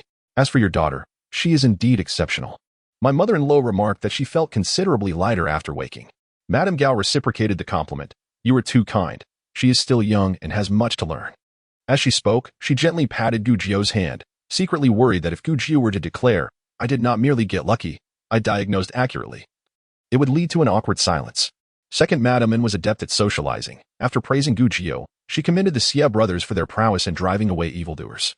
The exchange of humble pleasantries continued until Second Madam finally broached the main topic.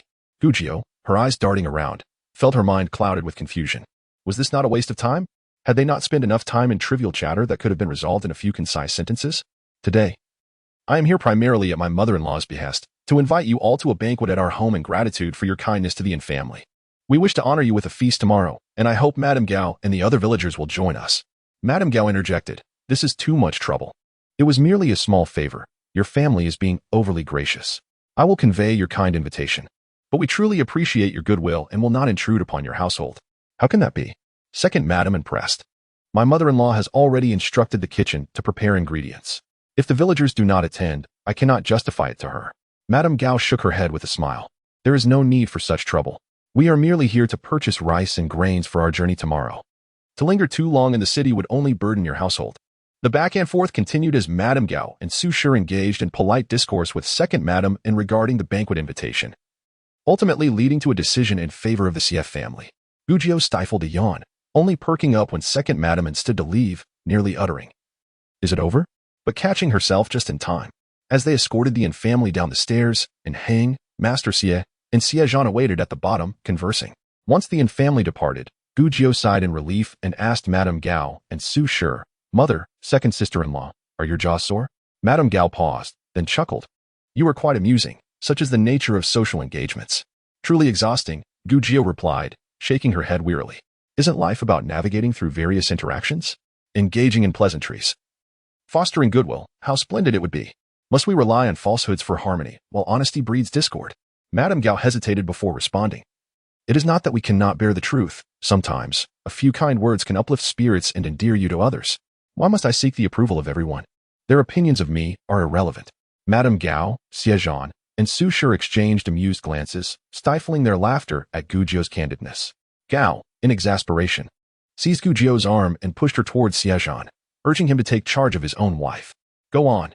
Teach her yourself. With that, Xie Zhan gently guided Gu Jiu upstairs. If Jiu Yang does not wish to engage in social affairs, then she should not. If she cannot learn, it is no great matter. Jiu Yang need only focus on her own pursuits. These trivialities need not concern her. Xie Zhan's gaze softened as he thought of his little girl, who ought to dedicate herself solely to her ambitions. A person of her caliber was destined for greatness. Why waste time on mundane matters like the common folk? He vowed to elevate her status, ensuring that everyone would cater to her preferences rather than her lowering herself to appease others. Gao shook her head with a sigh, deciding to relinquish her concerns over the fourth's indulgent treatment of his wife. Meanwhile, Xie Zhan had not agreed to attend the banquet at Anfu the next day, and Hung, however, had left behind some silver, 10 taels for each of the 31 households in the village, plus an additional 50 taels for Gujiao. As a token of gratitude for her role in saving Old Lady Yin, Xie Zhan accepted the silver and planned to distribute it among the villagers when they returned from shopping. The villagers, having received a substantial sum, felt increasingly assured of their decision to follow the Xie family. In such a short time, they had earned more than they could in a lifetime. By afternoon, they ventured out to procure supplies. This time, those who had previously refrained from purchasing livestock were now willing, as a donkey cost less than 4 taels of silver, and a mule was only slightly more. The Xie family had also acquired 2 long knives, which Xie Wulong proudly showcased to his friends.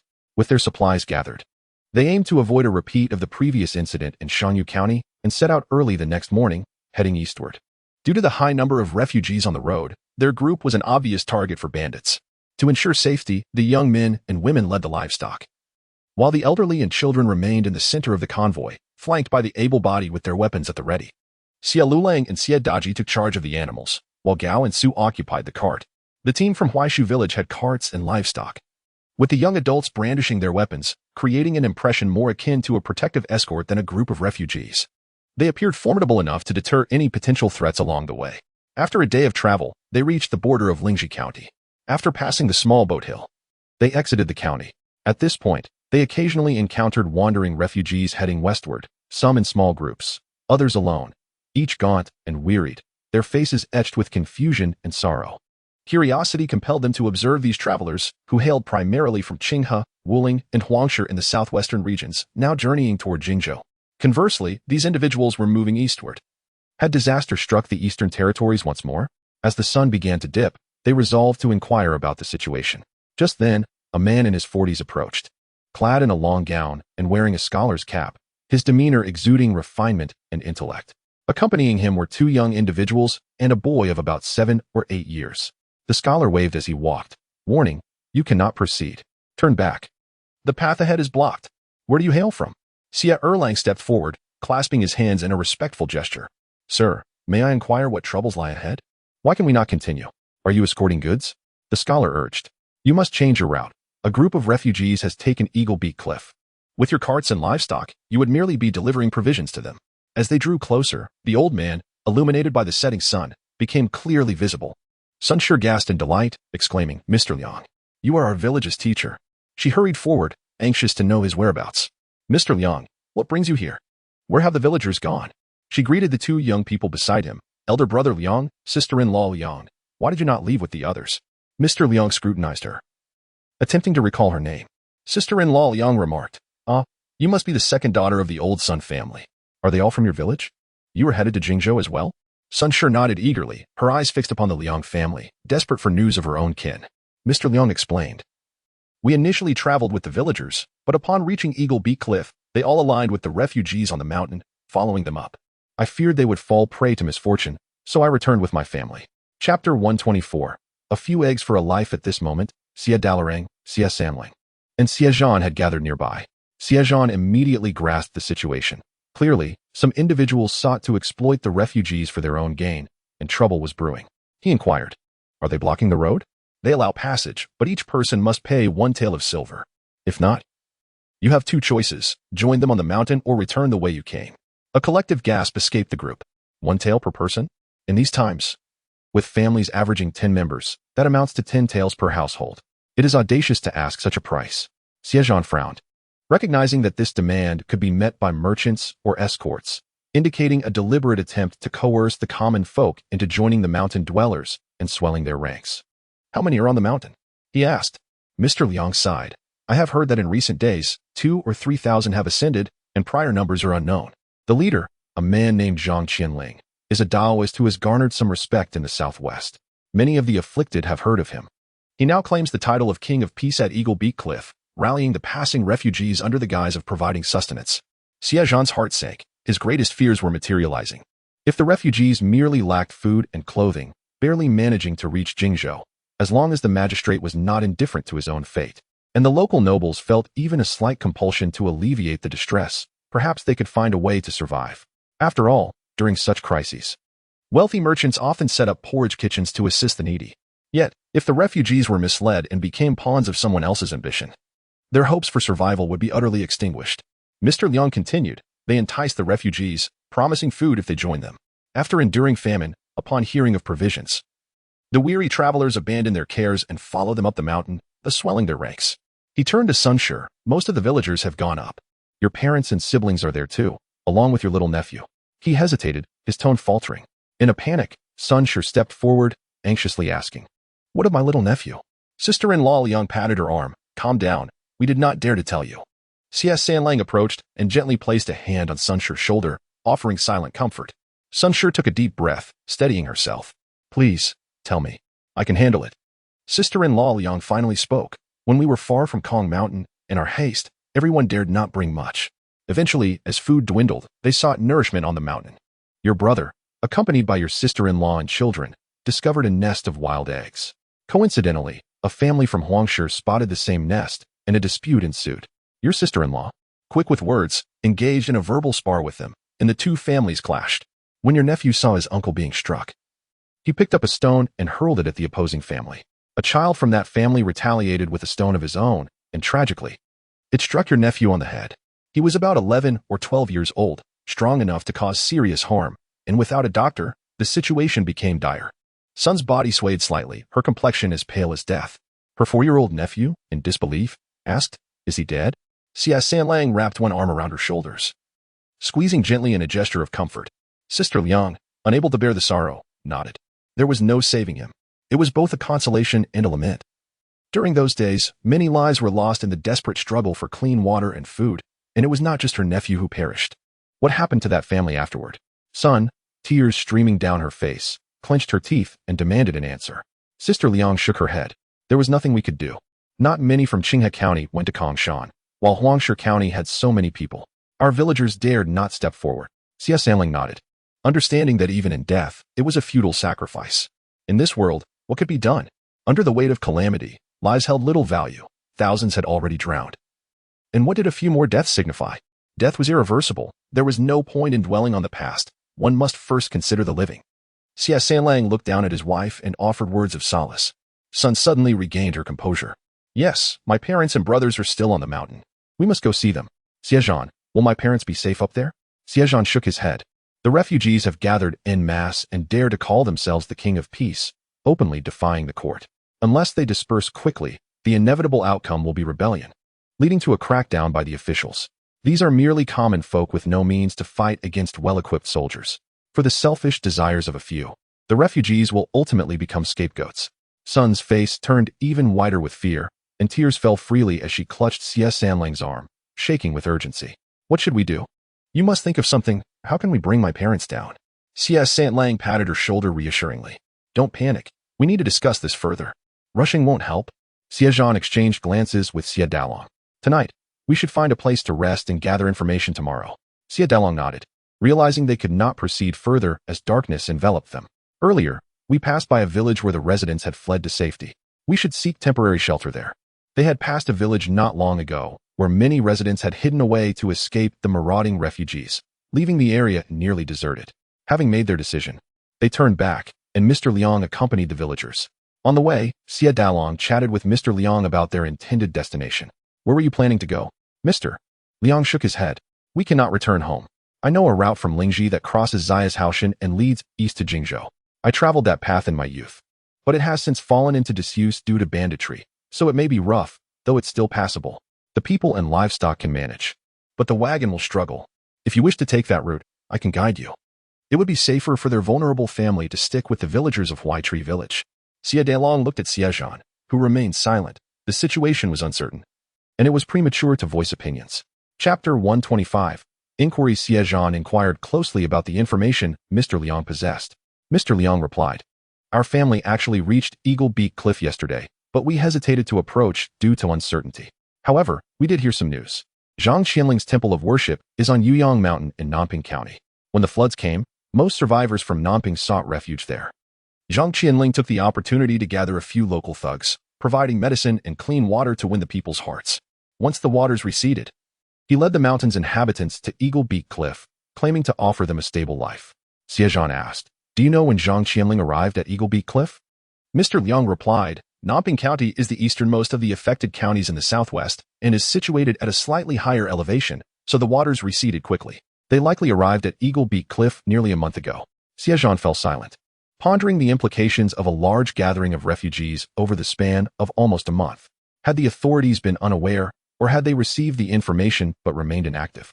They returned to the village they had previously passed through, where some refugees were already residing. The villagers opted not to occupy the houses, fearing that should something go awry, it would lead to complications. Instead, they sought an open area within the village to set up makeshift bedding. They had grown accustomed to this routine. Even the children knew to gather firewood first. Mr. Liang's family joined the villagers in their efforts. The next morning, as dawn broke, Sun rose early, troubled for her parents, having barely slept through the night. Not wanting to disturb others, she stood alone at a distance, gazing eastward, wondering about her family's fate and grieving for her deceased nephew. Unable to help herself, tears streamed down her face. Xie Zhan, concerned for his wife's well-being, awoke restlessly. Sensing her distress, he approached to offer comfort. Lacking the right words, he wrapped his arms around her, allowing her to lean on his shoulder and release her emotions. My parents are still on the mountain. How can I inform them to come down? Sun lamented, her face pale and drawn. We need to wait for my brother to discuss this. Perhaps I can feign allegiance to them and lead my in-laws down. Xie Zhan responded. No, that's too dangerous. Sun grasped Xie Zhan's hand tightly. They worked hard to bring people up the mountain. How could they easily let anyone leave? What if you get caught? Don't worry, let us first see what my brother and fourth brother decide. With no other option, Sun could only wait for Xie Zhan to devise a rescue plan. After breakfast, the villagers gathered to deliberate their next steps. Should they charge ahead or take the treacherous old route as suggested by Mr. Liang? Let us follow Mr. Yang's advice and take the old road. Though arduous, it offers safety. We are fewer than 200, with a significant number being elderly and children. Our fighting force is minimal. If we storm through, we may suffer casualties. You underestimate the situation. It's not merely casualties at stake. They have 3,000 to 4,000 people. We wouldn't even be enough to fill the gaps in their ranks. Xie Zhan had already contemplated the matter extensively the previous night, and, upon hearing the villagers' discussions, declared, the specifics remain unclear. The information from Mr. Liang is limited. We need to gather more intelligence before proceeding. He turned to Lue Niu. Niu, please accompany me. Lue Niu agreed. I'll go with you. Fourth brother can wait here for news. But Lu Tai, the blacksmith, interjected, Xie Zhan, I should go. I want to assess the situation myself. He hesitated to express his thoughts, but wanted to gauge the conditions on the other side and devise a plan. His intentions extended beyond merely rescuing Sun's family. He aimed to see if he could incite the refugees to descend or at least eliminate the ringleaders, ensuring the refugees would not become pawns in others' ambitions. So many had perished in the floods already. There could be no more deaths. Lu Tai ceased to argue. Xie Zhan informed Gao Shi of his intentions. Gao Shi expressed deep concern, yet did not prevent him, advising, be cautious.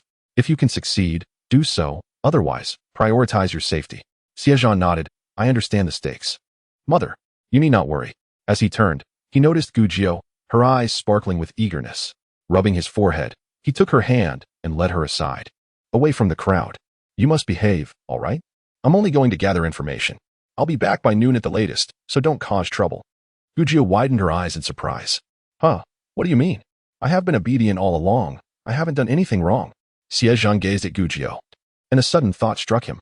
If Junyang comes along, there might indeed be something we can accomplish. He tightened his grip on her hand and asked, how about it? Will you join us? Sure. Gu Jiu replied immediately, her words tumbling out in haste as if fearing that Xie Zhan might change his mind if she took too long to respond. Xie Zhan chuckled and led her to inform Gao Shi. Gao Shi scolded Xie Zhan. You have serious matters to attend to, and I cannot stop you from going. But why must you take Junyang with you? It is perilous over there, and she is but a young girl. Gu Jiu wanted to assert her bravery, but Xie Zhan preemptively explained, I truly need Junyang's assistance. She is the only one capable of helping me with this task, which is why I must take her along. Rest assured, mother. For once, Xie Zhan jested with Gao Shi. I assure you that I will bring your precious daughter back safely. Gao Shi could not suppress a smile, internally musing that Gu Jiu was not just her daughter, but also Xie Zhan's beloved wife. However, she replied, very well. Just be cautious and remember that your own safety is of utmost importance. Xie Zhan nodded in agreement, assessing Gu Jiu's attire. She was still wearing the neat new outfit made by Su Shi, free of patches, and appeared unlike a refugee. He instructed Gu Jiu to change into the smaller set of clothes that Sun Shi had altered, while he himself donned an old patched outfit. When Gu Jiu returned after changing, Xie Zhan employed the same trick again, rubbing a handful of dust on the ground and smearing it across Gu Jiu's face, then doing the same to himself. They then called for Lu Niu, and the three made their way toward the Eagle Beak Cliff. Without any luggage, they walked briskly and reached their destination in less than an hour.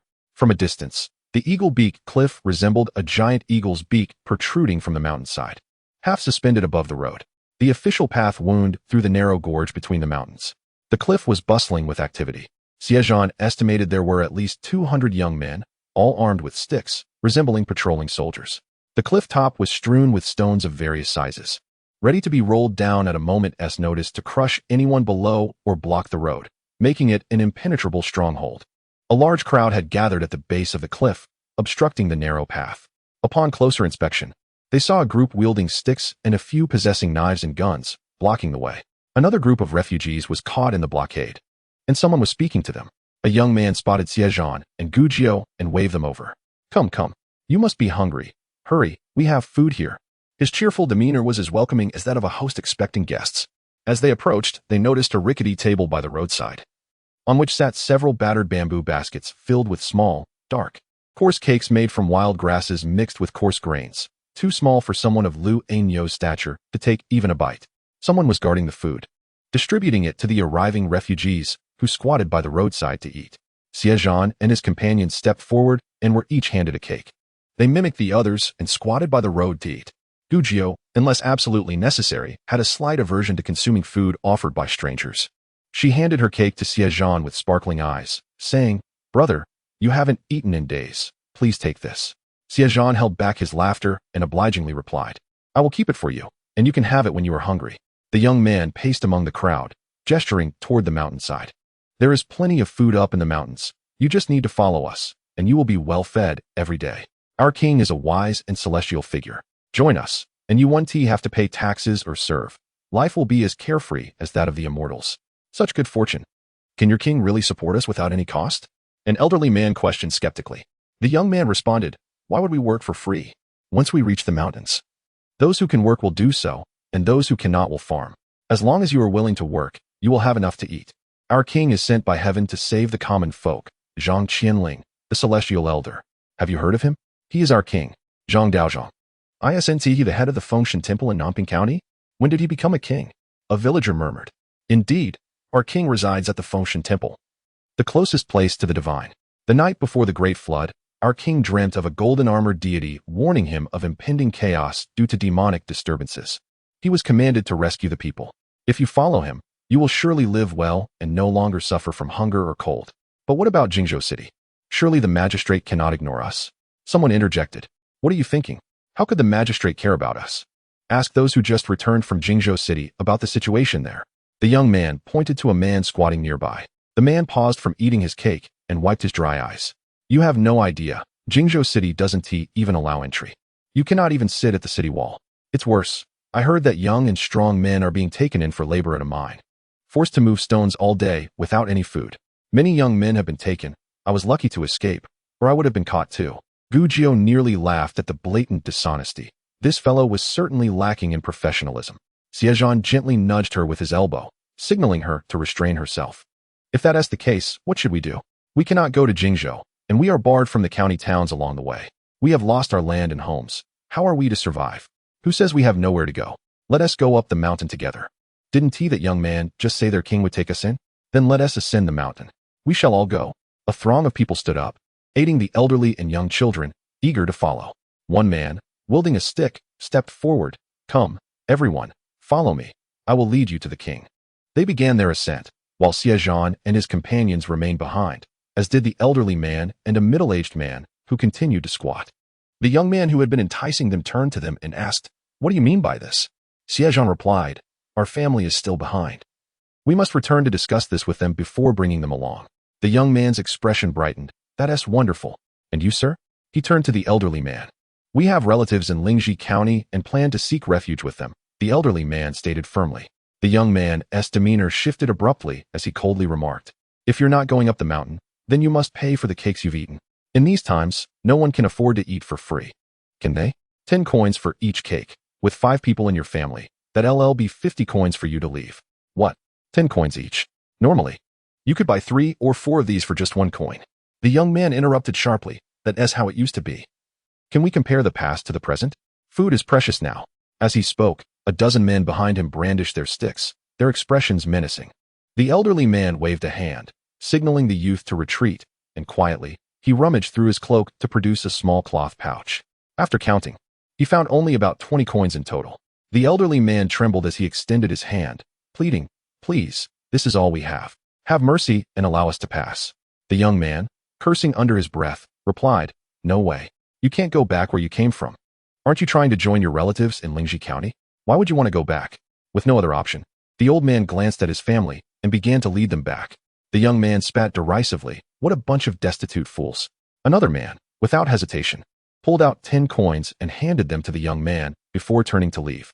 The young man scrutinized Xie Zhan and his companions, saying, "Though you plan to return, who knows if you're telling the truth? For now, let's settle the matter of the money.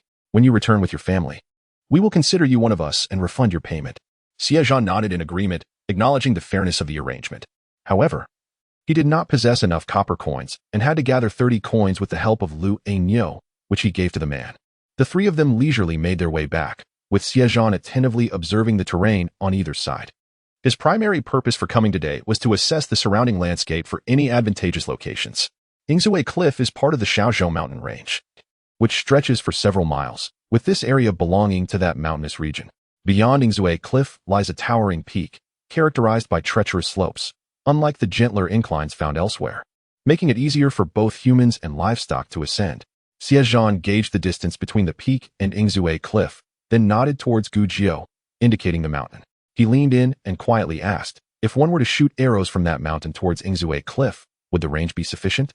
Gujiu examined the peak in the direction of Yingzue Cliff, estimating the distance to be around 400 to 500 meters. If one stands on the eastern side of Yingzue Cliff, it would be impossible, she replied. But what if they were positioned closer to the western side, near the peak? That would be feasible. But would you be confident in hitting the target? Gujiu nodded emphatically, stating, unless someone happens to obstruct the shot at the moment the arrow is released, there should be no issue. Her confidence stemmed not only from her archery skills, but also from the adjustable sight equipped on her bow, allowing for precise targeting within range. Xie Zhan smiled, a blend of coldness and cunning in his expression. Very well, let us return and prepare a grand gift for King Taiping. The 3 of them quickened their pace, soon catching up to the elderly man's family.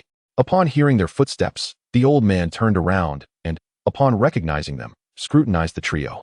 Noticing that Lu Ainyo was the eldest, he addressed him, "Young man, please heed my advice. That mountain is not to be ascended. Even if one is seeking alms, they should not venture up there, for it could cost them their lives."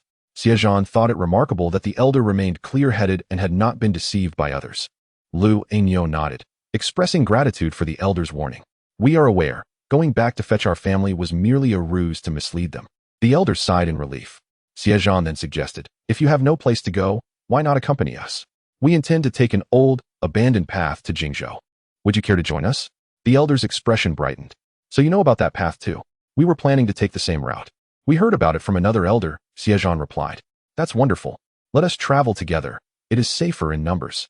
Upon returning to the small village, the elder was struck by the sight of so many people and livestock, realizing that it was not merely a matter of mutual support, but rather, they were being looked after. The round trip taken by Xie Zhan and his companions consumed a good portion of the day.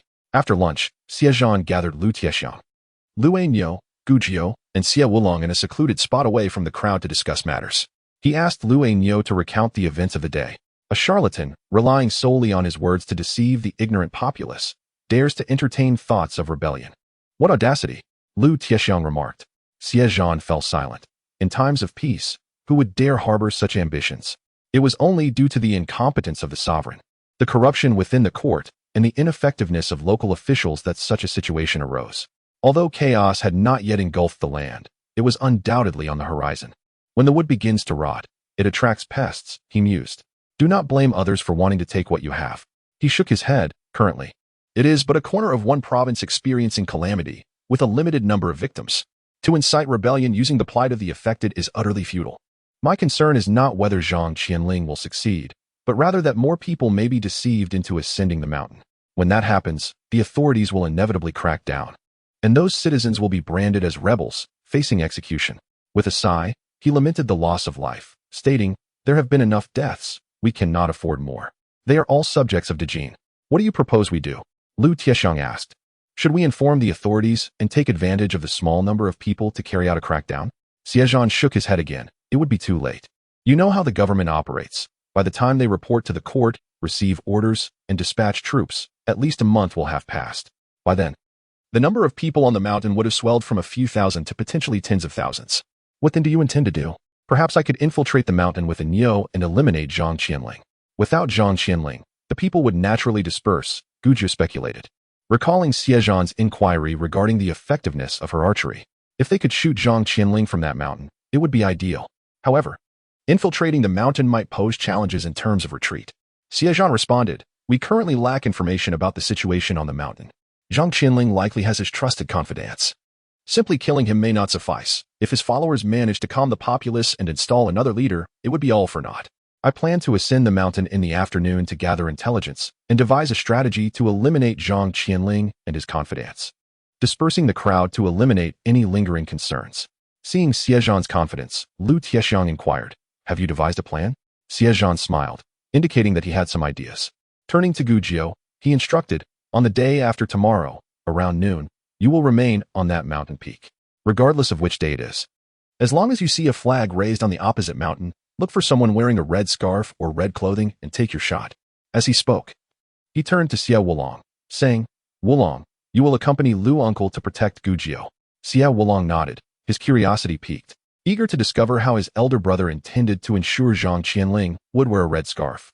Gu Jiu, too, was bursting with curiosity, her eyes wide in anticipation as they both fixed their gaze on Xie Zhan.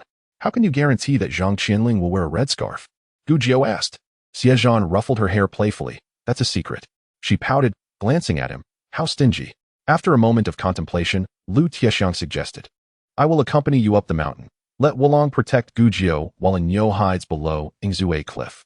In case of unforeseen circumstances, a Nyo can infiltrate the mountain for support." Xie Zhan agreed. "That works." Xie Wulong, though seemingly carefree, was perceptive.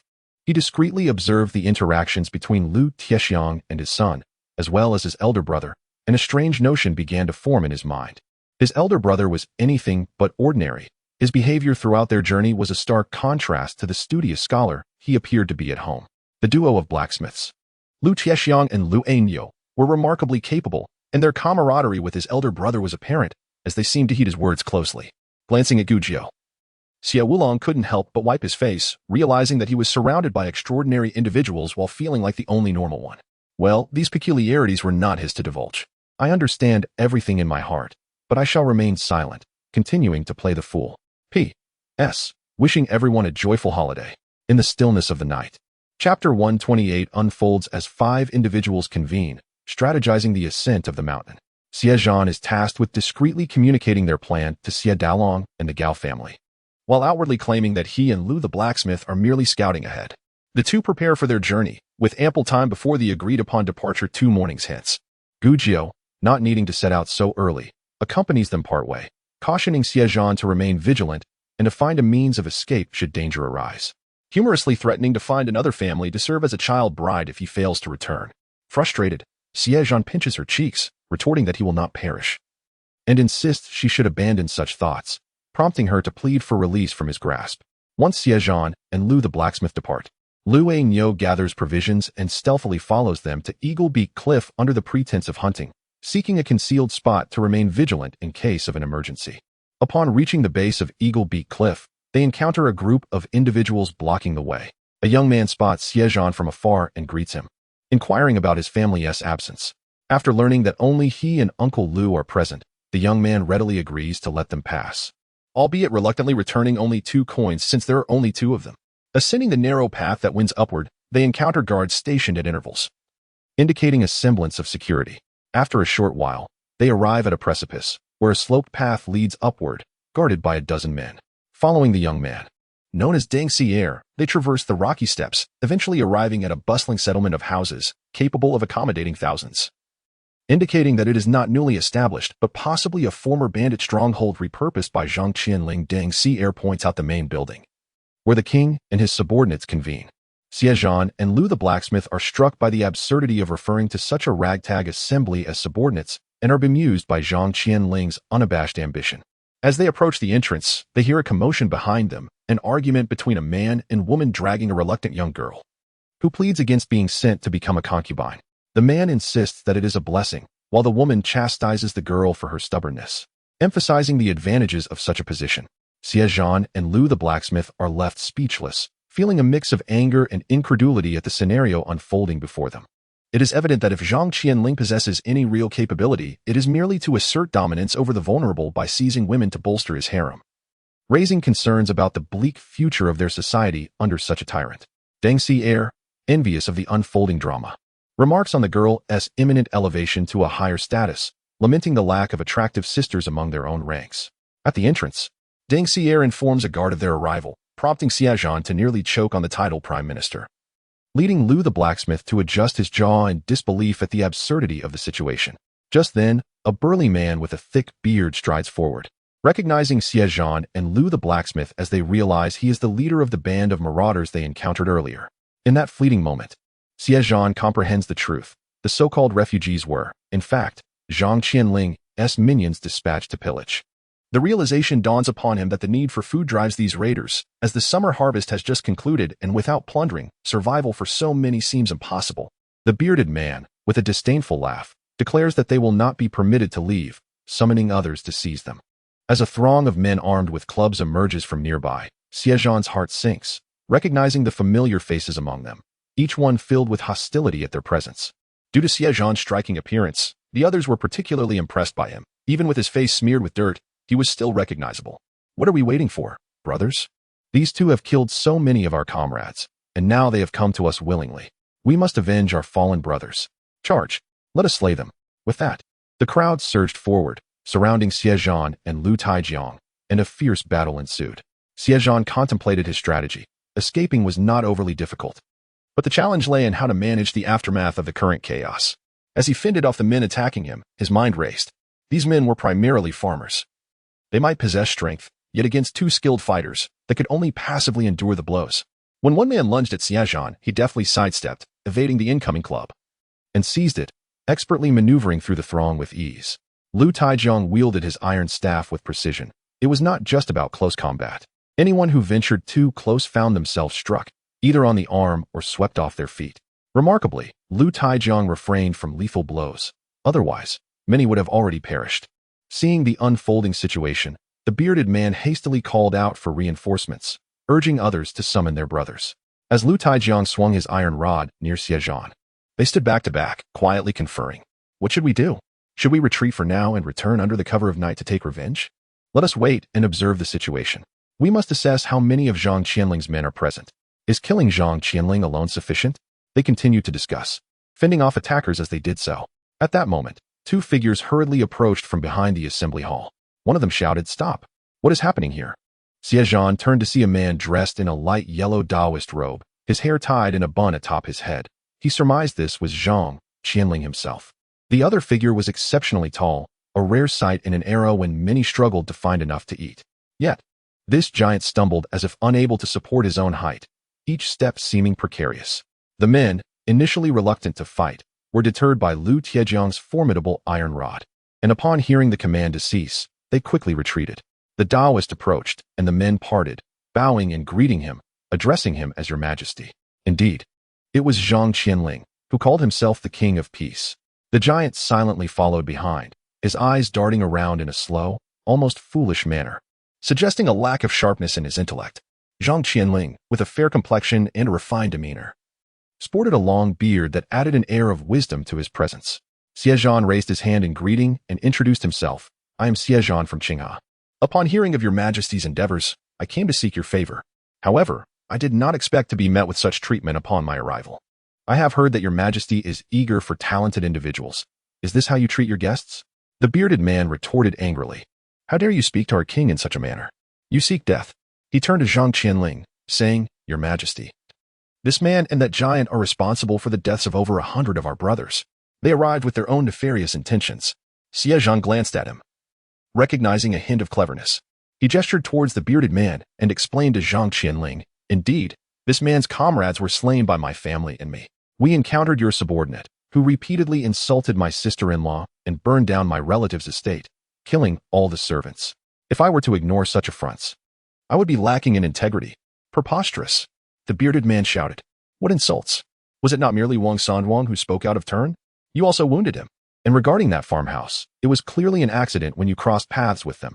How can you claim kinship? Xie Zhan scoffed, unperturbed by the accusations. How do you know they are not my relatives? My family fled from Qinghe to seek refuge with kin, only to stumble upon your atrocities.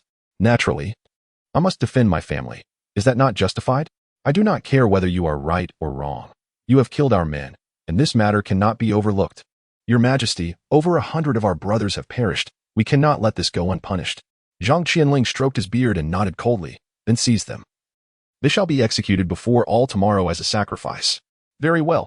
The bearded man, invigorated, glared at Xie Zhan and commanded his subordinates to apprehend them.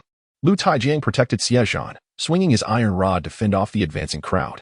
Xie Zhan dodged left and right, addressing Zhang Qianling, Your Majesty, this decision lacks fairness. We were strangers, assaulted by others. Naturally, we fought back. Now that we come seeking refuge, you would turn us away due to past grievances? A ruler aspiring for greatness must possess the capacity for forgiveness. Zhang Qianling paused, intrigued by Xie Zhan's eloquence, and turned to inquire, Have you received an education?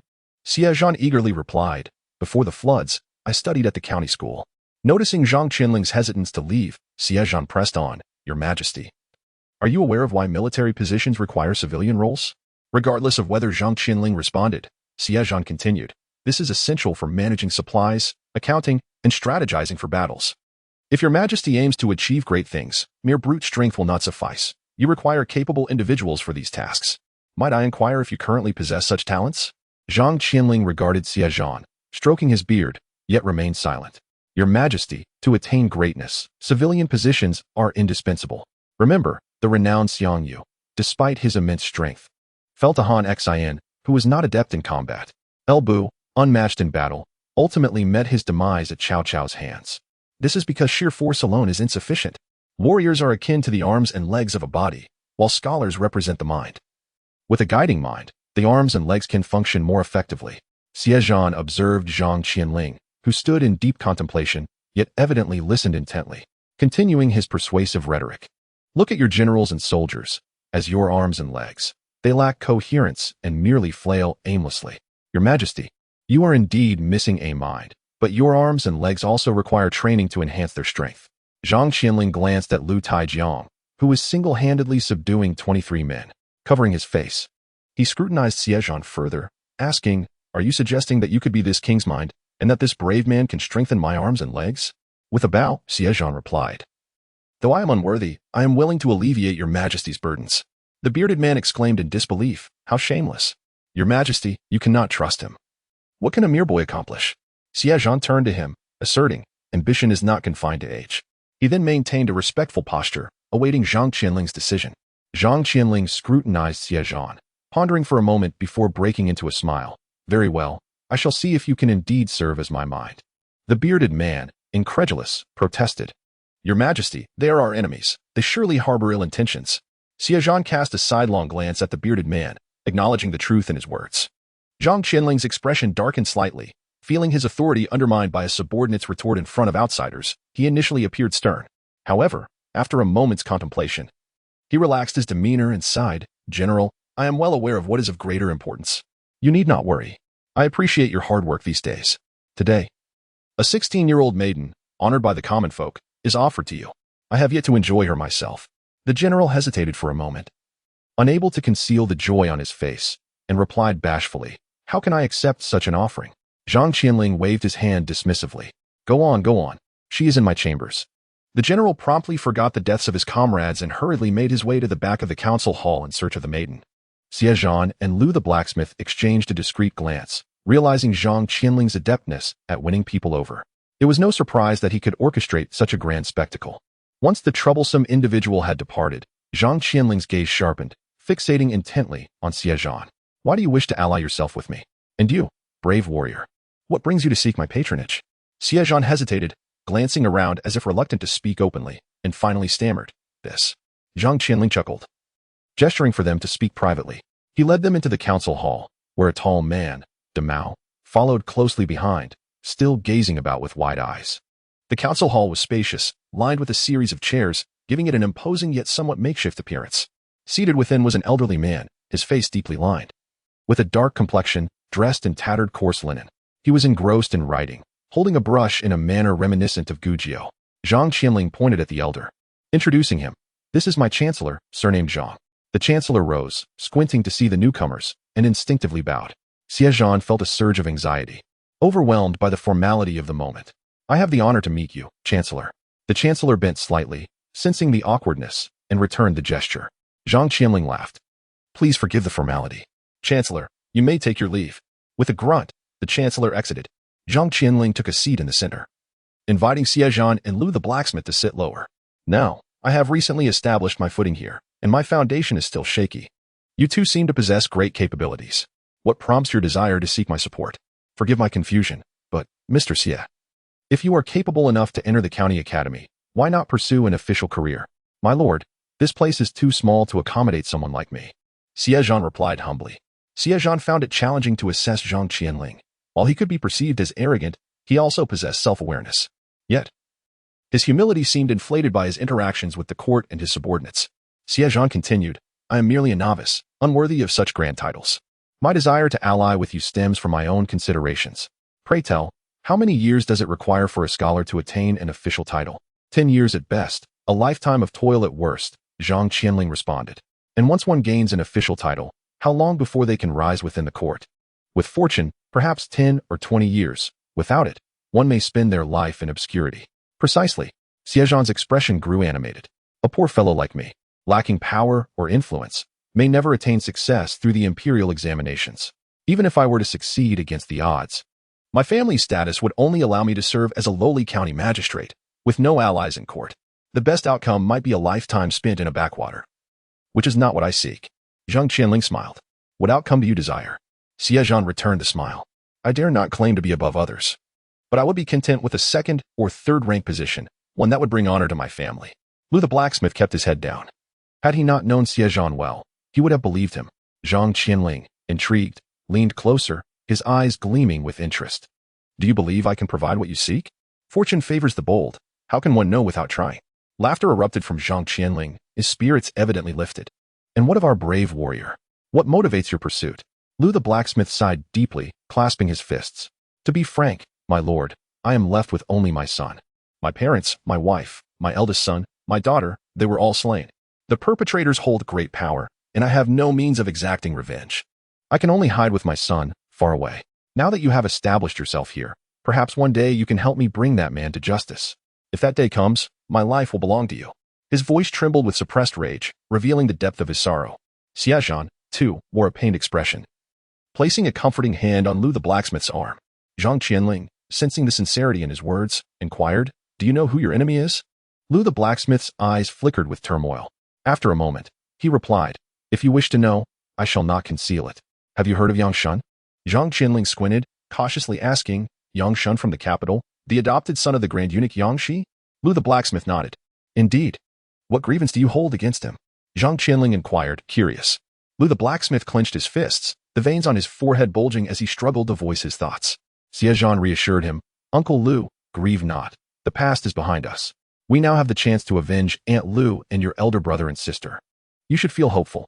He then addressed Zhang Qianling. "It was not a personal vendetta.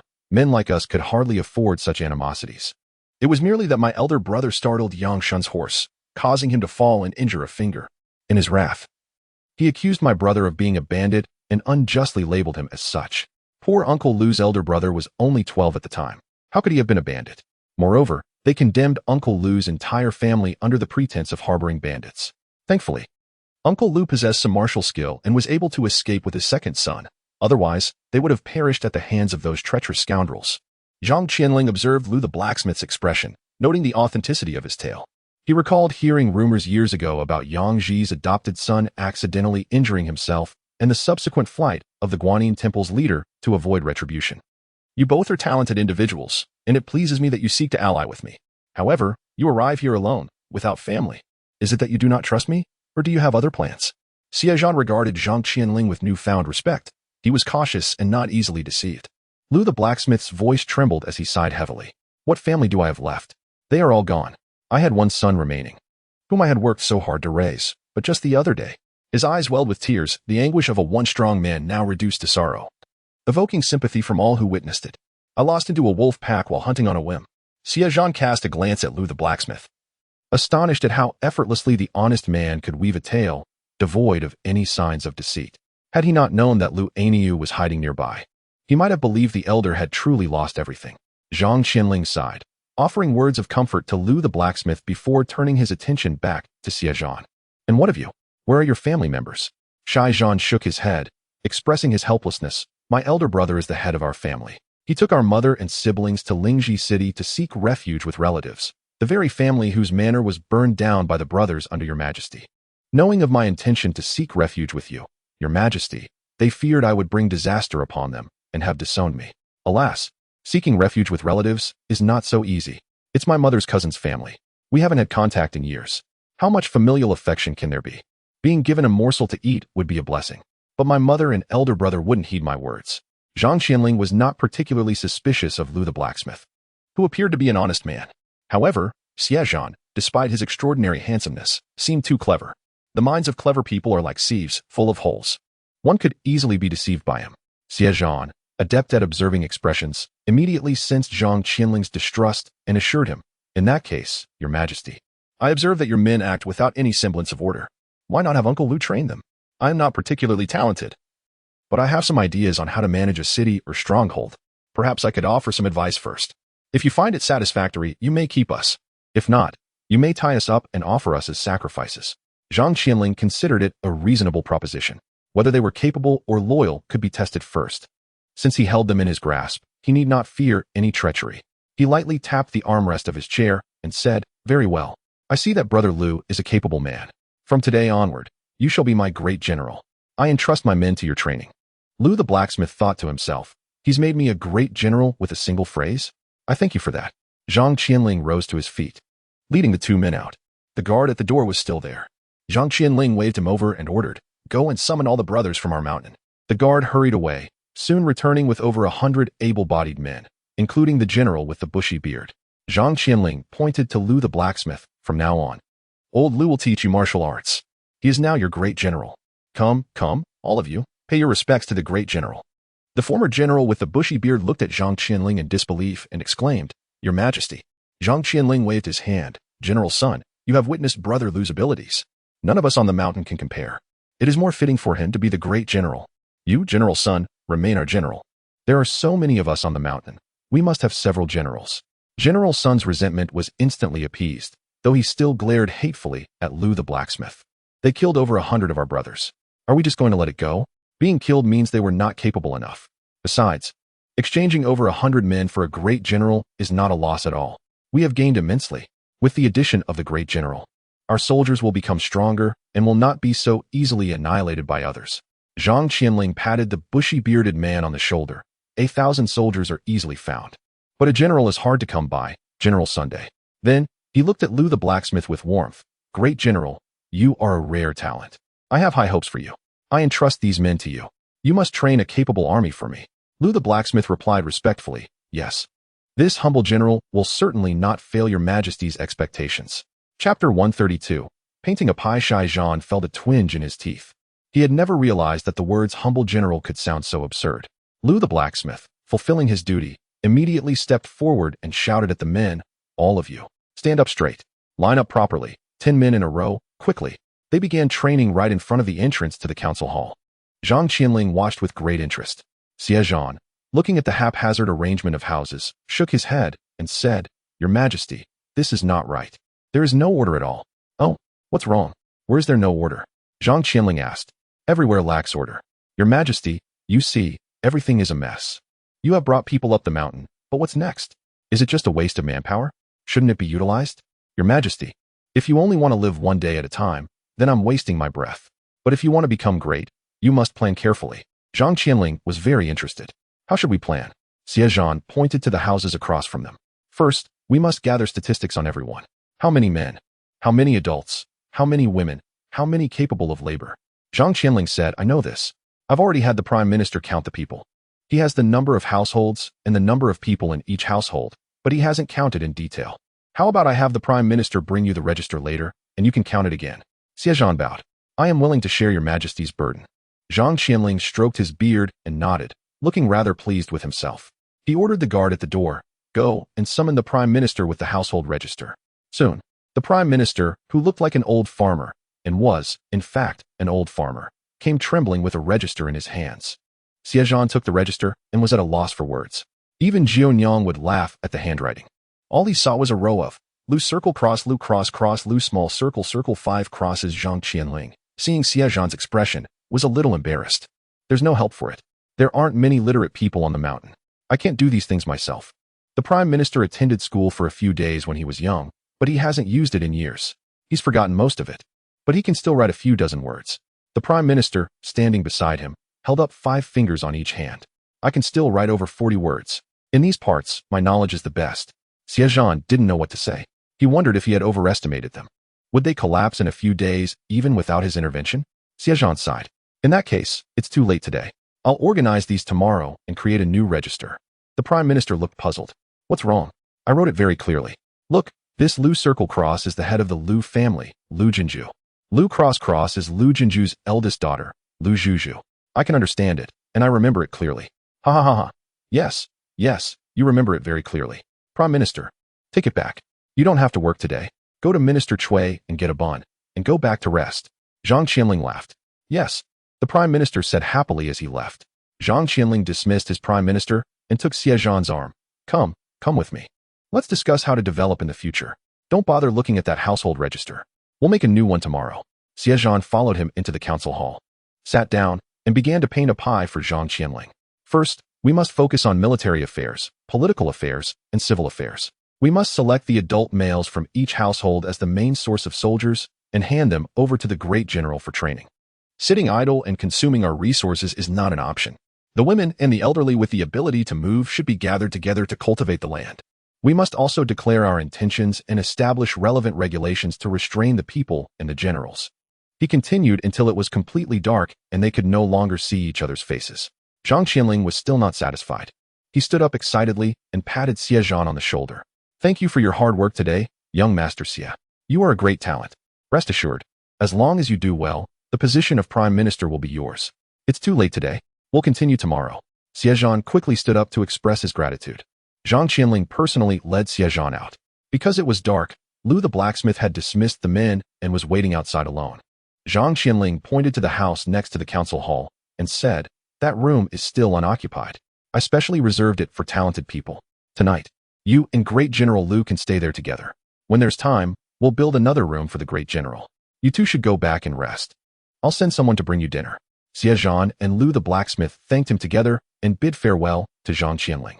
Then, the two of them went to the house together. On the way, Xie Zhan asked Lu the blacksmith in a low voice, what did you train this afternoon? Lu the blacksmith replied, running laps and squatting stances. Xie Zhan suppressed a laugh. What can you train with such exercises in 3 or 2 days? But these are the basics of martial arts, and no one can say anything about it. Uncle Lu has become cunning too. The room was indeed quite satisfactory. At least the bed and other furnishings were readily available. It appeared that Zhang Qianling had prepared this space for talented individuals. This suggests that Zhang Qianling is not as short-sighted as one might assume. He recognizes his shortcomings and has the foresight to attract capable individuals to serve him. Shortly thereafter, someone arrived with dinner, which turned out to be quite sumptuous: 2 dishes of vegetables, 4 steamed buns, and 2 bowls of thin porridge. Compared to the solitary bun provided by the Chancellor Zhang, this was a remarkable improvement. The following morning, the guard who had been stationed outside the assembly hall the day before came to summon Xie Zhan and Lu the blacksmith for a meeting. The two hastily gathered their belongings and followed the guard to the assembly hall. Upon entering, they saw Zhang Qianling seated in the central round chair, still clad in his apricot yellow Taoist robe. Yesterday, Xie Zhan had assumed that this was his only attire, but today a sight revealed his naivety. Zhang likely believed that the apricot hue was closer to royal yellow. On either side of him sat 7 or 8 individuals. Apart from the familiar Chancellor Zhang and General Sun, there were 6 others. Among them, 2 wore coarse linen garments but sported the traditional Taoist topknots secured with wooden hairpins. Likely members of Zhang Qianling's entourage from the Fengshan Temple. The other 4 were dressed quite plainly, resembling ordinary folk, though one appeared youthful and somewhat disreputable. The remaining three were sturdily built, with fierce expressions that suggested they were not of virtuous nature, but rather akin to brigands. Zhang Qianling proceeded to introduce Xie Zhan to the assembly, confirming Xie Zhan's earlier assumptions about the 6 ministers being present. However, it remained uncertain whether Zhang Qianling had more loyal confidants, possibly some who were not present at the mountain. He then gestured towards Xie Zhan and Lu the blacksmith, inviting them to introduce themselves. Xie Zhan bowed respectfully and stated, "I am Xie Zhan from Qinghe County, a student at the local academy." Lu the blacksmith followed suit, saying, "I am a blacksmith, known as Lu Yuliang, often referred to as Lu the blacksmith." Zhang Qianling indicated the vacant chairs, inviting the two to sit. "From this day forth, you shall be our brothers," he declared, appointing Lu as the general responsible for training the soldiers. Chapter 133, Xie Huyu General Sun, perhaps having been guided by Zhang Qianling afterwards, maintained a calm demeanor. Zhang Qianling, regarding Chancellor Zhang, softened his tone, saying, "Old Zhang, you see, Xie Zhan is a student of the county academy. He not only recognizes countless characters, but also possesses the ability to compose essays. Consider the position of chancellor." Xie Zhan lowered his gaze, pondering the implications of a chancellor not yet 16 years old. Should he be jubilant? Would Ninth Mother laugh so heartily that she would lose her small teeth? His thoughts drifted to Gu Jiao, and his expression softened. What was she doing at this moment? Had she already ascended the mountain across from him? Surely she wasn't feeling too bored. She was likely instructing the 5th sibling in gathering medicinal herbs. As Xie Zhan daydreamed, Chancellor Zhang's wistful gaze remained fixed upon him. Why was this young man regarding him with such an unsettling expression? Was it merely a position of chancellor? Surely, he could relinquish it without consequence. Upon returning to the present, Xie Zhan recognized the chancellor's resentful gaze. Understanding that the position of chancellor was easily within his grasp, Zhang Qianling was instructing his subordinates, "From now on, you must cooperate with the general to effectively train our brothers on the mountain. Additionally, we must align with the chancellor to ensure that we manage our mountain affairs promptly. Through our combined efforts, we shall expand our ranks and one day be bestowed with an abundance of glory and wealth." The retired chancellor, General Sun, and the 6 ministers replied in unison, indicating Zhang Qianling's considerable authority. Once the meeting concluded, everyone dispersed to attend to their respective duties, leaving Zhang Qianling alone with Xie Zhan for a conversation. "Regarding what you mentioned yesterday about winning the people's hearts, how shall we achieve that?" Xie Zhan composed himself, stating that to win the people's hearts, it was essential to instill in them a sense of faith. But what constitutes this faith? This inquiry struck at the core of Zhang Qianling's expertise, and a smile crept across his lips as he replied, "When the populace believes in Buddhism or Taoism, they will offer incense. In times of illness or disaster, they will seek the aid of deities, hoping for their protection and deliverance from misfortune. This is the essence of faith." Xie Zhan praised him. "Your Majesty is indeed astute." Zhang Qianling smiled quietly, a hint of pride on his face. Xie Zhan posed another question. "Are you aware of why throughout history, Confucianism has been revered as the guiding principle?" Zhang Qianling, having been raised in a Taoist temple and having read a few Taoist scriptures under the guidance of old priests, was unfamiliar with Confucian thought and could not respond to Xie Zhan's question. Recognizing this, Xie Zhan tactfully refrained from pressing him further and continued, "The heart of Confucianism lies in the 3 cardinal guides and the 5 constant virtues. What do they entail? The ruler is the guide for the minister, the father for the son, and the husband for the wife. The 5 constant virtues are benevolence, righteousness, propriety, wisdom, and faith. Broadly speaking, Confucianism establishes a belief system for rulers to instill in the populace.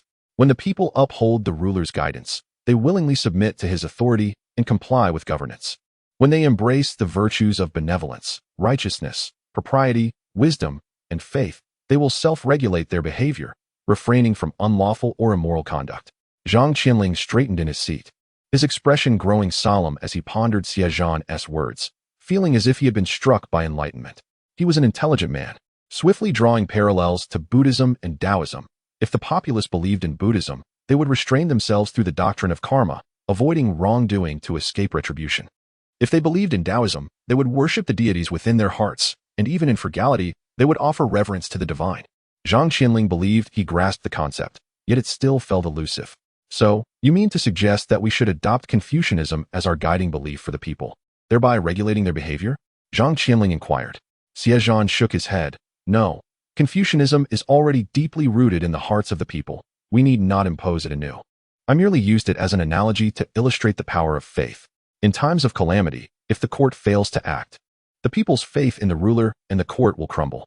What you must do, Your Majesty, is to seize that opportune moment to re-establish a belief for the people, to create a deity they can revere.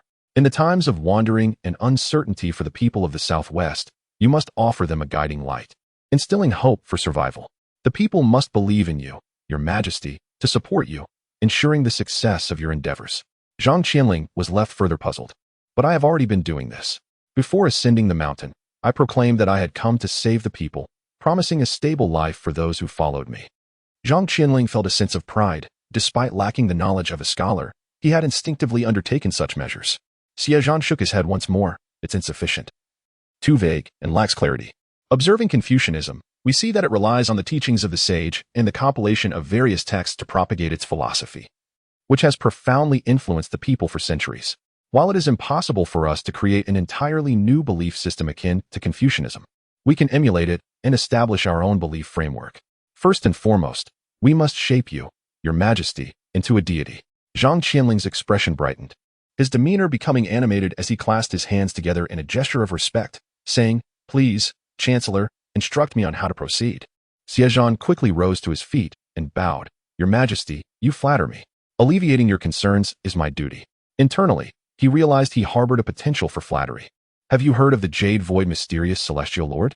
Zhang Qianling, of Taoist origin but merely a charlatan in a Taoist robe, was only familiar with the names of deities worshipped in the temple.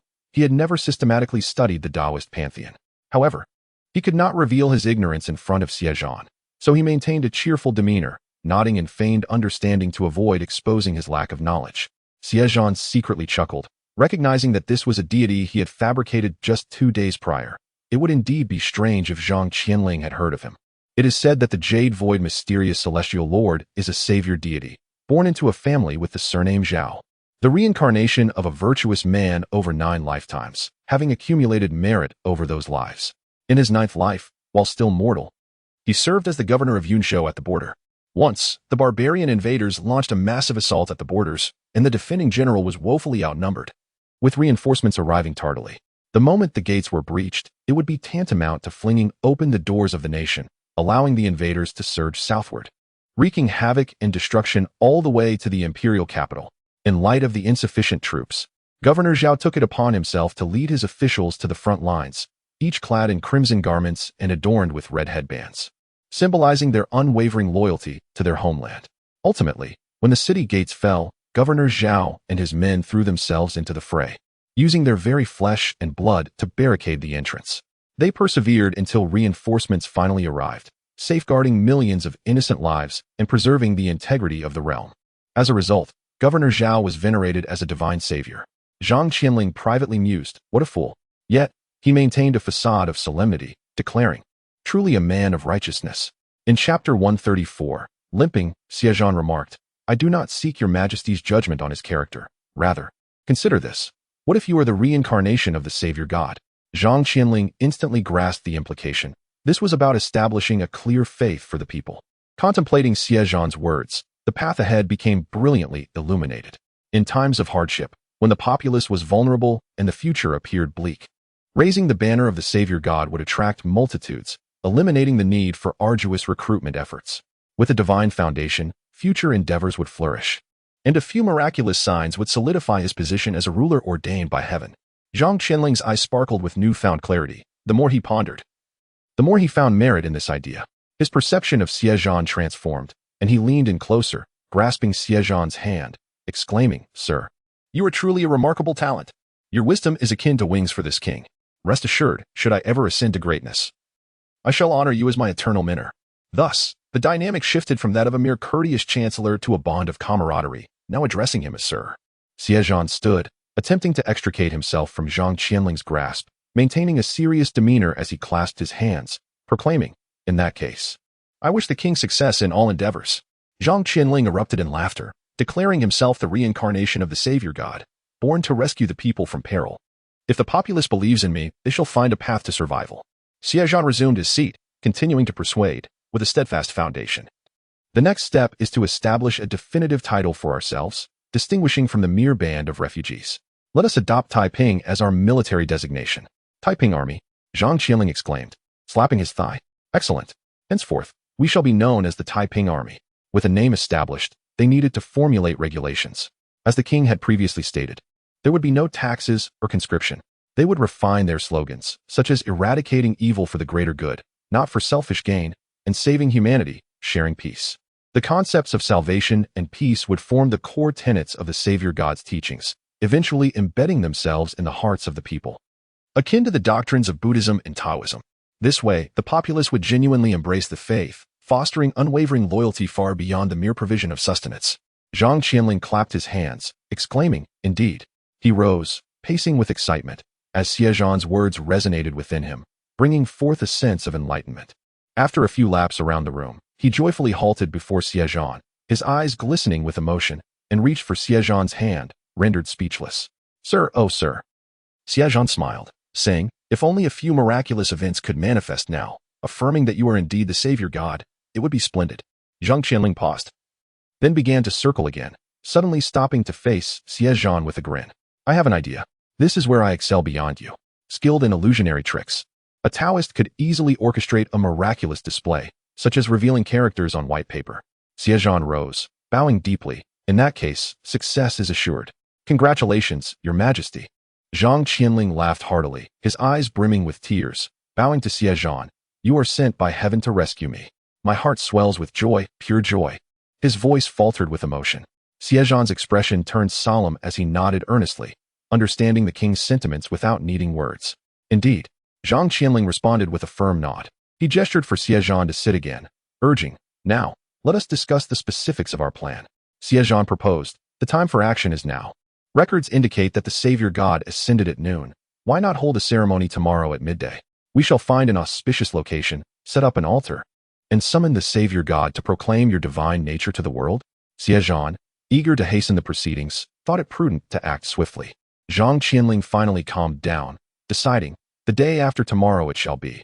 I must prepare the necessary items." Thus, he instructed Xie Zhan to prepare the census records today and summon everyone for the sacred ceremony to invite the Savior God.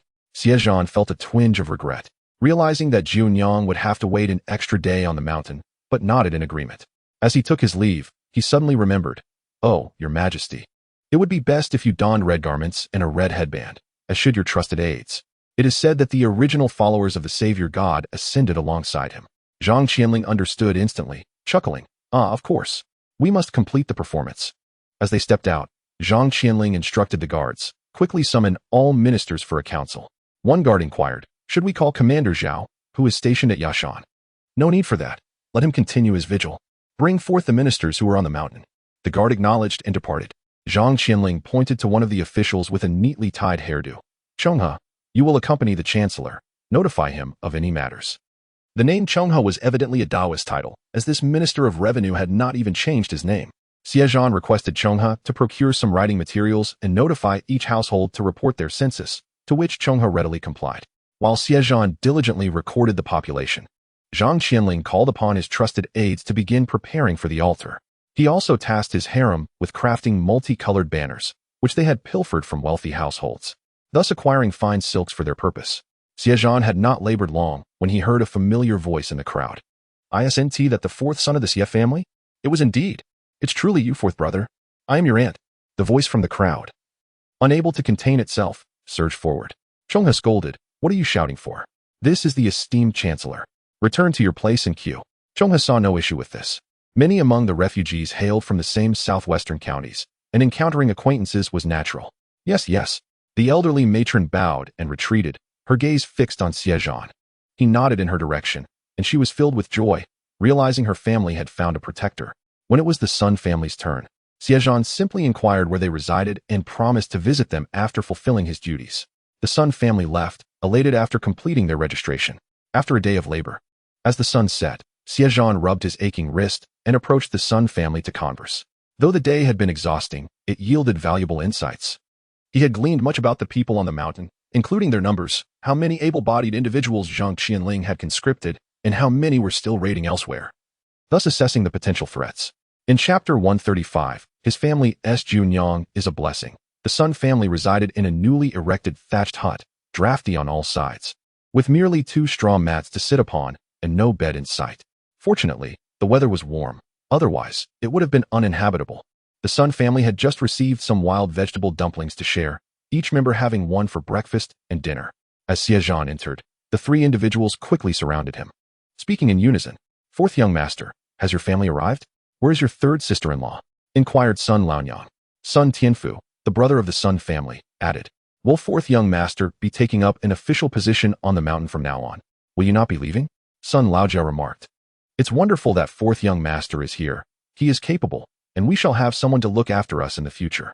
Xie Zhan smiled and responded to each of them, explaining that neither his mother nor his siblings had come, but he and Uncle Lu, the blacksmith from the town, were present.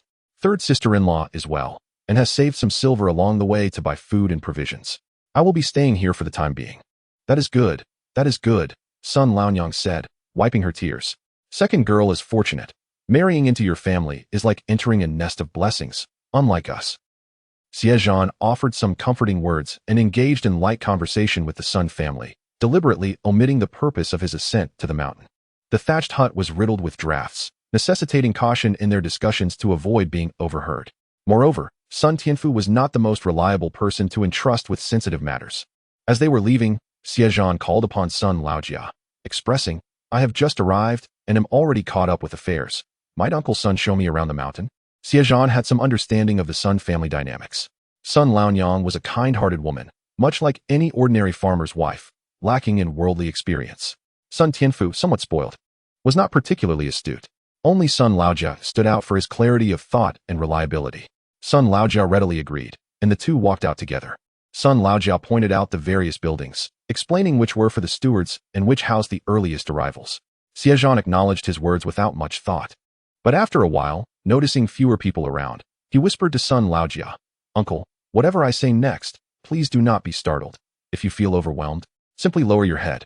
This statement alone was enough to surprise Sun Laojia, who, recalling Xie Zhan's words, promptly lowered his head and nodded.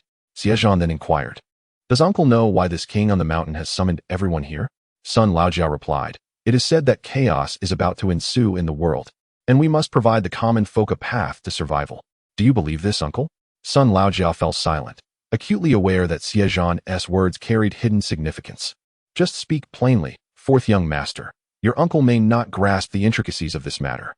Your third sister-in-law often praises your intelligence and capability, whatever you say. I shall believe." Xie Zhan elucidated the purpose behind Zhang Qianling's deception in luring so many citizens to the mountain, emphasizing the gravity of the situation. Sun Laojia was visibly shaken but remembered Xie Zhan's warning, keeping his head bowed to conceal his astonishment. "Thus, if we remain here, we are bound for ruin. My purpose in ascending the mountain is to lead everyone back down. What can be done? They have fortified their watch, and there are guards below. Just the other day, someone attempted to descend but was denied, and that family has since vanished. Tomorrow, everyone will gather, and once chaos breaks out, you." After cautioning Sun Laojia, Xie Zhan departed, observing the scenery along the way. The stronghold was constructed halfway up the mountain, with houses stacked from bottom to top. The terrain here was relatively gentle, making it feasible to build a settlement in this location. On both sides lay vast expanses of open land, albeit overgrown with wild grass, trees, and scattered stones. Xie Zhan was quite pleased with the landscape, particularly the western terrain, which was more suitable for erecting an altar. It seemed as though even the heavens were aiding him. He could not help but think of Gujiu, feeling that ever since they had taken in the Nine Lady, everything had been progressing smoothly. Was it possible that she was indeed a harbinger of good fortune? While lost in thought about Gujiu, a group of men entered through the gates, all men, numbering around 100 or 200, each shouldering burdens and carrying various items, some even holding live chickens and ducks. Xie Zhan frowned. This was evidently another batch of individuals descending the mountain to plunder. Fortunately, his plans were still on track, and they would not wreak havoc for long. Otherwise, they could truly devastate the area. That day, Uncle Lu led the men to practice running laps on the western mountains and had just returned. Dinner was once again brought to them, much better than what the common folk received. After exchanging a few words, they took a rest, as there was little to discuss. Everything that needed arranging had already been arranged.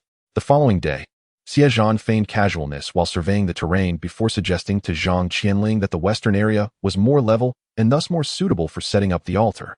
Zhang Qianling had come to trust Xie Zhan immensely, promptly dispatching General Sun with his subordinates and some of the common folk to clear the weeds, thorns, and stones, creating a vast open space. Xie Zhan was delighted. This way, the Nine Lady would have a clearer view. In high spirits, when counting the population that day, he found his writing unusually elegant. This led him to reminisce about the 9 ladies' atrocious handwriting, resolving that once they settled down, he would teach her to write properly, even planning in his mind how to go about it. By the 3rd day, Zhang Qianling had nearly prepared everything for the altar. Early in the morning, he summoned Xie Zhan to review the items and make any necessary adjustments. During this time, Xie Zhan encountered Zhang Qianling's consorts. Aside from 2 youthful beauties, there was a weathered middle-aged woman and 2 others in their 20s, likely married. All 5 were clad in silk and satin, their garments ill-fitting and garishly colored, standing out dramatically against the drabness of the surrounding populace, which only accentuated their roughness and awkwardness. Especially the elder woman, whose face bore the marks of hardship. Swathed in shimmering pomegranate red satin, resembled a dung ball dressed in frost. One of the married women appeared somewhat familiar to Xie Zhan. Upon noticing him, she momentarily froze before hastily lowering her head. Regrettably, he could not recall who she was. Xie Zhan averted his gaze, unable to bear the sight. If the emperor's harem truly resembled this, he felt compelled to shed a tear of sympathy for him. The multicolored flags were all prepared, and the incense burner and altar were set up properly. Zhang Qianling was quite adept at this, making everything seem quite ceremonial. However, one issue perplexed him. Where should the bright red headscarves be tied? They were such vivid colors, and a large piece atop the head did not look appealing at all. In Chapter 136, Preparation Complete, Xie Zhan offered a suggestion to cut the fabric into long strips, tying them like headbands. With everything in order, the Minister of 6 Ministries led a group of people to begin transporting the items to the designated location. There were plenty of laborers, and the common folk were quickly mobilized, soon filling the western mountaintop with flags. The incense burner and altar were also positioned at the chosen site. As noon approached, Zhang Qianling, donned in a brand new red Taoist robe with his hair neatly tied up, wore a bright red headband instead of wooden hairpins. Several confidants matched his attire, though they wore hastily assembled garments adorned with longevity patterns, likely looted from somewhere. All were strangely mismatched, and their heads donned with bright red bands accentuated their already dark complexions. With General Sun leading the way, Zhang Qianling took the lead, accompanied by his core followers as they made their way westward. Xie Zhan observed that Zhang Qianling had quite a number of followers. At least 10 wore red headbands, while 5 or 6 others trailed behind, not as close but still trusted companions. As they walked, Zhang Qianling suddenly remarked, "I forgot to get you and the general a red headband. You are also essential to this king." Xie Zhan hurriedly demurred, "That cannot be. Those who followed the Savior into the heavens are the closest brothers. Uncle Lu and I have just arrived. How can we be compared with the esteemed gentleman? It is no jest. This is a matter of life and death." Ninth Lady's crossbow is indiscriminate, recognizing only the red ribbons and not the individual. Should he be pierced through the head by one of her arrows, it would be a grave injustice. Zhang Qianling laughed heartily, patting Xie Zhan on the shoulder. "Fear not. I shall not treat you poorly." The blacksmith Lu expressed his gratitude. "Many thanks for your generosity." The group ascended the mountain, with Zhang Qianling standing behind the incense altar, flanked by the 5 consorts, facing the densely packed populace below. The 6 ministers, Chancellor Zhang, General Sun, and the imposing guards, all stood to either side, their heads adorned with vibrant red ribbons that accentuated their rugged faces, rendering them grotesquely unappealing. Guards patrolled the area, ensuring security, while the rhythmic beating of drums commanded the crowd's attention. As incense was lit and crimson symbols were drawn on yellow paper, Zhang Qianling cleared his throat and proclaimed, "Heaven and earth are merciless, bringing forth such calamity, forcing the people of our southwest into displacement and hardship. Fortunately, I dreamt of the divine Savior descending with a decree." On the opposite peak, Gujiu had been foraging for herbs for 2 days, reveling in her discovery like a mouse in a grain store. Xie Wulong, strong and efficient, accompanied her, his silence a blessing as they worked in perfect harmony. Gujiu unearthed numerous turmeric plants, likely overlooked by the locals, and resolved to gather as much as she could. Just as she directed Xie Wulong in his task, she caught a glimpse of movement on the neighboring mountain, where figures were bustling and colorful flags waved. She realized that, as Xie Zhan had mentioned, they had indeed begun to plant their flags.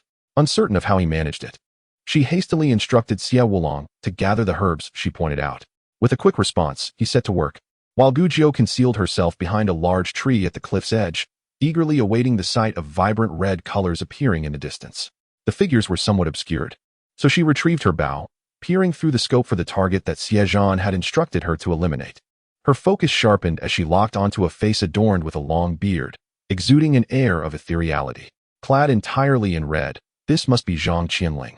Yet she hesitated to act swiftly.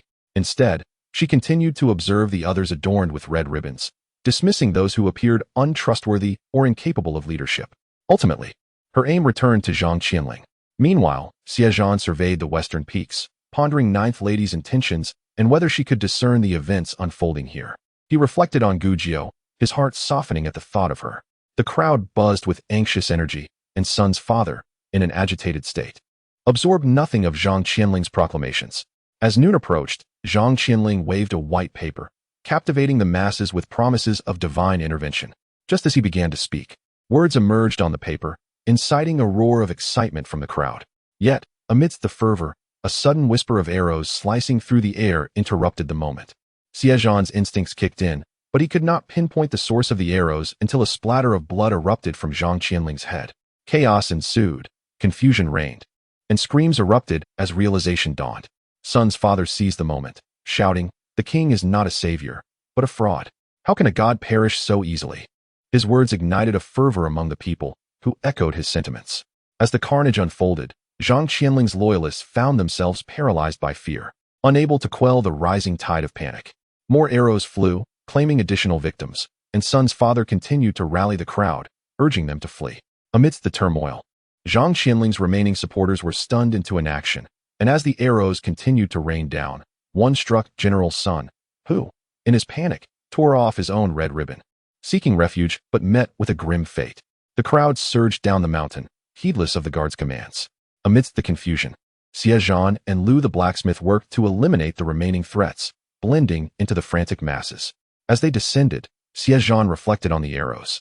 Realizing they must be retrieved for Gujiao's sake, he turned back to collect the arrows from the fallen, wrapping them carefully in cloth to ensure they would not be lost. Sun's father, alongside his family, hurried to catch up with Xie Zhan, while Sun Tianfu, distracted, was swiftly admonished to stay focused on their escape. Meanwhile, the eldest among Zhang Qianling's consorts seized the opportunity to rush towards his treasury, followed by the others in a frenzied dash. Xie Zhan's mind raced, and he quickly grasped the situation. He shouted, "Zhang Qianling's treasure house contains food and silver, everyone. Let's seize it." The hungry populace, unable to venture far without sustenance, hurriedly followed the women who had rushed ahead. However, those at the forefront were unaware of the unfolding chaos and charged forward blindly. The guards at the entrance of the mountain stronghold were oblivious to what was transpiring. Seeing the crowd surge towards them, they brandished their sharpened sticks and shouted, "What are you doing? Planning a rebellion? Get back. You are the ones plotting a rebellion." Someone retorted, and the crowd disregarded the guards, surging down like a tide. Mere sticks were no deterrent. Had the guards wielded swords, there might have been some hesitation. As they descended, numerous checkpoints were encountered, yet the sheer volume of people overwhelmed them, and they swiftly broke through several barriers. By this time, the youthful were predominantly at the front, while the elderly lagged behind. Xie Zhan and the blacksmith Lu ensured the safety of the Sun family, running ahead. Mindful that the final checkpoint was manned by armed guards, Xie Zhan was concerned for the safety of the civilians. With the two of them leading, they could swiftly deal with any armed opposition. Gujiao eliminated those wearing red headbands with precision, then scrutinized the surroundings through her scope, confirming that no one was left unscathed before retracting her crossbow into her space. Just as she secured it, she heard Xie Wulong ask, "What are you doing?" He looked quizzically at the chaos ahead. "Fourth brother sent you to eliminate Zhang Qianling. Have you finished?" Gujiao stiffened and instinctively nodded. Xie Wulong observed her empty hands. "Where's your bow?" Gujiao sheepishly picked up the discarded bow from the ground, smiling awkwardly. "Here it is." Xie Wulong sighed. "Sister, do you think I am foolish?" "Of course not." Gujiao blinked nervously, flattering him. "Fifth brother is unparalleled in wisdom." Xie Wulong replied, "If your expression were any more sincere, I might actually believe you. A few days ago, when you taught that man a lesson on the road, what bow did you use? I have been around bows and arrows since childhood, and our own crafted bows barely reach half the distance. Yet you managed to hit him. It's not that you lack skill, but rather, our bows are simply inadequate. Even the greatest archers would struggle with them." Gujiao muttered under her breath, "Your esteemed self would leap from a coffin to beat you to death." Her voice was too soft for Xie Wulong to hear. He pointed towards the distance and continued, "From that far away, at least a mile, with our pathetic bow. If you could hit someone over there, I would swallow it whole." Gujiao twisted her fingers. "That would be unnecessary."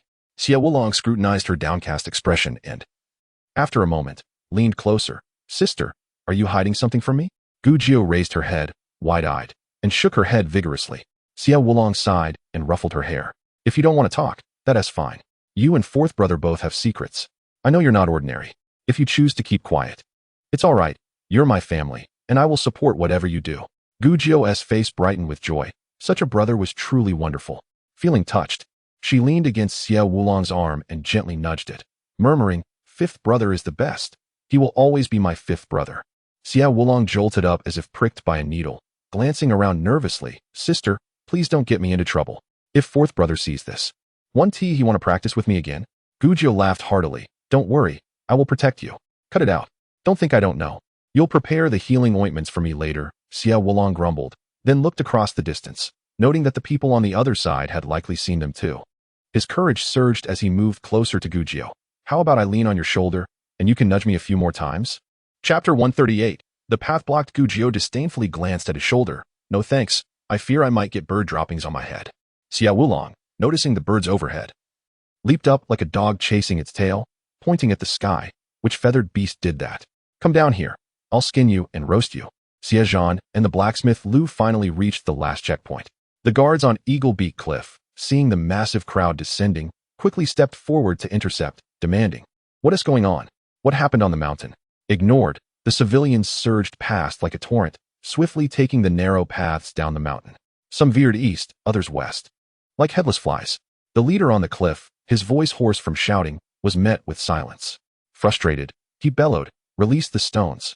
Don't let them escape." Instantly, boulders tumbled down the cliff, crushing several civilians beneath their weight. Xie Zhan and the blacksmith Lu, leading the Sun family, heard the commotion and turned to see the chaos unfold. Enraged at not having brought crossbows, they felt helpless until they spotted Lu Niu, who charged toward Eagle Beak Cliff and shot an arrow that struck the leader dead. He swiftly fired several more arrows, eliminating those who were pushing stones off the cliff. As he prepared to load more arrows, a massive boulder mysteriously dislodged from halfway up the mountain, rolling down with increasing momentum, accompanied by debris, grass, and twigs. The sound startled the civilians, who turned to flee in panic. The boulder gathered speed, crashing down with tremendous force, striking the cliff and halting against the pile of stones, crushing the guards beneath it in an instant. Xie Zhan's astonishment lingered as he suddenly heard a faint cracking sound. His expression shifted, and he turned to run back, shouting, "Get out of the way. Quickly move aside. Danger." The Lu family echoed his warning, "Get out of the way. Hurry," before their voices faded. A thunderous roar erupted as the suspended section of Eagle Beak Cliff, along with the boulders and guards above, collapsed in a cataclysmic crash. Xie Zhan, positioned close, witnessed it all and saw that no civilians were trapped beneath, allowing his heart to finally ease. However, the dust kicked up enveloped him, forcing him into a severe coughing fit. As the dust settled, the crowd finally comprehended the scene. Half of the cliff had collapsed, blocking the entire path. Given the circumstances, it would take at least 10 days to clear the debris. Moreover, with the government's inefficiency, gathering laborers and commencing work would be delayed indefinitely. This might work in their favor. Surely, there were still those who had not returned from their plundering, with the road now cut off. Even if they returned to the mountain, the lack of civilians seeking refuge would prevent any significant outcome. Those trapped to the east could only head toward Jingzhou, while those to the west had to either turn back to seek a living or take the long-abandoned paths to Jingzhou. Xie Zhan and the blacksmith Lu exchanged glances, realizing they had no choice but to take the old route. That's not impossible. If we proceed ahead, the vehicles should also be able to pass. The blacksmith Lu remarked. The Sun family had been following Xie Zhan, and now they stood by, awaiting their return. Xie Zhan called out, and everyone prepared to head back. Sun Tianfu lingered, casting glances toward a particular direction, as if searching for someone. "Is there still an acquaintance who hasn't arrived?" he asked with a worried frown. "My wife hasn't come yet," he lamented. Xie Zhan, slowly recalling, realized he had yet to see Sun Tianfu's wife. His mind had been preoccupied with devising a plan to eliminate Zhang Qianling, causing him to forget that there was one more member in the Sun family. Sun Laodao scolded his son. "What do you mean, your wife? She is no longer your wife, you good for nothing. She has become a consort of Zhang Qianling. How can she still be yours?" Xie Zhan suddenly understood. It was no wonder he had recognized a familiar face among Zhang Qianling's harem. It turned out to be Sun Tianfu's wife. He had only met her once, and her image had slipped from his memory. Tianfu's mother tugged at his arm, saying, "Son, we cannot accept a woman of such questionable character. She has chosen to be with another man and looks down upon our family's poverty. You must forget about her." Sun Tianfu, with a troubled expression, fell silent. Since the tragic death of their child, his parents had blamed his wife for provoking a quarrel that escalated into violence, leading to their child's demise. Consequently, they harbored resentment toward her, often finding fault with her. Unable to endure their criticisms and facing hardship without sustenance, she sought refuge with Zhang Qianling, becoming his woman. Xie Zhan, uninterested in the affairs of others, did not inquire further about the reasons. He simply stated, "My mother and brothers are waiting for us in a nearby village. Uncle's son and aunt's son, please accompany us. It will be safer on the journey." Sun Laodao politely replied, "We do not wish to trouble your family. We are relatives. It is only natural to look out for one another." Xie Zhan smiled in response. As they reached the western peak, Xie Zhan spotted Gu Jiu and Xie Wulong descending together, the latter carrying Gu Jiu's small basket on his shoulder. Xie Zhan couldn't help but chuckle. Gu Jiu never forgot to gather herbs, no matter where she went. He approached her, extending his hand. "How are you? Are you tired? How long have you been waiting? Were you bored?" Gu Jiu smiled, placing her hand on his. "Not at all. There are many herbs like Baiji, Baizhu, and Shihonghua up there. I had Wulong help me gather a lot. I feel I could stay a few more days." Xie Zhan's gaze softened as he realized how much he had missed her over the past 2 days, holding her hand without any intention of letting go. "If you truly enjoy foraging for herbs, once we settle down, I will accompany you to find more. What did you have for lunch?" "Some pancakes made by my sister-in-law." "Did you bring water?" "Yes, Wulong is carrying it." "Are there mosquitoes in the mountains?" Xie Wulong interjected, "Who am I, and where am I? Why do I feel so superfluous whenever fourth brother arrives?" He went to greet the Sun family while introducing Gu Jiu, saying, "This is my sister." The Sun family exchanged curious glances at Gu Jiu and then at the sight of Xie Zhan holding her hand, and everything became clear to them. Upon returning to the village, the Sun family met with relatives, embracing each other and shedding tears. When inquiring about Tianfu's wife, Sun Laonyang recounted the events on the mountain, simultaneously berating Zhao Xingyang, Tianfu's wife. After spending another night in the village, everyone organized their belongings, preparing provisions and water. The following day, under Mr. Liang's guidance, they set out to find the old, abandoned path. The scattered villagers, along with the Sun family, followed the convoy from Huai Tree Village. The old path traversed through Shaozhou Mountain, heading north, before veering east toward Jingzhou City. As Mr. Liang had predicted, the road was overgrown with dense grass. The villagers, upon seeing this, felt a sense of worry, but there was no turning back. They could only press forward. Xie Dalao divided the villagers into 5 groups, each consisting of 10 or so individuals, including Sun Tianfu and Mr. Liang's son, along with several other travelers. Each group took turns leading the way, wielding sticks to clear snakes from the grass or removing obstacles like fallen branches and stones from their path. Next came the ox-drawn carts, which faced significant resistance due to the overgrowth, making progress particularly arduous. Often, the men had to assist by pushing the carts from the sides. The elderly, women, and children followed behind, stepping in the tracks left by the carts. The journey was challenging, covering only a few miles in a day. Fortunately, they were all from humble origins, able to endure hardship. Xie Zhan frequently glanced back at Gu Jiu, concerned about her delicate frame, as he opened the way ahead. When it was time to switch positions, he fell behind, taking her hand. "Can you still walk? If you like, I can carry you." Gu Jiu shook her head. "I'm fine, I can walk."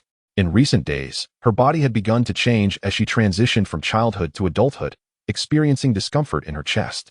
If she were to rest on Xie Zhan's back, the pressure would exacerbate her pain.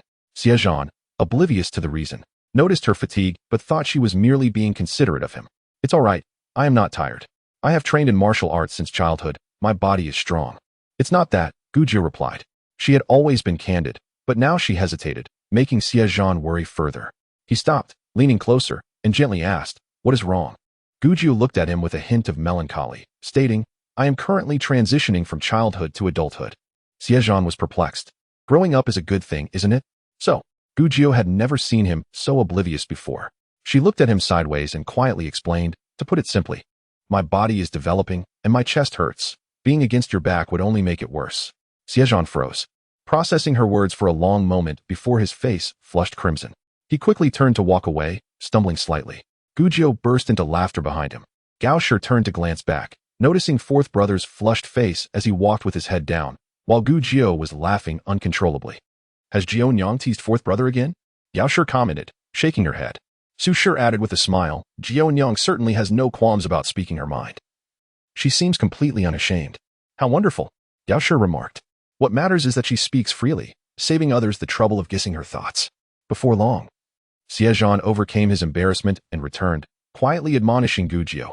You mustn't speak so openly. You are a girl and should maintain some modesty, do you understand? Gujio shot him a glance, pouting in displeasure. I didn't want to say anything, but you kept pressing for clarification. I explained everything. Yet you insisted on understanding it fully. Xie Zhan rubbed his nose, feeling slightly sheepish for his ignorance about the discomfort girl's experience. He cleared his throat awkwardly and suggested, Then let me carry you. Gujio still shook her head. I can manage.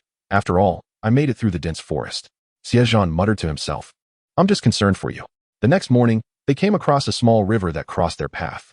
The bridge over it had collapsed due to years of neglect, and the water flowed over it. The water was shallow, only reaching the ankles of those crossing. The men removed their shoes, assisting the elderly across first, then returning for their children, and finally for their wives.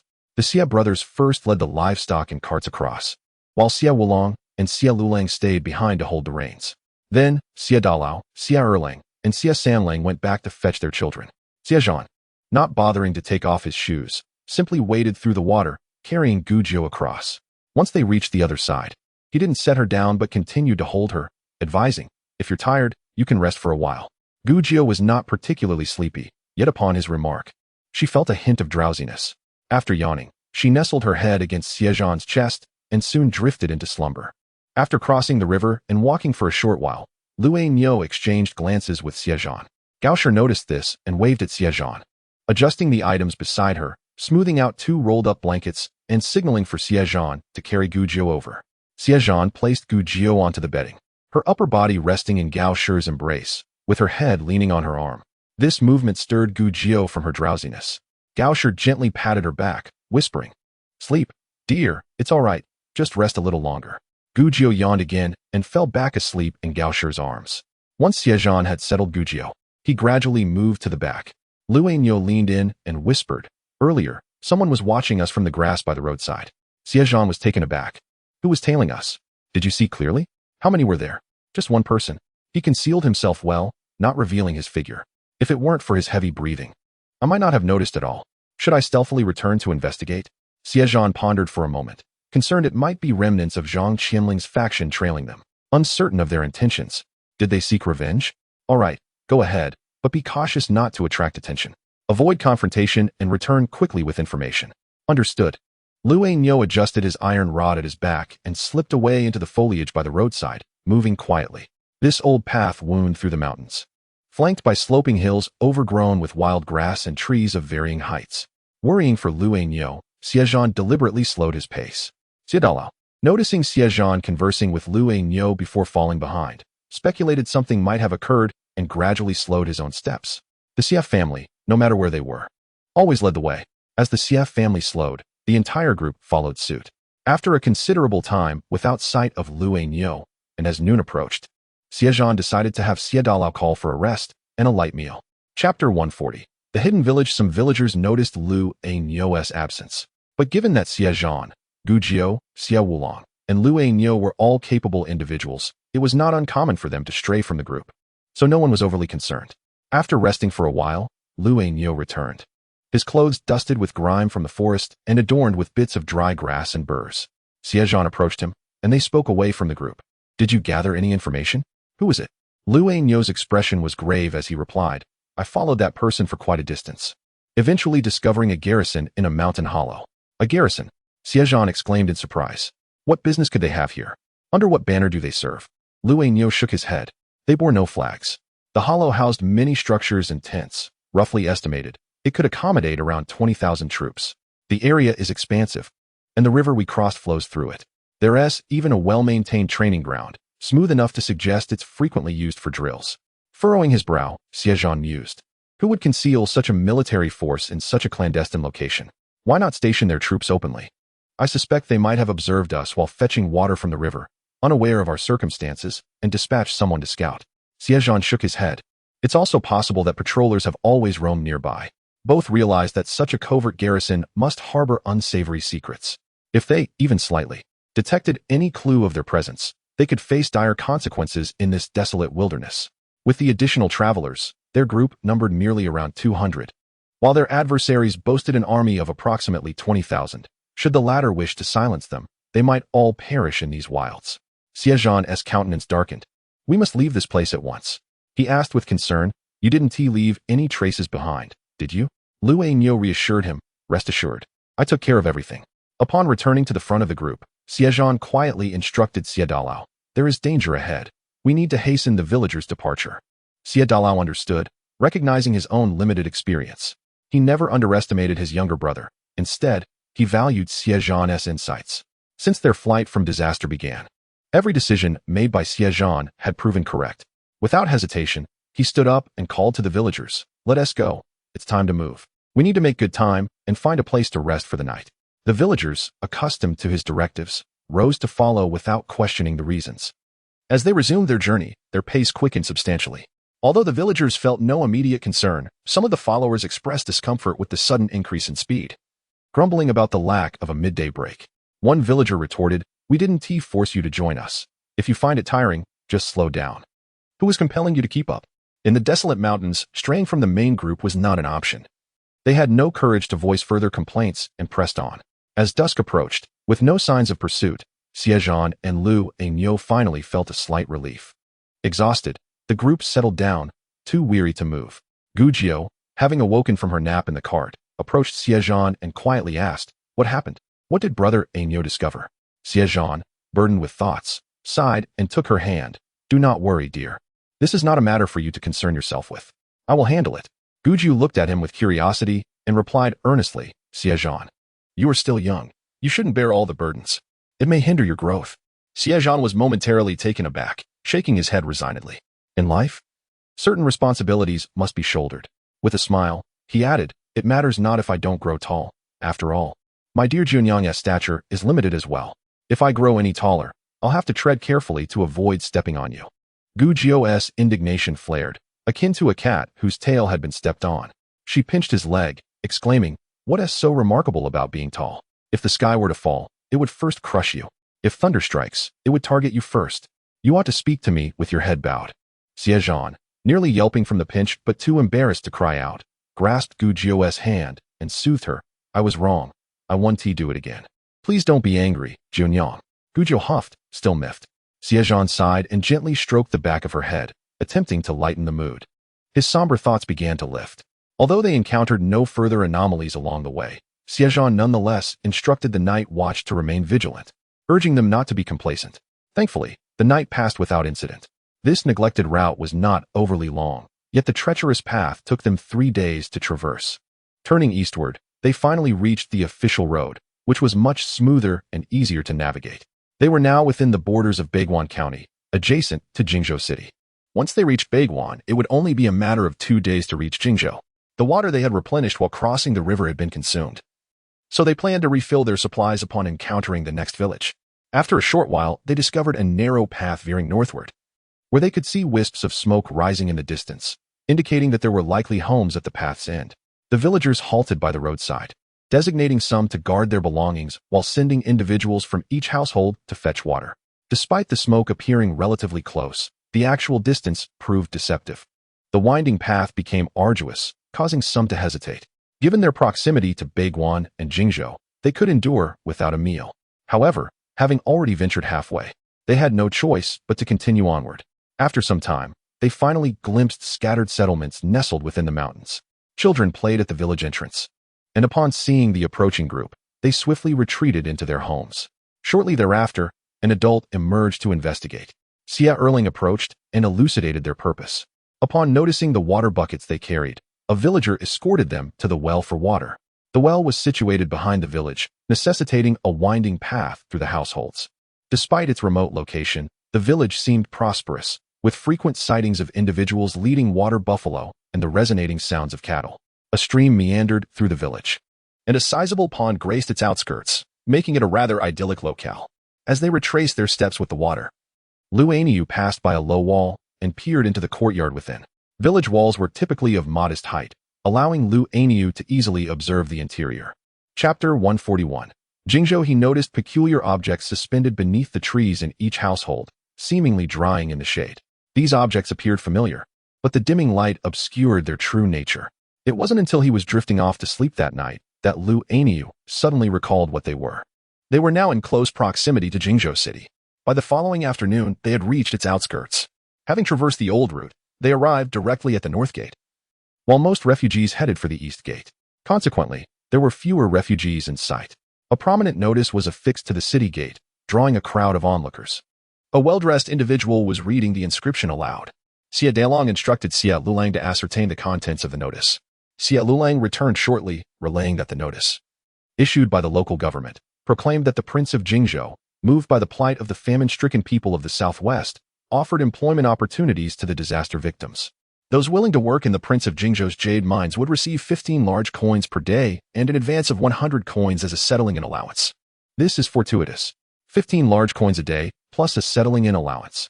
We have a chance at survival now, exclaimed a member of the crowd, eliciting a chorus of approval. The villagers recognized them as refugees who had joined them from Eagle Beak Cliff.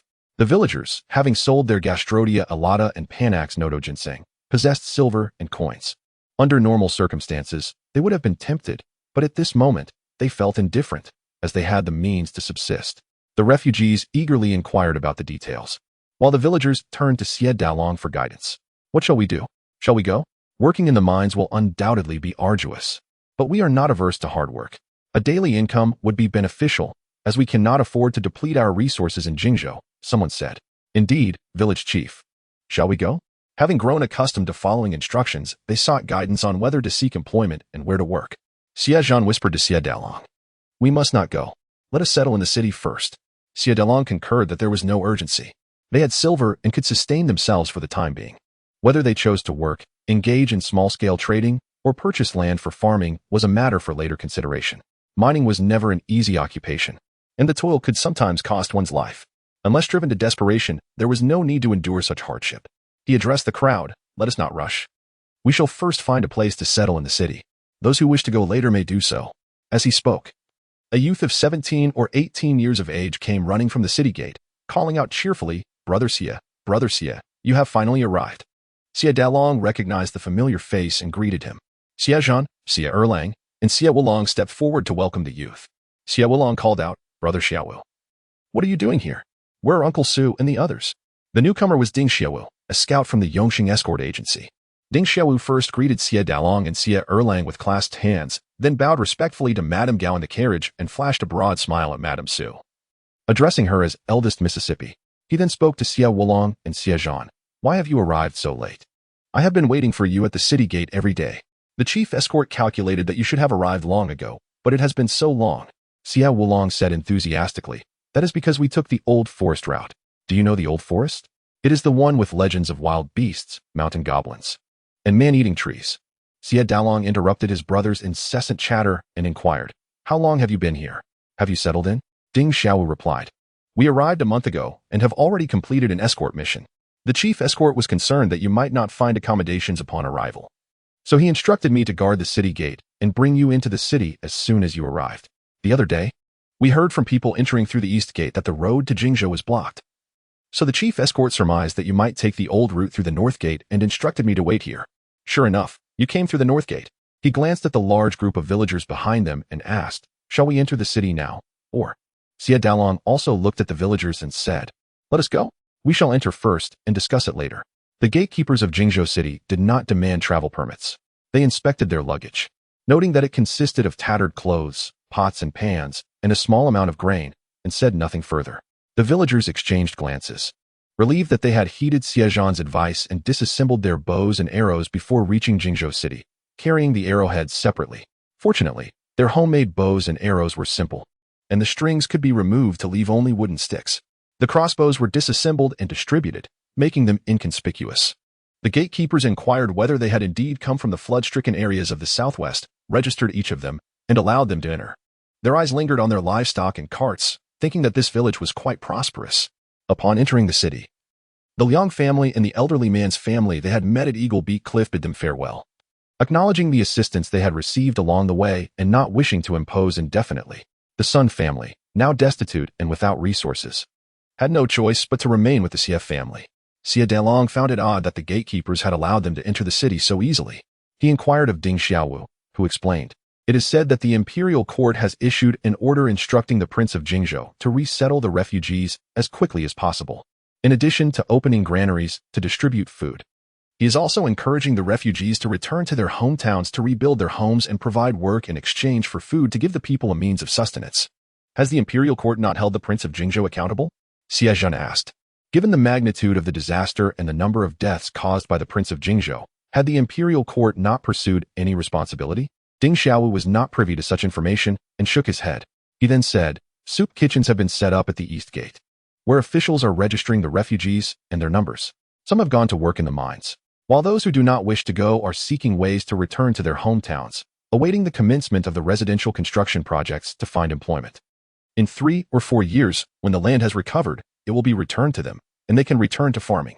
Xie Zhan shook his head, lamenting that the refugees had endured immense hardships to reach Jingzhou, only to find themselves with depleted funds and no means to return home. This work for relief program was as good as nothing. Moreover, the construction of the residential buildings would not be easy. Such a large-scale project, without an honest and capable person to oversee it, would only result in wasted effort and resources. Jingzhou City was vast, prosperous, and bustling with activity. Fu Rongyang displayed a nostalgic expression, having grown up here and lived for over a decade. Her grandfather had also died and been buried here. Madame Gao comforted her, saying, once we have settled in, we shall pay our respects to old Fu. If you wish to visit the Taikong Hall, we shall have Lao Wu escort you back. Fu Rongyang nodded tearfully. After traversing a significant portion of Jingzhou City, Xie Wu led them to the accommodations rented by the escort agency. P.S. Guess who the army in the mountain depression belongs to? What did Luania see drying in the shade beneath the trees? Chapter 142. In-laws. Xie Wu explained that the place had previously been an escort agency but had been abandoned due to an incident, leaving it vacant until they rented it. It was already dark, and lanterns had been lit in front of the entrance. Passing through the screen wall, they entered a particularly spacious courtyard. Unlike typical residences, the buildings were all constructed along the perimeter, leaving a large open space in the center. Weapon racks stood on either side of the space, holding various weapons. At the end of the courtyard stood a main house, flanked by 2 wing rooms. Adjacent to the courtyard walls were 2 rows of houses, numbering at least a dozen rooms. Xiao Wu rounded the screen wall and shouted, Chief, Chief, we've arrived with the people. The shout quickly brought a man in his 40s or 50s from the main house. Despite a weathered face, he appeared remarkably vigorous. With hearty laughter, he swiftly approached the group. Gu Jiu, supporting Gao Shi, curiously observed the man. This is your second sister-in-law's father, the chief of Yongxing. You can call him Uncle Su. Just like Xilang. Gu Jiu nodded, noting that Chief Su was clad in a close-fitting outfit, his movements agile, giving the impression of a live leopard. Seemingly skilled in martial arts and in excellent health. Old sister-in-law, Delang. Chief Su exclaimed as he approached, you've finally arrived. What caused such a delay? He then instructed Ding Xiaowu to fetch his wife and the others from the rear. Ding Xiaowu responded with a brisk yes, and darted towards the back courtyard. Gao Shi greeted him, saying with a smile, we've come to impose on you. Impose? We're family, no need for such formalities. Xie Lang, along with his brothers, respectfully greeted Chief Su, addressing him as Uncle Su with an air of familiarity. Chief Su waved his hand, saying, no need for ceremony, no need for ceremony. Ah, girl. What's wrong? Are you feeling unwell? Chief Su, noticing Su Shi being supported by Xie Lang, inquired casually. Su Shi gave Xie Lang a reproachful glance, blaming him for insisting on supporting her, as if she were about to give birth. She said with some embarrassment, I'm fine, father, it's just. Su Shi hesitated, and Xie Lang interjected, reporting to my esteemed father-in-law, your daughter is with child. You are about to become a grandfather once more. Chief Su erupted in laughter. Before he could speak, a woman emerged from the rear courtyard, her face alight with joy. Really? That's wonderful. How many months along? Was the journey arduous? She rushed over, examining her daughter from head to toe, and then turned to exchange pleasantries with Gao Shi. Gao Shi hastily introduced her to Gu Jiu. That's your second sister-in-law's mother. Before greeting her, Chu Shi, Chief Su's wife, said with a smile, you must be exhausted after such a long journey. Come, let's go inside and rest. Chief Su, who was conversing with Xie Lang and Xie Zhan, turned his head and waved his hand. Yes, let's all go inside. Then, seeing the numerous villagers and glancing at Xie Lang, old Su was perplexed. How would he accommodate so many people? Xie Lang consulted with him. These are all people from our village. It's too late today, so we'll trouble Uncle Su for one night. Tomorrow, everyone will find their own lodging. We're used to sleeping outdoors, so any open space where we can lay our bedrolls will suffice. Chief Su laughed heartily. We don't have enough rooms for everyone to stay in, so bedrolls it is. Please forgive the humble accommodations. Feel free to find any spot you like to lay your bedrolls. Don't stand on ceremony. The villagers thanked him with cupped hands, each seeking a place to settle. It was late, and they needed to prepare a meal. After all, he was Xie Zhan law, not theirs. It was generous of him to provide shelter for the night. Surely they couldn't expect him to feed so many people? Chief Su and his wife ushered the Xie family towards the main house. Fu Rongyang turned to leave, but Gao Shi stopped her, asking softly, "Where are you going? Don't be a stranger. This is your second sister-in-law's family. Treat it like your own home." Fu Rongyang replied, "No, it's just that there are also Uncle Sun and Aunt Sunday. I'll stay and help them prepare a meal." With the two families meeting, she felt awkward joining them. The Sun family had neither provisions nor money, and the Xie family had been taking care of them throughout the journey. The Xie family would surely be dining at the Su's place, and they wouldn't want to take the Xie family's food to prepare their own meal. Gao Shi glanced at the Sun family, having momentarily forgotten about them. Seeing them huddled in the back, looking rather pitiful, she said with a smile, "You're right. I forgot about that. Then, Rongyang, you can help your Uncle Sun and Aunt Sunday." Sunshire had been planning to ask Gao Shi if she could stay and prepare a meal for her parents. Now relieved, she smiled and said to Gao Shi, "I should be the one staying. Please trouble Mother to inform Uncle Su and Aunt Su." Gao Shi waved her hand and let her go. The main house in the front courtyard seemed to be a place where they usually entertained guests or conducted business. It was quite spacious, furnished with many chairs. Chief Su and Chu Shi ushered Gao Shi, "Old sister-in-law, please sit here." They invited everyone to sit. Gao Shi's two daughters-in-law and the Xie brothers sat on the chairs. Xie Ji, Xie Erqing, Xie Sanyu, and Xie Siyu stood behind their parents, even the most mischievous Xie Sanyu behaving himself. Gu Jiu stood obediently behind Gao Shi. Chief Su was familiar with the Xie family, but Gu Jiu was a new face. Earlier in the courtyard, they had assumed she was a villager, but then they saw her following them inside. The couple couldn't help but glance at her, noting how pretty the little girl was. Seeing them observing her, Gu Jiu gave them a bright smile, which made them smile in return. Gao Shi introduced her to them. "This is our Jiunyang, the daughter our fourth son brought back to us." Gao Shi took Gu Jiu's hand, adding, "I never expected that in my old age. Heaven would grant me a little daughter. I'm truly blessed. Jiunyang, quickly, greet your Uncle Su and Aunt Su." Gu Ji responded obediently, stepped forward, and performed a proper bow. As she was about to retreat, several people hurried in from outside. Before she could see them clearly, she heard a voice, "Fourth brother Xie. Fourth brother Xie, you've finally arrived. We were worried something had happened to you." Gu Jiu turned to see a girl about Xie Zhan's age, wearing a narrow-sleeved jacket and a water-green skirt. Her hair was neatly styled in two buns on top of her head, adorned with minimal accessories, giving her a fresh and clean appearance. Behind the girl were two young men, a young woman, and a boy of about 5 or 6. Chu Shi, with a stern expression, chided, "Is that any way to speak? No manners. Haven't you greeted your Aunt Gao and the Xie family brothers and sisters-in-law?" The spirited girl pouted and said, "Oh," before obediently greeting Gao Shi. Qing Ying greets Aunt Gao. "Aunt Gao, you must be tired from your long journey." The two young men, the young woman, and the boy also greeted Gao Shi. Gao Shi took the girl's hand, smiling warmly. "It's been more than half a year since I last saw Qing Ying. You've grown into such a young lady. Once we're settled, we'll have to visit as often as before." "Of course. I'd love to go every day," Su Qing Ying said cheerfully. Gao Shi then pulled the boy into her arms. Smiling, "Dun Dun has gotten so sturdy and tall." The little boy, not at all shy, looked at Gao Shi and said, "Yes, my mother gave me meat to eat. My mother said eating meat makes you grow tall." Yu Jiu had already retreated, standing behind Gao Shi. She exchanged glances with Su Qing Ying, each curiously sizing up the other, trying to guess the other's identity. Gao Shi took the opportunity to introduce them, "Junyang. This is your Uncle Su and Aunt Su's youngest daughter, Qing Ying, who is also your second sister-in-law's younger sister. This is your eldest brother, Qing Yang. Your Su family sister-in-law, your second brother, Qing Yin, and your eldest brother Qing Yang's son, little Dun Dun." Pointing to each person, she introduced the Su family siblings to Gu Jiu one by one. Gu Jiu observed them. Su Qing Yang was a young man in his 20s, with a mature and steady demeanor. His wife wore a polite smile and was petite and charming. Su Qingyan, around 20 years old, had overly lively eyes and a somewhat nonchalant expression tinged with shrewdness. Gao Shi then introduced Gu Jiu to them. "This is your younger sister, Jiunyang. She's our family's little girl." Su Qingying asked in surprise, "When did Aunt Gao get a little daughter? But this younger sister is quite pretty." Gu Jiu remembered Gao Shi's teachings. If someone compliments your hair, you should say, "Your hair is also very pretty." So she said, "Thank you. You're also very pretty." Upon observing Gao's expression, it was clear that his eyes seemed to convey a message. Was that truly the case? Gao nearly burst into laughter, quickly stifling it, and reached out to pinch Gu Jiu's small hand. Xie Zhan covered his eyes, the corners of his lips curling upward. How could his dear Jianyang be so endearing? He longed to embrace her.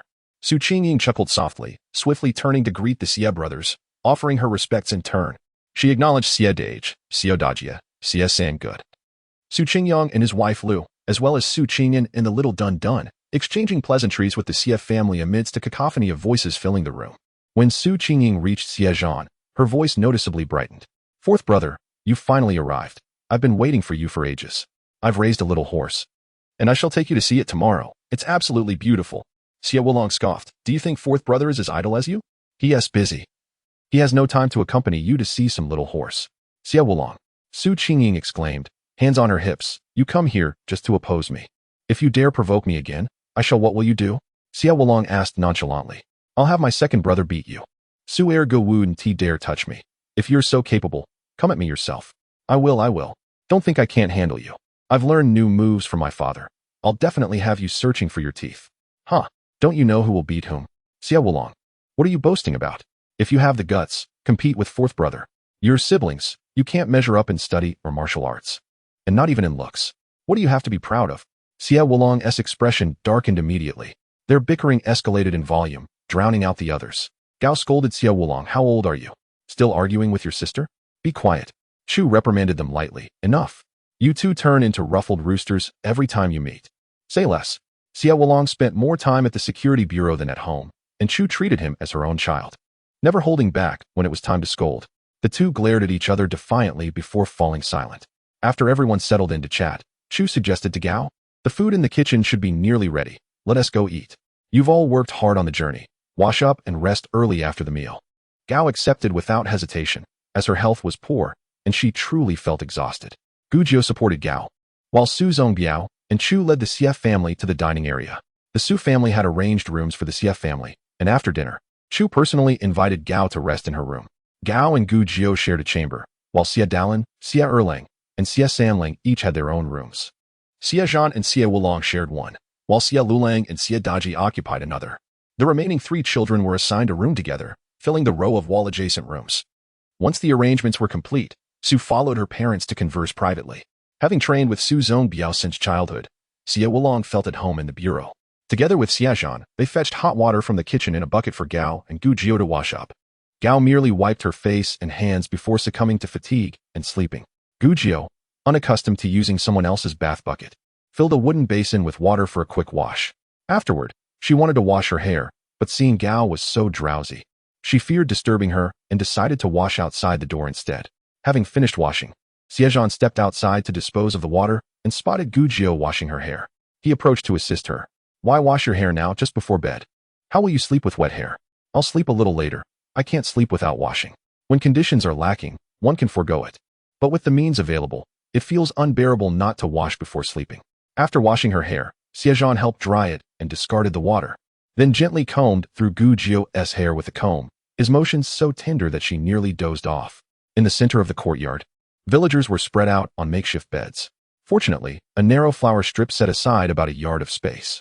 Xie Zhan took Gu Jiu's hand, and they strolled slowly through the tranquil night. Gu Jiu whispered, Xie Zhan, are you pondering something?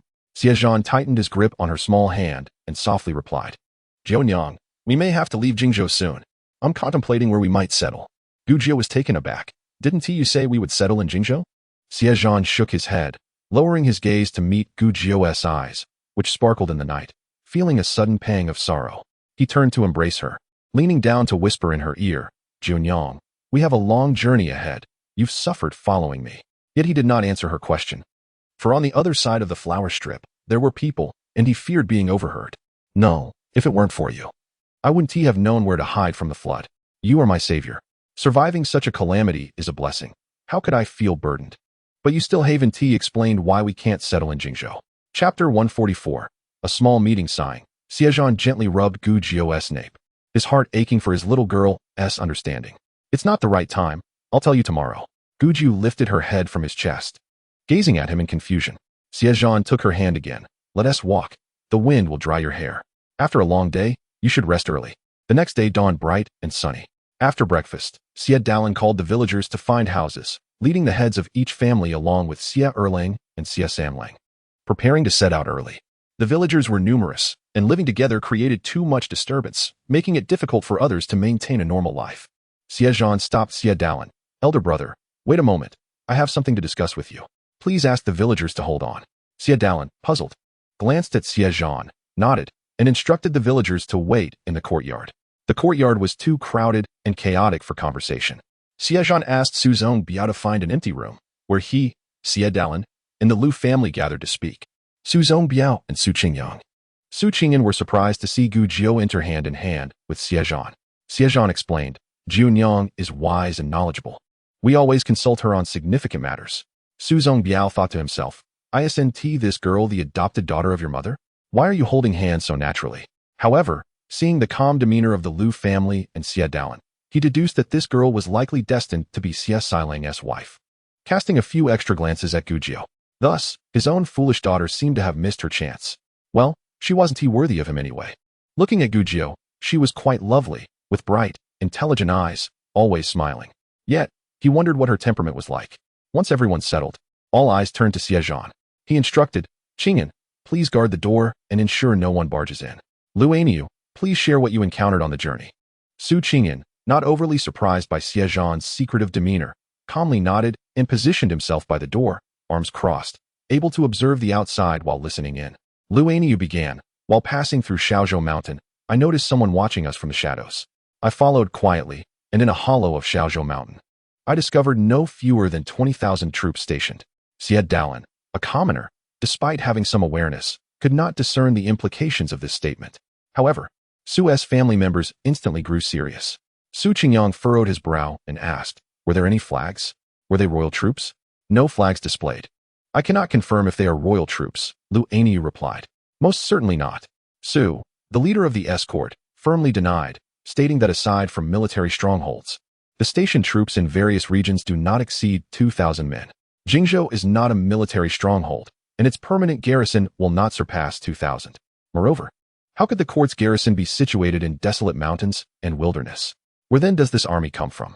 Su Qingyang harbored some speculation, but chose to remain silent. It must be the private army of the Jingzhou king, Su Qingyan remarked lazily from his post at the door.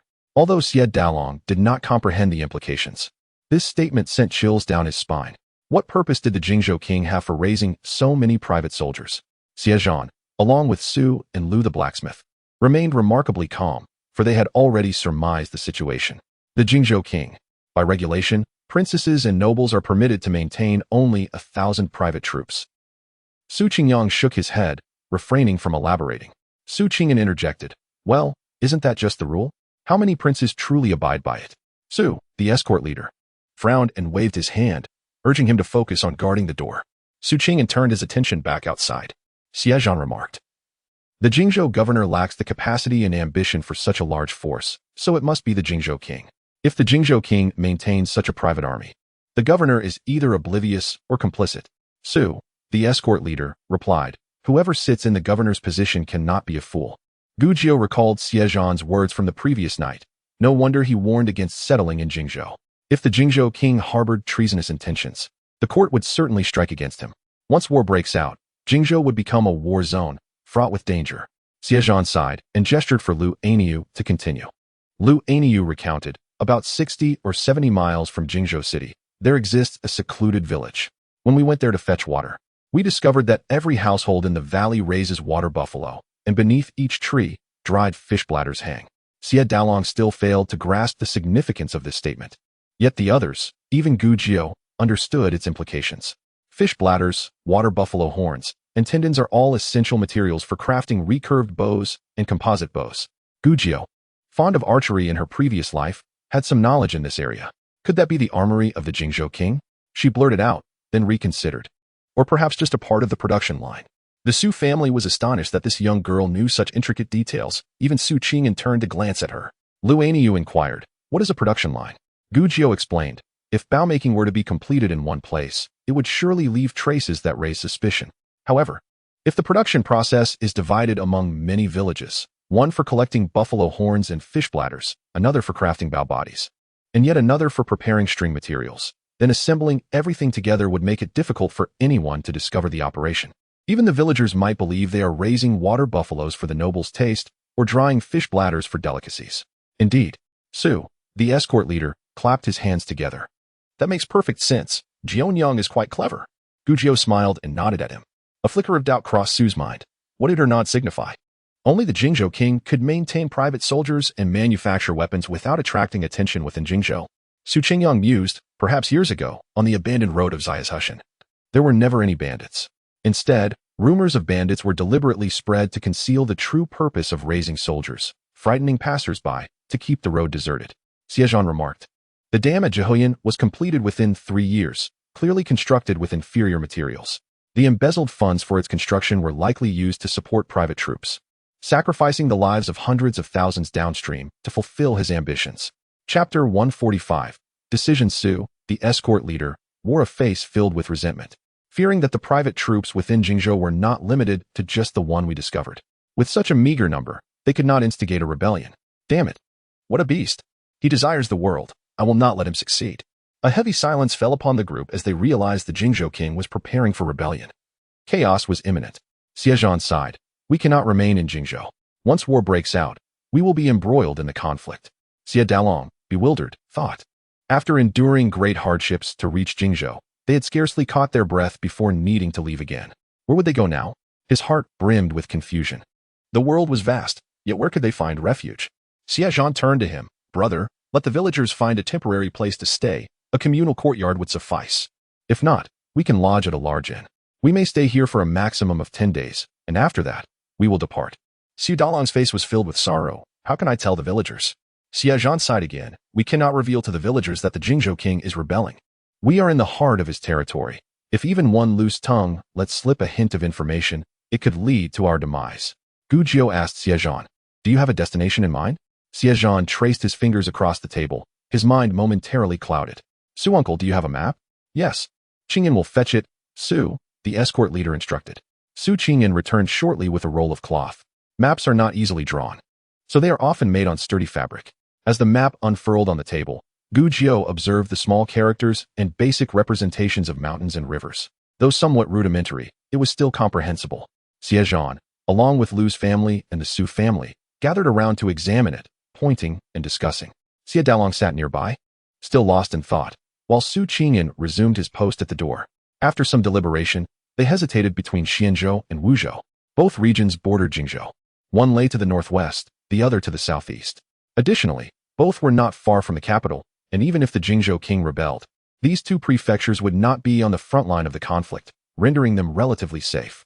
Xie Zhan glanced back at Gujio, recalling she had come from Wuzhou. Would you prefer to go to Wuzhou? Gujio shook her head. To a suitable place, not merely a familiar one. Su, the escort leader, regarded Gujio with newfound respect. Her words indicated a clear mind, one not swayed by impulse. Indeed, she was far superior to his own daughter, which disheartened him. Let it be Xianzhou then. It isn't anyone's fiefdom, and the governor of Xianzhou is relatively clear-headed. Life should be easier under his rule. Xie Zhan concurred. Then we shall proceed to Xianzhou. I have some connections there that may provide us assistance. Su, the escort leader, agreed and turned to Lu the blacksmith. Old Lu. What do you think? Lu nodded. We must eventually head to the capital. Xianzhou is close, making it easier to gather intelligence. Xie Dalong did not inquire why they must inevitably go to the capital. He was not foolish. Throughout the journey, he could discern his brother's unusual demeanor, but chose to remain silent and trust him. Thus, it was decided they would head to Xianzhou. Gujio suggested, elder brother, perhaps we could tell the villagers that the climate in Xianzhou is suitable for cultivating lion's mane mushrooms. Her intention to cultivate lion's mane mushrooms was genuine, driven not only by the prospect of profit, but primarily due to their medicinal value. They can enhance the human immune system, slow down aging, and help regulate blood lipids, thereby benefiting blood circulation, making them an excellent nourishing ingredient for the elderly. Xie Dalong's eyes lit up. Indeed, they could claim that there were no means of livelihood here, and they would go to Xianzhou to cultivate lion's mane mushrooms. He cautiously asked Gujio, we can cultivate lion's mane mushrooms, right? Gujio nodded affirmatively. Xie Dalong felt reassured. Having tasted the benefits Gujio brought, the villagers would likely be eager to move to Xianzhou. However, he was concerned about the lack of travel permits. What if they could not settle there? Xie Dalong worried that upon arrival, the villagers might remain homeless, still wandering like refugees. Su, the head of the escort, said, no need to worry about travel permits. I frequently visit Jingzhou and have dealings with the county's chief clerk. Obtaining a permit is quite feasible. As for settling in Xianzhou, we can go first. As long as we have the travel permit, we can gain entry into the city and seek connections to resolve the matter. Even if we cannot settle immediately, it will be all right. When the land in Qinghe recovers in a few years, we can return if we wish. Increasing the population is a performance indicator for local officials. As long as they are not homeless refugees dependent on government relief, various regions are generally willing to accept immigrants. I believe the governor of Xianzhou would be pleased to have them settle there. Once the issues of travel permits and residency were settled, Xie Zhan felt at ease. He stood up, saying, "I will go and speak with the villagers. Let them know the time is pressing, and we must quickly find housing." "All right, elder brother. You go ahead," Xie Zhan replied. As Xie Zhan stepped outside, he found the villagers anxiously waiting under the shade of the trees. Upon seeing him emerge, they gathered around, asking, "Villager leader, what is the situation? Can we go and find a house? We must hurry. We shouldn't disturb the escort agency too much. They have business to attend to." Xie Zhan raised his hands to calm them. "We just discussed it inside. Zhunyang believes that the climate in Xianzhou is suitable for cultivating lion's mane mushrooms, and we have unanimously decided to settle there. I wonder what everyone thinks. Should we stay in Jingzhou, or will you join us in Xianzhou?" "Going to Xianzhou? We won't settle in Jingzhou then. Isn't Xianzhou far away? Do we have to travel again? Can't lion's mane mushrooms be grown in Jingzhou?" Chapter 146. Accepting affection. Listening to the flurry of questions, Xie Zhan raised his hands again, saying, "Please listen to me. Cultivating lion's mane mushrooms depends on the climate. Not every place is suitable. Zhunyang has said that Xianzhou is appropriate, and we absolutely trust her. I wonder if you believe in Zhunyang?" The villagers had endured hardships alongside Xie Zhan. He could not abandon them to face the devastation of war alone. If his words alone were ineffective, he would invoke Zhunyang's name. "If you have other means of making a living, I will not force you. After all, with Huai Tree Village gone, my authority as the village chief is diminished. You are free to go wherever you wish. However, I brought everyone out of Qinghe, and I intend to continue leading you all, to earn together and prosper together. Of course, this is merely my selfish desire. You must decide your own paths." "I will follow the village chief wherever he goes," declared one villager. "I trust Zhunyang. She has never been wrong. If she says we can make a fortune, then we surely can." Yes. Zhunyang is a reincarnated fortune star. Following her brings blessings. "If we are going to Xianzhou, I will go." Before long, the vast majority of villagers expressed their willingness to accompany him to Xianzhou. Zhang Sanju hesitated.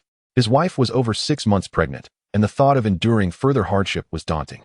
Xie Zhan called him aside, saying, "Sanju, you will not regret listening to me. The journey to Xianzhou may be tough, but you will be glad you did. Trust me, and even if you do not trust me, have faith in Zhunyang.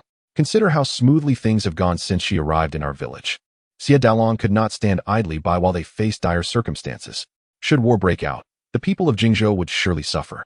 If manpower became scarce, they might conscript the able-bodied, and all the young men of Jingzhou could find themselves on the battlefield. Upon hearing this, Zhang Sanju gritted his teeth. Accepting that hardship was inevitable, the road to Xianzhou, devoid of refugees, would surely be less arduous than the previous paths. Some villagers, unwilling to wander any longer, chose to follow the group as well, recognizing that together they could support one another, whereas being left behind would mean facing difficulties alone. Having secured the villagers' agreement, Xie Zhan felt reassured. He signaled for Xie Datong and Zhou Hu, and the three set out to find accommodations. Since they would not be staying long, they would seek a large shared courtyard to make do for a few days, rather than having every household search individually. As Xie Zhan hurriedly arranged for the villagers, Xie Zhan resumed his seat, his expression turning grave. The rebellion of Wang in Jingzhou needed to be reported to the court promptly. They could not wait until he had grown stronger. It was crucial to address this situation before it escalated, to spare more innocent lives from the ravages of war. Su, the chief escort, nodded in agreement, remarking that the recent events surrounding the breach of the Huyin River required the court to summon Wang of Jingzhou to the capital for questioning. Wang feigned illness and sent his heir instead, since he could send his heir to the capital rather than rebel. It indicated he was unprepared and lacked the strength to act. Now was the best time to deal with him. "I will go to the capital and relay the news about Wang's rebellion to the Duke," Su Qingyang stated. "I should be the one to go. Brother Su has other matters to attend to," Lu Aniu interjected. Lu Taixian added, "It should be Aniu who goes. Qingyang cannot be spared from here." Su, the chief escort, did not object. Xie Zhan declared, "Then it shall be Brother Aniu who goes to the capital. Once you arrive, do not return. Let the Duke arrange a position for you in the military so you can remain there." Lu Taixian was taken aback and immediately protested. "How can that be? You will be left without anyone by your side." Xie Zhan patted Gu Jiu's small shoulder, smiling. But we have Jiunyang here. She is quite formidable. Gu Jiu immediately straightened her small face, nodding affirmatively, which drew curious glances from Su's father and son, wondering how this little girl could be so impressive. After a moment of contemplation, Lu Taixian ceased his objections and stood to thank them. He understood that Xie Zhan's intention for Lu Aniu to remain in the military was well-meaning. Once the court engaged in war with Wang of Jingzhou, with his son's skills and the duke's backing, he would surely have a promising future in the military. However, what if they could not convince the court with mere words? Even if the duke reported Wang's intentions, without evidence, it would amount to nothing. Lu Taixian remarked. Xie Zhan smiled. This is easily resolved. Since mere words cannot convince them, we will create some evidence. They could find someone to impersonate Wang's subordinate and forge military expenditure ledgers, or create a scenario where someone pretending to be Wang's servant overhears a plot of rebellion and is subsequently pursued. There were countless ways to fabricate evidence, and Wang would not withstand scrutiny. Gu Jiu looked at Xie Zhan, impressed by his cunning, thinking, my boyfriend is quite crafty. How delightful. Xie Zhan pushed her face aside and inquired, what does everyone think? Su, the chief escort, burst into laughter. Excellent. This challenge shall be entrusted to the duke. It will be no problem to find a few loyal assassins for the task. Time is of the essence. Aniu, you should prepare to depart. Lu Taixian urged his son. All right. Lu Aniu bowed to everyone before turning to gather his belongings. Su, the chief escort, also stood, stretching his back, saying, I will head to the county office to drink with Clerk Chun and expedite the travel permits. With that, everyone rose and departed. As soon as they stepped outside, Su Qingying spotted Su Qingying waiting beneath a tree, listlessly kicking at a protruding tree root. Upon seeing them emerge, she hurried over, joyfully exclaiming, have you finished your conversation? However, her words were cut short when she noticed Xie Zhan leading Gu Jiu out, her cheerful expression instantly darkening. The propriety of male and female interactions was a matter of concern. Although they were recognized as siblings, they were no longer children, and such behavior seemed inappropriate. Su Zongbiata rubbed his forehead, lamenting the naivety of his daughter. He grasped Su Qingying's arm and urged, your mother felt unwell this morning. Let us go see if her old ailment has returned. Su Qingying resisted, insisting, I just came from Mother's room. She is perfectly fine. Sighing, she turned to Gu Jiu. Did you hear that, Junyang? Gu Jiu, with a puzzled expression, retorted. I don't see how my affectionate interactions with Xie Zhan concern you. Why do you extend your tiny hands so far into matters that do not pertain to you? You might strain them, and that would be troublesome. Su Qingying was furious, pointing at Gu Jiu. You. Meanwhile, Xie Zhan felt his cheeks flush at Gu Jiu's remark about their affectionate exchanges. He coughed discreetly to regain composure, then turned to Su Qingying. Introducing Gu Jiu with gravity, Qingying, this is Gu Jiu, my fiancé. Su Qingying was taken aback, exclaiming, impossible. Your mother clearly stated yesterday that she is an adopted daughter of your family. Xie Zhan replied, Junyang is still quite young. We treat her as a daughter for now, addressing each other as siblings. Is there anything wrong with that? He nodded toward Su's family and led Gu Jiu away. Behind them, Su Qingying's protests echoed, no way, no way. This girl has an unclear background. How can you? Her voice trailed off into sobs. Dear niece, perhaps you should refrain from speaking so much. Come along. I'll take you for a ride on a pony. Su Zongbiata covered Su Qingying's mouth and pulled her away. Su Qingyang shook his head, positioning himself to obstruct Su Qingying's view of Xie Zhan. Su Qingying turned curiously to glance at Gu Jiu.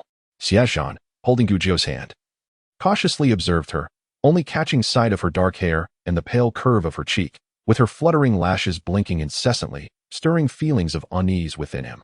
He tentatively explained that, Jiunyang, I have always regarded Qingying as a sister. Truly, there are no other feelings.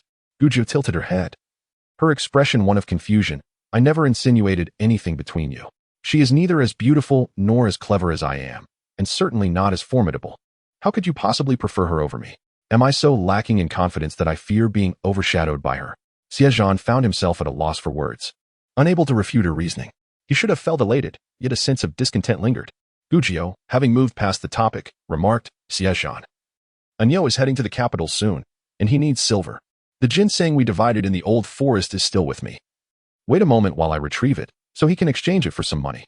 Very well. Xie Zhan smiled. My little wife is truly kind-hearted. But why did he feel so unsettled? Gu Jiu dashed back into the house, pretending to rummage through her luggage while actually retrieving a 200-year-old ginseng from her space, and handed it to Xie Zhan.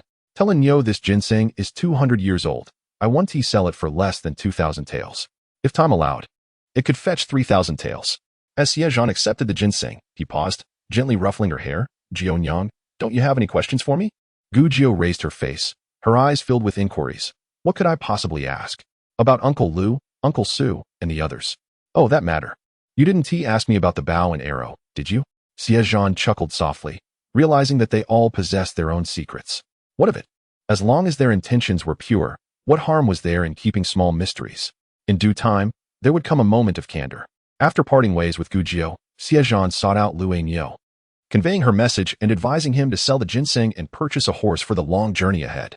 The situation with the king of Jingzhou was urgent. They needed to set off soon. Su Zongbiatu escorted his daughter to her mother's room, where Su Shi was engaged in conversation with her daughter, recounting the sights from their journey. In a hurry, Su Zongbiatu remarked, Xie Zhan has taken a wife. Your daughter is heartbroken, so console her. He left in haste. Su Shi grasped her younger daughter, asking, what is the matter? Why are you crying so? Xie Zhan is still young. How can he be engaged already? The last remark was directed at Su Shi. Su Shi was at a loss for how to respond. Well, Junyang is favored by Xiling. He carries her around as if she were in his pocket. Su Shi was taken aback. She had thought Xie Zhan to be so reserved that he would not express such sentiments. Su Qingying, stunned, suddenly burst into louder tears. Didn't your mother say that Junyang is your family's adopted daughter? Su Shi, patting her daughter's back, inquired further, before giving her a gentle smack. Stop wailing.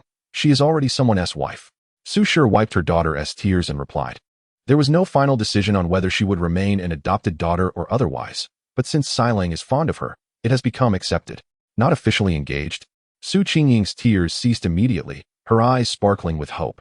Su Shi shook her head. Qingying, let us find a suitable match for you. Do not dwell on Xiling. They aren't even officially engaged. That means they are privately bonding. Su Qingying protested. Su Shi sighed. You have not witnessed their interactions in the old forest. The things Jianyang speaks, only Xiling can comprehend, and his sentiments are understood solely by her. In critical situations, they consult each other, forming a bond that others cannot penetrate. What? Is Junyang truly capable? Su Shi asked, feeling a sense of injustice for her daughter. Su Shi nodded. Indeed. She possesses great abilities. Su Qingying interjected. I refuse to believe it. How much capability can a girl truly have? Su Shi shook her head. Every household in our village possesses a cart, and many have livestock. Do you know why? It is all thanks to Junyang. She guides everyone in foraging and selling medicinal herbs, which has brought in considerable wealth. Without her, at least half of the villagers would have perished in the old forest. I refuse to believe it. A girl could not lead everyone out. Xiling is indeed impressive, but without Junyang, we would have been ensnared in that disorienting place. You encountered a disorienting area? Su Shi's curiosity was piqued, leading her to digress. Well, it wasn't exactly a disorienting area. Su Shi recounted the events that transpired near the magnetic field to her mother and sister. Su Shi listened in astonishment. So, Junyang is knowledgeable. She must have read extensively? Indeed, more than most. Xiling mentioned that together he and Lu Lang have not read as many books as Junyang. Su Qingying, feeling indignant, opened her mouth to protest but then paused, suddenly elated. What good is reading alone? I possess martial skills, does she? Su Shi, unable to suppress a glance at her sister, thought, she likely does. Though I have never seen her in action. One night, when a dozen beasts rushed in, swift as the wind, even Xiling, Lu Lang, and the Lu family could not handle them all. At a critical moment, Jianyang single-handedly took down 6 or 7 of those beasts. Otherwise, someone would have surely been injured or even killed that night. Then, Su Qingying could no longer contain her tears. You speak of her abilities, but is there nothing unfavorable about her?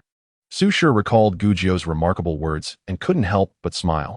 Though she is not without her flaws, neither are you particularly adept at expressing yourself. 2 individuals, one naive to the nuances of human relations and the other indulged to the point of ignorance, find themselves entangled in a complex web of emotions. Chapter 148. Your wife is invaluable. Who among us is devoid of flaws? Yet, does that truly matter? Oh, Yingyang, do you not yet comprehend? The crux of the matter lies not in the imperfections of Junyang, but in the affection that Lao Si harbors for her. Even if she possesses a multitude of shortcomings, as long as Lao Si cherishes her, those flaws become inconsequential. Su Shi also imparts wisdom to her daughter, affirming that what truly matters is Xie Zhan's fondness. Even if you were to elevate Gu Jianyang to celestial heights, should Xie Zhan remain enamored, you would find yourself at a disadvantage.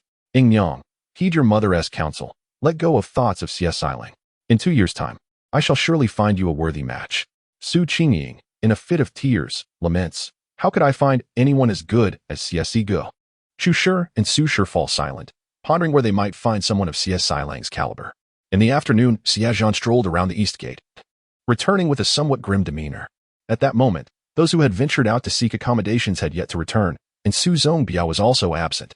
Lu Niu, having packed his belongings, had gone out to sell ginseng and had not yet returned.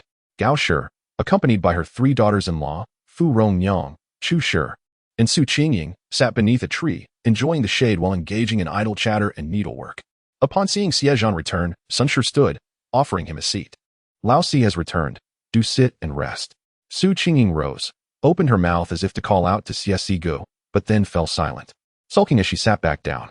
Xie Zhan remained oblivious to the young girl's discontent, greeting Chu Shi and surveying the surroundings, yet failing to spot Gujiao. He inquired of Gao Shi, "Mother, where is Junyang?" Gao Shi replied, "She has gone out to procure some medicinal herbs." Xie Zhan's expression shifted. Gao Shi shot him a glance, reassuringly stating, "Do not worry, Lao Wu is accompanying her. Your wife will not come to harm." Xie Zhan coughed twice, opting not to sit down, but rather stated, "I shall check if Su Shu and the others have returned." With that, he made his way to the entrance. Gao Shi chuckled with the others. He is not merely checking on Su Shu. He is clearly waiting for Junyang. Xie Zhan, not far off, overheard this and sheepishly rubbed his nose. Su Qingying, feeling disgruntled, pouted and declared, "I am returning to my room." She rose and stormed off, leaving Chu Shi shaking her head with a smile, remarking to Gao Shi, "Look at this child. She is truly spoiled by her father." Gao Shi laughed in agreement. "You and Su have been blessed. If only our patriarch had not passed so early, had we a daughter as lovely and charming as hers. Who knows how spoiled she might become." Xie Zhan sat on the threshold, lost in thought as he gazed at the street corner. Su Qingying, after circling around, approached him from a distance, observing him for a while before finally succumbing to her emotions and biting her lip as she walked over. "Xie Zhan." Xie Zhan turned, meeting her gaze with calm eyes, awaiting her next words. Su Qingying bit her lip again and asked, "Why do you not wish to befriend me?" Xie Zhan's pupils widened, startled by her words. He quickly glanced toward the end of the path, relieved that Junyang had yet to return. "Qingying, do not speak such nonsense. Our families are related. I have always regarded you as a sister of kin, with no impropriety whatsoever. Yet you ignore me, only befriending Gu Junyang." Tears began to cascade down Su Qingying's cheeks. Xie Zhan felt overwhelmed. "Qingying, I have many matters to attend to. If you are bored, wait for Lao Wu to return. And you two can spar. I have no intention of sparring with him." "Xie Zhan, why? When I was the first to know you, did you choose to favor Gu Junyang?" Xie Zhan's head spun. "Qingying, what does it matter who met whom first? I have known Zhao Sanqin since she was a snot-nosed child. What significance does that hold?" At that moment, Zhao Sanqin, having just arrived, overheard and was instantly incensed. Who was snot-nosed? Who? If it weren't for Xie Zhan, I would have yanked his ears and made him call me Annie. Yet, Xie Zhan was indeed the one who had provoked her. Clenching her teeth, she huffed in indignation, almost expelling her pent-up frustration, and quickly stifled it. With a scowl, she turned and stormed off, stomping her feet with every step, nearly leaving indentations in the ground. Just then, Xie Wulong returned driving a cart around the corner. Gu Jiao sat atop the cart, one hand clutching a candied hawthorn skewer, munching contentedly, while the other hand held several more skewers, clearly for the children at home. The cart was also laden with medicinal packages. Xie Zhan's previously indifferent demeanor brightened like the sun breaking through clouds as he approached. "Why did you take so long?" Xie Wulong jumped down from the cart, exclaiming, "For brother, the streets of Jingzhou are bustling with life, so vibrant and full of entertainment. You must join me in exploring tomorrow." Xie Zhan had no inclination for frivolities. His mind was preoccupied with pressing matters. Feeling a twinge of envy for Xie Wulong's carefree spirit, he ignored his brother's words and instead lent a hand to help Gu Jiao down from the cart. Gu Jiao, with one hand full of candied hawthorn skewers and the other busy munching, casually offered one to Xie Zhan. "Here, try this. The candied hawthorn from this vendor is delightful and not sour." Xie Zhan glanced at it and bit into one, savoring its sweetness. Xie Wulong rolled his eyes, exasperated. It was perplexing how normal his sister acted around him, yet the moment Xie Zhan appeared, the atmosphere shifted dramatically. Feeling aggrieved, Su Qingying vented her frustration towards Xie Wulong. "You rustic fool, what do you know of the world? What is so entertaining about Jingzhou? It's truly embarrassing." Xie Wulong, rolling up his sleeves, assumed a mock-fighting stance. "Do not think I fear you. You seem to be itching for a scuffle." Su Qingying, tears streaming down her face, turned and fled. Xie Wulong, bewildered, called after her. I didn't even lay a finger on her. For brother, you and Jiunyang can attest to my innocence. I have yet to strike her. Xie Zhan was preoccupied, wiping the sugar residue from Gujio's lips, and paid him no mind. Gujio nodded. I witnessed it. She cried on her own, not because of fifth brother. Xie Wulong, utterly confounded, stepped down from the threshold and drove the cart inside. Xie Zhan assisted Gujio with her handful of candied hawthorn as they entered, heading straight for the training grounds. Xie Daji and his brothers, along with Su Dundu, were engaging in playful antics at the training ground. Xie Zhan distributed the candied hawthorns among the children before leading Gujio to a shaded area beneath a tree to converse. They settled onto a long bench where he asked, Junyang, do you still have family back home? There are relatives, but I am not familiar with them. Compared to living under someone else's roof, I prefer a life of wandering. She continued, I have hardly seen my relatives, and their temperaments are unknown to me. In this era, a solitary girl struggles against the whims of her elders. Rather than shackle myself with constraints, allowing marriage and life to be dictated by others, I would rather live independently. I am not a frail woman relying on my family for survival. Fortunately, I have encountered the Xie family, who are all kind-hearted. Chapter 149. What has gotten into you? Xie Zhan felt a pang of sympathy, gently grasping her hand, feeling the calluses on her palm. Turning it over, he noticed not only calluses but also small cuts, likely from gathering herbs. Jiunyang must have come from a good background. She would not have been able to afford such an education or hone her archery skills without a solid foundation. She should have been living a life of luxury. Yet now she traverses long distances, faced with endless tasks, subsisting on coarse grains and wild vegetable porridge. He recalled the time he had seen her feet, marked with blisters, and the many instances where she had collapsed from exhaustion to sleep. Gujio interjected, There's been a misunderstanding. My collapsing to sleep is due to my commitment to learning medicine through the system. Remembering these moments, a wave of sorrow washed over Xie Zhan. Junyang. His voice trembled. These days have been arduous for you. I feel powerless, unable to provide you with a stable home, forcing you to accompany me in a ceaseless journey without even a moment's respite. His tone was thick with self-reproach. Gujio cast a puzzled glance at him several times, asking curiously, Xie Zhan, what has come over you? Why the sudden sentimentality? What has gotten into you? Xie Zhan nearly choked on his own blood at the absurdity of the situation. It was as if the god of matchmaking himself had bled, and the matchmaker was ready to hang herself. In a moment, all his tender feelings evaporated into thin air. Frustrated, he snapped, You little rascal. Anger surged within him as he seized Gujio's hand and nibbled it gently, though he couldn't bring himself to do more than that. What are you two doing? Xie Zhan, are you a dog? Two voices rang out simultaneously. Su Qingying glared at the pair, exclaiming, How shameless can you be in broad daylight? Gujio, bewildered, retorted, Does he bite me only at night? Xie Zhan's expression turned icy as he looked at Su Qingying, replying coldly, You're not a child anymore. Watch your words. Have I said anything wrong? You two are the ones being shameless. Su Qingying had walked away in tears, but, feeling unsatisfied, returned to confront Xie Zhan, only to witness the same scene again. Unable to tolerate Xie Zhan's frosty demeanor, she ran off in tears once more. Gujio finally realized the implications, asking, Did she think you were kissing my hand? Xie Zhan's ears flushed with embarrassment. Even if she had guessed it, must she say it out loud? How infuriating. His little rascal not only lacked the nerve called shyness, but likely had yet to develop the emotional sensibility necessary to navigate such situations. In the afternoon, Siadala and the others finalized their arrangements for accommodation, with a clear objective and only a temporary stay in mind. They found it relatively easy to secure a lodging, a large courtyard near the escort agency. However, upon hearing that they would only be renting for 10 days, the price went up slightly, but a little extra cost was acceptable. They would split it among themselves. They simply had to move out of the escort agency quickly. With so many people, waiting for the restroom was a hassle. Upon returning to the escort agency, they worked tirelessly to pack their belongings for the move. Lu Nio returned with ginseng. Although he was not well versed in ginseng or its pricing, he took Gujio's word that he could sell it for at least 2,000 taels. He went from shop to shop, only proceeding to the next if the price offered was insufficient. Such an exquisite piece of ginseng, if one had the capital to trade, would be irresistible to anyone knowledgeable about medicinal herbs. The value lay not only in its price, but in its rarity. A person would be foolish not to buy it when the opportunity arose. Ultimately, he succeeded in selling it for 2,000 taels and even purchased a horse. Lu Taijian and Lu Nio also stayed at the escort agency for convenience in discussing matters, and the father-son duo settled in with the Xie family. After dinner, Su's father and son, along with Lu Taijian and Xie Zhan, reconvened in the same room they had used that morning for discussions. Su Qingyan continued to stand guard at the door. Su Zongbiao opened the meeting by addressing the matter of travel permits. They had arranged to dine at a tavern with Chun Zhubu and Fang Xianqing, who promised to issue the travel permits. By tomorrow, they would tally the registered population, and the day after, they could submit it, likely receiving approval within 2 or 3 days. I've also secured the travel permit for Enyo to the capital. Su Zongbiao added.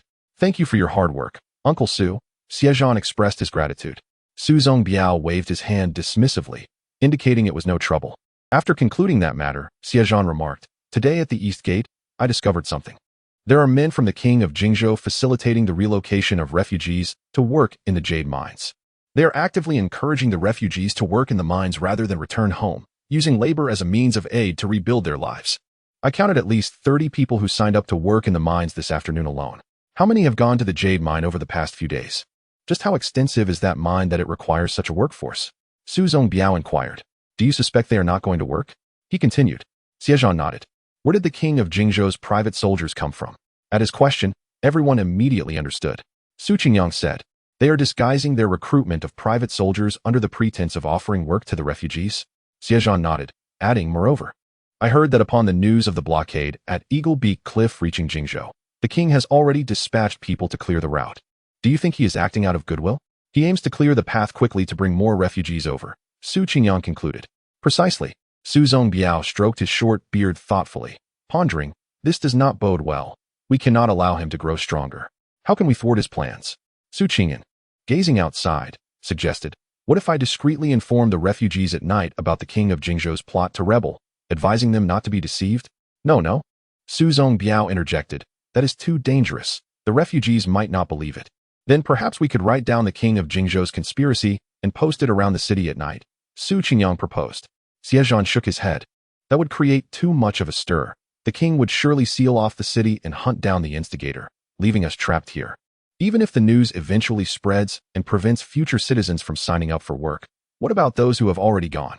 They will become the king's private army. In the event of a conflict, they will either perish on the battlefield or be exterminated as insurgents. They were once ordinary citizens. Do you wish to save them?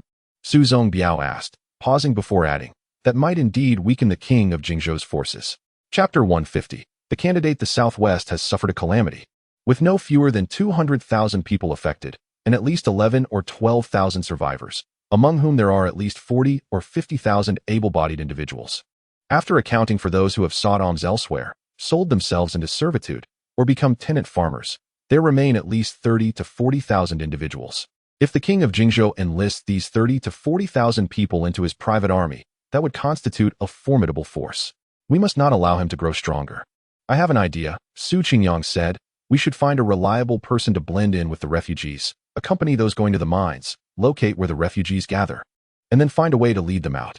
If so many refugees disperse, news of the king of Jingzhou's rebellion will inevitably spread. That could work. But with so many people, they will likely be scattered across different locations, which complicates matters, Su Zongbiao remarked while continuing to stroke his small beard. There will surely be guards watching over the refugees. Xie Zhan suddenly had an idea. Zhu Nyang is skilled in medicine. If she could administer a tranquilizer to the guards. Su Zongbiao clapped his hands. That could work. There will be at least 100 guards, soldiers, and cooks there. They certainly won't be dining with the refugees. While we can drug them, incapacitating so many at once will require a significant amount of the substance, which is difficult to carry. If we are caught, it could lead to trouble. Considering Xie Zhan's expression, he pondered further. Putting the guards to sleep is feasible. But those are the king's private soldiers. Once they awaken, they will report to the king and launch a large-scale search for the refugees. If those guards die, the news of the refugees' escape may not spread immediately, giving them a better chance to flee. Exasperated that Xie Zhan was young and might lack the resolve for such a grim task, Chief Su added, Sometimes, taking a life is an act of salvation. These men of the Prince of Jing Prefecture, if spared now, will only spill more blood on the battlefield later. A hush fell over the room as everyone contemplated Chief Su's words.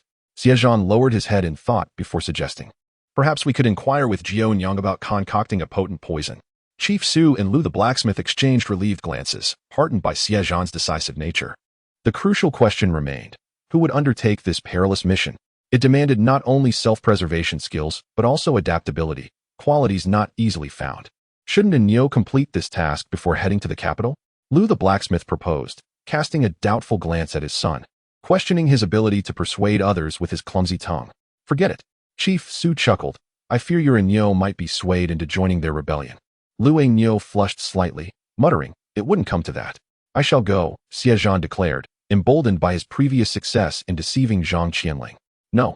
A unanimous chorus of disapproval erupted. But hear me out. I can. Xie Zhan began, only to be interrupted once more. I'll go? Su Qingyang volunteered. Su Qinggan, standing at the doorway, calmly asserted, I believe I am better suited.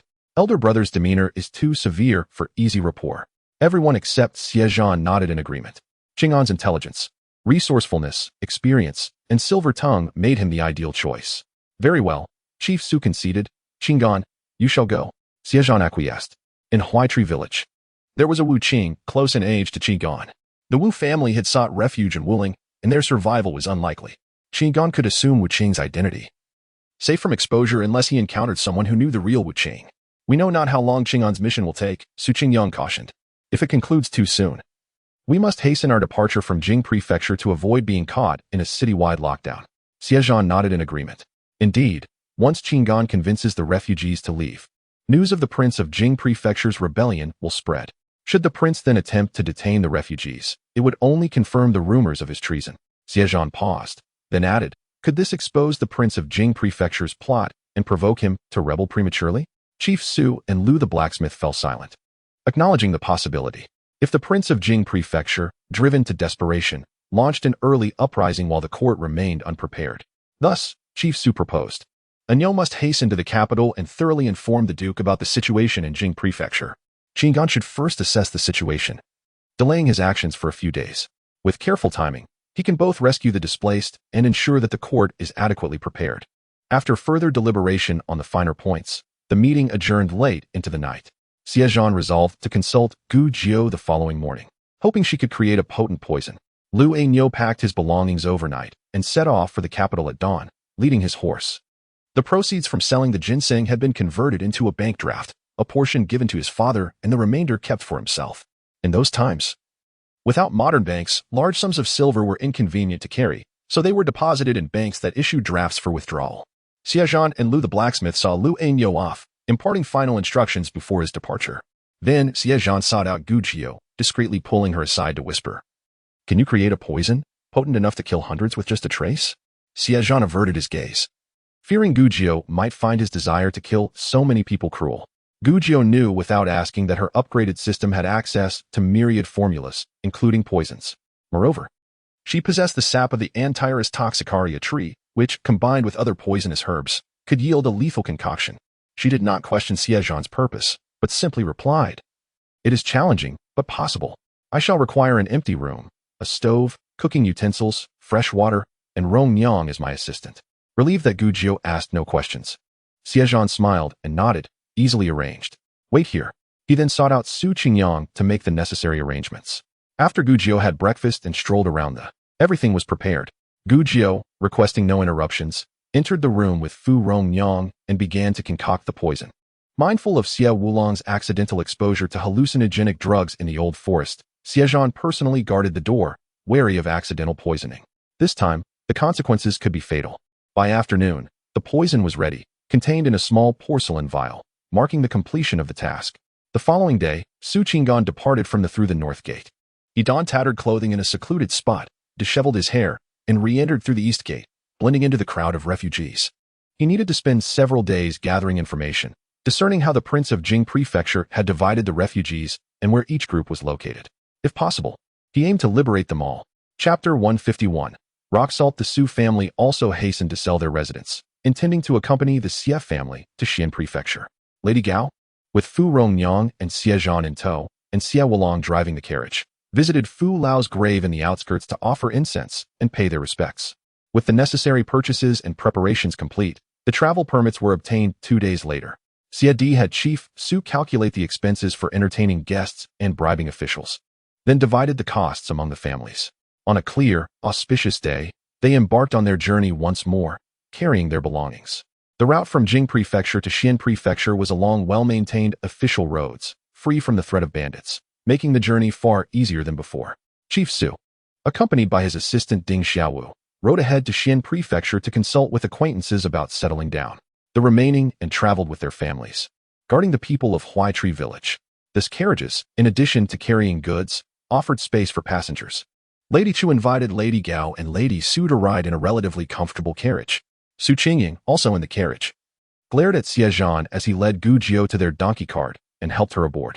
Lady Chu hastily pulled her back, reminding her that Xie Laoxi had always been polite but never shown romantic interest, and now that he had someone he liked, her daughter should not persist in pursuing him. She had been keeping Su Qingying under close watch, forbidding her from riding and preventing her from lingering near Xie Zhan. Beyond the borders of Jing Prefecture, the landscape became mountainous, with winding roads that added considerable distance to their journey. After traveling for 7 or 8 days, with about 100 miles to Xian Prefecture, the scenery gradually changed, revealing vast mountain ranges and towering cliffs. Gu Jiu, intrigued by the terrain, noticed the bare, yellowish-brown cliffs with intermittent layers of grayish-white rock. Unfamiliar with this geology, she asked the system, "What is this geological formation? Are those grayish-white layers rock?" The system responded coldly. The system's current level is too low to identify species other than medicinal herbs and plants. Gu Jiu sighed, realizing the need to upgrade the system. She intended to gather herbs and plants when time permitted.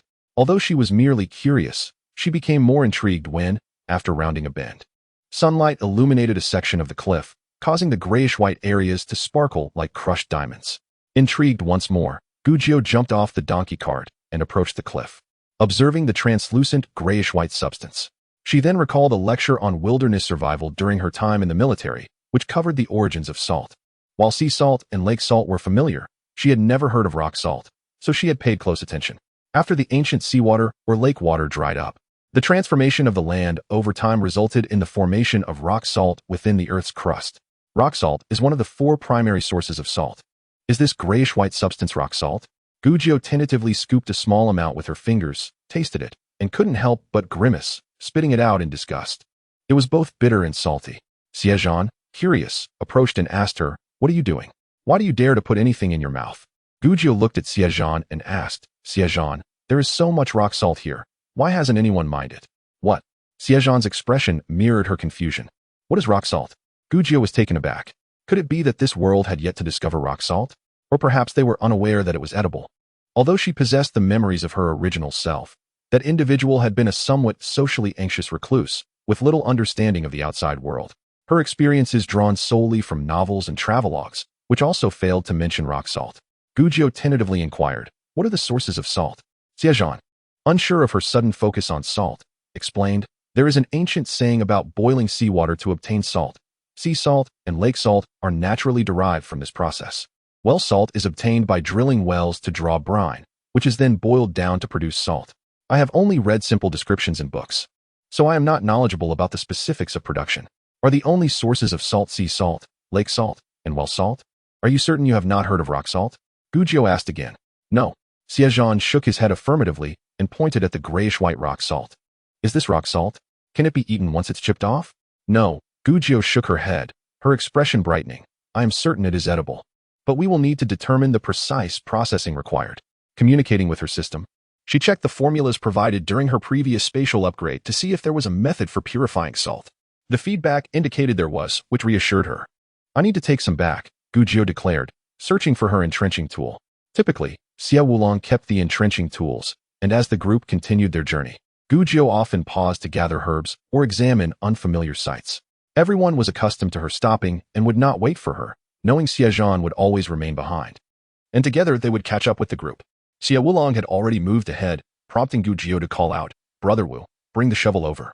Since the incident in the old forest, where Xie Zhan had held Gu Jiu's hand as they returned from the man-eating tree, he had consistently followed her, rendering Xie Wulong somewhat superfluous. Initially, he had tried to stay close, but later felt out of place and ceased to linger. Yet, not once had his sense of disappointment not been alleviated by a simple call of Brother Wu. "Here," Xie Wulong replied, retrieving the entrenching tool from the cart and trotting over. "What are you digging for, little sister? Brother Wu will help you." Gu Jiu pointed to the grayish-white rock salt. "I want this. Unscrew the shovel head and see if you can chip off some." Xie Wulong complied, detaching the shovel head and using the steel point within to carve at the rock wall. Gu Jiu held a cloth beneath to catch any falling pieces. At that moment, an elderly man approached, carrying a load on his shoulder. Noticing their activity, he He set down his burden to engage them in conversation. You must be from out of town. Heading to Xianzhou? Xie Zhan bowed respectfully and replied, in response to your inquiry, we have traveled from Jingzhou on our way to Xianzhou city. The elder pointed at the busy Xie Wulong and Gujiu. Do you recognize this substance?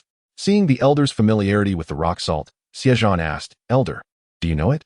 To be honest, we are not familiar with what this is. We are merely curious and wanted to see what it is. The elder chuckled, shaking his head. Ah, children, this is toxic salt. It's merely a curiosity, but you must not eat it. Consuming it will cause your body to turn purple and lead to severe diarrhea. Chapter 152. Arrival in the capital. Xie Zhan was taken aback. This was actually toxic salt. He immediately thought of Gujiu's exceptional knowledge. If she said it was edible, it must be safe. But why did the locals deem it toxic?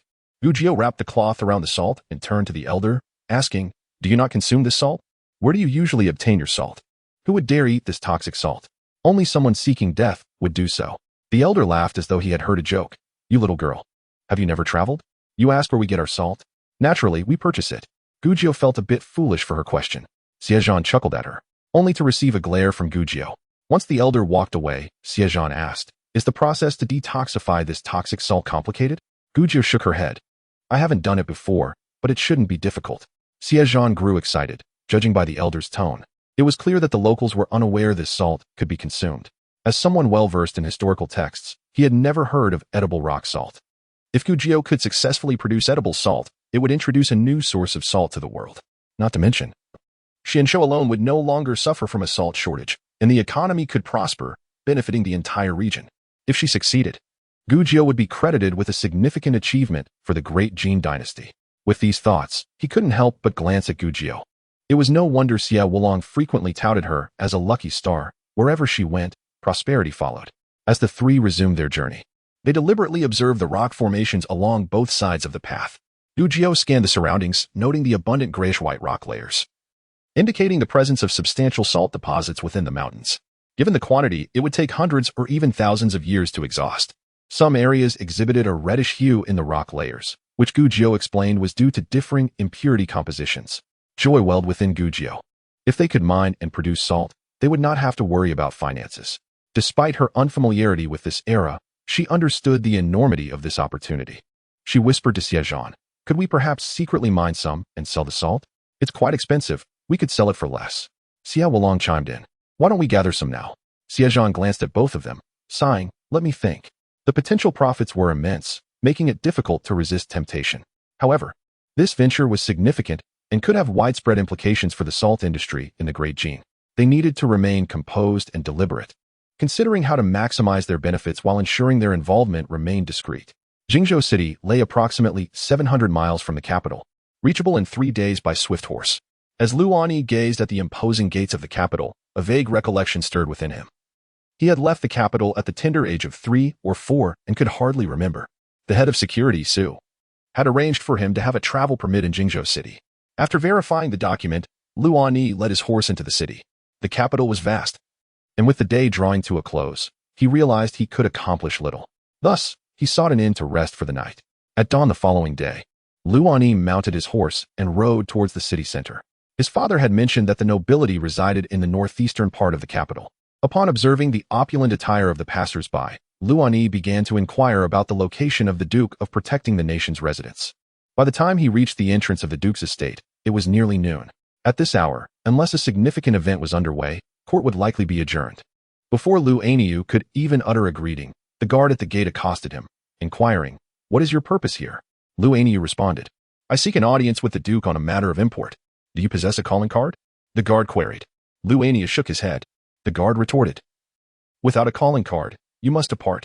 The Duke is burdened with daily affairs and cannot receive just anyone. Lu Aniu persisted, pray, inform the Duke that a person from Qinghe has arrived. Surely, the Duke will grant me an audience.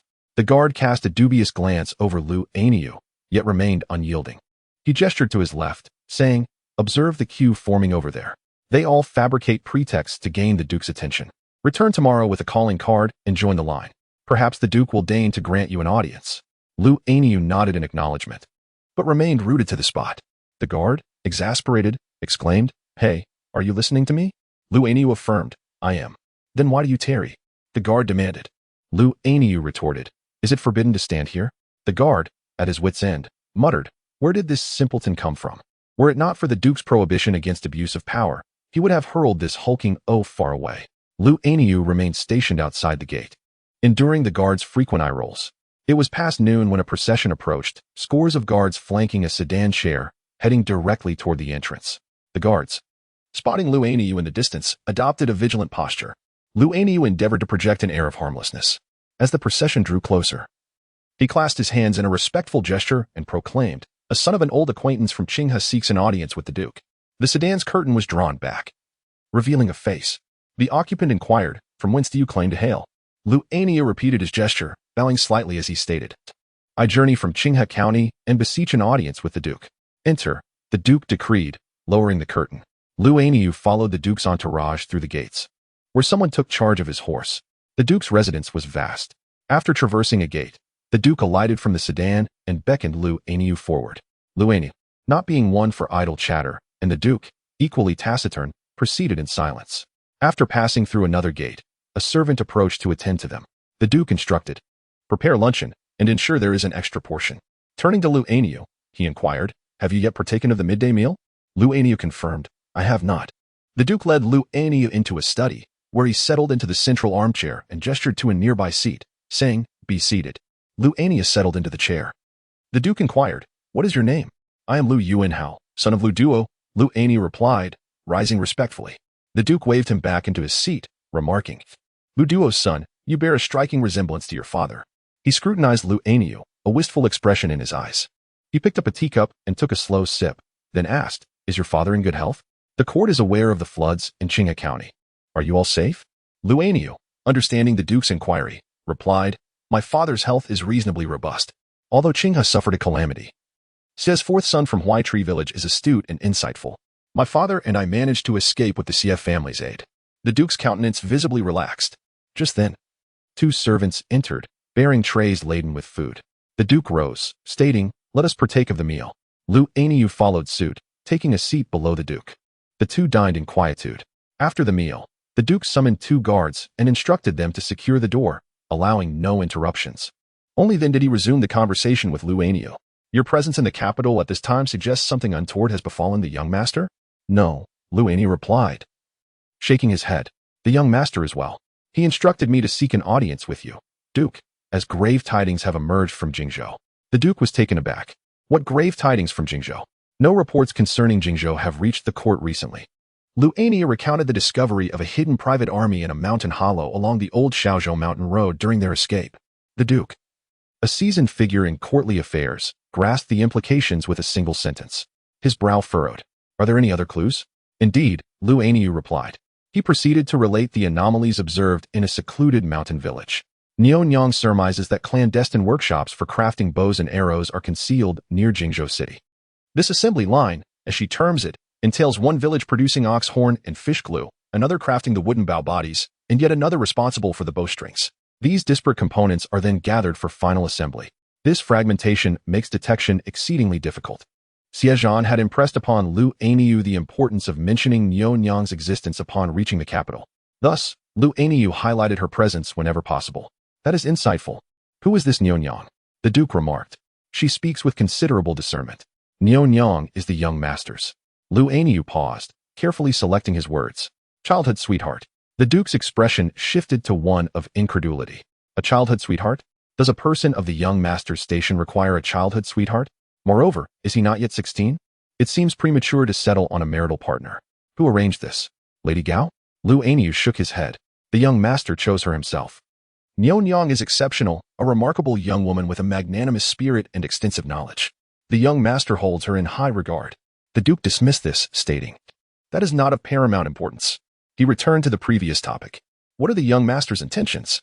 "The young master fears that the king of Jingzhou's power will continue to burgeon, making him an even more formidable adversary, leading to greater loss of life in battle. He hopes that you, Duke, will bring this matter to the attention of the court and request that the court dispatch forces to subdue the king of Jingzhou." Lu Aniu then conveyed Xie Zhan's request for the Duke to enlist individuals to fabricate evidence. Upon hearing this, the Duke smiled and murmured, "He is adaptable and unconventional." "Excellent. Excellent." He then clapped his hand on the armrest and said, "However, such measures are unnecessary. The young master, being far from the capital, is unfamiliar with the dynamics of the court. The emperor is already incensed by the king of Jingzhou's defiance in refusing to answer the summons to the capital to address the breach at Juhuweir. There's no need for such elaborate schemes. You shall accompany me to the palace and relay your findings to the emperor directly. Lu Anyu replied. I shall heed your counsel, Duke. Having concluded their discussion of official matters, the Duke inquired, where is the young master currently residing? The young master has relocated his family to Xianzhou, where they are under the protection of General Su. Xianzhou, the Duke mused. Xianzhou is indeed a suitable location. But do they have any means of livelihood? Su's escort agency is hardly lucrative. With Nionyang's presence, they will prosper. Nionyang is adept at generating wealth. The Duke seemed indifferent to Nionyang's existence, prompting Lu Anyu to mention her repeatedly. Upon hearing her name a second time, the Duke's curiosity was piqued. From what region does this Nionyang hail, and what is the occupation of her forebears? Lu Anyu shook his head. I do not know. Nionyang fled from Wuzhou as a refugee. Her family perished, leaving her as an orphan. The Duke's hand, which had been stroking his beard, paused. A hint of displeasure flickered across his face. You dare to harbor an individual of unknown origin and betroth her to the young master? Nionyang's origins are shrouded in mystery, but her erudition and breadth of vision suggest she is descended from a noble lineage or a family of officials. Despite her youth, the talent, insight, and capabilities she exhibits are unparalleled. The Duke, sensing the high regard in which both Lu Anyu and the young master held Nionyang, began to take a greater interest. How old is Nionyang? Not yet 12. The Duke of the Protectorate nearly plucked a few whiskers from his face, remarking that a 12-year-old girl could hardly possess any considerable wisdom. However, Lu Anyu was not pleased with this sentiment, as he believed that Jiunyang's medical expertise was extraordinary, and she was well-versed in both astronomy and geography, in addition to her remarkable archery skills. Lu Anyu reiterated. She is quite charming. The young master holds her in high regard. With this assurance, they would no longer need to fret about the young master's matrimonial affairs. A 12-year-old girl knowledgeable in both celestial and terrestrial matters? The Duke shook his head, amusement evident in his tone, suggesting she might as well be a celestial being reincarnated. Given her medical skills and exceptional prowess in archery, Lu Anyu spoke earnestly. That is indeed the consensus. The Duke choked momentarily, shaking his head once more. With several years until Xie Zhan's marriage, there was no urgency to discuss his nuptials. The Duke deftly shifted the topic, stating, You shall stay with me for a couple of days. Once I am finished with my matters, I will escort you to the palace to meet His Majesty. Standing up, Lu Anyu bowed and insisted, Time is of the essence, my lord. Before we depart, the young master, General Su, and my father all instructed me to ensure the court dispatches troops post-haste. The king of Jingzhou continues to recruit refugees and expand his private army. When I left, General Su's son Su Qingyan had already infiltrated the ranks of the refugees. Lu Anyu relayed their carefully devised plan to the Duke, expressing concern that if news leaked, the king of Jingzhou might take rash actions, leaving the court unprepared and resulting in several initial defeats. He added, Su Qingyan should be fine. Jiunyang's poison is potent enough to claim the lives of hundreds with just a minuscule amount. The Duke could not help but snort. If he failed to grasp Lu Anyu's meaning, he had wasted decades in the court. You need not keep bringing up Jiunyang. I have no suitable candidates for the young master here. Rest assured. Lu Anyu sighed in relief, grateful for the assurance. The Duke, however, had developed a keen interest in Jiunyang. Her commendable qualities, which had captivated Lu Anyu and earned Xie Zhan's utmost respect, indicated she was no ordinary 12-year-old girl. With pressing matters at hand, the Duke refocused, patting Lu Anyu on the shoulder. Come, I shall take you to the palace now. Chapter 154. Settling down, the Duke accompanied Lu Anyu, and the two spent the afternoon within the palace. Upon their departure, only the Duke remained.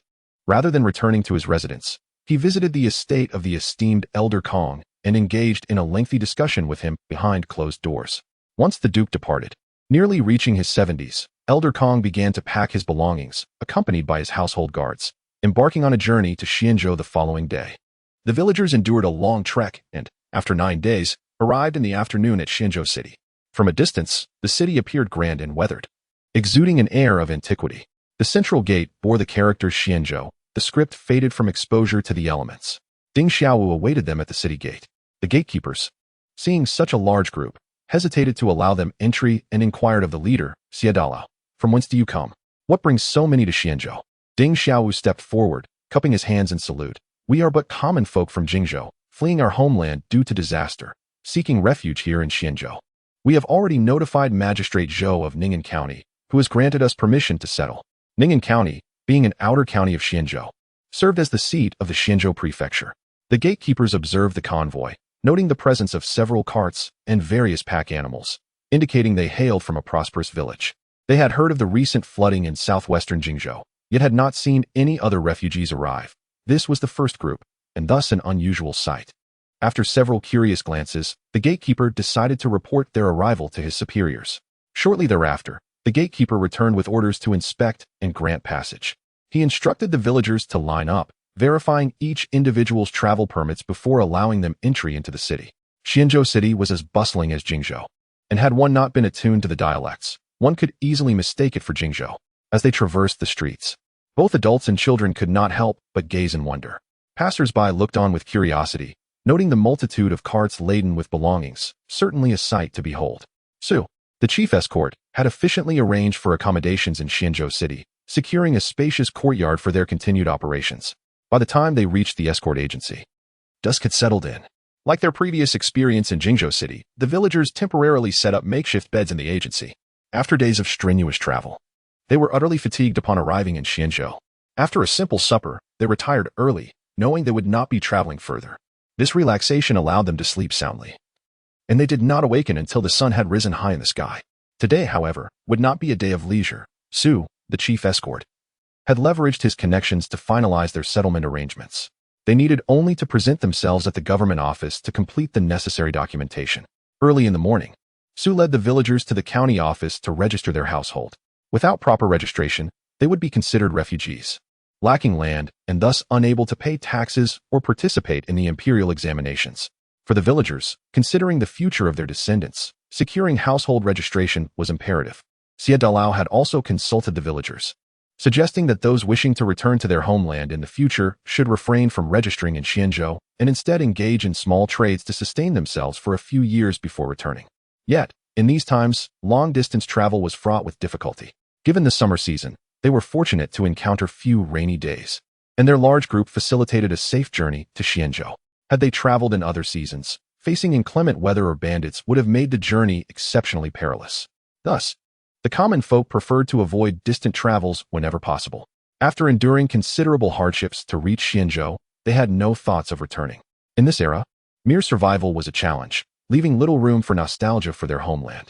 Upon arriving at the Ning'an County office, a man in his 30s awaited them at the entrance. Upon seeing their approach, he quickly stepped forward. Bowing to Su, he exclaimed, "Su uncle, you have arrived."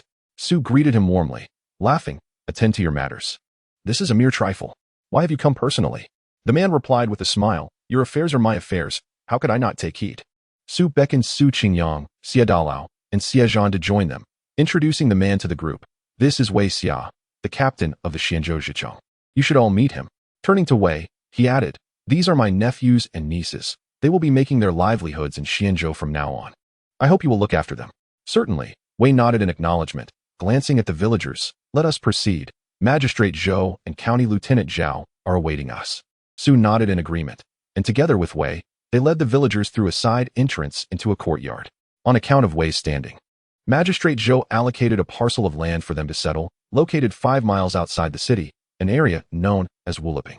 The land was level, and the surrounding wasteland could be cultivated freely. Once improved, it would belong to them, subject to measurement and registration by the county.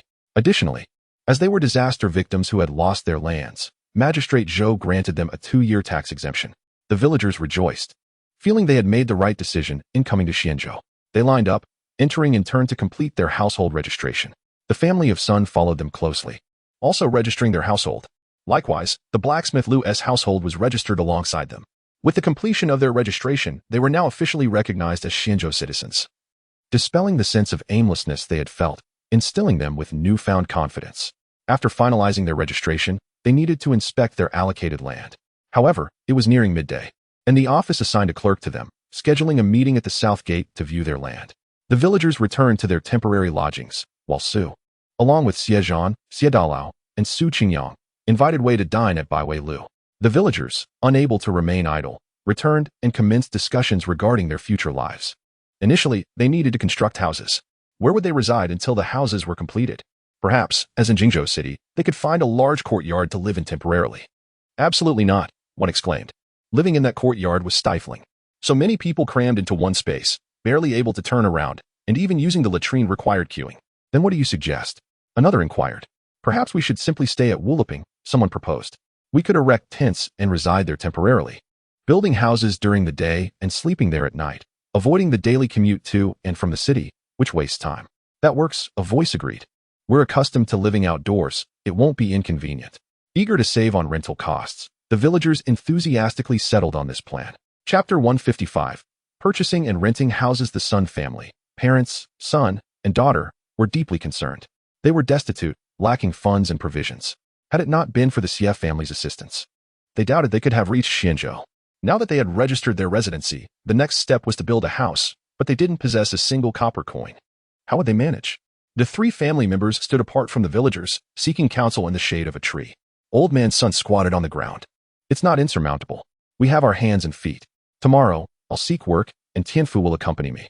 Old woman, you can work in a restaurant, washing dishes and vegetables. We can earn something. Alas, building a house will cost at least 5 or 6 taels of silver. How long will it take to earn that? Old woman's son lamented. Indeed, Tianfu chimed in. Perhaps we should borrow some from the Xie family. Old man's son scoffed. Don't even think about it. They've helped us enough. If it weren't for Xie Laosi, we would have been executed as vagrants. We've consumed their food and drink along the way. Isn't that enough? Borrowing money from them? Have you no shame?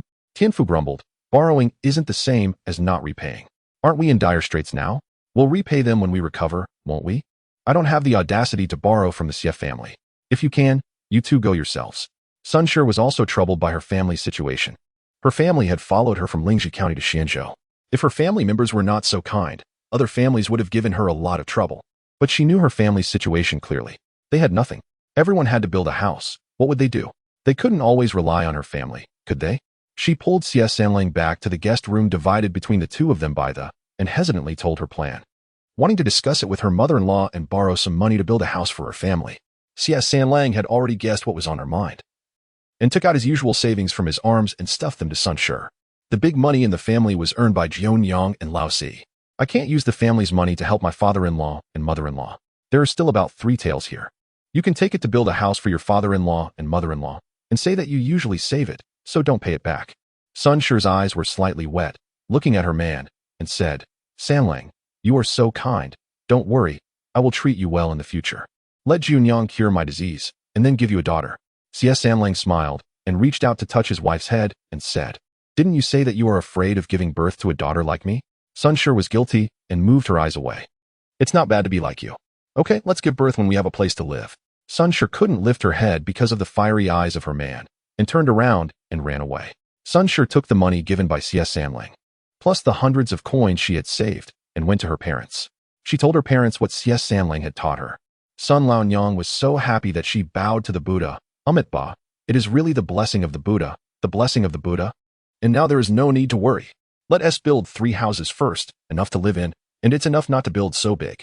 Sun Laodai disliked and said, What is the blessing of the Buddha? It is obviously your daughter who is blessed and married into a kind family. If it is someone else's family, the mother-in-law is still there and has not separated, how can she save so much money to subsidize her natal family? Speaking of this, I was a little suspicious and looked at Sun Shi and said, Tell me honestly, where did the money come from? With your virtue of not counting steamed buns, can you save so much money?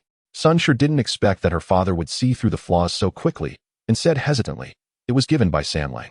This is what Sanlang usually saves by selling bamboo baskets and bamboo baskets. Sanlang said that our family is having difficulties, so let us save ourselves. And we don't need to pay it back. Sun Laodai pointed to Sun Shi's forehead.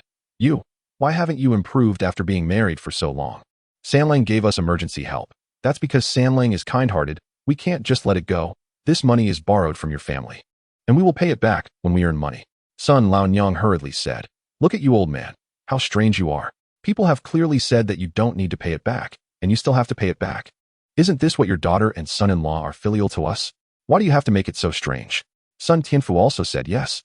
The second sister and the second brother-in-law are filial to you too, so don't refuse. Sun Laodai nodded at them. What are you thinking? How can you always think about taking advantage of others? Anyway, it's useless to say it at this time. You have to earn money before you can say whether to pay it back or not.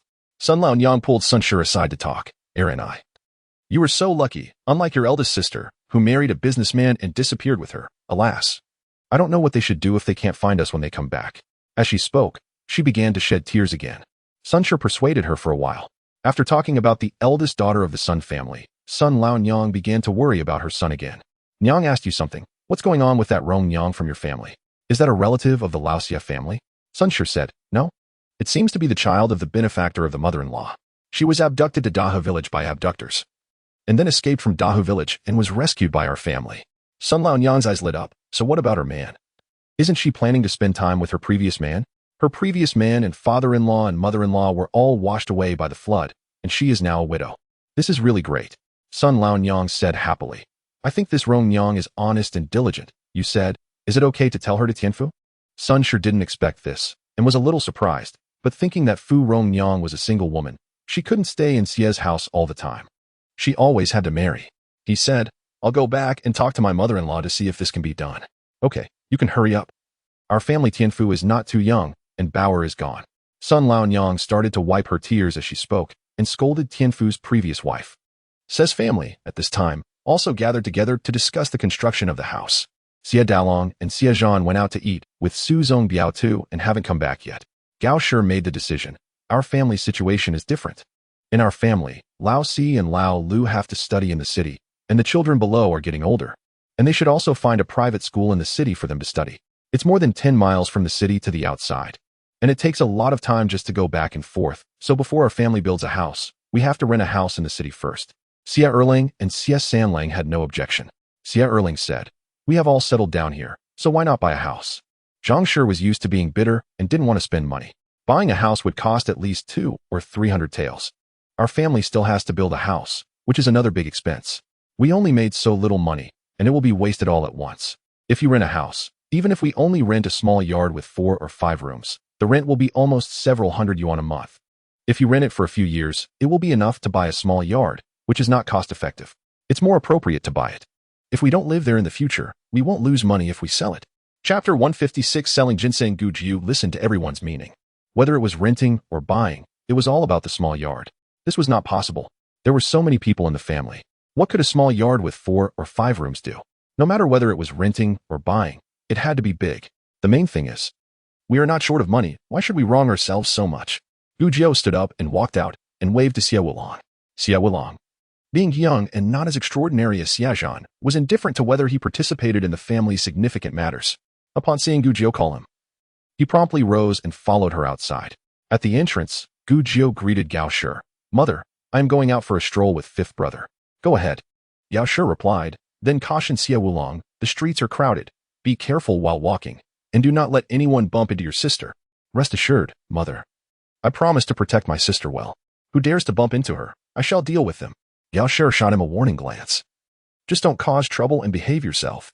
If you cannot manage, wait for your fourth brother to return and accompany Jiao Nyang out. I can. I assure you I will be on my best behavior, Xie Wulong vowed, and with that, he tugged at Gu Jiao and hurried away, fearing that he would have to switch places with fourth brother. Once outside, Gu Jiao teased, what if I bump into someone? Xie Wulong paused for a moment before bursting into laughter, then I'll beat them up. Gu Jiao laughed heartily. Having an unreasonable and protective brother was truly delightful. They had not yet unloaded their belongings from the cart, as they might soon be moving to a new place. Gu Jiao went to the carriage and retrieved her small basket. In truth, the vital items were stored in her space. Carrying a basket was merely a pretense. Xie Wulong took the basket from her and carried it himself. As they walked, Gu Jiao inquired with passers-by about the nearest apothecary. Upon hearing they were heading to the pharmacy, Xie Wulong asked, are we going to fetch medicine? Has mother run out of her medicine? Gu Jiao shook her head. No. I want to sell some herbal materials. Why sell herbal materials? Have you run out of silver? I have some here. Take it and use it for now. As he spoke, Xie Wulong pulled a few copper coins from his pocket and handed them to Gu Jiao. She glanced at the meager coins in his palm and replied, Fifth brother, I believe if you were left to fend for yourself, you'd have to rely on the northwestern winds to survive. If a sandstorm hits one day, that would be an unexpected feast. Xie Wulong, taken aback, then erupted into laughter. Are you implying that I am so poor that I can only drink the northwestern wind? He scratched the back of his head. Indeed, I might be a bit impoverished, but fear not. I shall earn great wealth in the future to provide for my sister. Gu Jiao's eyes sparkled like crescent moons. No need for you to earn money. I will make a fortune to spend on you. Come, Let us earn money together. Xie Wulong, somewhat bewildered, followed Gu Jiao into the Baichao hall. Inside, several people were waiting for consultations, and an elderly man sat on the east side, stroking his white beard with closed eyes as he diagnosed patients. Having inquired about the price of Tianma during his last visit to the pharmacy, Xie Wulong was familiar with the process. He leaned over and quietly asked Gu Jiao, "What are we selling?"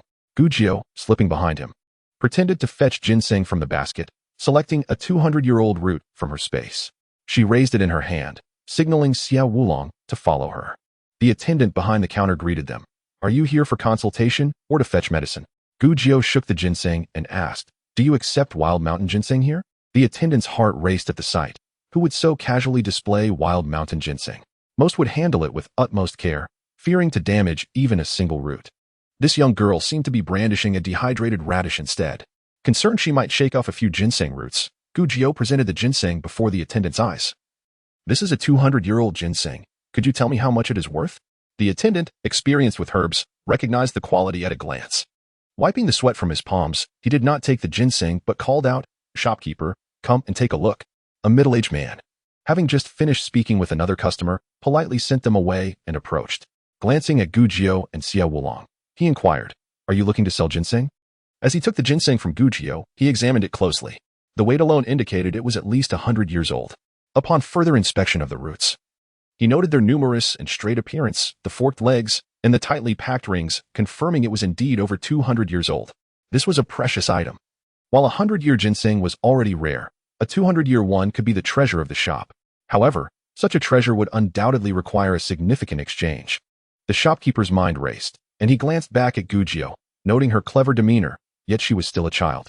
Xie Wulong, a 15 or 16-year-old lad, seemed handsome but rather oblivious. Dressed in coarse linen, they appeared to be simple folk without power or influence. An idea formed in the shopkeeper's mind as he examined the ginseng with reluctance. "You say this ginseng is how old?" 200 years, Gu Jiao replied. "It could be more or less." The shopkeeper shook his head with a smile. "Little girl, don't exaggerate. This ginseng is at most 50 years old, and moreover, it is not ginseng but rather sand ginseng, which is worthless." Gu Jiao was taken aback, snatching the ginseng back. "How unreasonable. I suspect your eyesight is failing. The doctor is right there. Go have him check. I fear you may go blind if you wait too long." Xie Wulong was also incensed. He had been present when they dug up the ginseng. Although he wasn't knowledgeable, Junyang had said it was at least 200 years old. When had she ever been wrong? To be told it wasn't even ginseng was utterly absurd. He pulled on Gu Jiao's arm. "Sister, let us go. This shopkeeper is unreasonable, thinking we are young and naive enough to be taken advantage of. There are plenty of pharmacies. We need not worry about selling our 200-year-old ginseng." "Wait," the shopkeeper said, his expression darkening. "What do you mean by saying I am trying to cheat you? You two children are spreading falsehoods and tarnishing my reputation. And you think you can just leave? There is no such easy escape. Clarify your claims, or you shall not leave my Baichao hall." Noting their accents were not local, he thought they were just visiting children trying to cause trouble. He resolved not to let them leave without relinquishing their treasure. Gu Jiao paused, turned to him, and said, "Oh, you want me to clarify? Very well, I shall explain it thoroughly, lest you remain ignorant and buy herbs carelessly, causing harm to patients." Pointing at the ginseng in her hand, she continued, "This is indeed genuine wild mountain ginseng. Sand ginseng does not have roots. This one is full of roots. The difference is as distinct as between a human and a monkey. Anyone with sight can tell. If you cannot even discern this, how can you run a pharmacy? I shall teach you how to distinguish the age of ginseng. There is a saying, 7 taels for ginseng, 8 for treasure, meaning the older the ginseng, the heavier it is, and the more roots it has. I saw you weighing the ginseng earlier. Do not feign a cramp. You are clearly assessing its age. Furthermore, look at these roots. There are so many that even your old eyes cannot count them. To say it is at most 50 years old is absurd. Sand ginseng grows rapidly. 10 years is all it takes to reach this size. Are your eyes so clouded that you cannot see such a clear distinction? Or do you wish to deceive me because you think me too young to discern good from bad?" The shopkeeper's face darkened further, his heart pained by Gu Jiao's sharp words. Initially feigning anger, he now felt genuine irritation. He had assumed this little girl was merely trying to sell off her family's ginseng for a quick profit. He intended to acquire this exceptional old mountain ginseng at the lowest price possible, but instead, he found himself on the receiving end of a scolding. Now trapped by his own words, he couldn't admit to his blunder and had to maintain his stance. "You, a little girl, have picked up a thing or two from somewhere, yet dare to show off here? I have been the shopkeeper of this pharmacy for most of my life. Surely I can tell the difference between ginseng and sand ginseng. This is clearly worthless sand ginseng, and you, little girl, are trying to sell me ginseng to make a few extra coins. The dispute quickly attracted the attention of those nearby, with patients in the pharmacy turning their gazes toward the scene. Gujio was someone who approached matters of medicine with both seriousness and tenacity. Unlike others who would simply take the ginseng and leave, she insisted on clarifying the issue at hand. The shopkeeper, intent on misleading others, was met with her challenge. Very well, Gujio declared, gesturing towards a row of tall cabinets against the wall. Since you insist on this misrepresentation, why don't we bring out some sand ginseng for everyone to compare? Let us see if mine is truly ginseng or merely sand ginseng. The patients watched the shopkeeper expectantly, their silence laden with anticipation as they awaited the comparison. The elderly doctor attending to the patients shook his head and sighed, lamenting the shopkeeper's increasingly unreasonable behavior. The shopkeeper, momentarily at a loss for words, found himself questioning how such a young girl could be so difficult to contend with. After all these years, he thought, he couldn't possibly let a mere girl outwit him. With a stern expression, he retorted, "The herbs in my pharmacy are not for your casual inspection. I have lived long enough to know more about medicinal materials than you could ever hope to learn. If I say it's sand ginseng, then it is indeed sand ginseng." Gujio's eyes widened in disbelief. That reasoning is fundamentally flawed. Does age alone confer correctness? Truth cannot be evaded by mere age. If that were the case, why even bother with the magistrate? We could simply have the oldest individual preside over matters, and whatever they say would be accepted unconditionally, simply because of their age. Xie Wulong intervened, attempting to pull Gujio away. "Sister, let us not waste our breath on him. If he doesn't understand ginseng, there are those who do." Gujio wrinkled her nose at the shopkeeper, huffed, and followed Xie Wulong outside. The shopkeeper, regretting his earlier words upon realizing the girl's sharp tongue, hurried after them, his face exposed to the sunlight. Suddenly, Gujio exclaimed, "You appear rather pallid, shopkeeper. Your skin is devoid of luster, and your voice lacks vitality. This suggests kidney deficiency due to excessive indulgence. Do you often experience a lack of appetite, weakness in your lower back and knees, joint pain, and an aversion to cold?"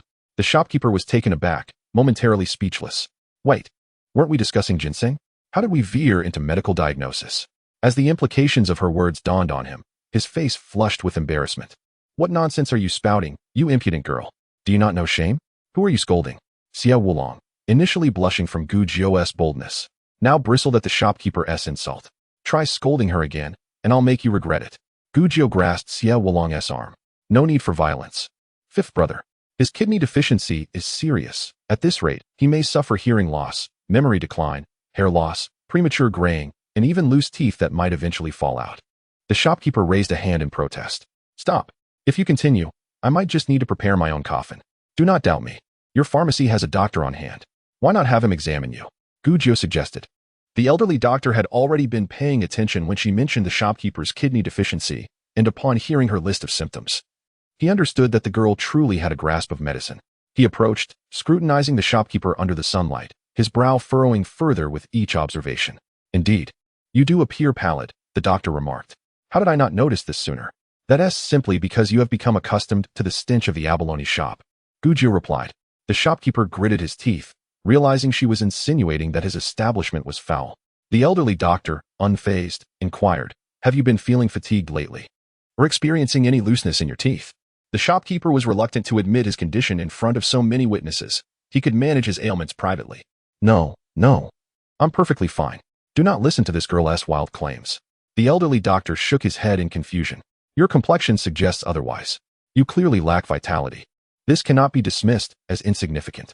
Gujio continued, "Your energy is low, and your diet is unregulated, leading to an imbalance in your spleen and stomach, resulting in internal dampness and heat, which in turn darkens your complexion.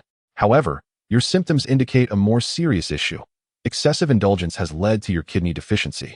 Xie Wulong's face turned crimson. "Sister, please stop. You're speaking such brazen words." Gujio sought confirmation from her internal system. "System, am I correct in my diagnosis?" The mechanical voice responded, "The host's diagnosis is accurate, and there are remnants of aphrodisiac substances in his blood." Excitement surged within her. "You, shopkeeper, must exercise caution. If you continue consuming these substances, your condition may worsen significantly." Xie Wulong crouched against the wall, covering his face.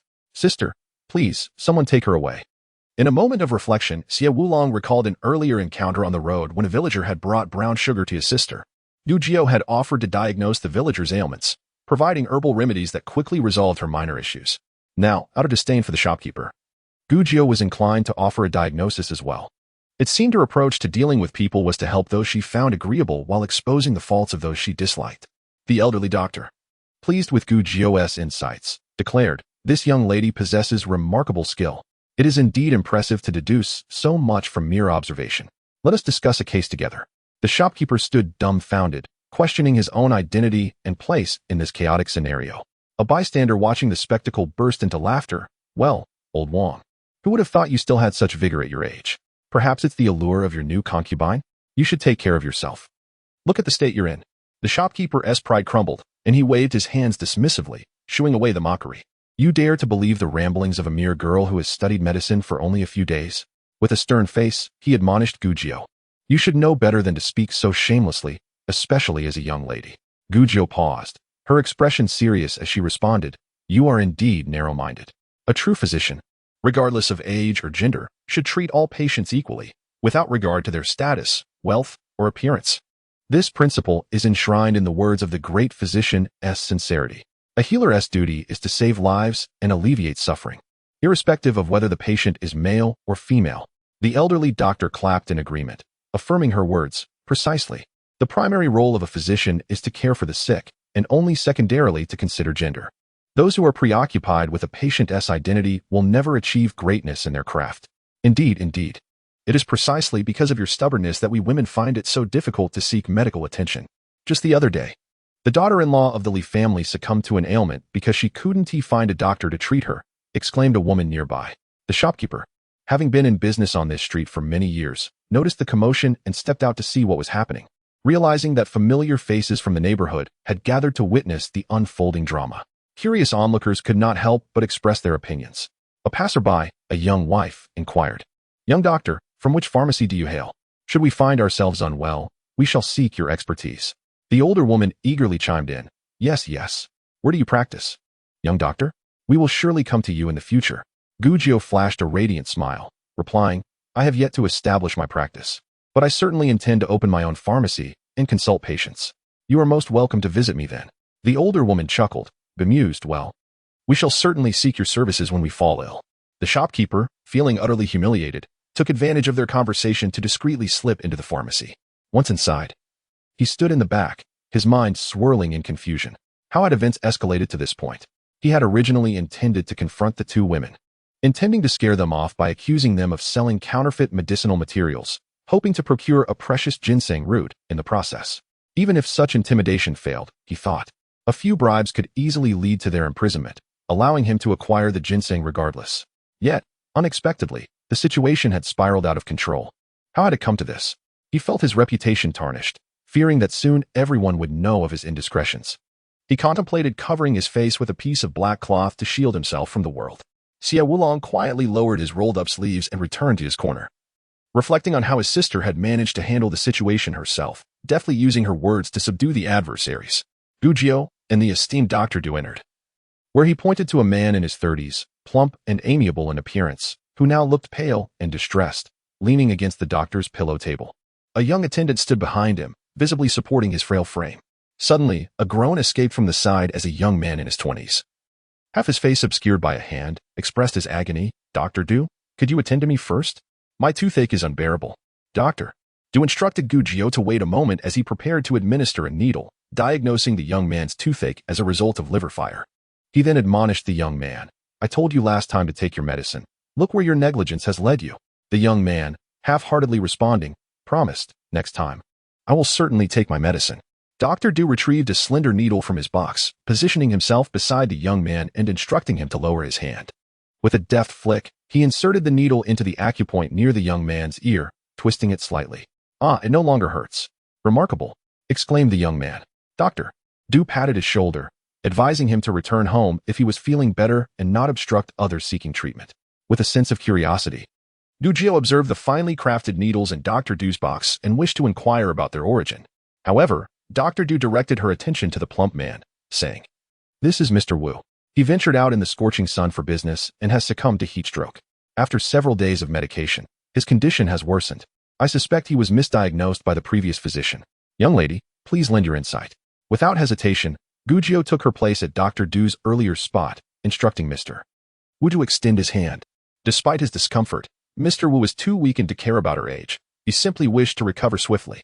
After examining his pulse, Gujio inquired, "Do you experience sensations akin to being cut by blades, with a desire to vomit but unable to, and an urge to relieve yourself, yet find it impossible?" Mr. Wu nodded wearily, affirming, "Yes." Gujio continued, "I suspect you are suffering from cold limbs due to internal cold." After this, she mentally communicated with the system, "Is my diagnosis correct? Your assessment is accurate. Your pulse diagnosis skills have significantly improved," the system replied. The shopkeeper, still harboring disdain for Gujio, interjected, "What does this young lady know about medicine? It is midsummer. How could one catch a chill?" Dr. Du waved dismissively at him, already aware that he was making a fool of himself. Turning back to Gujio, his expression softened. "I too sense a possibility of internal cold, but during this sweltering season, it seems unlikely, thus I hesitate to confirm." Gujio continued her mental conversation with the system, pondering the cause of the internal cold in summer. The system provided a hint. Residual cold medicine has been detected in the patient's bloodstream. Realization dawned upon Gujio as she observed Mr. Wu's physique and asked, "Could it be that, due to your corpulence, you frequently consume cool herbs like huanglian or a yuan san to counteract heat?" Mr. Wu weakly nodded in affirmation. Dr. Du quickly grasped the situation, questioning whether Mr. Wu had consumed cold water after his arduous journey under the sun. The attendant confirmed, "Indeed, my master, fearing the heat, hurriedly drank cold water from a well during his midday rest." Dr. Du sighed, shaking his head. It is evident that Mr. Wu's propensity for heat and perspiration leads him to seek cooler sleeping arrangements at night. The attendant nodded, "You are indeed correct. My master prefers to sleep on cold ground at night. This is the crux of the issue," Dr. Du declared. Due to his habitual consumption of cold medicines, he accumulated internal cold. Drinking cold water and sleeping on cool surfaces only exacerbated the condition. Misdiagnosed as heat stroke, the administration of additional cold remedies further deteriorated his yang energy, resulting in cold limbs. As he spoke, he gave Gujio a thumbs up, exclaiming, "You are impressive, young doctor. You identified the root cause swiftly, surpassing even the experience of seasoned practitioners." Gujio, feeling a mix of pride and humility, acknowledged, "It is not a matter of exceptional skill. There remains much room for improvement." Xie Zhan looked at Gujio with surprise, realizing she could be modest as well. A sense of pride filled his heart as an older brother. Dr. Du chuckled, "You are too humble. What prescription do you propose?" After consideration, Gujio suggested, "Let us prescribe Fuzi Lizhong decoction." Dr. Du paused for a moment before responding, "I had initially considered CNI decoction. However, Fuzi Lizhong decoction is indeed more suitable for nurturing warmth." "Excellent choice."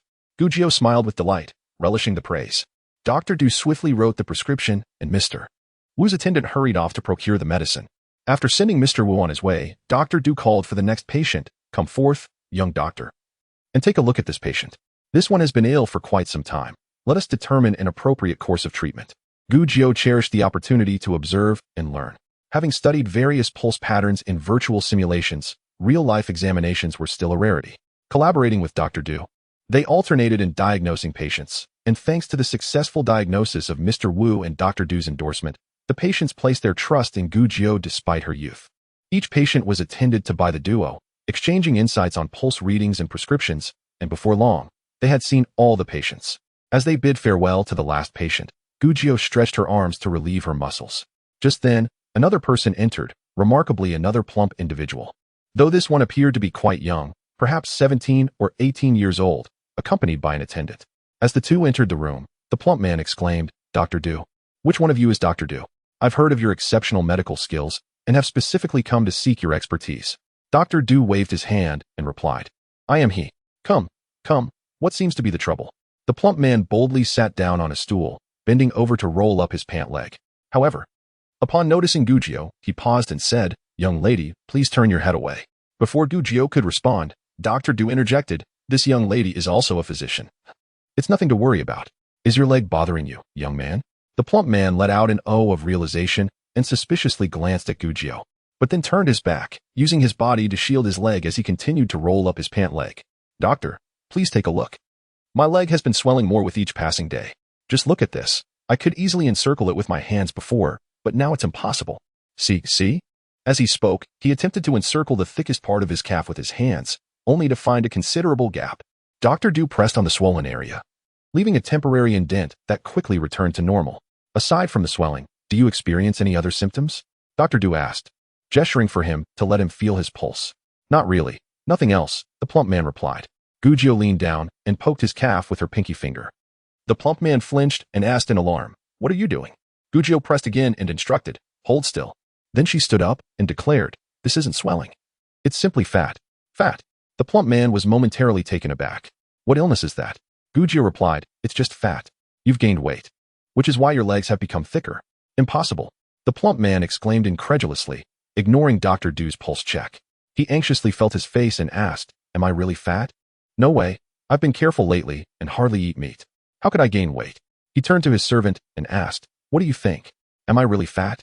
The servant hesitated, finally admitting, "Yes, just a bit." The plump man was immediately disheartened, lamenting, "How have I gained weight again? My handsome face is lost forever."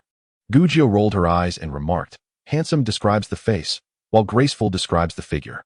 If you don't know how to use words, please refrain from misusing them." The plump man stomped his foot in protest. "I like using those words. Who are you to say otherwise?" He rose, frustrated, and was about to storm out. Dr. Du shook his head, bemused, having never seen someone equate fatness with swelling before. Gujio called out, "Wait." The plump man turned back, saying, "What is it?" "Although you are quite lovely, I assure you I have principles," and Woon Ti casually flirt with a young lady. After taking in Gujio's radiant beauty, he added, "However, if you truly admire me, I suppose I could reluctantly take you home to nurture you a bit." Chapter 160. Two innocent children. Xie Wulong stood up from the corner, rolling up his sleeves. "Another fool, looking for trouble. How dare you tease my sister? I want to rest until I teach you a lesson." Gujio rolled her eyes again, stating, "You should reflect on yourself. Self-critique would do you good. I called you over because your complexion is dark and seems to harbor ill energies. Perhaps there's an issue with your liver, and it would be wise to consult a doctor." "Nonsense," the plump man retorted, unconvinced. "I'm young and my liver is perfectly healthy. Don't think you can curse my health just to have more conversations with me. I've encountered many who wish to attach themselves to me." Gujio, now irritated, placed her hands on her hips and wrinkled her nose, saying, "Was I too subtle earlier? Let me clarify. Why don't you take a moment to look in the mirror and see if you are beautiful or ugly? Such narcissism. Do you believe you are Panin or Songyu? Does every woman you encounter become mesmerized? I wonder if your family has no mirrors. If not, I could gift you one." The plump man's face turned crimson with embarrassment. How can one insult like this? He recalled Confucius's words, "Only women and petty men are difficult to deal with." Feeling overwhelmed, he hurriedly left. Gujio shouted after him, "If you have the guts, repeat that in front of your mother." The plump man shuddered and muttered as he ran away, "I want to say it. I'm not foolish." Xie Wulong returned to the corner, feeling that his sister's words could be sharper than his fists. He felt useless in comparison. The shopkeeper watched Gujio with a bemused expression, wondering which unfortunate soul would fall victim to her sharp tongue in the future. Dr. Du had watched the entire exchange, shaking his head in confusion. "Do you believe there's a problem with his liver?" he asked Gujio. "Facial diagnosis is not always accurate. Did you detect any issues during your pulse check?" she inquired. Dr. Du replied, "The time was too short.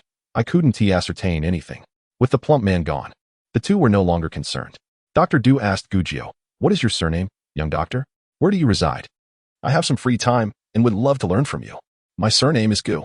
My family just arrived in Xianzhou, and we haven't found a place to stay yet. Perhaps I could visit you instead." "Where do you live? I wish to learn acupuncture from you." Dr. Du happily shared his address and insisted, "You must come." Gujio nodded eagerly. "Oh, by the way, where do you acquire the needles you use for acupuncture? I would like to obtain a set." "These needles were crafted by an old silversmith I've known for years. They're far too delicate for an ordinary blacksmith's forge." "When do you need them?" "The old silversmith's eyesight isn't what it used to be, so he doesn't take on general work anymore. I can take you to him another day. He might give me a bit of leeway. Whenever you're free, I'll go. I have clinic duty here and rest every 10 days. The day after tomorrow is my next break." Gujio contemplated her schedule and decided, "Then the day after tomorrow it is. I'll come to see you in the afternoon." They set a date, and Gujio bid farewell to Dr. Du, planning to leave with Xie Wulong. The shopkeeper called out from behind the counter, "Young lady, don't leave just yet. Let us discuss the price of that ginseng." Xie Wulong turned back with a grin. "So you're admitting it's ginseng now?" Gujio rolled her eyes again. No discussion. With heads held high, they departed. The shopkeeper, feeling too embarrassed to stop them this time, sighed in regret, realizing he should have engaged her better, perhaps with some persuasion. He could have enticed the young lady to stay and help in the shop, bringing in more female clients, which would undoubtedly translate to more revenue. As they walked home, Gu Jiao felt dejected. She had hoped to sell a piece of ginseng to secure a grand residence for her family, but things hadn't gone as planned. Fifth brother. We're both too young and appear too easy to deceive. If it were a Neo with his imposing stature, no one would dare to cheat him. Just look at how smoothly he sold ginseng that day in Jingzhou, Gu Jiao complained, recalling how a Neo had effortlessly sold ginseng. Xie Wulong felt a twinge of guilt, touching his own face. I'm simply too handsome and fair. I lack any imposing presence. I need to eat more and grow taller, perhaps even strengthen myself through exercise. Otherwise, should I bring Uncle Lu along tomorrow? His commanding presence is enough to deter anyone. Gu Jiao nodded in agreement. Yes, or Uncle Su as well. He seemed sharp and capable, not easily deceived. As they discussed their plans, they headed back to the escort agency, acknowledging their lack of success for the day. Upon their return, Xie Zhan was waiting at the entrance. Seeing them, he approached and took Gu Jiao's hand, asking, "Where have you been? You were gone for so long." Upon arriving in Xianzhou, unfamiliar with the surroundings, I found myself wandering aimlessly. Gu Jiao remarked, "I am not merely wandering. I intend to sell ginseng and purchase a grand residence. My family is numerous, and the current space is insufficient." Xie Zhan squeezed her hand, feeling a tinge of guilt. This was originally his responsibility, yet she had taken it upon herself. "Have you sold it?" he inquired as he led her inside. Xie Wulong rolled his eyes behind them. Preferring his older brother's previous aloof demeanor to this new clingy and overly sentimental side that had emerged since Gu Jiao entered their lives. Gu Jiao puffed her cheeks and huffed. "That shopkeeper is not a good person. He attempted to deceive me regarding the ginseng. Fortunately, my wits prevailed, and I did not fall into his trap." Xie Wulong chimed in. "The shopkeeper even falsely claimed that our ginseng was merely sand ginseng, thinking us ignorant." Xie Zhan halted, his expression darkening. "You two are far too reckless. What if that shopkeeper insists you are selling counterfeit herbs and summons the authorities? What will you do then?" Xie Wulong retorted, "It is not as if he can dictate the truth. The eyes of the public are keen." Xie Zhan scoffed, interrupting, "If I were that shopkeeper, I would discreetly bribe the officials to solidify your guilt in selling counterfeit herbs, imprison you, and seize the ginseng. What then would you do?" "I would beat him to death," Xie Wulong adamantly replied. Xie Zhan coldly chuckled, "If you assault the shopkeeper, you will only add to your charges. Prepare to be imprisoned. Even if you possess skill and can overpower the constables, resisting arrest incurs additional penalties. If I were the shopkeeper, I would feign ignorance regarding ginseng and pretend to consult others in the back, using that opportunity to swap it out. What would you do then?" Gu Jiao and Xie Wulong, two innocent and honest children, were momentarily rendered speechless. Could such a tactic truly exist? Chapter 161. The new village. Xie Zhan seized the moment to instruct them. If someone presents genuine sand ginseng and claims yours is counterfeit, how will you prove that the sand ginseng is not what you previously possessed? After all, ginseng bears no name, and there were no witnesses when it was taken from you. Gu Jiao glanced at Xie Wulong, and he returned her gaze, both bewildered for an extended moment. Gu Jiao opened her mouth, then closed it again, at a loss for words. "I believe we are genuinely kind-hearted," she finally managed to say. Xie Wulong nodded earnestly. Xie Zhan chuckled in exasperation. "You two are utterly naive." Give Gu Jiao's head a playful ruffle and admonish her. "Do not act recklessly on your own in the future. When you go out, you must call for me, understood?" Gu Jiao nodded vigorously. Yes, I understand. You are like a protective black sesame filling. Being with you is safe. Only a cunning fox like Xie Zhan could safeguard against older, more devious foxes." Upon entering the courtyard, they found it deserted. The carts that had once filled half the yard had been removed. The villagers had ventured outside the city to inspect the land allocated to them and intended to camp there overnight. The Xie family had also gone, leaving only Xie Zhan at the escort agency to await the return of the two. As evening fell, the trio remained at the agency until the Xie family returned. Xie Dalong and Xie Erlang expressed their delight, exclaiming that the Five-Li Ping area was truly splendid, with mountains behind and a stream in front, and the land was relatively flat, making it easy to cultivate. The family eagerly discussed their plans to transport their belongings the following morning, set up a straw hut, and have the able-bodied members of the family stay behind to build a house and clear the land. Given that Gao Shi was unwell and Su Shi was pregnant, they intended to leave Gu Jiao, who was not skilled in household chores or farming, at the escort agency until they secured a residence in the city, at which point they would relocate. Initially, they contemplated bringing the children along, but the children had gone to the mountains to catch birds and fish and were thoroughly enjoying themselves, insisting they must stay.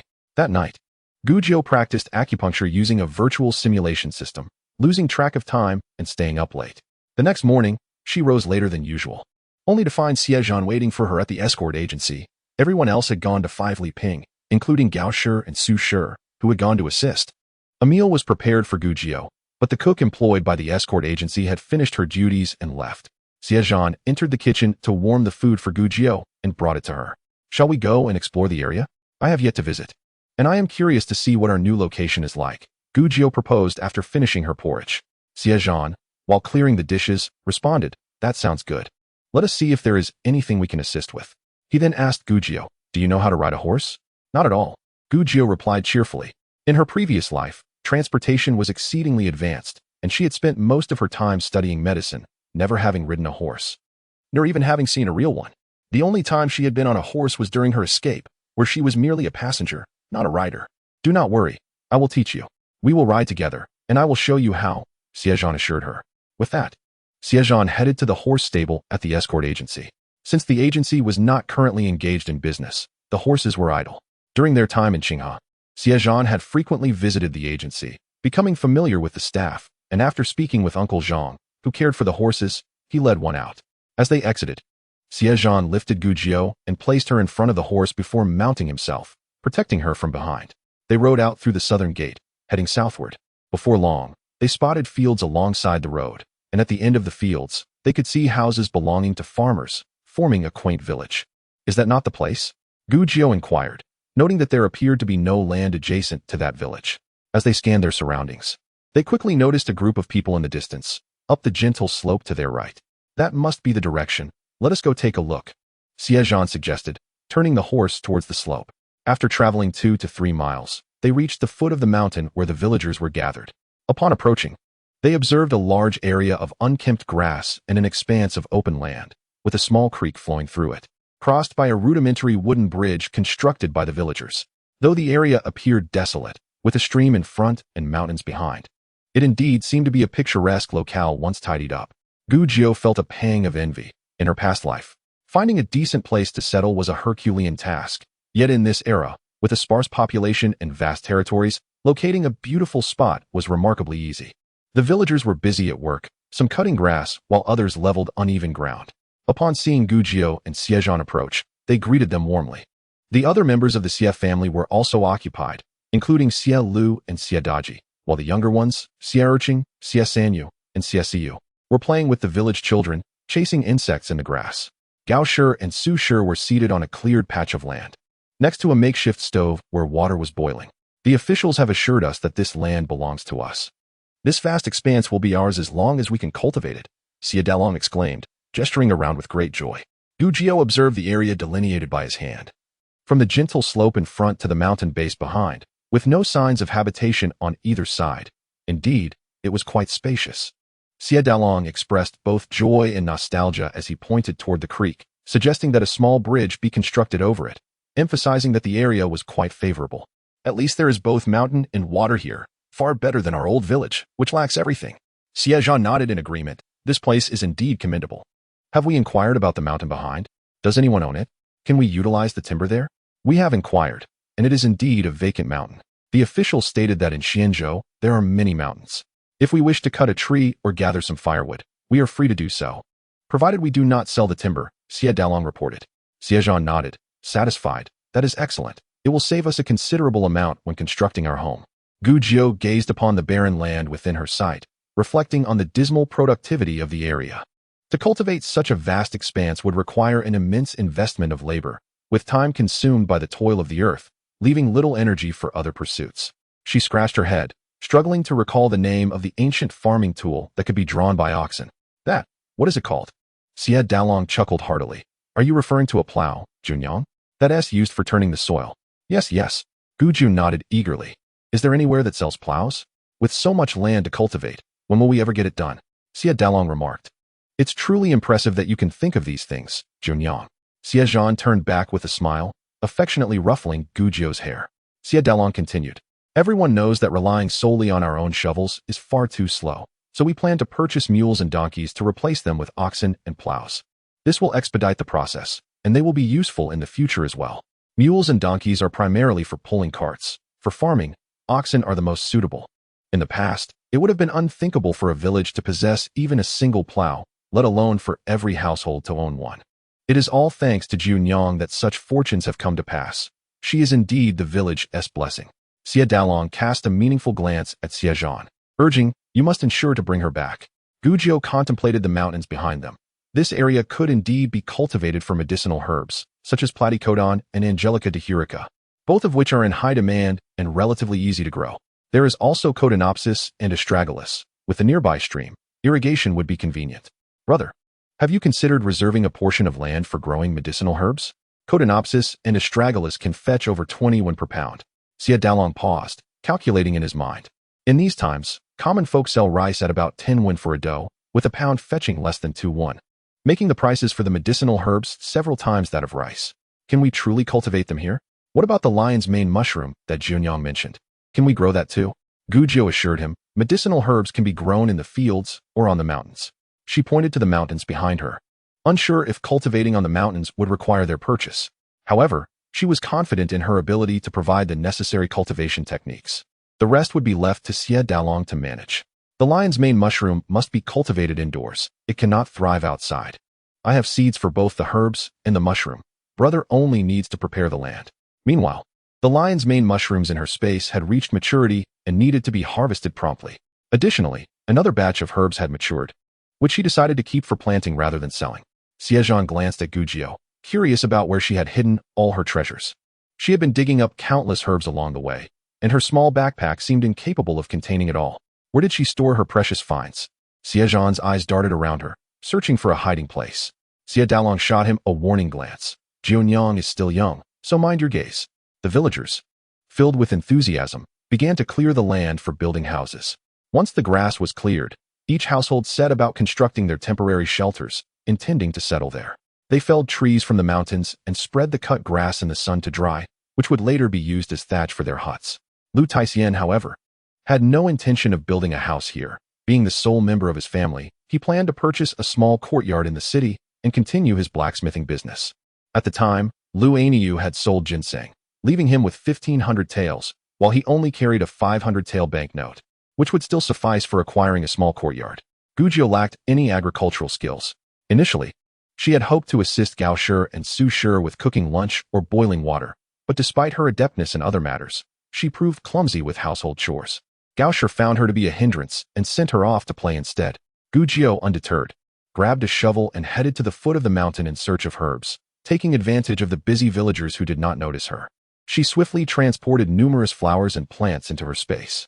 Before nightfall, Gao Shi returned with Zhang Shi, Su Shi, Sun Shi, Xie Zhan, Gujiao, and the children to the escort agency for lodging. The others remained behind to continue their work the following morning. Xie Zhan returned with them, intending to take Gujiao out to sell ginseng the next day. Initially, he had felt the need to earn money himself to resolve their housing issue, but he soon realized that he would not be able to accumulate such wealth in a short time. Reflecting on the wealth they possessed, all thanks to Junyang, he gradually came to terms with it. After all, what could he do? If his wife was exceptionally skilled at making money, he could only continue to enjoy the benefits. Moreover, he had a premonition that this easy life would last him a lifetime. After sharing a dinner with the Su family, the evening was still young, and they were not in a hurry to sleep. Gao Shi, Su Shi, and Chu Shi strolled along the courtyard of the escort agency to digest their meal. Xie Zhan took Gujiao by the hand, escorting her back to her room. Su Qingying glared at their retreating figures, harboring resentment and still unable to move past her feelings. However, due to her mother's strict vigilance and stern warnings during this period, she refrained from causing any more trouble, no matter how distressed she felt. Xie Zhan ushered Gujiao into the room she shared with Gao Shi. "I'll fetch you some hot water to wash up." He was aware of Gujiao's penchant for cleanliness. Provided the conditions allowed, she would always wish to freshen up. Gujiao obediently sat on the stool, loosening her hair as she communicated with the system about her upcoming course schedule, intending to focus on acupuncture. During this time, she had primarily practiced pulse diagnosis and prescription, establishing a foundational understanding. The next step was to accumulate more experience through observation. The system had cataloged a vast array of acupuncture techniques, encompassing various schools and even unconventional methods, spanning from ancient times to the present. Mastering acupuncture systematically would require considerable time. "Which technique should I begin practicing?" Gujiao inquired. The system responded, 700 years ago, Ji Fei, who initiated the Ji family's 8 methods of reverse needle, aiming to restore the long-lost ice and fire duality technique. Unfortunately, subsequent generations misused it, transforming a life-saving art into a harmful practice. This technique may initially appear to alleviate a patient's condition, but after some time, various symptoms will arise that only the practitioner can remedy. Given your current environment is precarious, it would be wise to start practicing the G family's reverse needle and tremor needle techniques for self-defense. Although these methods are deemed unorthodox, they require exceptional finger dexterity. Once you master these two techniques, learning others will yield greater results. Very well, Gujio replied. Is there a particularly effective way to practice acupuncture? As Xie Zhan returned with the water, he found Gujio's long, dark hair cascading down, framing her delicate face and accentuating her beauty. The shadows cast by the waning light created an almost melancholic portrait of her. She appeared momentarily lost in thought, burdened by unspoken worries. Xie Zhan felt an unexpected pang in his heart. He set down the bucket of hot water and approached her, bending down to ask softly, "What troubles you? Do you have something on your mind?" Gujio snapped back to reality, a lingering daze in her eyes, still tethered to the world of acupuncture. No. Xie Zhan frowned, sensing that she was indeed preoccupied but unwilling to share. It was rare for Junyang to be so serious. She usually radiated joy and lightheartedness. Her sudden shift left him feeling somewhat disoriented. Xie Zhan bent down, encircling Gujio's neck with his arms from behind, his voice low as he said, "Please don't be distant with me. It pains my heart." Gujio blinked her bewildered eyes, cautiously replying, "Xie Zhan, are you burning with fever?" Their faces were remarkably close. As she spoke, her cheek turned slightly, and her breath brushed against Xie Zhan's face. He quickly released her, his handsome face flushing crimson. His voice stiff as he asked, "What thoughts do you harbor that you cannot express?" Gujio, puzzled, replied, "None. I was just considering how to practice acupuncture." Xie Zhan was taken aback, realizing he had overthought. Gujio remained the carefree person she had always been. Clearing his throat to mask his embarrassment, he said, "You should wash your hair. The water will get cold soon." Gujio agreed and stood up, while Xie Zhan rolled up his sleeves, stating, "I'll help you." He poured warm water into a basin, and Gujio obediently bent down, submerging her long hair as she awaited his touch. Xie Zhan's movements were skilled and gentle, causing Gujio to feel no discomfort. After washing her hair, he dried it carefully, disposing of the dirty water. With her hair damp, Gujio observed Xie Zhan's busy form and suddenly embraced his waist, resting her face against his chest. "Xie Zhan, you are truly too kind to me. You're almost spoiling me." Xie Zhan felt a flutter of anxiety, his hands instinctively remaining at his sides. While he had held Gujio many times before, those embraces had never entailed romantic feelings. They were merely comforting or expressed concern for her arduous journeys. This sensation was different, and he found himself unaccustomed to it, his heart racing. After a moment's hesitation, he pressed her closer, flustered as he murmured, "I am your closest person, I." Gujio gasped in pain, forcefully pushing him away. Xie Zhan, still perplexed, watched as Gujio bent over, clutching her chest. He had held her too tightly, and her chest had collided painfully against his firm body. His face turned beet red, flustered and unsure of how to respond. "Is it very painful?" he asked, his embarrassment deepening, prompting him to flee awkwardly. "I just remembered I have other matters to attend to." He dashed out, leaving Gujio in the room, laughing heartily while occasionally inhaling sharply in discomfort. In the courtyard of the escort agency, Gao Shi strolled slowly a couple of laps before being escorted back to her room by Zhang Shi and Sun Shi. Zhang Shi returned to sleep, while Sun Shi lingered. Noticing her demeanor, Gao Shi recognized that she had something to discuss. The third daughter-in-law was straightforward and could not conceal her thoughts. "What is it? Is there something on your mind?" Gao Shi, feeling weary, cut to the chase. Mother, what are Rong Yang's intentions? Does she plan to remarry?" Sun Shi inquired cautiously. Gao Shi raised her eyelids. "Why? Do you resent her for living off us?" She continued, "I must inform you, Rong Yang's grandfather has done us a great favor. Even if he has passed, and she is now all alone, if she has any needs, our family will support her, no matter what." No, that's not it." Sun Shi hurriedly waved her hands. "I merely wondered if Rong Yang has plans to remarry. If so, she must be chosen wisely." As she spoke, Sun Shi's eyes sparkled with anticipation as she gazed at Gao Shi. With Sun Shi's intentions transparent to Gao Shi, she inferred her meaning without explicitly stating it. "Though Rong Yang resides with us, she is not my biological child. I cannot decide her fate without consulting her wishes." "Indeed," Sun Shi nodded. Gao Shi, not revealing her understanding, continued, "It was my mother who asked me to inquire. My brother's wife has passed, and my mother thinks highly of Rong Yang, who has cared for our family along the way. She simply wanted me to ask on behalf of my brother. Gao Shi felt a twinge of discomfort. Her third daughter-in-law was indeed unable to keep secrets, her thoughts overly simplistic. Thankfully, as she was not the eldest daughter-in-law, she did not have to manage the household. Otherwise, chaos would ensue. Fortunately, Sun Shi was straightforward and harbored no ill intentions. Very well, I shall ask Rong Yang. After dismissing Sun Shi, Gao Shi planned to find an opportunity to inquire about Fu Rongyang's intentions. She had some understanding of Sun Shi's brother. He was not a trustworthy person. However, if Fu Rongyang was considering remarriage, they should carefully scout for suitable candidates. The next morning, Xie Zhan set out with Gu Jiu, accompanied by Su, the head of the escort agency, as they ventured to sell ginseng. Though Xie Zhan believed he could discern any lurking schemes, his youthful appearance might invite unwarranted attention and complications, hence the necessity of Su's presence. Su, robust and astute, was unlikely to attract any unwanted thoughts. The trio boarded a carriage, which would expedite their journey. With Su driving, Xie Zhan and Gu Jiu sat inside. They visited a different apothecary this time, and upon seeing the ginseng Gu Jiu produced, the shopkeeper readily acknowledged its quality and expressed interest in purchasing it. After a lengthy negotiation, they settled on a price of 2,300 taels, a substantial sum. The apothecary could not immediately provide such a large amount, so he offered 2 vouchers worth 1,000 taels each, along with 300 taels in cash. The three then proceeded to the bank to verify the vouchers. Gu Jiu exchanged 100 taels for smaller denominations, making it easier for expenditures. Su observed as the couple emerged with a bag of silver. His heart filled with admiration for Xie Zhan's wife, who had proven to be quite the earner, turning a swift profit of over 2,000 taels. He mused how fortunate Xie Zhan was to have such a capable partner, feeling envious. After selling the ginseng, Su departed to attend to other matters, while Xie Zhan drove the carriage with Gu Jiu, heading directly to the real estate agency, intending to seek a residence by afternoon. A young agent named Xiao Lu greeted them, sizing them up. They seemed young and modestly dressed. Their appearance belied their capability to make significant purchases. Doubtingly, he asked, "Are you two truly looking to buy a house? Do your families know?" Gu Jiu nodded. "We have the means. We can make our own decisions. Our family is large, and we desire a spacious residence, preferably a 5-courtyard layout. Do you have anything available?" "Well, there is something." Xiao Lu hesitated, scrutinizing them. "Can you genuinely make decisions?"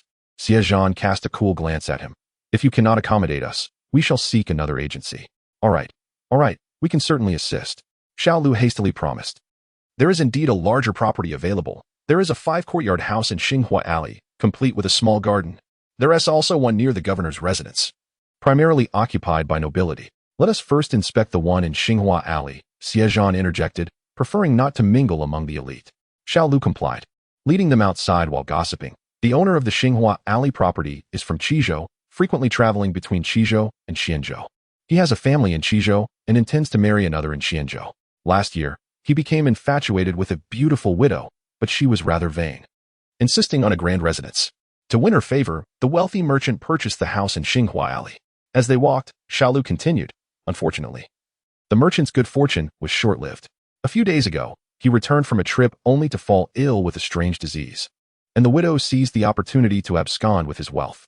I heard that he recently encountered a good doctor, and though his condition has improved, he is now disheartened, contemplating selling his property and returning home." Gu Jiu remarked, "Well done, young widow. A scoundrel deserves a scoundrel-esque treatment."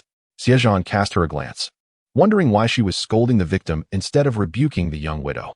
However, being quite astute, he refrained from arguing with Gu Jiu and instead agreed, "Indeed."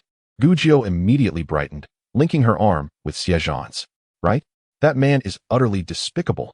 With a little money, he goes out seeking other women, completely disregarding his wife's feelings at home.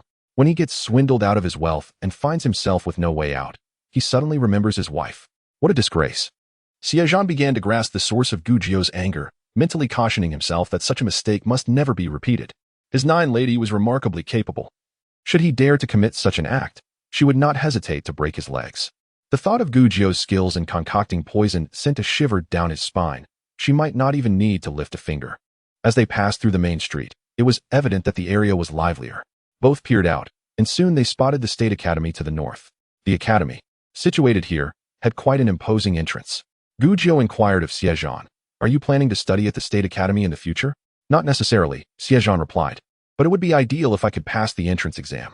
The best scholars in Xianzhou are concentrated at the State Academy. Moreover, to qualify for the imperial examination, One must secure a recommendation from the academy. Then let us find a residence close to the academy. Sixth brother and urchin will also need to study in the future. So it would be convenient for them, Gu Jiu suggested. How fortuitous. Little Lu chimed in from outside. The property we're looking at today is indeed quite near the state academy. If it weren't for its size making it difficult to sell, these houses would be in high demand. If news of the sale leaked, it would likely be sold immediately. Gu Jiu felt delighted. This was splendid news. Even before seeing the property, she was already pleased. After walking another 100 meters and turning a corner, they arrived at Xinghua Alley. Upon entering, they passed the first grand estate and arrived at the property little Lu had mentioned. A wealthy merchant still resided there. The carriage halted outside, and little Lu secured the reins before knocking on the door. After explaining their purpose to the doorman, a young attendant soon emerged to lead them inside. Behind the main gate was a shallow courtyard adjacent to the outer wall, featuring a row of backward-facing rooms. One side housed a stable, along with space for the carriage. Upon entering the second gate, they reached the first courtyard. The wealthy merchant, still unwell, awaited them in the main room of the first courtyard. The attendant ushered them in, and upon seeing Gu Jiu, the merchant smiled. "Ah, it's you. Your ailment is hardly a strange one. Rest assured, it's a minor issue that will resolve quickly." It turned out to be the plump Mr. Wu whom Gu Jiu had encountered at Baikatang, who had been misdiagnosed with heatstroke due to a chill. Although she did not particularly admire his character, in the context of their doctor-patient relationship, she set aside any personal feelings. Mr.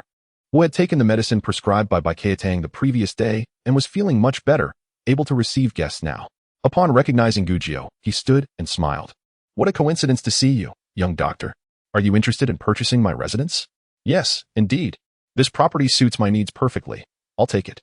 "Please state your price," Gu Jiu replied. Xie Zhan hastily clutched her sleeve, exclaiming, "We haven't even seen it yet. You can't decide to buy a house just because you recognize a patient." Little Lu wiped sweat from his brow, quickly interjecting, "Miss, perhaps you should take a look first before making a decision. This feels too easy." Gu Jiu insisted, "It's close to the state academy, making it convenient for my brothers and nephews to study. This place is quite suitable." Xie Zhan promptly added, "Nonetheless, we should inspect it to ensure everything is in order." He felt a sense of relief, realizing that her decision was driven by the convenience for their education rather than mere impulse. He took her hand, giving it a gentle squeeze. Mr. Wu, apologetically, remarked, "I'm sorry, but my frail condition prevents me from showing you around. Allow my attendant to guide you." The attendant, named Qingzi, along with little Lu, led Gu Jiu and Xie Zhan through the property, opening each door to reveal the layout and furnishings. Mr. Wu intended to return to his hometown and could not take the furniture with him, so it would be included in the sale price. As they explored, Gu Jiu found no faults. The estate had been recently renovated, evident by the fresh paint. The layout was quite satisfactory, divided into two courtyards with a central walkway. The eastern courtyard featured a charming garden with flowing water, a small lake adorned with lotus leaves, and a well in the northeast corner. Behind the garden lay the eastern main building, consisting of a main room and two side rooms. The second eastern building mirrored the first, complete with a back door. At the far end of the estate was a lengthy row of storage rooms, and every courtyard had a latrine in the southwest corner.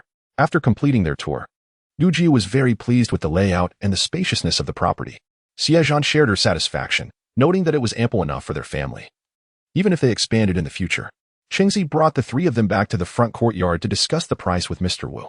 Little Lu nearly blurted out a suggestion to look at other properties, realizing how abruptly they were proceeding with the purchase. Mr. Wu stated, "If it weren't for the young doctor diagnosing me yesterday, I would still be suffering. You are indeed my benefactor. I want to charge you a lofty price. I purchased this residence for 900 taels and have since refurbished it, adding many fine pieces of furniture that I cannot take with me. I'll let it go for 1,000 taels. What do you think?" Gu Jiu, unfamiliar with real estate prices, turned to Xie Zhan for guidance. He compared the prices in Qinghe and Xianshou and concluded that Mr. Wu's offer was reasonable. He nodded in agreement. "Very well, we won't haggle," Gu Jiu declared. "But you must vacate the premises promptly. It's inconvenient for us to live here now, and we're eager to move in." Xie Zhan lowered his gaze, thinking, "This Navi child." If she encountered a cunning seller, wouldn't they seize the opportunity to raise the price upon hearing her urgency? However, Mr. Wu showed no inclination to take advantage of the situation, instead expressing his difficulty. "If my health were better, I would have no issue moving out quickly. But I truly lack the energy." "That's not a concern," Gu Jiu reassured him. "Your ailment isn't serious. A few days of medicine will suffice." She felt it was inconvenient to stay at the escort agency, which felt foreign, and moving in would grant her a personal space. Mr. Wu hesitated. uncertain about Gu Jiu's assurance. She continued, "Rest assured, we will be here. We can't just run off. Try it for a couple of days. And if you feel better, you can move out. If not, you may stay. We wouldn't rush you." After considering her words, Mr. Wu agreed. The next step involved paying a deposit and signing a temporary contract with the broker, matters Gu Jiu was unfamiliar with, so she left everything to Xie Zhan. Within half a day, they had successfully finalized the purchase of the residence. Xie Zhan felt somewhat dazed by the smoothness of the process. And it wasn't until they left with the temporary contract that the reality of having bought a house, rather than merely a cabbage, sank in. Upon returning to the escort agency, only the ailing Gao and pregnant Su were present, as the others were occupied outside the city. Xie Zhan escorted Gu Jiu home. And after they had lunch, he too went out to lend a hand. Building a house was a significant undertaking, and everyone capable was expected to contribute. As Gu Jiu returned to her room, she found Gao and Su working together to make shoes, as the family's long journey had rendered their footwear unwearable. Though they could not assist with the heavier tasks outside, these chores still required attention. Gu Jiu informed the two individuals about the acquisition of a residence. Gao and Su were taken aback, unable to find the words to respond. "You managed to buy it so quickly? Where did you and the fourth find the funds?" "I sold a ginseng root and obtained 2,300 taels. The house cost 1,200, Gu Jiu exclaimed, her excitement palpable. "Mother, I purchased a grand residence with 5 courtyards. Our family is large, and we need ample space to accommodate everyone. The interior is also furnished." Gao was momentarily taken aback. "Wait, did you say you bought a large residence with 5 courtyards?" Gu Jiu nodded vigorously. Gao and Su exchanged glances, both feeling a twinge of discomfort. They had taken Gu Jiu in, only to discover that she was indeed a treasure. Accumulating such wealth would take their family an eternity if done little by little. Gao felt uneasy about Gu Jiu purchasing a house for the family. It seemed unfair to take advantage of her fortune. Grasping Gu Jiu's hand, she said, "Jiunyang, the ginseng is yours, and so is the money from its sale. Keep it for yourself, Sai. Let us just say the house is in your name, and we are borrowing it." Gu Jiu, puzzled, asked why. "Mother, doesn't he consider me part of the family? If the ginseng had been dug up by my elder brother, would you have said the same thing to him?" A hint of sadness crept into her heart. She and the original owner shared a lack of parental connection. And it was only upon encountering the Xie family in this new time that she understood the meaning of family and motherhood. She genuinely regarded herself as a member of this household, truly seeing Gao as her mother. Isn't it right to earn money to buy a home for her family? Yet, Gao's tone felt slightly distant, as if she were still being polite. Seeing Gu Jiu's expression darken, her little brows furrowing as if she might cry, Gao's heart ached. She quickly pulled Gu Jiu into an embrace. "No, listen to Mother," Su interjected. "If it had been your elder brother, it would be the same. Our family has not divided yet. If he had dug up the ginseng, we all would have benefited without contributing. However, once the family is divided, the house would still belong to your elder brother. It's like we are merely borrowing his residence. Yet it is different. Even if the house has no connection to Xie Dalong, as the eldest son of the Xie family, he would inherit the family residence upon division, while the others would reside elsewhere." Gu Jiu looked up from Gao's embrace, her brow furrowed in confusion. "Is that really how it is?" Gao exchanged an approving glance with Su and then affirmed, "Of course, that is indeed the case. Let us just reassure this naive child for now." Gu Jiu pondered, recognizing the logic but sensing something was amiss. However, the specifics eluded her. Ultimately, it mattered little as long as her family was willing to reside there. In high spirits, she handed Gao a silver ingot worth 100 taels, declaring magnificently, "Mother, second sister-in-law, there's no need for any of this labor. Let us go to the market and procure ready-made goods. With so many family members, how long would it take to make everything ourselves? We have plenty of silver. Let us not expend that effort." Gao found her lavish demeanor amusing, exchanging a glance with Su, and refrained from further objections, fearing Gu Jiu might feel estranged from them. Accepting the silver ingot, Gao said, "All right, I will heed Junyang's wishes. We shall go to the market tomorrow to buy ready-made clothing." Gu Jiu then recounted the layout of the residence, and the three of them joyfully engaged in conversation for a good while. With the warm weather lingering, Su, feeling drowsy from her pregnancy, retired to her room for a nap. Gao, sympathetic to Gu Jiu's morning exertions, encouraged her to rest as well. "Every time I write these mundane familial interactions, I find myself growing restless, feeling the content lacks excitement, wishing I could condense it all into a few succinct sentences." Chapter 166. Junyang, delicate and incapable of self-care. Upon waking from her afternoon slumber, Gu Jiu noticed Gao was absent from the room and quickly checked her space. The herbs she had planted were thriving, and several annual herbs were now mature, requiring her to harvest both the medicinal materials and seeds. The small lion's mane mushrooms growing on the birch tree had also matured, their color deepening, and they would soon release spores. She needed to collect them promptly. Emerging from her space, Gu Jio sought out Gao and Su, asking them to help sew a few small bags for storing seeds. As for gathering spores, Gu Jio felt anxious. She needed a round container to encase the mushrooms, allowing their spores to gently disperse, while finding a round container was straightforward.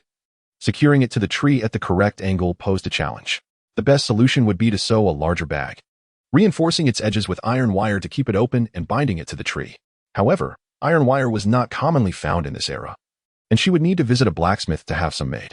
When Gu Jio approached Gao, she insisted that Gu Jio not venture out alone, waiting instead for Xie Zhan or Xie Wulong to accompany her. Alternatively, they could combine their outing to the market for clothing with a visit to the blacksmith.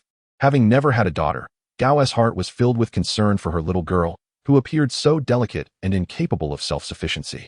Always fearing she might be taken advantage of, what could Gu Jio do? While she felt confident that any misfortune would befall those of ill intent, her mother perceived her as a fragile flower in need of protection, stuck indoors with little to occupy her time. Gu Jio asked Gao for a needle to practice her dexterity. Finding nothing suitable nearby, she settled beneath a large tree in the yard, puncturing the trunk repeatedly. The system within her mind instructed her. Acupuncture is not difficult to learn but is easily mastered. What is learned quickly is merely a minor skill.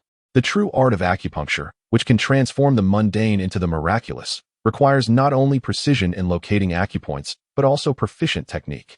To achieve this proficiency, the host must engage in persistent practice. The more one practices, the more the needle seems to possess a life of its own, responding to the host's will with precision and grace. Understanding the system's guidance, Gu Jio focused on increasing the force of her needlework, puncturing the tree repeatedly. This back-and-forth action, while not overtly taxing at first, became increasingly strenuous with repetition. After each practice session, she took brief rests. Throughout the afternoon, Gao and Su checked on her several times, observing her dedication without wanting to interrupt. They set up a small table nearby, placing a pitcher of cool water on it for her to drink during breaks. By the time evening arrived, Gu Jio felt as though her arms could scarcely lift. Despite her usual chatter, she remained silent about her struggles. Even during the most arduous times on the run, she had never uttered a complaint. Seeing her rub her arms, Gao's heart ached. She approached and began to massage them, chiding her gently. "You're just a young girl. Why push yourself so hard? Your brothers can support you. Even if the fourth brother is preparing for the imperial examinations, he will eventually provide for you as well." Allowing Gao to massage her arms, Gu Jio shook her head. "I'm not doing this to earn money for the family. If it were merely for that, I have many avenues available. My pursuit of medical knowledge is not about accumulating wealth. It is about carrying forward this skill of healing, benefiting more people. One does not traverse this life aimlessly. There must be a legacy left behind." Gao sighed, tenderly caressing Gu Jio's face. "Mother does not possess the foresight that you do, nor the ambition. You, Junyang, are a person of great aspirations. I support you. Pursue your dreams. However, you are still young, and there is plenty of time to learn. No need to exert yourself so." With a teasing tone, she added, "If you overexert yourself, the fourth brother will be worried." Gu Jio burst into laughter. "I've always thought that Xie Zhan is like a father from my past life, constantly fretting like an old man." Gao's thoughts drifted as he reflected on Xie Zhan's demeanor, remarking that it was indeed sigh, having found such a simpleton as Junyang. It must be exhausting for the fourth brother. He considered Gu Jio's reaction. When other young girls encountered such teasing, they would inevitably shy away, unable to lift their heads. How could Junyang, a perfectly fine young lady, be so devoid of modesty? Perhaps those with exceptional abilities simply differed from ordinary folk. Or perhaps all of Junyang's intelligence had been channeled into her medical skills, leaving her lacking in other areas. The following day, Gao heeded Gu Jio's advice and, accompanied by Gu Jio and Su Shi, ventured out to procure some daily necessities, as well as clothing and footwear. They had been fleeing, and their garments were no longer presentable. Back in the countryside, everyone was equally impoverished. It was a blessing to have something to wear, and no one would mock another. However, upon arriving in the city, appearances took precedence. Shabby attire would inevitably lead to disdain when their children sought education. With the family now comfortable, they were not short of a few coins. Su Shi called for her mother to join them, and since Su Qingying had nothing to do at home, she insisted on coming along. With a larger party, they decided to hire a horse-drawn carriage, enlisting Ding Xiaowu as their driver, and set off to explore the market. Gu Jio, engrossed in her needlework, incessantly poked at the carriage wall, much to Su Qingying's dismay. Her glaring was in vain, as Gu Jie was lost in her practice and utterly oblivious. In a fit of irritation, Su Qingying reached out to strike Gu Jie's arm, exclaiming, "What on earth are you doing?" Gu Jie was deep in thought, contemplating the most effective application of her trembling needle technique, when she felt a sudden jolt in her arm and instinctively jabbed her needle forward. Su Qingying yelped, "What did you do to me? I can't move." "Mother," Chu Shi, alarmed, inquired, "What is going on?" Gu Jie's dazed expression finally cleared, and she hastily inserted the needle into the carriage wall, rushing to massage Su Qingying's arm. Gao gently tapped Gu Jie's forehead, scolding, "You, how can you be so reckless?" Gu Jie sheepishly stuck out her tongue, admitting she had been too absorbed in her practice. Turning to Su Qingying, she playfully warned, "When I'm concentrating on my needlework, I'm not aware of my surroundings. Please don't startle me next time. If I accidentally puncture a vital point, it won't just leave you immobile, it could be fatal." Su Qingying, already frightened by the stiffness in her body, turned pale at Gu Jie's words, murmuring, "You little demon, you truly are a little demon." While massaging her, Gu Jie feigned surprise. "How did you know?" "I am indeed a little demon, just watch." She bared her teeth in a mock ferocious grin, though her appearance was more endearing than fearsome. Chapter 167. Avenge fifth brother. Both Gao and Chu Shi laughed, while Su Qingying, initially frightened, now pouted and turned her head away. Xianzhou City was vast, and the most bustling areas were the main streets running east-west and north-south. They first browsed through the ready-made clothing stores along the north-south main street. With Gao and Su Shi present to ascertain the sizes of their family members, they quickly selected outfits for everyone, from the eldest to the youngest. Gu Jie spotted a tea-white narrow-sleeved outfit, envisioning how handsome Xie Zhan would look in it, and decided to buy it for him. She also thought fifth brother should have a similar one, so she purchased a black version as well. With a beloved daughter to adorn, Gao finally had the opportunity to dress her up. She found several beautiful outfits for Gu Jie, urging her to try them on, exclaiming how lovely they were, and ended up purchasing several new garments crafted from fine, lightweight silk and linen. Su Qingying, unwilling to be outdone, clamored for more outfits. Unlike Su Shi, who indulged her whims, Chu Shi admonished her, stating, "Jianyang can buy as many as she likes since she earned her own money. If you want more, you should earn it yourself." This remark left Su Qingying fuming, resolving that she would accompany her father on a convoy next time. Chu Shi cautioned, "What if your father is busy protecting the convoy and not you?" Su Qingying retorted, "I am quite capable and do not need my father's protection. My skills are on par with fifth brother's, and he has accompanied our father on convoys for years. Why should I not go?" Chu Shi tapped her forehead. "Fifth brother lets you win. With your meager skills, if he were serious, you wouldn't even touch his sleeve." Gu Jie interjected, "You think you can compare to fifth brother? You can barely muster a yawn without blowing a gale. Your confidence is misplaced. Not only fifth brother, but you wouldn't even best me." Su Qingying bristled with anger. Rolling up her sleeves, "You think you can take me? Let us see who dares. We'll practice." Gu Jie shot her a disdainful glance. "If I simply raise my hand, you won't be able to move. What is the point of practicing?" Su Qingying, incensed, retorted, "Let us go outside." Chu Shi pulled her back. "Where do you think you're going? We still need the clothes." Gao also restrained Gu Jie. "How old are you? Still bickering like children? Stop quarreling with your sister Qingying." Gu Jie muttered. What did she expect after saying fifth brother was inferior to Xie Zhan? Gao inquired, perplexed. "What? When did this happen?" Gu Jie replied, "It was when we first arrived in Jingzhou." She claimed fifth brother was not as good as Xie Zhan at studies, martial arts, or looks. Although Su Qingying spoke the truth, Gu Jie felt a twinge of discomfort, knowing fifth brother was indeed not on par with Xie Zhan. The memories of being overshadowed by Xie Zhan during their youth lingered in her mind. Su Qingying nearly forgot until it was mentioned. And now she felt compelled to defend fifth brother's honor. Su Shi chuckled, "It's been ages since then, and you're still holding on to that grudge. Your reaction is rather slow." Gao laughed. "Isn't what Qingying said the truth? That may be, but you cannot voice it. It would hurt fifth brother's feelings." Gu Jie insisted stubbornly. The group fell into silence. Gao gently patted Gu Jie's head, acknowledging that fifth brother was genuinely good to people. No wonder Jianyang remembered his kindness and felt compelled to defend him. Chu Shi regarded Gu Jie with admiration, realizing that the girl from the Xie family was indeed conscientious. She then glanced at her own daughter, who, though not inherently bad, had been spoiled and was still somewhat naive at her age. She could no longer indulge her. Su Shi sighed, guiding the still fuming Su Qingying outside, saying over her shoulder, "You all continue browsing. I'll have a word with Qingying." Su Shi's pregnancy was becoming quite evident, and Su Qingying followed her mother obediently, not daring to resist. Su Shi seized this opportunity to admonish her. "I intended to address your behavior that day but forgot. Jianyang was right. You were out of line." Su Qingying protested. "How was I out of line?" Su Shi shot her a stern look, thinking to herself that if she didn't clarify, her simple-minded sister would never understand. Fourth brother was clever and skilled, excelling at everything, while fifth brother, though of the same age, could not measure up in any aspect. Having been compared to fourth brother since childhood, it was inevitable that he felt uncomfortable. You dared to say such things in front of so many people.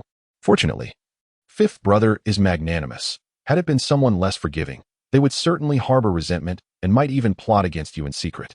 Your words were a deliberate jab at fifth brother's heart. How is that not out of line? Su Qingying lowered her head, kicking at the dirt beneath her feet, defiantly muttering, if he can't handle that, then he is too fragile. Su Shi sighed again, knowing her daughter was stubborn yet had absorbed the lesson, speaking earnestly.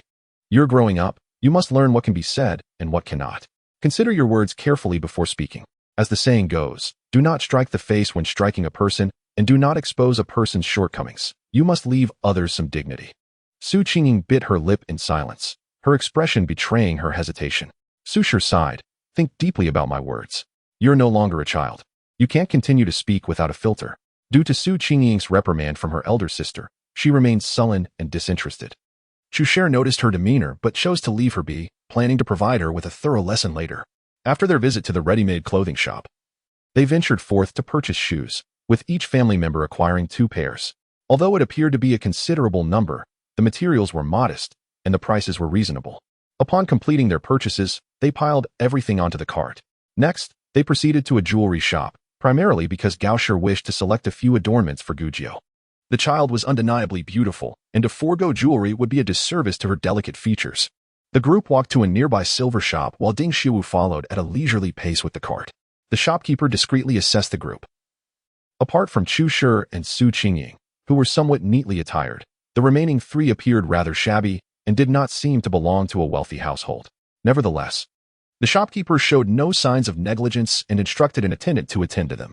The attendant approached with a beaming smile, courteously inquiring, "What may I assist you with today?" Gao Shi replied, "We would like to browse first." "Certainly," the attendant responded with politeness. "If you find anything that catches your eye, I shall present it for your consideration." Gao Shi turned to Gujiao and asked, "Is there anything you fancy?" Gujiao, filled with curiosity, gazed around, her attention suddenly fixating on a shimmering golden twisted bracelet. She took a few steps closer for a better look, marveling at how the bracelet gleamed. Crafted from exquisitely fine strands of gold. If gold can be drawn so thin, could iron not be drawn similarly? As for the prices, I have conducted extensive research. Set against the backdrop of the Tang dynasty, 1 tael of silver equates to approximately 1,000 to 5,000 modern yuan. For the sake of simplicity, I have adopted a straightforward conversion. 1 tael equals 1,000 yuan, and 1 won is roughly equivalent to 1 yuan.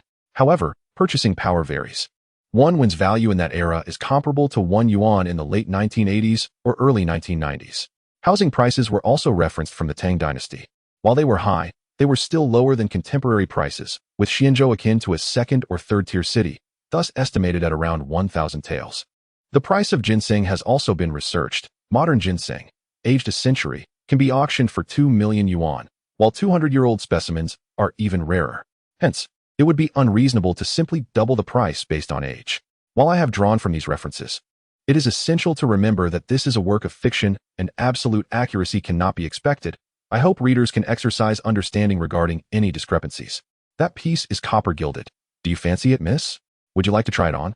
The attendant enthusiastically suggested, reaching for the bracelet. Gao Shi chimed in, "Jiao, why not give it a try?"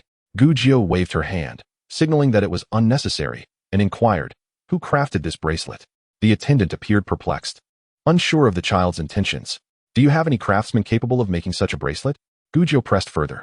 The attendant, still bewildered, pointed towards the back of the shop. "Our craftsmen can certainly create such items."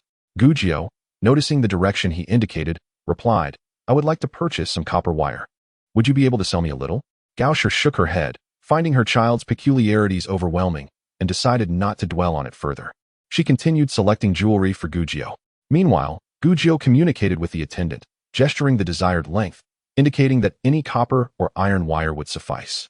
The attendant approached the shopkeeper, who smiled and instructed, "Go ask old Zheng in the back. If he has any, provide this young lady with a bit." The attendant nodded in acknowledgement and swiftly exited to the rear. Gao Shi brought Gu Jiao over to try on a pair of pearl hairpins. For a girl of Gu Jiao's age, gold jewelry might appear somewhat mature. Instead, pearls radiated a more youthful charm. The pearl hairpins, arched in shape, featured beads the size of yellow beans, making them suitable for various hairstyles. Today, Gujio wore her hair in twin buns, and Gao Shi adorned each side of her head with the half-arc pearl hairpins, enhancing her beauty significantly. How lovely! Our Gio is simply stunning, Su Shi praised from the side. The perceptive shopkeeper then brought a copper mirror for Gujio to admire her reflection. The polished copper mirror illuminated Gujio's delicate features, reflecting the gentle glow of the pearls, and indeed, she looked exquisitely refined. Although Gujio was not particularly concerned with jewelry or attire, she found it pleasing and remarked, "It looks wonderful. Mother has a great eye." Gao Shi laughed playfully. "Nonsense. It is our Gio who is truly beautiful." Gujio laughed heartily, exclaiming, "Everything is splendid." The shopkeeper seized the opportunity to recommend additional accessories. "Our floral hairpins are quite exquisite. With such a lovely visage, they would look marvelous on you." Gao Shi eagerly followed the shopkeeper to explore further. At that moment, the attendant returned, holding a length of copper wire, approximately 3 feet long and as thick as a large shoemaking needle. Gujio joyfully approached, exclaiming, "This will do. This will do." With the copper wire secured, the significance of the jewelry diminished, allowing Gujio to indulge Gao Shi's selections without restraint. Ultimately, they purchased the pair of pearl hairpins. For intricately crafted silver peach blossom hairpins, a gold bracelet that could be adjusted, and the copper wire, totaling 11 taels and 24 1. Gao Shi also procured silver bracelets for her 3 daughters-in-law and a silver butterfly hairpin for Su Qingying, acknowledging the interruption caused by their visit to the escort agency. The silver bracelets were of modest value, each costing less than 200 won, while Su Qingying's hairpin, due to its intricate craftsmanship, cost 700 won. After an extensive shopping spree, despite the pang of spending, the sight of a cart brimming with goods brought satisfaction to their hearts. On their way back, Gujio requested Ding Xiaowu to take a detour to Xinghua Alley, allowing Gao Shi, Su Shi, and Chu Shi a glimpse of the residence. However, as the occupants were still inside, they had only a brief look from the outside. By the time they returned, dusk was approaching, and Xie Dalong and his family had also returned. The site for their new house had been cleared, and they planned to find masons and carpenters the following day. The construction was set to commence soon, necessitating the hiring of workers. The family gathered for dinner, and afterward, Gao Shi invited everyone to her room to distribute the clothing and shoes they had purchased. The adults and children were bewildered, as Xie Dalong's brothers were indifferent to their attire. The 4 boys, lacking a sense of vanity, found new clothes far less appealing than a hearty meal. Only Sun Shi expressed delight, admiring her new garments and jingling her silver bracelet, happily exclaiming, "Thank you, mother. Thank you, ninth miss. The silver was all earned by you." Gao Shi remarked. Sun Shi readily followed suit, thanking Gujio. Zhang Shi lamented the expenditure, questioning the need for such frivolity, as they toiled daily at wooliping and seldom had the opportunity to wear such finery. 4th, 5th, and 6th brothers can go out. 9th miss is just a little girl, so purchasing for them suffices.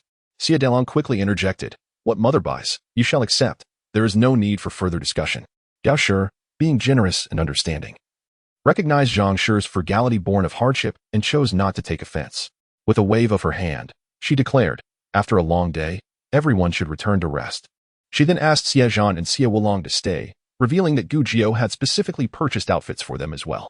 Gujio eagerly presented a deep and shallow set of narrow-sleeved robes for the two, watching them expectantly for their reactions. Gao Shi encouraged, "Take them home and try them on to see if they fit." Xie Wulong gleefully accepted his attire, proclaiming, "The color is lovely. My sister picked it out. It must fit perfectly." Xie Zhan, unfolding his own garment, cast a sidelong glance at Xie Wulong, finding him increasingly irksome. He then glanced at Gujio, whose face was lit with anticipation for praise. "Ah, this color is truly well chosen. Our Gio has an excellent eye," he begrudgingly complimented, suppressing his own feelings of frustration. Gujio beamed in response, "Isn't it? I think my choice is quite suitable." She then called out to Xie Wulong, "Fifth brother, I have something for you." When she sold ginseng, she had deliberately set aside 3 large silver ingots, one for Gao Shi, keeping 100 taels for herself, and intending to gift 100 taels to Xie Wulong. Gujio retrieved a silver ingot from her space and handed it to Xie Wulong. "Take it, fifth brother. As I promised, if I earn money, I will share it with you." Xie Wulong was momentarily stunned, holding a new garment in his left hand and the hefty silver ingot in his right, utterly bewildered. This. At that moment, Xie Zhan resembled a pickled radish, sour both inside and out. With a hint of annoyance, he remarked, "If Junyang has given it to you, then accept it." Xie Wulong, cradling the silver, wore an utterly foolish grin that slowly spread across his face. I've never seen such a large ingot of silver before. I just want to touch it, just a touch. Gujio said grandly. Take it, fifth brother. Buy whatever you wish. Rest assured. I've already given mother what belongs to the family. This is yours, spend it as you please. Xie Wulong, still dazed, felt a wave of embarrassment as Gao Shi waved her hand dismissively. Take it, take it. If Junyang has given it to you, then accept it. Can I really keep it? Xie Wulong asked cautiously, wrapping his arms around the ingot. Of course accept it, Gujio replied with a smile. Xie Zhan gestured for him to hurry and take the silver, his smile rather irritating. Xie Wulong turned to leave, his steps somewhat clumsy. His demeanor akin to a weasel that had just stolen a chicken, exuding a sense of secret delight. Junyang, let us go for a walk, Xie Zhan suggested, intending to leave. He called out to Gujio at the door. All right, Gujio replied, turning to Gao Shi. Mother, you can rest. No need to wait for me. Gao Shi, fully aware of Xie Zhan's sour demeanor, felt exasperated with the oblivious Gujio. It would be beneficial for Xie Zhan to educate her. Truly, she understood nothing. Xie Zhan grasped Gujio's hand, taking a few steps in the courtyard, unable to restrain himself. Junyang, why did you give the fifth brother silver? Gujio responded. Fifth brother is poor. He has grown yet only has a few copper coins on him. It's truly pitiful. Ah, Xie Zhan replied, his mood dampening. What's wrong? Are you unhappy? Gujio inquired. With his head hanging low, Xie Zhan deliberated, feeling compelled to express his thoughts clearly to Gujio. Otherwise, given her nature, she might ponder for years without grasping why he was upset. Junyang, you only thought of Wulong, but didn't he think of me? Why didn't you give me silver? Gujio was taken aback. Last time in the old forest, I got 50 taels from Hu Laoda. Did you use it all up so quickly? Xie Zhan retorted. Is this about whether it's used up or not? Gujio continued. If it's gone, just come to me for more. What is mine is yours, and what is yours is mine. Do you plan to earn money in the future and not share it with me? Instantly, Xie Zhan's heart bloomed with joy. Gujio's words clearly conveyed that they were one and the same, inseparable. Fifth brother was an outsider, deserving of generosity. He understood that this was not mere consolation or flattery, but rather her most genuine sentiment, striking a chord deep within him. He had initially intended to ask why she had bought fifth brother the same clothes, but now, that seemed unimportant. A radiant smile illuminated Xie Zhan's handsome face, as if he could brighten the dim night. In an instant, the dawn broke, and the city bloomed with flowers. Gujio suddenly found herself at a loss for words, her heart racing uncontrollably. She clutched her chest and murmured, Xie Zhan, stop smiling. It's too ostentatious. Xie Zhan was taken aback. Couldn't this little rascal let him enjoy his happiness a bit longer? The next morning, Xie Dalong set out with Xie Erlang and Xie Sanlang to find masons and carpenters. Xie Wulong clutched 100 taels of silver, akin to cradling a precious treasure. Having slept with it through the night, his excitement still undiminished the following day. Early on, he pestered Gao Shi to make him a pouch, deciding to carry it with him wherever he went. Both Xie Zhan and Gujio wore the new clothes and shoes they had purchased the previous day. Gao Shi had styled Gujio's hair into a hanging bun, adorning it with a shiny peach blossom-shaped hairpin. Upon seeing Gujio in her new attire, Xie Zhan's eyes sparkled. She wore a short, light blue top and a green skirt, the bright colors making her face glow like the first flower bud blooming on a branch, fresh and delicate, evoking affection. Xie Zhan's ears flushed slightly as he took Gujio's hand, softening his tone. Are you ready? Shall we go now? Today. Gujio intended to procure acupuncture tools from old Dr. Du, who rested one day after every 10 days of consultation. It was fortunate he was available today, and naturally, Xie Zhan would accompany her. As they walked outside, Gujio commented, Xie Zhan, I knew you would look good in tea-colored clothing. My judgment is impeccable. I assent it. Xie Zhan wore the tea-colored narrow-sleeved attire Gujio had bought for him. His tall stature and lean frame made him appear even more distinguished in this outfit compared to the usual coarse cloth he wore. When standing silently without a smile, he exuded an aura of unattainability. Xie Zhan smiled down at her. Indeed, my Junyang has the best taste. Xie Wulong caught up with them, exclaiming, Fourth brother, sister, I'm coming too. I'll be your coachman. Xie Zhan shot him a cold glance, but Xie Wulong remained unfazed. Today he felt elevated. His sister had bought him clothes and even given him money to spend. No longer did it matter that he was inferior in reading or martial arts. With a sister like Gujio, those concerns faded away. Xie Wulong cheerfully ran ahead, declaring, Fourth brother, it's not fitting for you to drive the carriage dressed like this. Let me do it. He was still in his old clothes, unwilling to wear the new ones yet. All right, fifth brother, join us, Gujio said. Great. Xie Wulong scampered off to harness the carriage. ready to take them to find old Dr. Du. Old Dr. Du resided in the 5th house on Lantern Alley. With an ancient poplar tree planted in front of his door, Xie Wulong stopped the carriage at the entrance. Is this the right place? You two go ahead. I'll watch the carriage. Gu Jiao climbed out of the carriage, and Xie Zhan extended his hand to assist her. Together, they approached the door and knocked. Before long, a young man in his 20s opened the door. After assessing the two, he asked, "May I inquire who you are looking for?" Xie Zhan responded, "Is this the residence of old Dr. Du from Baichao Hall?" The young man scrutinized them, his gaze landing on Gu Jiao. He hesitated before asking, "Are you perhaps Miss Gu?" Gu Jiao smiled and nodded. "That's me." The young man beamed, opening the door wider to invite them in. "Please come in. My father has mentioned that Miss Gu, despite her young age, possesses remarkable medical skills. Today, meeting you, it is indeed evident." Xie Zhan interjected before Gu Jiao could speak, engaging in polite conversation with the young man. "You flatter us. May I ask your name?" The young man, leading them forward, replied, "I am Du Yizhou, the second son." The courtyard of the Du residence was modest. Upon entering through the second gate, they immediately saw the main house and 2 side rooms. With an old elm tree growing in the courtyard, old Dr. Du was seated under the tree in a rocking chair, leisurely swaying. A small table beside him held teacups, and he appeared utterly relaxed. Upon noticing Gu Jiao and Xie Zhan, old Dr. Du promptly rose from his chair, beaming. "Miss Gu has arrived. Please come in." Gu Jiao nodded and called out. Old Dr. Du. Xie Zhan followed suit with a nod. Du Yizhou, perceptive, quickly fetched 2 chairs for them to sit. Old Dr. Du introduced Gu Jiao, saying, "This is my youngest son, who has taken a liking to medicine since childhood and is now capable of prescribing on his own." He spoke proudly, but upon seeing Gu Jiao, he added, "Of course, he cannot compare to Miss Gu."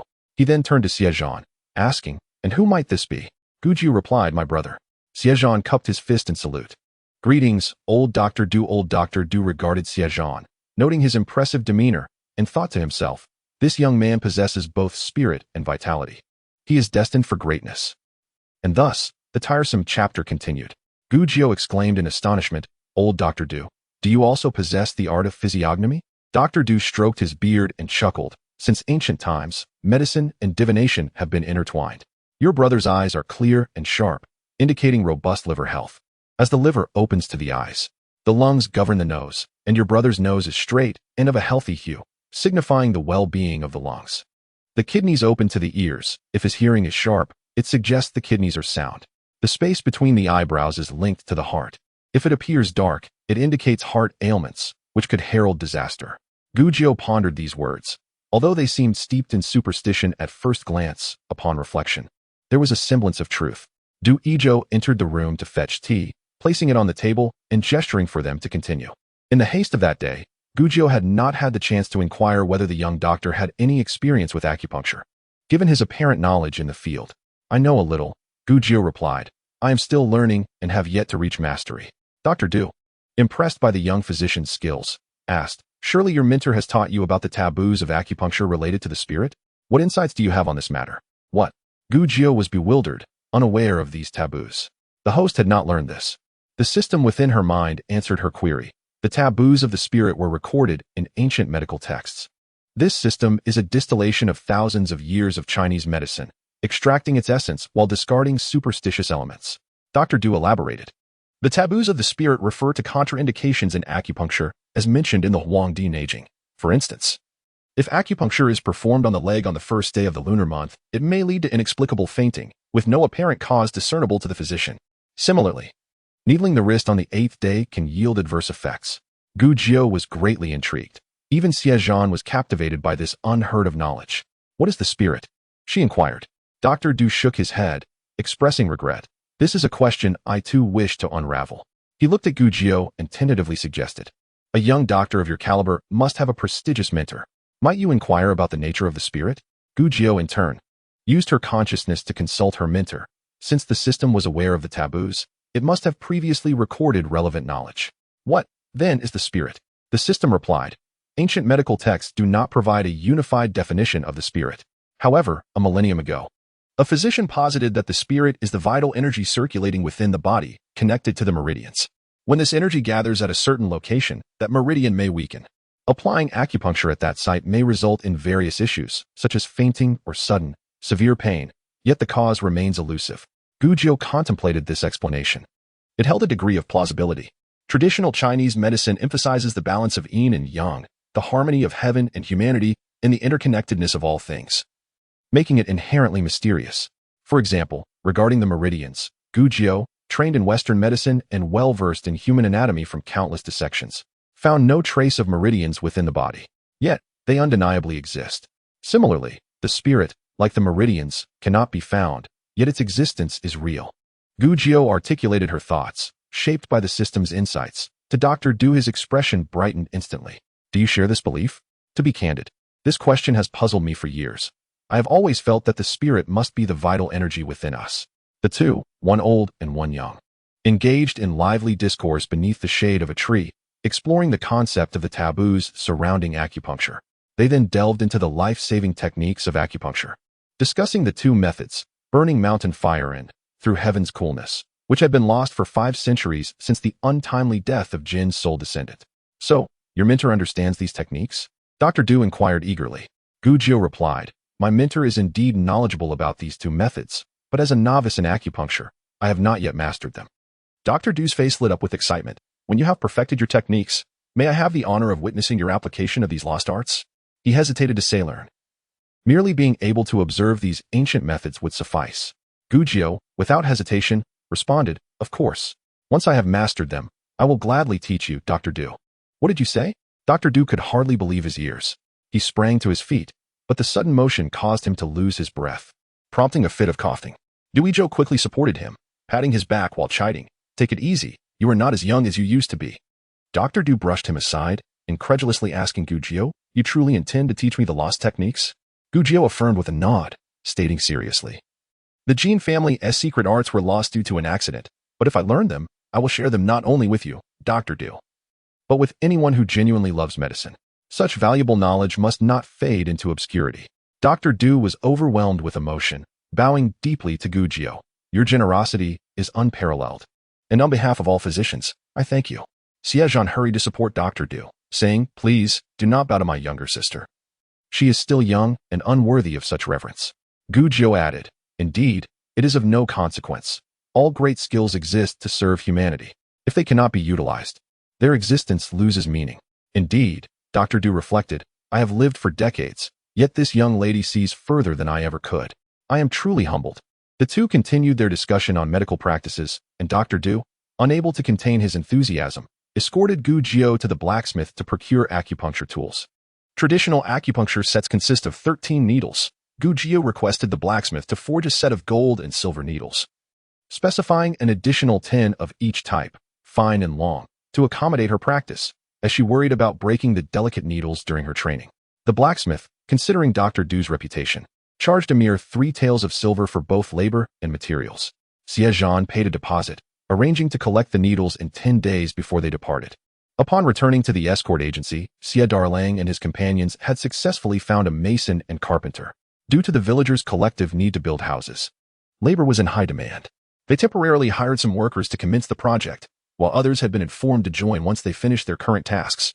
Xie Darlang led the workers back to Wuliping, accompanied by the Zhang and Sun families, to prepare meals for the craftsmen. Xie Zhan and Xie Wulong assisted in the efforts, while Xie Lulang, being younger and more bookish, was advised to stay in the city to continue his studies. Xie Erlang and Xie Sanlang took the cart to purchase grain and vegetables, as the host family was responsible for the workers' meals. Chapter 171. Not marrying the cloth bag Gu Jiu requested from Fu Rongyang was completed, and under the cover of night, she entered her space. She threaded copper wire through the opening of one bag, then, barefoot, began to climb a tree, reaching the height of the lion's main mushroom. She wrapped one hand around the trunk while using the other to secure the copper wire around it, ensuring that the bag encompassed most of the mushroom while leaving enough space for it to continue growing and to allow spores to disperse. Next, she gathered seeds from the medicinal herbs, first selecting seeds of platycodon and angelica, placing them into the bag for Xie Darlang to trial plant. These two herbs require minimal environmental conditions and are easy to cultivate, making them perfect for testing. The remaining seeds were scattered in an empty plot. Although she lacked gardening skills, her space was remarkably fertile, and in time, another batch of mature herbs would flourish. Gu Jiu surveyed the verdant space, inhaling the fresh air, feeling a deep sense of contentment. Next, she needed to harvest the mature herbs swiftly to prepare them. Gu Jiu planned to fabricate an excuse, claiming she purchased them externally, and sought Fu Rongyang's assistance in processing them. She had already made plans. The medicinal herbs in the space were of high efficacy, and for the time being, she did not intend to sell them. She would reserve them for future medicinal preparations or to open a pharmacy someday. Additionally, she needed to find some herb seeds or seedlings that were not available in her collection to cultivate in the space. Each type of herb had its own unique growth habits and environmental requirements. However, her space was different. It was originally derived from traditional Chinese medicine systems and was nourished by spring water suitable for the growth of medicinal herbs, allowing any herb to thrive. Only when all the herbs were complete could she utilize the medicinal materials from the space when preparing prescriptions. Otherwise, mixing powerful herbs from the space with those of mediocre efficacy would significantly diminish the overall effect. The women in the escort agency had ample time on their hands. During the afternoon lull, Chu, Gao, Su, and Fu Rongyang sat under the shade of a tree, chatting to pass the time. The life of a woman, they mused, was akin to a second birth upon marriage.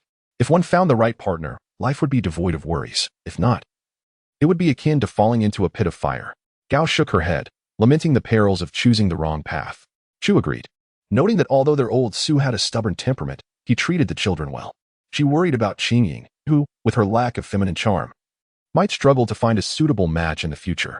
Gao chuckled, suggesting that with Qingying's straightforward nature, it would be best to find her a husband from a family with simple dynamics, as being the eldest daughter-in-law could be quite burdensome. Chu playfully remarked that she had initially considered Gao's fourth son, but he was already involved with someone else. She then jested about Gao's fifth son, only to realize that the two children had never gotten along, always bickering like two roosters. Gao retorted in jest that they still had their sixth son, who was younger. But Chu dismissed the idea, insisting that Qingying should not trouble the honest boy. As they laughed, Fu Rongyang quietly worked on her needlework, listening intently without interjecting. When Gao glanced at her, Chu immediately understood her intent and asked Fu Rongyang about her age. Fu Rongyang replied with a smile that she was 22. Chu remarked that she was still younger than their Qingyang and inquired if she had any family left. Fu Rongyang nodded, stating that she was the last of her branch, with some distant relatives back home whom she hadn't seen in years and didn't recognize anymore. You are a good girl, Chu said. Being so young and alone is not easy. If you wish, I can help you find a suitable family. Fu Rongyang interrupted, and I do not intend to marry again. If one encounters a good match, it is fortunate, like you, who can enjoy a lifetime of happiness. But if one is unfortunate and marries into a bad family, with in-laws to serve and troublesome siblings-in-law, life becomes a daily struggle without reward. Since life is already fraught with hard work, why must I seek out a family to endure more suffering?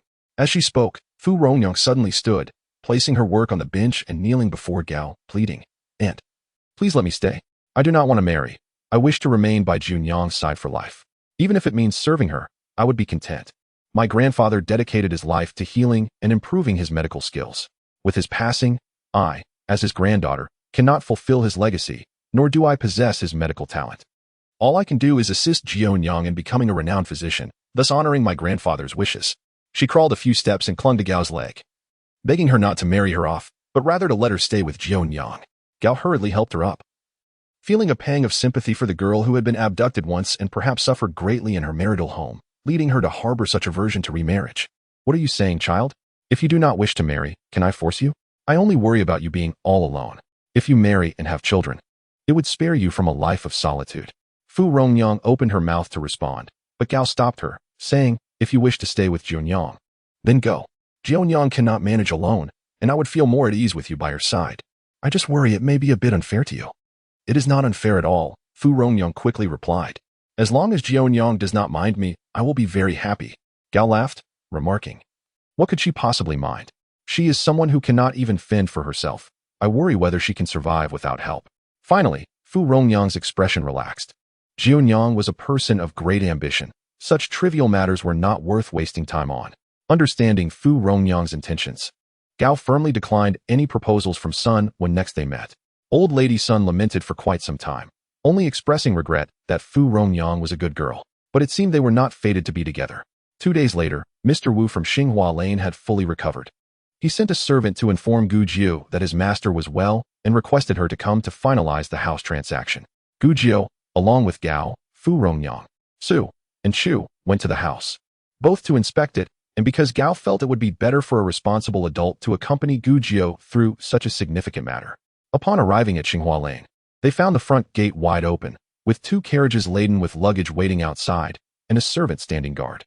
Upon seeing them disembark, the servant approached, inquiring if they were from the Xie family there to reclaim the house. Chapter 172. Moving to a new home, Gao assisted Gu Jiu down from the carriage. Nodding in affirmation, the servant stated, "My master has been waiting for you. Please come in."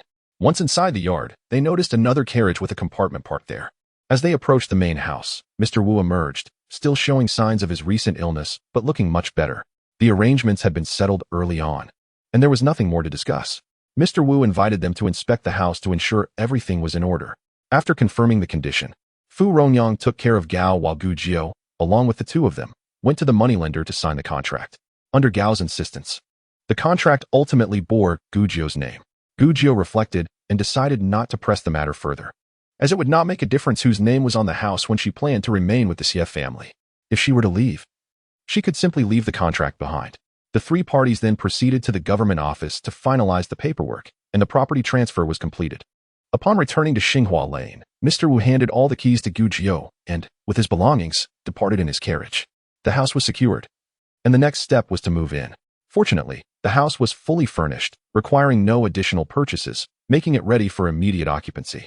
With the numerous residents of the Xie family, it was inconvenient to remain at the escort agency, and they all wished to move as soon as possible. Holding the keys to their new home and the property deed, even the composed Gao and Su could not suppress their joy.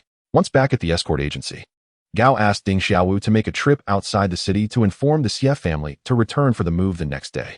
Su hesitated and privately approached Gao to discuss, saying, "Mother, should we find someone to choose an auspicious date for our move? Is it wise to just move without such considerations?" Gao replied, "Such matters are a matter of belief. Those who believe in auspicious dates often find no significant difference in fortune. Moving without consulting a date has resulted in any misfortune for us either. Besides, it's becoming inconvenient to remain at your maternal family's home. It would be better to relocate sooner." With a teasing smile, she added, "Aren't we fortunate to have Jionyang? She is like our family's lucky star, and with her around, all evils are kept at bay." Su nodded in agreement, affirming, "Indeed. Since Jionyang joined our family, we have weathered significant disasters and have been doing much better than before. She truly brings good fortune." Gao wholeheartedly agreed. Noting that their 4th son was indeed blessed, she looked at Su and continued with a smile, "Our 2nd son is also fortunate." Su smiled back, and the 2 shared a warm exchange for quite some time. The Xie family, including the brothers, their 2 wives, and 4 children, returned the very next day. Everyone was in high spirits. After much time had passed, from Huaitree village to Jingzhou and then to Xianzhou, they finally had a home. Together, they set about their tasks. In truth, there was not much to move. They arrived with a donkey cart and a horse cart, and only half of their belongings were transported, while the other half, including pots and pans, had already been taken to Wuliping. The remaining cart was hardly filled. Gao instructed Zhang to bring 2 tree-tongue Ganoderma mushrooms as a gift for Chu, having disturbed her multiple times.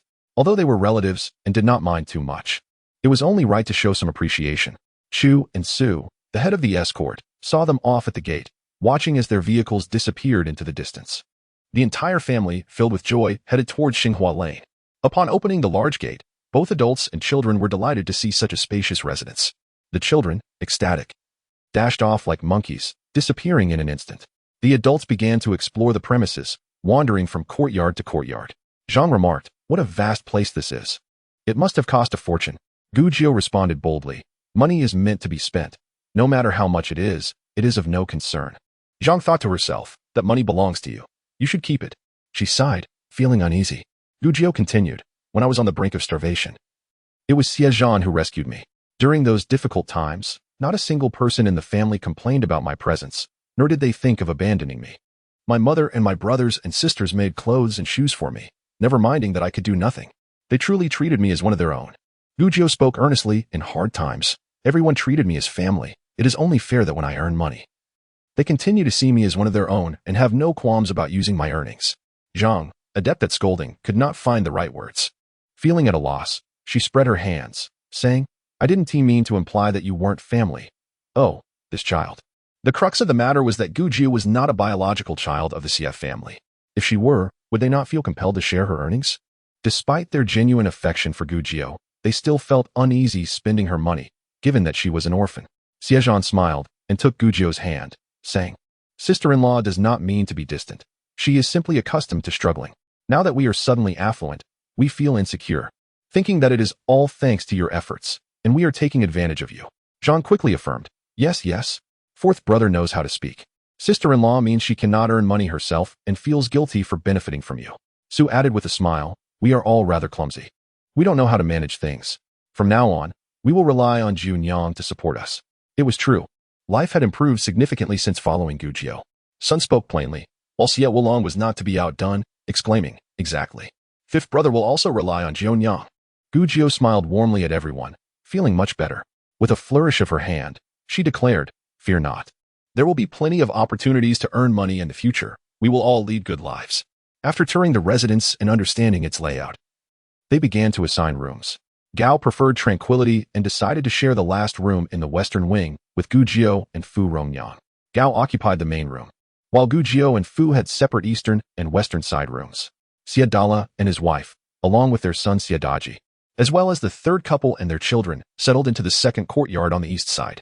Xie Erlang's family had many children, and with Su expecting another, they took the second courtyard on the west side. Xie Zhan, Xie Wulong, and Xie Li all resided in the eastern courtyard with the garden, facilitating their commutes to school and allowing for visits from classmates. The frontmost courtyard on the west side was designated for receiving guests. Once everyone was settled into their rooms, the next task was a grand shopping spree. The bedding used during their escape had become tattered and unrecognizable. Gao decided they should all be replaced with new ones.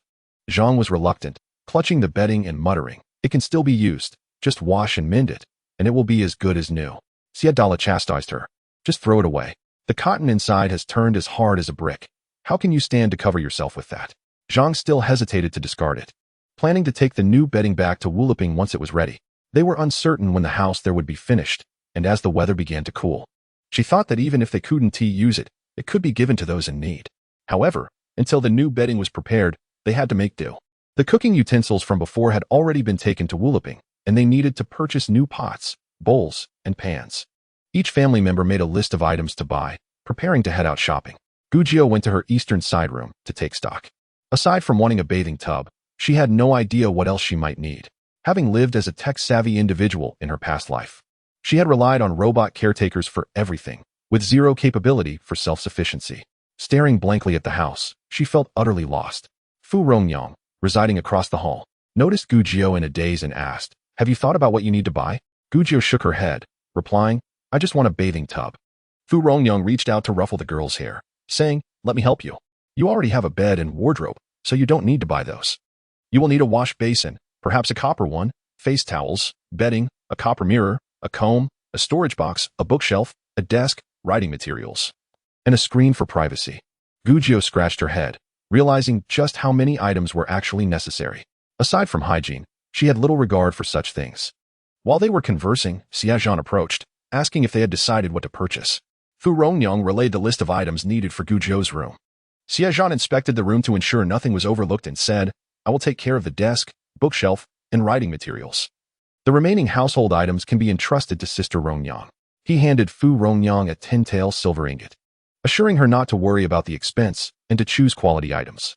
This silver had been obtained from Hudala in the old forest and had not yet been spent. Fu Rongyang accepted the silver, nodding in acknowledgement. Gujio hugged Xie Zhan's arm and smiled up at him, saying, thank you, Xie Zhan. Xie Zhan looked down at her, his eyes filled with warmth. He ruffled her hair playfully yet seriously, saying, no need for thanks. It is my honor to care for you. Fu Rongyang quickly excused herself, feeling the atmosphere was too thick for comfort.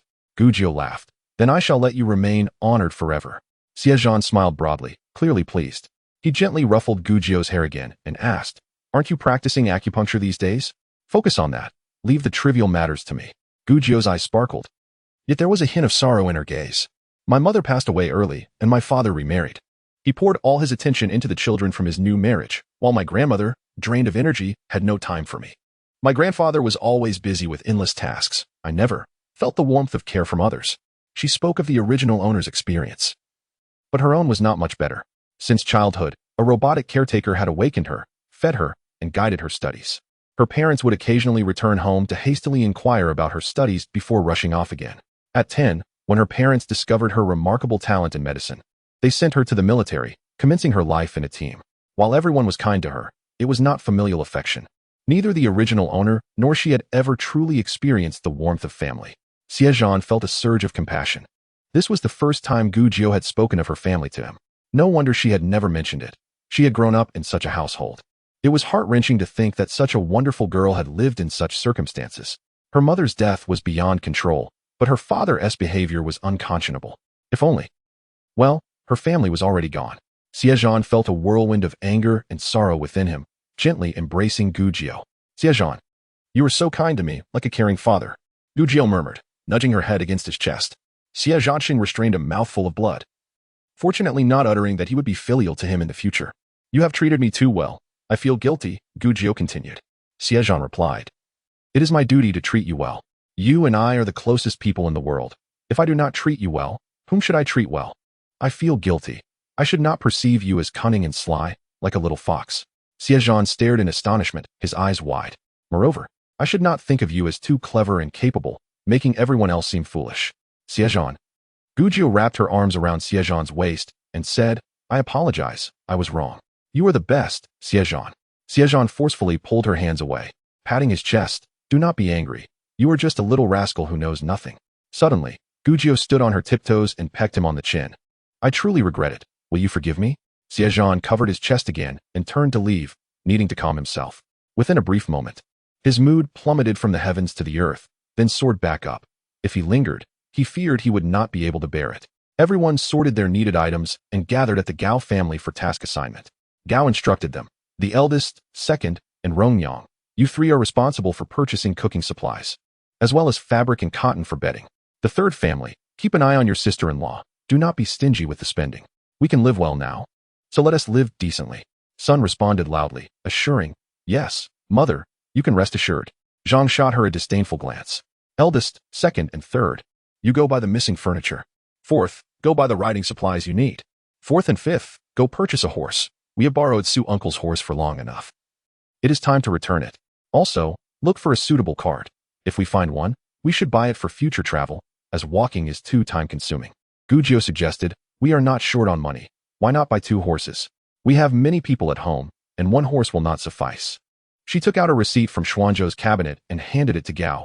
This receipt for 500 taels, mother, keep it. Spend it as needed. Money earned is meant to be spent. If not, it serves no purpose. Gao sighed as she accepted it and cast a glance at Xie Zhan. You better keep an eye on your wife. She is quite extravagant. Xie Zhan retorted, your son is a man living off his wife's earnings. How can he control her spending? He glanced at Gu Jiu, then patted his chest, his heart still racing. Gao shot him a look of disdain. With the tasks assigned, the family happily set out to shop. Xie Daji led his younger brothers to play in the garden, while several children explored the rockeries, frolicking in the small lake. Thoroughly delighted. After sending everyone off, Gu Jiu supported Gao back to her room. Su, who was pregnant, had not been assigned any tasks and followed to converse with Gao. The main bedroom was temporarily furnished with old bedding.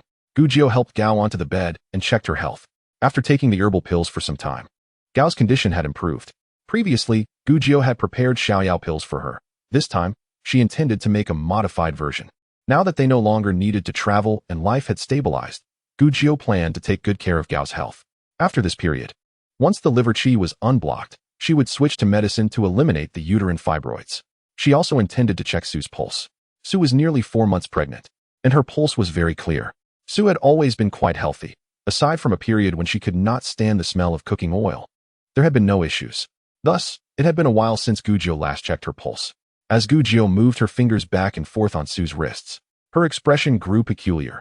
Both wrists exhibited strong and steady pulses, distinctly clear, as if they were 5 months along. Seeing Gu Jiu's serious demeanor, both Su and Gao anxiously asked, what is it? Is the child all right? Gu Jiu withdrew her hand and smiled. Congratulations, second sister-in-law. Su was overjoyed. Is it a girl? Gu Jiu replied, twins, both boys. Su nearly stumbled, but Gao caught her just in time. The 2 women exchanged bewildered glances, and Su was left in a daze. Gao was at a loss for how to comfort Su and could only hope that Gu Jiu would provide reassurance. Jiu, you did not make a mistake in your diagnosis, did you? Gu Jiu patted her chest, assuring, my pulse diagnosis is accurate. It cannot be wrong. Right, system? System, the host's diagnosis is correct. Gao shot Gu Jiu a resentful look. I wish your diagnosis were a little worse. The 2 women were suddenly too stunned to speak. One sat on the bed in a daze, while the other sat in a chair, lost in thought. Gujiu remarked, "What a wonderful thing, to be pregnant with twins. I did not expect my second brother, who seems like a delicate scholar, to be so capable." Su blushed, covering her eyes. "Gio, please refrain from complimenting people. Just speak properly." Gao shot Gujiu a glare, pushing her away. "Go on, you little rascal. Aren't you supposed to practice acupuncture? We have plenty of trees in the backyard for you to practice on. Just do not stab at people's hearts here." Gujiu replied, "I do not have time to practice now. I want to go buy medicine." Gujiu prepared a treatment plan for Gao's health and planned to head out to purchase herbs. Currently, her stock of herbs lacked angelica, licorice, and a few other ingredients. Additionally, she needed to acquire the necessary herbs to treat Sun's cold uterus. Gao disagreed. "Wait until the fourth comes back to accompany you. Do not wander off alone. The town is crowded, and we just arrived here. We do not have roots or foundation. What if you encounter a bad person? Do not worry. I will not harm him," Gujiu assured. "Gao, where is the fourth? Hurry and take your wife away. In any case, you cannot go out alone. Go practice your acupuncture. There are several trees in the backyard for you to experiment on. Even if you kill all the big trees, do not go out alone. There are bad people outside. Such a pretty girl like you could get bullied. What if the fourth returns and does not find you? He will be so upset." Gujiu could only obediently comply. By noon, they had already purchased some supplies. The urgently needed pots, bowls, and pans were bought first, and the women went to the kitchen to prepare a meal. Today, they were moving into a new house. They also bought a piece of pork and 2 fish to cook together. Zhang's temper was not the best. When she scolded, she sounded like a shrew, appearing both anxious and irritable. Yet, when it came to work, she was exceedingly meticulous. Vegetables had to be picked one by one, washed one by one, and the skin of the meat had to be scraped off bit by bit, handled with utmost care. Of course, her cooking skills were also quite impressive. After preparing the meal, the delicious aroma wafted for miles. At mealtime, no call was needed. Everyone came running at the scent. The fragrant meat wafted into the garden, prompting Xie Zhan to lead his 3 younger brothers back, like a swarm. This house faced south, with the kitchen located at the southern end, so it was customary for people to say going down to the kitchen, because it was very close to the first entrance.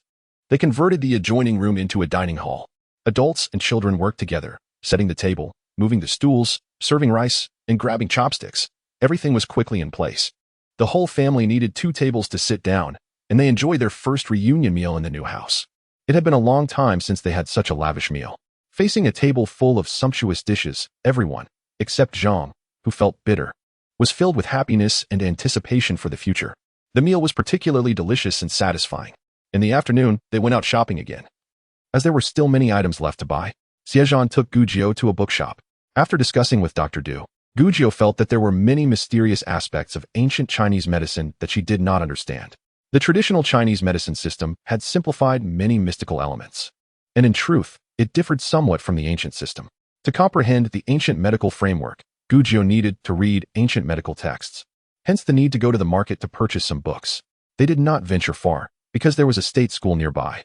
Several private academies had sprung up along Jixin Street. Across from the provincial academy lies a quaint bookshop named Jixianzai, which not only offers a plethora of books, but also sells the 4 treasures of the study. The shop comprises 2 spacious rooms on either side, connected by a doorway in the middle, both featuring a 2-story structure. Upon entering through the eastern entrance designated for book sales, they are greeted by neatly arranged bookshelves brimming with a diverse collection of literature. The shop is bustling with patrons, predominantly young scholars clad in long robes. Today, Xie Zhan is also attired in scholarly garb, his striking appearance harmonizing well with the surroundings, while Gujiu, a young girl, stands out as a rarity in such a place, drawing the curious gazes of the attendants. Xie Zhan inquires about the location of medical texts, to which a young attendant responds that the shop primarily caters to the literature favored by scholars, with medical books being scarce. He recalls a copy of Nanjing located upstairs. After a moment's hesitation, he offers to guide Xie Zhan in search of it. Xie Zhan nods in agreement, leading the inquisitive Gujiu up the stairs. The attendant searches diligently in a remote corner and eventually retrieves the Nanjing, brushing off the dust before sheepishly presenting it to them, noting its age and condition. He offers a discounted price if they find it to their liking. Xie Zhan takes the book, dusts it off, and hands it to Gujiu, asking if it is of any use. Gujiu flips through the pages, finding them slightly yellowed but still legible, and kneels down to examine it further. The attendant glances at Gujiu in surprise, having initially assumed it was Xie Zhan seeking medical texts, only to realize that the young girl is interested in studying medicine. He bows respectfully and prepares to attend to other customers. However, Xie Zhan halts him, inquiring if he knows of any other bookshops that sell medical texts. The attendant blinks, admitting he is unaware of any, but suggests that if Xie Zhan is not in a hurry, the shopkeeper could keep an eye out for him during the next stock purchase. Xie Zhan smiles and mentions they reside in Xinghua Alley, where several of his nephews have reached the age for study, indicating they will frequently return to this shop for books and stationery. He adds that since his sister has an affinity for medical literature, it would be more convenient than seeking books elsewhere. Upon hearing this, the attendant chuckles, admitting he does not know where to find medical books, but he has heard that there is a small shop on Taigong Street that specializes in peculiar volumes. Xie Zhan thanks him politely. As the attendant departs, Xie Zhan turns to find Gu Jiu, a small figure intently crouched on the floor, arms wrapped around her knees. Engrossed in her reading, amused, he shakes his head, recognizing her deep fascination with medicine as she loses herself in the text. He decides to explore other shelves for additional books. When Xie Zhan has selected the necessary volumes, he notices Gu Jiu still absorbed in her reading, her expressions shifting from contemplation to smiles, utterly engrossed. Calling out to her twice yields no response, so he approaches, gently nudging her with his knee, suggesting it is time to leave and continue their reading at home. Gu Jiu, momentarily dazed, stands up but stumbles slightly.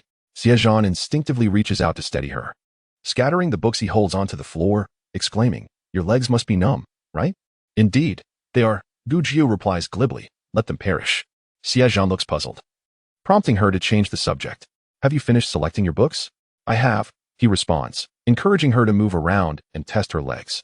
Once she is steady, he gathers the fallen volumes, and together they head downstairs to settle their bill, purchasing additional ink, paper, and brushes. The walk back to Xinghua Alley is short, where they drop off their purchases before hiring a carriage to Taigong Street in search of the peculiar bookshop. They successfully find the medical texts Gu Jiu needs, albeit mostly secondhand volumes. Gu Jiu is unbothered, content as long as the books are readable. Returning home, they find that the family members who had gone shopping have returned with various items, including a writing desk, wash basin, stand, and bathtub, all neatly arranged by Fu Rong. After dinner, Xie Zhan accompanies Gu Jiu back to her room and lights her lamp. "I'm going to read now. Would you like to join me? I have questions I could ask you." Gu Jiu lays out the newly acquired Huang Di Nei Jing on the table, patting the space beside her, inviting Xie Zhan to sit. He collects her book, prepares the fresh paper, and grinds the ink, suggesting they postpone reading until later. "You should mark any unclear passages while studying during the day, and I will explain them when I return. In the evenings, I will practice my calligraphy." Gu Jiu protests, folding the paper neatly. "I believe my handwriting is already quite good, no need for practice." Xie Zhan, incredulous, knows her well enough to understand she is neither overly modest nor boastful, but rather realistic about her skills. Curiosity piqued, he asks, "What gives you the confidence to believe your handwriting is commendable?" "Because it is," she replies. "As long as it is legible, why does it need to be beautiful? I think others can read my writing just fine." In her time, handwriting has diminished significantly due to voice input technology, rendering printing commonplace. Only calligraphy enthusiasts continue to practice writing, while most people regard their penmanship as satisfactory. Xie Zhan sighs. Writing is the face of a scholar. One would hesitate to prescribe a remedy with unsightly handwriting. Gu Jiu shakes her head, insisting, "It doesn't matter. I believe my handwriting does not hinder comprehension." She is quite busy, after all, needing to learn acupuncture, study medical texts, assist the Gao family with their health, prepare prescriptions for the Sun family, and experiment with medicinal formulations. When would she have time to practice writing?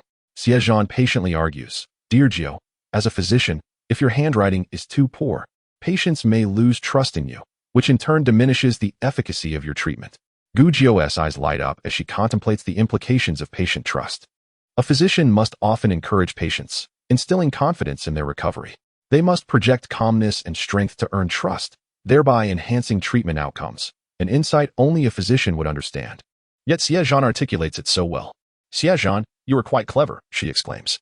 "They say that clever heads lack hair. At this rate, you may be bald before middle age." Xie Zhan, bemused, thinks that merely stating the first part of her comment would suffice. He covers his eyes. "Gu Jiu, compliments are not to be given in such a manner. You should refrain from praising others in the future." "I'm not praising you. I speak the truth." As a medical recommendation, she retorts, "Clever individuals tend to overthink, which leads to stress. With a sense of responsibility like yours, you are prone to excessive worry, putting pressure on yourself. With too much stress, you might end up losing your hair and becoming bald." Gu Jiu, with utmost seriousness, assures him, "But you need not worry too much. With me by your side, I promise to ensure your health remains robust, preventing any premature hair loss. You are destined to become a handsome gentleman. If you go bald, it would be quite unfortunate. Xie Zhan expresses his gratitude. Yet the thought of becoming bald sends a shiver down his spine. As he exits Gu Jiu's room, he finds himself momentarily disoriented. What did he come for again? Wasn't he determined to ensure Gu Jiu practiced her handwriting? How had the conversation veered to baldness? He feels an urge to return and resume the topic of calligraphy. But after a moment's reflection, he sighs and decides to let Fu Rong handle it. Since Fu Rong has resolved to accompany Gu Jiu, she may as well assist by writing down prescriptions while Gu Jiu dictates. After a couple of busy days setting up their new home, things have finally settled down, and they have also purchased horses along with an additional carriage. In this manner, the household now possesses 2 carts for transporting goods, a carriage for passengers, a donkey, and 2 horses. Xie Dalong instructed his brothers to procure fodder, assigning the task of caring for the livestock to Xie Daji. Although they had hired craftsmen and arranged their work, Xie Dalong and his companions still felt uneasy about leaving the situation at Wuliping unattended. The matter of cultivating the wasteland was to be entrusted to hired hands, as it was now July, and they needed to clear the land promptly to plant a crop of wheat. Delays would result in a wasted season, rendering the land fallow. Additionally, they intended to purchase 2 oxen for plowing, as relying solely on human labor would be excessively time-consuming given the vast expanse of uncultivated land. Xie Sanlang, skilled in woodworking, was dispatched to Wuliping to oversee the construction of the house, accompanied by Sun Shi to prepare meals. Meanwhile, Xie Dalong and Xie Erlang sought individuals to clear the land. The family members busied themselves with their respective tasks, each attending to their responsibilities. Chapter 176. Salt production. The womenfolk at home busied themselves sewing quilts and mattresses, laying oilcloth beneath the shade of trees, placing a layer of inner fabric atop, and then filling it with cotton. Gu Jiu, having never witnessed such activities, observed in fascination. Occasionally attempting to assist, her efforts only resulted in disruption, leading Zhang Shi to shoo her away. The children, not required to work at Wuliping, were left to their own devices as the adults were preoccupied. Over the past few days, the 4 children embarked on explorations, thoroughly familiarizing themselves with every corner of the grand estate. The 4 boys created a ruckus, prompting the adults to appoint Stale Lulang as their tutor, tasked with educating them in reading and calligraphy. Eventually, the sounds of laughter transformed into the harmonious recitation of lessons. Hai Shi and the 3 second daughters-in-law did not permit Gu Jiu to involve herself in household matters, yet she did not find herself bored. She either practiced her needlework against the doorframe or retreated to rooms to study medicine under systematic guidance. Xie Zhan, accompanied by Xie Wulong, approached Gu Jiu for tools, and with the cart harnessed, they mysteriously departed. By evening, Xie Zhan and Xie Wulong returned with the cart, unloading 2 large wooden barrels filled with salt-bearing rock. Gu Jiu's interest was piqued upon seeing the rock, realizing they intended to refine rock salt. The formula for salt extraction had been upgraded in the system, encompassing methods for refining 4 types of salt, knowledge she had already acquired upon encountering the rock salt. She explained the refining process to Xie Zhan and Xie Wulong, who found it manageable, albeit time-consuming. If they were to produce salt on a larger scale, it would require considerable labor and resources. They transported the rock to the courtyard outside the kitchen, where Gu Jiu directed the work. The first step involved breaking the rock into smaller pieces before grinding it down. Lacking a hammer, Xie Wulong found a piece of blue brick, laid out oilcloth on the ground, and smashed the rock upon it. Charcoal was also necessary, prompting Xie Zhan to burn charcoal in the kitchen, as Gu Jiu had previously instructed them on creating a simple filtration device in the old forest, and he knew precisely how to proceed. Gu Jiu requested fine hemp cloth from Hai Shi to wrap the charcoal. With only 2 barrels of rock, Xie Wulong's strength made the task swift. After breaking the rock into small pieces, they repacked it into the wooden barrels. Lacking grinding tools, they resorted to a laundry pestle to pound the rock, similar to crushing garlic. While one brother worked inside, the other toiled outside, and Gu Jiu, feeling idle, practiced her needlework against the doorframe. As darkness enveloped the surroundings, their preparatory work was only just beginning. The next step involved pouring the ground rock into a large pot, adding water, and stirring until it dissolved. Then, Xie Zhan crushed the burnt charcoal into smaller particles and wrapped them in hemp cloth. Observing the absence of suitable tools, the 3 turned their attention to the barrels. Should we make a hole in the bottom of the barrel? Will the elder sister-in-law scold us if she finds out tomorrow? Xie Wulong pondered. Unless the sun rises from the west, Gu Jiu replied. It's fine, Xie Zhan interjected, if we produce salt today. The money saved will suffice to purchase many barrels. Xie Wulong remarked, then you must inform elder sister-in-law tomorrow, for I cannot withstand her wrath. With what you say, She would think twice before scolding, Xie Zhan asserted. You should rise early tomorrow and buy a barrel. Then elder sister-in-law will not be angry. Xie Wulong nodded in agreement. Using the steel point of the tool to create a hole beneath the barrel, they placed the wrapped charcoal inside, arranged it neatly, and set the large pot atop 2 wooden sticks, pouring in the melted water. The initially murky water transformed into clarity after filtration. They replaced the used charcoal package with a fresh one and filtered the brine again. The resulting brine appeared significantly cleaner. The final step was to boil the brine. The brothers lifted the large pot onto the stove, igniting the fire to commence the boiling process. This was a lengthy endeavor, requiring vigilance over the flame until the water reached a boil, at which point they would lower the heat. Xie Zhan set up another stove to heat water, knowing Gu Jiu valued cleanliness and intended to prepare a bath for her later. As both stoves burned, the 3 sat on small stools, conversing. Xie Wulong leaned in and whispered, "Fourth brother, if we truly manage to produce salt, could we discreetly sell it in neighboring villages? If we set a lower price, many would surely be willing to buy. This endeavor, aside from consuming some firewood and effort, is practically risk-free. The mountain is abundant with salt-bearing rocks. It represents an inexhaustible source of wealth." Xie Zhan remained silent, deep in thought. Faced with such substantial profit, it was hard not to be tempted. Yet, immense gain comes with immense risk. If caught, the consequences could be dire, as selling illicit salt is punishable by death. Moreover, he could not engage in such activities. His duty was to uphold the law, not oppose it. Even minor infractions were unacceptable. He had considered enlisting his brothers or Su Zongbiao to discreetly undertake this venture, believing it could be safely executed on a small scale without attracting attention. However, with many involved, the risk of exposure was great, leading to potential disaster. Human nature is unpredictable, especially when confronted with significant profit, and one could never foresee what ambitions might arise. Furthermore, he had aspirations for each brother's future, carefully planning their paths. For the sake of their futures, he could not allow any record of illicit salt trading to tarnish their names. Even if conducted discreetly, there would always be traces to uncover. He wished to prevent this matter from surfacing, jeopardizing both his and his brother's prospects. Before he could articulate his thoughts, Gu Jiu shook her head vigorously, asserting that this path was not worth pursuing for a meager profit. Xie Zhan and Xie Wulong exchanged glances, bewildered by her dismissal of the potential gains. What did she mean by meager profit? The hardships they faced to earn money were immense, while for her, it seemed effortless, leading her to disregard the value of hard-earned wealth. We have myriad avenues for generating income. I might cultivate lion's mane mushrooms. They are rare and could fetch a silver or 2 each, with wealthy households eager to purchase. Additionally, I have numerous formulas for everyday products, laundry, hair, hand, and face soaps, toothpaste, and more. We could gather the village women to establish a workshop. This is all potential revenue. Gu Jiu spoke nonchalantly, leaving Xie Zhan and Xie Wulong dumbfounded, as earning money appeared to become so effortlessly attainable. Chapter 177. A Path to Wealth. Gu Jiu continued with her ideas, while Xie Zhan and Xie Wulong listened, utterly astonished by her perspective on generating income effortlessly. Gu Jiu elaborated, "If you find those ventures too laborious or the returns insufficient, I also possess a formula for glassmaking. Glass is akin to glaze, but far more transparent and thinner. It can be used not only for windows, but also crafted into various items such as cups, vases, and even mirrors, which are so clear they reflect every detail of one's face.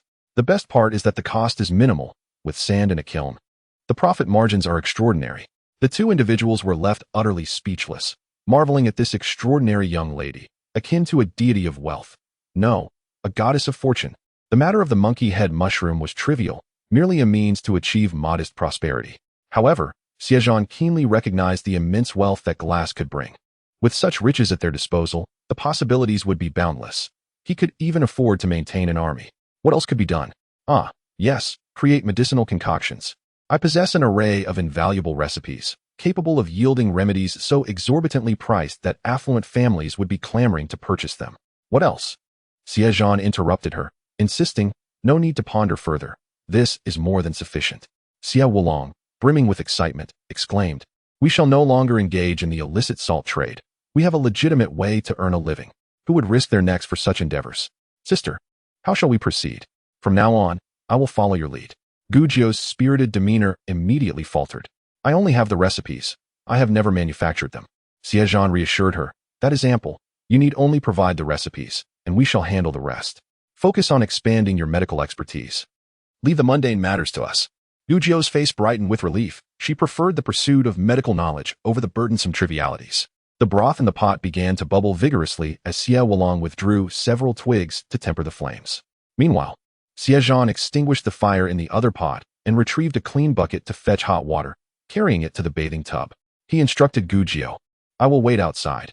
Call for me once you are finished, and I shall dispose of the water." Observing him bustling about, Gujio beamed with joy. Once he completed his tasks, she took his hand and playfully shook it. "Xie Zhan, you are wonderful.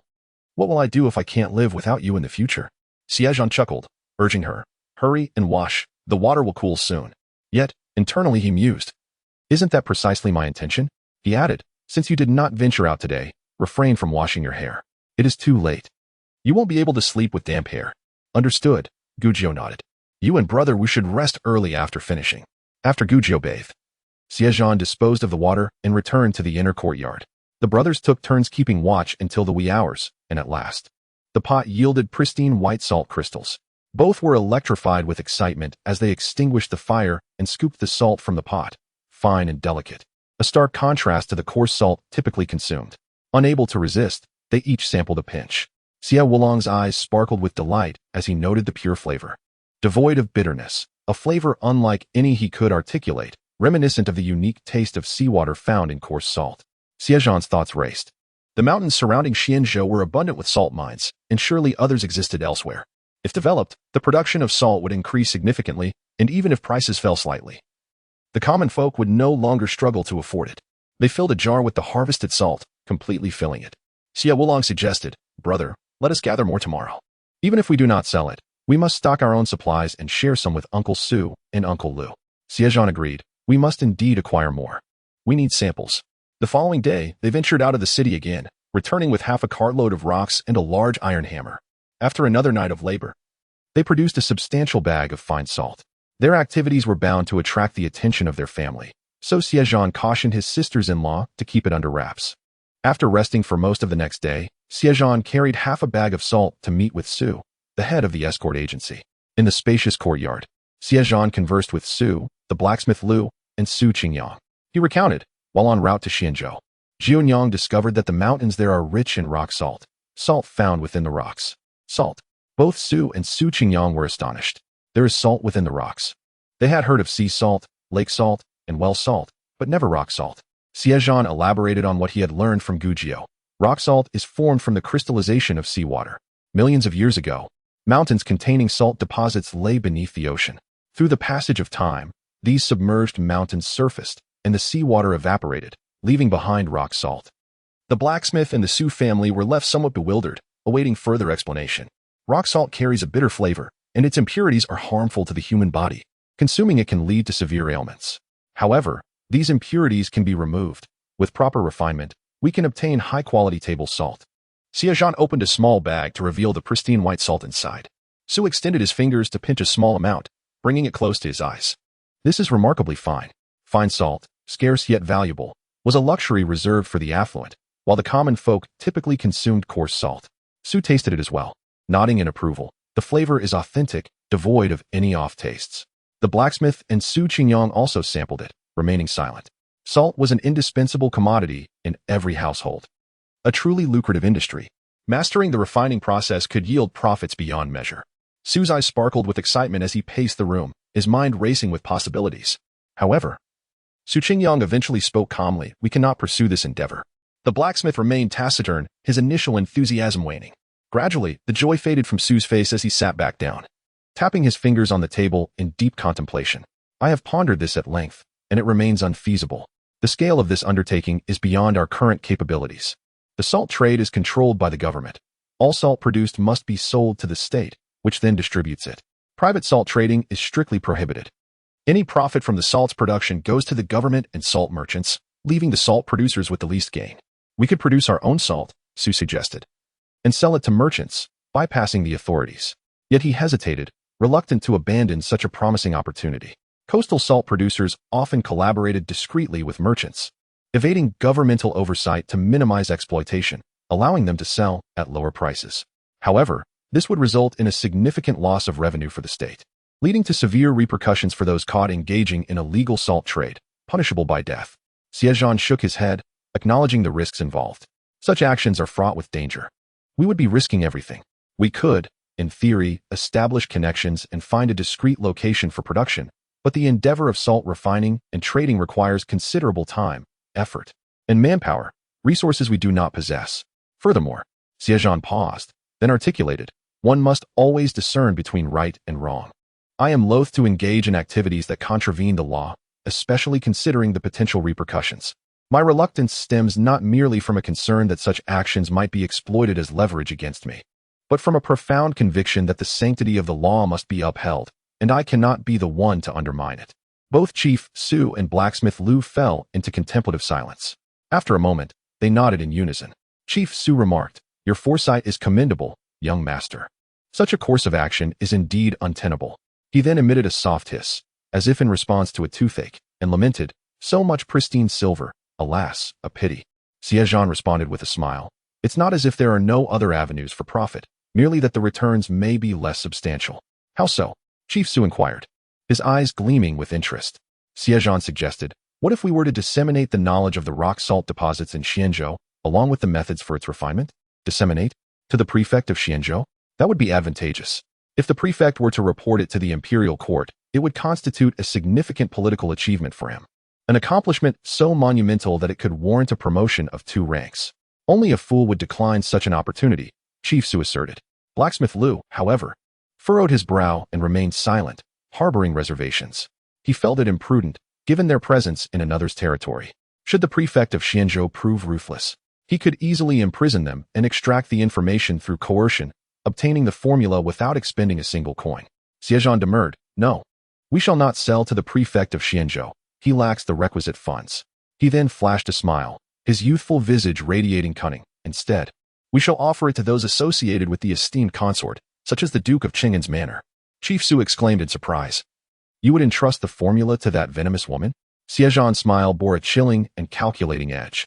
"Uncle Lu, Uncle Su, consider this. If we were to sell the knowledge of Xuanzhou's rock salt and its refinement to the consort's associates, would they present it to the imperial court, or would they clandestinely produce and sell the salt themselves? That remains uncertain," Blacksmith Lu observed. Xie Zhan posited, "Given the avaricious nature of that family, they would likely seize the opportunity for personal gain. Thus, we would possess a formidable bargaining chip. We would allow them to profit from the information, and when the time is ripe, we could instigate their downfall, with the confiscated wealth and salt mines reverting to the national treasury. In this manner, we would not only receive payment for the formula but also spare the imperial court the initial investment in manpower and resources for establishing the salt mines, while simultaneously acquiring a substantial windfall.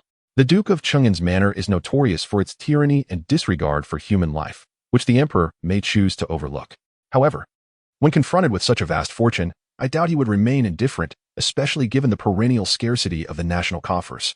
Blacksmith Lu calmly cautioned. "But what if they were to genuinely present the formula to the imperial court, thereby securing the right to manage the salt mines?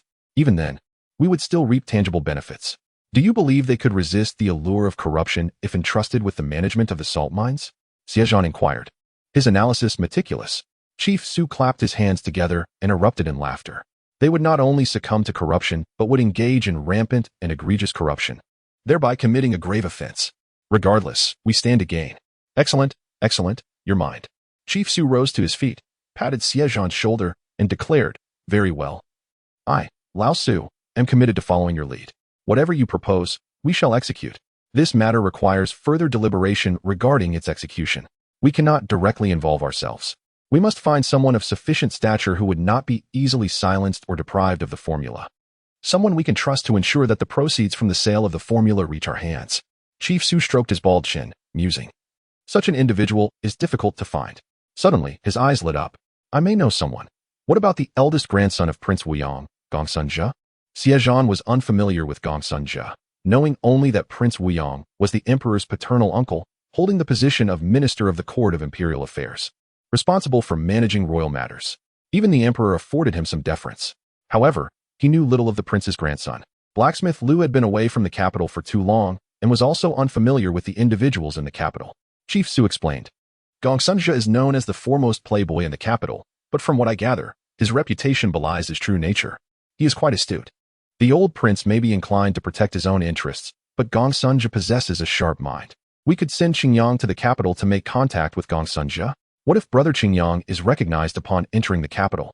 Xie Zhan inquired with some hesitation. Chief Su dismissed his concerns. Nonsense, he was but a child back then. After so many years, who would recognize him? He simply needs to maintain a low profile. Xie Zhan ceased his reservations and added, furthermore, Ninth Sister mentioned another lucrative venture. What venture? Chief Su's eyes gleamed with anticipation. Gu Jianyang was proving to be a harbinger of good fortune, bringing one profitable opportunity after another. He had to admit that Gu Jianyang's assistance to Xie Xiling far surpassed that of his own daughter, a fact he could not deny. Ninth Sister described a method for producing glass. According to her, glass is a type of crystal, but it is entirely transparent and can be used for windows, providing far greater clarity than paper windows and being impervious to wind and rain. Moreover, mirrors made of glass can reflect one's image with unparalleled clarity. Such a thing exists? Chief Su marveled in astonishment. Blacksmith Liu and Su Qingyang were equally intrigued by the concept of glass.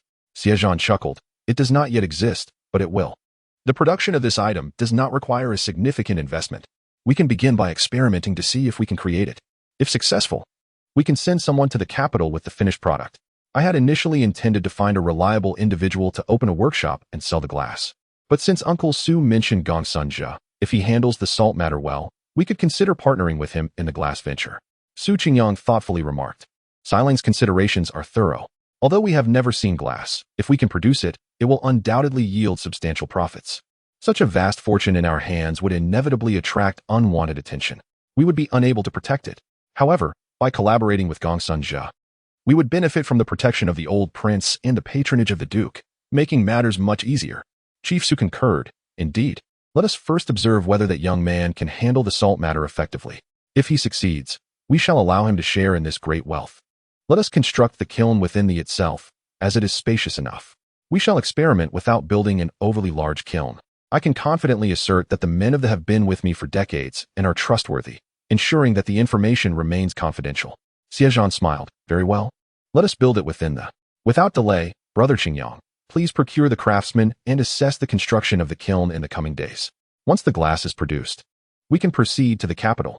Agreed. Su Qingyang readily assented. Chief Su turned to Blacksmith Liu and inquired, Lao Liu, have you secured a residence? Blacksmith Liu replied, I have found a suitable dwelling near Apricot Blossom Lane. I shall acquire all the necessary blacksmithing tools and hire a young apprentice within the next few days. Xie Zhan interjected, Uncle Liu, there is no need for such trouble. I have ample space at my residence. Blacksmith Liu and Chief Su vehemently objected, absolutely not. Chief Su asserted, as before, it is more convenient for Lao Liu to reside closer to you, allowing him to provide assistance when needed. Xie Zhan, recognizing the futility of further argument, ceased his objections. After discussing the matter, Su, the chief escort, shifted the conversation to the situation in Qingyan, where news had arrived. Xie Zhan inquired about any developments, asking if the refugees had been evacuated. Su Qingyang shook his head, indicating that they had encountered some difficulties. Recently, Qingyan received word from scouts that the location where the refugees were being trained was perilously close to the private army of the king of Jingzhou. The refugees had begun to flee in large numbers, and the private army would soon take notice. As a result, Qingyan had to abandon the plan to assist the refugees in their escape and decided to contact the Ainyo brothers instead. They planned to stealthily lead the imperial troops to eliminate both the private army in Xiaoshaoshan and the one discovered by Qingyan. Xie Zhan nodded, acknowledging that Qingyan's approach was commendable. By neutralizing the two factions of the king of Jingzhou first, the ensuing conflict would present a more favorable disparity in strength, thereby minimizing potential casualties. Meanwhile, Gao Shi had finally completed the bedding for her household, distributing it to each room. With everything in place, life began to stabilize. They had moved in a few days ago and intended to settle here permanently, so it was time to establish connections with the neighbors. Gao Shi planned to take the younger members of her family to pay visits. She had Xie Wulong drive the cart to the market where she personally purchased a selection of pastries. Accompanied by Su Shi and Xie Sanyu, they spent the morning visiting two neighboring households. The following day, the neighbors reciprocated the visits. Gujiu, however, preferred to avoid such social engagements, finding the exchanges superficial and tedious, believing it more worthwhile to practice her needlework instead. The first reception hall was quite lively at this time. The neighbor on the left, the first house on Xinghua Lane, was headed by a master surnamed Xin, who was studying at the provincial academy. After the passing of his father, he lived with his mother and younger brother. Today, it was his wife, Yao, who visited alongside their only son, Xin Shibao, and a young maid. Yao brought 2 types of pastries, a jar of wine, and a basket of tangerines. After some polite conversation, they had scarcely settled when Xie Wulong entered with a servant. Gao Shi and Su Shi approached them with warm smiles, expressing their gratitude for the visit and acknowledging the effort it took. On the right side, during Gao Shi's previous visit, she had not met the lady of the house. Instead, a stewardess surnamed Zhang had received her. Although the stewardess appeared courteous, there was a hint of condescension in her demeanor. Gao Shi, being an open-minded person, understood that they were regarded as lesser neighbors, and she resolved to maintain a polite distance in future encounters. Today, the visiting party was once again the stewardess Zhang, who brought a piece of fine linen and a package of tea leaves. As she walked through the courtyard, she discreetly observed the surroundings while engaging in small talk. Our Lady says that distant relatives are not as valuable as close neighbors. You are a person of refinement, and we must uphold our manners. These are merely trifles. Please do not take offense. Su Shi welcomed her, accepting the gifts with a polite remark. Your lady is too considerate. Please come inside. Handing the gifts over to Xie Wulong, she indicated for him to take them away. I shall not intrude further. Your household has guests, and I do not wish to impose. My lady has mentioned that once this busy period is past, we will visit formally. The stewardess, saying this, did not even step inside before preparing to leave. Gao Shi and Su Shi were not inclined to pursue those who looked down upon them, and Su Shi smiled. Zhang Mama has many responsibilities. We would not dare delay her affairs. Allow me to see you out. Su Shi escorted the stewardess to the door, watching her depart next door, shaking her head with a faint smile before closing the door behind her. Yao's son, Shen Shibao, was about 6 or 7 years old, a lively age when children are restless. He stood obediently for a brief moment behind Yao, but soon his restlessness took over. While Gao Shi conversed with the stewardess, he tugged at his mother's hair and bounced on his toes. Gao Shi, noticing this, laughed and said to Yao, my little ones are playing in the garden. If you do not mind, let the maid take young master to join them. It must be quite dull for him to listen to us adults. Before Yao could respond, Shen Shibao clapped his hands in excitement. Good, good. Yao shot him a glance and instructed the maid, Xiaomei, take young master to the garden. Turning back to Gao Shi, she added, it seems fate has brought us together as neighbors. Please do not refer to him as young master. Simply call him Shibao.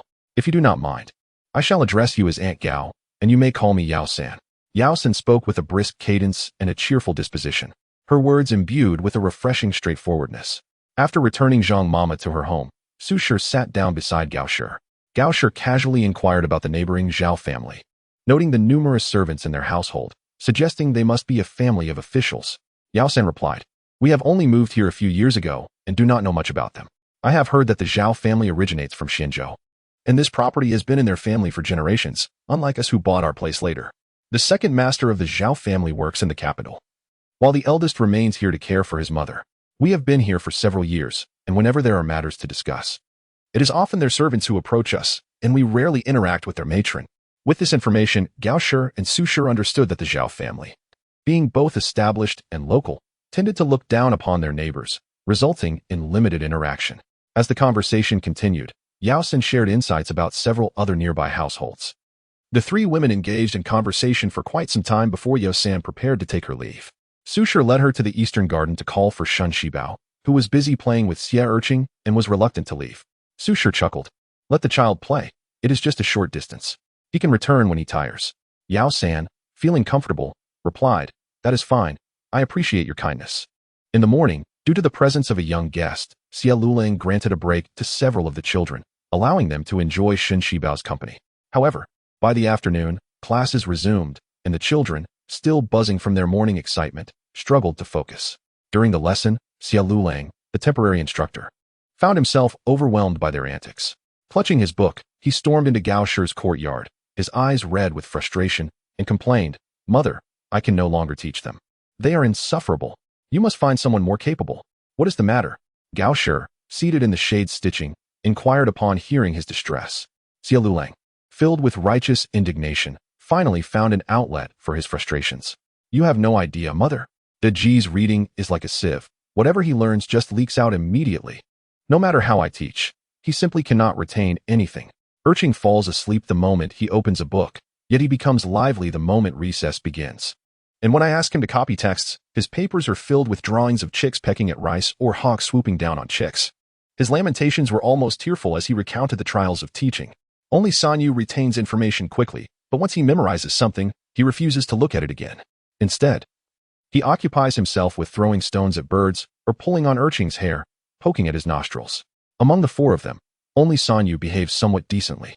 Xie Lulang, in a huff, slammed his foot on the ground, exclaiming, "Mother, I can't teach them anymore. It's too difficult.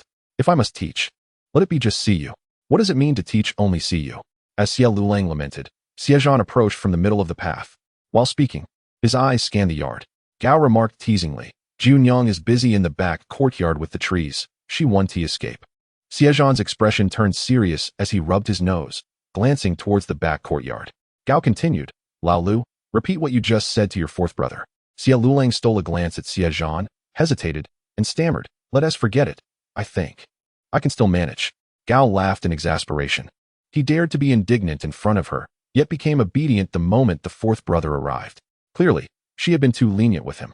With a mock frown, she said, "If I ask you to speak, then speak. If you keep whining, I'll make you teach them indefinitely." Xie Lulang hung his head, dryly reiterating his previous statement, his tone lacking any fervor. Once he finished, Gao turned to Xie Zhan and asked, "What do you think?" Xie Zhan pondered before replying, "De Ji is not cut out for studying. I will speak to Uncle Su. Starting tomorrow, he should go to the escort agency, where he can learn martial arts while gaining experience with the escort masters. Urching has some talent in drawing, but to truly succeed, he must study. Otherwise, lacking scholarly knowledge will hinder his progress. San Yu and Si Yu are both promising. One is clever and quick-witted, the other quiet and obedient. They must also pursue their studies." Gao nodded. The four children had distinct temperaments and should follow different paths. "You should pay more attention these days and find them a school soon, lest they exhaust themselves at home." "Very well," Xie Zhan replied. "I will inquire about it tomorrow." Turning to the relieved Xie Lulang, he added, "I'll also find a school for you, Lu. With your solid foundation, a couple more years of study will enable you to sit for the provincial exam." Xie Lulang felt a surge of excitement. "Can I really?" Xie Zhan nodded affirmatively. "Indeed. As long as you excel in your studies at the provincial school, you will have the opportunity to participate in the Jinshi or Mingjing examinations as a local tribute scholar. And then the honor of our family will rest upon you." Xie Lulang was greatly encouraged. His cheeks slightly flushed as he nodded vigorously. Xie Zhan added, "However, remember this, do not become a mere bookworm. You must observe, listen, and contemplate the world, its customs, social dynamics, prices, and governance. Understanding the truths of the world is interconnected.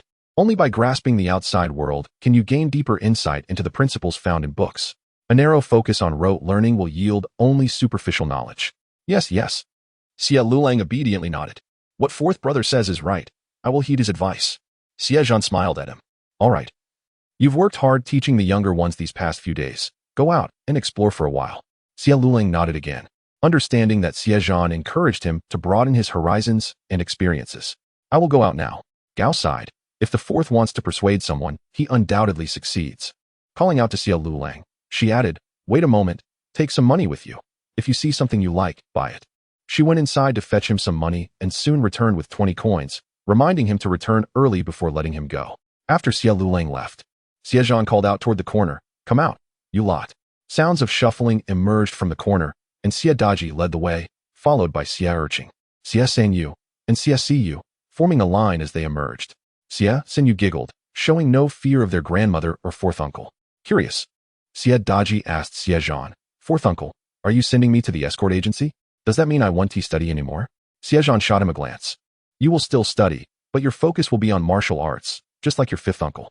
Xie Daji scratched his head, grinning, "Then that is fine." Xie Sanyu looked towards the direction of Guzhou's room and said, "Fourth uncle, I don't want to study with the old teacher. I want to learn from my little aunt. She knows so much." Chapter 181. An incident has occurred. Xie Zhan felt a surge of amusement. At least this boy had good judgment. However, he declined, stating, "Your little aunt is too busy to teach you. She has her own medical studies to complete. Forget it. Just be obedient and stay at school." Xie Siyu blinked adorably and said, "I will go to school. I will behave." Gao beckoned Xie Siyu over, embracing him with a smile. "Yes, our Siyu is the most obedient. Grandma loves Siyu the most." Xie Sanyu hurried over to Gao, saying, "Me too. I'm very obedient, Grandma." Xie Zhan smiled as he looked at his nephews, just as he was about to head to the back to see Guzhou, when Xie Wulong suddenly rushed back, shouting, "Fourth brother, something's wrong. A serious incident has occurred." Xie Zhan halted, turning to see Xie Wulong rushing toward him, his demeanor fraught with urgency. Xie Wulong had gone to Wuli Ping to help after lunch, So he was returning now. Could something have happened there? What happened? Xie Zhan asked hurriedly. Gao also pushed the children aside and stood up. Xie Wulong replied, "It's that child, Xie Zhan. Zhao Daitu's Xie Zhan was taken by a wolf." "What?" Gao gasped, taking a step back. "Where did the wolf come from?" Xie Wulong continued, "There's a wolf in the back mountain of Ping. Xie Zhan was playing at the foot of the mountain with a few other village children when he chased a wild rabbit up the mountain, and suddenly a wolf jumped out, snatched him, and ran off. The villagers have all gone to chase after it. My elder brother sent me back to call for Junyang, in case the child returns. She needs to check for injuries." Upon hearing this, Xie Zhan turned and called for Gujiu. Gao softly inquired, "Is the Zhao family child 5 years old, or 4? Xie Wulong replied, "He is 4.5. Gao sighed heavily. At such a tender age, being taken by a wolf made survival seem unlikely. Gujiu was practicing finger strength with Fu Rongyang, each with a tree, when she heard Xie Zhan's words and hurried back. Fu Rongyang went to Gujiu's room to fetch medicinal materials. Most of the herbs Gujiu prepared were stored in her spatial compartment, with a small portion left outside for show. She had specifically purchased a medicine cabinet for this purpose. Fu Rongyang took some hemostatic and anti-inflammatory medicines and placed them in a small backpack. Xie Wulong drove the cart, gathering a few people and hastily heading towards Ping. Upon arriving, the village was in chaos. A group of women rushed to meet them, some helping to lead the horses while others exclaimed, "Xie Lang, your elder brother and the others are still on the mountain searching. You should take Junyang up there." They didn't have time to inquire about the situation and rushed up the mountain. Xie Zhan took the backpack from Fu Rongyang and said, "Sister Rongyang, you should wait at the foot of the mountain." Zhang hurriedly stopped Fu Rongyang, saying, "Rongyang, you stay here. Zhao Auntie has fainted. Junyang needs to go up the mountain. You must help check on Zhao Auntie." Zhao Auntie referred to Zhao Daito's mother, Xie Zhan's grandmother. Fu Rongyang had learned a bit from Gujiu and could handle a simple fainting spell, so she stayed behind. Xie Zhan took Gujiu's hand, hurrying up the mountain alongside Xie Wulong. The path up the mountain was gentle, often trodden by nearby villagers gathering firewood or hunting. And soon they found bloodstains on the ground. The mood among the three grew heavy. The child was very young and had no ability to resist a wolf. It seemed that Xie Zhan's fate was dire. As they ascended further, sporadic bloodstains and traces left by the villagers became visible. The trio followed the clues southward for a considerable distance, yet they found no sign of the villagers. By now, the sun had set, and darkness loomed imminent. Urged by urgency, they quickened their pace, veering northward for a stretch until they faintly spotted silhouettes. Hastening towards them, they indeed confirmed it to be the villagers, who stood still, seemingly oblivious to their purpose. Each bore a bow, with quivers slung at their waists, while some wielded clubs, machetes, or sickles. Before they reached the group, Xie Wulong inquired eagerly, "Have you found anything?" A few villagers turned to respond, one saying, "You're here. We haven't found anyone yet." Xie Zhan approached Xie Dalong, who was deep in discussion with Zhao Qijin's father, Zhao Datu. Before them lay the carcass of a wolf, an arrow protruding from its body. Yet no sign of the child was in sight. Xie Zhan paused, his mind racing. Had the wolf been slain? But what of the child? Upon seeing Xie Zhan, Xie Dalong exhaled in relief, stating, "We haven't found the child. We don't know who killed the wolf. Fourth brother, come quickly and see. We need to decide where to search next." Xie Zhan had initially assumed the wolf was shot by a villager, but if that were not the case, could it be that someone happened upon the scene, killed the wolf, and rescued the child? Upon seeing Xie Zhan, Zhao Datu immediately knelt, pleading, "Fourth brother, you are the wisest among us. I beseech you, save Xie Zhan." Zhao Datu's wife, Zhang Hohat, wept uncontrollably, clinging to Xie Zhan's leg. "Sister-in-law, I implore you, save my Xie Zhan. He is not yet 5 years old. Please, I beg you." Hastily, Xie Zhan helped Zhao Datu to his feet. "Get up, brother Datu. First, tell me what is happening. I will do my utmost to rescue Xie Zhan." He refrained from aiding Zhang Hohat, casting a meaningful glance at Xie Dalong. Xie Dalong admonished, "Sister Datu, cease your wailing. Rise and allow fourth brother to think of a solution. Your outcry hinders his thoughts." Zhang Hohat quickly stifled her tears and stood. Xie Zhan queried Xie Dalong, "What is the situation? Why aren't we searching for the child?" Xie Dalong replied, "We followed the blood trail here and found the dead wolf, but the child is gone. We could find no further traces of blood nearby, so we split into 2 groups to search in different directions. However, after traversing a considerable distance, we couldn't locate anyone and returned here to regroup, planning to change our search direction." Xie Zhan surveyed the direction from which the arrow had come and glanced around, pointing forward and to the northeast. "Have you searched these 2 directions?" Xie Dalong indicated straight ahead, We searched forward into the northwest, but not the northeast. Gu Jiu interjected. But there are evident signs of passage in that direction. Look at the trampled grass, suggesting a considerable number of people. Xie Zhan nodded, then pointed southwest. Someone came from the southwest and headed northeast. Upon arriving here, they may have encountered the wolf attacking the child, shot the wolf, and rescued him. Perhaps they tended to the child's wounds, which is why we see no further blood. Gu Jiu opened her mouth to speak, then quickly closed it. After such a long trek through the mountains, the continuous blood trail might suggest a grievous outcome.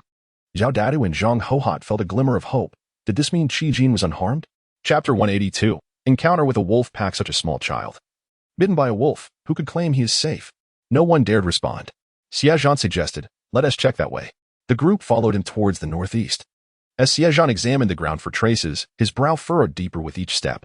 Gu Jiu, holding his hand, also scrutinized the area, but the signs grew increasingly chaotic, with animal droppings suggesting an encounter with wildlife. Xie Zhan shook his head. He was not well versed in such matters, only noting that the droppings were fresh. Unable to identify the creature that left them, a sense of unease crept into his heart. After a while, they stumbled upon another wolf carcass, an arrow embedded in its abdomen. A few steps later, they encountered yet another, and soon after, 4 or 5 more wolf bodies, all slain by arrows. Additionally, arrows littered the ground, presumably left behind by those who had missed their targets and had no chance to retrieve them. Xie Wulong muttered, what dreadful archery. He bent down to pick up the scattered arrows, recognizing their value and unwilling to let them go to waste. Suddenly, Xie Wulong remarked, we might have encountered a pack of wolves. Everyone began to speculate. It seemed a group had come from the southwest, rescued Xie Zhan, but had then drawn the attention of the wolf pack. They had likely been shooting wolves along their path, explaining the numerous carcasses and arrows left behind. As they advanced, they discovered several more wolf bodies, totaling around 30, but then the trail ceased. Hurry, we are in danger, Xie Zhan urged. The absence of wolf bodies indicates they have exhausted their arrows. They must have pulled them out. We can utilize those. The group obediently moved to retrieve arrows from the wolves' remains. Wait, Gu Jiu exclaimed, reaching into the basket on Xie Zhan's back, producing a bamboo tube containing poison extracted from the blood-sealing tree in the old forest. She opened the tube, and everyone dipped their arrows in the venom. Xie Dalong quickly added, yes, our marksmanship is poor. Even a mere scratch with the poison will ensure the wolf's demise. The villagers nodded in agreement. Fully aware of their own archery skills, Gu Jiu set the bamboo tube down, and one by one, the villagers approached to coat their arrows with the poison. Xie Dalong continuously cautioned, be careful, everyone. Those with wounds on their hands must be especially cautious. Contact with the poison could be fatal. Such warnings were unnecessary. The villagers were well aware of the dangers from their time in the old forest, proceeding with utmost care. Once the arrows were adequately coated, they hastened onward. The sky darkened, and an undercurrent of concern rippled among the villagers. Their archery was already lackluster, and poor visibility compounded the peril. At that moment, flickers of fire suddenly appeared in the distance, suggesting that someone was kindling a blaze. The villagers hurriedly raced towards it. Upon nearing, they were all taken aback. A dense pack of wolves encircled the bonfire, around which stood a dozen individuals. The people within the fire's embrace, upon noticing the villagers, began to shout frantically, help, help us. Gu Jiu followed the sound, recognizing the voice of a plump young man, one she had encountered previously at the Baijiao Hall while he was selling ginseng. The very man whose weight she had mistaken for illness. Xie Wulong pointed at the rotund figure in astonishment, exclaiming to Gu Jiu, look, it's that guy.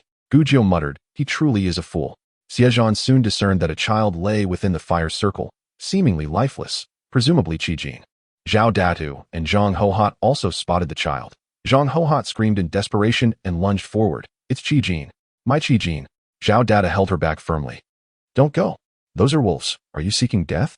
As the villagers beheld the wolf pack, they hastily secured their clubs and machetes at their waists, drawing their bows and arrows, ready to confront the wolves.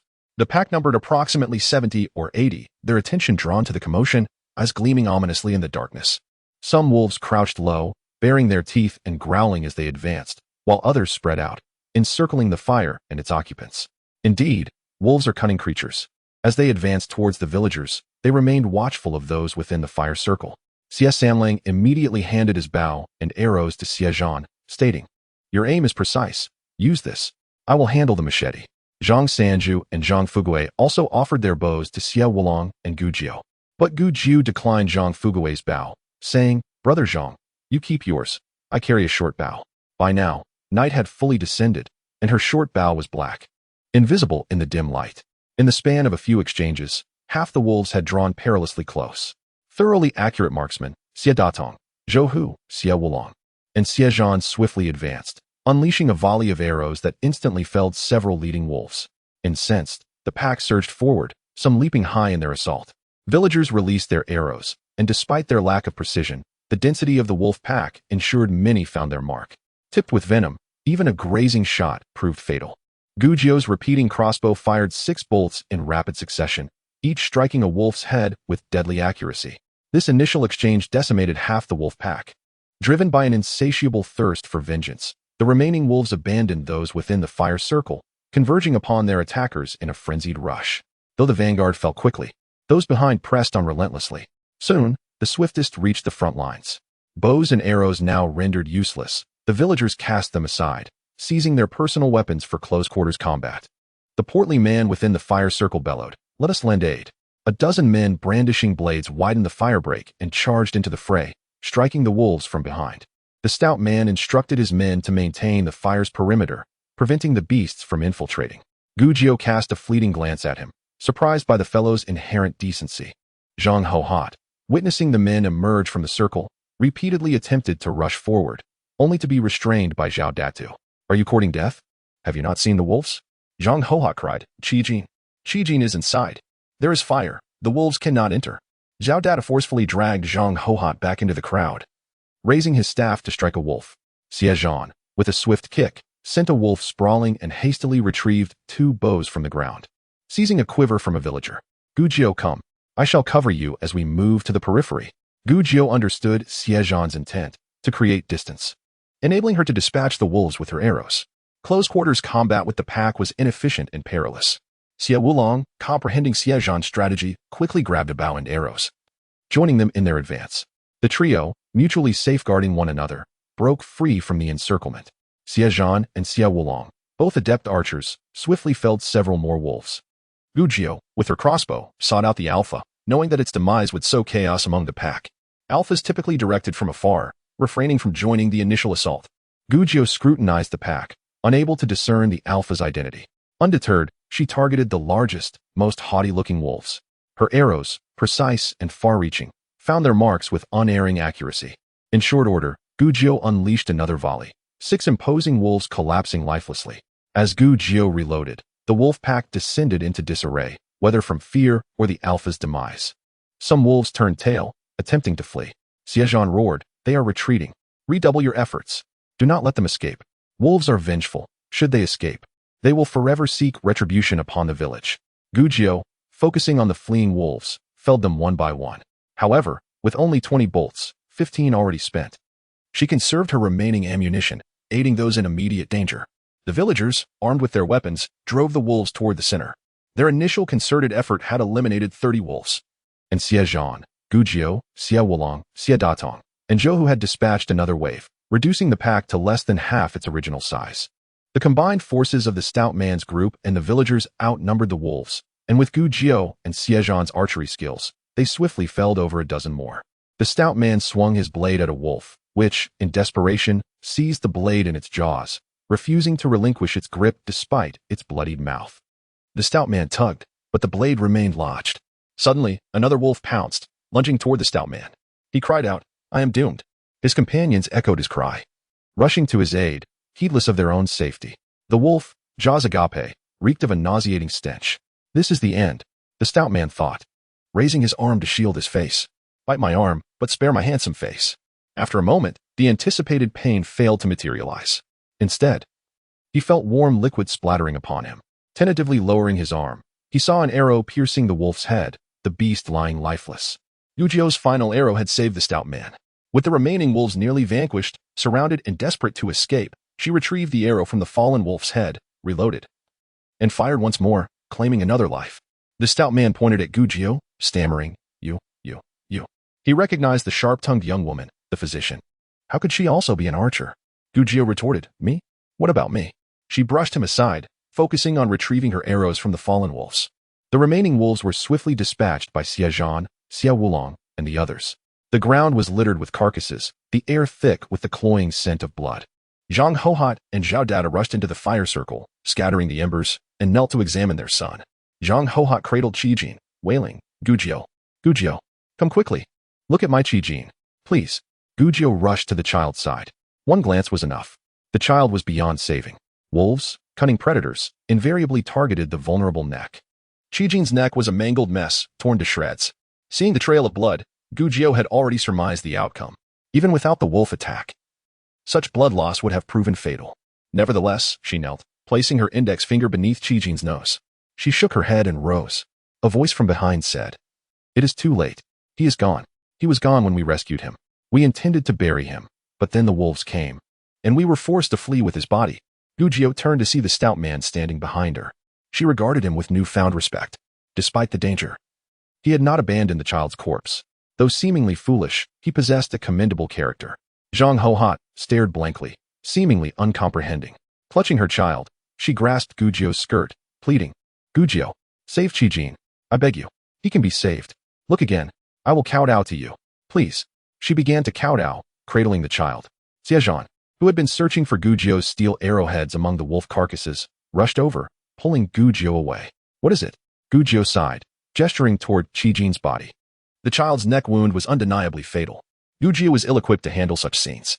She could berate a villain without compunction, but a pitiful soul left her helpless. Xie Zhan shielded Gujiao, saying, "Sister-in-law, come to your senses. Xie Zhan is beyond saving. Do not burden Gujiao. She is not a deity. She cannot resurrect the dead." Zhao Dada swayed, pleading, "Gujiao, please, look again. Perhaps he can be saved." The stout man interjected, "Do you not understand? The child is dead. He was dead when I rescued him." Zhao Dada swayed again, stumbling backward and collapsing to the ground. Zhang Hohot wept inconsolably, exclaiming, "My Xie Zhan, my beloved child. You cannot die. Come back, come back. Mother will never scold you again, nor will she strike you." Xie Zhan embraced Gujiao, gently patting her back. At that moment, many villagers gathered, their hearts heavy upon witnessing the sorrowful scene. Xie Dalong sighed, though the child was lost. There were still the living who needed urgent care. "Junyang, let us first tend to the injuries," he urged. Despite slaying the wolves, numerous villagers had sustained injuries, some clawed, others bitten. Xie Dalong instructed the injured to gather by the fire, where Gujiao conducted a preliminary examination. Among the wounded, 2 were severely hurt. One had a bite on his leg, while the other bore deep claw marks on his arm. The remaining 7 or 8 had minor wounds, including 2 portly villagers. Given that they had fought side by side, rescuing Xie Zhan's body from the jaws of the wolves, they felt a debt of gratitude towards them. Attending to the injured collectively. Chapter 184. Suturing. Gujiao directed Xie Zhan and Xie Wulong to apply sanqi powder to the wounds of the lightly injured. She employed acupuncture to halt the bleeding of the 2 severely injured, subsequently applying the powder. They needed to staunch the blood flow first. Proper water for washing and stitching the wounds could only be accessed once they descended the mountain. The portly villagers carried torches, igniting them from the fire, and the group prepared to descend. Zhao Datu cradled the lifeless body of Zhao Xie Zhan, while the injured were supported by their companions. Those unburdened each carried a wolf carcass.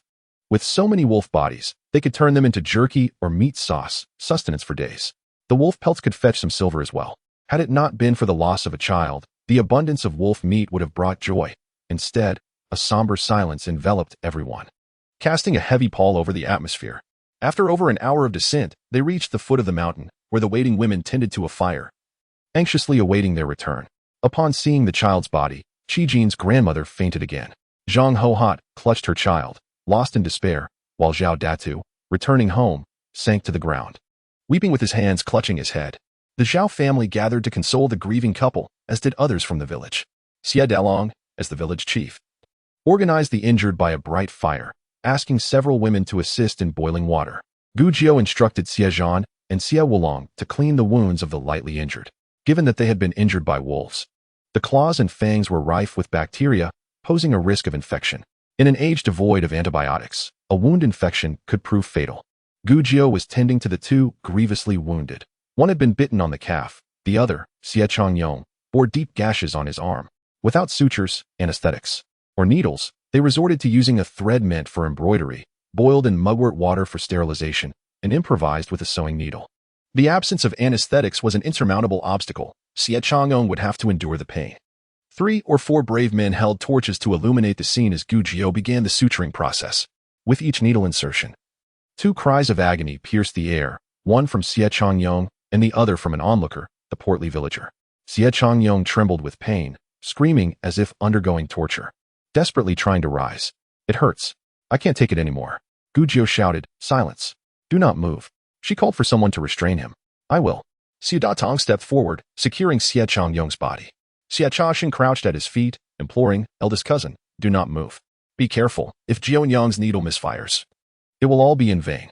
Restrained by both men, Xie Zhan could hardly budge, his cries echoing painfully. The portly villager rubbed his arms anxiously, gasping and retreating.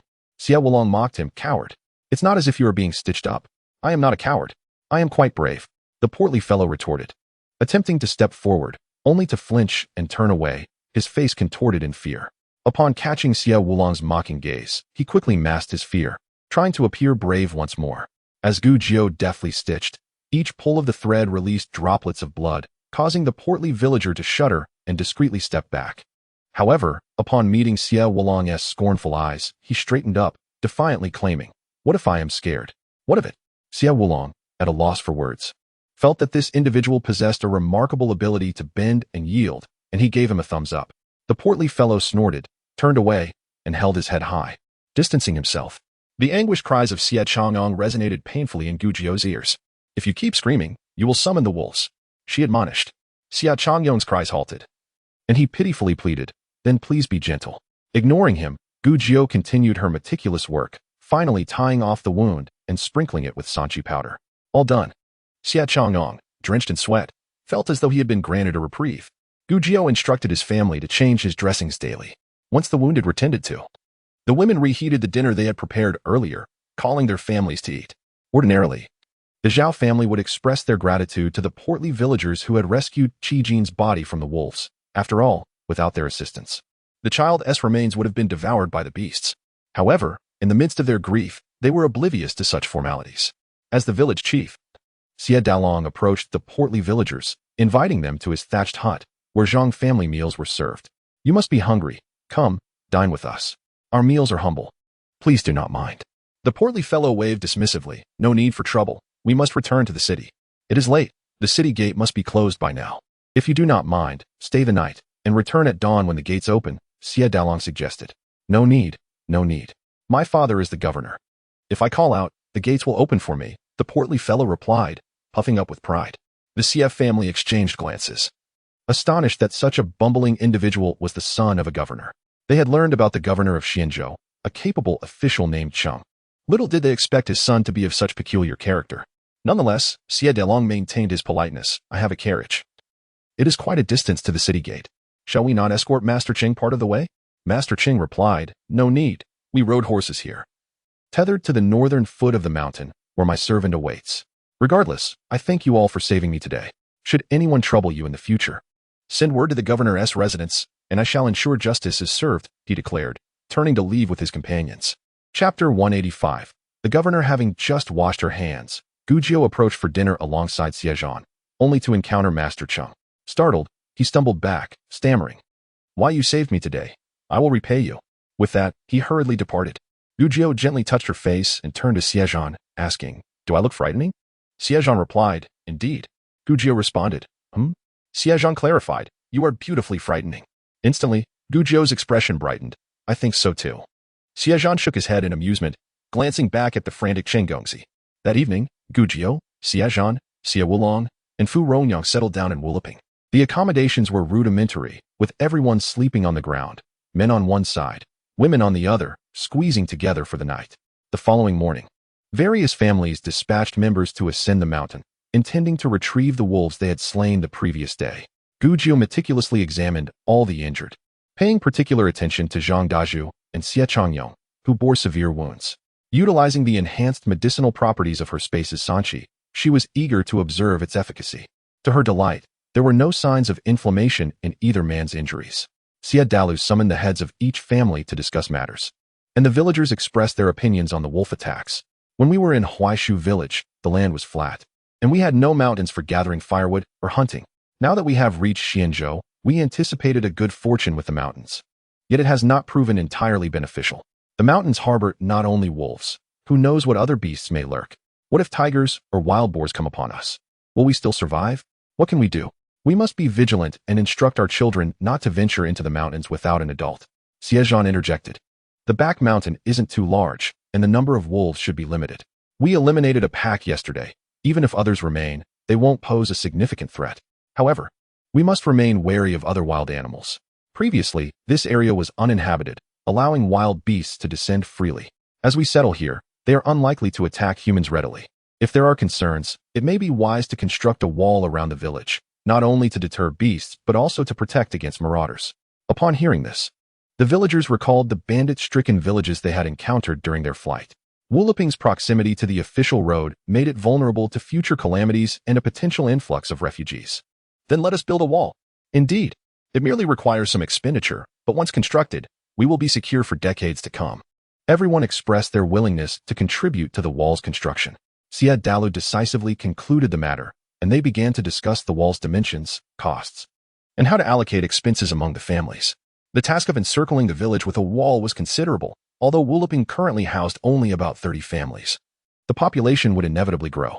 Xie Zhan assigned responsibilities: who would procure the bricks, who would construct the gate, who would measure the wall, and who would manage the finances. Wuliping, already bustling, became even more hectic. Xie Zhan had his own affairs to attend to and did not intend to involve himself in village construction, planning instead to return to the city with Gujio. However, he soon spotted a group of riders approaching, escorting a horse-drawn carriage across the nearby bridge. As they drew nearer, he recognized Chen Gongzi, who had departed from here the previous day. When the carriage arrived, Chen Gongzi extended a hand, assisting a middle-aged man and then a woman out of the vehicle. The woman was fair-skinned, slightly plump, and her attire indicated a life of affluence. Xie Zhan and Xie Zhan approached to greet them, and the busy villagers paused to observe the newcomers, filled with curiosity. The heads of families hurried to welcome them. Chen Gongzi was the first to speak, introducing, "Father, Mother, this is village chief Xie, and the others are villagers of Wuliping." He then introduced his parents. "These are my father and mother. You saved my life, and they have come to express their gratitude." Xie Zhan, Xie Zhan. And the villagers quickly bowed in respect, acknowledging the esteemed official. Today was a personal visit, and Cheng's father, the magistrate, was not in official attire. He smiled warmly, saying, "Dear villagers, there is no need for such formalities. I must thank you all for your assistance in saving my son yesterday." The magistrate's wife beamed, raising her hand. "No need for excessive courtesies. Please, rise." The villagers, including Xie Zhan, had only ever met minor officials and had never exchanged words with anyone of such high rank. They felt somewhat awkward in the presence of such a distinguished figure. Xie Zhan stepped forward, saying, "Your Excellency, you are too kind. Had it not been for your son's bravery in retrieving the child's body from the wolves, we would not have pursued the pack and found him. Your son has sown good deeds and thus reaps good fortune. We cannot claim the title of saviors, for it is merely a matter of cause and effect." He had not anticipated that their simple act of saving Chen Gongzi would lead to such a heartfelt visit of gratitude from the magistrate and his wife, elevating his regard for them significantly. The magistrate observed Xie Zhan with astonishment, realizing that hidden within these mountains was an individual of remarkable talent. His appearance was secondary to his composure and poise in the presence of a high-ranking official. Nodding, he inquired, "Are you a scholar? Which academy do you attend?" While guiding the couple forward, Xie Zhan replied, "My family and I have recently settled in Xianzhou from Jingzhou and have yet to find an academy." Xie Zhan hurriedly arranged for chairs, but Wuliping was still in disarray, lacking proper seating. The villagers hastily moved 3 stools crafted by Xie Zhan to a clean spot. These were the finest seats in the village. The magistrate and his wife did not mind the simplicity of the seats and sat down amicably. The magistrate even beckoned for village chief Xie to join them, along with the young gentleman. Xie Zhan clasped his hands in greeting and introduced himself. "I am Xie Zhan, and village chief Xie is my elder brother." The magistrate nodded, then asked, "As you hail from Jingzhou, what brings you to Xianzhou?" Xie Zhan explained, "Our hometown is in the southwest of Jingzhou. Due to the flooding of the Huyan River, we were compelled to seek sustenance in Jingzhou City. However, having lost our land and means of livelihood, we sought a new place to start anew. We heard that Xianzhou has a temperate climate suitable for cultivating medicinal herbs, so we came here." The magistrate pondered, "Is Xianzhou indeed suitable for growing medicinal herbs?" Xie Zhan, sensing the conversation's significance, continued, "My sister possesses some knowledge about the cultivation of herbs." At that moment, Gujio, feeling rather bored as she watched the Zhang and Sun families skinning wolves from a distance, heard Xie Zhan call her and quickly ran over. Xie Zhan said, "Come, meet the magistrate and his wife." Obediently, Gujio approached and performed a respectful bow. The magistrate's wife stood, her eyes sparkling with delight as she grasped Gujio's hand. What a beautiful young lady you are. Simply splendid, come sit beside me. How old are you? To possess such medical skills at such a young age, what a clever child. The prefect Chung interrupted his wife, saying, Do not digress. I have a question for this young lady. The prefect's wife shot him a glare and held on to Gujio's hand tightly. Gujio felt the urge to withdraw her hand, but, recalling the teachings of the Gao family, she endured. Young doctor, do you believe that the climate in Xianzhou is suitable for cultivating medicinal herbs? Prefect Chung inquired. Gujio nodded. Indeed, this area is rich in mountains and waters, with abundant forests. There are many places with fertile leaf soil and loam, making it very suitable for growing medicinal plants. Prefect Chung was evidently intrigued by the matter. What kinds of herbs can be cultivated? There are many, Gujio replied. Counting on her fingers, semen cassia, platycodon, honeysuckle, rhizoma pinellii, isatis root, sapochnikovia, ginseng, scutellaria, adenophyra, and so forth. All of these are widely used, easy to grow, and there is no worry about sales.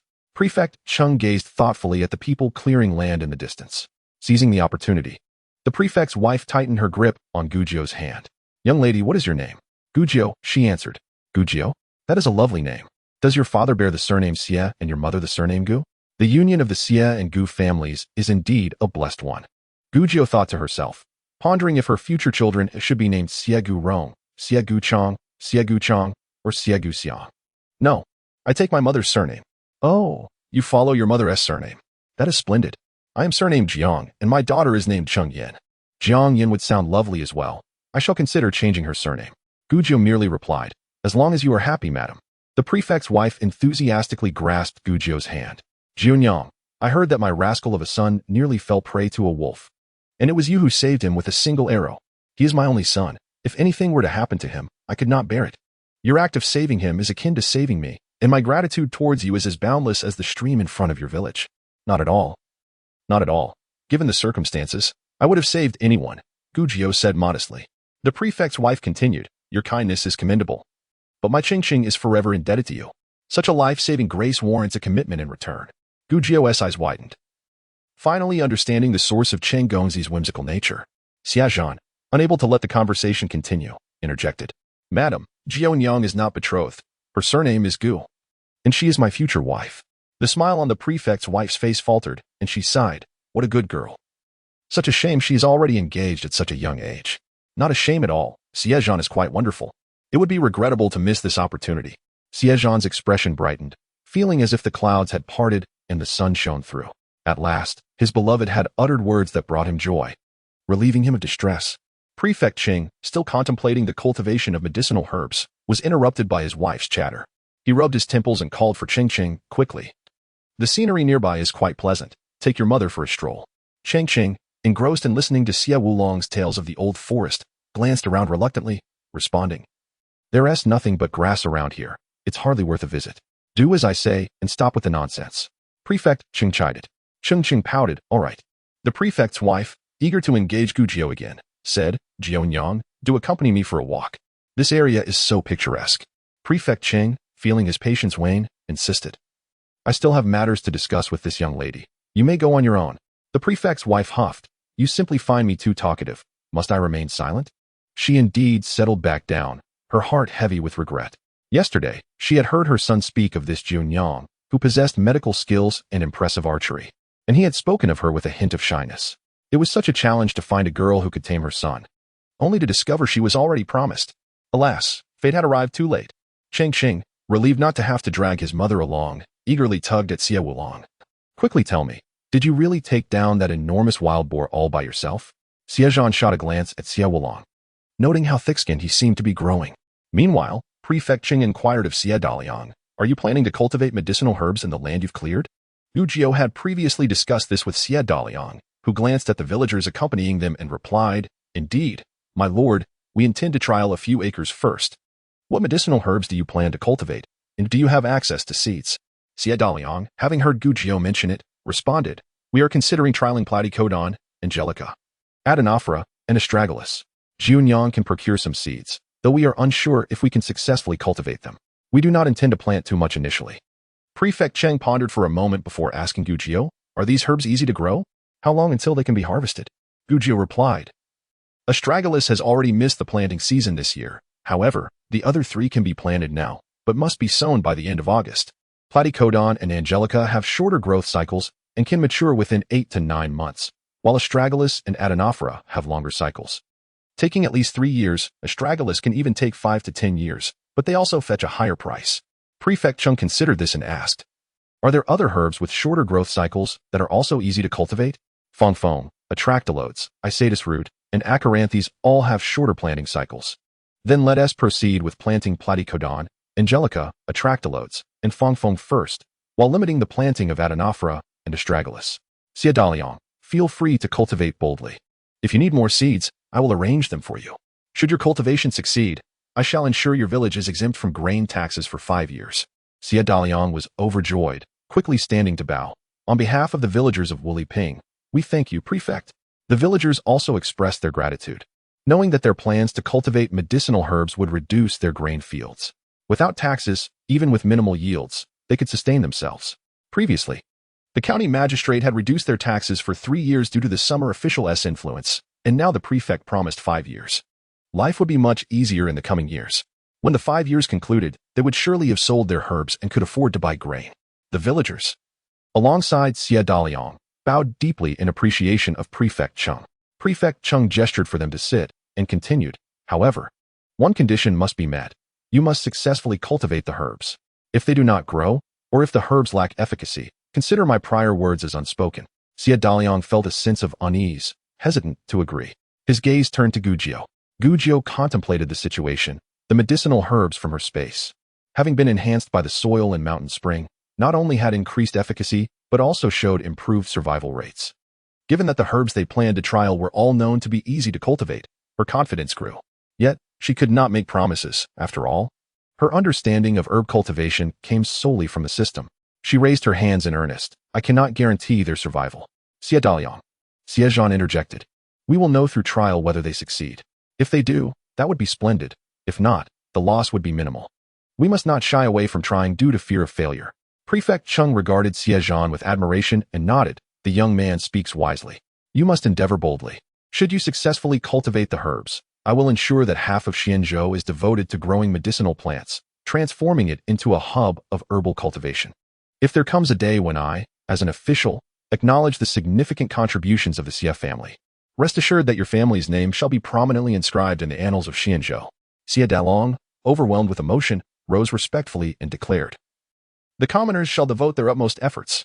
Governor Qing then stood, took several steps forward, and gazed at the individuals laboring in the fields, stating, it is already late July. Time waits for no one. Therefore, I will assist you in finding laborers to cultivate the land, and I can even advance their wages. If you successfully cultivate medicinal herbs, the governor's office will cover this portion of the wages. If not, you shall repay the office. Governor Chung turned to Xie Zhan, inquiring, are you willing to undertake this endeavor? If successful, all will be well. If not, the wages will be a loss. Having lived frugally, they were reluctant to spend money hiring laborers when they could cultivate the land themselves. Xie Zhan hesitated. If they failed, it would be acceptable for his family, as they had already hired workers. However, for the villagers, although they had earned some money from selling medicinal herbs, expenses for housing, building walls, and purchasing furnishings weighed heavily. He felt a pang of guilt at the thought of causing them financial loss. Turning to observe the villagers who had followed him, he remained silent. Yet, the villagers placed their blind faith in Gugio, having come to Xianzhou precisely because they believed she could lead them to prosperity. Jiunyang says we can cultivate medicinal herbs here. I trust Jiunyang. Indeed, Jiunyang is our lucky star. If she instructs us, it must be the right path. We shall heed Jiunyang's guidance. Xie Zhan gently patted Gugio's shoulder, acknowledging the weight of their responsibility. Governor Chung took a stroll around Wuliping, inspecting the soil quality before lingering until noon, when he enjoyed a meal at the Xie residence before returning to the city. Gugio, on the other hand, chose to stay a while longer, meticulously checking on the injured to ensure there were no signs of infection before returning to Xinghua Alley with Xie Zhan. Later that evening, just before retiring, Gugio entered her space to gather the newly matured medicinal seeds, selecting several to plant. However, she lacked astragalus and cotinopsis seeds, as the environment of the old forest was unsuitable for their growth, necessitating a search elsewhere. Many prescriptions required astragalus. She needed to cultivate some in her space for future needs. After organizing the seeds, She climbed a tree to examine the lion's mane mushrooms. The bag already contained some white powder, the spores of the lion's mane. Gujiao gently tapped the mushroom, observing more powder falling, indicating that the spores continued to mature. So she chose to leave the bag in place to allow the spores to disperse further. The next day, Gujiao intended to retrieve needles from the old silversmith. Having missed their appointment the previous day due to being busy outside the city, Xie Zhan accompanied her, intending to inquire about schools for the children at home. If time permitted, he thought it would also be a chance for Gujiao to unwind. Aside from their recent trip to Wuliping, Gujiao had been cooped up at home, either practicing acupuncture or studying medical texts, often losing track of time and neglecting meals and sleep. Xie Zhan realized that Gujiao, at such a young age, had already mastered both medicine and archery, and it was evident that her dedication was the reason for her prowess. The journey was not far, and they leisurely strolled through the streets without rushing. As they passed the entrance of the provincial school, two middle-aged men dressed as scholars stumbled out. One of the elder men remarked, "Hasn't Master Kong reached 60? What brings him to Xianzhou? Is he willing to teach here?" Hearing this, Xie Zhan slowed his pace deliberately, trailing behind the two men. The other man replied, "Perhaps our provincial school has gained too much acclaim to attract a grandmaster?" The elder scoffed, "Come now, you must be delusional. Our humble school does not rank among the best for producing top scholars and would hardly lure a grandmaster. I suspect Master Kong has grown weary of life in the capital and seeks a change of scenery, regardless of the reason." It seemed the provincial school would soon be bustling with activity. Master Kong's return would likely draw students from all corners to Xianzhou. As the two men conversed and departed, Xie Zhan contemplated deeply. Master Kong had once held the esteemed position of the head of the Imperial Academy and had been the emperor's tutor after the emperor matured. He had retired to his home, ceasing to take on disciples. Now, with Liu Niu going to the capital, was Master Kong truly coming to Xianzhou? Lost in thought, Xie Zhan noticed the two men had entered a tea house across the street. He shifted his gaze to see Gujiao also observing the opposite side of the street, where a young woman was coughing violently, her posture awkward, bent over as if she were about to collapse, one hand clutching her abdomen. A young maid, with her hair styled in twin buns, was anxiously patting her back. Chapter 188. The diligent young Dr. Gu, a man in his 20s, stood beside the woman, frowning, visibly impatient, his mouth moving as if he were scolding her. Both the man and woman were dressed in fine clothing, suggesting they came from a well-off family. Gujiao, noticing the woman's distress, furrowed her brow and hurried over. Xie Zhan, exasperated, realized his young lady, as a doctor, could not bear to see a patient suffer. He rushed to follow her, taking her hand to prevent her from colliding with passers-by or horse-drawn carriages. Before they reached the other side, a childish voice rang out, "Ah?" She wet her pants. How embarrassing for such a grown-up. Turning to see a boy of about 6 or 7 laughing and pointing at the coughing woman. Xie Zhan noticed a yellow stain forming beneath her, with urine trickling down her legs with each cough.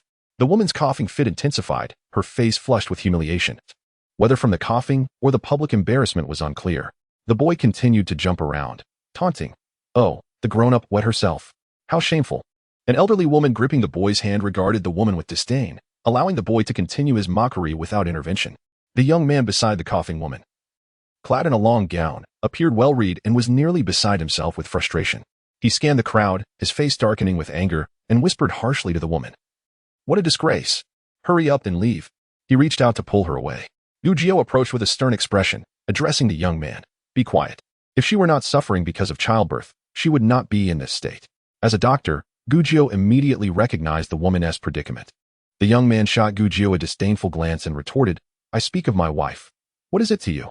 Gujiao rolled her eyes at him and moved closer to the woman. "I am a doctor. Give me your hand. I will help you stop coughing." The woman raised her tear-streaked face, and upon seeing Gujiao's concern, she remained still. Gujiao took her hand and began to massage the acupressure point to alleviate her coughing. Xie Zhan stepped forward, positioning himself between Gujiao and the woman to shield them from the young man, who glared at them with frustration. The young man, noticing the gathering crowd, became increasingly agitated, muttering under his breath, "Are you going to leave or not? Aren't you embarrassed enough? If you don't leave, I will." Gujiao shot back at him. "Are you even human? Can't you see she is about to cough up her lungs? How can she leave?" The young man, enraged by Gujiao's defiance, snapped, "What business is it of yours? Why do you meddle in others' affairs, you little girl?" Xie Zhan turned his head coldly to look at him. The esteemed lady was clearly unwell, yet the brother showed no concern. Instead, he seemed embarrassed for her. Even a wild goose has the courage to die alongside its companions, yet here was a woman coughing painfully while her brother only felt shame, entirely disregarding her condition truly. He was inferior to a mere beast. The man's face flushed with anger. Had he been in this situation, he would only feel pity for Junyang's suffering, not a shred of disdain. Gujio scoffed. You find your wife embarrassing, but do you know the reason for her condition? Beside them, a little boy continued to bounce and clap his hands, incessantly chattering. The adult has wet his pants. The adult has wet his pants. His noise irritated Gujio, who turned and scolded, Be quiet. Your mother could also wet her pants. An elderly woman watching the scene was immediately offended. Stepping forward to glare at Gujio. What nonsense are you spouting? My daughter-in-law would never be so disgraceful. Gujio glanced at her. This aunt, with her broad pelvis, appeared to have borne several children herself, and likely suffered similar issues. Please refrain from raising your voice, my dear. At your age, any loud outburst could worsen your incontinence. The little boy looked at his grandmother in surprise, covering his mouth with a grin, realizing that even grandma could wet her pants. The elderly woman, furious, ignored her grandson and began to curse Gujio. You little brat, you. Xie Zhan coldly interrupted her. We have a child in our village who was spoiled by his grandmother. Guess what happened to him? The old woman faltered. Her gaze caught by Xie Zhan's handsome face and his piercing, icy eyes. She found her anger dissipating, unable to continue her tirade, merely rolling her eyes and muttering. How would I know what happened to him? Xie Zhan replied, that child, raised with a wicked heart by his grandmother, led his entire family to be expelled from the village. His mother killed his father and grandmother with a kitchen knife, and he himself ended up being devoured by wild beasts, meeting a gruesome end. The elderly woman shivered, her face paling. Don't scare me. That child is just that. My child as well. Xie Zhan replied coolly. Your child has been causing a ruckus here, and you not only fail to stop him, but seem to enjoy the spectacle. If you continue to spoil him, he may become a cautionary tale.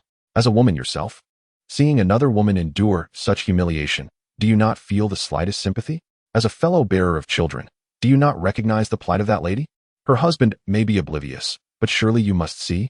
The elderly woman averted her gaze, mumbling, a young lad, yet he understands quite a bit. Xie Zhan felt a twinge of embarrassment, though it did not show on his face. He had overheard Junyang diagnosing the sisters earlier. The woman, under Gujio's gentle massage, gradually ceased her coughing, though her face remained flushed, lips trembling, tears streaming down her cheeks. In front of everyone, having suffered such humiliation, she felt despondent. Gujio did not release her hand, but instead pulled her closer, one hand cradling her wrist and the other resting gently atop it. Why haven't you gone to fetch your wife a coat? The woman, originally clad in a long dress, had wet her undergarments, but it was not visible from the outside. However, a breeze blew, causing the thin fabric to cling to her body, quickly becoming soaked and leaving her in a pitiable state. Chapter 189. The pride of illness. The man stood there, dark-faced and motionless. Gujio, already incensed, grew even angrier. She disregarded checking the woman's pulse, exclaiming, You only care that your wife has embarrassed you. Do you know why she is in this state? Let me tell you. She was perfectly fine and should not have to endure this humiliation. It is because of bearing your child that her pelvic muscles have weakened, leading to her inability to control her bladder. She is ill due to childbirth. When others are unaware and mock her, what right do you have to criticize her? Gujio scanned the crowd. And you? What right do you have to ridicule a mother? A woman who has endured 10 months of pregnancy, only to suffer from incontinence afterward. Do you think she desired this? Who wouldn't want dignity and health? Does she not wish for that? Yet what can she do? Dear sister, you need not feel embarrassed. There is nothing shameful about this condition. It is common among those who have borne children, with nearly 70% experiencing it. You are a heroine in your family. Your ailment is a testament to your contribution to their lineage, and you should take pride in it. In modern times, thanks to cesarean sections and advanced medical technology, such afflictions are less common. But in this era, women generally bear more children and the medical conditions are inadequate, leading to a high probability of postpartum pelvic floor relaxation. Some women suffer severely, unable to control themselves with slight pressure, while others experience minor issues only during intense coughing or vigorous activity. The tears in the woman's eyes finally ceased, and she stared at Gujio, incredulously murmuring, I should be proud. Indeed, Gujio proclaimed, you should be proud. Without your sacrifices, who would ensure their lineage? Your condition is a mark of your dedication, and they should be grateful for your contributions. Xie Zhan added, just as our soldiers bear countless scars on their bodies and faces, can one deem those scars ugly? Can one say those scars are shameful? Each scar represents a sacrifice made for the protection of our homeland, and regardless of their appearance. They are born for loved ones and the countless common folk, all for the peace of our nation. Soldiers exchange their lives and scars for tranquility. While women exchange their health for the continuation of humanity, both are equally honorable and deserving of pride. Well said, someone from upstairs shouted, followed by a round of applause. That was magnificent. Another voice echoed from above. Soon, the crowd joined in with shouts of approval and applause. The woman's eyes gradually lit up, her stooped posture straightening. She wiped the tears from her face and boldly stepped forward. Despite her wet skirt clinging to her, she disregarded it and declared loudly, "There is nothing to be ashamed of. If men cannot understand, let them bear children themselves." She did not cast a glance at the man, who, now red-faced with shame, retreated a few steps, unable to meet the gazes of those around him. Gujio smiled. Yes, let anyone who dares to mock be the one to bear children. But wait, dear sister, I can treat your condition. The woman turned around, her face brightening. You can treat it?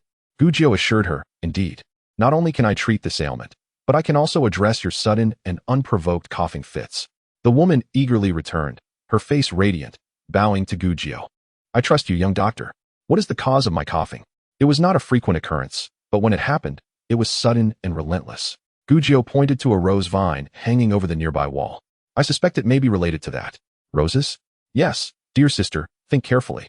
Are there flowers nearby when you start coughing? The woman pondered for a moment and nodded.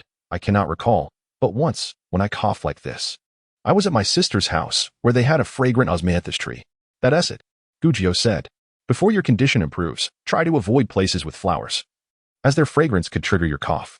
The ailment of women can be succinctly described as an allergy. However, traditional Chinese medicine posits that such allergies stem from a deficiency in protective qi. In Western medical terms, this deficiency corresponds to a weakened immune system, indicative of overall bodily frailty. Gujio remarked, your physical constitution is rather poor. When the body is weak, it becomes susceptible to external evils. Whether it be the wind stirring up dust or the flurry of willow catkins in spring, these are external influences that can invade and lead to illness. The woman nodded vigorously, acknowledging the truth in his words, and inquired, may I ask which pharmacy the young doctor practices at, so that I may seek your counsel another day? Gujio hesitated, explaining, I am still quite young and have yet to set up a practice. If you would be so kind, could you share your residence? I shall visit you tomorrow for a consultation. The woman quickly agreed, providing her address. My maiden family name is Yen, and my married name is Zhang.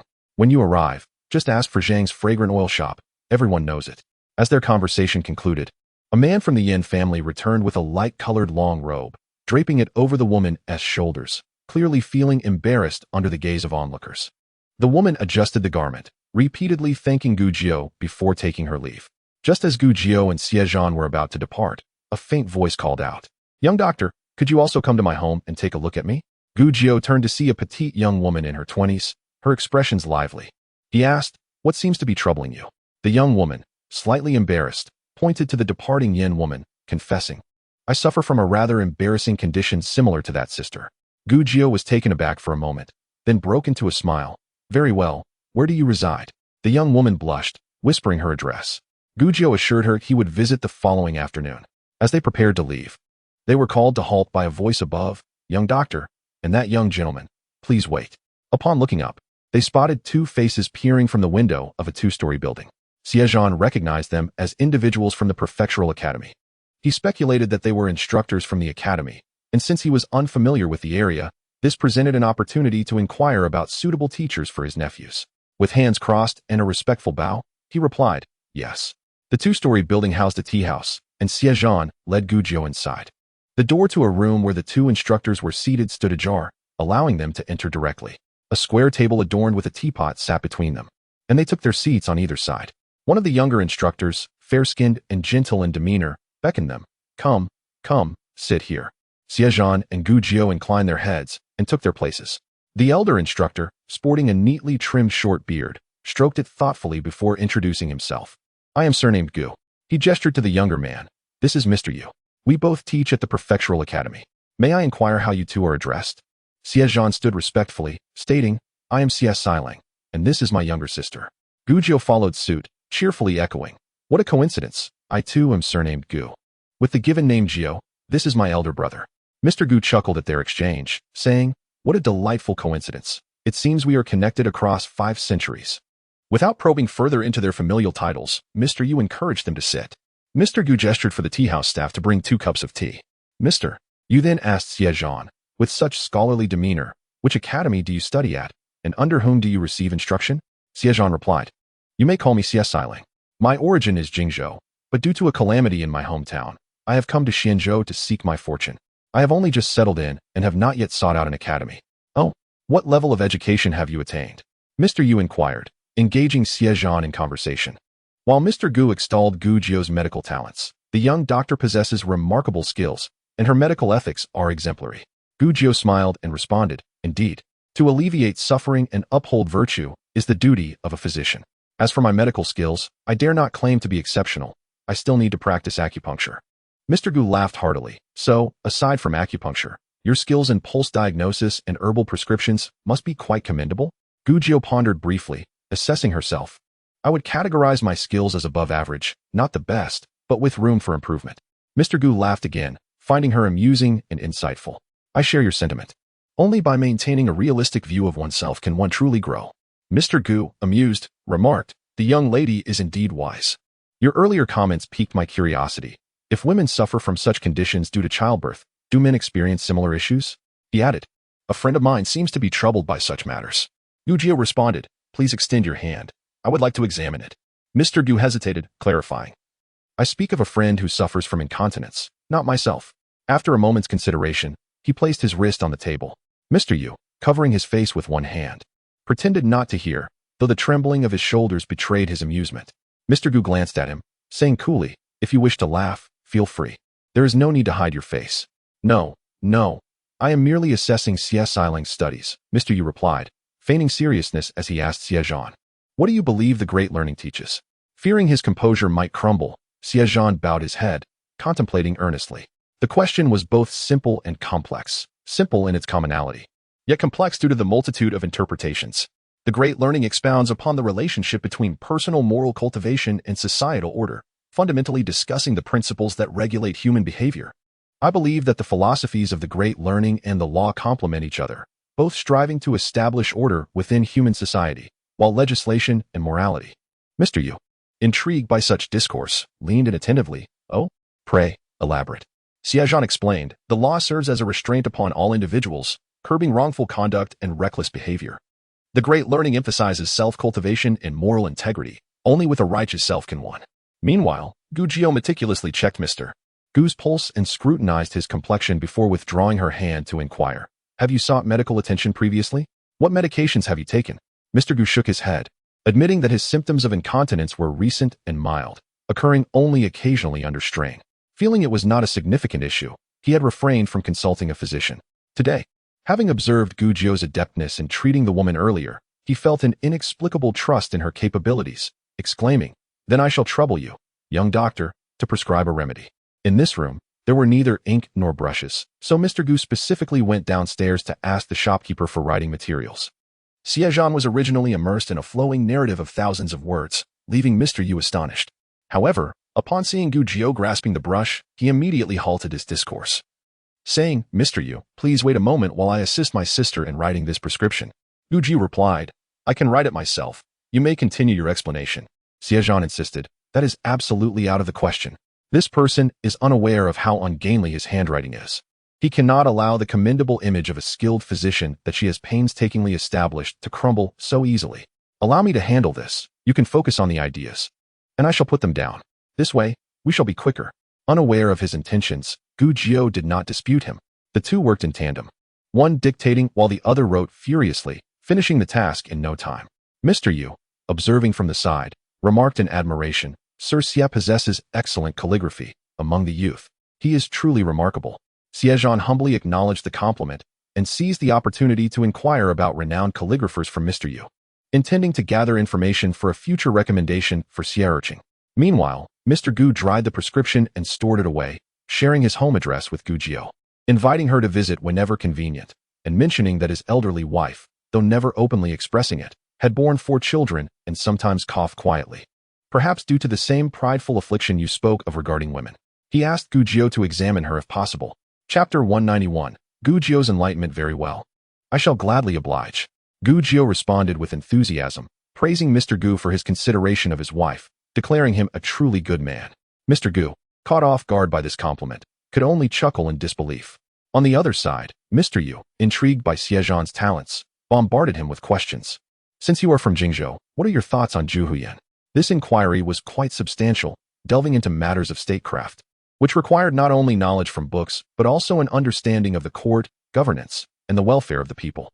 Without hesitation, Xie Zhan replied, having contemplated this issue countless times since the floodgate of Zhu Huyan had been breached. Zhu Huyan lies downstream of Qizhou, nestled between the Xianzhu and Hupan mountains. Given Qizhou's heavy rainfall, Zhu Huyan serves a vital role in flood prevention and downstream irrigation. However, merely constructing Zhu Huyan is insufficient. Proper flood discharge downstream is also imperative. Xie Zhan elaborated on the functions of Zhu Huyan and the associated drawbacks downstream, subtly hinting at the corruption of the Jingzhou Wang. His argument was coherent and well-founded, earning nods of approval from the two gentlemen. Although Gu Jiu did not fully comprehend these discussions, she couldn't help but admire Xie Zhan's brilliance. As she gazed at the eloquent young man, a surge of pride swelled within her, akin to 100 foals frolicking in her heart, causing her pulse to race. This was her young man, her Xie Zhan, the person with whom she would share her life, and suddenly, she felt an overwhelming sense of pride. Never before had she been so acutely aware of her fondness for Xie Zhan. Perhaps it began when he rescued her from the Li family. Hence, she subconsciously refrained from calling him fourth brother. When he confessed his feelings by the man-eating tree, her acceptance came naturally, though she was unaware of her own feelings at the time. Gu Jiu placed her hand over her heart, which was fluttering with excitement. She indeed had feelings for Xie Zhan, and they were mutually enamored. With her hands covering her mouth, she giggled softly. Mr. Gu, laughing heartily, exclaimed, indeed, I never expected such remarkable talents to emerge from the younger generation. They are truly awe-inspiring. Mr. Yu interjected, does fourth sir have any plans to attend the State Academy? If so, I would be happy to recommend you for admission. To enter the county or State Academy, there are two avenues. One is to participate in scheduled self-recommendation examinations, and the other necessitates a recommendation from someone of standing, such as a teacher from the county or State Academy, local officials, or esteemed scholars. Xie Zhan bowed deeply, sincerely expressing his gratitude. Thank you, sir. Gu Jiu felt elated. Mr. Yu was indeed a kind-hearted individual, willing to recommend Xie Zhan for admission upon their first meeting. After observing Mr. Yu's complexion, she remarked, Mr. Yu, your complexion appears somewhat sallow, with some discoloration, and your breath has an unpleasant odor, likely due to chronic constipation. Mr. Yu was taken aback. Wait, I didn't ask for a diagnosis. Xie Zhan lowered his head, pressing his forehead in an attempt to suppress his laughter. Determined to keep his composure, he wished to clarify to Mr. Yu, please do not misunderstand. Jianyang merely sees you as a kind man and wishes to repay your kindness. However, it was too late for him to cover Gu Jiu's mouth, leaving her to continue. Mr. Gu, finally vindicated, erupted into laughter, reveling in the shared embarrassment. What a good colleague. We should both share in our misfortunes. It's not a serious issue. Just pay attention to your diet and consume more fiber-rich foods like sweet potatoes, leeks, radishes, bamboo shoots, and buckwheat. I will prepare some medicinal tea for you, and after some time, you will feel better. Gu Jiu eagerly inquired about Mr. Yu's address, insisting she and fourth brother would deliver the medicinal tea once it was prepared. Mr. Yu wiped his face and provided his address. Having lost all sense of embarrassment, he thought it better to accept the kindness. After expressing her gratitude to Mr. Yu for his mentorship of Xie Zhan, Gu Jiu arranged a visit with Mr. Gu before bidding farewell to Xie Zhan. They continued on to the old silversmiths to retrieve needles, while the two gentlemen ambled toward the State Academy. Mr. Gu shook his head in admiration. Truly remarkable indeed. Mr. Yu echoed, yes, he is a talent with great potential. While his peers are still struggling through their studies, he has already cultivated his unique insights and risen to a different height. While others toil at the foundation, he has already built his steps to ascend. Mr. Gu remarked, such medical skills at such a young age, combined with compassion and ethics, he is destined to become an extraordinary physician. After their conversation, they exchanged glances, realizing they were both praising different individuals, and simultaneously exclaimed, they are indeed exceptional children. What kind of parents could have given birth to such outstanding offspring? Truly enviable. Mr. Yu's curiosity was piqued. Why do you suppose this brother and sister pair do not share the same surname? Mr. Gu speculated, they are both so remarkable. Surely they must share the same parents? Mr. Yu's imagination ran wild. Could it be that their father was a son-in-law? Hence one took the father's surname while the other took the mother's? They exchanged glances, deciding not to delve into the family's private matters, and Mr. Gu skillfully shifted the topic. Old Yu, are you considering taking Xie Zhan under your wing? Mr. Yu shook his head. This young man is exceptionally gifted. I would not dare to misguide him. I noticed he inquired about the whereabouts of Master Kong, suggesting he may wish to seek him as a mentor. Mr. Gu replied, if the opportunity arises, I will speak to Master Kong on his behalf, repaying the kindness shown to that young lady today. Indeed, such talent would be squandered under an ordinary teacher. Only a great scholar like Master Kong could truly nurture him. As Gu Jiao and Xie Zhan exited, she took the initiative to link her arm with his, swinging it joyfully. Xie Zhan glanced down at their clasped hands, feeling somewhat puzzled. His little girl had never taken the initiative to hold his hand before. What had come over her today? Had she finally come to her senses? He dared not entertain overly romantic notions, assuming she had merely grown accustomed to his touch. It was simply a subconscious action. Yet, her small, soft hand in his brought him a delightful sense of happiness. After retrieving the needles from the old silversmith's home, the two companions casually diverted to a pharmacy named Four Seas. Gu Jiao intended to inquire about the seeds of Cotinopsis and astragalus. Typically, pharmacies maintain long-term collaborations with herbal farmers or merchants, through whom they can obtain information regarding medicinal herb seeds. Upon learning that they planned to cultivate herbs in Xianzhou, the Four Seas Pharmacy eagerly provided them with the addresses of local herbal farmers. Chapter 192.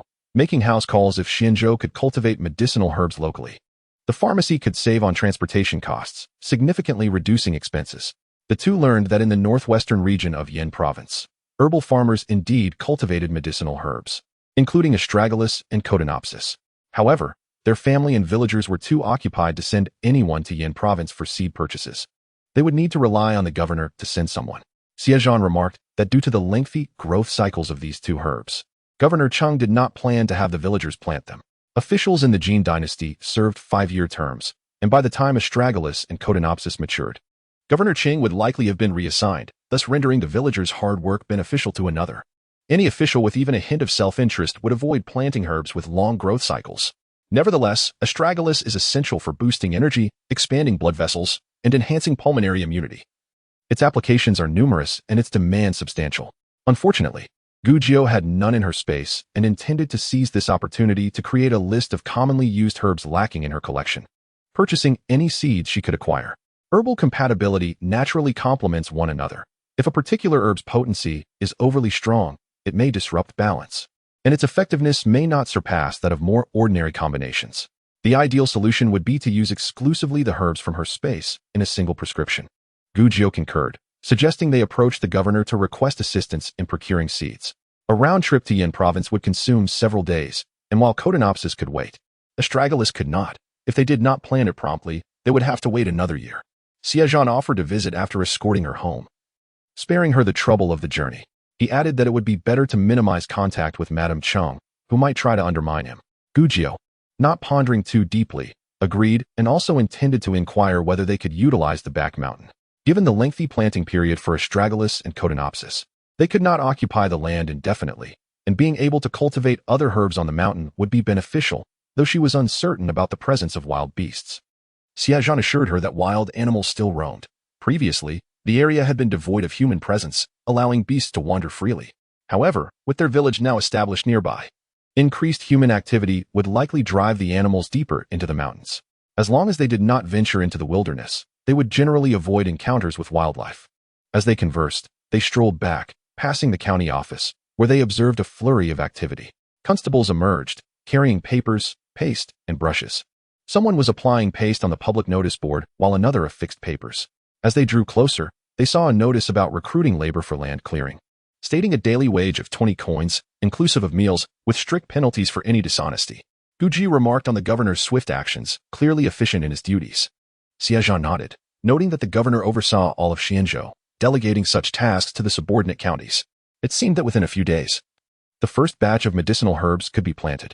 Gu Jiao mentioned the urgency of preparing the seeds, categorizing and packaging them for delivery to Wuliping. Her stock of seeds was limited, and she needed to prioritize her own land, leaving the other villagers to await the governor's procurement. Upon returning home, Gu Jiao found herself even busier. After stepping out, she had attracted 3 or 4 patients. Xie Zhan, even more occupied, first visited the governor's office to finalize the arrangements for purchasing seeds in Yin Province and to secure the rights for the back mountain. He also needed to find educational opportunities for his children. After inquiring about local academies and primary education, he planned to visit each one to make a selection. He aimed to arrange for his children before the arrival of the esteemed Confucian scholar, who would soon begin teaching at the local academy, leaving him little time to oversee them. The next day, Gu Jie was to visit the woman suffering from urinary incontinence, but Xie Zhan was unable to escort her. Riding to Wuliping, he discussed his plans for his nephews with his 3 brothers, who readily agreed to the arrangements. Acknowledging their limited knowledge and showing no objections to Xie Zhan's decisions, he also called for Xie Wulong to accompany Gu Jie for her medical consultations and herb gathering. Since Gu Jie intended to treat the woman the following day, she simulated scenarios involving patients with pelvic floor muscle relaxation issues, practicing acupuncture techniques. The woman's condition was quite severe, and ordinary Kegel exercises or massages would be insufficient. Thus, she planned to employ acupuncture for a comprehensive treatment. Gu Jie had developed a foundation in acupuncture and practiced her finger strength. Treating pelvic floor muscle relaxation did not require exceptionally advanced skills. It merely necessitated accurate identification of acupoints and a proper grasp of pressure. Xie Wulong drove the cart as they made their way to the address provided by Yin Shi. The street was bustling, situated in the southwest of Xianzhou, lined with various shops. Upon arrival, they needed no directions. They quickly spotted a wine-red awning displaying the characters Zhang's fragrant oil next to a closed door. The layout suggested that behind it lay residential quarters, with a row of shops in front. Xie Wulong helped Gu Jie dismount before knocking on the door. Shortly after, an elderly servant appeared to answer. As the door opened, the small maid who had accompanied Yin Shi the previous day peeked out. "Doctor, you truly came. Please, do come in. My lady has been waiting for you." Gu Jie nodded and stepped over the threshold. The maid instructed the elderly servant to guide Xie Wulong to the back courtyard for parking. Xie Wulong waved his hand, asking Gu Jie how long she would take, suggesting he could wait outside if it would be brief. Both Gu Jie and Xie Wulong preferred to avoid socializing. So she replied, "Brother Wu, you can wait outside for a while. It won't take long." "All right," Xie Wulong responded, maneuvering the cart to the side of the road to avoid obstructing others, then took a seat on the cart's edge, swinging his legs as he waited for Gu Jie. Following the maid into the courtyard, Gu Jie discovered it was quite spacious, leading through 2 inner courtyards before reaching Yin Shi's residence, where she was warmly greeted. Seeing Gu Jie, Yin Shi was delighted, exclaiming, "You truly kept your promise, little doctor. I was worried you might not come. Please, do come in." Gu Jie smiled in response, affirming her commitment to attend. Entering the room, she stated, "Sister Yin, my brother is still waiting outside. I won't take up much of your time. Let us begin." With this single statement, Yin Shi's desire for small talk was thwarted, so she conceded, "Very well. I shall not delay you. How shall we proceed? Is it a matter of herbal prescriptions? You have been suffering for 3 to 4 years now, haven't you? Your condition is rather severe, requiring acupuncture in conjunction with exercise. As for your overall weakness, that will necessitate herbal treatment." Chapter 193, Plans for Development Acupuncture? "I have never undergone it before," Yin Shi replied, somewhat embarrassed. "Will I need to undress?" "Just lie down and lift your shirt to expose your abdomen," Gu Jie instructed. With a sigh of relief, Yin Shi complied, retreating into the inner room to lie flat on the bed, revealing her abdomen. Last night, Gu Jie practiced numerous times, her acupuncture skills becoming quite proficient. While inserting needles, she taught Yin Shi how to perform pelvic floor exercises. Once she finished with the needles, Gu Jie requested a little maid to fetch paper and a pen to prepare a prescription for Yin Shi's recuperation. After completing the prescription, Gu Jie calculated that the time was nearly up and gently removed the needles from Yin Shi. Yin Shi, putting her clothes back on, inquired how often acupuncture should be administered. She expressed her discomfort at the thought of burdening Gu Jie with the repeated trips. Gu Jie smiled and reassured her. "A physician is here to serve the patient. It is no trouble at all. You should have the needles applied every couple of days, and after about half a month, you should start to see results. As for the pelvic floor exercises, they need to be performed diligently, twice daily, with no fewer than 100 repetitions each time. However, if there were more patients, such back-and-forth visits would not be practical, and she needed to devise a better solution for the future." "All right, I will heed your advice," Yin Shi replied, then called the little maid, "Chun Hao, go." As Gu Jie prepared to take her leave, Yin Shi hurriedly called her back. The maid Chun Hao rushed out, holding a small pouch, which she handed to Yin Shi. Yin Shi squeezed it in her hand, and then placed it into Gu Jie's palm, saying, "Thank you for your hard work today, Dr. Gu. Please accept this small token of appreciation." Gu Jie accepted it with curiosity, realizing that this was her consultation fee, something she had completely forgotten about. In her past life, she solely focused on healing, without concern for medical expenses, making this her very first consultation fee in this era. Opening the pouch, she discovered a beautifully crafted silver ingot weighing approximately 5 taels. Yin Shi remarked, "I have never seen a doctor open a pouch to check the consultation fee before."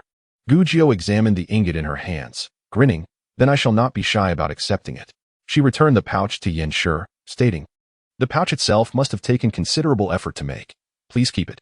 I only need the ingot. I will return in a few days. In Gu Jiu's view, money was easy to earn, but the craftsmanship of the pouch was not, so she decided it was best to return it. As she turned to leave, Yin Shi appeared somewhat bewildered by the exchange. However, seeing Gu Jiu was quite young, she dismissed her confusion with a smile and hurried to see her off. After bidding farewell to Yin Shi, Gu Jiu and Xie Wulong departed in a carriage. In the afternoon, they visited another patient suffering from diabetes insipidus, and it seemed that both patients had settled on a consultation fee of 5 taels. Gu Jiu felt that the constant back-and-forth visits were both cumbersome and time-consuming. She contemplated teaching her sisters-in-law, as well as Fu Rongyang, the techniques for correcting pelvic floor muscle relaxation. She was confident that her treatments would yield positive results for the 2 patients, and once they recovered, word would surely spread, attracting more patients in the future. However, she had limited time, with much more to learn. In her previous life, people generally did not have many children, and in cases of slight complications during childbirth, cesarean sections were preferred. Although cesarean deliveries could lead to pelvic floor muscle relaxation, recovery was usually spontaneous. Thus, the likelihood of pelvic floor muscle relaxation post-delivery was minimal. In contrast, women in this era typically experienced multiple childbirths without the option of cesarean sections, resulting in a higher incidence of pelvic floor muscle relaxation. Many women from impoverished families simply endured the discomfort, but those of higher status would certainly seek remedies. The fear of embarrassment from an unnoticed issue could drive them to seek treatment. Gu Jiu understood that if her reputation grew, many would come to her for help. Yet she could not manage this alone. Furthermore, she aspired to develop her medical skills comprehensively, rather than getting bogged down by a singular ailment. Teaching acupuncture was not particularly difficult. She could instruct her sisters-in-law in massage, moxibustion, and a comprehensive set of treatment techniques. All of these methods were relatively easy to learn. Once her sisters-in-law were proficient, they could open a shop to conduct this business, generating income for the family while alleviating her burden, a perfect solution. After dinner, with time still on her side, Gu Jiu gathered the family members and convened in the courtyard of the Gao family. Xie Zhan sent Xie Daji to take the younger siblings out to play, while the others moved chairs to sit in the courtyard. Gu Jiu sat beside Gao Shi and shared her ideas with everyone. Su Shi looked at Gao Shi, recognizing the potential of the plan. If executed well, it could become an immensely beneficial endeavor. In the bustling city of Xianzhou, where newborns arrived in waves, there would be a continuous need for postpartum recovery treatments. Those with even a modest means or noble status would be unwilling to suffer from such a condition. Furthermore, pelvic floor muscle relaxation could lead to back pain issues. If she could successfully treat a few patients and build her reputation, business would surely flourish. Gao Shi, grasping the benefits behind Gu Jiu's proposal, patted her hand and asked, "Is it difficult to learn? Your sisters-in-law have no medical knowledge and may struggle to grasp it. What if they cannot learn?" Gu Jiu reassured her, "It is not difficult at all. It is quite simple, and I assure you they will learn it quickly. If it is easy to learn, then it is worth pursuing." Xie Zhan affirmed. He pondered, "I have an idea for the family's development. Since the eldest sister is busy cooking outside the city and cannot return, even if she could, she is the eldest sister and already has her hands full. My brother is focused on supporting the village and leading everyone in cultivating medicinal herbs. She cannot just sit back and do nothing. This matter does not require her involvement. Jiunyang mentioned she can cultivate lion's mane mushrooms. And when she brought everyone to Xianzhou, she spoke of raising lion's mane mushrooms. Perhaps she could teach the method to the eldest sister, allowing her to guide the villagers in cultivating mushrooms during their free time. The second brother had long harbored the idea of teaching mental arithmetic and had been practicing diligently. Once the house was completed, he intended to open a school to teach. This endeavor would not only serve as a means of livelihood, but, more importantly, the promotion of mental arithmetic in Dajiuan could revolutionize mathematical methods, ensuring that the second brother would have a place in the annals of Dajiuan's mathematical history a century later. As Xie Zhan spoke, he affectionately ruffled Gu Jiu's hair. Of course, all of this is thanks to our Jiunyang. Gu Jiu quickly replied, No. I merely know the method. I cannot calculate myself. It is all the second brother's ingenuity. The actual promotion still rests in his hands. My contribution is but a minuscule fraction. Xie Zhan continued to pat her head and smiled at her. Once mental arithmetic becomes widespread, there will be a great demand for abacuses, and the third brother could open a workshop specializing in abacus production. Chapter 194. Thanks to Jiunyang, Xie Zhan added.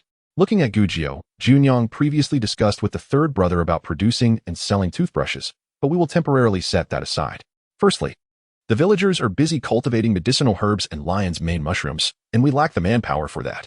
Secondly, the process of making toothbrushes is tedious, labor-intensive, and yields slim profits, making it susceptible to imitation. Most importantly, in comparison to the promotion of mental arithmetic, this endeavor seems trivial, since our family has other viable businesses. We need not pursue every opportunity. Gujio nodded in agreement. Indeed, in life, one must discern what to pursue and what to forego. It is not solely about earning money. If one can leave a lasting legacy, then life has not been in vain.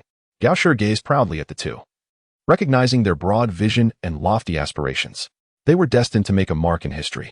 Though her own thinking did not reach their level, caring for them was still a meaningful endeavor. Gao Shi quietly resolved to improve her health, so she could better support them and share their burdens. Xie Wulong chimed in. Since I don't have to worry, I will do whatever is asked of me. Xie Zhan continued. The initiative Jiao Nyang proposed for assisting women with postpartum recovery could be undertaken by the second and third sisters-in-law, as well as Sister Rongyang. This way, everyone in our family will have their own means of livelihood. Fu Rongyang suddenly interjected, let the second and third sisters-in-law handle it. I would like to stay with Jiao Nyang. Many of her endeavors require assistance, and I have some understanding of medical principles, which could be of help. Xie Zhan then turned to Gujio. Gujio contemplated, realizing that in the preparation of medicine and the processing of medicinal herbs, she required the assistance of Sister Rong.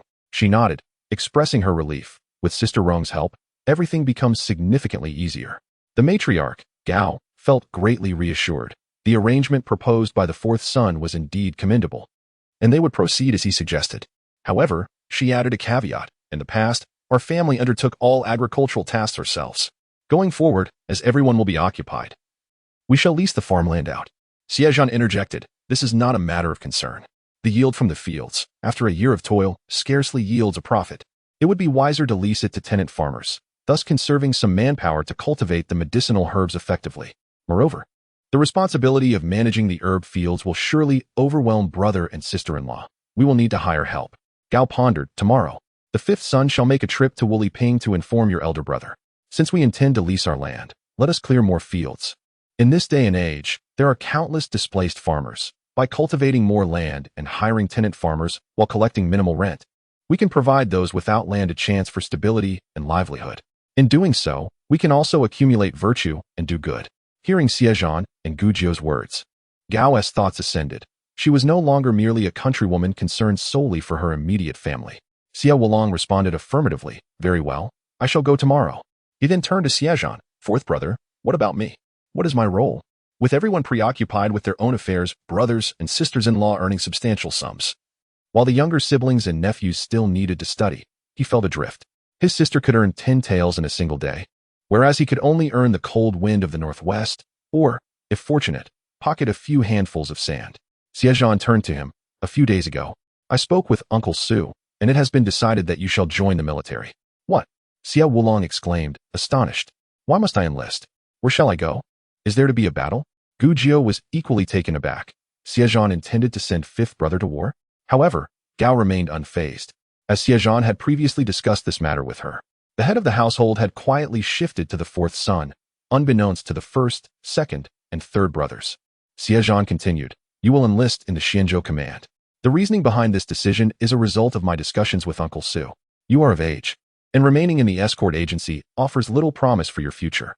You possess great strength, commendable martial skills, and are not foolish. With a stroke of luck, you could quickly attain the rank of a captain. Initially, Xie Wulong felt somewhat lost, but upon observing the enigmatic glint in his fourth brother's eyes, he sensed ulterior motives. It was evident that Xie Zhan's mention of swiftly becoming a captain was not mere banter. There might be a deeper scheme at play. Enthralled by this notion, he felt invigorated. His fourth brother was indeed a cunning fox. Adhering to his guidance would surely lead to success. After all, who would not aspire to rise to the rank of a general after mastering martial arts? Securing a captaincy would only be the first step towards achieving the esteemed position of a general. Xie Zhan continued, in the future, when Lu Lang and I pursue our scholarly endeavors, perhaps before we even complete our examinations, you will have already established a reputation for yourself. Our family lacks power and influence. Should you rise to prominence, we would no longer fear being exploited in the event of selling ginseng. When family members venture out, your name would command respect. And who would dare to bully us? Xie Wulong was stirred by Xie Zhan's fervent words, and he stood up resolutely, declaring, Very well, I shall go. I will not return until I have made a name for myself. Gujio interjected. There is no need for such haste, fifth brother. Xie Wulong confidently patted his chest, assuring, sister, I am capable. Xie Zhan added, if everyone is to venture forth for work, with such a vast estate, it would not do for it to remain unattended during the day. I plan to hire a few individuals to assist. First, we need a gatekeeper. Xie Wulong nodded vigorously. Indeed, the house is too large. Every time I return, I find myself knocking for ages before anyone hears me. We must urgently employ a watchman. Furthermore, as the sisters-in-law are busy and mother is unwell, we will require someone to cook. I shall study, and Wulong shall join the military. Without anyone to drive the carriage, we will also need to hire a coachman. As Xie Zhan spoke, he sighed inwardly. If it were not for Junyang, their family might still be toiling in the fields, scraping by on meager earnings, rather than residing in a grand estate, each with their own pursuits. All thanks to Junyang. He thought to himself, how long would he continue to rely on her generosity? Gao, sensing his thoughts, gently rubbed Gujio's head. This all stems from the fortune we have received through our Junyang. Without her, we would not be enjoying such a life today. Gujio shook her head. If it were not for your acceptance of me, I would have long been swept away by the flood. Moreover, as a member of this family, contributing my efforts is only right, unless you have never regarded me as one of your own. Xie Zhan smiled. Junyang is indeed a part of our family. If we did not consider her family, we could not in good conscience reside in the home purchased by her. Gao chuckled. Who says our Junyang cannot articulate her thoughts? Just listen to how well she speaks. One cannot refute her words. Gujio widened her eyes in surprise. Have you all always thought I was inarticulate? Gao. Everyone. Xie Zhan looked at her fondly and leaned closer, softly saying, it matters not whether Junyang is articulate. You need not tread carefully around others' words. Simply be yourself. Chapter 195. Emergency with their family's grand plan settled. They dispersed. Xie Zhan and Xie Wulong continued to the kitchen to fetch water for Gao and Gujio, so they could bathe. After dinner, a large pot simmered on the stove, and the brothers each ladled out a bucket of hot water. Xie Zhan was reminded that soon, both he and Wulong would be leaving home, necessitating the hiring of a rough maid to handle such tasks. The following day, Xie Zhan accompanied Xie Daji to the escort agency, where he would officially commence his martial training and miscellaneous duties. Xie Wulong drove the cart, taking Gao to the pawn shop to hire help. Gujio prepared medicinal tea for Mr. Yu, with Fu Rong assisting her while Su busied herself with needlework. She was crafting half a cloth doll, just the torso, filled with scraps of fabric, to practice acupuncture and massage in preparation for opening her clinic soon. The children had yet to find a place to study and continued to follow Xie Lulang in his lessons. Xie Lulang had set up 3 tables in the garden, where Xie Erqing, Xie Sanyu, and Xie Zhan sat, studying under his guidance. Xie Erqing, being the eldest, was learning Taigong's family teachings, which Xie Lulang had already taught him several times, encouraging him to read independently. Xie Sanyu and Xie Zhan were still working through the 1,000-character classic, diligently copying the characters onto their paper. Xie Lulang held a book in hand, pacing nearby, occasionally glancing at the 3. Xie Zhan sat upright, concentrating intently on his writing, while Xie Sanyu's attention wavered, becoming distracted and fidgeting. As he was about to peek at Xie Erqing's work, he heard a shushing sound. Following the noise, he spotted Shen Shibao poking his head over the wall, making a shushing gesture, likely having climbed a ladder. Seeing Xie Sanyu look his way, Shen Shibao beamed widely and gestured towards the yard outside, signaling for him to come out and play. Xie Sanyu glanced back at Xie Lulang, then pointed towards the wall. Nodding in agreement, Shen Shibao continued to grin, not descending, but making faces at Xie Sanyu. They both began to mimic each other's silly expressions in a playful exchange. As Xie Lulang allowed the 3 to take a break, Xie Sanyu eagerly pulled Xie Erqing and Xie Zhan along, racing outside. Shen Shibao, too, quickly clambered down the ladder and dashed out the door. Before long, the 2 groups met at the wall.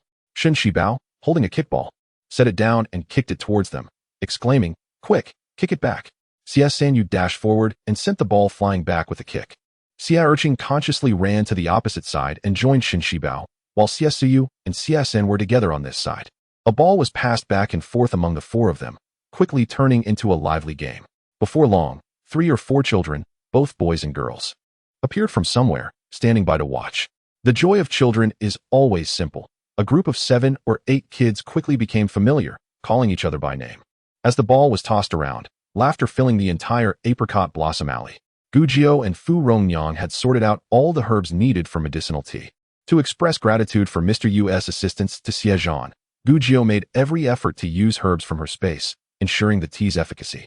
Having prepared the tea, and with Xie Zhan not at home to deliver it to Mr. Yu, she began teaching Fu Rongyang and Su Shi about acupuncture points. The medical education of this era was woefully inadequate. There were no resources available, no high-definition anatomical charts, and certainly no three-dimensional models of the human body. As for virtual simulations, they were a distant dream. The two women took pen and paper, ready to sketch a human figure. Gu Jiao struggled with her writing, let alone drawing, and Fu Rongyang was equally troubled, having only learned a few characters related to herbs from her grandfather and lacking any drawing skills. Su Shi chuckled and said, "Let me try. If second sister can draw, that would be splendid." Gu Jiao eagerly pushed the paper and pen toward her. Su Shi picked up the pen and said with a smile, "I learned a bit in childhood, but after so many years without practice, I wonder if I can still do it."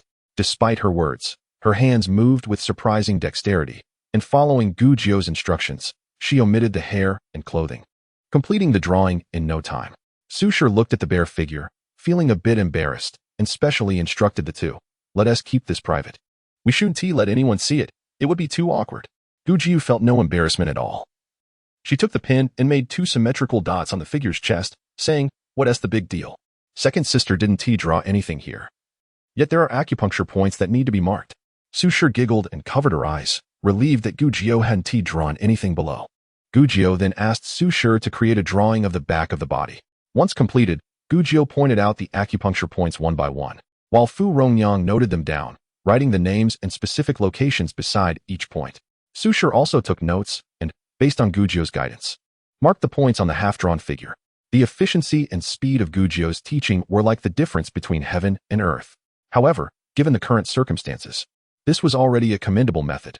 Gu Jiao resolved silently that she must acquire a high-definition acupuncture chart for teaching purposes in the future, ideally a life-sized model, preferably made of wood, for practicing acupuncture. Just as they were teaching, suddenly, Xie Zhan anxious voice called out, Auntie, hurry, go check on Shen Shibao, he's dying." Gu Jiao stood up, asking, "Who is Shen Shibao? What happened to him?" Xie Zhan ran over, grabbing Gu Jiao's hand and pulling her outside. "Auntie, come quickly. Shen Shibao is our neighbor. He is my friend. We were playing happily when he suddenly rolled his eyes and started foaming at the mouth, as if he had eaten soap pots." Gu Jiao quickened her pace, inquiring as she walked, "What caused Shen Shibao's condition?" Xie Zhan explained, "We were all playing when he suddenly collapsed, his hands twitching and legs kicking like a frog." Upon hearing these symptoms, Gu Jiao had a sinking feeling. This was no trivial illness. She turned back briefly, intending to instruct Fu Rongyang to fetch her silver needles, only to find that Fu Rongyang had already brought her needle case along. The three of them exited the door and saw a group of children gathered not far away, some squatting and calling Shen Shibao's name, while the younger ones were crying in fright. A child rushed out from the neighboring door, pointing to the crowd. "Auntie, Shibao is over there." No sooner had the words left his mouth than Sanyang dashed out from the entrance, pushing through the gathered children, her voice trembling with emotion as she called, "Shibao, Shibao." Chapter 196. Childhood epilepsy. Yao Sanyang turned to instruct her maid beside her, Xiao Mei. "Quickly get Delu to harness the carriage and fetch a doctor." Xiao Mei responded and ran off like the wind. Gu Jiao hurried her pace, clearing a path through the children. Shen Shibao lay on the ground, indeed with his eyes rolled back, foaming at the mouth, and his limbs twitching. Yao Sanyang inserted one hand under Shen Shibao's neck, crying out his name while attempting to lift him. Gu Jiao said, "Wait, don't move him. Let me have a look." Xie Zhan smartly chimed in, "Auntie, my aunt is a doctor. She's very skilled. Let her check on Shibao." Gu Jiao crouched down, instructing, "Don't move him. Sister Rongyang, clear the children away, he can't breathe." Before Fu Rongyang could respond, Xie Zhan shouted, "Quick, disperse. My aunt is going to treat Shibao." Gu Jiao swiftly opened Shibao's outer garment and began to loosen his belt. Yao Sanyang rushed forward to stop her. "What are you doing?" Gu Jiao continued without pausing. "Do you have a cloth? Quickly fold it and put it in his mouth. We must prevent him from biting his tongue." Upon hearing this, Yao Sanyang turned pale and, disregarding Gu Jiao's actions, hurriedly pulled out a handkerchief from her pocket, clumsily folding it and attempting to stuff it into Shibao's mouth. Unfortunately, Shibao's jaws were tightly clenched, and despite several attempts, it would not go in. Gu Jiao pinched Shibao's jaw on both sides, seized the handkerchief, and stuffed it into his mouth. At this moment, Yao Sanyang began to trust Gu Jiao's capability as a doctor. With the outer garment removed, Gu Jiao instructed, "Turn him over, face up. Sister Rongyang, prepare the needles." Gu Jiao issued a series of commands. Yao Sanyang fumbled to remove Shibao's clothing. her hands shaking so much that she struggled to make progress. Gu Jiu efficiently stripped Shi Bao of his outer garment, instructing Yao Sanyang to help him sit up. Fu Rongyang had already prepared the needles, and Gu Jiu took a fine needle, expertly inserting it into Shi Bao's Dazui point, twisting it at the tip. As she explained to Fu Rongyang, during a child's epileptic seizure, stimulate the Shao point with a strong needle and do not retain it. This series of needles included Dazui, Shinda, Rinzhong, Baihui. Gu Jiu's technique was swift and deft. With each acupuncture point she named, she inserted a needle, quickly covering the entire range from Dazui on the back to Baihui at the crown and finally to Taichung. As the last needle was withdrawn, Shi Bao's convulsions visibly lessened, and he gradually regained his composure. He had been saved. Indeed, he had been saved. Yao Sanyang was overwhelmed with joy, exclaiming, "Thank you. I truly cannot thank you enough." "Young lady." Gu Jiu sighed in relief, smiling as she said, "Quickly, help him get dressed and take him back to rest." Yao Sanyang acknowledged with a sound, adjusting Shi Bao's clothing while scolding him through tears. "You little rascal, your health is poor. I told you not to run around. Yet you sneaked out and scared your mother half to death." Having just suffered an episode, Shun Shi Bao was weak and obediently leaned against his mother, allowing her to scold him. Xie Zhan, ever astute, chimed in, "Shi Bao isn't afraid. My aunt is amazing. Let her treat you, and once you are better, we can play together again." Fu Rongyang couldn't help but pat his forehead, remarking, "You are clever." Xie Zhan, usually out of sorts, surprisingly joined in, declaring, "My aunt is truly remarkable. She cured Big Brother's illness. She can even bring the dead back to life." Xie Suyu added earnestly, "She really can." He likely didn't fully grasp what death meant, but he had heard it said in the village and had remembered it. Gu Jiu felt a surge of happiness at the children's praise, smiling as she ruffled Xie Suyu's hair, regardless of whether he understood, and seriously explained, "Auntie cannot bring the dead back to life. She can only save those who are not yet beyond help." Hearing the three children fervently commend their aunt, Yao Sanyang, who had already developed some trust in Gu Jiu's medical skills after witnessing her stop Shi Bao's convulsions with just a few needles, no longer dismissed their childish remarks, but instead earnestly implored Gu Jiu for assistance. "I must trouble the young doctor to examine my child once more. This ailment has persisted for 2 years, and despite consulting numerous physicians, it remains unresolved. If you can cure my child's affliction, I shall erect a tablet in your honor for eternal life." Gu Jiu was taken aback, exclaiming that it was unnecessary and a waste of wood.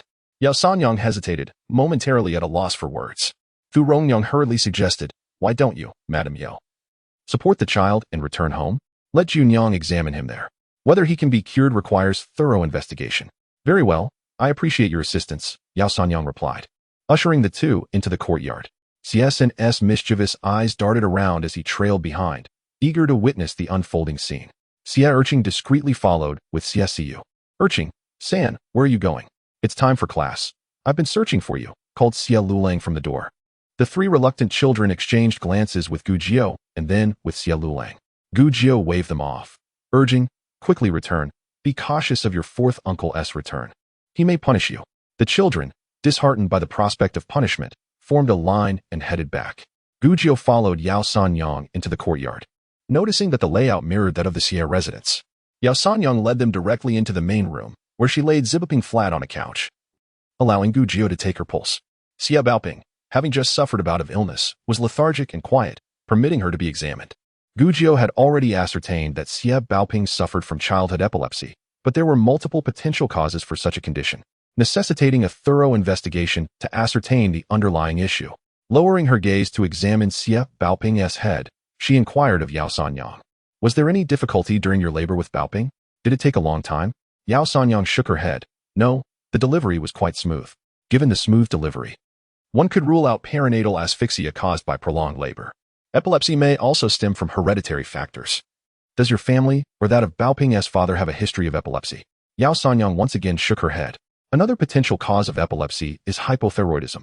However, in this era devoid of diagnostic instruments, one could only assess the child for relevant symptoms. Gu Jiu meticulously examined Baoping's lips, tongue, skin, and extremities, discovering no indications of hypothyroidism. Just as she was examining, a voice called from outside, "Madam, the doctor has arrived, and the master has returned." Following this announcement, Xie Baoping's father, Shin Daolong, entered alongside an elderly man. Gu Jiu straightened up and greeted the old gentleman. It is you, Dr. Du panted heavily, visibly relieved upon seeing Gu Jiu. With you here, I have no cause for concern. My old back, Oh, it feels like it may break. Yao Sanyang cast a surprised glance at Gu Jiao, realizing that this young girl had garnered respect from Dr. Du, a commendation not easily earned in their profession. Shen Dalong frowned and asked Yao Sanyang, why has Baoping fallen ill again? It was only 10 days since the last episode, as Baoping's condition had stabilized. There was no urgency for Dr. Du to examine her, so Yao Sanyang shook her head at Shen Dalong, indicating her own uncertainty regarding the cause. She then invited Dr. Du and Gu Jiao to sit down and instructed Xiaomei to serve tea. Once they were settled, she finally had the opportunity to discuss Baoping's condition with Shen Dalong. Dr. Du and Gu Jiao deliberated over Baoping's illness. I have been the one to treat this child for 2 years, yet there has been no improvement. For this condition, my abilities are regrettably limited, Dr. Du admitted. Finally catching his breath, he inquired, Dr. Gu, your medical skills are impressive. Do you possess any remedies? Curious, Gu Jiao asked Dr. Du. How have you approached the treatment of this illness in the past? The Danqi heart method states that without phlegm, there is no seizure. Phlegm is the source of seizures. And physicians traditionally treat by expelling phlegm, Dr. Du explained. Gu Jiao responded, that notion holds merit, yet it is not comprehensive. Childhood epilepsy, or what is commonly termed sheep's madness, has numerous causes. It is imperative to identify the root cause to administer the appropriate treatment. This perspective intrigued Dr. Du, who had never encountered such an explanation before. Oh, many causes indeed? What are the various factors that could lead to sheep's madness? Please enlighten me, Dr. Gu. He implored, bowing respectfully. Yao Sanyang and Shen Dalong exchanged astonished glances. The esteemed Dr. Du, renowned in Xianzhou City, was sincerely seeking the counsel of this young lady, indicating that she was no ordinary individual. Gu Jiao rose and gently helped Dr. Du to his feet, smiling, please do not be so formal. I am just a humble practitioner. I cannot bear such honor. Your magnanimity humbles me, Dr. Gu. Dr. Du responded, wiping his brow in admiration. Gu Jiao suggested, perhaps you might take a moment to rest before we proceed? Dr. Du, wiping his forehead, declined. No need, let us begin. Gu Jiao then delved directly into the matter, stating, the first potential cause of childhood epilepsy is hereditary factors. I previously inquired of Sister Shan, and there are no individuals with such a condition in their family. Thus we can dismiss heredity.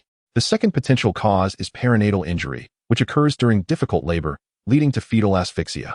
What is asphyxia? Dr. Du interjected.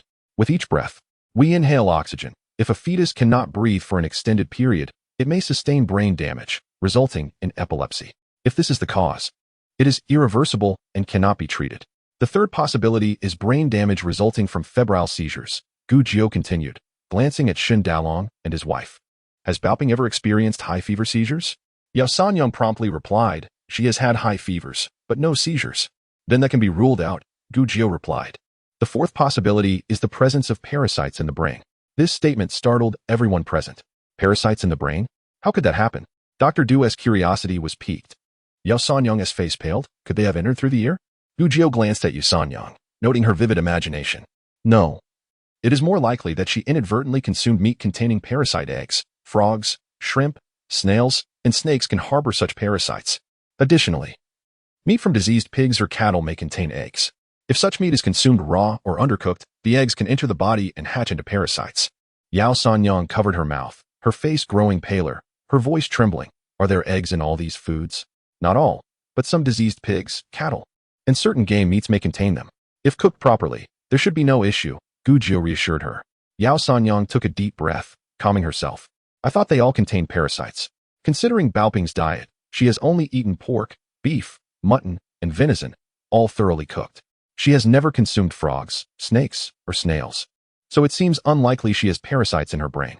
Has Baoping ever experienced blurred vision or sudden fainting spells outside of her seizures? Gu Jiao inquired. No.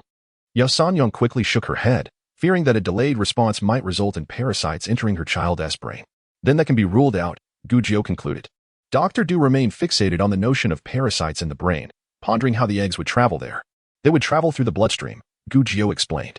Our blood circulates continuously, and if parasite eggs enter the bloodstream, they can reach the brain and establish themselves there, eventually hatching into parasites.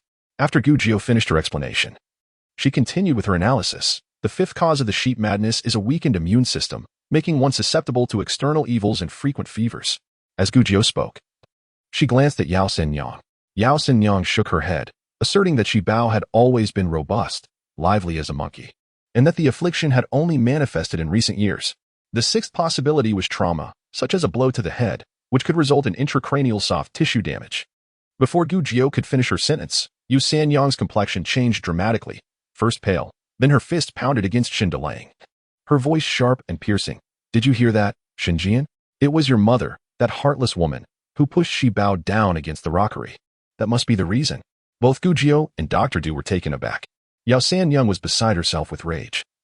Hitting and twisting Xindelang's arms. Your cruel mother. Xi Bao was only 5 years old then.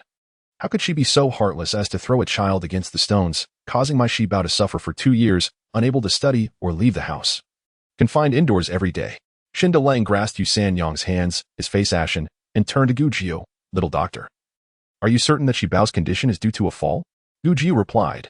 If none of the conditions I mentioned apply to your child, then it is indeed epilepsy caused by trauma. Xindelang stepped back, asking, is it still treatable? Gu Jiu communicated silently with the system. Scanned to see if Xi Bao has any intracranial injuries. Although Gu Jiu had formed a preliminary judgment on the cause of the illness, she could not guarantee its accuracy. The system quickly responded.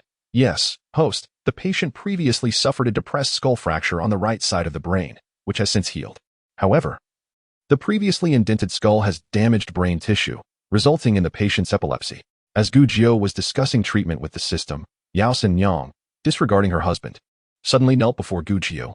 Little doctor, I beg you, please save our Xi Bao. My child is hard to come by. I implore you to save him. Gu Jiu frowned. It seemed that families of patients had taken to this tactic in these times. Fu Rongyang, aware of Gu Jiu's discomfort in handling such situations, hurriedly stepped forward to assist Yao Sanyang. Madam, please get up. We are neighbors. If our Jionyang says she can treat him, then she certainly can. Please do not do this. She is still young and cannot bear such reverence. Gu Jiu added, yes, please rise. If it cannot be treated, I cannot help even if you were to crack your head open, but if it can be treated, I will certainly do so. Dr. Du also urged Yu Sanyang, Madam, please stand. The young doctor is not only skilled but also kind-hearted. If she can treat your son, rest assured she will. Yao Sanyang finally rose, her eyes fixed on Gu Jiu. Gu Jiu turned to examine Xi Bao's head, gently helping him as she inquired, does your head still hurt? Can you sit up? Yes, replied Xi Bao, his face still pale, as Gu Jiu assisted him in sitting up slowly. Gu Jiu parted his hair and began to feel around his head. With the system's guidance, she focused on the right side and soon discovered a small area that felt uneven. She called to Dr. Du. Doctor, come take a look. This area has indeed been injured. The bone is indented. However, children grow quickly, and it has already healed. Yet, it remains slightly uneven to the touch. Dr. Du also felt the area and nodded in agreement. This confirmation only deepened the admiration for Gu Jiu's medical skills. She was truly a medical enthusiast, filled with curiosity about the unknown, and immediately began to inquire further. Yao Sanyang, recalling her son's past suffering, could no longer hold back her tears. She fiercely pinched Xindelang's arm. When Xi Bao bumped his head, your mother insisted it was nothing, just a slight knock. Was that merely a slight knock? The bone was fractured. If you do not hurry to separate our households, I will take Xi Bao and leave you. You can go live with your mother and brother. Yao Sanyang was so enraged that she disregarded the presence of others in the house and did not care if family shame was exposed. She was consumed with a desire to devour her husband whole. Xindelang's face was pale, his expression dazed, lost in thought as he allowed her to vent her fury. Separate households? How dare you even suggest it? A harsh voice interrupted, and Yao Sanyang's mother-in-law, Shen Lu Shi, entered. This elderly woman, with her drooping eyes and high cheekbones, wore a fierce expression that suggested she was no kind-hearted soul. Following her was Yao Sanyang's sister-in-law, Xiao Lu Shi. Xiao Lu Shi, the daughter of Shen Lu Shi's sister, appeared quite lovely, though her eyes betrayed a concealed delight in others' misfortunes. Yao Sanyang's countenance shifted, turning to Shen Lu Shi with gritted teeth. Mother-in-law, you arrived just in time. The doctor has examined Xi Bao, and his epilepsy is due to that push you gave him long ago. My Xi Bao has been afflicted with this condition, and we do not even know if it can be treated. His life may be ruined. Am I being unreasonable to demand a separation? A flicker of guilt flashed in Shen Lu Shi's eyes as she raised a finger to point at Yao Sanyang. Want to separate? Not a chance.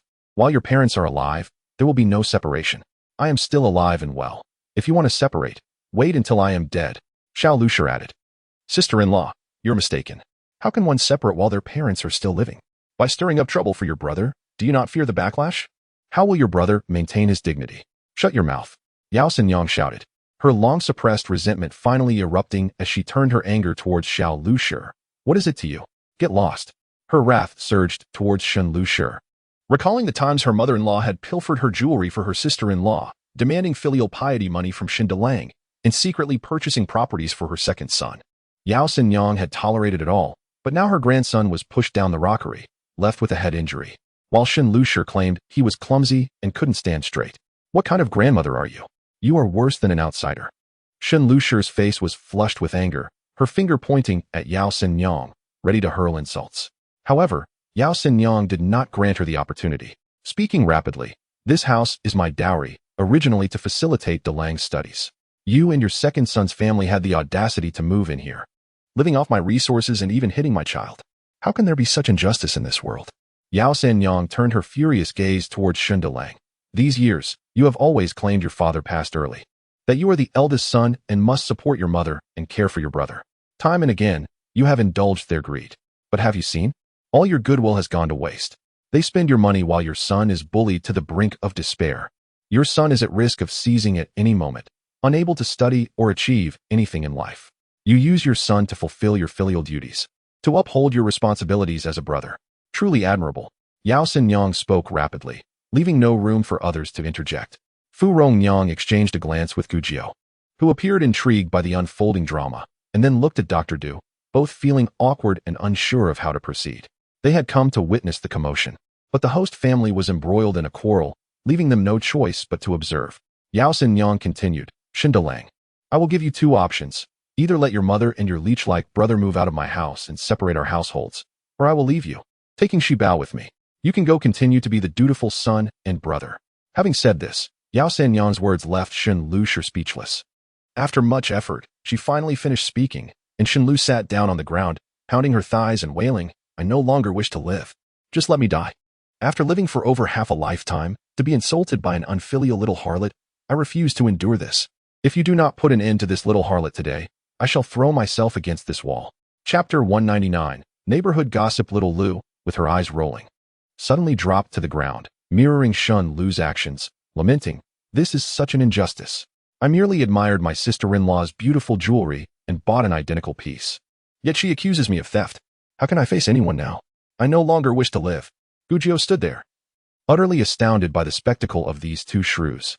She had thought that the grandmother of the unruly child was shameless, but it turned out that these two were even more audacious. In comparison, the grandmother was almost genteel. Truly, there seems to be no limit to human depravity. The uproar between Shen Lu and Little Lu was so outrageous, their insults so vile, that Dr. Du felt it would tarnish Gu Jiao's innocent spirit. He could no longer adhere to formalities and quickly pulled Gu Jiao aside, bypassing Yao Xinyang and Xindelang with a respectful nod before making his exit. Xindelang hurried after him, awkwardly producing a handful of silver coins, apologizing, "I will come to express my gratitude another day." As he spoke, he extended the coins.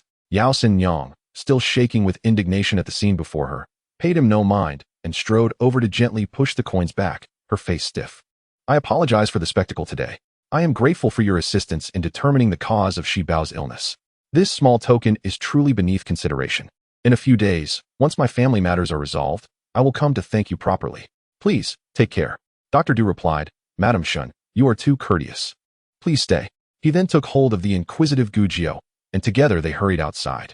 Fu Rongyang glanced at the stunned Shen Shibao, feeling immense pity for the child. She took his small hand and softly suggested, "Why don't you come play with Annie next door?" Shen Shibao looked at Fu Rongyang, tears streaming down his face. With a sigh, Fu Rongyang led him away. Yao Xinyang observed this and bowed slightly to Fu Rongyang, thanking her for caring for Shen Shibao. A fierce conflict was imminent at their home, and having the child present would only complicate matters. As Gu Jiao and Dr. Du reached the entrance, the sounds of bickering echoed from within. Dr. Du, having lived long enough to witness all kinds of people, was disinterested in neighborhood gossip, his mind solely occupied with medical matters. Outside, he attempted to engage Gu Jiao in a discussion about medicine, asking, "You mentioned earlier about worms in the brain. Is there a remedy for that? How would one go about treating it?" Gu Jiao, eager to learn the outcome of the neighborly dispute, had no time for explanations and hastily replied, "I will visit you another day, Dr. Du, and provide a detailed discussion. I have matters to attend to. I must take my leave." With that, she dashed back next door. Dr. Du reached out, "Wait, don't rush," but his words were cut short as she disappeared through the door. He could only shake his head and nod at Fu Rongyang, expressing his regret before departing. Gujiao hurried towards the eastern garden, looking around for a ladder or something similar. Not finding any trees to climb for a better view, she pressed her ear against the wall. However, the distance made it impossible to discern anything amidst the chaotic noise. Disappointed, she straightened up and sighed. That old hag next door is truly insufferable. I wonder if Xie Bao's mother can handle her. Her eyes caught sight of three little figures sprawled against the wall, maintaining identical postures. Xie Zhan, puzzled, stood up and asked, "Little aunt, what are you listening for?" "You can't hear anything," Gujiao replied. "I was just checking if Xie Bao is still crying. If he has stopped, it means he is getting better." Xie Zhan blinked. "But Xie Bao is right here?" Gujiao turned to see Xie Bao standing quietly behind Fu Rongyang. "Oh, I have some matters to attend to, so I must take my leave." By noon, Gao Shi and Su Shi returned with a family of 4, husband, wife, their elderly mother, and a son, who had fled from Wuzhou due to famine. Upon reaching Xianzhou, the younger son fell ill, and lacking funds for treatment, the father sold himself to pay for his son's care, but alas, it was in vain. Seeing the family's plight, Gao Shi, sensing their honesty, could not bear to see them separated and spent 20 taels of silver to bring them all home. The man was named Zhou Cheng, while his wife also bore the surname Zhou. Their eldest son was Zhou Dechun, now 16, whom the elderly woman referred to as Zhou Posey. As noon approached, Gao Shi and Su Shi instructed Zhou Cheng to help Zhou Dechun prepare their living quarters, while they took Zhou Posey and her daughter-in-law to the kitchen to prepare lunch. Xie Zhan was in a hurry to arrange for several children to enroll in school. Given Xie Lulang's limited authority, it was difficult to discipline the children effectively. Studying at home would only waste time. During a recent visit to a tea house, Mr. Yu introduced Xie Zhan to a school named Benmo Academy, located on the northern side of the main street, established by several scholars who had failed the imperial examination. Benmo Academy accepted children aged 6 and above, as well as those unable to enter the state school. The structure was strict, with divisions for elementary, middle, and advanced studies. Mr. Yu claimed it was the finest private academy in Xianzhou, catering to children of various ages, making it ideal for families with multiple children. After inspecting the academy and inquiring about enrollment requirements, Xie Zhan was quite satisfied. The academy mandated that all students reside on campus, allowing for 1 day off every 10 days. However, not just anyone could enroll. Students were required to pass an examination. Xie Zhan returned home, intending to prepare the children for their upcoming evaluations. The next day, he took 3 children along with Xie Lulang to the academy for testing. The age span of the students at Benmo Academy was quite broad, which saved considerable effort, and Xie Lulang could look after his nephews while at the academy. Zhang Shi and Sun Shi remained busy at Wuli Ping, entrusting the children to family members. Gao Shi and Su Shi were concerned about Xie Zhan taking several children to the exams alone, wishing to accompany him. Gujiao, filled with curiosity, also wanted to witness the examination process of this era.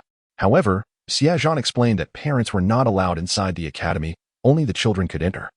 And waiting outside was the same as waiting at home.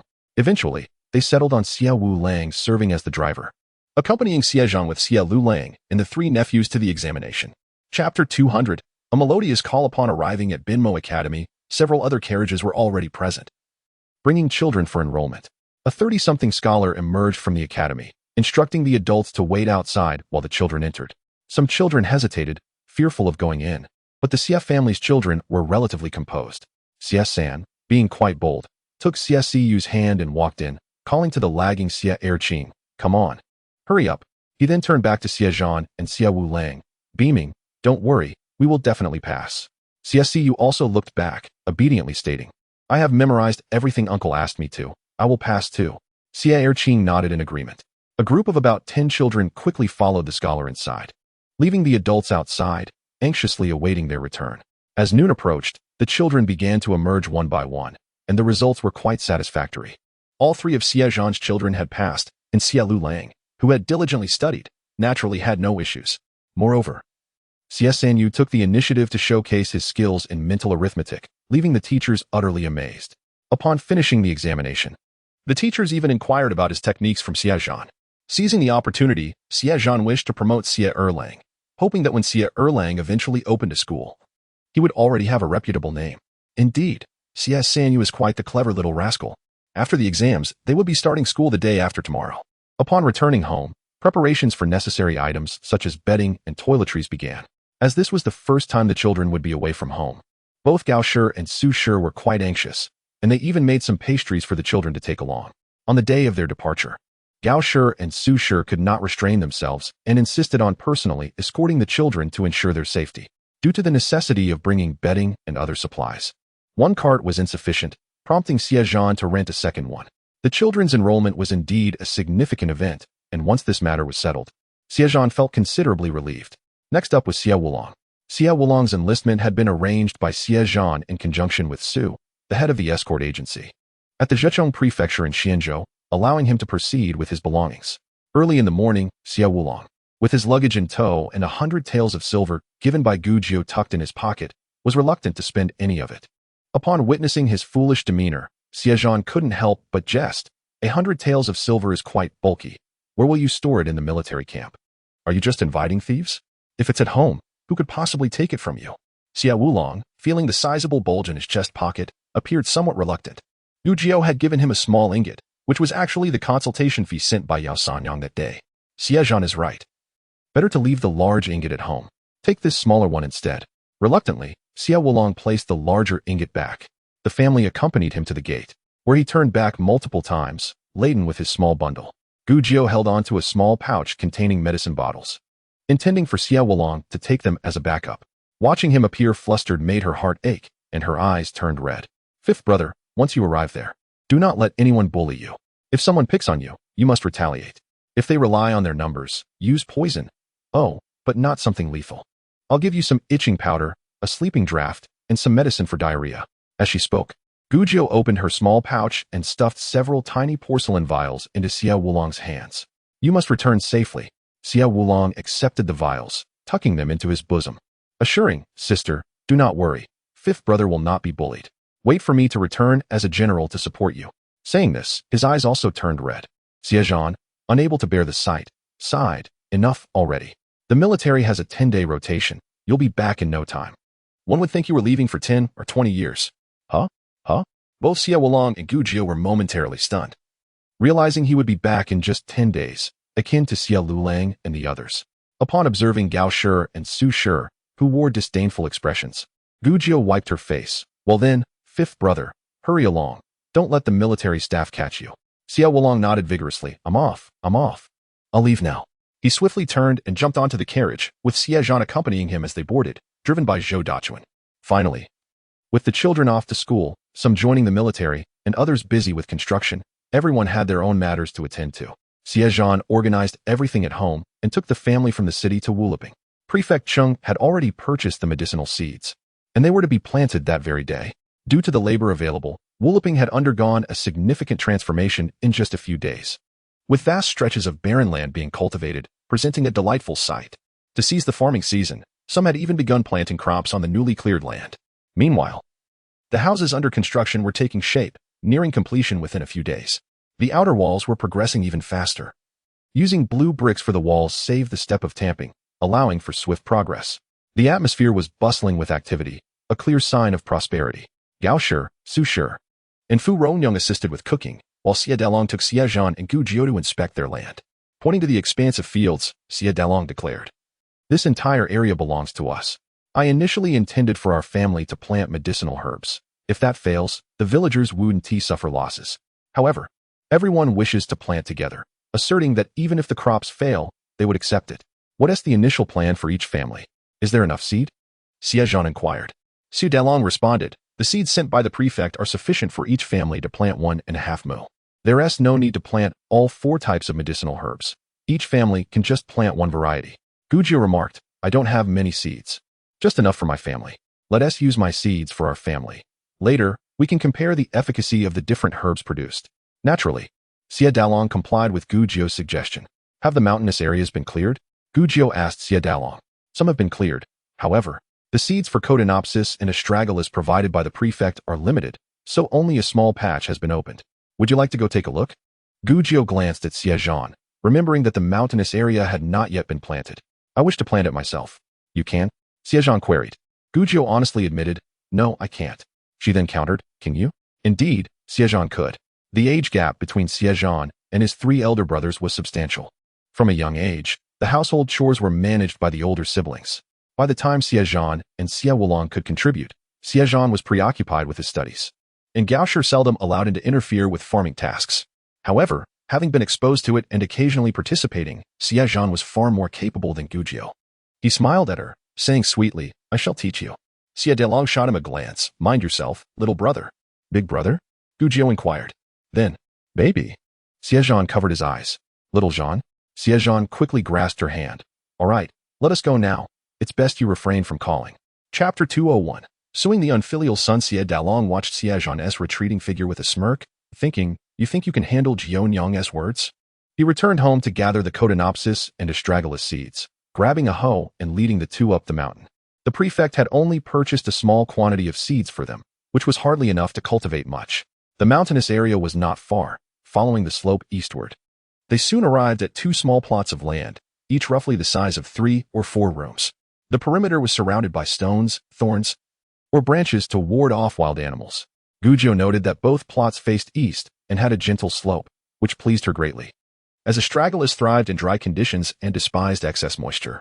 This location ensured ample sunlight and quick drainage after rain. While Guzhou was well aware of the environmental requirements, she felt lost regarding the specifics of planting. Xie Dalong, being a busy man, dropped the hoe and seeds at the location and left without offering any assistance, unconcerned that the two might tire from the labor. The land had been cleared and leveled, making it soft and easy to work with. Xie Zhan took up the hoe, digging a shallow trench in the soil for Guzhou to drop the seeds one by one, using her foot to cover them with soil. It didn't require much skill, allowing Guzhou to work with ease. Occasionally, when Xie Zhan wasn't looking, she would sneak a few seeds into her space, planning to plant some later that evening. One plot was designated for astragalus, the other for cotinopsis. Before long, they had finished planting. The two exchanged smiles, feeling a sense of accomplishment as they admired the freshly sown land. Upon returning home, Guzhou began preparing to experiment with growing lion's mane mushrooms. The growth cycle for lion's mane mushrooms took 3 to 4 months, so she planned to test them at home first. By the time the houses and wooliping were completed and the medicinal herbs planted, she would have time to cultivate the mushrooms. That evening, she closed the door and entered her space to retrieve the lion's mane mushroom spores. She also planted the cotinopsis and astragalus seeds. Without Xie Zhan's assistance, Guzhou planned to let the seeds grow freely, leveraging the miraculous nature of her space to simply scatter the seeds by region and let them thrive on their own. The next day, she wrote down the method for growing lion's mane mushrooms, along with the spores, and handed it all to Gao Shi, effectively becoming a hands-off manager. Recently, Gao's health has improved significantly. She can manage most tasks as long as they are not overly strenuous. She summoned Zhou Posey and Zhou Shi to help organize a few back rooms for future use. Subsequently, she instructed Zhou Dachuan to follow Guzhou's request and go to Wuliping to find Xie Sanlang, so they could venture to the back mountain to gather birchwood, which they would saw into sections and bring back for later use. After being air-dried in the courtyard for 3 days, the wood would be ready for mushroom cultivation. While Gao was busy tending to the cultivation of lion's mane mushrooms, Guzhou was equally occupied, visiting her patients every couple of days to administer acupuncture. One day, Xie Zhan accompanied her to the Yin family to perform the acupuncture, but on their return journey, their cart suddenly halted. There was a gathering ahead, and the crowd was moving towards the county office. Curiosity piqued, Guzhou stopped a passerby. "Excuse me, sir, what has happened over there? Why is everyone rushing towards the county office?" "To witness the commotion," replied the man. "An old woman is accusing her son of being unfilial. It's hard to say if it's true. Such incidents are rare. I must hurry and secure a good spot." With that, he hurried away. Guzhou tugged at Xie Zhan's sleeve. "Let us go see how unfilial this son truly is to compel his mother to seek justice at the office." Amused by her enthusiasm, Xie Zhan led her closer to the crowd, parking the cart by a tree and gently guiding her through the throng. As they squeezed into a position near the entrance, they spotted several individuals kneeling in the main hall. Among them was Shun Lu Shi, wailing and pounding her thighs, lamenting, "This unfilial son allows that little harlot to mistreat me." Recognizing her voice, Guzhou leaned forward to catch a glimpse and then turned to Xie Zhan in astonishment. "It's our neighbor. How curious. This old woman pushed her own grandson down a rockery, injuring his head, yet she dares to accuse her son of unfilial behavior? Her audacity is astonishing. She could withstand a mosquito bite all night without flinching, her skin so thick it could be fashioned into armor, impervious to blades." Xie Zhan couldn't contain his laughter, and an elderly man nearby joined in, clad in a round-collared robe adorned with longevity symbols, suggesting he was wealthy and fond of gossip. After a hearty laugh, he remarked, "This young lady's tongue is a formidable weapon. Her words could command an army." Guzhou pondered for a moment. "I fear my words may be too profound. My insults would require the enemy to ponder deeply, unlike Shinpozi's straightforwardness. The old man laughed heartily once more. Xie Zhan chuckled and playfully pinched Gujio's shoulder. Seated in the main hall was none other than the county magistrate, Zhou, whom Gujio and Xie Zhan had met during their settlement. Kneeling before him were 5 individuals, for were familiar to Gujio, while the 5th, a young man in the corner, was presumably Shen Dalin's brother, Shen Erling. The magistrate's expression was stern as he struck the judicial tablet, declaring, "Speak respectfully, or I shall have you removed for your outbursts." Shen Lushi trembled, halting her cries. After a moment, she composed herself and stated, "My eldest son is unfilial. He wishes to cast me out and divide the family with his younger brother. Their father passed away early, and I raised him with great care, yet upon marrying, he forgets his mother, driven by his wife to divide the family and neglect me. Your Honor, please deliver justice against this heartless son. He deserves imprisonment." Zhou's cold gaze met hers. "Do you require my guidance on how to conduct this case?" Shen Lushi offered a sycophantic smile. "Of course not, Your Honor." The magistrate turned his attention to Shen Dalin. "Shen Jian, your mother accuses you of unfilial conduct, while she claims you wish to divide the family. What do you have to say for yourself?" Shen Dalin bowed deeply. "Your Honor, I have not neglected my mother nor sought to cast her out. I merely wish to separate our households. The law does not explicitly forbid division while parents are alive. It is a customary practice, and I have not violated any laws. I do not accept the charge of unfilial conduct." Shen Lushi interjected, "You unfilial wretch. You seek to drive away your brother's family and defy your mother." Zhou shot her a cold glance. "Did I invite your opinion?" Shen Lushi recoiled, silenced. The magistrate addressed Shen Dalin once more. "Your mother speaks truth. Defying one's parents is indeed unfilial. What is your stance on this?" Shen Dalin bowed again. "Your Honor, I cannot agree with the term defiance. The Book of Filial Piety states that if a father disputes with his son, it does not lead to unjust actions. I recognize my mother's faults, yet to blindly follow her would be to enable her injustices, which is the true unfilial act." "Oh?" Zhou inquired. "What actions do you believe your mother has taken that warrant such a stance?" Shen Dalin replied, "Your Honor, my biological father passed away early, and we were impoverished. I was fortunate to excel in my studies, leading my wealthy father-in-law to grant me his daughter. My wife's family has been generous, allowing us to live more comfortably. However, despite my mother's favoritism towards my younger brother's family, my wife has borne no complaint, demonstrating her virtue. Yet," Shen Dalin straightened, his expression resolute, "my younger brother, favored by our mother, has squandered his life in vice, while my mother continuously demands money from me to support his indulgences." In the corner, Shen Erling lifted his head, ready to retort, but upon seeing the magistrate's icy demeanor, he quickly averted his gaze. With a sardonic smile, Shen Daliang remarked that as a commoner, the only way a scholar like him could envision earning money was by transcribing books, which wouldn't yield much profit.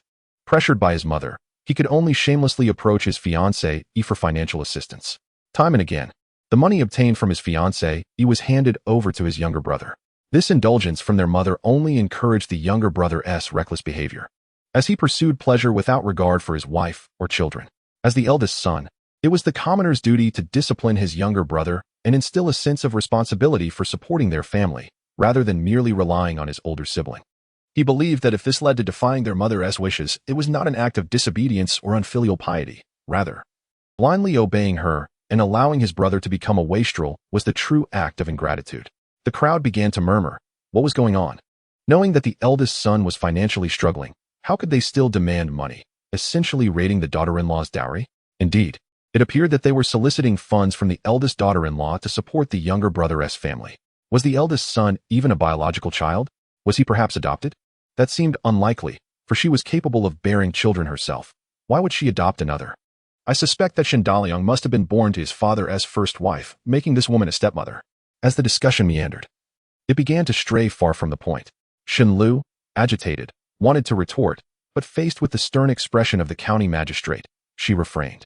County Magistrate Zhou turned to Shen Lu and asked, "Did you hear what Shen Jian said clearly? The division of family assets is insufficient grounds for condemnation. If disobedience merely entails not providing your family's Shen heir with money to squander, that cannot be considered disobedience. Do you have anything else to say?" At last, Shen Lu found her voice, straightened her posture, and exclaimed, "Your Honor, you must not listen to this unfilial son's nonsense. I am an elderly woman, in poor health, often falling ill. Should he not use his money for my medical care? He may have no silver, but his wife does. Is it not the duty of a daughter-in-law to provide for her mother-in-law's medical needs?" "Oh," replied Magistrate Zhou, That is indeed a valid point. A daughter-in-law should care for her mother-in-law's health. He turned to Xie Zhan. What do you say? Before Xin Daliang could respond, Yao Xinyang could no longer contain herself and bowed, saying, Your Honor, please allow me to speak a few words. Speak, commanded Magistrate Zhou. Yao Xinyang continued. Your Honor, Daliang is the eldest son, and it is his duty to care for his mother and look after his younger brother. It is only right for a daughter-in-law to provide for her mother-in-law's medical care. However, the mother-in-law clearly does not suffer from any ailments. Yet she feigns illness to extract money, having taken my dowry only to hand it over to the younger brother.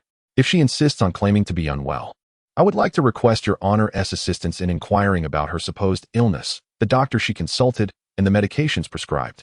Magistrate Zhou looked toward Shenlu, gesturing for her to respond. With her head bowed, Shenlu stammered, I haven't gone to the apothecary. I just bought some tonics on my own and consumed them all. Zhou then turned to Yao Sanyang, encouraging her to continue. Yao Sanyang sneered. Every coin my mother-in-law took from me is meticulously recorded. Just last year, it amounted to 660 taels of silver. May I ask, what did she consume to warrant such an expense? Even if she were to eat tonics at every meal, she would have run out by now.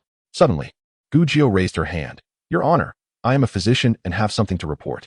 Xie Zhan covered his eyes with one hand, thinking how just and righteous his little girl was. The old man beside him sparkled with curiosity, his eyes fixed on Gujiu. Magistrate Zhou glanced at Gujiu, finding her somewhat familiar, and beckoned her forward. What do you wish to report? Gujiu stepped into the hall, placing her hands on her hips, and declared, Your Honor, I am a physician, and I can attest that this old woman is lying.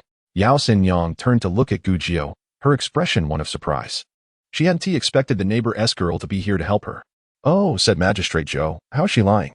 As Shenlu turned to face Gujiu, her eyes glinted with malice, and were she able to speak at that moment, a torrent of curses would have escaped her lips. Gujiu asserted, as the saying goes, medicines have their poisons. Physicians believe that the toxicity of a medicine refers to its specific properties, which are used to correct bodily imbalances. If one is healthy, it is inadvisable to consume tonics indiscriminately. For instance, ginseng invigorates vitality, but for a robust individual, frequent consumption could lead to serious health issues. The same applies to other tonics. Disregarding medical advice and overindulging can disrupt the body's balance, inevitably leading to problems. However, I observe this old woman to have a robust voice, agile movements, and a rosy complexion, indicating good health. Previously, she claimed she had not consulted a doctor, meaning the tonics were taken haphazardly. Yet, despite consuming hundreds of taels of silver worth of tonics over the year, she has experienced no adverse effects, unless she possesses an iron constitution. Thus, I conclude, looking directly at Shenlu, her claims about consuming tonics cannot be trusted. Turning to Magistrate Zhou, she continued, as a physician, I stand by my words. If Your Honor doubts me, feel free to consult any physician, provided they are not a quack. Magistrate Zhou rarely smiled, leaning back slightly. I believe you, but I wonder if Shenlu believes you? Before Shenlu could respond, a voice from the crowd called out, Your Honor. The old man who had been observing beside Gujiu stepped forward. I am Chun Wenban from the medical office in Xian Prefecture. Magistrate Zhou rose from his seat and clasped his hands. Ah, it is you, Dr. Chun. He then instructed his aides, bring a seat for Dr. Chun. The Grand Censorate has a medical bureau, and every prefecture has its own medical office managed by a medical officer, who is of the 7th rank.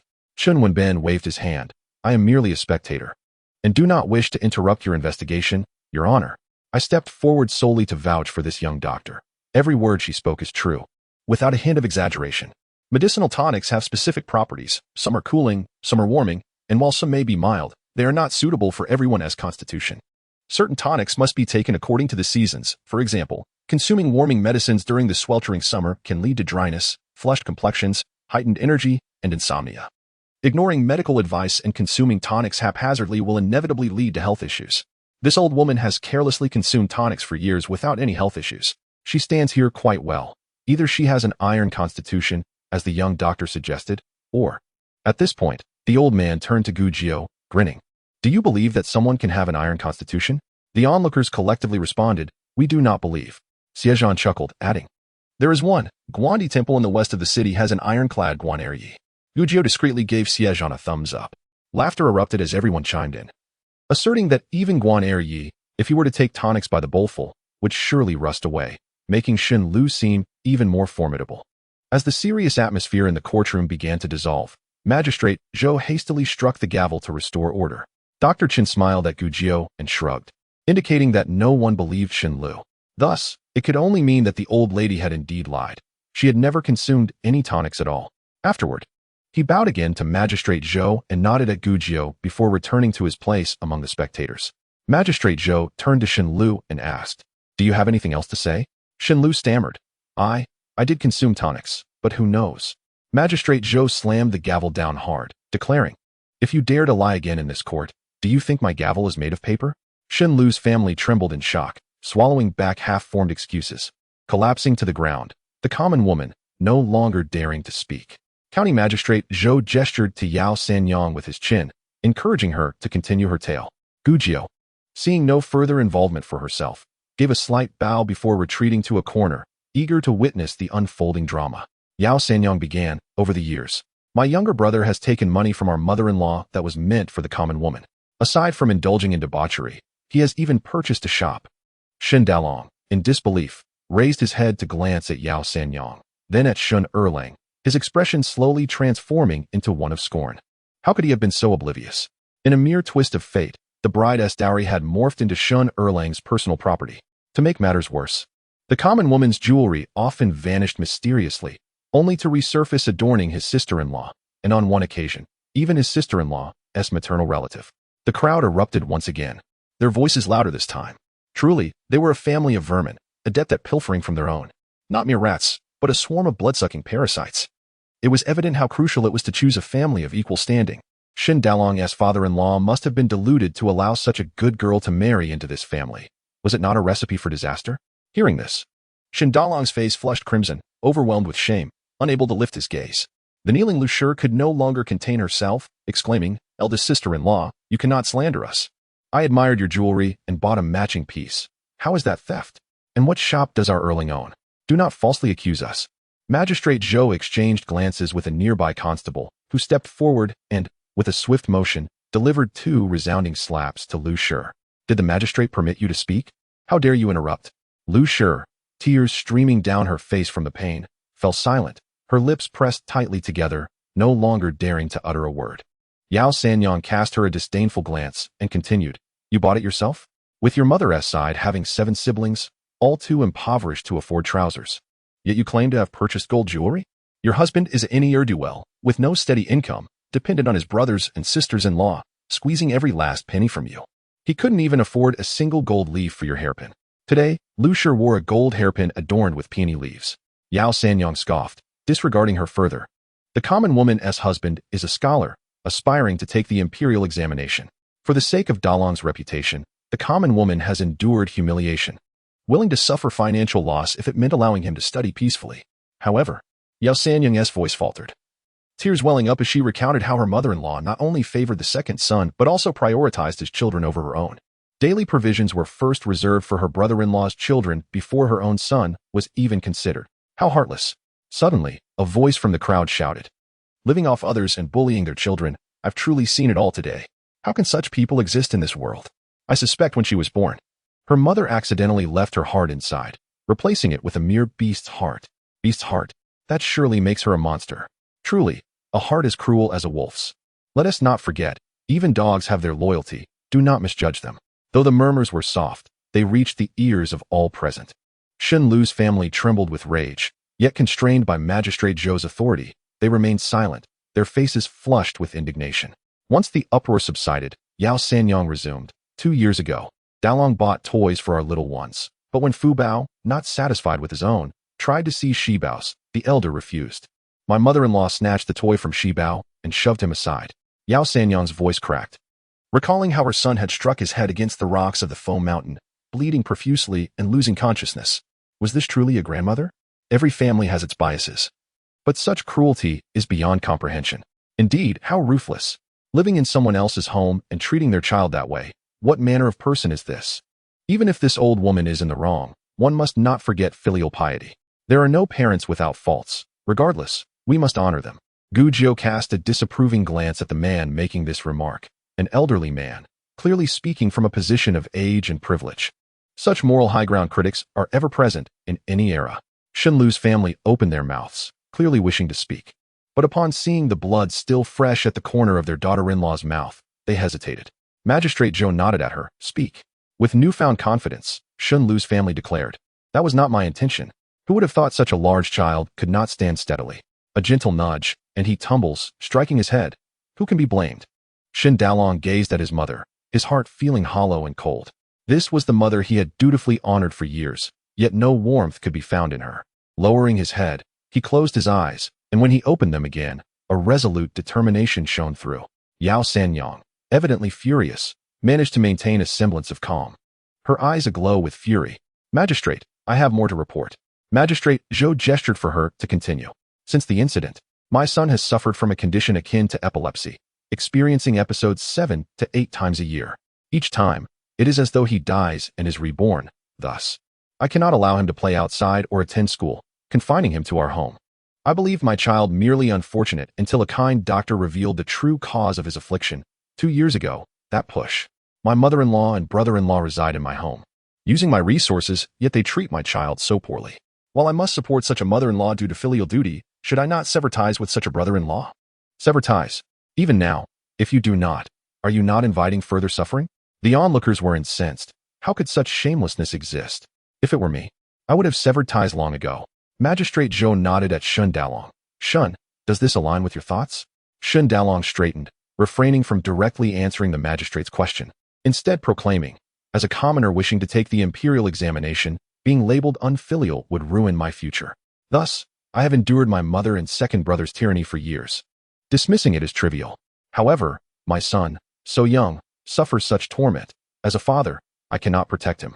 If things remain as they are, my wife and child will continue to endure oppression. Under the weight of filial piety, I shall never find success. Rather than continue this way, I would forsake my future to resolve this issue. Without a future, if my family remains together and safe, that alone would be worth it. Yu Jiao had once held disdain for Shin Dalong, seeing him as a man without merit who allowed his family to suffer. Yet hearing his words now, she found a measure of courage in him.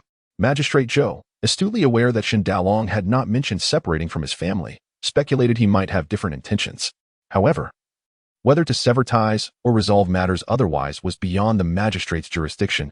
It was a matter for the Shin family to determine. What was being adjudicated today was the case of his mother alleging his disobedience. Zhou County Magistrate turned to Mrs. Shin Lu and inquired, You accuse Shin Jian of being unfilial and disrespectful. Just now, Shin Jian has also defended himself, asserting that the actions of parents may vary, and that children advising their parents does not equate to unfilial behavior. If you cannot present any other grounds for claiming Shin Darlang's unfiliality, I shall charge you with the crime of false accusation. Do you think I am idle, with nothing better to do than meddle in family matters? No, no, Mrs. Shin Lu exclaimed, her hands flailing. The ungrateful son disregards the words of his mother and insists on dividing the family. Is this not an act of disrespect? Oh, venerable magistrate, this is clearly an act of defiance. You cannot shield this unfilial son.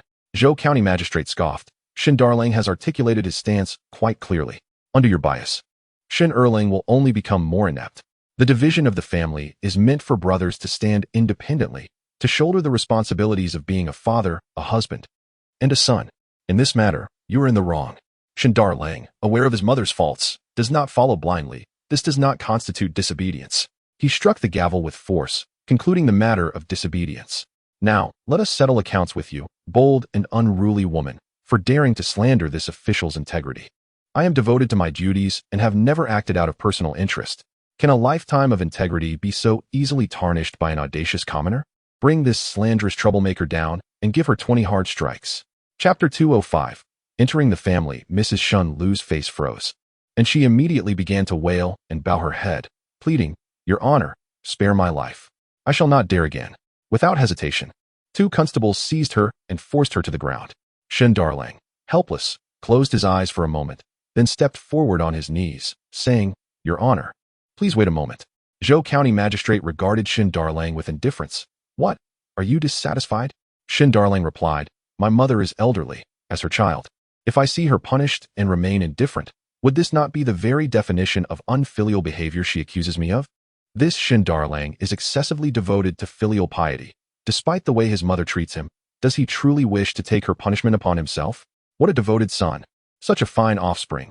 Yet his mother, blinded by favoritism, has become so unreasonable. Zhou County Magistrate glanced at the crowd outside, murmuring amongst themselves, and asked, What do you wish to do? Xie Zhan stated, my mother has always favored my younger brother, and my brother should indeed be filial to her. Now that she is to be punished, I believe my younger brother, as a son, ought to suffer in place of our aged mother. As he uttered this last line, his gaze shifted towards Xie Zhan. This is more like it. I was frightened he would wish to take the punishment for his foolish mother. Indeed, if the old lady has favored her younger son, let him take the blows. Xie Zhan, taken aback, protested, I do not want to. Why should I bear the punishment for what mother has brought upon herself? Mrs. Xin Lu stared blankly at her youngest son for a moment, then exclaimed, eldest brother.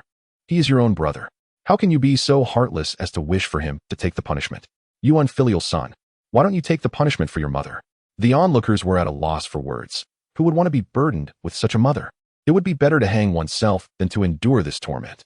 Xie Zhan turned to regard his mother, his eyes glinting with coldness. After a pause, he smiled and said, that might be acceptable. However, after taking this beating, I shall no longer be a son of the Xin family. My father-in-law has no sons and had originally intended to take in a son-in-law. However, considering I am a scholar, he feared my joining would tarnish his reputation. Thus he allowed my younger brother to inherit his surname.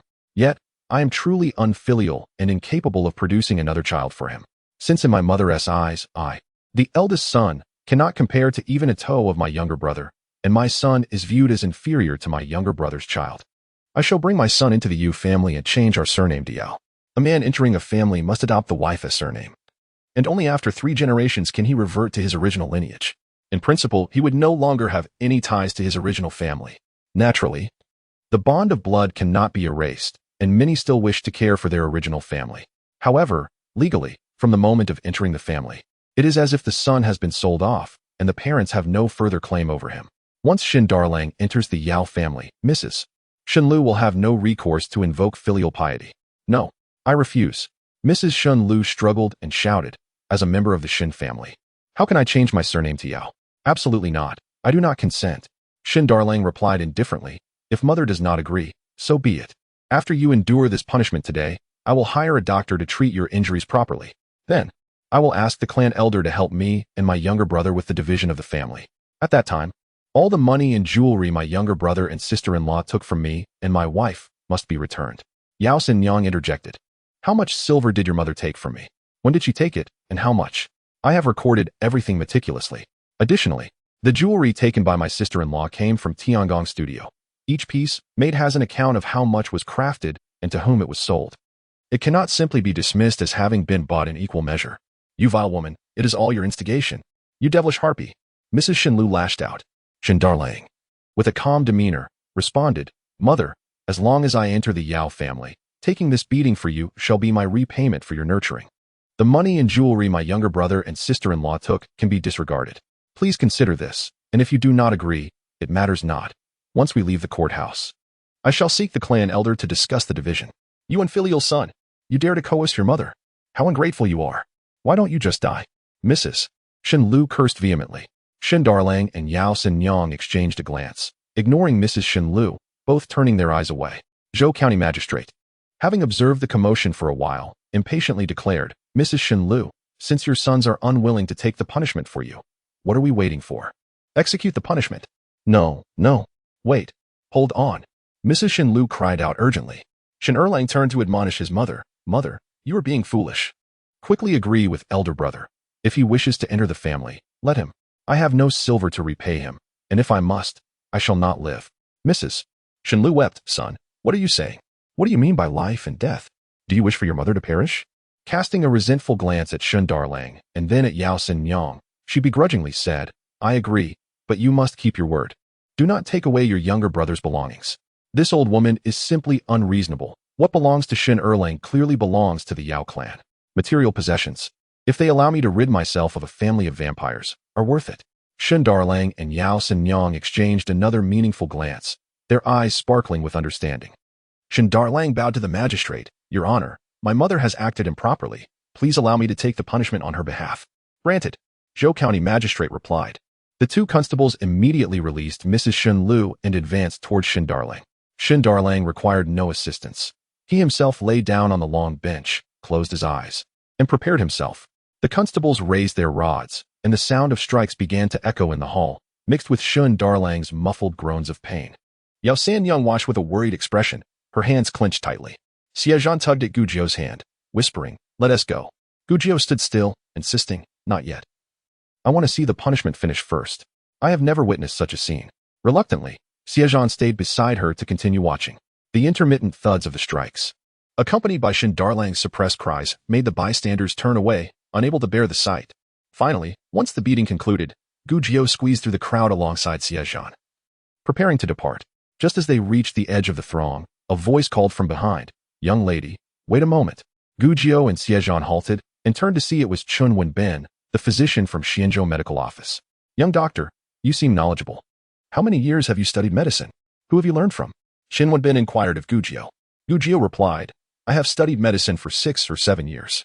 My master is a highly esteemed figure, though unknown to many. You likely have not heard of his name." Xin Binwen scrutinized Gu Jiu, realizing that she had been studying medicine for 6 or 7 years at such a young age, which meant she must have begun her studies around the age of 5 or 6. It was no wonder she was already capable of patient consultations. Chapter 206. The Great Jin Medical Office. Chen Binwen was clearly aware that Gu Jiu did not wish to disclose her teacher's name, yet he chose not to press the matter further. "Have you heard of the Xianzhou Medical Office?" he inquired. Gu Jiu expressed genuine interest, but regrettably, the original owner of her body had been a recluse, rendering her rather uninformed about such matters. She shook her head. "No? May I ask what the medical office does?" Xie Zhan glanced at Chen Binwen, feeling a sense of unease, as if the elder's twinkling eyes resembled those of a cunning wolf enticing a naive rabbit. The medical office is affiliated with the Imperial Medical Bureau. It serves as a place for teaching the art of medicine. We have doctors from the Imperial Medical Bureau here, and their skills are quite formidable. So, young lady, would you be interested in studying at the medical office? Upon seeing the excitement in Gu Jiu's expression, Xie Zhan thought to himself that it was a done deal. His dear ninth sister was easily swayed. All it took was a mention of medical knowledge to entice her. Does the medical office teach the Huangdi Neijing, the Qinjing Feng, the Nanjing, Shanghan Zabing Luan, or Shenong Ben Chao Jing? Chen Binwen nodded vigorously. "Yes, we teach all of that. Not only these, but also acupuncture, physical therapy, and other traditional practices. Young lady, are you willing to come to the medical office to study?" Gu Jiu had developed a keen interest in ancient medical practices after her discussion with Dr. Du about the divine needle, and she had purchased several books to learn more. However, the texts were filled with obscure language that was often difficult to comprehend. Although Xie Zhan was there to assist her, his lack of medical knowledge sometimes led to misinterpretations. She believed that formal education would undoubtedly yield better results. Without hesitation, Gu Jiu nodded. "Yes. Then it's settled. I shall await your arrival at the medical office," Chen Binwen said with a smile. Once Xie Zhan and Gu Jiu boarded the carriage for their journey back, Chen Binwen suddenly realized he had forgotten to ask for the young lady's name and address. What if she changed her mind after returning home? In such a vast Xianzhou city, how would he find her? But by then, the pair had already traveled far, leaving him to stomp his foot in frustration before turning away. As Xie Zhan drove the carriage, Gu Jiu inquired about the medical office. "Is the medical chief the highest authority there?" Xie Zhan chuckled. "You've decided to go, and now you're curious about what the medical office is?" Gu Jiu scratched her head. "I was just so excited earlier that I forgot. The medical chief is the head of the provincial medical office, overseeing 2 doctors of the 8th rank, 1 herbalist, and 2 to 5 medical workers. The main focus is to cultivate healers while also managing local epidemics." Upon hearing about the herbalist, Gu Jiu's spirits soared even higher, as this meant she could obtain many medicinal seeds that were not available in her space. "Do they accept patients at the medical office?" "Yes, as the students need practical experience. Any citizen visiting the medical office must first be seen by the students before a doctor will examine them." "Ah," Gu Jiu exclaimed, "with so many students. How long will that take? Won't it be a waste of time?" Xie Zhan smiled at her. "Do you think there are that many students? In each state of the Great Jin, there are typically 50 to 60 medical students at most, and usually only a handful are capable of consultations. However, although there may not be many, patients are already unwell. Having students take turns checking pulses and asking questions can be quite a lengthy process. The prices of medicine at the medical office are slightly lower than those outside, but the procedure can be quite taxing, so the number of patients is not particularly high. This is also to maintain a balance between the medical office and the apothecaries. The goal of the medical office is to train more healers rather than to profit, thus preventing a conflict of interest with local apothecaries." Gu Jiu understood the implications. Although the medical office offered cheaper medicine, the complicated consultation process meant that only those who could not afford treatment elsewhere would seek help there. Those with even a modest means would likely avoid it to save time. This arrangement prevented an influx of patients seeking cheap medicine from overwhelming the medical office, which could potentially jeopardize the apothecaries. But as a student, can I accurately diagnose patients? Wouldn't that attract many patients to seek me out? Xie Zhan chuckled. Once your medical skills are known, many impoverished individuals will indeed seek your help, providing you with ample opportunities for practice. As for whether this would steal business from the apothecaries, patients will choose whoever they prefer. If your skills are exceptional, that is not your fault. Gujio laughed heartily. That's wonderful. Once I finish my household chores, I will go to the medical office to study. Real people and virtual beings do differ in some aspects. After all, real individuals can inquire about symptoms and, through consultations, gain true insights into a patient's condition and the various stages of their physical changes, a feat unattainable by virtual beings. Gujio was elated for quite some time until she recalled the predicament of her neighbors, lamenting, "Our two neighbors are truly unfortunate. How could they have encountered such a mother? What kind of heart does that old crone possess, half black, half red? A warm heart towards her younger son, yet a heart of stone towards her elder." Xie Zhan, driving the carriage, turned back with a grin. "What, do you pity them?" Gujio nodded. "That old woman is terribly wicked. How could anyone have a mother like that?" "Actually, there is no need for pity," Xie Zhan remarked. "Huh." Gujio looked perplexed, her big eyes fixed on him in confusion. Without turning his head, Xie Zhan replied, "If I were Shindala, none of this would have happened." "Oh, now I'm intrigued." "Why not?" Xie Zhan explained, "Shindala has good character, but he lacks the capability, holding the title of elder brother. He allows his younger brother to bully him so easily. Shindala became the head of the family at a young age after their father passed. With just the status of elder brother, he could have kept Shun Erlang under control. Shun Erlang is their mother's weak point. Once he is subdued, their mother is rendered powerless. Yet, look at what he has done.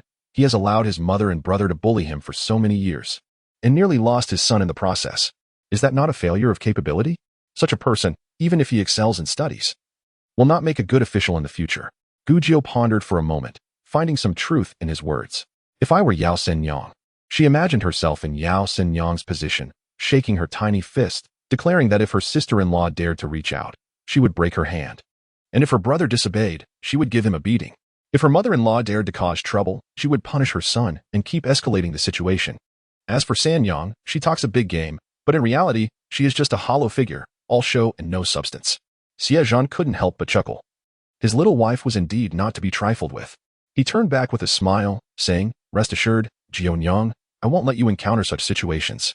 If it ever arises, I will take action first. If I cannot resolve it, then you may step in." Gujio rolled up her sleeves. "There's nothing I can't handle. Even if I cannot overpower someone, I have poison and needles. Incapacitating someone in bed is hardly a challenge." Xie Zhan. Chapter 207. A paper tiger. He realized he had been reckless and vowed to be careful in the future. He must ensure that when selecting wives for the fifth and sixth sons, he thoroughly investigates to avoid any troublesome individuals. Should he provoke Junyang's ire, it would only lead to her getting her hands dirty. However, Shindala's final maneuver was commendable, effectively cutting off the root of the issue. It was just that his realization came too late. Entering the officialdom as a subordinate and training under a superior for a few years could still be beneficial. Gujio laughed heartily. "The way you speak, it sounds like you are the minister of personnel, choosing whoever you please." Xie Zhan rubbed his nose, chuckling to himself. At present, he was still just a tiny ant. He then recalled the county magistrate, who was rather intriguing. Today's event saw the old lady Shin accusing her son of unfilial conduct, which, according to Shindala's explanation, hardly constituted unfilial behavior. In reality, it was more of a family matter. A more decisive official would have simply dealt with the matter swiftly, expelling Shin Lu's family for false accusations. Zhou County Magistrate adeptly controlled the pace, leisurely allowing each individual to express their grievances before ultimately concluding with a decisive reprimand. Xie Zhan harbored serious doubts about Zhou's idleness, suspecting he sought amusement in this manner. However, in light of the situation, it could be said that despite his somewhat unscrupulous nature, he still fulfilled the role of a competent official. Upon returning home, Xie Zhan busied himself with his own affairs. Gujio animatedly shared today's gossip with Gao and Su, as well as Fu Rongyang. All three were taken aback. Gao remarked, "I never anticipated that the forthright Miss Ye would be so thoroughly subdued by her mother-in-law. It's truly surprising." She shook her head, acknowledging that while a mother-in-law's authority can be formidable, if one possesses sufficient acumen and employs a balanced approach of kindness and authority, it is indeed possible to maintain control. It seemed that Miss Yao's skills were lacking. Su added, "Indeed, she exhibits a certain weakness. The servants in her household are all hired by her, How could they manage to sneak into her room and steal? Once is careless, but to allow repeated thefts is quite perplexing. Both Gao and Su hesitated to openly criticize others, only partially expressing their thoughts. Nonetheless, they privately regarded Miss Yao as a paper tiger, all show but no substance.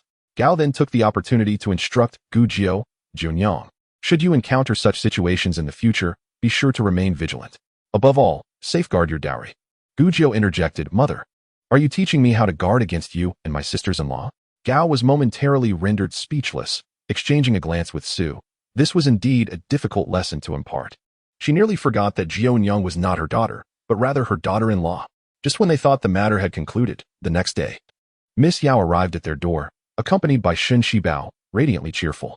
A servant girl named Xiao Mei followed closely behind, carrying a tray covered with a cloth. Despite having just appeared in court the previous day, with her husband having recently suffered a beating, her demeanor was remarkably bright, her eyes sparkling with ease. Perhaps she was finally free from the clutches of Shun's mother and her brother's family, leading to her uplifted spirits. Upon entering the Shun household, she respectfully greeted Gao. Shen Shibao, too, dutifully bowed to both Gao and Su, his eyes eagerly scanning the surroundings. Gao, aware of his longing to play with Urching and the others, reassured him. Urching and Sanyu have all gone to school. They want to be back for a few days. Instantly, Shen Shibao's enthusiasm waned as he turned to his mother. Mother, I want to go to school too, to study with Sanyu. Miss Yu felt a pang in her heart, gently ruffling her son's hair. Once our Shibao's health improves, I will take you to study with Sanyu. She instructed Xiao Mei to take the young master back home. Xiao Mei complied, placing the tray on the table and taking Shen Shibao's hand. Originally, Shen Shibao had come to play with the children of the Xie family, but upon finding no one, he had to leave dejectedly. After Miss Yao and her party exited, she smiled and said, I have come today to express my gratitude to your esteemed young doctor. Your young doctor treated Shibao the other day, and amidst the chaos at home, I failed to extend my thanks. Yesterday, your young doctor also assisted me in court. I felt compelled to visit and express my gratitude. As Miss Yao entered, it was Gao and Su who received her, unfamiliar with Gu Jiao. She only recalled that day when Gu Jiao came to treat Shibao, hearing the children refer to her as Aunt Jiao, and knowing she was merely a neighbor's child. She could only refer to her as young doctor. Gao, with a warm smile, encouraged, there is no need to call her young doctor all the time. You can simply call her Junyang. Miss Yao readily replied, then I shall not stand on ceremony. I must admit, in addition to thanking Jianyang for her timely medical assistance, I also have a request. I am uncertain about the treatment for Shibao's illness and would like to consult Junyang. If it is not too much trouble, Su remarked. Junyang is in the back. I shall fetch her for you. Miss Yao hurriedly stood. I appreciate your trouble, sister. As Su left, Miss Yao lifted the cloth covering the tray, revealing several rows of small silver ingots shaped like horseshoes, each weighing one tael, appearing quite charming. A smile spread across her face as she explained, last time, Jianyang saved Shibao and I neglected to provide a consultation fee. Now that I have finally settled my family affairs, I have the opportunity to bring the consultation fee today. Gao, insisting, replied, you are too kind, Miss Yao. As neighbors, how could we accept your silver? Please keep it. We are all family. Miss Yao waved her hand. Auntie, please do not be so polite. My Shibao's illness still requires the assistance of Gu, young doctor. I implore you, kindly accept it. Otherwise, how could I feel comfortable asking Gu, young doctor, to treat Shibao? Gao laughed. You speak as if we are strangers. We are neighbors. It is merely a matter of lending a hand. How could I take your silver? The two exchanged pleasantries, and soon Gu Jiao, Su, and Fu Rongyang joined them. Upon seeing Gu Jiao, Miss Yao felt as if she had found salvation. Quickly presenting the tray of silver ingots, Junyang, this is the consultation fee from last time. You must accept it. Old Dr. Du has proclaimed that your medical skills are exceptional. He cannot compare. I will have to trouble you further with Shibao's illness. Miss Yao, worried that Gu Jiao might refuse, hurriedly expressed her gratitude. Suddenly, she remembered that although the neighbors were surnamed Xie, old Dr. Du referred to Junyang as young Dr. Gu. On the day Shibao fell ill, the household had been in utter disarray, and she had not considered this discrepancy. Now, it struck her as odd. However, since no one had brought it up, she felt it inappropriate to inquire further. Gu Jiao gazed at the tray of delicate little ingots, each exquisitely crafted and adorably round, her eyes sparkling with delight. She picked one up and exclaimed, these ingots are simply delightful, so plump and round, resembling little chubby pigs. Miss Yao thought to herself that she had indeed made the right choice in selecting such charming ingots, and quickly encouraged, Junyang, if you like them, please take them to play with. I have other styles as well. I will bring more next time. Gu Jiu's eyes crinkled with joy. Oh, how wonderful. I shall not decline. As she accepted the tray and set it aside, she began discussing Shen Shibao's illness. Shibao's condition is somewhat troublesome, yet not insurmountable. With acupuncture coupled with herbal remedies, treatment will take 2 to 3 months. Miss Yao was overjoyed. She had not held much hope regarding Shibao's illness and had consulted nearly every reputable doctor in the city, all of whom merely suggested trying a few herbal prescriptions without guaranteeing a cure. This was the first time she had heard someone assert that her child's ailment could be treated on the day of Shibao's episode. It was also the first time she had heard a doctor clearly delineate the various causes of pediatric epilepsy, which significantly bolstered her confidence in Gu Jiu's medical expertise. Now, filled with both joy and bittersweet emotion, she nearly shed tears, exclaiming, "As long as it can be cured, I will wait however long it takes. When shall we begin? Whatever is needed, please do not hesitate to ask." Gu Jiu replied, "It need not be complicated. Initially, acupuncture will be required daily, and I will write a prescription for the herbs. You can procure them and administer them regularly." Upon hearing that a prescription would be written, Fu Rongyang promptly fetched the necessary writing materials. She laid out the paper and settled beside Gu Jiu, eager to hear her instructions. Xie Zhan had instructed her to oversee the writing of prescriptions henceforth, as Gu Jiu's handwriting was not to be read. Fu Rongyang relished this task. This way, she could learn what remedies were prescribed for various ailments. Once the prescription was completed, Miss Yao cherished it dearly, expressing her gratitude profusely. Gu Jiu, lacking patience for excessive pleasantries, inquired with a glimmer of curiosity, "How did your mother-in-law fare afterwards? Did she cause any more trouble? Has your brother-in-law's family moved away?" Gao chuckled. "Children are always so inquisitive. Miss Yao, please do not engage with them on such matters." With a light-hearted tone, she cautioned Gu Jiu, "Do not indulge in idle gossip. Return to practicing your acupuncture." Yao Sanyang waved her hand dismissively, saying it was nothing, and she was grateful to Junyang that day. Otherwise, she would have truly struggled to prove her mother-in-law's deceit.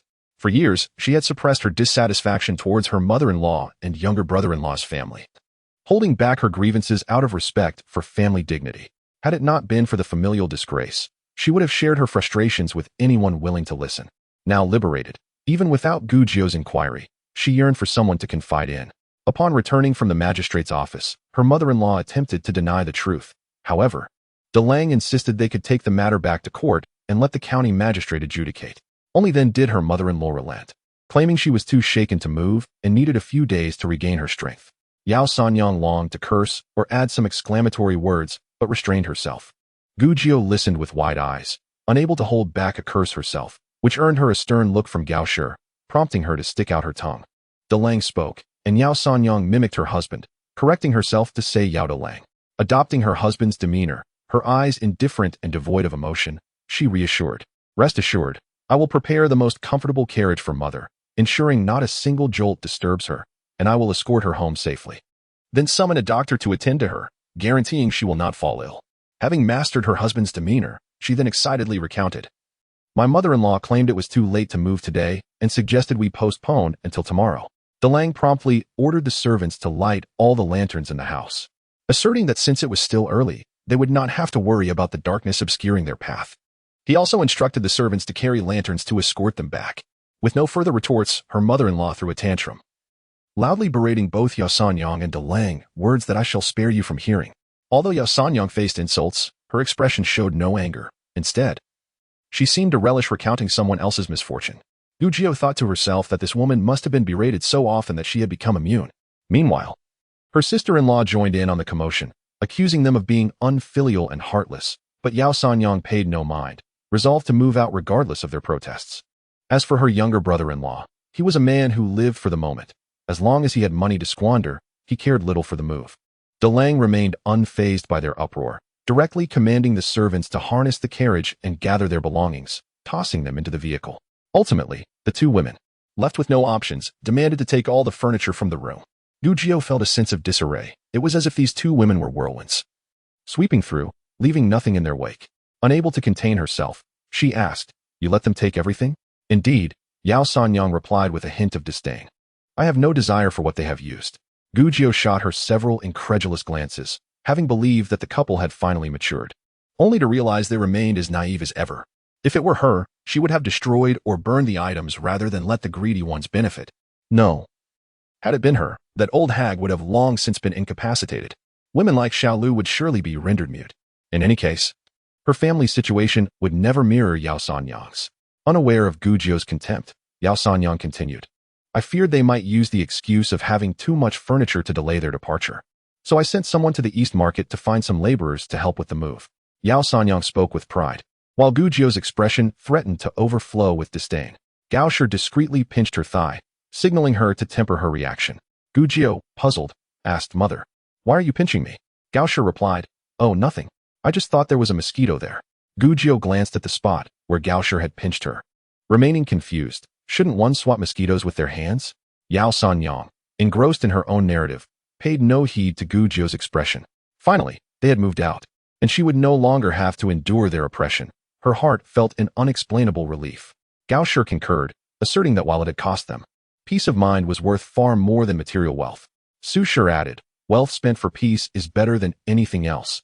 A harmonious family is truly invaluable.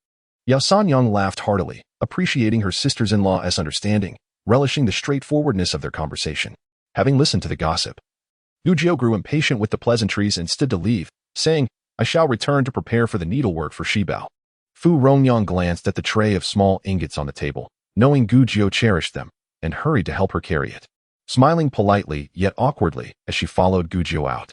Chapter 209, Attractive Facades versus Engaging Souls Among the Scholars in Xianzhou City. The most widely circulated news lately was the imminent arrival of Old Master Kong in Xianzhou. According to reliable sources, he was expected to enter the city within the next couple of days. Each day, many eager students sought to greet Old Master Kong at the outskirts, hoping to leave a favorable impression on him.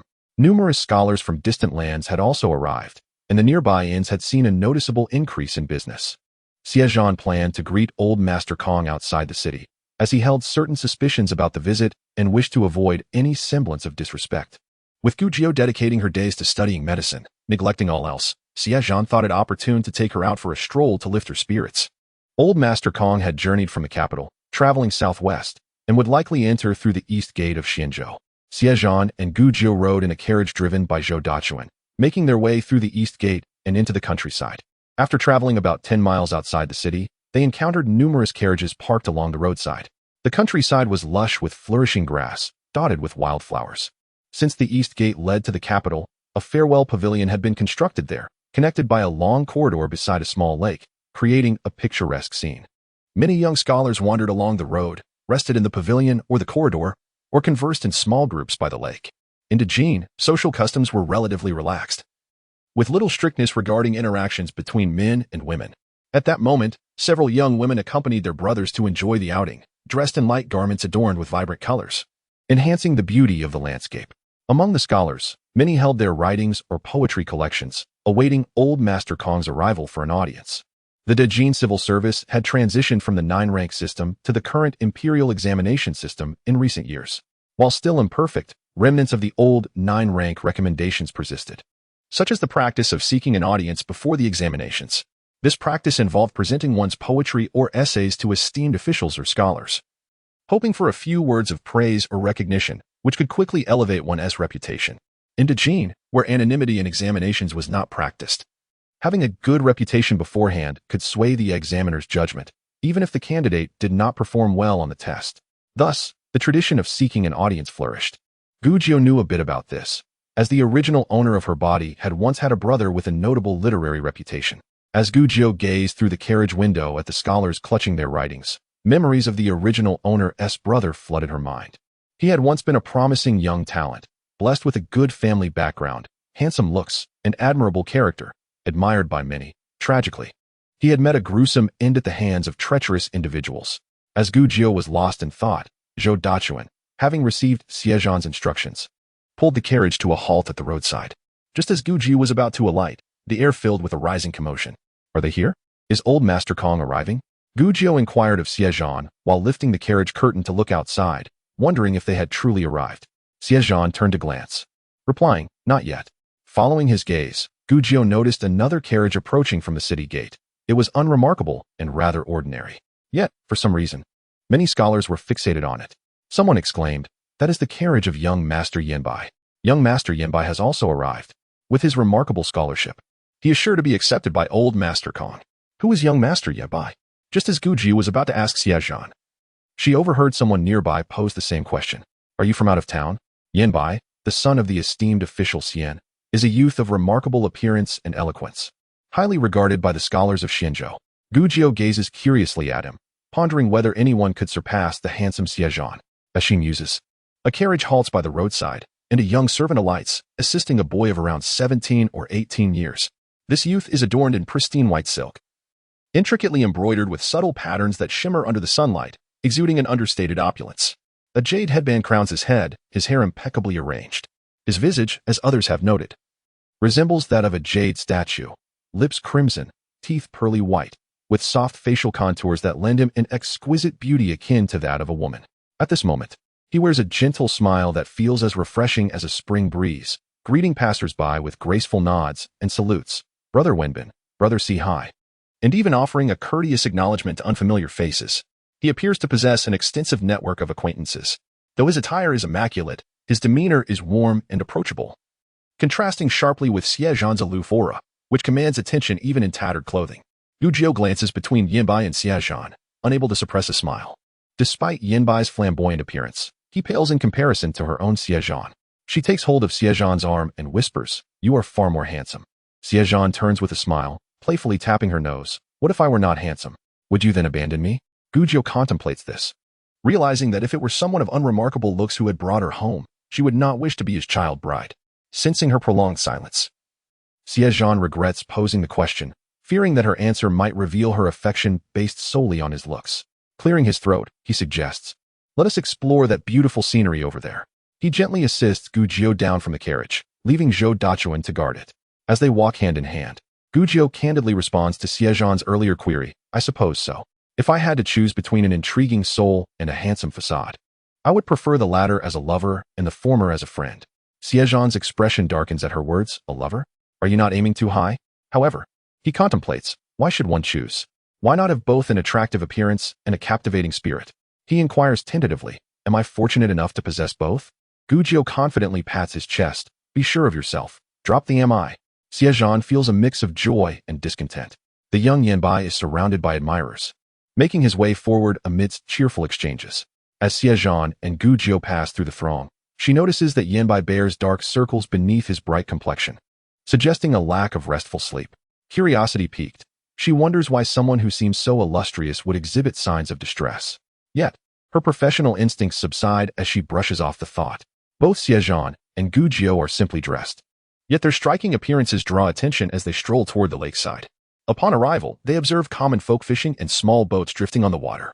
While Xie Zhan gazes toward the official road in the east, Gu Jiu's eyes flit about, taking in the scenery and the people. Soon, they see Yanbai approach a pavilion, where a young girl accidentally drops her handkerchief. He bends down to retrieve it, presenting it to her with a warm smile. Engaging in what appears to be a light-hearted exchange, Gu Jiu nudges Xie Zhan, urging him to observe closely, and whispers, "Do you think Yanbai realizes that the girl intentionally dropped her handkerchief to catch his attention?" Xie Zhan glances at Gu Jiu, surprised by her perceptiveness. He then looks back at the scene, noting that the position of the chief scribe is not particularly high in rank. Thus, Yanbai's reputation among the scholars speaks to his intelligence. It is a simple game of affection, he concludes, having encountered such antics numerous times before. Gu Jiu smirks. He seems to relish the chase. "What do you mean by fishing?" Xie Zhan inquires. "It refers to stringing along those who are fond of you, neither accepting nor rejecting their affections, merely keeping them close," Gu Jiu explains. Xie Zhan hastily dismisses the notion. "Do not use me as an example. I would never fish." Gu Jiu grins innocently. "If you dared, I would cut your fishing line." Xie Zhan shivers at her words, contemplating their implications. He quips, "I rely on you for sustenance. How could I afford to fish?" Gu Jiu considers this, realizing that she does not wish to be treated poorly by those she supports. "What if, hypothetically, a girl were to drop her handkerchief before you?" she asks, tugging at his sleeve. Xie Zhan blinks, recognizing the precariousness of the question. "I tend to look forward, not down. I would probably step over it without noticing," he replies with a chuckle. She presses further, "And if a girl were to stumble beside you, about to fall?" Xie Zhan gazes intently at her, sensing a shift in her demeanor. "I would likely move away to avoid trouble," he declares, determined to keep a safe distance. Gu Jiu's expression darkens as she retorts, "Which hand would you use to catch her? A mere needle would suffice, no need for a sword." Xie Zhan bursts into laughter. Realizing that Gujio is indeed becoming perceptive, he takes her hand gently, promising, "Fear not, I shall never give anyone a chance. I take my integrity seriously." Gujio laughs heartily. "If you adhere to your principles, I shall uphold mine as well." As they walk, the scholars around them appear engaged in idle chatter. Yet their attention is sharply focused on the approaching carriages from the east, eager not to miss the arrival of the esteemed Kong Laotai. As the sun began its descent and the twilight grew dim, there was still no sign of a carriage carrying the venerable Master Kong. Someone remarked, "It seems he will not arrive today either. Let us return." Instantly, others echoed this sentiment, and Xie Zhan and Gujio also decided to take their leave. As they walked from the lakeside to the official road, they spotted a bullock cart approaching from the east. The cart was drawn by an old yellow bull, plodding along at a leisurely pace. The cart itself appeared somewhat worn, its paint chipped away to reveal a darkened hue beneath. The driver, a robust middle-aged man with a strong physique and defined facial features, caught Xie Zhan's eye. He scrutinized the man several times before suddenly taking Gujio's hand and stepping forward to position themselves beside the cart, crossing his hands in a gesture of respect. "May I inquire if the esteemed Master Kong is aboard?" The driver pulled on the reins, bringing the bull to a halt, and regarded Xie Zhan with a careful inspection, yet remained silent. At that moment, the curtain of the cart lifted, revealing the face of an elderly man who smiled warmly and asked, "Who are you inquiring about?"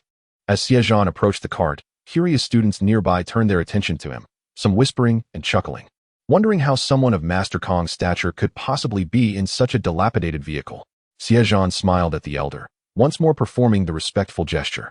"I am Xie Zhan, paying my respects to Master Kong." The old man scrutinized Xie Zhan with eyes that, though once clouded, now sparkled with unexpected clarity. After a thorough examination, he nodded but remarked, "You must have mistaken me for someone else." Xie Zhan maintained a calm demeanor, undeterred by the scrutiny. With a smile, he replied, "I assure you, I have not erred in my identification." "Oh, and how can you be so certain?" the elder inquired. Xie Zhan respectfully enumerated his reasoning. First, the driver's prominent temples and keen gaze, coupled with his powerful arms, suggest he is a man of considerable skill. Such a driver could only serve someone of notable importance. While many dignitaries travel from the capital to Xinzhou, it is unlikely that anyone besides Master Kong would journey without family in such a modest manner. Secondly, the cart's shabby exterior indicates a frugal owner, and I have heard that Master Kong is known for his simplicity and disdain for extravagance. Though the cart is old, it is crafted from fine materials, revealing that its owner is no ordinary individual. Lastly, it has been over half a month since the news of Master Kong's journey from the capital reached us. The distance could be traversed in swift days, yet his delayed arrival suggests he must be using a slower mode of transport. A bullock cart would certainly account for this delay. After laying out his reasoning, the onlookers, who had initially intended to mock, began to reconsider, realizing that the man in the cart might indeed be Master Kong. The elder burst into hearty laughter, exclaiming, "You are quite astute. May I know your name?" Xie Zhan chuckled inwardly, recognizing that the elder had indeed heard his introduction earlier. The old man's praise confirmed his identity. The students, straightening their attire, respectfully greeted Master Kong in unison. The driver assisted Master Kong in alighting from the cart and gestured for everyone to rise. Xie Zhan stepped forward and answered the elder's earlier inquiry. "I am Xie Zhan," with Zhan denoting clarity in the water and wood. Master Kong stretched his neck and back, having grown stiff from the long journey in the bullock cart. "Indeed," he replied, before turning to Gujio, "Come forth, young lady, and meet Master Kong." Gujio approached and performed a respectful greeting, her eyes darting curiously over the elder's face. Master Kong regarded her thoughtfully and asked, "My dear, have we met before?" Gujio hesitated, noting that her grandfather had a good rapport with Master Kong, but her own encounters with him were limited to her brothers visiting as younger relatives. The only time they had met was during a flower viewing in her garden, where she had been reading behind a rock. That brief interaction had occurred 3 years prior, and she had since grown from a 9-year-old girl into a young lady. It was astonishing that Master Kong recognized her. "Perhaps you are mistaken, sir. People often bear a resemblance," she replied, choosing to downplay the significance of their past encounter. Master Kong's expression shifted to one of confusion, and after a moment, he chuckled. "Ah, age has indeed dulled my memory. I may have misidentified you." Xie Zhan discreetly observed Gujio, realizing her background was far from ordinary. Respecting her wish to keep her lineage private, he interjected, "May I inquire if your accommodations are prepared? If not, I can return to the city to make arrangements for you." Master Kong waved his hand dismissively. "No need. My servants have already made the necessary arrangements." "Your name is Xie Zhan. Do you have a courtesy name?" Master Kong asked. Not yet, Xie Zhan responded.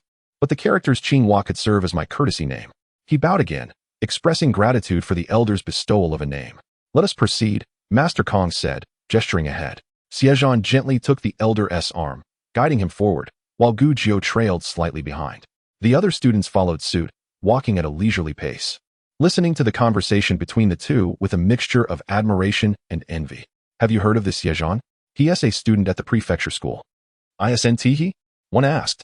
No, such striking features. If I had seen him at the school, I would surely remember. Xie Zhan is indeed fortunate. To earn the favor of Master Kong and be granted a courtesy name is a remarkable honor. While the students speculated, Xie Zhan was engrossed in conversation with Master Kong. What books are you currently studying? I have completed the 4 books and 9 classics and began studying poetry and current affairs strategies last year, Xie Zhan replied respectfully. Master Kong commended. Your progress is commendable.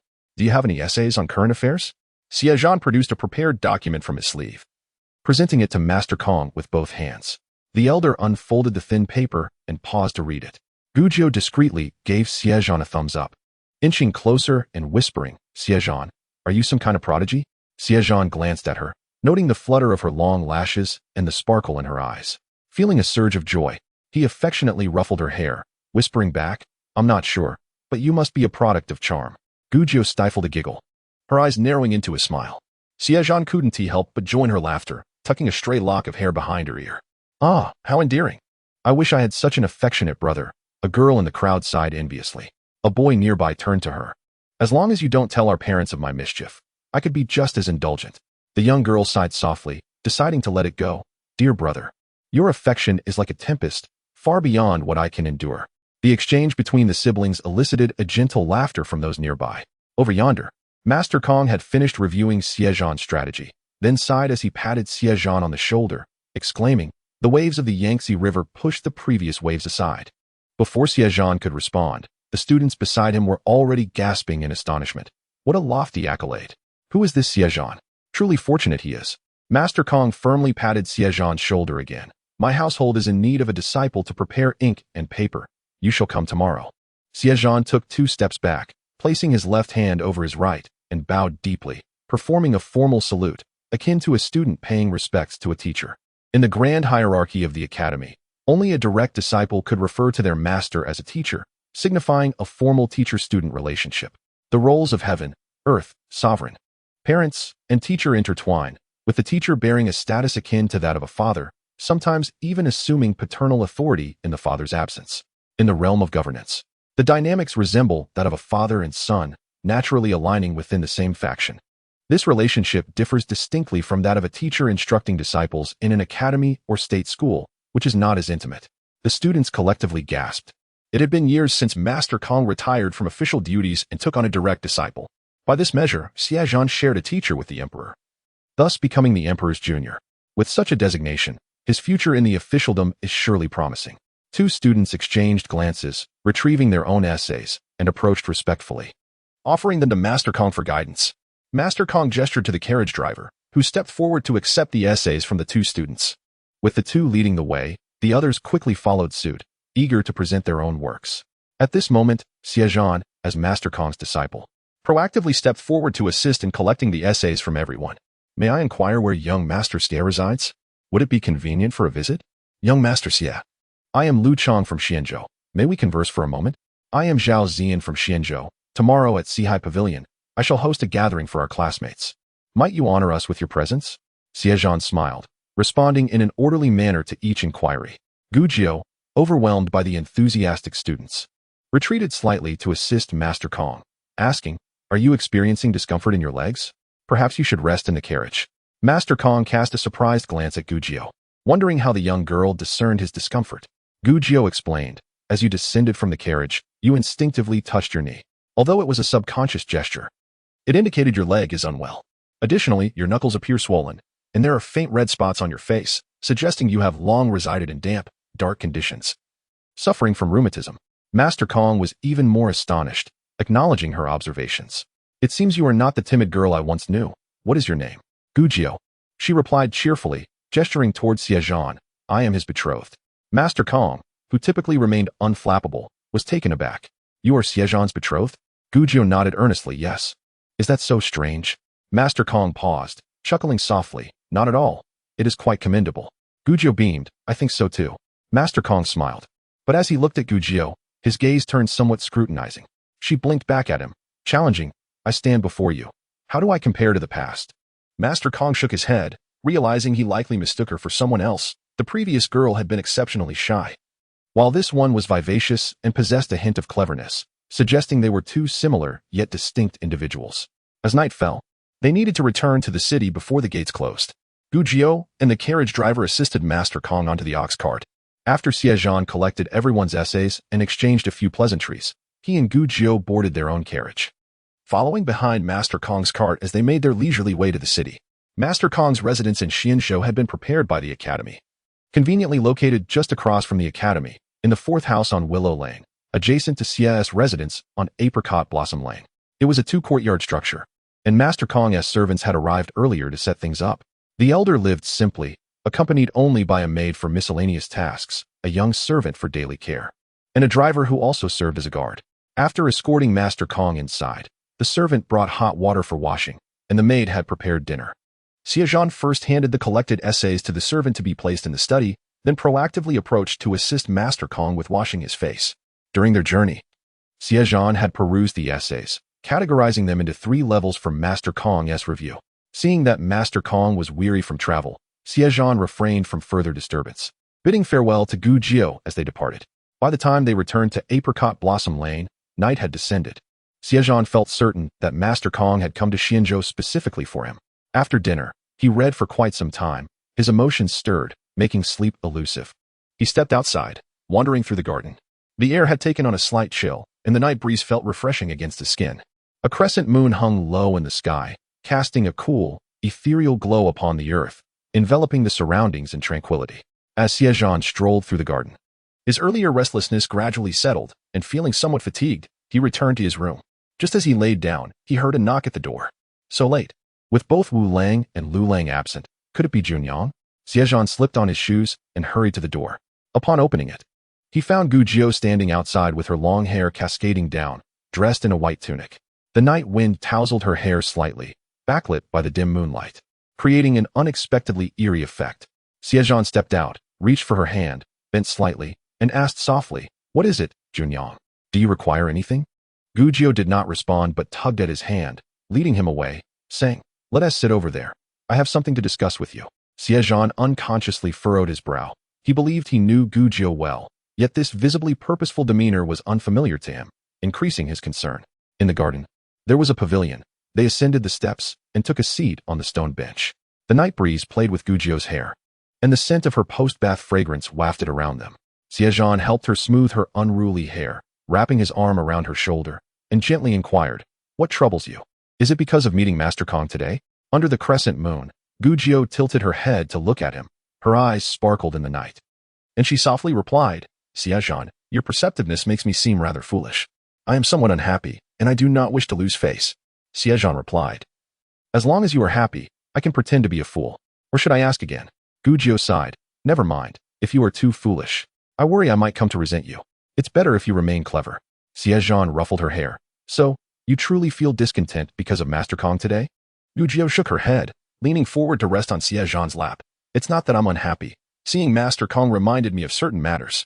Gujio's voice was muffled. "Being as astute as you are, you must have surmised that old Master Kong had once encountered me." Xie Zhan gently arranged Gujio's long hair that cascaded over his knees, tenderly stroking it, saying, "If you do not wish to speak, there is no need to force it." Yet, Gujio offered him no respite. "My grandfather is Shun Suin, a minister in the Department of State Affairs.